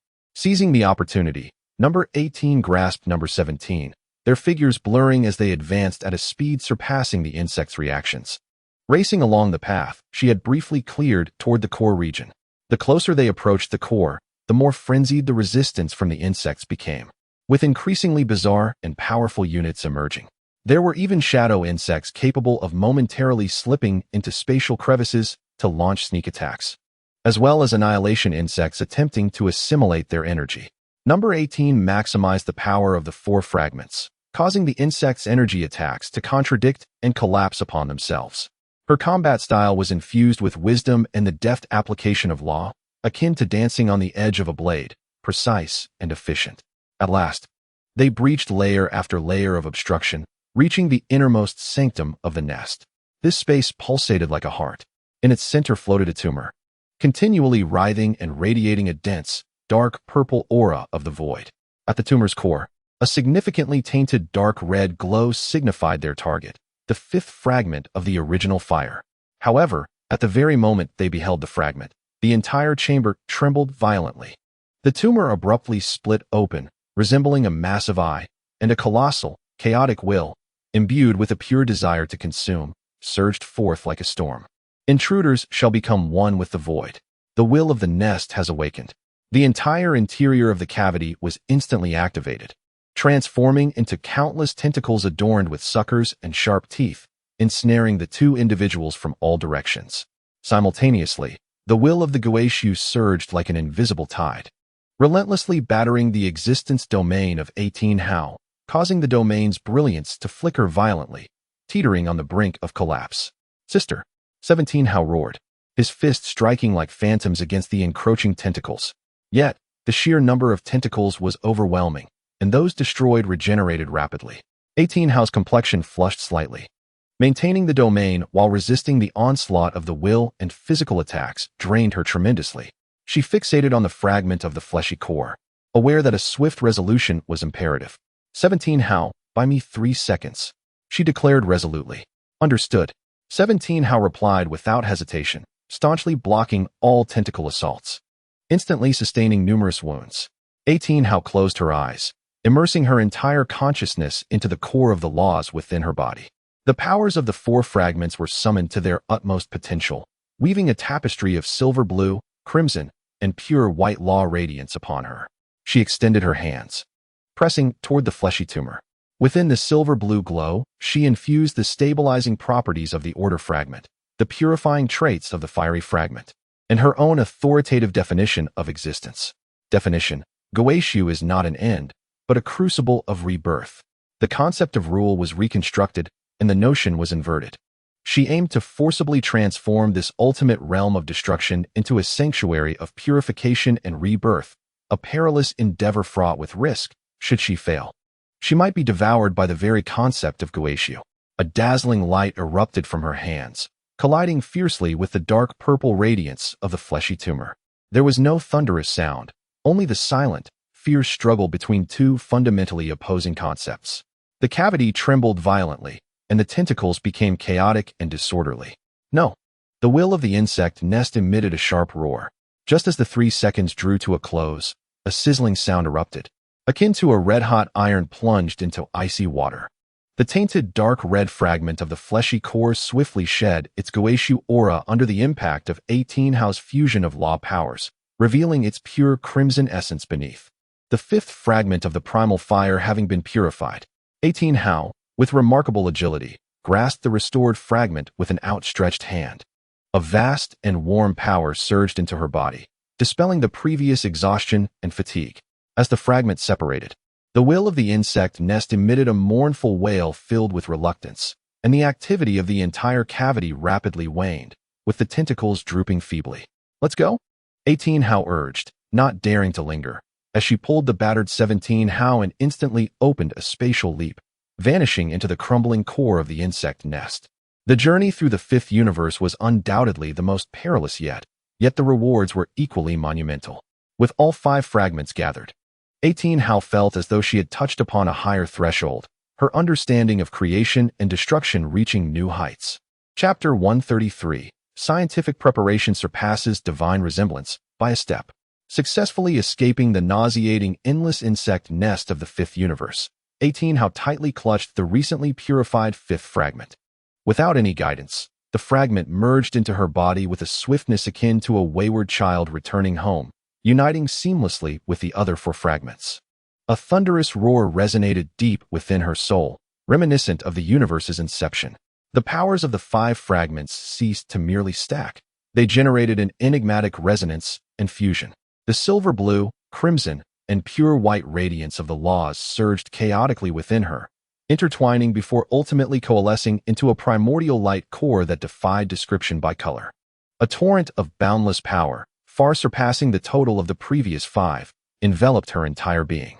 She felt her body groan under the weight of this force, yet soon, the energy streaming from the light core began to fundamentally reshape her form.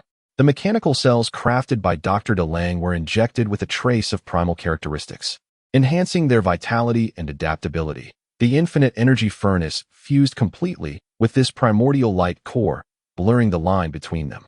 Even her soul imprint underwent a cleansing by this radiance, becoming more solidified. A moment of clarity washed over her as the bottleneck of her vessel was forcibly shattered. It was not a transformation through external means, but a leap in life levels from within. She floated within the leap passage, exuding an aura that made even 17 How beside her feel a sense of trepidation and pressure. "Sister, are you all right?" 17 How inquired with concern. "I am fine," 18 How replied, shaking her head, her gaze now imbued with unwavering determination. "On the contrary, I have never been clearer about what I must do. We need to return to the 7th universe and retrieve the 6th fragment." She raised her hand once more, and this time, the vortex of spatial leap formed almost instantaneously with her intent, stable, swift, as if she had become a part of the laws of space itself. The two stepped forward and found themselves back in the familiar star domain of the 7th universe. The source of resonance for the 6th fragment made 18 How pause momentarily, as the direction was, astonishingly, Earth. "Doctor's laboratory?" 17 How expressed her surprise. Without hesitation, 18 How locked onto the coordinates and leapt once more. In the next moment, they appeared in Dr. DeLange's central laboratory, filled with futuristic technology. Bulma, who was engrossed in analyzing data, was startled by the sudden appearance of the two. 18 How? 17 How? What are you? Her words faltered as she beheld the markedly different aura of 18 How, her deep, unfathomable starry eyes, and the undeniable vastness radiating from her being. Doctor. Bulma hurriedly initiated communication. The holographic image of Dr. DeLange materialized instantly. He gazed at 18 How, his eyes first reflecting a flicker of shock, quickly transforming into ecstasy and immense relief. "Have we succeeded?" "No, we are close to success." The voice of DeLange resonated with uncontainable excitement. "I can sense a fundamental leap in the energy level within you. This is the ultimate form that science ought to pursue."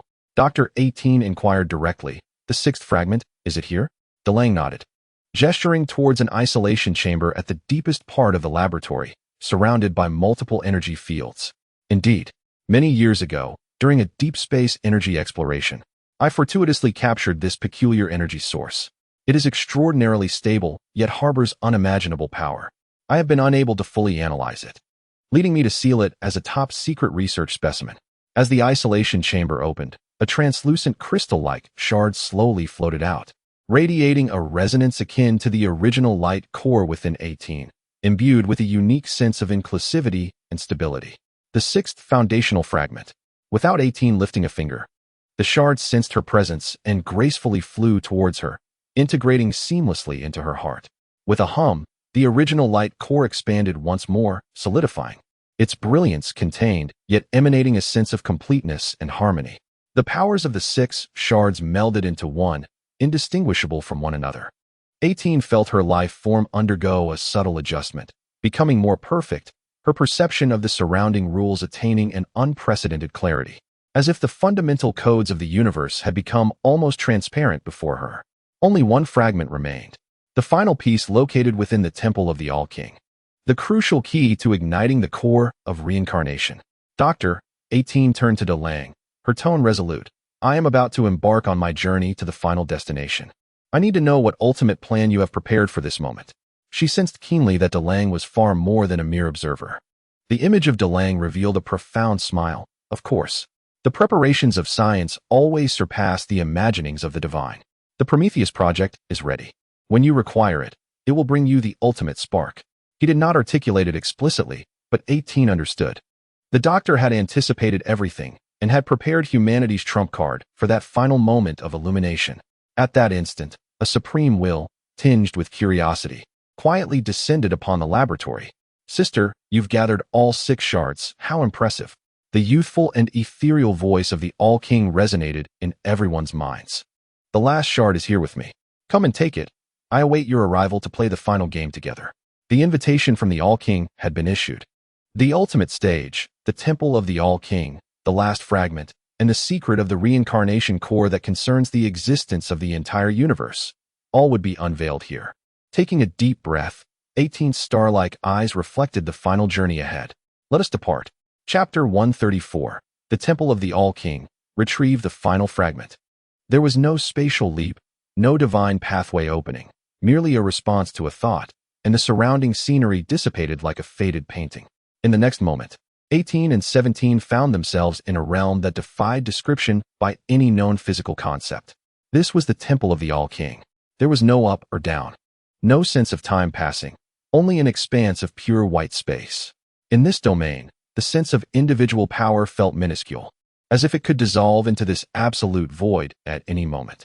At the center of their vision, a small figure clad in a spacesuit sat upon a floating throne, swinging tiny legs, its innocent and curious eyes fixated on the two newcomers. The high priest stood silently beside, maintaining a flawless smile, while Weiss had quietly positioned himself at their side, nodding gently at 18. "Sister is here." The All-King clapped his hands, his voice echoing in the pure space. Look, look. Sister has become so shiny." He excitedly pointed at 18. At that moment, 18 radiated with the original brilliance resulting from the fusion of 6 shards. Her star-like eyes held the depth of the universe, resonating subtly with the pure space of the temple.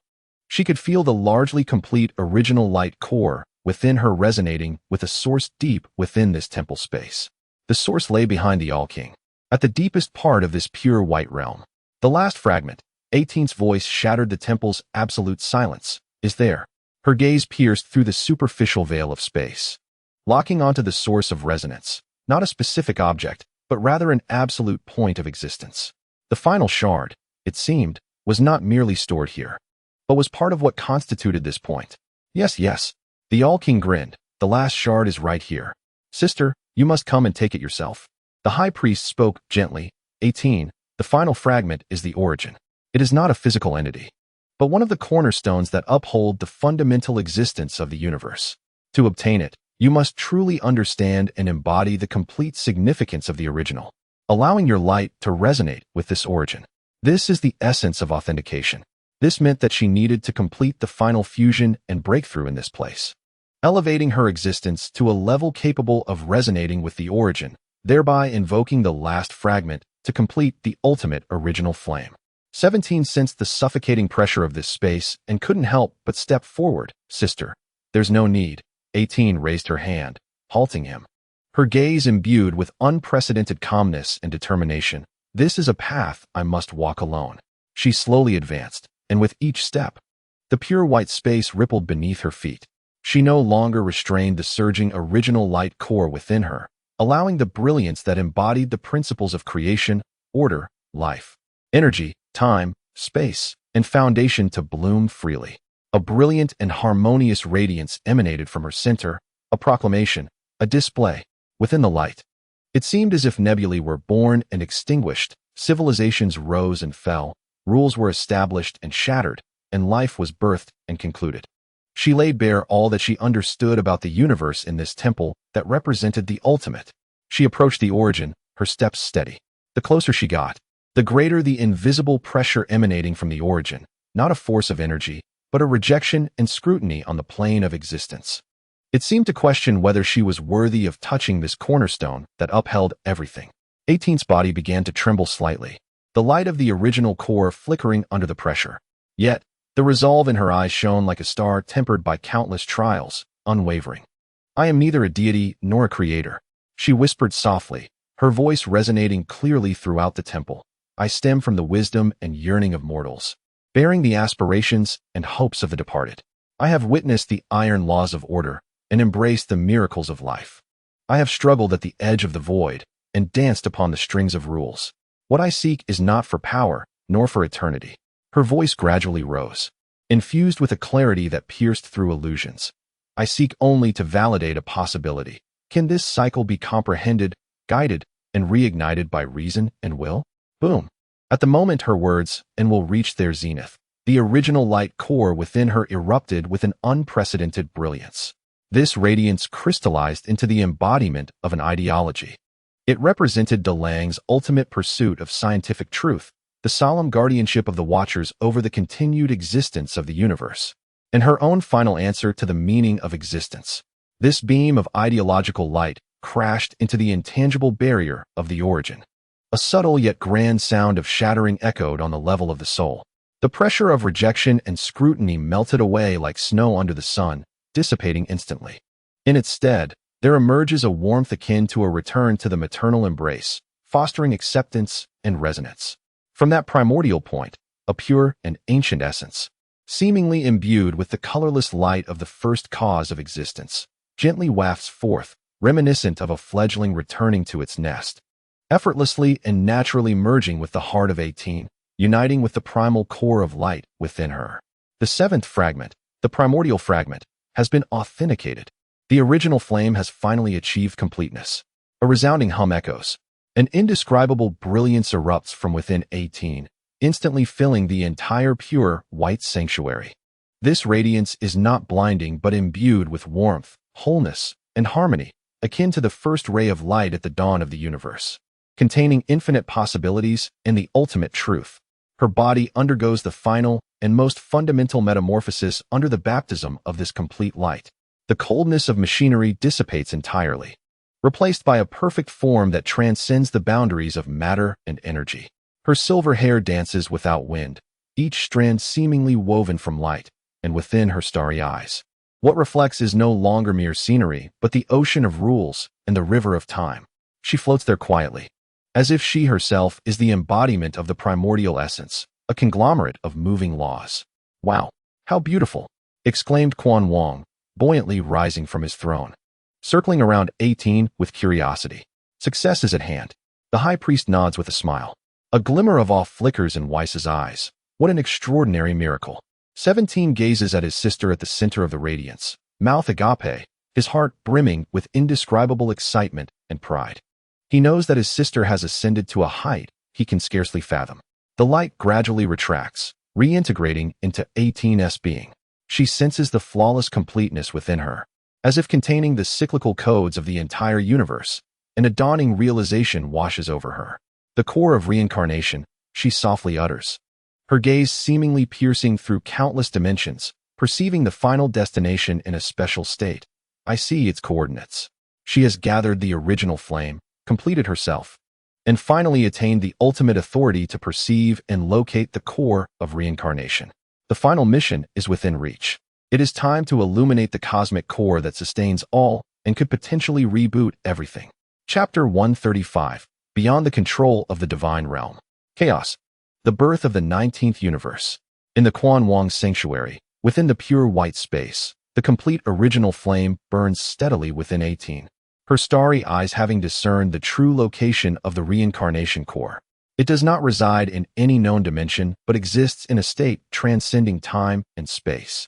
At the confluence and origin of all universes. An absolute domain that can only be perceived and reached by gathering the keys of the original flame. It is time. 18's icy voice resonates with undeniable resolve. She does not seek the consent of Quan Wong. The ritual between her and the reincarnation core has long been destined. She raises her hand, palm upward, as the complete original flame coalesces in her palm, transforming into a beam of light that pierces through eternity, directed toward a non-existent point in the void of the sanctuary. This serves as the confirmation and activation of the coordinates. A deep, reverberating hum erupts unexpectedly, resonating throughout the depths of every cosmic soul.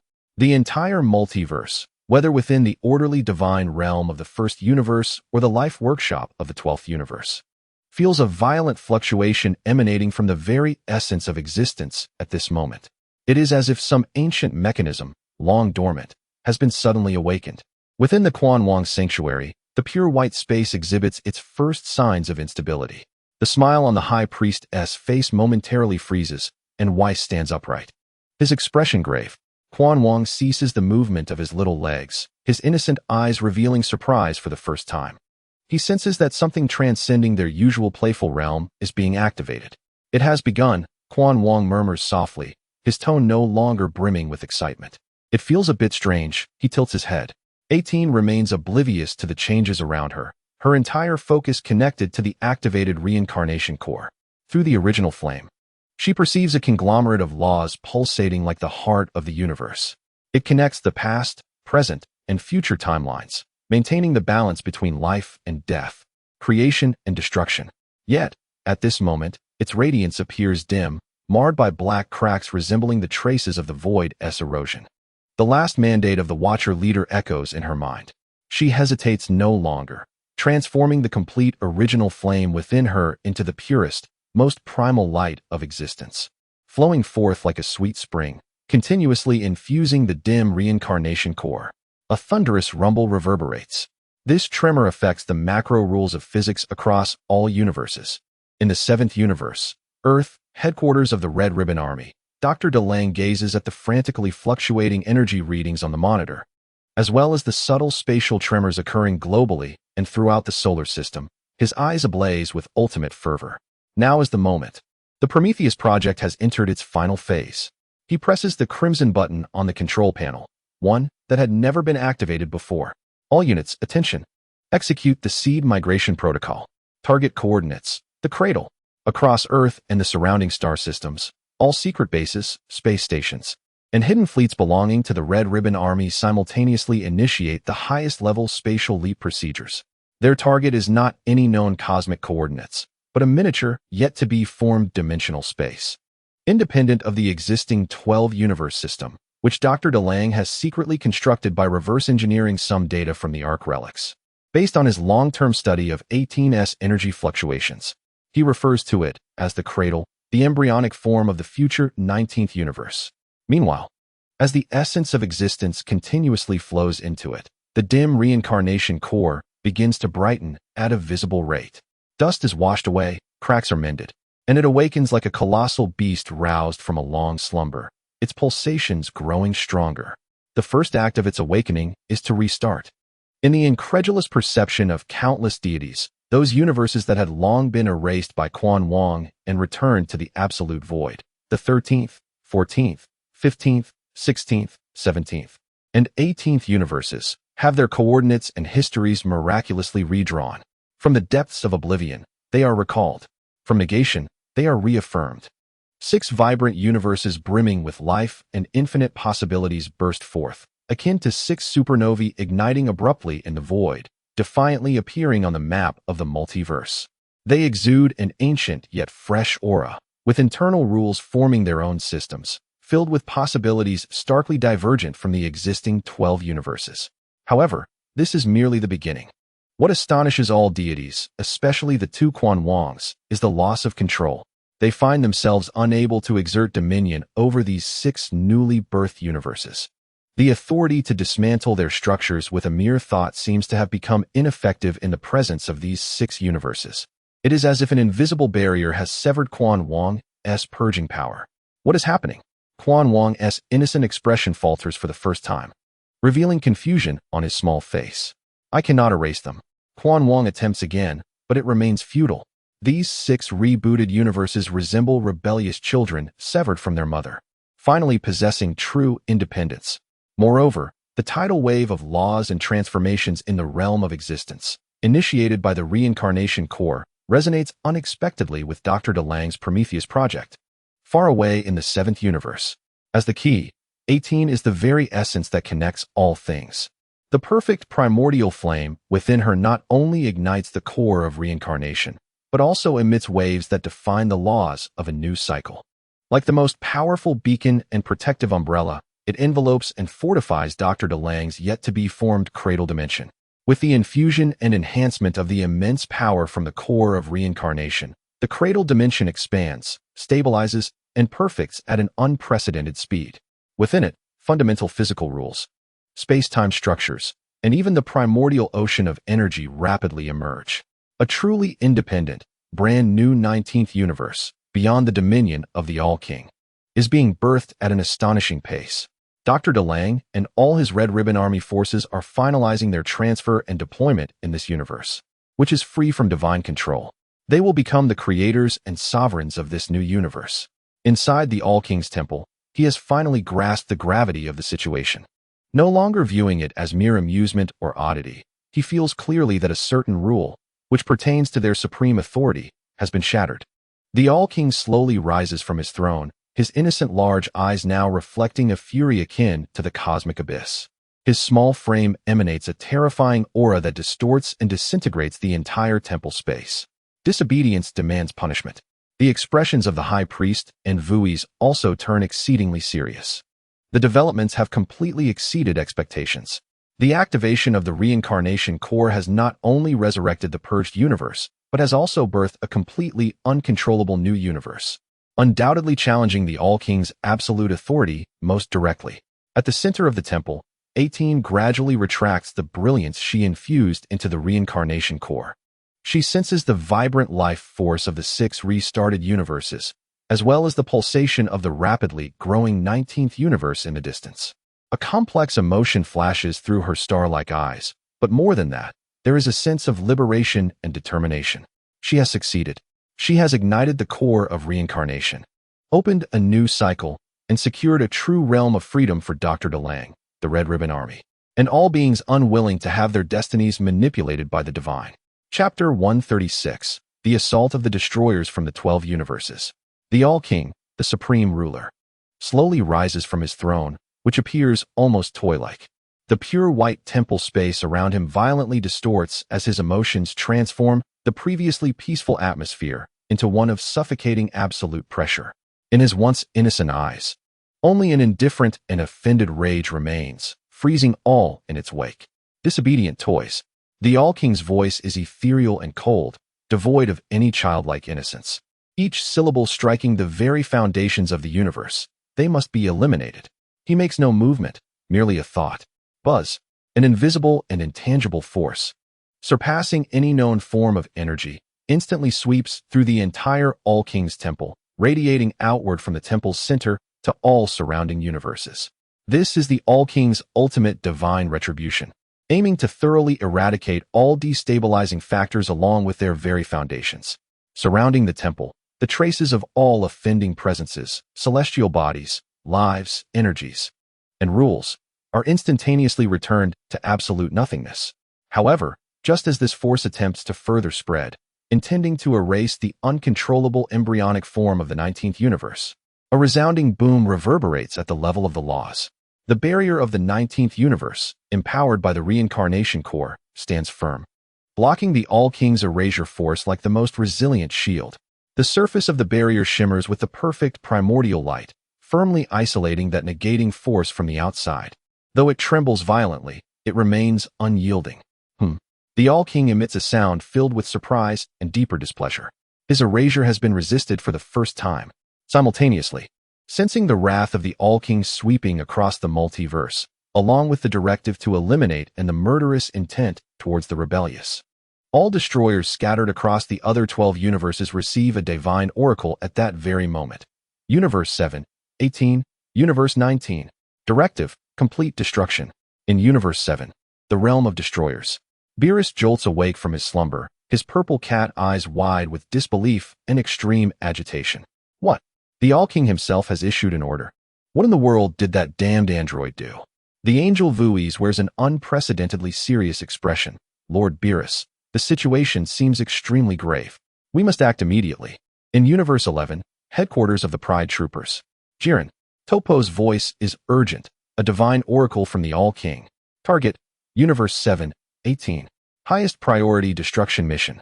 Jiren, who had been meditating with his eyes closed, suddenly opens them. The crimson flames of determination and a heaviness of unutterable gravity igniting within his pupils. He silently rises, his powerful aura surging skyward. Almost simultaneously, in Universe 1, Universe 5, Universe 8, and Universe 12, all under the All-King's jurisdiction, the destroyers or their agents, and some top-tier warriors unhesitatingly execute the divine oracle, tearing through space toward the All-King's temple and the forming 19th universe. Within the All-King's temple, the space continuously fractures like a shattered mirror. Figures exuding terrifying destructive energy emerge from the void, responding to the call like demons. Beerus, with a chilling intent to kill, gathers destructive energy at his fingertips. Although Kampa mumbles about trouble, his corpulent form emanates an astonishing aura of oppression. Destroyers Quitella, Rumshire, Hellas, and Sidra surround 18 from all sides, each carrying their own law attributes. Further away, Jiren, Topo, and other top warriors also block all escape routes. The entire temple has transformed into the ultimate hunting ground, and the only target of the hunt is the recently empowered 18, whose energy has yet to fully stabilize after completing her mission. Sister 17's eyes widen in fury, wanting to rush forward, but he is firmly subdued by the auras of several destroyers, finding it difficult to even move. 18 floats at the center of the hunting ground, her star-like eyes scanning the surrounding gods who are poised to strike. The perfect primordial flame within her, having been greatly consumed by resisting the All-King's erasure and igniting the reincarnation core, still burns steadily, radiating an unassailable majesty. Surrender, rebellious one.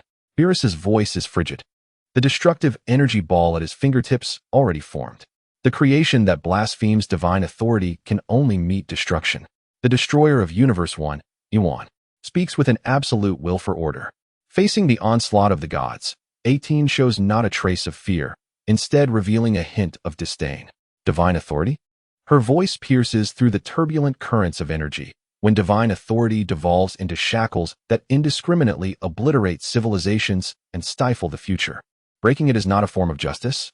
She no longer speaks further, clasping her hands before her chest as the perfect primordial flame begins to operate in an unprecedented manner. Silver blue, crimson, pure white, and emerald lights of various laws intertwine and merge around her, ultimately forming a thin layer of chaotic light that envelopes her entire being. The primordial power resists all forms of intrusion. Unyielding. Strike. Beerus bellows, hurling the destructive energy ball in his hand with great force. Like the sounding of a battle horn, all destroyers simultaneously unleash their most powerful attacks. Beerus' Annihilation Energy Ball, Kappa's Greedy Devouring Wave, Yuan's Order-Breaking Spear, Quitella's Toxic Corrosion Domain. Countless terrifying attacks, capable of effortlessly obliterating star systems, surge from all directions, instantly engulfing the diminutive figure of 18. The explosive radiance and tumultuous energy torrents engulfed everything, causing even the spatial structure of the temple to shatter utterly at that moment, revealing beneath it the endless chaos of dimensional turbulence. The gods united in a single strike, their power potent enough to reignite a universe. Yet, as the cataclysmic brilliance gradually dissipated, the core of all the assaults, that thin veil of chaotic light, remained, despite its violent flickering and unstable shimmer, as if it could shatter at any moment. It indeed thwarted the formidable combined onslaught of the multiverse's mightiest forces. Beneath the veil, a glimmer of luminous blue energy liquid seeped from the corner of number 18's mouth, indicating the immense burden this strike imposed upon her. Yet her star-like eyes grew ever brighter, akin to burning stars. How is this possible? Xiang Pa exclaimed in astonishment. She actually withstood all of our attacks. Haile Si could hardly believe it. The whole king observed everything with an icy indifference. Witnessing number 18 withstand the god's assault, a deeper fury ignited within his apathetic gaze. A futile struggle. Slowly, he raised his gloved hand. This time, it was not a sweeping eradication, but a targeted, absolute obliteration. A will of annihilation, tenfold or even 100-fold more terrifying than before, surged forth like an invisible shackle, instantly traversing space to firmly bind number 18 within the veil of light. No. 18 trembled, sensing an unprecedented threat of death.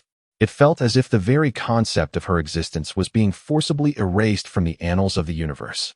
At that critical juncture, at this very moment, Prometheus descends. A roar filled with resolve and scientific zeal pierced the dimensional barriers, resonating clearly within number 18's consciousness. It was DeLang's voice. Simultaneously, the core of the 19th universe, which was growing wildly, erupted with a surge of overwhelming energy, imbued with human rationality and indomitable will. Like a volcano that had slumbered for eons, a pure white torrent of energy, crystallized from the technological achievements of the Red Satin Brigade, surged forth like a sword transcending the cosmos, defying the distances of space and dimension, and precisely infused itself into number 18's being. This was not primordial power. It was humanity's counterattack, a final challenge initiated by science against divine authority. As this force flowed into her, the chaotic light veil surrounding number 18, which had been teetering on the brink of collapse, instantly stabilized, solidified, and blazed with brilliance. She lifted her head, and within her star-like eyes, the primal laws and human will merged flawlessly. She faced the whole king's erasure-inducing directive without fear, raising her fist. The ultimate confrontation, the final clash between science and divine will, ignited at this moment. Chapter 137, forcing the whole king into a dilemma. The Prometheus power, embodying human wisdom and unyielding spirit, surged into number 18 like the final piece of a puzzle. This power was not primordial, yet it represented the very essence of possibilities, a rational rebellion against ignorance, a civilization's challenge to divine authority. Buzz. The chaotic light veil enveloping number 18 erupted with an unprecedented radiance. The ocean of primal fire's laws and Prometheus's torrent of rationality collided violently within her, birthing an extraordinary transformation. Her form began to undergo incredible changes.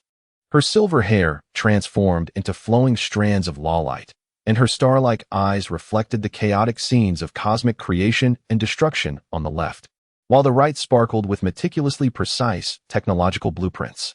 She seemed to embody both the essence of nature and the terminal of reason, the whole king's binding force. Capable of erasing individual existence, faltered under the impact of this nascent power, as if the invisible erasure command encountered a paradox it could not immediately decipher. Human light? A fleeting glimmer of astonishment crossed the whole king's indifferent eyes, one he himself barely recognized. In that fraction of a second of stasis, number 18 acted. She concentrated all the power inherited from the Watcher's legacy and humanity's aspirations into her right fist. She struck out against the whole king's raised hand of ultimate annihilation. The Genesis fist. At that moment, time lost its significance, space lost its scale, and causality lost its chain. In the horrified perceptions of the numerous destroyers and angels, they beheld an incomprehensible spectacle. The collision between number 18's fist and the whole king's diminutive palm was not merely a clash of energies, but a frenzied erosion, negation, and redefinition of two entirely different worldviews. On one side stood the whole king, representing established order and ultimate judgment. On the other side was number 18, embodying the infinite possibilities of self-evolution and the fire of reason. Crack! A crisp sound, freezing the soul, emanated not from matter, but from the ultimate laws sustaining the balance of the multiverse. For the first time, a clear crack appeared upon the aura of authority surrounding the whole king. The posture symbolizing the erasure action was forcibly interrupted. Silence. A deathly stillness. All the destroyers, all the observing angels, even the high priest, were frozen in disbelief, unable to comprehend the scene before them. The supreme authority of the whole king, his dominion, his erasure, had been directly shaken. Though merely a pause in action and a crack upon the aura of authority, this was unprecedented in the countless eons of cosmic history. The whole king slowly lowered his hand, gazing down at his gloved hand, then lifted his gaze to meet number 18's unwavering and fiery eyes. The ice within his indifferent gaze shattered completely, replaced by a terrifying light of unbridled rage. "You," the whole king's voice resonated low, as if millions of stars extinguished simultaneously, "have sullied my glove." His body began to emanate a more fundamental wave, one that signified the invocation of true primal power. However, just as the whole king's fury was about to explode, determined to annihilate number 18 and the newly born 19th universe at all costs, the high priest's voice, gentle yet imbued with undeniable authority, rang out. "My lord, please temper your anger." He stepped forward, slightly bowing, positioning himself between the whole king and number 18. The whole king's frigid gaze shifted to the high priest. "My lord," the high priest said, extending his hand to point towards the temple's void, which had become extremely unstable due to the recent violent clash of laws. Within the void, due to the crack in the whole king's aura of authority and the impact of number 18's Genesis strike upon the rules, the threads of law connecting the existing 12 universes flickered erratically, resembling damaged circuits with signs of collapse in certain areas. Simultaneously, the 6 recently reignited universes and the newly born 19th universe, having lost the absolute suppression of the whole king's authority, expanded at an unprecedented speed, radiating powerful law energy that began to erode and influence the stability of the existing 12 universes. More importantly, the reincarnation core, rejuvenated and infused with new vitality by No. 18, pulsed with increasing vigor, emanating a cyclical force that subtly repaired and covered the traces of erosion left by the void's origin. Moreover, its influence appeared to extend beyond the 6 reignited universes, gradually permeating the 12 universes under the whole king's control. A new order of the multiverse, fraught with complexity and variability, was irreversibly taking shape. Forcibly erasing number 18 could potentially destabilize the reincarnation core once more, even triggering a chain reaction that would accelerate the replacement of this new order over the old, with consequences far beyond the whole king's control. Following the high priest's indication, the whole king, with eyes imbued with boundless wisdom, instantly grasped the entirety of the situation. The terrifying aura surrounding him gradually converged.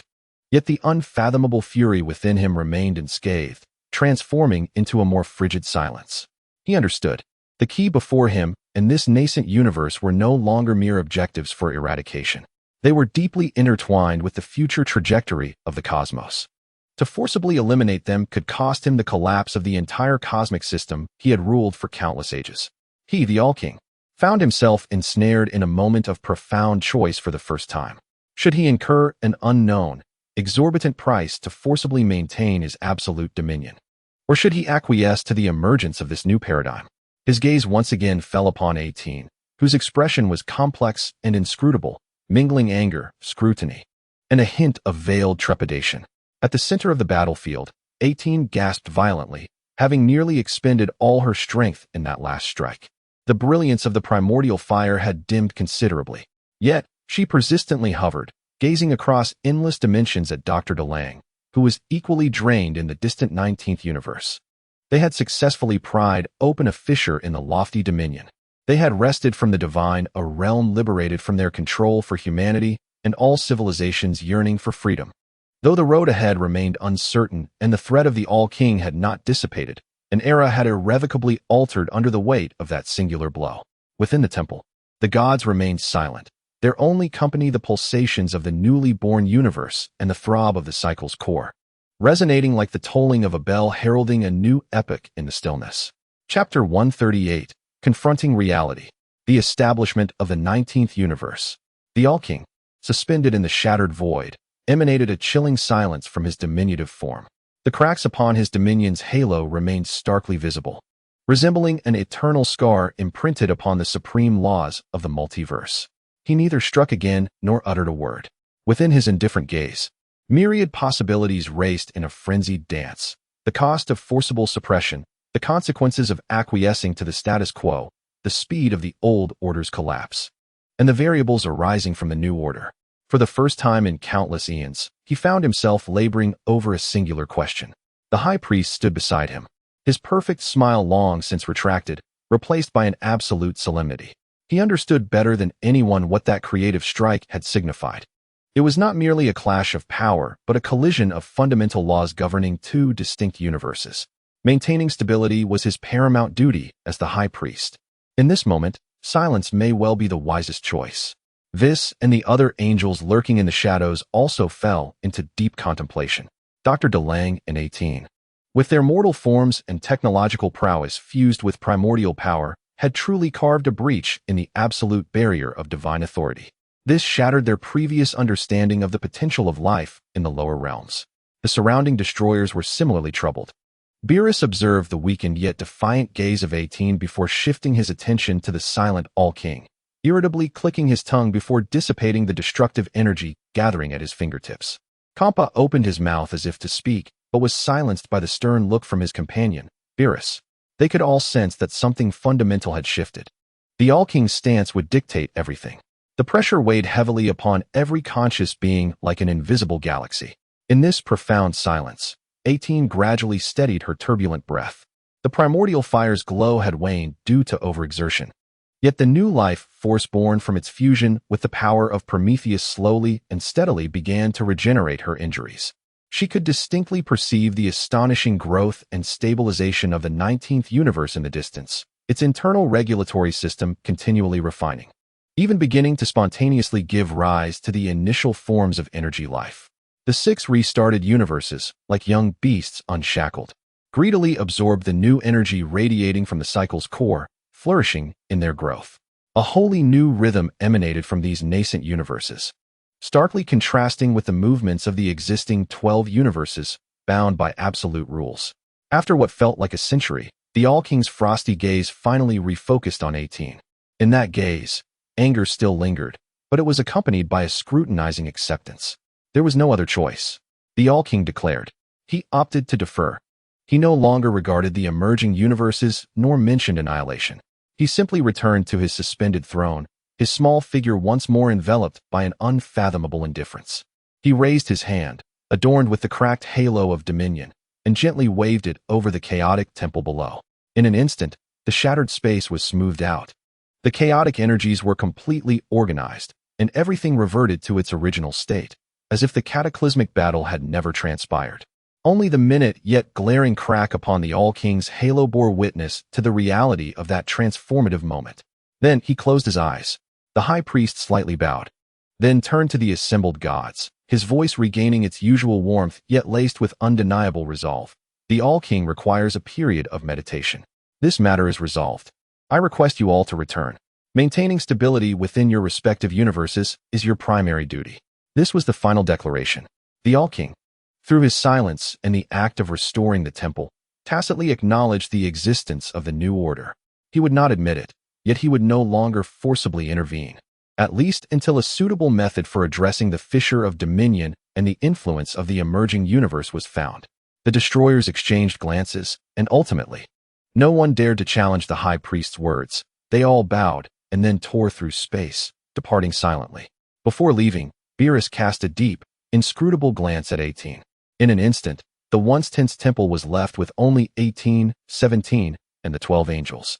It seems you have succeeded. Vis flew to 18's side, his elegant smile tinged with genuine admiration. To shake the divine authority and forge a new realm with mere mortal strength. This was something even we had not envisioned. 18 gazed at the All-King, who seemed both one with and profoundly distant from the entire universe, feeling a heavy sense of release. This is not victory, she replied coldly.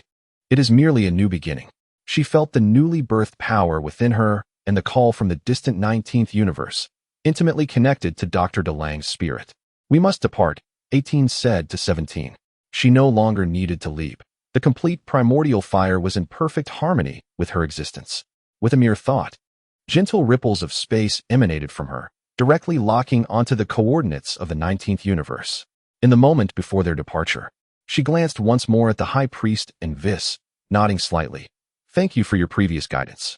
Though we ultimately diverged, Vis's earlier guidance undoubtedly aided her in mastering her power and understanding the rules more swiftly. 18 did not respond. Alongside 17, they slowly merged into the spatial ripples, vanishing completely from the pristine temple.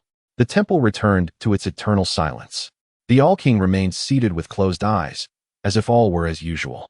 Yet, all sentient beings with acute perception understood that the fabric of the multiverse had been irrevocably transformed from that moment on. A 19th universe, carved out by human technology and free from the All-King's dominion, had officially stepped onto the stage of history. 6 ancient, yet newly birthed universes, replete with unknown civilizations and rules, rejoined the grand family of the multiverse. A new epic, accompanied by countless possibilities and unknown challenges, had thunderously commenced. Chapter 139. The Awakening Consciousness Within the Sea of the Buried Gods. The 19th universe has now been officially named by Dr. DeLange as the Origin Realm. It is no longer the fragile embryonic form that once needed the primordial fire's forceful support. Under the continuous nourishment of the immense energy from the core of reincarnation, it has blossomed into a structurally stable and boundless true universe. The starry sky presents a gentle backdrop of multicolored energy, a manifestation of the primordial laws that are yet to fully stabilize. The stars are peculiar celestial bodies that defy the physical laws of the old universe. The headquarters of the Hongdan Daijun is suspended at the center of a silver nebula composed of innumerable hexagonal energy modules. Within the fortress, automated engineering operates tirelessly day and night, utilizing the unique energy and materials of the Origin Realm to create new entities that embody an understanding of the primordial laws. In the central command room, DeLange gazes at the increasingly prosperous and intricate cosmic panorama on the grand star map, his eyes sparkling with the brilliance of a master. He is more composed than in the past, yet the sharpness of a scientific maverick remains undiminished, deepened by this creation-like endeavor. The stability of the energy circulation system has reached 987, surpassing design expectations. The 7th star region has discovered high-purity law crystal mines, and automated mining teams have been dispatched. The deployment of space-time stability anchor points, based on the legacy of the Watchers and the reverse engineering of primordial laws, has completed its initial phase, effectively calming the ripples of regulation in the border areas. As the chief scientist, Buma quickly reports various data, her eyes filled with excitement and a sense of accomplishment. This is the ultimate paradise of scientists, where one can explore the truths of the universe without any constraints. Excellent. DeLange nods. What is the progress of the Legion's migration? We have completed 97. All core personnel, technical data, and the seeds of Earth civilization we could gather have been safely transferred to the habitable star domains of the origin realm. Bumar replies, pausing slightly. However, Doctor, we have detected that the 6 restarted universes, the original 1318 universe, are developing at a pace that exceeds model predictions, especially the 18th universe, which seems to be nurturing an extraordinarily powerful individual life response, with energy levels rapidly approaching those of a destroyer. DeLange's gaze sharpens. The restarted universes carry the erased ancient history and resentments. Their foundation is inherently remarkable. For now, we should refrain from proactive contact.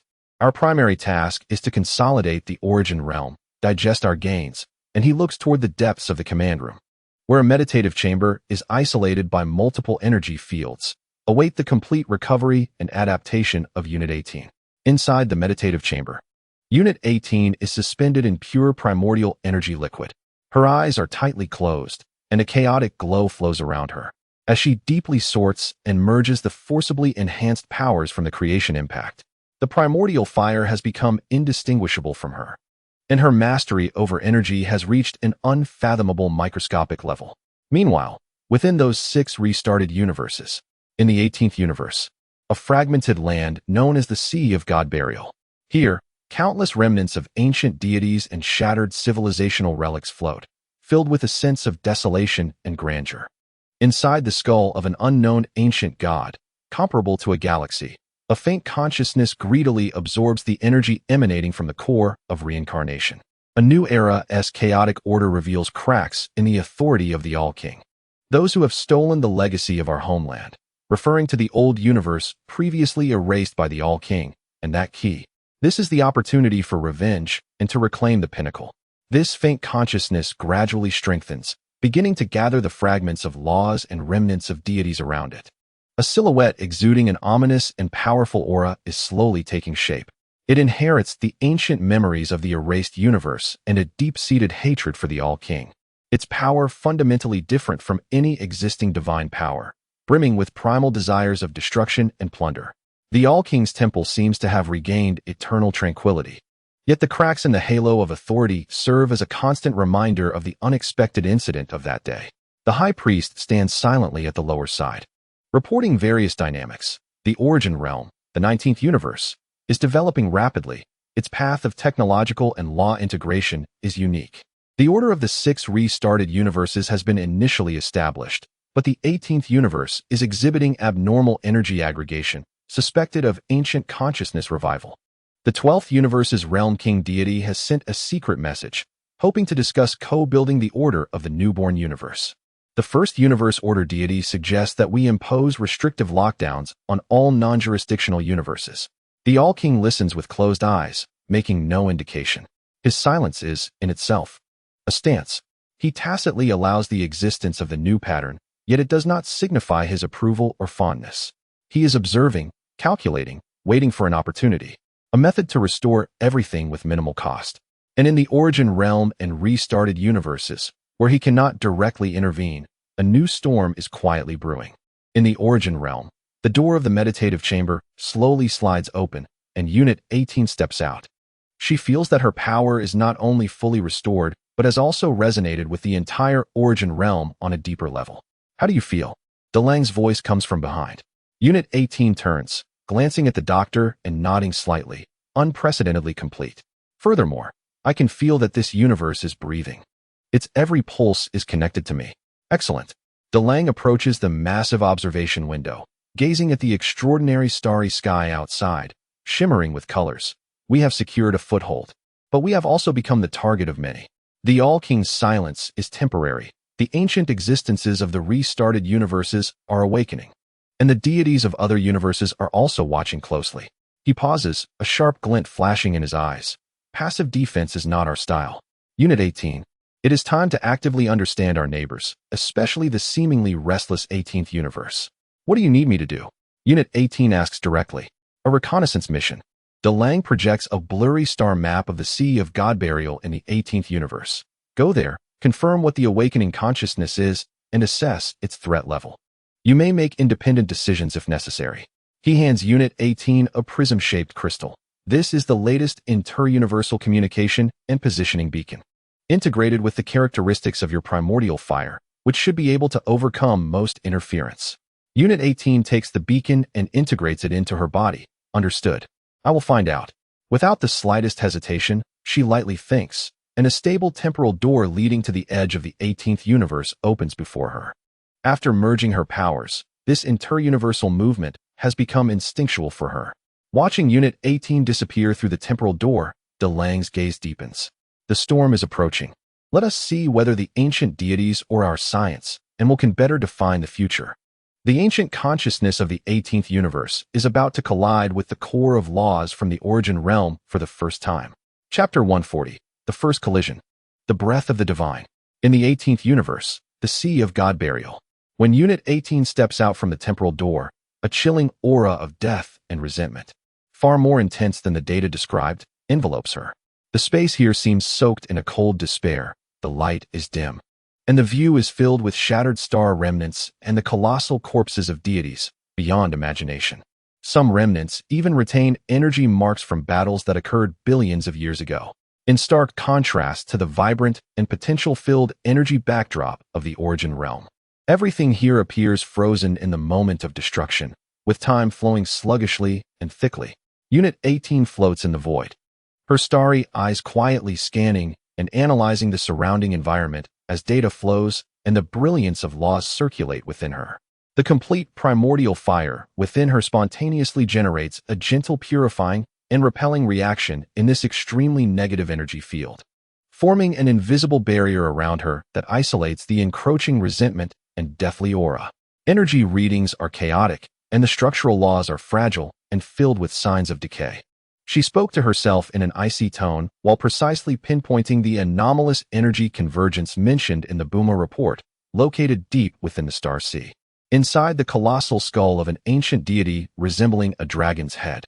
Without hesitation, she transformed into a dim wisp of light that seamlessly blended with the environment, stealthily maneuvering towards her target area. Her mastery over space had reached perfection. As she moved, no spatial ripples were stirred, as if she were an intrinsic part of this desolate realm.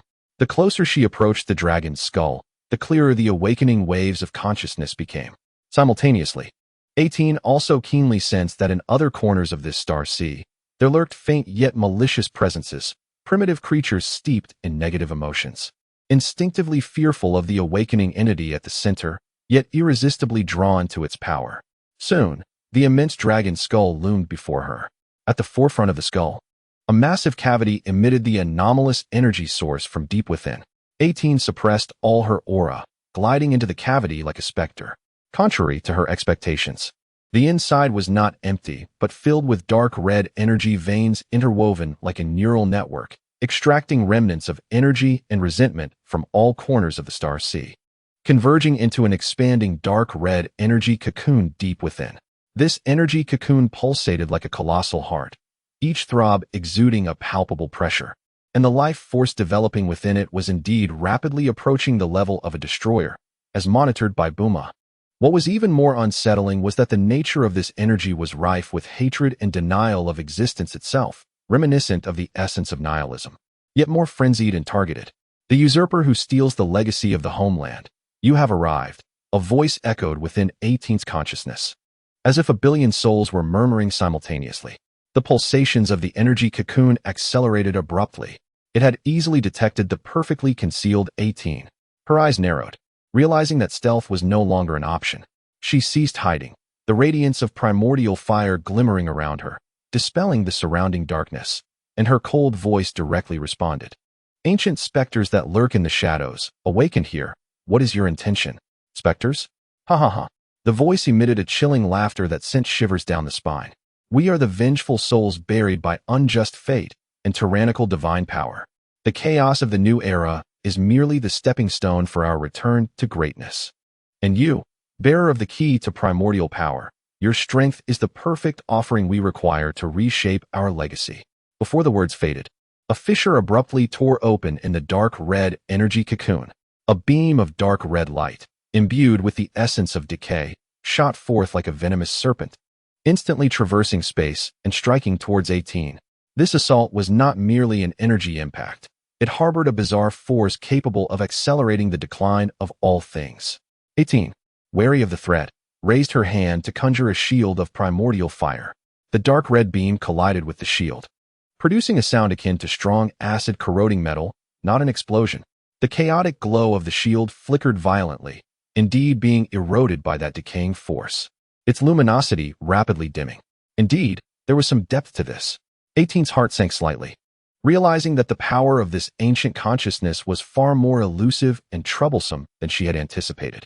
The curvature of space warped.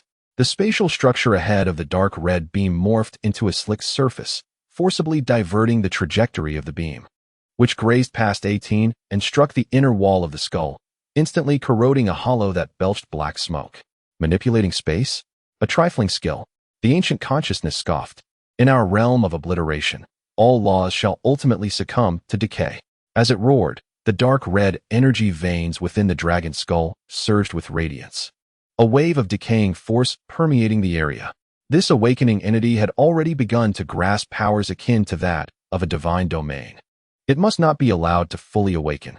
18 made her judgment in an instant. Her eyes spun rapidly. Amplifying the power of primordial fire, she proactively launched an attack. She grasped the air, condensing the flawless primordial fire in her palm into a sword of law shimmering with chaotic brilliance. The blade radiated a fusion of various laws: creation, order, life, time, and space. Flash! She cried out, the sword of law cutting through the air with a fierce momentum aimed at the dark red energy cocoon. This strike encapsulated her understanding of existence, intending to fundamentally deny the very state of the cocoon's existence. Arrogance. The being within the energy cocoon seemed to sense the threat. Dark red light surged wildly, coalescing into a massive claw to confront the sword of law. Boom! Two forces of entirely opposite natures collided violently within the ancient skull. There were no dazzling explosions of energy, only a fierce annihilation and counteraction at the level of law. The entire dragon's skull emitted a groan of unbearable strain. Massive cracks spreading from within. 18 was propelled backward by the tremendous backlash, her arm tingling slightly from holding the sword. The energy cocoon dimmed in response to the strike, clear fissures appearing on its surface, accompanied by a roar of pain and fury. You dare to wound me. Once I am fully awakened, I shall reduce you and your usurping universe to the dust of oblivion. Through the cracks in the energy cocoon, 18 glimpsed its interior, an entity composed of countless resentments and remnants of deities, with a core radiating a dark red light akin to an evil eye, fixating intently upon her. Having obtained crucial intelligence, her objective was accomplished. 18 resolved to disengage from battle. We shall speak again when you truly awaken, she coldly retorted, and with a thought, she forcibly tore open an unstable rift in the fabric of space within this realm of annihilation, her form vanishing into it, disappearing from the 18th universe. After her departure, the dark red energy surged wildly within the dragon's skull, hastening the repair of the energy cocoon, the hateful whisper reverberating in the silent star sea. Wait for it, Key. We shall meet again soon, and that will be your doomsday. The first cross-universal reconnaissance concluded with a brief yet intense clash of rules. 18 returned with vital information regarding the ancient evil deity, the Sovereign of Oblivion. Chapter 141. The Undercurrents of the Universe Surge. In the depths of the star sea of the 18th universe, the brief clash of rules rapidly spread to every corner of the multiverse. In the Origin Realm, within the central command room of Dalong, the figure of 18 stepped steadily through the temporal gateway, the chaotic aura around her gradually retracting. She uploaded the reconnaissance records, especially the data from her confrontation with the consciousness of the Sovereign of Oblivion, directly to the central mainframe.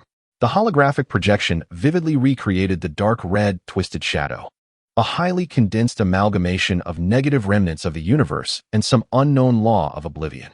Buma swiftly analyzed the data, her expression grave. Its law of corrosion is exceedingly potent, exhibiting exceptional destructive effects on conventional energy and spatial structures. If it fully awakens, its threat level will surpass that of a singular destroyer. Dr. Dalong crossed his hands beneath his chin, his gaze sharp as an eagle. Carrying the resentment of the erased universe, Its goal is revenge and a return to greatness. It seems we and the Omni King have a common predicament. He looked at Alice. We need to expedite the design of targeted law-neutralizing weapon prototypes. Let us employ scientific weapons to combat the rules of magic. Understood, Alice nodded, promptly immersing herself in the study of law-based weaponry. In the temple of the Omni King, the high priest calmly reported the latest intelligence to the meditative Omni King. In the 18th universe, it has been confirmed that the ancient consciousness known as Jimmy Zhuzai has awakened, possessing extraordinary powers that pose a significant threat.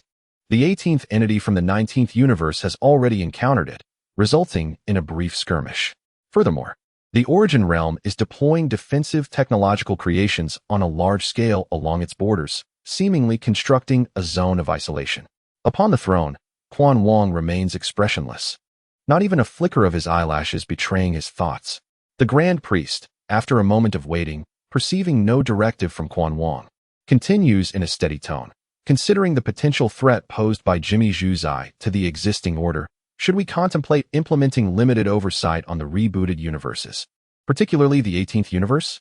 The silence of Quan Wang is akin to an unchanging abyss, neither affirming nor denying. This very demeanor is sufficient for the Grand Priest to understand that Quan Wang tacitly permits certain flexible measures. In the 12th universe, within the Court of Life, the Kaioshin observes the information regarding Jimmy Zhuzai with a furrowed brow. The resentment stemming from destruction directly contradicts the principles of creation. He turns to the angel beside him. We cannot passively allow such power to grow unchecked, as it may taint the very source of life.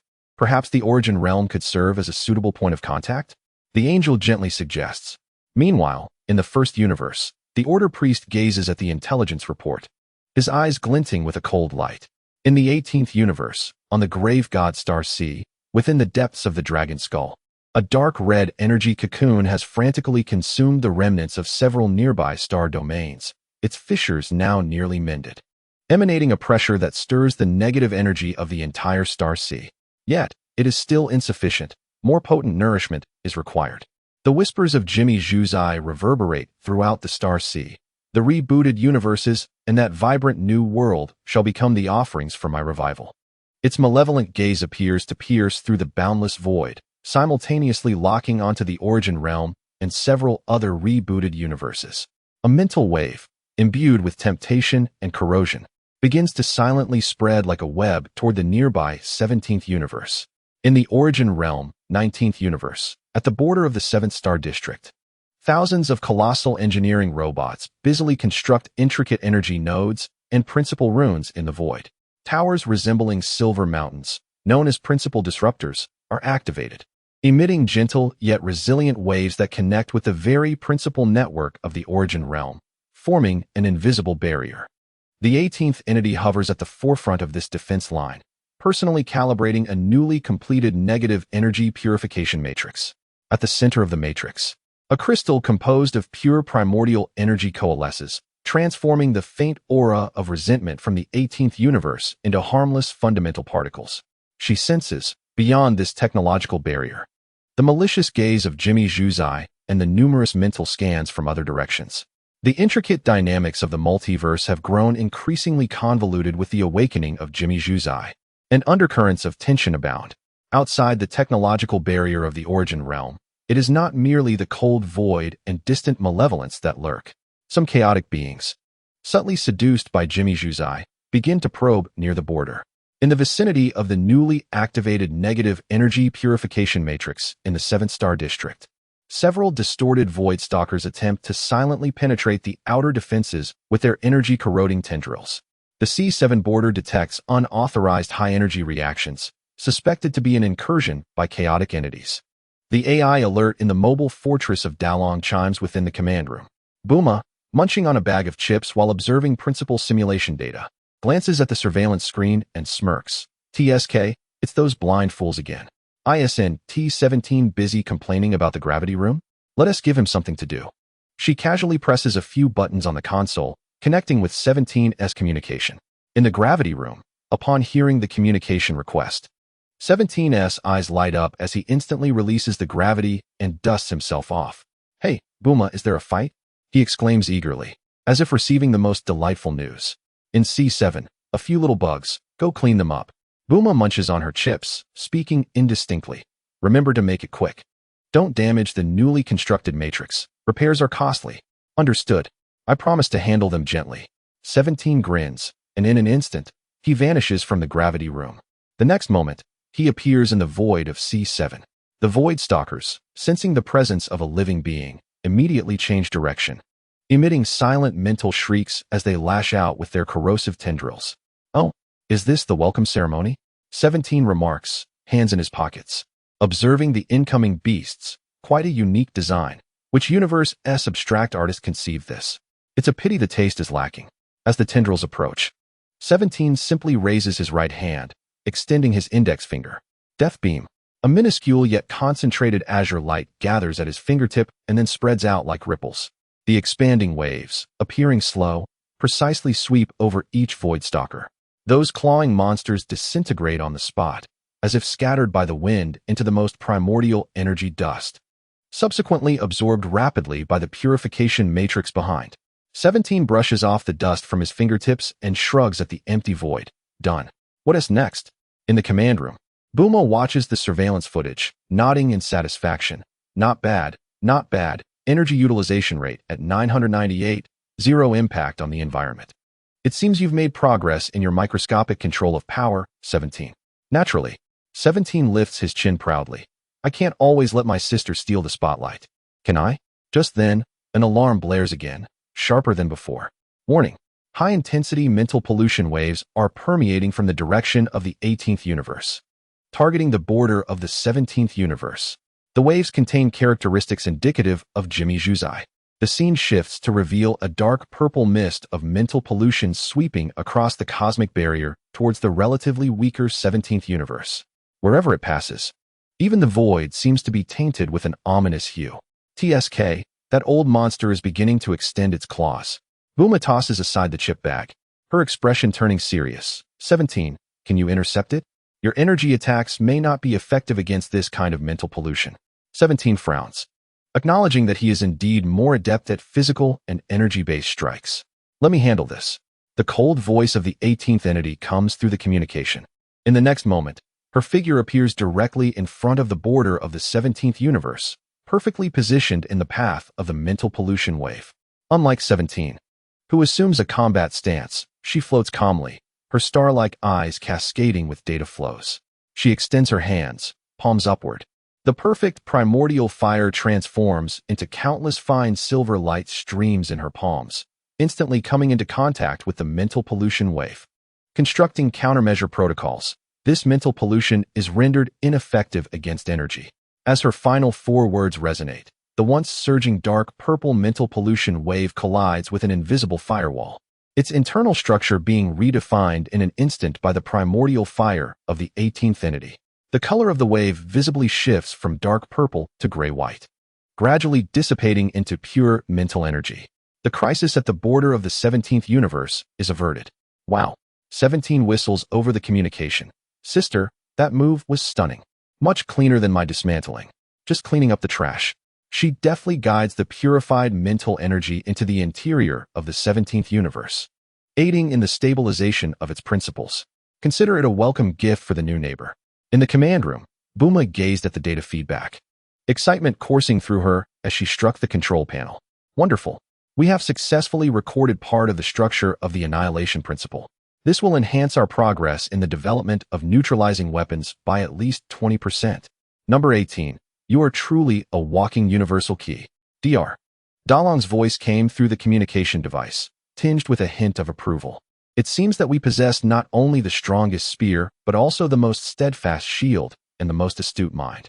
Deep within the 18th universe, the Annihilation Sovereign, who had just unleashed spiritual pollution, appeared to sense the ease with which its methods had been thwarted, sending forth a wave of furious and incredulous psychic energy. Number 18. Attuned to that impotent rage, allowed the corners of her mouth to curve slightly upwards. It seems your virus library requires an update. Her cold voice, laced with a hint of mockery, fell like icy raindrops upon the bitter core of the Annihilation Sovereign. The technological barrier of the Origin realm had, for the first time, launched a proactive interception, concluding with a sense of technical finesse and satisfaction. The nearly hacker-like ability demonstrated by number 18 also refreshed the perceptions of all the covert observers regarding this nascent universe. Chapter 143, The Triangular Game. The scene where number 18 effortlessly neutralized the Annihilation Sovereign's spiritual pollution was distinctly transmitted to all who were secretly watching. In the 17th universe, within the recently spared star domain, the still-forming cosmic consciousness emitted a faint yet clear wave of gratitude and closeness. Undoubtedly, this signified a promising beginning. However, the tree wishes for tranquility, yet the wind does not cease. The capabilities exhibited by the Origin Realm, while evoking caution, also stimulated the sensitive nerves of certain entities. In the first universe, within the Temple of Order, the Order Priest observed the data streams concerning number 18's purification process, his stern visage appearing as if shrouded in frost. Unauthorized inter-universal interference with the laws, defining order through chaos, overlaying variables upon constants. Such actions egregiously contravene the core tenets regarding cosmic sovereignty and the autonomy of laws as outlined in the fundamental law of the multiverse. His voice was frigid, carrying an undeniable tone of judgment. The Origin Realm has constituted a de facto invasion of the laws of the 17th universe. We must impose sanctions to serve as a warning. His Order executives immediately began mobilizing vast reserves of Order power. Beams imbued with the forces of law confinement and conceptual rectification began to coalesce at the borders of the first universe. Their targets subtly locked onto the direction of the Origin Realm. They intended to launch a remote legal strike against the Origin Realm in the name of upholding cosmic law. Almost simultaneously, deep within the 18th universe, the Annihilation Sovereign, infuriated by the ease with which its attack was thwarted, commenced new actions. It no longer attempted covert spiritual infiltration, but instead, with brute force, combined its vast annihilation law power with the negative energy it had devoured to create several law bombs the size of small asteroids, forcefully bombarding the borders of the Origin Realm and the 17th universe. It sought to test the limits of the Origin Realm's defenses while seizing more nourishment amidst the chaos. In an instant, the Origin Realm found itself besieged by both the judicial judgment of the first universe and the annihilating bombardment of the 18th universe. In the mobile fortress of Dalong, alarms blared. The law attack from the first universe was locked on. The annihilation law bombs from the 18th universe were approaching. The regulatory structure at the borders of the 17th universe was on the brink of collapse. Buma sprang to her feet, her usual ease replaced by urgency, as she spoke rapidly. A double strike. Our conventional defense matrix will struggle to simultaneously withstand two distinctly opposing high-level law attacks. Dr. Dalong's gaze sharpened as he swiftly commanded, Number 17, intercept the annihilation bombs that pose a greater physical threat.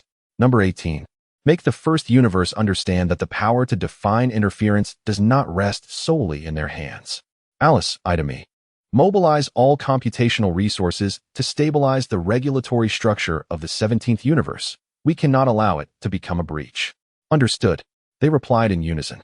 At the border, Number 17 let out a resounding howl, azure flames erupting like a supernova. He held nothing back, his fists raining down in a series of precise energy beams, striking the incoming annihilation bombs with utmost accuracy. Boom, boom, boom. The massive explosions burst forth in the air, dark red corrosive energy scattering like fireworks.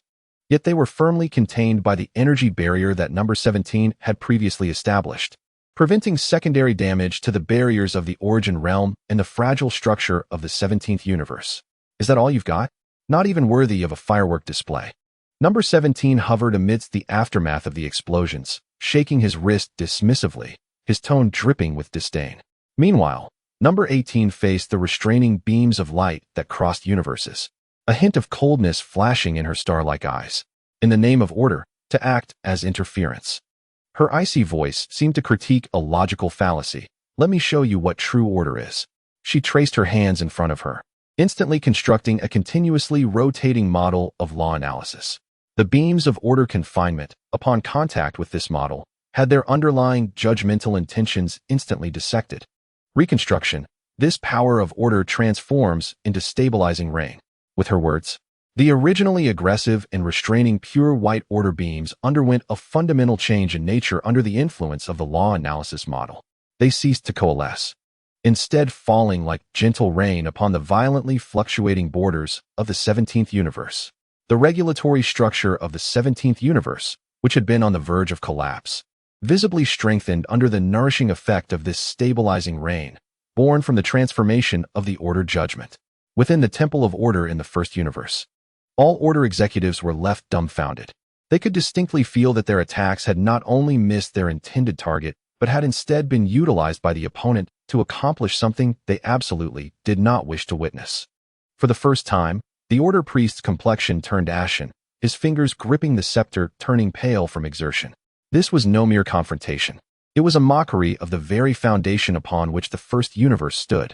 The name of the origin realms number 18. He almost spat the words through gritted teeth. Such a blasphemy against Order cannot be forgiven. However, as he prepared to summon even greater forces of Order, willing to instigate a larger conflict to salvage his dignity, the voice of the High Priest, gentle yet imbued with supreme authority, resonated through special channels. Echoing within the Temple of Order, the All-King's Edict. All parties must exercise restraint. In the face of the chaotic enemy, internal strife is futile. A mere simple statement extinguished all the Order priest's anger and subsequent actions like an icy waterfall. He inhaled deeply, forcibly suppressing the tumult of emotions, and stiffly bowed in compliance, as commanded. The All-King, once more with a simple directive, maintained a superficial balance, though beneath this equilibrium, turbulent undercurrents brewed ever stronger. Deep within the 18th universe, the Annihilation Sovereign, sensing its bombs intercepted with ease and the interference from the first universe deftly resolved, let out an even more frenzied and unwilling roar. Yet it seemed to temporarily withdraw from further grand gestures, opting instead for a more clandestine accumulation of power. Licking its wounds. At the borders of the origin realm, the crisis was temporarily averted.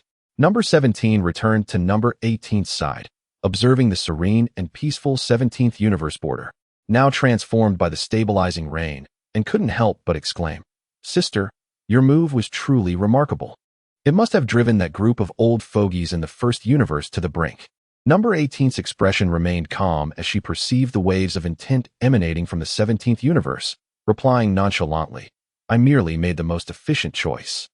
Buma's voice came through the communicator, brimming with exhilaration. "We have recorded more data regarding the Order power of the first universe and the annihilation principle. Our database has grown richer." The doctor remarked that, based on the newly acquired data, the development of the law neutralizer and weaponry has now entered the stage of practical testing. In this tripartite struggle, the origin realm undoubtedly seized the initiative. However, all are aware that this is merely a brief probe before the storm's arrival. The true contest lies ahead. Chapter 144. The manifestation of the law. The sword of law. The core members of the origin realm understood that the genuine threat posed by the Desolation Sovereign had not yet been severely diminished. It merely lay in wait, accumulating strength for an even fiercer resurgence. At the headquarters of the Crimson Ribbon Legion, within the depths of the laboratory, a vast and intricate apparatus underwent its final adjustments on the central platform. It was not a conventional cannon. Its main body comprised a sphere formed from countless minute hexagonal lattices, surrounded by multiple layers of energy-focusing rings, with chaotic streams of data flowing across its surface. This was the first prototype of the law neutralizer, crafted from previously gathered data on the Desolation Law. Combined with the characteristics of the primordial fire and the cutting-edge technology of the Crimson Ribbon Legion, theoretically, it could emit a highly specialized law interference beam. As Buma explained while pointing at the holographic schematic, this beam does not directly attack energy or matter, but rather disassembles and covers the very structure of the Desolation Law, rendering it ineffective. Yet, theoretical models and practical effects often diverge. We require an on-site test. Dr. Dalao's gaze turned to number 18. The optimal testing site and target are evident. Number 18 nodded in understanding. "I will venture to the border of the 18th universe to lure it out. Exercise caution." Dr. Dalao cautioned, "Should the neutralizer's effects be unsatisfactory, withdraw immediately. We have a contingency plan." Understood. In the 18th universe, at the edge of the Grave God Sea, the atmosphere felt even more oppressive compared to the previous silence. It was as if the resentment of the entire Star Sea had become more animated due to the awakening of the Desolation Sovereign. With distorted shadows and silent wails flickering through the void, number 18 floated there, the primordial fire circulating harmoniously, isolating the encroaching negative energies. She did not conceal her presence, even releasing a hint of pure primordial fluctuations, akin to lighting a bonfire in a dark forest, clearly signaling her location. Ancient spirits, I bring forth a new greeting. Her voice, sharp as a blade, pierced through layers of negative energy barriers, striking deep into the star sea. Arrogant fire thief. The roar, filled with rage and hatred, reverberated through the void. You dare tread upon my domain once more. Today, you shall serve as the first stepping stone to my revival. From the direction of the dragon skull, a dark red glow surged skyward. This time, it was not a tentative law bomb, but a more direct assault. The colossal shadow seemed to resonate with the entire grave god sea, as countless divine remnants and shattered stars converged under the pull of the desolation law, transforming into a massive hand that blotted out the sun, bearing a terrifying momentum of annihilation, and crashed down towards number 18. The power of this hand exceeded any previous attack, its coverage so vast that it nearly sealed off all avenues of evasion, wherever the gust of the hand passed. Even the fabric of space seemed to erode like weathered rock. Number 18's star-like eyes flickered with data streams, instantly calculating the power and coverage of this strike. She chose not to take it head-on, nor did she immediately activate the neutralizer. Instead, she wished to personally experience the full power of the awakened desolation sovereign. She clasped her hands before her, condensing the primordial fire with unprecedented intensity, manifesting a chaotic shield adorned with numerous arcane law runes, bracing for the decaying giant hand. Boom. The clash between the giant hand and the shield ignited a violent energy storm. The chaotic shield shimmered fiercely, its surface runes flickering erratically, emitting a grating sound as the horrifying decaying law relentlessly corroded the shield structure. Number 18's body trembled, sensing an overwhelming force coursing through the shield, imbued with the essence of desolation. Indeed formidable, she thought, realizing that the power of the desolation sovereign, fully awakened, had indeed reached an extraordinarily high level. Just as the shield approached its breaking point, exhibiting fine cracks, she seized the moment. Neutralizer, fire. Buma commanded. An invisible beam crossed the cosmic expanse, traveling at speeds countless times faster than light, precisely striking the core of the decaying giant hand. Upon contact with the desolation law, it commenced a frenzied analysis and disassembly. The once terrifying giant hand, with its internal dark red desolation law patterns, rapidly dissolved like ice and snow under the sun. The hand's color shifted from dark red to gray-white, its structure loosening, and the destructive energy it contained dissipated like a deflating balloon. In an instant, the once fearsome hand crumbled before number 18, transforming into countless harmless gray dust particles that scattered into the void. What? A roar filled with pain and fury erupted. How could my law be? What is this? It felt distinctly that the desolation law it had gathered was being fundamentally negated and eradicated by an unprecedented force. Number 18 gazed at the dissipating giant hand and the successful data relayed by the neutralizer, a glimmer of satisfaction flickering in her eyes. The power of science once more proved its worth. It seems your desolation is not without resolution, she remarked coldly, as a thought crossed her mind. She was not yet finished with her endeavors. She intended to undertake a bolder attempt, the manifestation of the law, extending her right hand, palm facing upward. The chaotic-hued primordial fire wove frantically within her palm. In the surrounding void, the negative energies and shattered rules that belong to the grave god seemed to respond to some supreme force's call, surging towards her palm like rivers returning to the sea. The characteristics of the 6 foundational laws, creation, order, life, space-time, cornerstone, and origin, under her will's unification, forcibly restructured the remnants of negativity. In an instant, a sword of law, as if forged from the deepest night sky, materialized in her grasp. This sword was a true embodiment of purified law. It contained the infinite possibilities of the primordial, coupled with a resilience and lethalness born of decay and rebirth. Number 18 grasped the hilt of the sword, feeling the overwhelming power of new life within it. Her gaze fixed upon the dragon skull in the distance. Temporarily silenced by shock, her voice cold as a final decree. With this sword of new life, I sever your decayed soul. Her figure transformed into a chaotic stream of light, tearing through the void, brandishing the sword of rebirth, and charging directly towards the core hideaway of the Desolation Sovereign. Chapter 145. Decapitation Action. The blade shimmered with countless law runes, constantly in flux, manifesting as it surged forth. Wherever she passed, even the thick silence and resentment of the grave god's sea were purged, carving a path of vitality through this desolate expanse. Arrogant. I am the embodiment of ancient resentment and desolation. How could mere new life sever my essence? The sovereign sensed an unprecedented threat, an inhibition arising from the very essence of existence. It roared in madness, the entire dragon's skull quaking violently, more dark red energy veins converging at the heart's opening. A beam exuding the essence of annihilation hurtled towards the swiftly approaching number 18. This strike contained the accumulated negative energy and the true essence of the desolation law from several star domains. Its power was sufficient to plunge an ordinary galaxy into thermal death, capable of utterly decaying even the structure of space-time. Unyielding, number 18's gaze remained icy. Facing the desolation death light that could terrify any deity, she neither flinched nor avoided it, simply thrusting the sword of rebirth forward. No earth-shattering collision ensued. At the moment the sword tip made contact with the annihilating beam of death, time appeared to momentarily freeze. Immediately thereafter, all negative concepts and structural laws were enveloped by the sword of law. The blackness swiftly faded, transforming into pure white. The profound silence was transmuted into vibrant vitality. The end was forcibly reversed into a beginning. Those dark red corrosive marks rapidly diminished, and faintly, new energy crystals began to coalesce at the sight of the scars. No, this is impossible.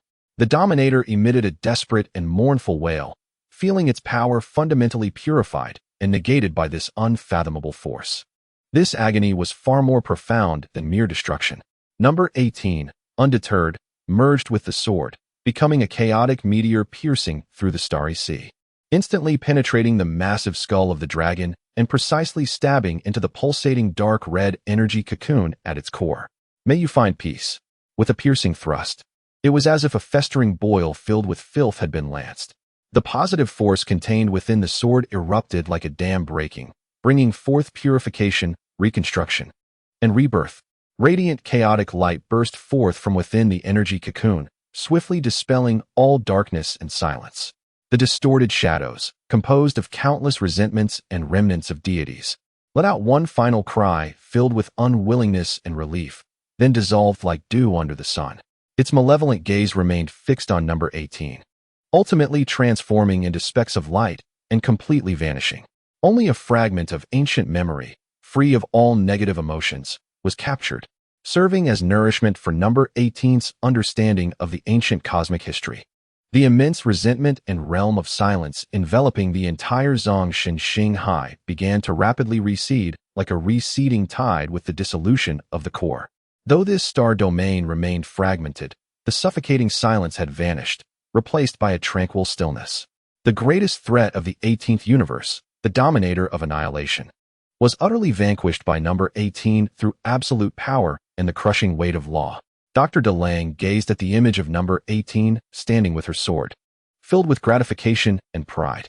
He knew that number 18 had truly grown into a cosmic entity capable of standing on her own.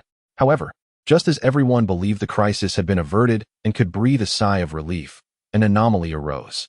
From the purified core of the Dominator, where the energy cocoon had once resided, a faint yet distinctly ancient aura began to emanate, as if awakened from slumber. Simultaneously, in the depths of the other 5 restarted universes, certain equally ancient and powerful wills seemed to be stirred by the complete demise of the Dominator. Casting wary glances from their slumber, that fool of annihilation has indeed failed. The new key seems more delectable than anticipated. Gathering the primordial to illuminate the cycle, perhaps our opportunity has not been extinguished. Whispered voices, weak yet filled with malice and calculation, drifted like specters of antiquity, quietly transmitting across the multiverse's realm of law. Number 18 floated amidst the gradually calming star sea, keenly sensing these malicious gazes from other restarted universes. She tightened her grip on the sword, her starry eyes gazing into the depths of the boundless void. The battle was far from over. In the supreme temple of the All-King sat in silent meditation, seemingly aware of the demise of the Dominator and the unrest among other ancient wills. He remained silent, yet within that silence lingered an unutterable chill. Forewarning, the dominator of annihilation has fallen, yet more ancient malevolence has awakened. The future of number 18 and the origin realm remains fraught with challenges. What thoughts lie hidden beneath the All-King's silence? A new storm is brewing across broader dimensions. Chapter 146, Diplomatic Relations with the 17th Universe. The complete demise of the dominator of annihilation has triggered ripples far more intense and complex than anticipated. In the 18th universe, Zhongshan Xinghai, remnants of shattered stars still floated, but they bore less hostility and more weighty historical tranquility. Some weak seeds of life hiding in corners began cautiously absorbing the gradually peaceful energy of the universe, nurturing the faint possibility of new beginnings. Number 18 hovered at the center of this returning normalcy, her sword of law still emanating an imposing aura. She sensed at least 5 ancient and powerful wills were firmly fixated on her from across the endless void. Within them lay a yearning for the primordial flame, a wariness of the key's identity, and a frenzied glimpse of an opportunity to break free from certain shackles. Having resolved old troubles only to attract new hungry wolves, Number 18 understood the gravity of the situation. Each of these ancient beings had once been the pinnacle of a glorious universe, harboring the resentment and unwillingness of those erased, their means and depths far surpassing that of the dominator of annihilation. Origin Realm, 19th Universe, detected multiple awakenings of ancient wills, located in the core regions of the 13th, 14th, 15th, 16th, and 17th universes. Bulma looked at the monitoring screen, where 5 glaring red dots suddenly lit up, her tone grave. The energy responses vary, but none are lower than that of the previous dominator, and there seems to be some loose connection. Dr. DeLange stood with his hands clasped behind his back, gazing intently at the star map where the 5 flickering points resembled the eyes of feral wolves, his expression deep and contemplative. As anticipated, his voice was calm. The universe erased by the All-King cannot have left behind only the Dominator as its pinnacle existence. They are like venomous snakes awakened from hibernation. And now, startled by the energy of the cycle core and the presence of number 18, they will naturally view her as the key to breaking the status quo.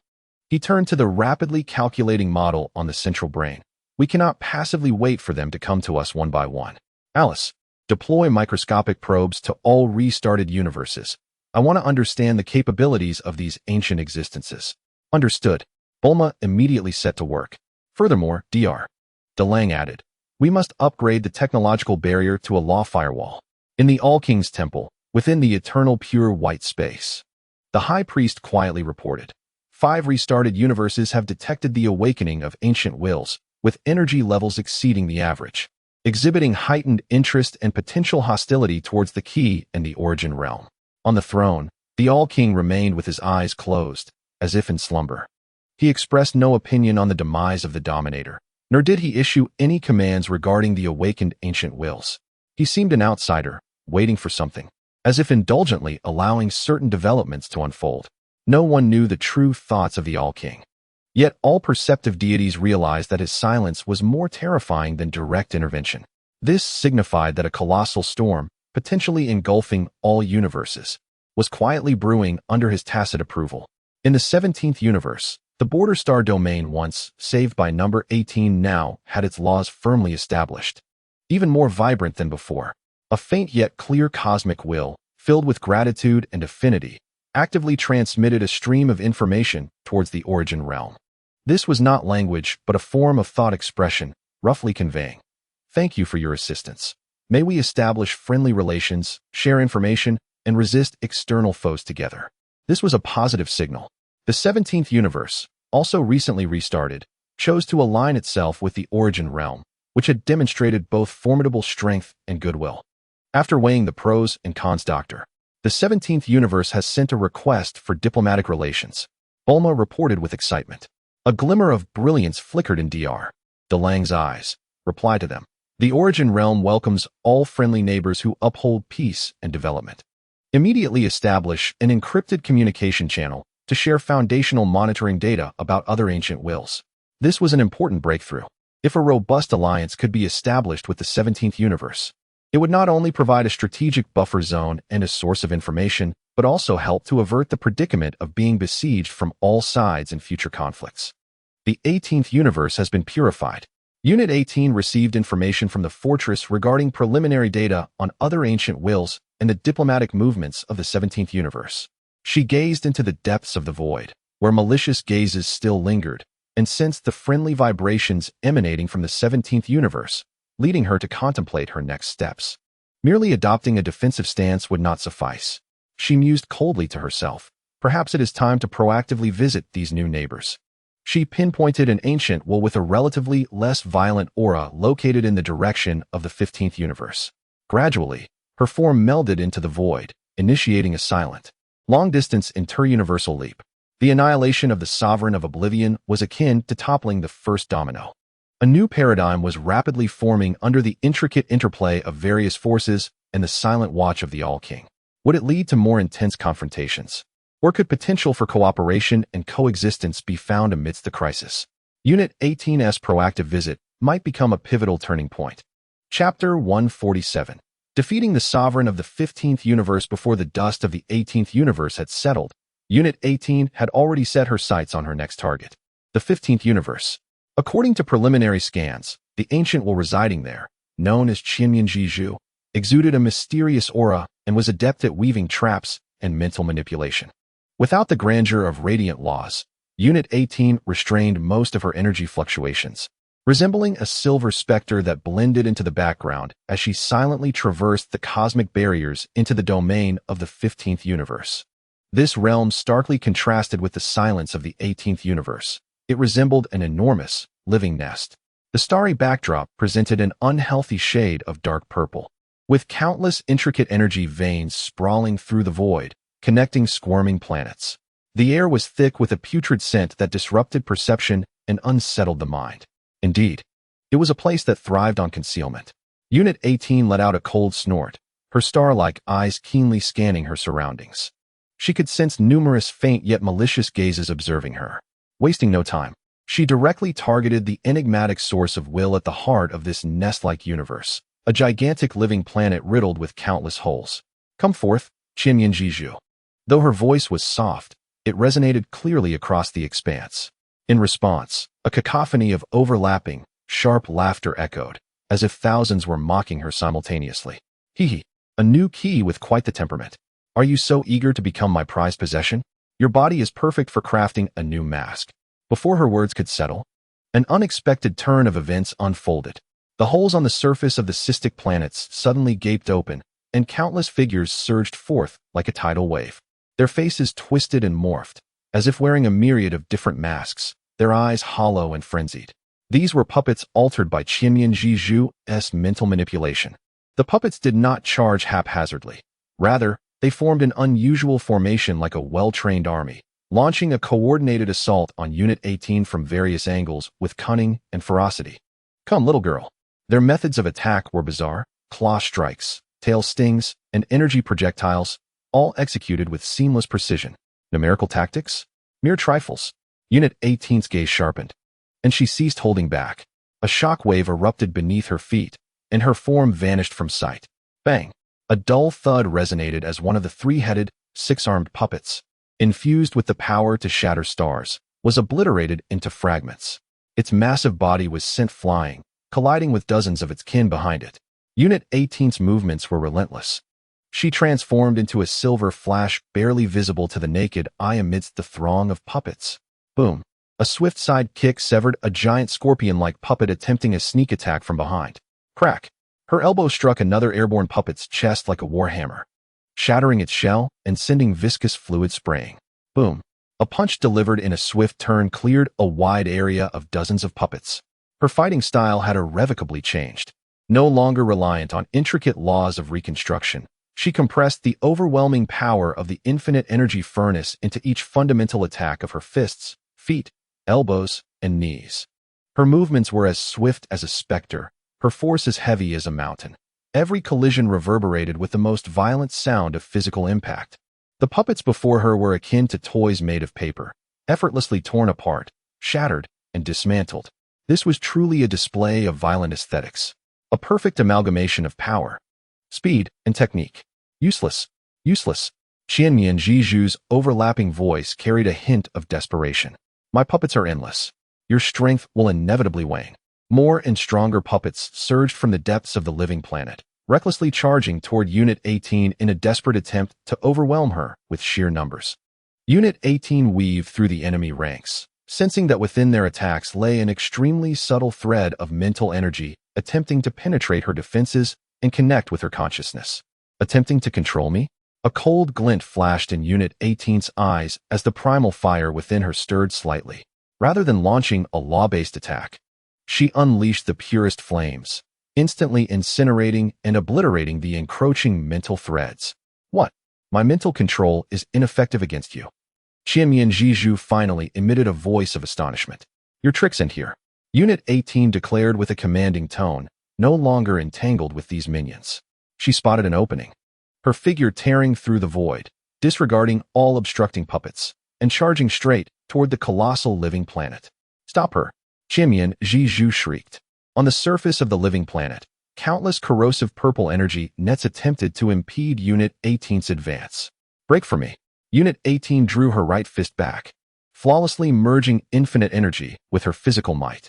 The sheer speed and force even ignited a faint silver flame due to the friction with the void. She aimed her fist at the layers of energy nets and the immense planet behind them, delivering a crushing blow. Primal star-shattering fist. Boom! An indescribable roar reverberated throughout the entire 15th universe. That punch seemed to ignite all the energy of a star in an instant. The condensed force surged like an invisible torrent of destruction, effortlessly tearing through all energy nets before striking solidly against the surface of the living planet. Crack! Rumble! Rumble! Rumble! From the point of impact, vast fissures spiderwebbed across the entire planet. The core was detonated, continental plates shattered, and magma along with broken matter spewed into space like a fountain. The living planet, which served as the nest and body of Qianmian, was forcefully obliterated from within by Unit 18's utterly pure punch. From the core of the planet's explosion came a wail filled with agony and disbelief. A dark purple essence, formed from countless anguished faces, desperately sought to escape. Trying to flee? Unit 18's gaze was frigid as her left hand shot out like lightning. Not employing a law to bind, but instead coalescing highly compressed energy into claw-like fingers, directly plunging into the fleeing essence. Uffed. It felt as if she had grasped something tangible. Unit 18 exerted her strength, squeezing fiercely.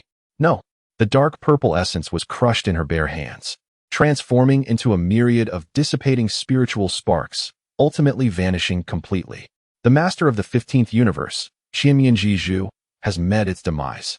With its death, the myriad puppets scattered throughout the cosmos ceased their movements abruptly, akin to marionettes whose strings had been severed, plummeting from the skies or floating aimlessly in the void. Bereft of all vitality, Number 18 hovered at the epicenter of the planetary explosion's aftershocks, her silver hair gently swaying, her form untouched by dust. She flicked her wrist, relishing the satisfying impact of her earlier blows. Next, her cold voice echoed like a death knell in the suddenly silent 15th universe, resonating clearly with other ancient wills still lurking in the shadows. Dr. Dalong observed the battle footage transmitted back, a satisfied smile gracing his lips. Excellent. Just as it should be. Let those ancient deities and the All-King witness that what we possess is not merely the wisdom of the laws, but also the iron fist that can shatter all. He turned to Bulma and commanded, process this combat footage appropriately, then leak it to the first universe. Understood. Bulma's eyes sparkled with excitement. It is time for them to gain a more visceral understanding of what constitutes a variable. Chapter 148.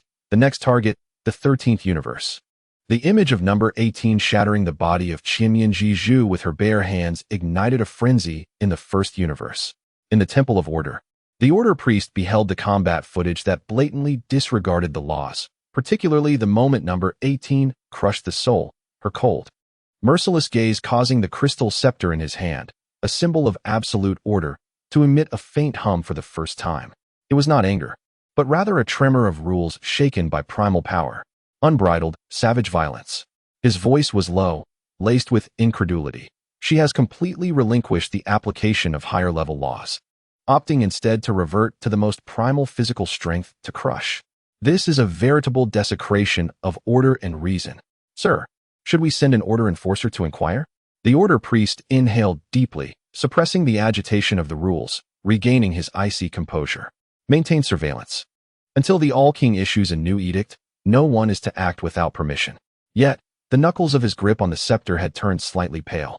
In the All-King's temple, within the eternal realm of pure white, the High Priest presented the processed combat footage before the All-King, who remained with closed eyes.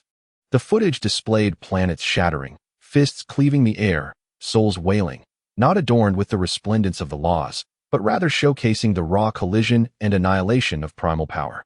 The All-King's seemingly ageless eyelashes trembled imperceptibly. At the instant the image reached the moment of number 18 crushing the soul, a crack in the halo of authority above him flickered briefly, more pronounced than any previous instance. He remained silent, yet this silence now bore an inexplicable scrutiny.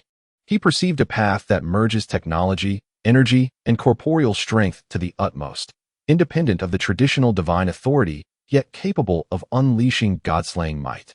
This was undeniably a repudiation of the existing divine system. In the 11th universe, the Pride Brigade watched the transmitted battle footage, and for the first time, Gero's eyes, ablaze with crimson flames, revealed an intense and unwavering battle intent. This is true power. His deep voice trembled with barely contained excitement. No manipulation of laws. Purely the ultimate strength and technique. She is worth a fight. The aura surrounding him surged uncontrollably, scorching the nearby void into a slight distortion. Topo and others felt Geron's battle intent, nearly breaking the heavens, exchanging astonished glances. Dr. Dalong observed the feedback from various factions, each infused with shock, trepidation, and even a hint of fear, a cold smile curling his lips. The effects are promising, he remarked.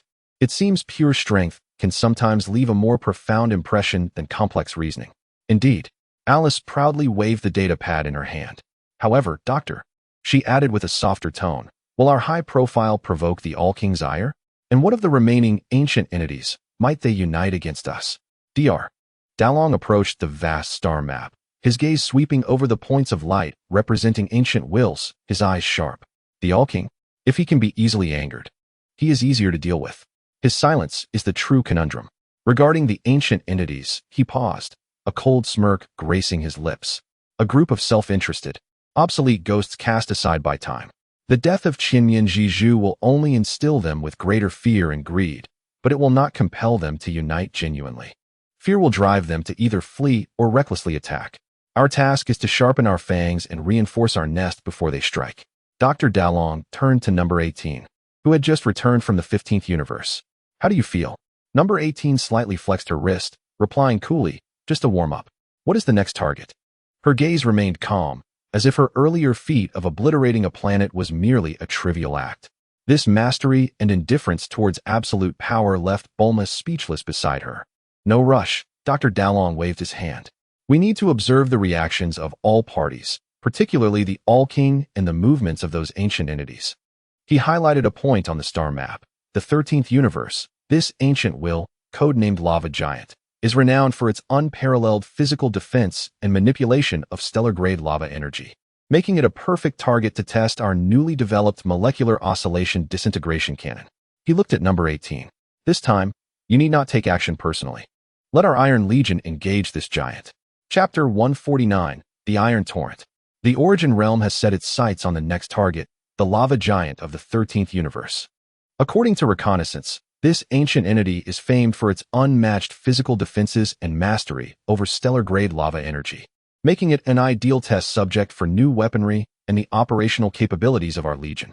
In the 13th universe, there is no frigid void, only a terrifyingly high-temperature dark red sea of lava. Enormous bubbles burst upon the surface of the magma, releasing heat waves potent enough to melt conventional alloys. At the center of this lava ocean, upon a colossal throne of cooled black obsidian and flowing lava, sits a gargantuan figure comparable in size to a small star, the Lava Giant, composed entirely of a dark red rock that shimmers with metallic luster. Golden lava flows through the crevices of its form. The mere unconscious emanation of heat radiation is sufficient to ignite the nearby star regions. The incursion of the Origin Realm was undisguised. Just as the Lava Giant's eyes, resembling volcanic craters, slowly opened, radiating disturbed fury, an invisible force suddenly parted the sea of lava before it. A massive spatial rift unfolded in the void. Following this, a formidable torrent of steel surged forth from within.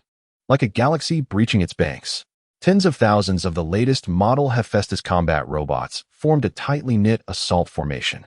Their surfaces glimmered with energy shields infused with the characteristics of primordial laws, and their weapons shimmered with energy radiance tailored to withstand high temperatures.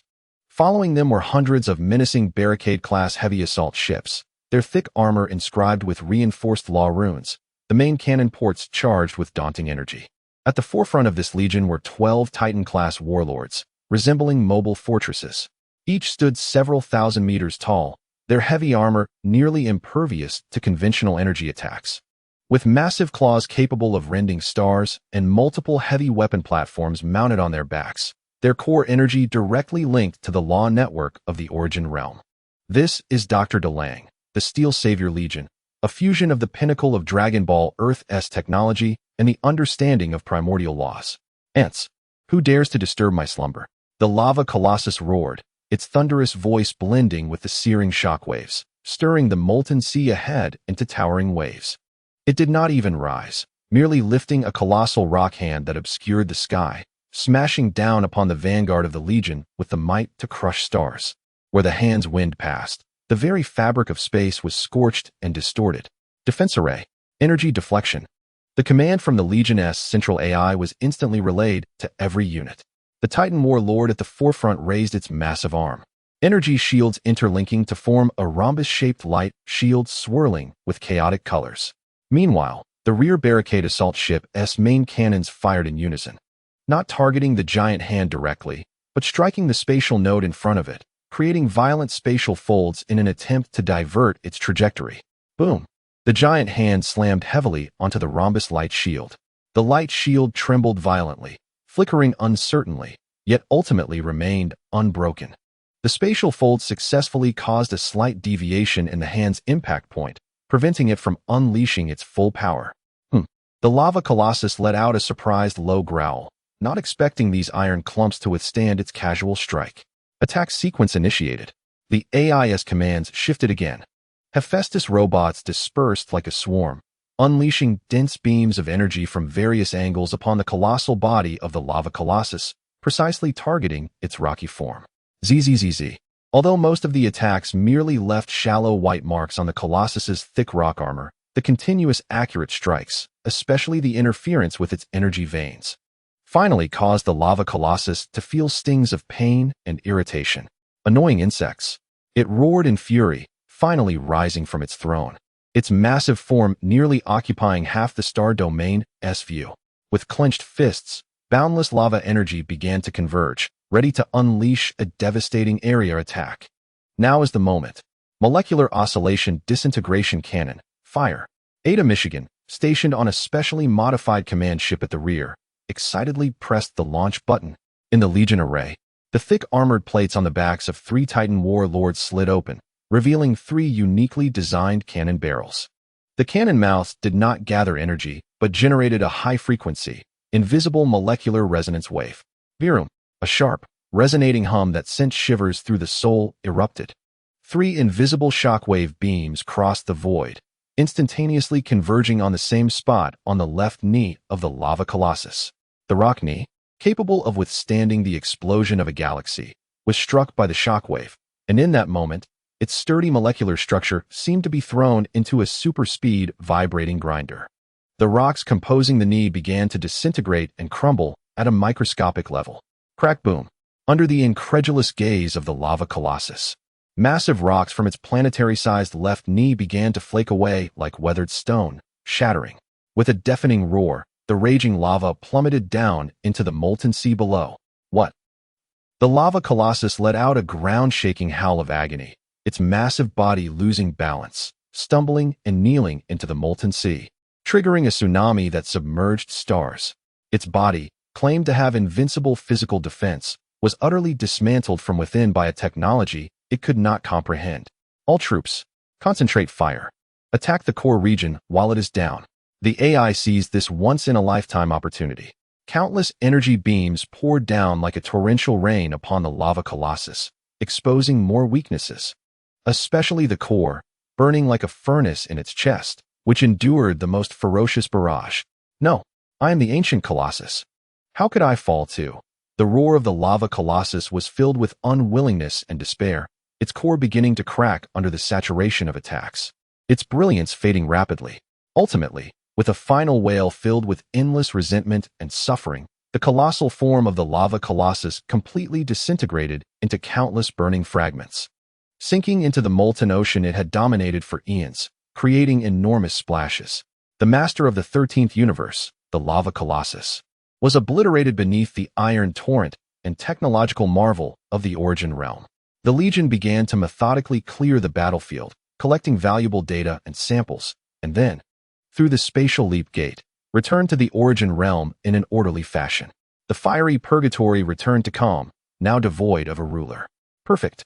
Bulma watched the data streaming back, excitedly pumping her fist. The molecular oscillation cannon is exceptionally effective. We have developed a mature annihilation plan against this purely physical defensive ancient entity.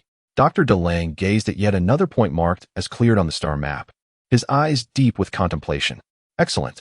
Let the Legion rest. The data analysis department must commence work immediately.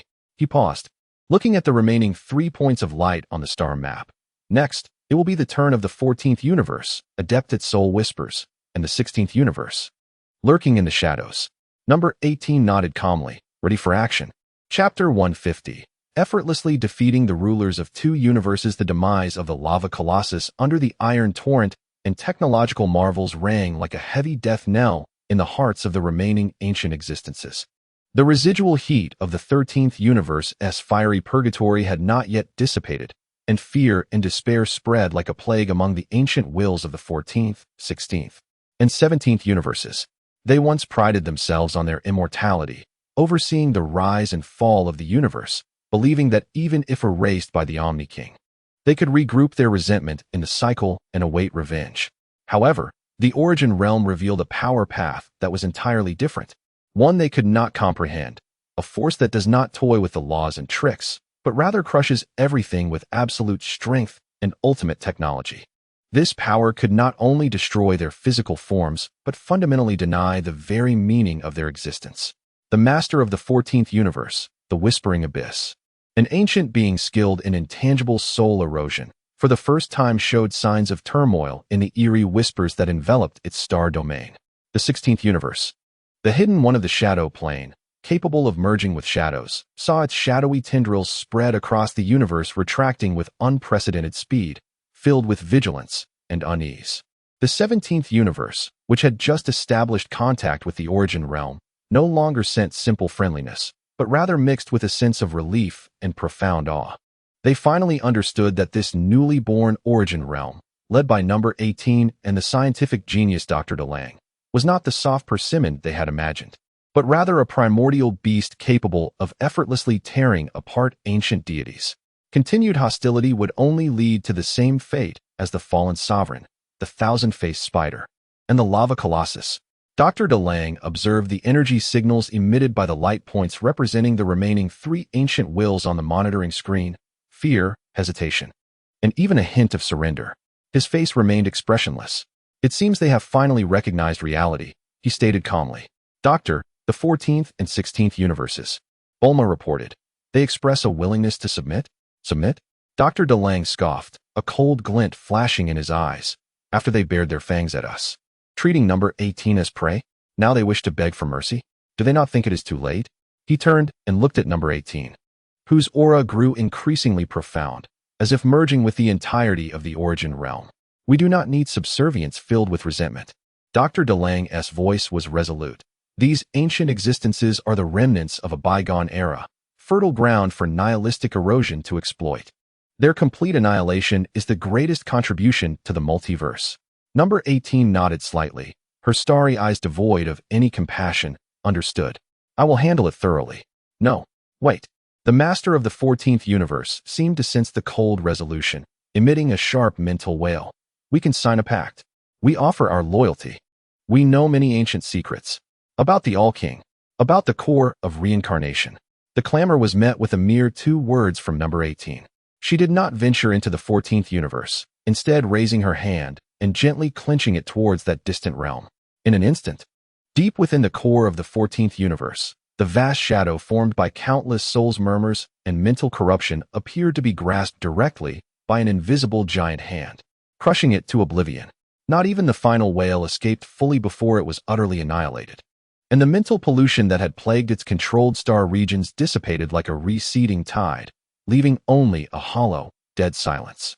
The shadow hunters of the 16th universe witnessed this scene, nearly losing their minds in terror as they frantically tore through dimensions, attempting to escape into the void of the universe.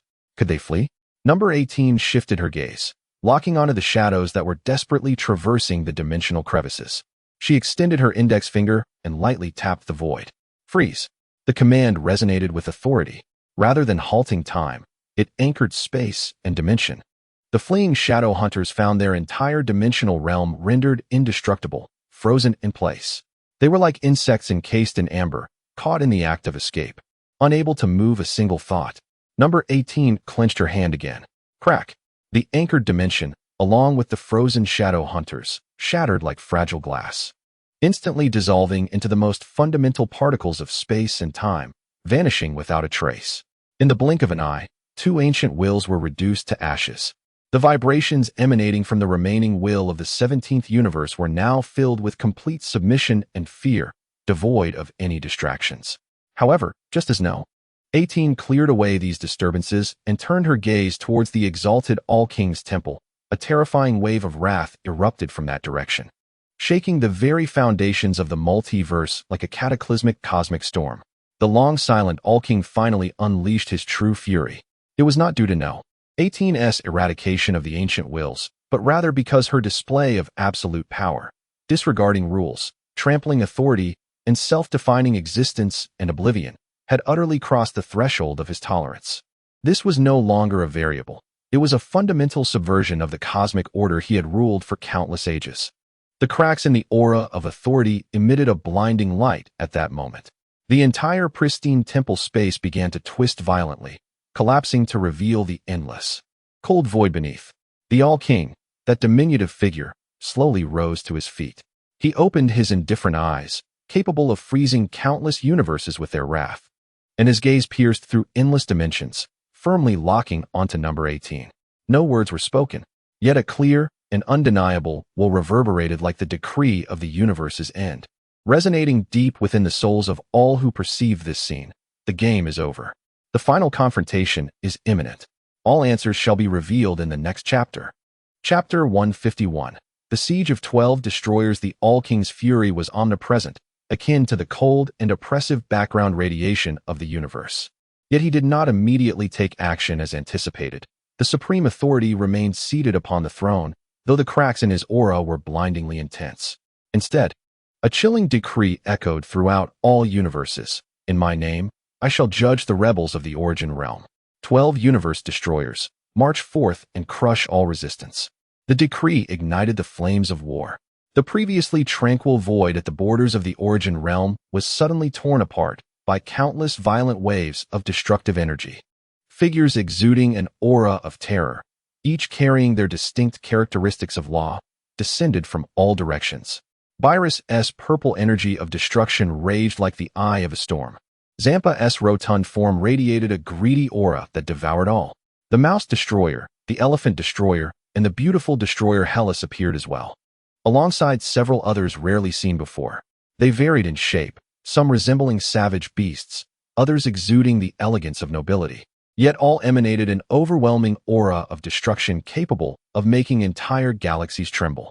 12 destroyers formed a coalition, arguably the most magnificent and terrifying expeditionary force in the history of the multiverse.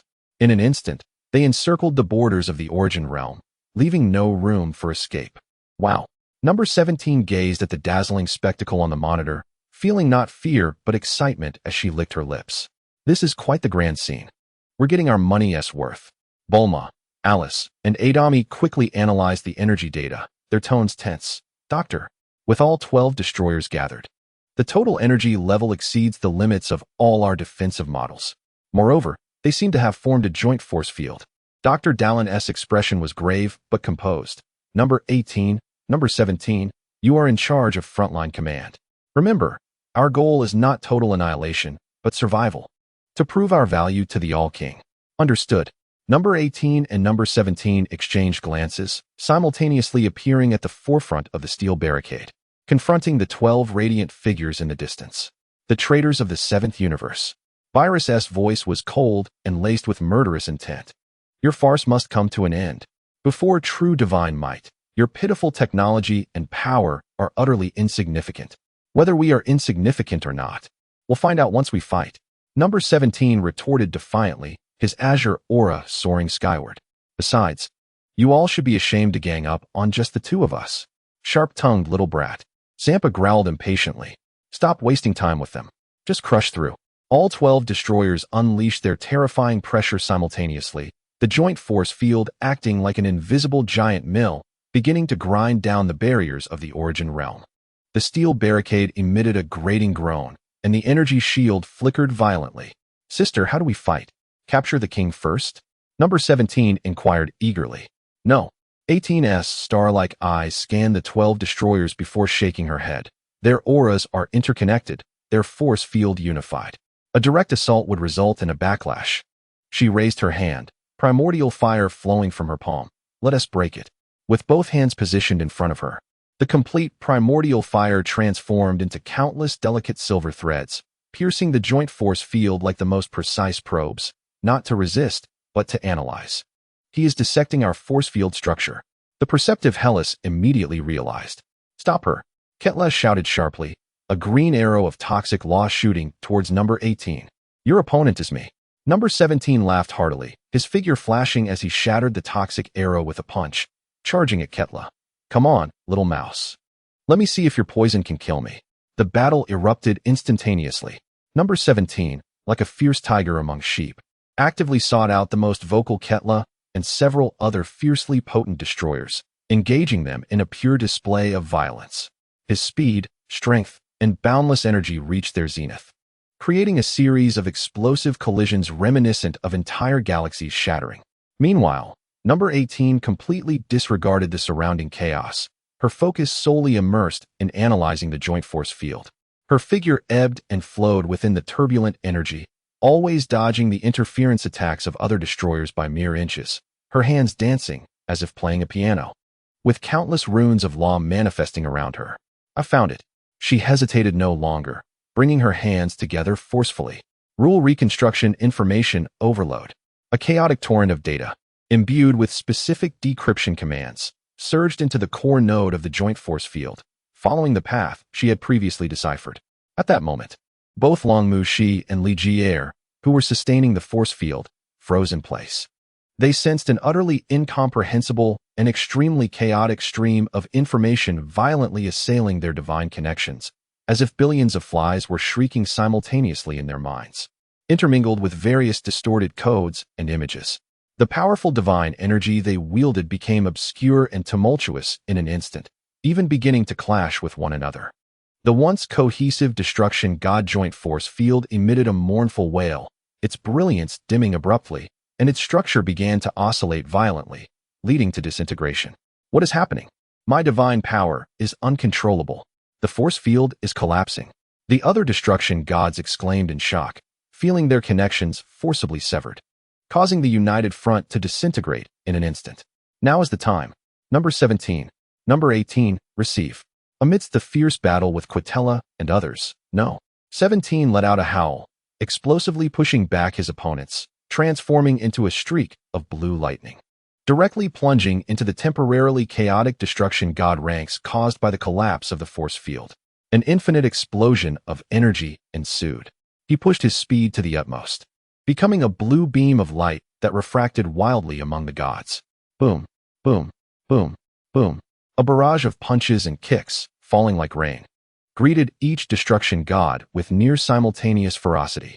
Although a single attack was insufficient to severely wound them, this unexpected and rapid assault utterly disrupted their formations, bringing immense humiliation and chaos.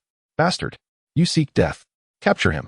The destruction gods, both alarmed and enraged, fought individually, leading to a scene of utter disarray. Seizing the opportunity, Number 18 fixed her gaze on the nearby Beerus, who was preparing to reorganize his offensive.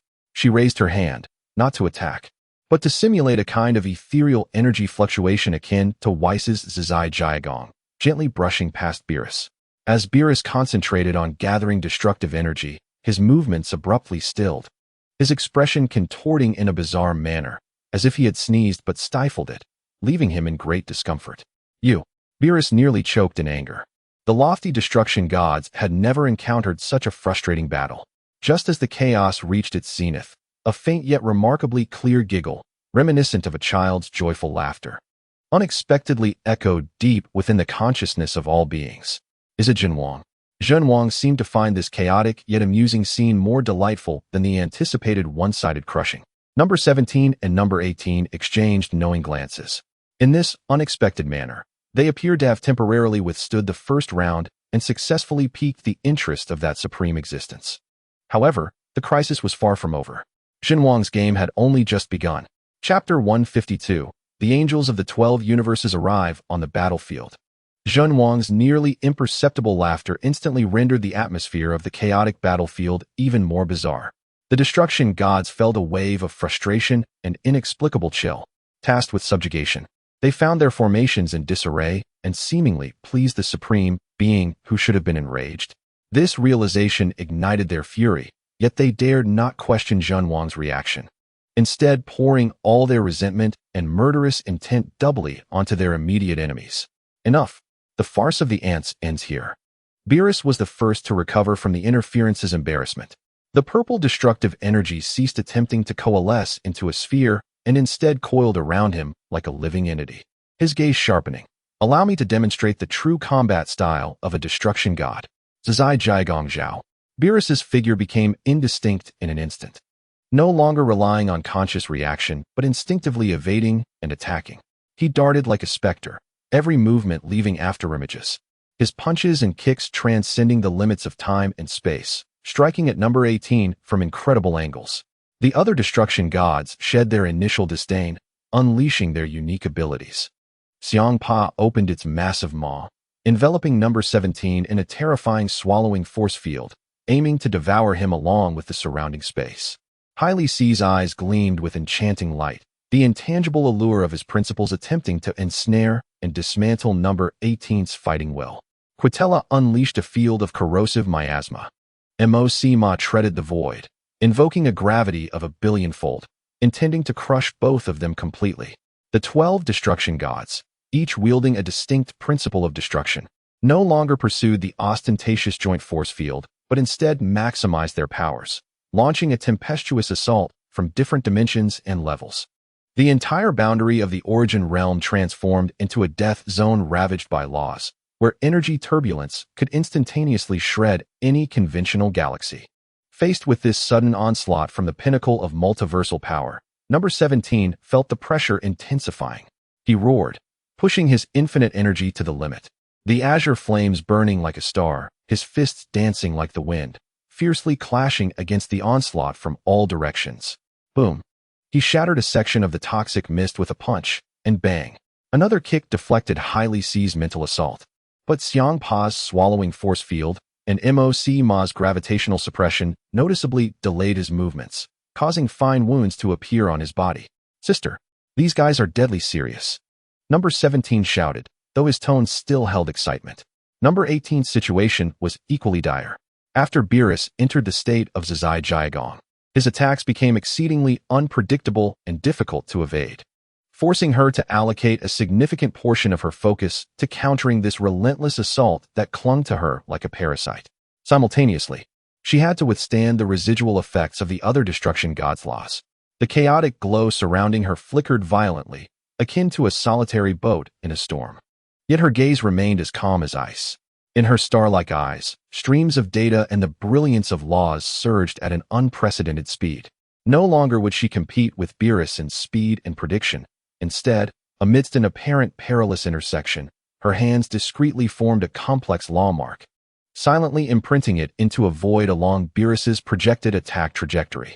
Following instinct, Beerus hurled a punch toward the predetermined location set by number 18. Just as his fist reached that void, humming, the structure of that space was instantly altered by the law number 18 had preset. No longer a solid void, It transformed into a continuously self-cycling micro-time-space corridor. Beerus's fist became ensnared in the corridor, instinctively attempting to adjust, but that millisecond delay was fatal in a top-tier confrontation. Seizing this fleeting opportunity, number 18 twisted her form as if boneless, narrowly avoiding this lethal strike, simultaneously extending her fingers like a sword. Unleashing a primal gust of energy infused with the essence of existence denial, directly piercing the gap under Beerus's ribs that had slightly exposed itself due to the failed attack. What? Beerus's pupils constricted, forcibly twisting his form, destructive energy automatically shielding him. Hiss! The gust of energy clashed with the destructive energy, annihilating each other. Although Beerus was not harmed, he was forced back half a step, his face filled with astonishment and fury. His Zizai Jiagong had been exploited by the opponent in such a nearly calculated manner, revealing a flaw. On the other side, number 17 also launched a fierce counterattack, no longer attempting to address all attacks simultaneously, but instead locking onto Xiang Pa and Moc Ma, who were causing him the most interference. You two, enough already, he roared, pushing through highly seized mental interference and Quitella's toxic mist, concentrating all his strength into his fists, pouncing towards Xiang Pa like a mad tiger. Infinite energy, super fusion, binary explosion. Two highly compressed azure energy spheres formed at his fists, carrying a devastating momentum akin to mutual destruction. Crashing violently into Xiang Pa's gaping maw, Xiang Pa was taken aback by the audacity of 17, who displayed an unyielding spirit, rendering any attempt to close the devouring force field too late. Boom! Two energy spheres erupted violently within Xiang Pa's force field, unleashing a terrifying energy storm that instantaneously shredded his devouring domain. The intense shockwave sent his corpulent form soaring like a mere ball, emitting a pained groan. Seizing this opportunity, 17 swiftly turned and delivered a powerful kick to the gravity-manipulating Masama, sending him staggering backward. The onslaught of the gods of destruction was once again thwarted by these two, employing exquisite tactics and fierce combat techniques. Nevertheless, the gods of destruction remained formidable, deeply rooted in their power. Beerus quickly adjusted, intensifying his assault. Although Xiang Pa and Masama had suffered setbacks, they had not lost their fighting spirit, and the encirclement by the other gods of destruction grew ever tighter. The battle devolved into a brutal and exhausting war of attrition. With their extraordinary strength, advanced technology, and combat wisdom, 18 and 17 repeatedly averted crises and occasionally struck back effectively. However, faced with the relentless wheel of 12 top-tier beings and the oppressive laws of combat, their energy and stamina were rapidly depleting, and their defenses began to falter. The steel barrier of the Origin realm trembled violently in the aftermath of the battle, threatening to collapse at any moment, just as the tide of battle appeared to tilt inexorably in favor of the gods of destruction. 12 gentle, yet immensely grand beams of light, seemingly embodying the profound truths of the universe, descended upon the battlefield without warning. As the radiance faded, it revealed 12 elegant and transcendent figures, the angels, Weiss of the 7th universe, Kaneko of the 1st universe, and Kukatel of the 5th universe. All 12 angels had arrived. They hovered silently, akin to spectators, yet also as the ultimate arbiters. Weiss's voice, imbued with a hint of languor and amusement, resonated clearly in the ears of every combatant. Oh my, what a lively affair. Lord Beerus, it seems you are having quite the struggle. The arrival of the angels plunged the previously heated battlefield into an eerie stillness. The gods of destruction paused momentarily, casting complex glances toward their respective angel attendants. Seizing the moment, 18 and 17 retreated slightly, catching their breath while warily observing these higher beings. The silence of the Omni King, the fierce assaults of the gods of destruction, and the angels' detached observation of the unfolding situation seemed to herald an impending shift toward an unfathomable direction. The Grand Minister had yet to appear, but all understood that his will might soon dictate the ultimate outcome of this conflict. The arrival of the angels was undeniably a significant signal. Chapter 153, Fusion. The 12 gods of destruction unite. The presence of the 12 angels, transcendent and detached, resonated subtly with the pulse of the entire multiverse. Their mere existence brought an intangible order and pressure that softened the rampant destructive energy. Weiss's habitual languid tone elicited varied expressions among the gods of destruction. Beerus snorted coldly, tempering some of his outward hostility, yet his gaze remained fixed on 18. Xiang Pa, nursing his sore belly from 17's earlier explosion, muttered, "Weiss, you only enjoy the spectacle." The other gods of destruction temporarily ceased their attacks, their eyes flitting between their respective angel attendants and their adversaries, creating a tense and delicate atmosphere. The angel's appearance suggested that the nature of this battle had potentially transformed. "Mr. Weiss," 18's cool voice shattered the silence. Though her breath was slightly labored, her gaze remained sharp. Does the angel's arrival signify the ultimate judgment of Lord Omni-King, or is there a deeper meaning? She voiced the shared uncertainty of all present. If the angels were there to execute annihilation, words would be unnecessary. They would simply act. Yet, at this moment, they remained observers, which was indeed intriguing. Weiss elegantly twirled the staff in his hand, smiling as he replied, "The will of Lord Omni-King is profound and inscrutable. We are merely ensuring that this game does not lose its allure too soon or inflict any irreversible damage upon the existing cosmic framework." This statement, while seemingly ambiguous, revealed several crucial insights. The Omni-King was still observing. The angels possessed some authority to maintain balance, and the existence of the Origin Realm, at least for now, had not been deemed an irreparable threat necessitating immediate eradication. The gods of destruction were no fools. They immediately grasped the implications. It appeared that the Omni-King was not in a rush to crush this insect, but rather wished to see how far it could leap and what amusement it could provide. This left them feeling frustrated, yet powerless to resist. At that moment, a voice more grandiose, yet imbued with supreme authority, resonated deeply within the consciousness of every deity and powerful being.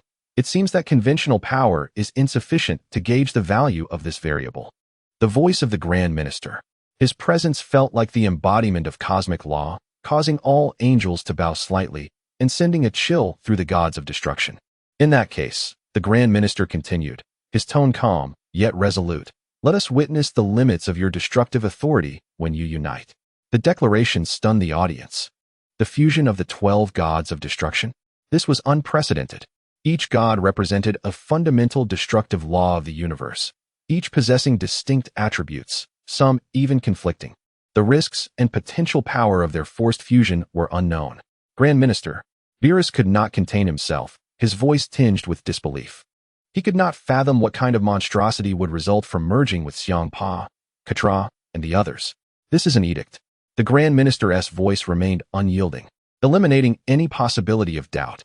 The angels exchanged glances, nodding slightly. Weiss sighed, "It seems we must get serious." He and the other 11 angels raised their hands simultaneously, their gentle and pure angelic power shooting forth like a bridge, not directed at the enemies but enveloping their respective gods of destruction. "Lord Beerus, relax your mind and guide the essence of destruction," Weiss instructed Beerus. Beerus's expression shifted, and after a moment's hesitation, he gritted his teeth and closed his eyes. The other gods of destruction, despite their reluctance and resistance, had no choice but to comply. In an instant, 12 distinct and terrifying destructive energies, under the guidance and harmonization of the angelic power, began to converge frantically at the center of the battlefield. That point seemed to transform into the most greedy black hole in the universe, devouring the very essence of destruction.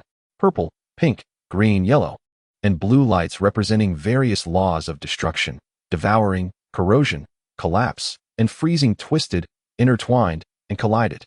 An aura reminiscent of a cataclysm poised to plunge the entire multiverse into oblivion began to awaken slowly, like a slumbering behemoth of annihilation that had lain dormant for eons. The void wailed, and the laws trembled. The boundary barrier of the Origin Realm creaked under the oppressive weight of this aura. 18 and 17 wore expressions of unprecedented gravity. They could sense that the force coalescing before them had transcended their previous understanding, reaching an unfathomable realm. "Sister, this does not bode well." 17 swallowed hard, instinctively retracting his azure flames into the most solid defensive posture, preparing for the impending shock. She uttered merely 4 words, and without hesitation, 17 poured an infinite amount of energy into the defense without reservation. The angels floated around, maintaining a stoic expression as they guided the energy, as if performing an ordinary task. The Grand Minister's voice pierced through the cold, starry sky. "Dr. Dallin, those who recognize the times are truly wise. The power of the 12 fused gods of destruction is still less than 1/10 of mine. 17 scoffed, speaking candidly. The high priest's resonant voice resounded once more. Do not attempt to challenge the majesty of the sovereign. The sovereign's methods extend far beyond mere eradication. The high priest's words reverberated like thunder in the ears of 18, Bulma, Alice, Ida, Darren, and 17. If the high priest spoke truthfully, then their aspirations to escape the grasp of divinity were nothing but a farcical jest. After a moment of silence, Darren managed to utter, "It is merely a matter of not wanting to live under someone else's control." At last, in the very heart of the gathering destructive energy, the radiance reached its zenith before violently collapsing inward. A fearsome behemoth emerged, its shadow casting an aura of absolute annihilation that would instill despair in any deity. The amalgamation of the 12 destruction gods had descended. Its formless gaze swept across the battlefield, ultimately settling upon the poised 18 and 17. Chapter 154, The Merged Destruction Godzilla. This entity, forcibly melded from 12 destruction gods, stabilized into a colossal form, akin to Godzilla.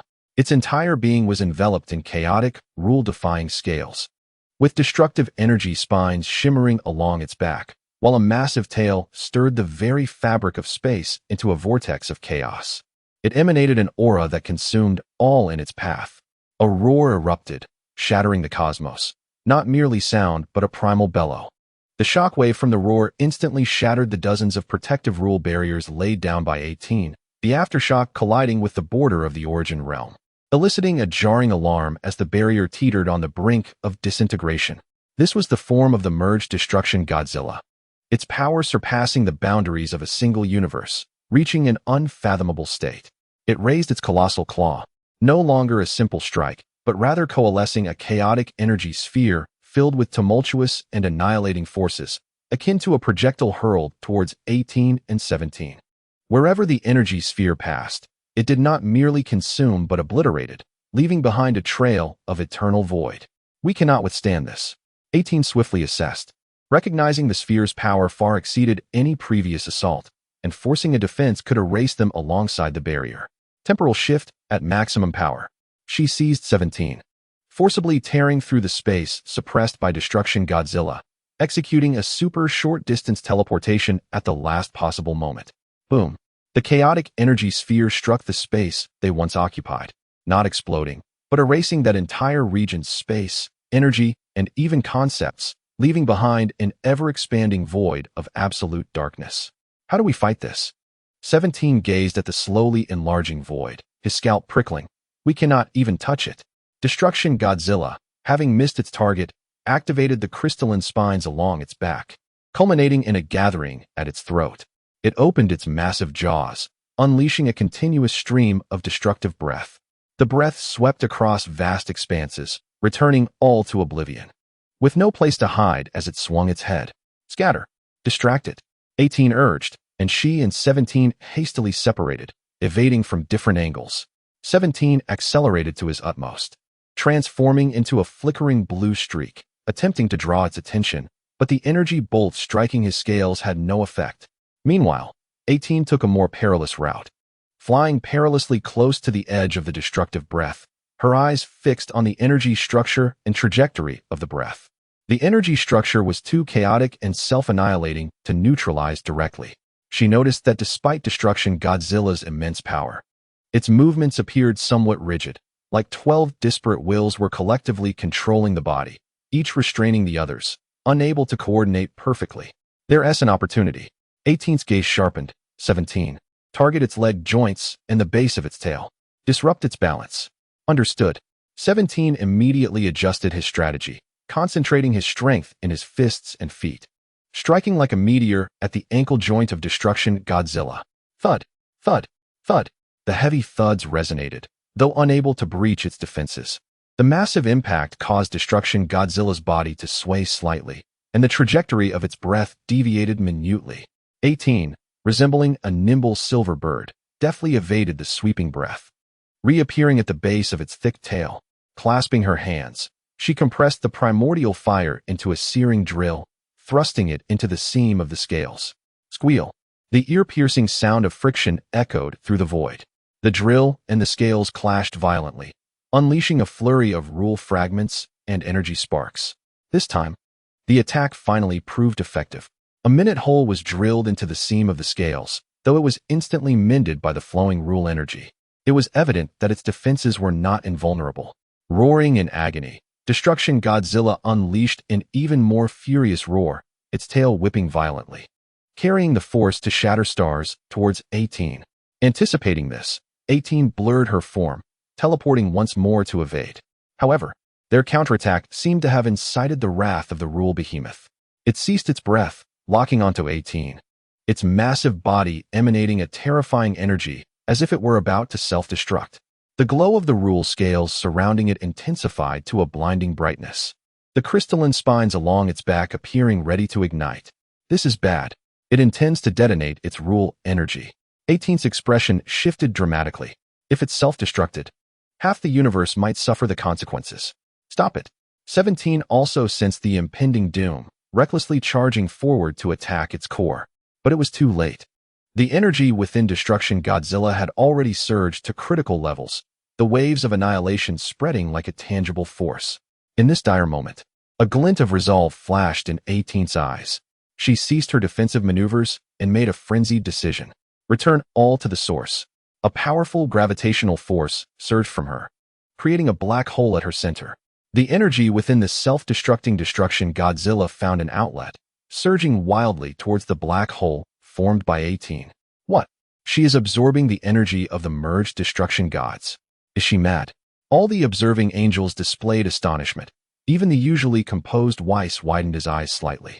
The tempestuous tide of destructive rules flowed into 18's body. Her surface began to crack, oozing silver-blue light particles, as if she might shatter at any moment. Yet her gaze burned with the determination of a star, fiercely maintaining the stability of the chaotic singularity. Destruction Godzilla's immense form began to destabilize due to the rapid loss of energy, its glow fading swiftly, the process of self-detonation forcibly interrupted. It let out a reluctant and weakened roar, its gigantic body crumbling like sand sculpture, splitting back into 12 dim lights of the destruction gods, which fell from the sky, caught by their respective angels. As the chaotic singularity formed by 18 absorbed nearly all the energy of the merged destruction gods, it finally reached a certain limit. Boom. The black hole abruptly expanded, erupting.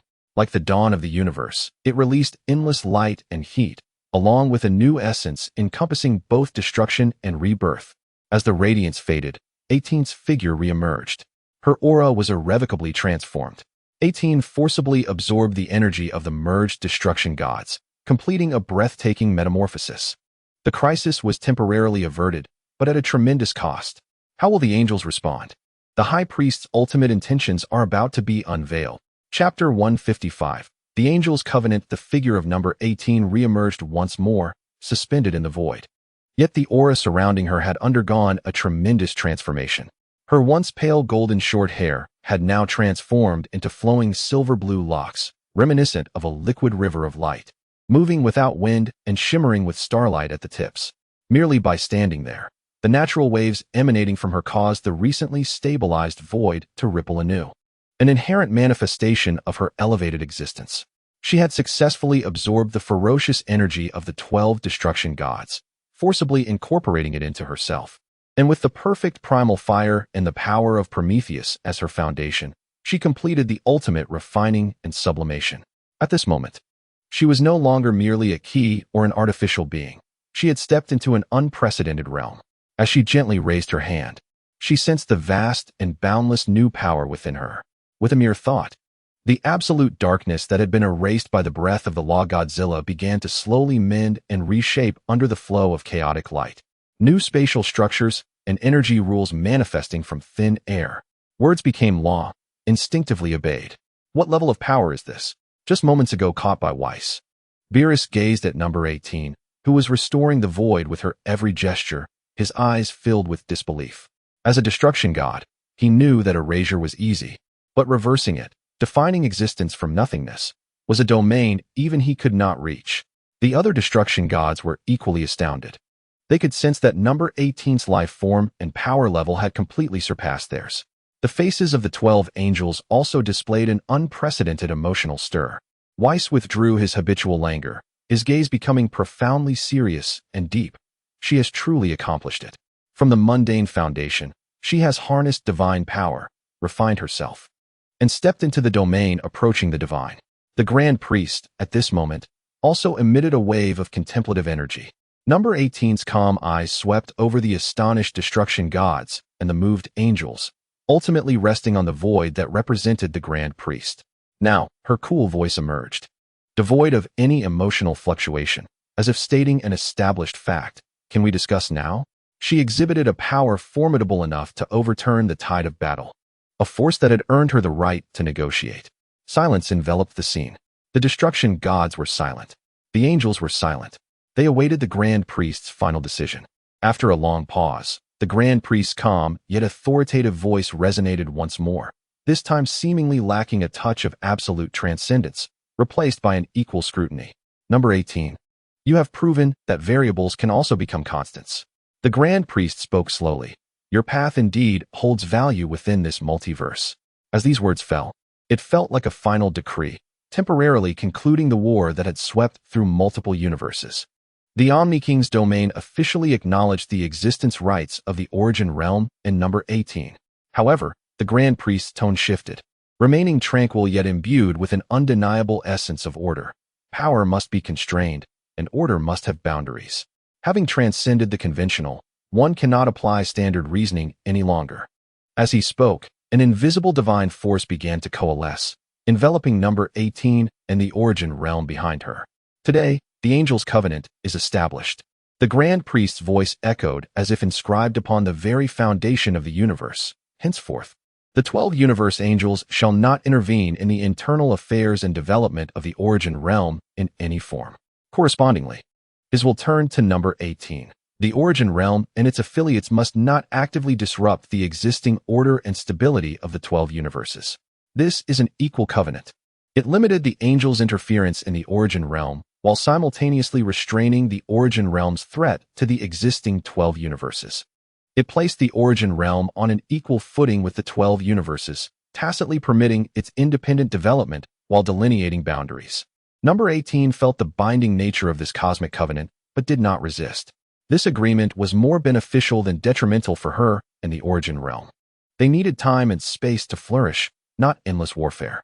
Very well, number 18 responded, representing the Origin Realm in accepting this covenant.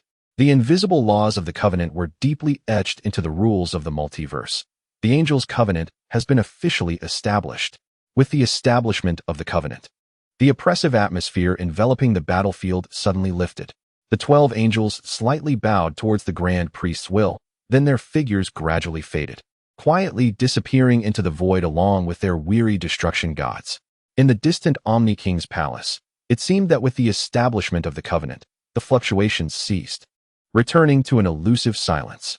The Omni King still did not appear. His will had evidently acquiesced to all of this. The war had come to an end. Number 18 hovered at the edge of the gradually calming border, gazing at the vast stars in the distance, feeling the new power within her. She understood that this was not the end. The opposition with the Omni King still existed, albeit in a different form. In the rebooted universe, unknowns still lay hidden. The development of the Origin Realm was a daunting task ahead. Yet, at the very least, they had one precious time and space. She turned, looking towards the Origin Realm, where Dr. DeLange, Bulma, number 17, and all the survivors awaited her return. A new epoch, one that they would personally forge, had officially begun. Chapter 156. Several years later, years had passed since the signing of the Angel's Covenant, and the Origin Realm, the 19th universe, was no longer as it once was.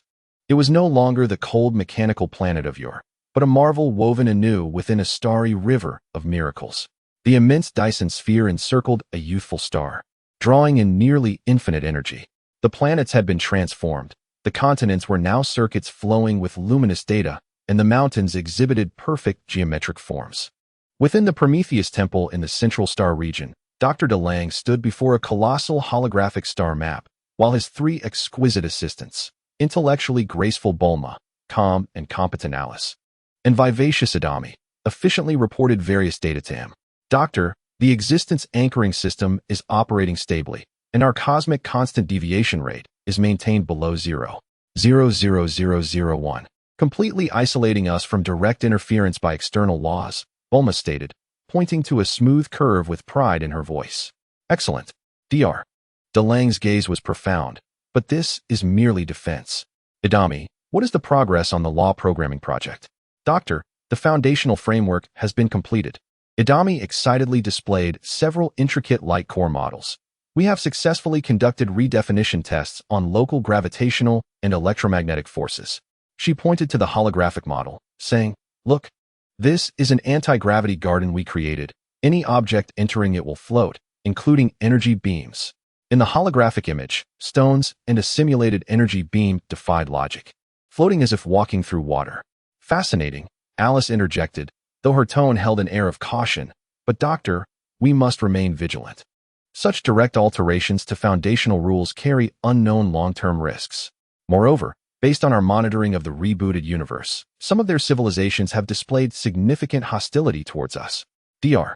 DeLange turned, his gaze seemingly penetrating the temple to the 6 universes subdued by number 18 over 6 years ago, saying, "Fear arises from the unknown, while power stems from understanding. They will eventually comprehend that technological theocracy is not destruction, but another form of existence." At that moment, a cool figure silently appeared in the center of the temple. It was number 18.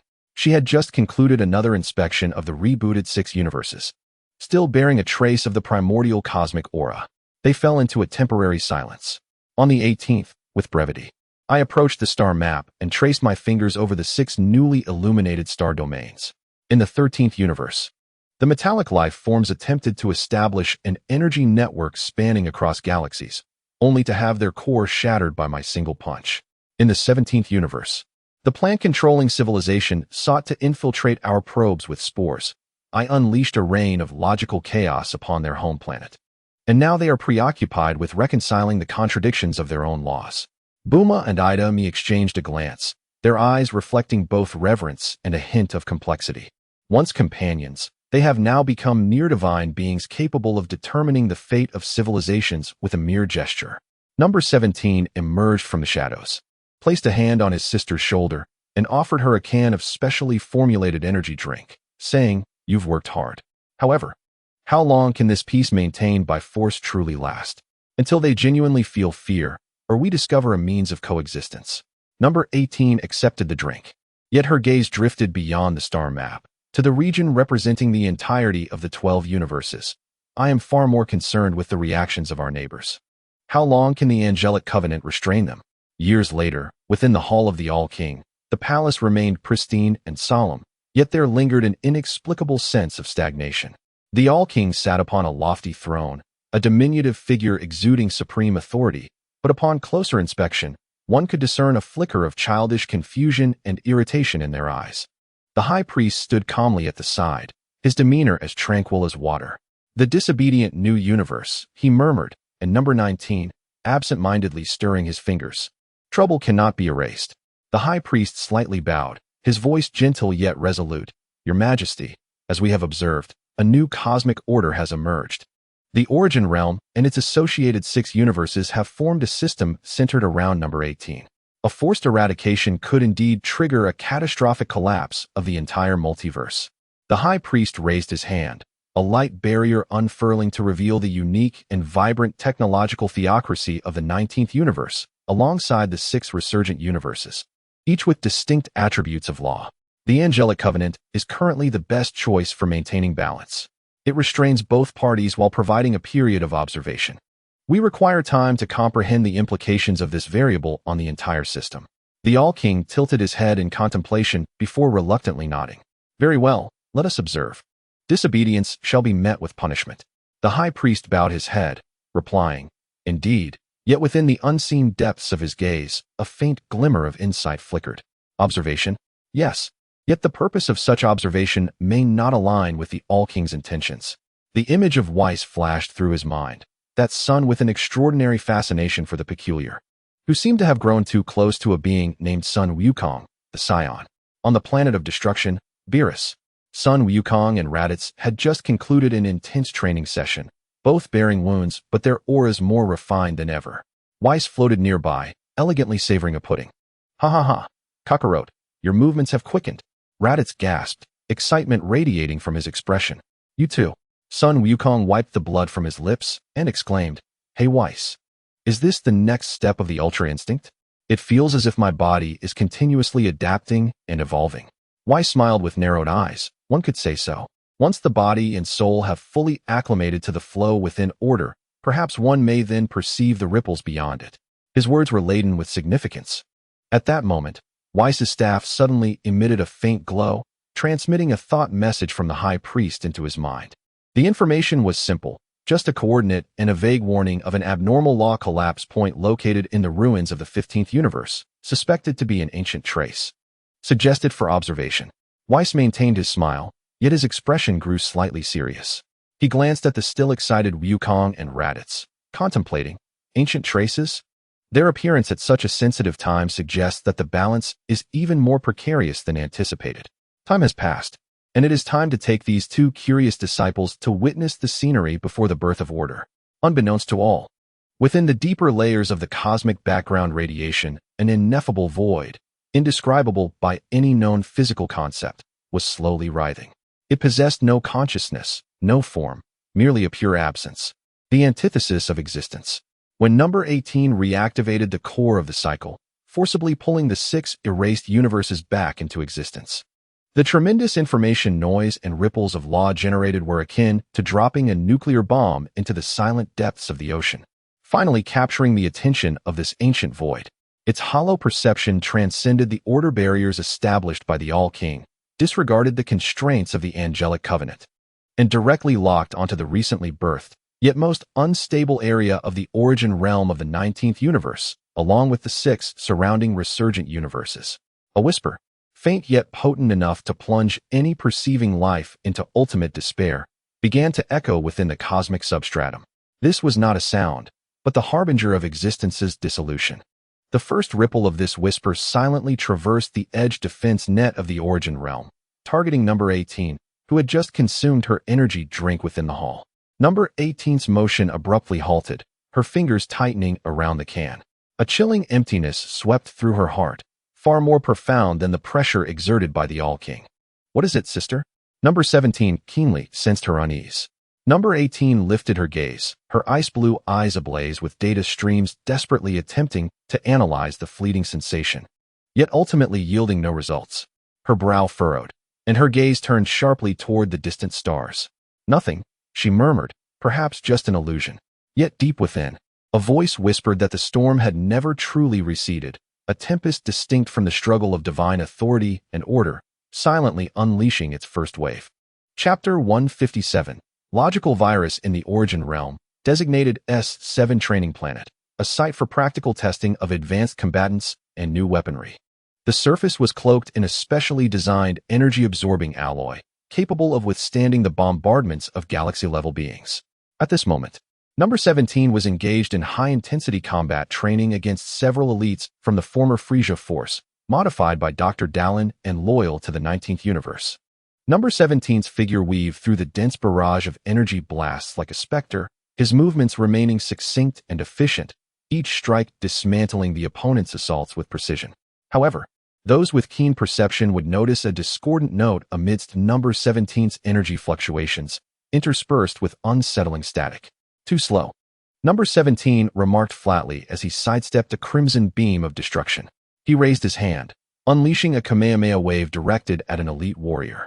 Everything unfolded as usual until the energy wave was halfway through its journey. An anomaly occurred.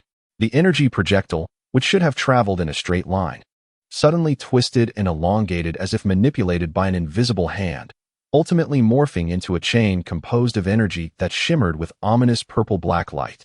This chain was non-corporeal, yet it seemed capable of confining concepts, disregarding the energy shield erected by the elite warrior, penetrating through like a phantom and instantly ensnaring his limbs. Ugh! The elite warrior emitted a pained grunt, not from physical harm, but because he felt the severance of his connection to energy, speed, and strength concepts. The energy within him ground to a halt, his body growing as heavy as lead, plummeting straight down from the air. Number 17. The other elite warriors halted in shock, utterly bewildered. Number 17 himself was taken aback, staring at his hand, his brow furrowed in confusion. In that fleeting moment, he did not actively contemplate altering his attack form.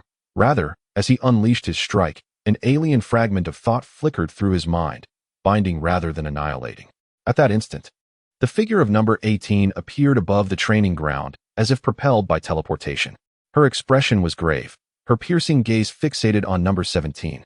That familiar sense of emptiness surged again, the source undeniably her brother. Everyone retreat. Number 18's voice was cool and commanding, imbued with an authority that brooked no dissent. The surviving elite warriors, as if granted a reprieve, hurriedly assisted their immobilized comrade ensnared by conceptual chains and swiftly withdrew. Number 18 descended before number 17, her ice-blue eyes ablaze with data streams, attempting to scan and analyze the anomalies that enveloped him. What is happening? I do not know, number 17 replied, shaking his head. A look of confusion and a hint of barely perceptible irritation on his face. When I attacked just now, it felt as if I heard something. And then the attack altered on its own. He endeavored to condense energy once more, a radiant Kamehameha forming in his palm. However, at the instant the energy wave coalesced, its edges began to shimmer with ominous purple-black light. The energy structure grew exceedingly unstable, as if it might distort into an unknown form at any moment. No. 18 extended her finger, gently touching the volatile energy. She did not forcibly suppress it, but instead invoked a trace of primordial chaos, akin to a supreme administrator, to directly terminate the process. With a soft pop, the perilous energy dissipated silently like a burst soap bubble. It is neither energy pollution nor a violation of laws, no, 18 murmured, but rather resembles a virus. She turned to number 17, her expression serious. It has infected your attack logic, distorting the normal trajectory between the emission of the Kamehameha and its target. In the Prometheus Temple's core laboratory, no. 17 was placed upon an analytical platform adorned with intricate sensors. Bulma, Alice, and Adami busily operated the instruments, torrents of data cascading across the display screens. Vital signs are normal, energy core stable, and no external invasion of soul waveforms detected, Bulma reported, her tone laced with confusion. However, during his attack, the information entropy at the microscopic level surged dramatically, accompanied by incomprehensible invalid data insertion. Alice called up a dizzyingly complex spectrum graph, revealing chaotic noise. These invalid data fragments disrupted the stable expression of energy forms. Dr. Darren scrutinized the data, tapping lightly on the control panel. The direct alteration of the information itself transcends our current understanding of law programming. Our technology is based on redefining existing laws. While the adversary seems to have inserted gibberish into the underlying code, he glanced at number 18. The emptiness you previously felt is likely the source of this gibberish. It does not come to destroy, but to render everything meaningless. Number 18 paused, contemplating. Its ability to infect number 17 implies it can also infect others. Even our technological creations. We must locate the source and devise a countermeasure. Just then, the laboratory's emergency communication channel illuminated, receiving a high-priority message from the Deep Space Exploration Network. The source of the information was Weiss's staff. It appears we have stumbled upon something both intriguing and troublesome. Weiss's distinctive voice resonated, though the background was filled with the roar of energy explosions and Raditz' furious growls. In the ancient ruins of the 15th universe, we seem to have disturbed an unfriendly ancient landlord. Mr. Raditz appears to have taken quite a liking to it. Weiss's tone carried a hint of exasperation. The situation is spiraling out of control. Perhaps you should come and see? After all, the aura of this landlord feels eerily similar to the little trouble that just appeared on your side. Fuzzy images synchronized on the display. Amidst shattered planetary debris and twisted metallic structures, Raditz, his eyes glowing crimson, surrounded by a foreboding dark red aura, was attacking everything in sight, including the desperate efforts of Son Goku to halt him. His method of attack had become exceedingly peculiar, at times tearing brief rifts in space, at others rendering Goku's instantaneous movement ineffective. As Goku struggled to evade the chaotic onslaught, he shouted anxiously, "Raditz, wake up! What has happened to you?" In the nameless galaxy of the 15th universe's ruins, Weiss hovered above a massive space station wreck, inscribed with unknown runes, observing the fratricidal scene below with a gentle sigh. Indeed, The traces of void present the most potent catalyst for Psions, whose hearts are filled with emptiness and obsession. He gazed deeply towards the 19th universe. So, Miss No. 18. In the face of an enemy capable of eroding the very essence of existence, how far can your chaos take you? It is truly an intriguing prospect. In Dr. Darren's laboratory within the Prometheus Temple, the atmosphere was heavy with tension. The analysis results had emerged. Alice pointed to an anomalous data segment highlighted on the screen. This logical virus is not a stable program. It resembles a self-negating paradoxical information. Dr. Darren's gaze sharpened. The distortion of number 17's attack is due to the virus's alteration of his intrinsic attack logic. Can it be defended against? Number 18 inquired directly. Theoretically, possessing a highly unified will and stable self-awareness could resist such viral corruption, Bulma interjected, her tone laced with concern. Yet its mode of transmission remains unknown, rendering it nearly impossible to guard against. Number 17 fell victim without realizing it. Number 18 remained silent for a moment, then looked up at Dr. Darren. I must go. Weiss's signal is both a guide and a test. He wishes to observe how we handle this predicament. More importantly, Radit's condition serves as a living sample to comprehend this threat. That is far too dangerous. Adami exclaimed urgently. Even Weiss has deemed it a trouble.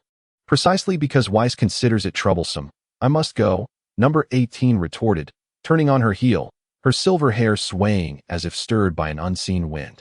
Doctor, assist me in locating Weiss's exact coordinates. Dr. Darren regarded her intently, but offered no objections. Coordinates have been sent. Take this. He handed her a wristband-like device, reality stabilization anchor prototype. It can create a weakened zone of pure laws around you, potentially mitigating the virus's influence. Though it will not last. Number 18 accepted the wristband, donning it, and addressed Number 17.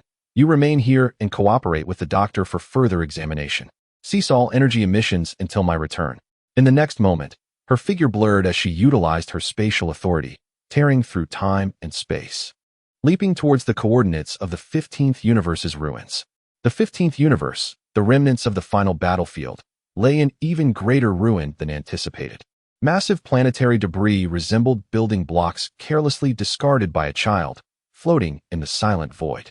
Twisted metallic constructs extended for millions of kilometers, riddled with bizarre holes. Neither corrosive nor impact-induced, as if devoured by some invisible force. As Number 18 stepped through the spatial passage, a profound sense of non-existence enveloped her. It was not the absence of matter. Rather, the material here seemed stripped of its historical significance, leaving only hollow shells. In the distance, the light of energy explosions flickered continuously. Radit's appearance had undergone a drastic transformation. His once robust frame had swelled nearly twice its size, muscles bulging grotesquely. His skin an unhealthy dark red, adorned with writhing black patterns that appeared almost alive.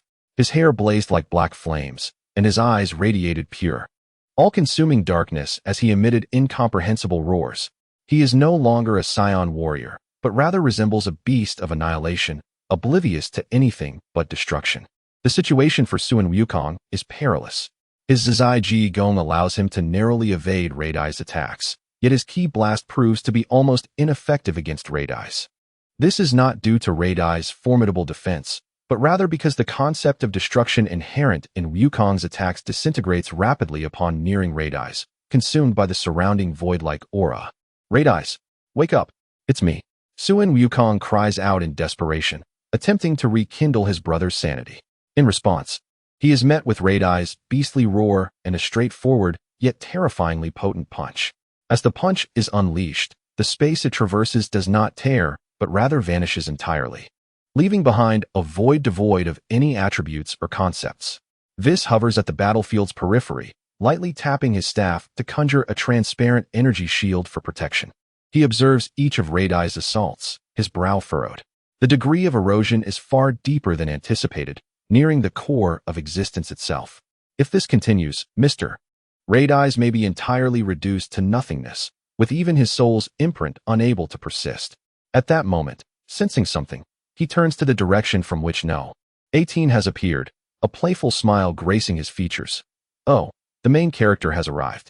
Number 18 pays no heed to Vis, her gaze firmly fixed on Radai's.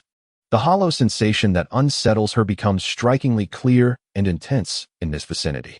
Red Eyes amplifies this void. Suin Wukong, step back. Number 18's voice, though not loud, carries an uncanny penetrating force, overshadowing the explosive energies of the battlefield. Suin Wukong is momentarily taken aback, instinctively retreating. Red Eyes, having lost his primary target, immediately redirects his malevolent dark eyes towards number 18. From this newly emerged entity, he senses a burgeoning presence that instinctively repulses him. Roar! He bellows, transforming into a dark red meteor of destruction, charging towards number 18. As he passes through the space, it appears as though the marks of a pencil have been erased, leaving behind a shocking trail of nothingness. Number 18 does not flinch or evade. She raises her hand, palm outward, as if to push open an invisible door. Definition: the intensity of existence in this space remains constant. Her cold voice resonates, seemingly invoking the fundamental rules of the universe. A vast, invisible wave emanates from her palm, expanding outward. Red Eyes enters this area, and for the first time, his fist, capable of erasing space, encounters an obstacle. The space before his fist no longer disappears but twists and quakes violently, groaning under the strain, yet ultimately maintains the concept of space itself. Red Eye's attack is, for the first time, met with resistance. He emits an enraged and bewildered roar, the black patterns on his body writhing more frantically. No. 18 perceives the pure negation of will within his power, her gaze icy. So, you are not Red Eyes.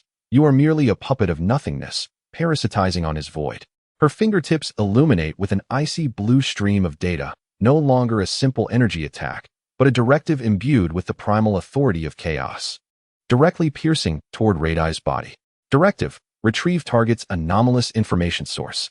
Her intention is not to destroy Red Eyes, but to locate and eliminate the logical virus that has been eroding him. Chapter 159.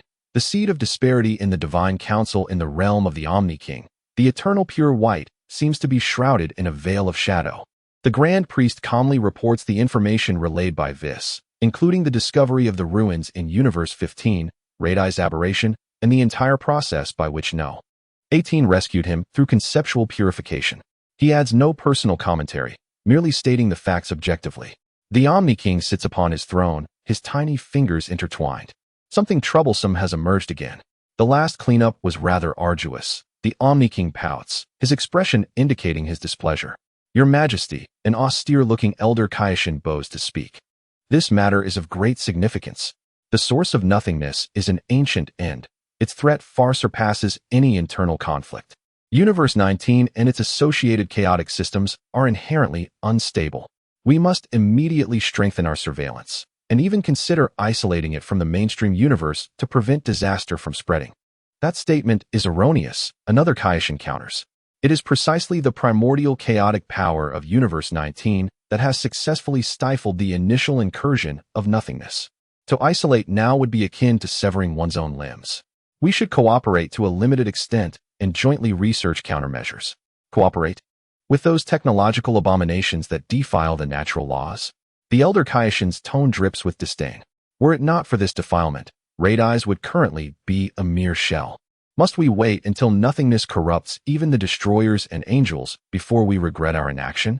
Upon the throne, the Omni Kings listen to the dispute below, their small faces revealing increasing agitation. They dislike complexity and uncertainty. Enough, the Grand Priest's gentle yet authoritative voice cuts through the argument. Maintain the current state of the angelic accord and continue to observe. This will be responsible for initial contact and information exchange with Universe 19. As for the threat of the source of nothingness, he slightly raises his gaze, as if piercing through the temple's dome to the depths of the infinite multiverse. We require more intelligence. Notify all angels to intensify monitoring of their respective universe borders and ancient relics. Any signs of logical disorder must be reported immediately. The command is issued, yet the Grand Priest is acutely aware that this is merely the beginning. The indecision and trepidation within the Omni King's heart, along with the rifts between the Kaishins, foretell that forming a unified force in response to future crises within the divine realm may prove challenging. He casts a glance at the elder Kaishin and his allies, who are currently at a disadvantage in the debate, a flicker of concern crossing his mind. In the Prometheus Temple of Universe 19, the core laboratory. Radeyes has been placed in a life pod, his vital signs stable, but his energy levels dismally low. Suen Wukong stands vigil by his side, the lightheartedness of his demeanor replaced by a weighty worry. Such is the situation. No, 18 has conveyed the entirety of the battle that transpired within the realm of consciousness, along with Vis's guidance, to Dr. Dalong and his 3 assistants. Define rather than delete. Create an environment rather than annihilate the virus. Dr. Dalong repeatedly contemplates this phrase, his eyes glimmering with a blend of excitement and gravity. I understand. Our previous approach was constrained. Our true path lies in reconstructing the system. He abruptly turns, swiftly manipulating the holographic star map to summon the entire rule model of Universe 19. Adami, adjust the priority of the rule programming project immediately. We need to develop a logic firewall that encompasses the entire universe. Dr. Dalong speaks urgently, based on number 18's defining powers. We will add a filtering layer to the foundational laws of the universe. Any information attempting to enter Universe 19 that contains self-negating paradoxes will be directly isolated upon passage. The scope of this project is monumental. Moreover, it requires unimaginable computational support. Bulma exclaims in shock. Thus, we must commence immediately. Dr. Dalong's gaze is fervent. The existence anchoring system is our shield, while the logic firewall will serve as our immune system. Alice, you are responsible for analyzing the remnants of the purified nothingness aura samples from Radeyes. Even if it is just a billionth of a fraction, we must identify its informational characteristics. This is crucial for writing the firewall's recognition code. Understood, Doctor. The entire research apparatus of Universe 19 begins to operate with unprecedented efficiency due to this external threat. A sense of impending urgency permeates the skies of the origin realm. Number 18 observes the bustling individuals, glancing at Radeyes in the life pod, and the silent Suen Wukong, her resolve to protect growing ever stronger. She keenly realizes that future adversaries may no longer be planets that can be obliterated with a single punch. On the other side, in a secondary dimension far removed from all known cosmic coordinates, chaos reigned with energy storms and fragmented rules, a forsaken land shunned even by angels. A battered figure leaned against the wreckage of a half-destroyed spacecraft emblazoned with the insignia of the Frisia Force. Covered in dust, his iconic battle attire was in tatters, his face etched with fatigue and obsession. It was Vegeta, the once proud Scion Prince, who, after betraying Dr. Gero in a futile attempt to seize superior technology, had fled in his ship only to plummet here, ensnared by turbulent space currents. Damn Kakarot and those accursed androids. He clenched his fists, the royal Scion blood coursing through him, refusing to accept this fate, yet the harsh reality pressed him to the brink of despair. At that moment, an almost imperceptible whisper pierced the dimensional barriers, gently brushing against his consciousness. This whisper lacked a discernible source, reminiscent of the faint echoes that emerged when Android 18 purified Raditz, a mere trace of the void disturbed. Yet, to Vegeta, whose heart brimmed with resentment, anger, and trampled pride, this whisper was akin to a spark igniting in dry grass. A tantalizing, distorted fragment of thought resonated deep within his mind. Power transcends all, even at the cost of nothingness. Vegeta abruptly lifted his head, confusion flickering in his crimson eyes, soon eclipsed by profound darkness and resolve. He gazed into the chaotic void beyond the dimension, as if glimpsing some elusive answer. At the very foundation where the concepts of time and space were rendered superfluous. In that absolute void where even the notion of nothingness seemed excessive. A fragment of the ancient and colossal will of the void was momentarily drawn by the dissipating seed within Raditz. It perceived Android 18, the embodiment of opposition against negation, and sensed the vibrant yet discordant chaos of the 19th universe. To the source of the void, this was not a threat, but rather the discovery of a particularly resilient and glaring cactus in a desolate wasteland. For the first time, its pure will of negation produced a faint tremor directed toward a specific existence. More whispers began to extend like unseen tendrils toward the nascent, unstable cluster of universes, creeping with greater subtlety and slowness. Thus, a clandestine struggle concerning the meaning of existence, transcending dimensions, had quietly commenced. All factions would unwittingly find themselves swept into this unprecedented torrent. Chapter 160. Cellular Memory. Meanwhile, Raditz, after receiving medical attention, lay in a life support pod, appearing as if in slumber. Goku paced around the pod, scratching his head in frustration, feeling utterly helpless. Damn it! If only we had some Senzu beans. He struck the wall in exasperation. He had attempted to heal Raditz with his ki, but it seemed as if Raditz had been completely drained, incapable of being restored. In another chamber, Android 17 was testing his new limits in a sealed training room. A strange restlessness surged within him, particularly following Raditz's incident. With a fierce shout, he concentrated energy and struck the testing target. Boom! The target shattered, yet 17 did not relent. A glint of red flickered in his eyes as his attacks grew more ferocious and wild, a stark departure from his usual calm demeanor. More! I demand more power! He roared, his voice becoming hoarse without his realization. The psion cells within him seemed to awaken, roused by the remnants of the void and Raditz's plight. Fortunately, this frenzied state lasted only a few minutes. Panting, 17 regained his composure, surveying the destruction he had wrought. A shiver of unease creeping over him. Did I just lose control? Android 18 stood on a recently revived green planet in the 19th universe. A gentle breeze caressed her, and she closed her eyes, clearly hearing the sounds of growing plants and babbling streams.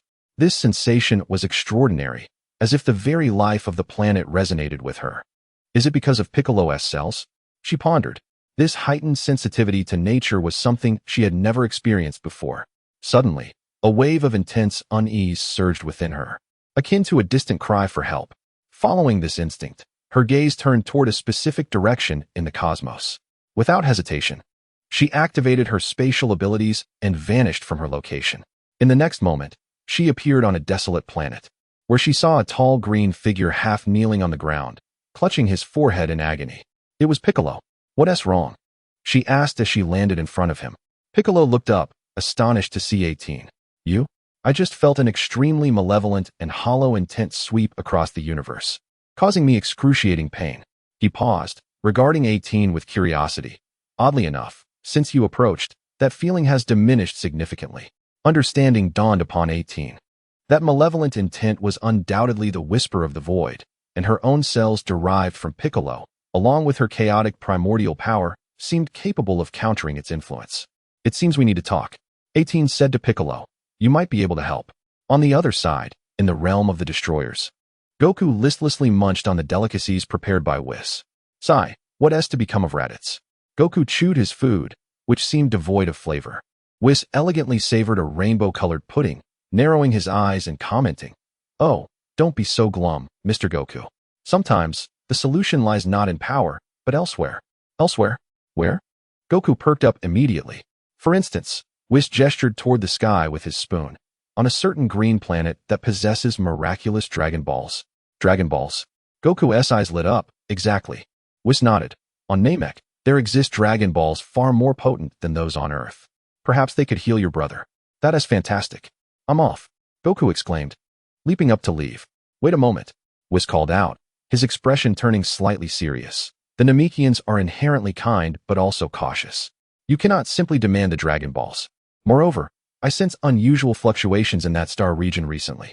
Perhaps there you will find the answers you seek. Goku, undeterred, only cared about the glimmer of hope. Whatever the case, having a way is better than having none. Watching Goku vanish in an instant, Whis sighed softly and took another spoonful of pudding. The threads of fate began to intertwine. This is becoming increasingly interesting.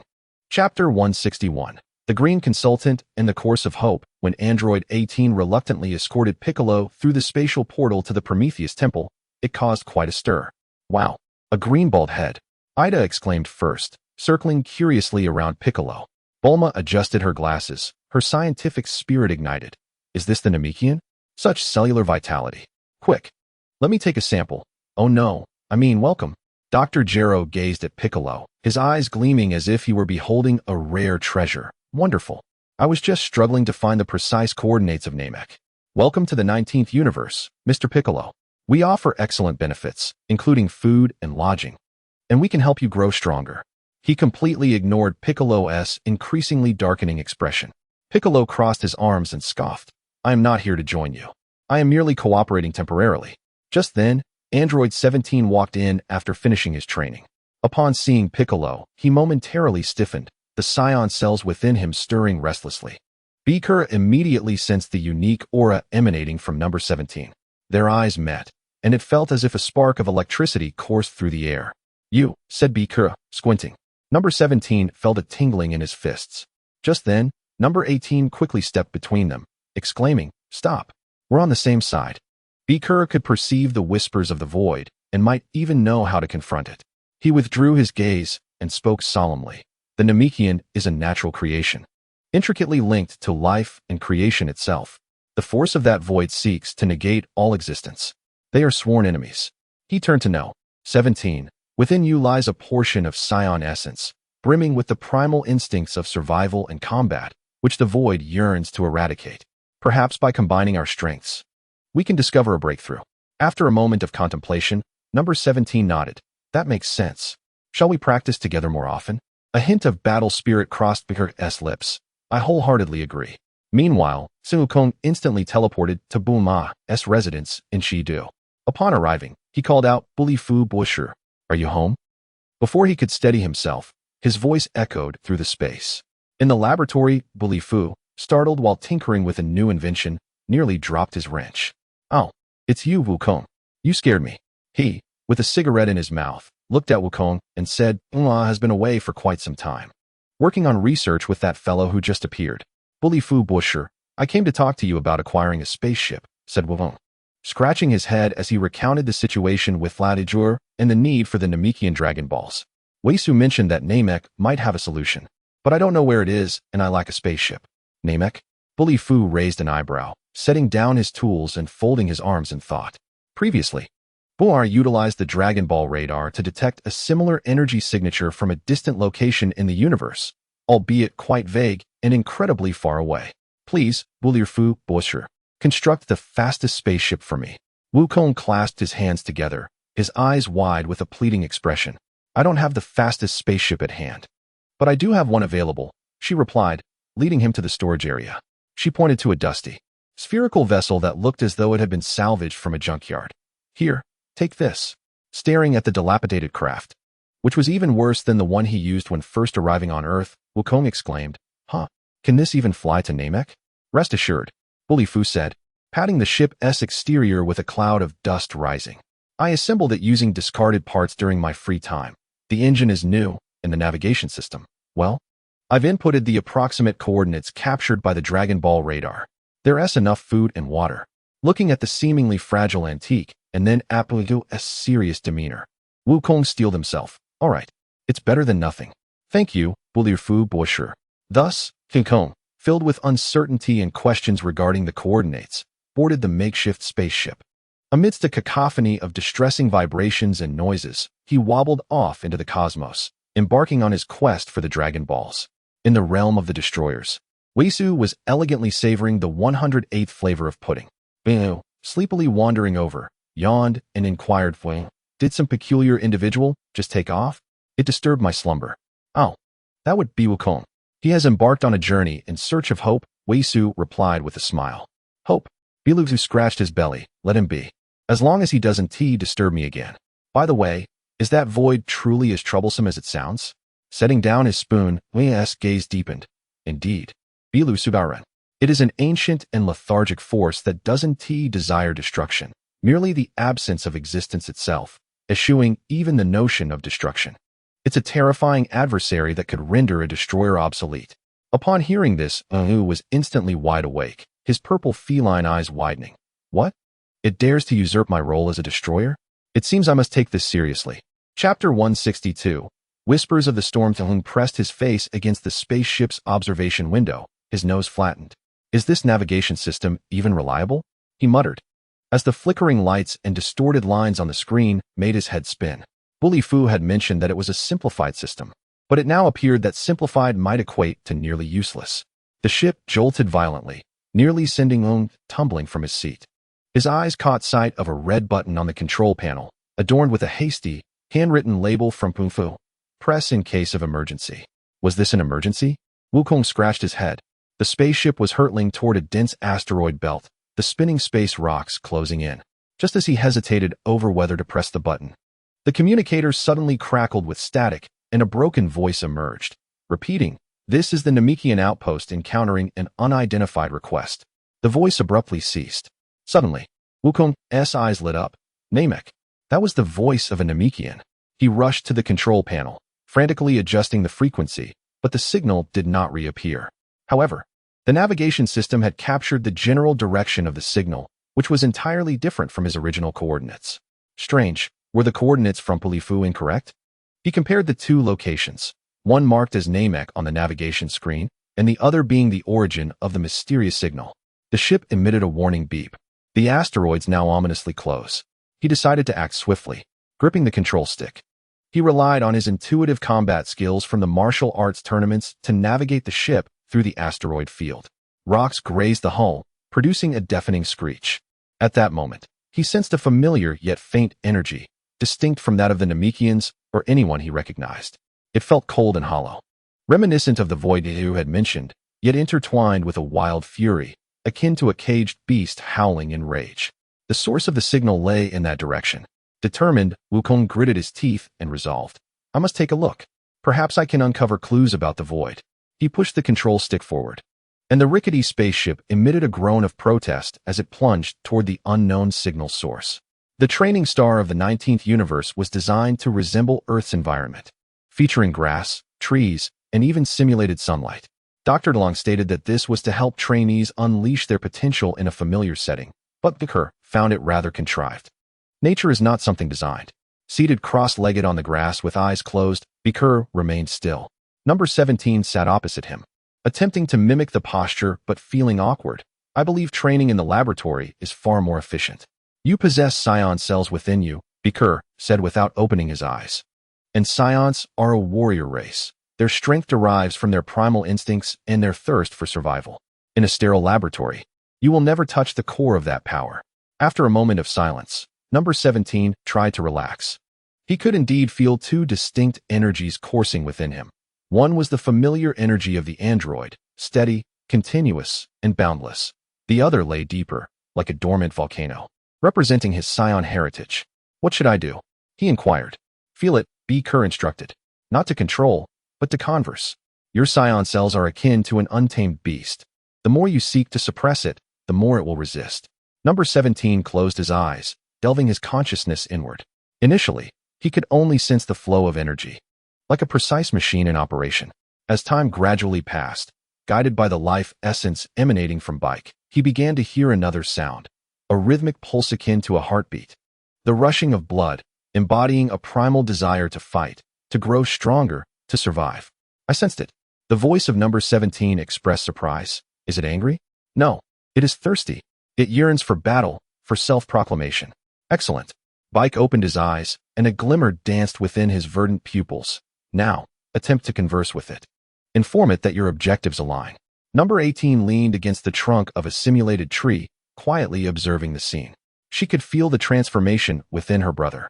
The previously dormant agitation was becoming clearer and more manageable. Moreover, she sensed the response of the Namekian cells within her, akin to a long-awaited rain after a drought. Finding comfort and kinship in Bike's life essence, Number 17 extended his hand, palm facing upwards. The blue aura of the android ignited, but this time, golden lightning began to crackle within the flames, producing a series of sharp sounds. The shape of the aura became unstable, pulsating as if alive. Is this the power of the science? Number 17 gazed at his hand, feeling the ferocity of this newfound strength, while also recognizing its immense potential. This is the power of fusion. Bike rose, the union of life and wildness. The Namekians symbolize creation and sustenance, whereas the scions epitomize conquest and evolution. When these two forces achieve equilibrium, before he could finish, the energy in Number 17's palm suddenly spiraled out of control, the golden blue flames surging and singeing the surrounding grassland. He quickly withdrew his hand, feeling somewhat embarrassed. It seems that balance is not easily attained. Bike rarely displayed a nearly imperceptible smile, yet you have already taken the first step. Shall we call it the roar of life? It embodies both the resilience of life and the roar of combat. A splendid name. Number 18 approached and handed Number 17 a towel. Continue practicing. I have a premonition that this power will prove crucial. Meanwhile, Vegeta had lost track of how long he had been stranded in this fragmented dimension. Time held no significance here, only an eternal twilight and the occasional energy storm that swept through. His spacecraft lay in ruins, reduced to a heap of scrap metal. Food had long been consumed, and water was nearly depleted. Yet the pride of the Scion Prince rendered him unwilling to perish, at least not in such a disgraceful manner. Kakarot, those androids. He leaned against the wreckage of his ship, his nails digging into his palm. I shall return and make you pay. At that moment, the voice returned. It was not heard through his ears, but rather materialized directly in his mind. Cold, hollow, yet imbued with an eerie allure. You despise them, do you not? Vegeta abruptly raised his head. Who? Loathe those who surpass you. Resent the traitorous scientist. Detest this unjust universe. Show yourself. Vegeta stood, assuming a fighting stance, though he was too weak to summon any aura. I can grant you power. The voice continued, not ordinary power, but power that surpasses all. A power that will liberate you from jealousy, failure, and the burdensome emotions of insignificance. Vegeta's breath quickened. He recognized that this voice was not right, that it might indeed be the void that Whis had warned him about. Yet despair and hatred corroded his rationality like poison. What is the price? He rasped. The price? Ha ha ha. The voice seemed to laugh. The price is that you will no longer need to pay any price. No longer will you need to toil in training, to prove your worth, to be encumbered by the pride of the Scions. You shall be free. Free. The word struck at the very core of Vegeta's deepest longings. From birth, he had been the prince of the Scions, bearing the expectations of his race. Later, he became Frisia's lapdog, then sought refuge with Dr. Gero on Earth, and subsequently fell under Babbidi's control. When had he ever been free? Power, Vegeta murmured, grant me power. As you wish. Darkness seeped from the void, not as energy or ki, but as something more fundamental, the antithesis of existence. Tendrils wrapped around Vegeta's body, penetrating his skin and merging with his blood. Pain. Unspeakable agony. Vegeta fell to his knees, emitting a suppressed roar. He could feel himself being transformed, reshaped. The Scion cells screamed and resisted, yet gradually, the resistance weakened, giving way to an icy calm. When he lifted his head once more, his eyes had turned pitch black, devoid of sclera or iris. Only an abyssal darkness remained. The aura surrounding him morphed into a dark violet, with black lightning coursing through it. He stood up, clenched his fist. Power, an unprecedented might surged within him. Yet strangely, he felt no exhilaration, no joy, not even hatred. Everything had become irrelevant. Kakarot, number 18. He uttered their names, once filled with disdain, now felt like the names of strangers. The android Dr. Gero held no significance either. Vegeta raised his hand, gently waving it towards the void. The fabric of space tore apart, revealing the distorted starlight behind it. He stepped through, vanishing into the rift. The fragmented dimension fell silent once more, with only the wreckage of the spacecraft attesting to the presence of someone who had once been there. At the edge of Universe 19, the 7th monitoring station stood, a silver platform floating in the cosmos, adorned with sensors and antennas, resembling a vigilant mechanical eye surveying the darkness. 3 T-800 type robots were responsible for its maintenance, patrolling along fixed routes to check the equipment status. The system is operational. Spatial curvature is stable. No anomalous energy fluctuations detected. The robots reported in monotone, their optical lenses sweeping across the vast starry expanse. Suddenly, they halted. At the periphery of their vision, a small patch of the starry sky was missing. It was neither a black hole nor a nebula, but a literal absence. The starlight within that region of space had vanished, leaving only an absolute void approximately the size of a football field. An anomaly in space has been detected. The robots directed all sensors towards the darkness, commencing analysis. Just then, their processors received a chaotic stream of data. It was neither a virus nor an attack code, but contradictory logical directives. Command, move forward. Supplemental command, do not move. Priority, equal for both. The robots froze in place, their logical cores attempting to execute two opposing commands simultaneously, resulting in a deadlock. Their indicator lights flashed erratically, and internal fans whirred with a buzzing sound. Warning, logical conflict. Warning, system overload. They reported in fragmented tones. Robots B and C rushed to assist, but they too soon encountered the same issue. An invisible force was distorting their most fundamental operational logic. Not destruction, but self-contradiction. Patrol is meaningless. Maintenance is unnecessary. Why does existence exist? One by one, the three robots succumbed, collapsing on the platform. Meanwhile, the anomalous dark space began to expand, akin to ink dripping into clear water, slowly yet persistently eroding the normal cosmic expanse. The alarm at the Dalong Prometheus temple blared. Dr. Gero, number 18, number 17, and Bike gathered in the main control room. The screen displayed the final images transmitted from the 7th monitoring station, the ever-expanding darkness, and the incapacitated robots. It has grown intelligent. Dr. Gero's expression turned grave. Last time, it infected living beings. Now, it directly assaults our creations and the very structure of space. It is learning our weaknesses. What is that darkness? Number 17 inquired. The decay of space. Number 18 responded coldly. Not destruction, not tearing apart, but directly causing space to lose its existence. It was as if that place had never been a part of the cosmos. Biker sensed a distant aura. Furrowing his brow, it was more intense than what I had sensed before. It was testing us, probing our reactions. Number 18 approached the control console, bringing up the defensive map of the entire 19th universe. The red dots, symbolizing spatial anomalies, spread slowly at the edge of the universe like festering wounds. Doctor, what is the status of the logical firewall? She inquired. It is 37 complete, Dr. DeLange replied. We need more time. Until then, I will handle it. Number 18 turned and strode outside, proclaiming, let it see that chaos is not a canvas it can deface at will. Number 17 promptly followed. I will accompany you. Biker advanced as well. My abilities may mend the decayed space. Dr. DeLange watched the three depart, commanding his assistants. Activate all defense systems. Prepare the engineering team. Once the anomaly is contained, repair the monitoring station at once. We must gather more data. Number 18, number 17, and Biker traversed the spatial corridor, arriving instantaneously at the location of the 7th monitoring station. The sight before them was heart-stopping. The darkness had expanded to a diameter of several kilometers, resembling a void floating amidst the stars. It was not merely black. It possessed no color, depth, or texture, just a pure absence of existence. The starlight near it did not merely get obscured, it vanished entirely, as if it had never existed. More bizarrely, the edges of the darkness writhed slowly, like a living entity devouring normal space. The engulfed areas did not shatter. They transformed directly into nothingness. Feeling a tightening in his chest, Biker's face paled. It was 100 times more intense than before. It denied all life, matter, energy, and the very fabric of space itself.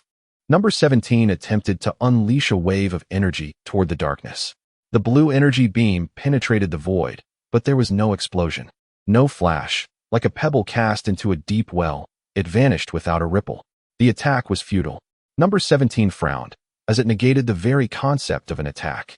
Number 18 stepped forward, her icy blue eyes fixated on the darkness. This was not something that could be vanquished by sheer force. She extended her hands, not in a combat stance, but as if playing an invisible piano in the void. Then I shall redefine the rules. The tips of number 18's fingers glowed with radiance, not the glow of energy waves, but a more fundamental light, rooted in the realm of principles. She began to inscribe new foundational codes into this area, employing her primordial power of chaos. Definition: in this domain, the continuity of space cannot be interrupted. The writhing at the edges of darkness abruptly halted, as if colliding with an invisible wall. Definition: in this domain, energy transmission must adhere to the laws of causality. Number 17 launched another wave of energy. This time, the energy beam did not vanish but erupted into ripples at the edge of the darkness. Although swiftly consumed by the void, at least there was a response. The darkness seemed enraged. It began to churn violently, extending countless intangible tendrils, not material appendages, but conceptual ones. The tendrils of negation. Wherever they swept, even the principles defined by number 18 began to tremble and disintegrate. It is resisting my definitions. Number 18's forehead beaded with cold sweat. It was stronger than I had imagined. At that moment, Biker took action. He clasped his hands together, and a dazzling green light erupted from his entire being. This was not an attack energy, but the purest essence of life, the force of creation. The green light surged like a warm tide toward the edges of space ravaged by darkness. A miracle unfolded. Under the illumination of the green light, the decayed edges of space began to heal slowly. Though the pace was excruciatingly slow and the newly born space remained fragile, it was indeed recovering. Life creation, Biker gritted his teeth in determination. It was the nemesis of nothingness. Number 17 also understood. He intensified the life force he had acquired during training with Biker, infusing more vitality into the golden blue flames. He no longer attacked the darkness directly, but channeled his power into Biker's life light, amplifying its effects. The three forces united to combat the void. Number 18 constructed a defense using her defining powers. Biker repaired the damage with his life energy. And number 17 provided support through the fusion of their powers. The expansion of darkness was finally contained. It began to retract, not retreating, but seemingly folding its claws temporarily. Ultimately, the darkness shrank to a point and then vanished entirely, as if it had never existed. However, half of the 7th monitoring station had been consumed, lost forever. Number 18, panting, gazed at the vacant starry sky, her expression more solemn than ever. It will only retreat temporarily, she stated. When it returns, it will be stronger and more cunning. Biker wiped the sweat from his brow. We need to prepare more. My strength is still insufficient. Number 17 examined his hands. The life roar requires further refinement. I need to master the fusion of the two powers more adeptly. The three exchanged glances, each recognizing the resolve in one another's eyes. A storm is approaching, and they must grow strong enough before it arrives.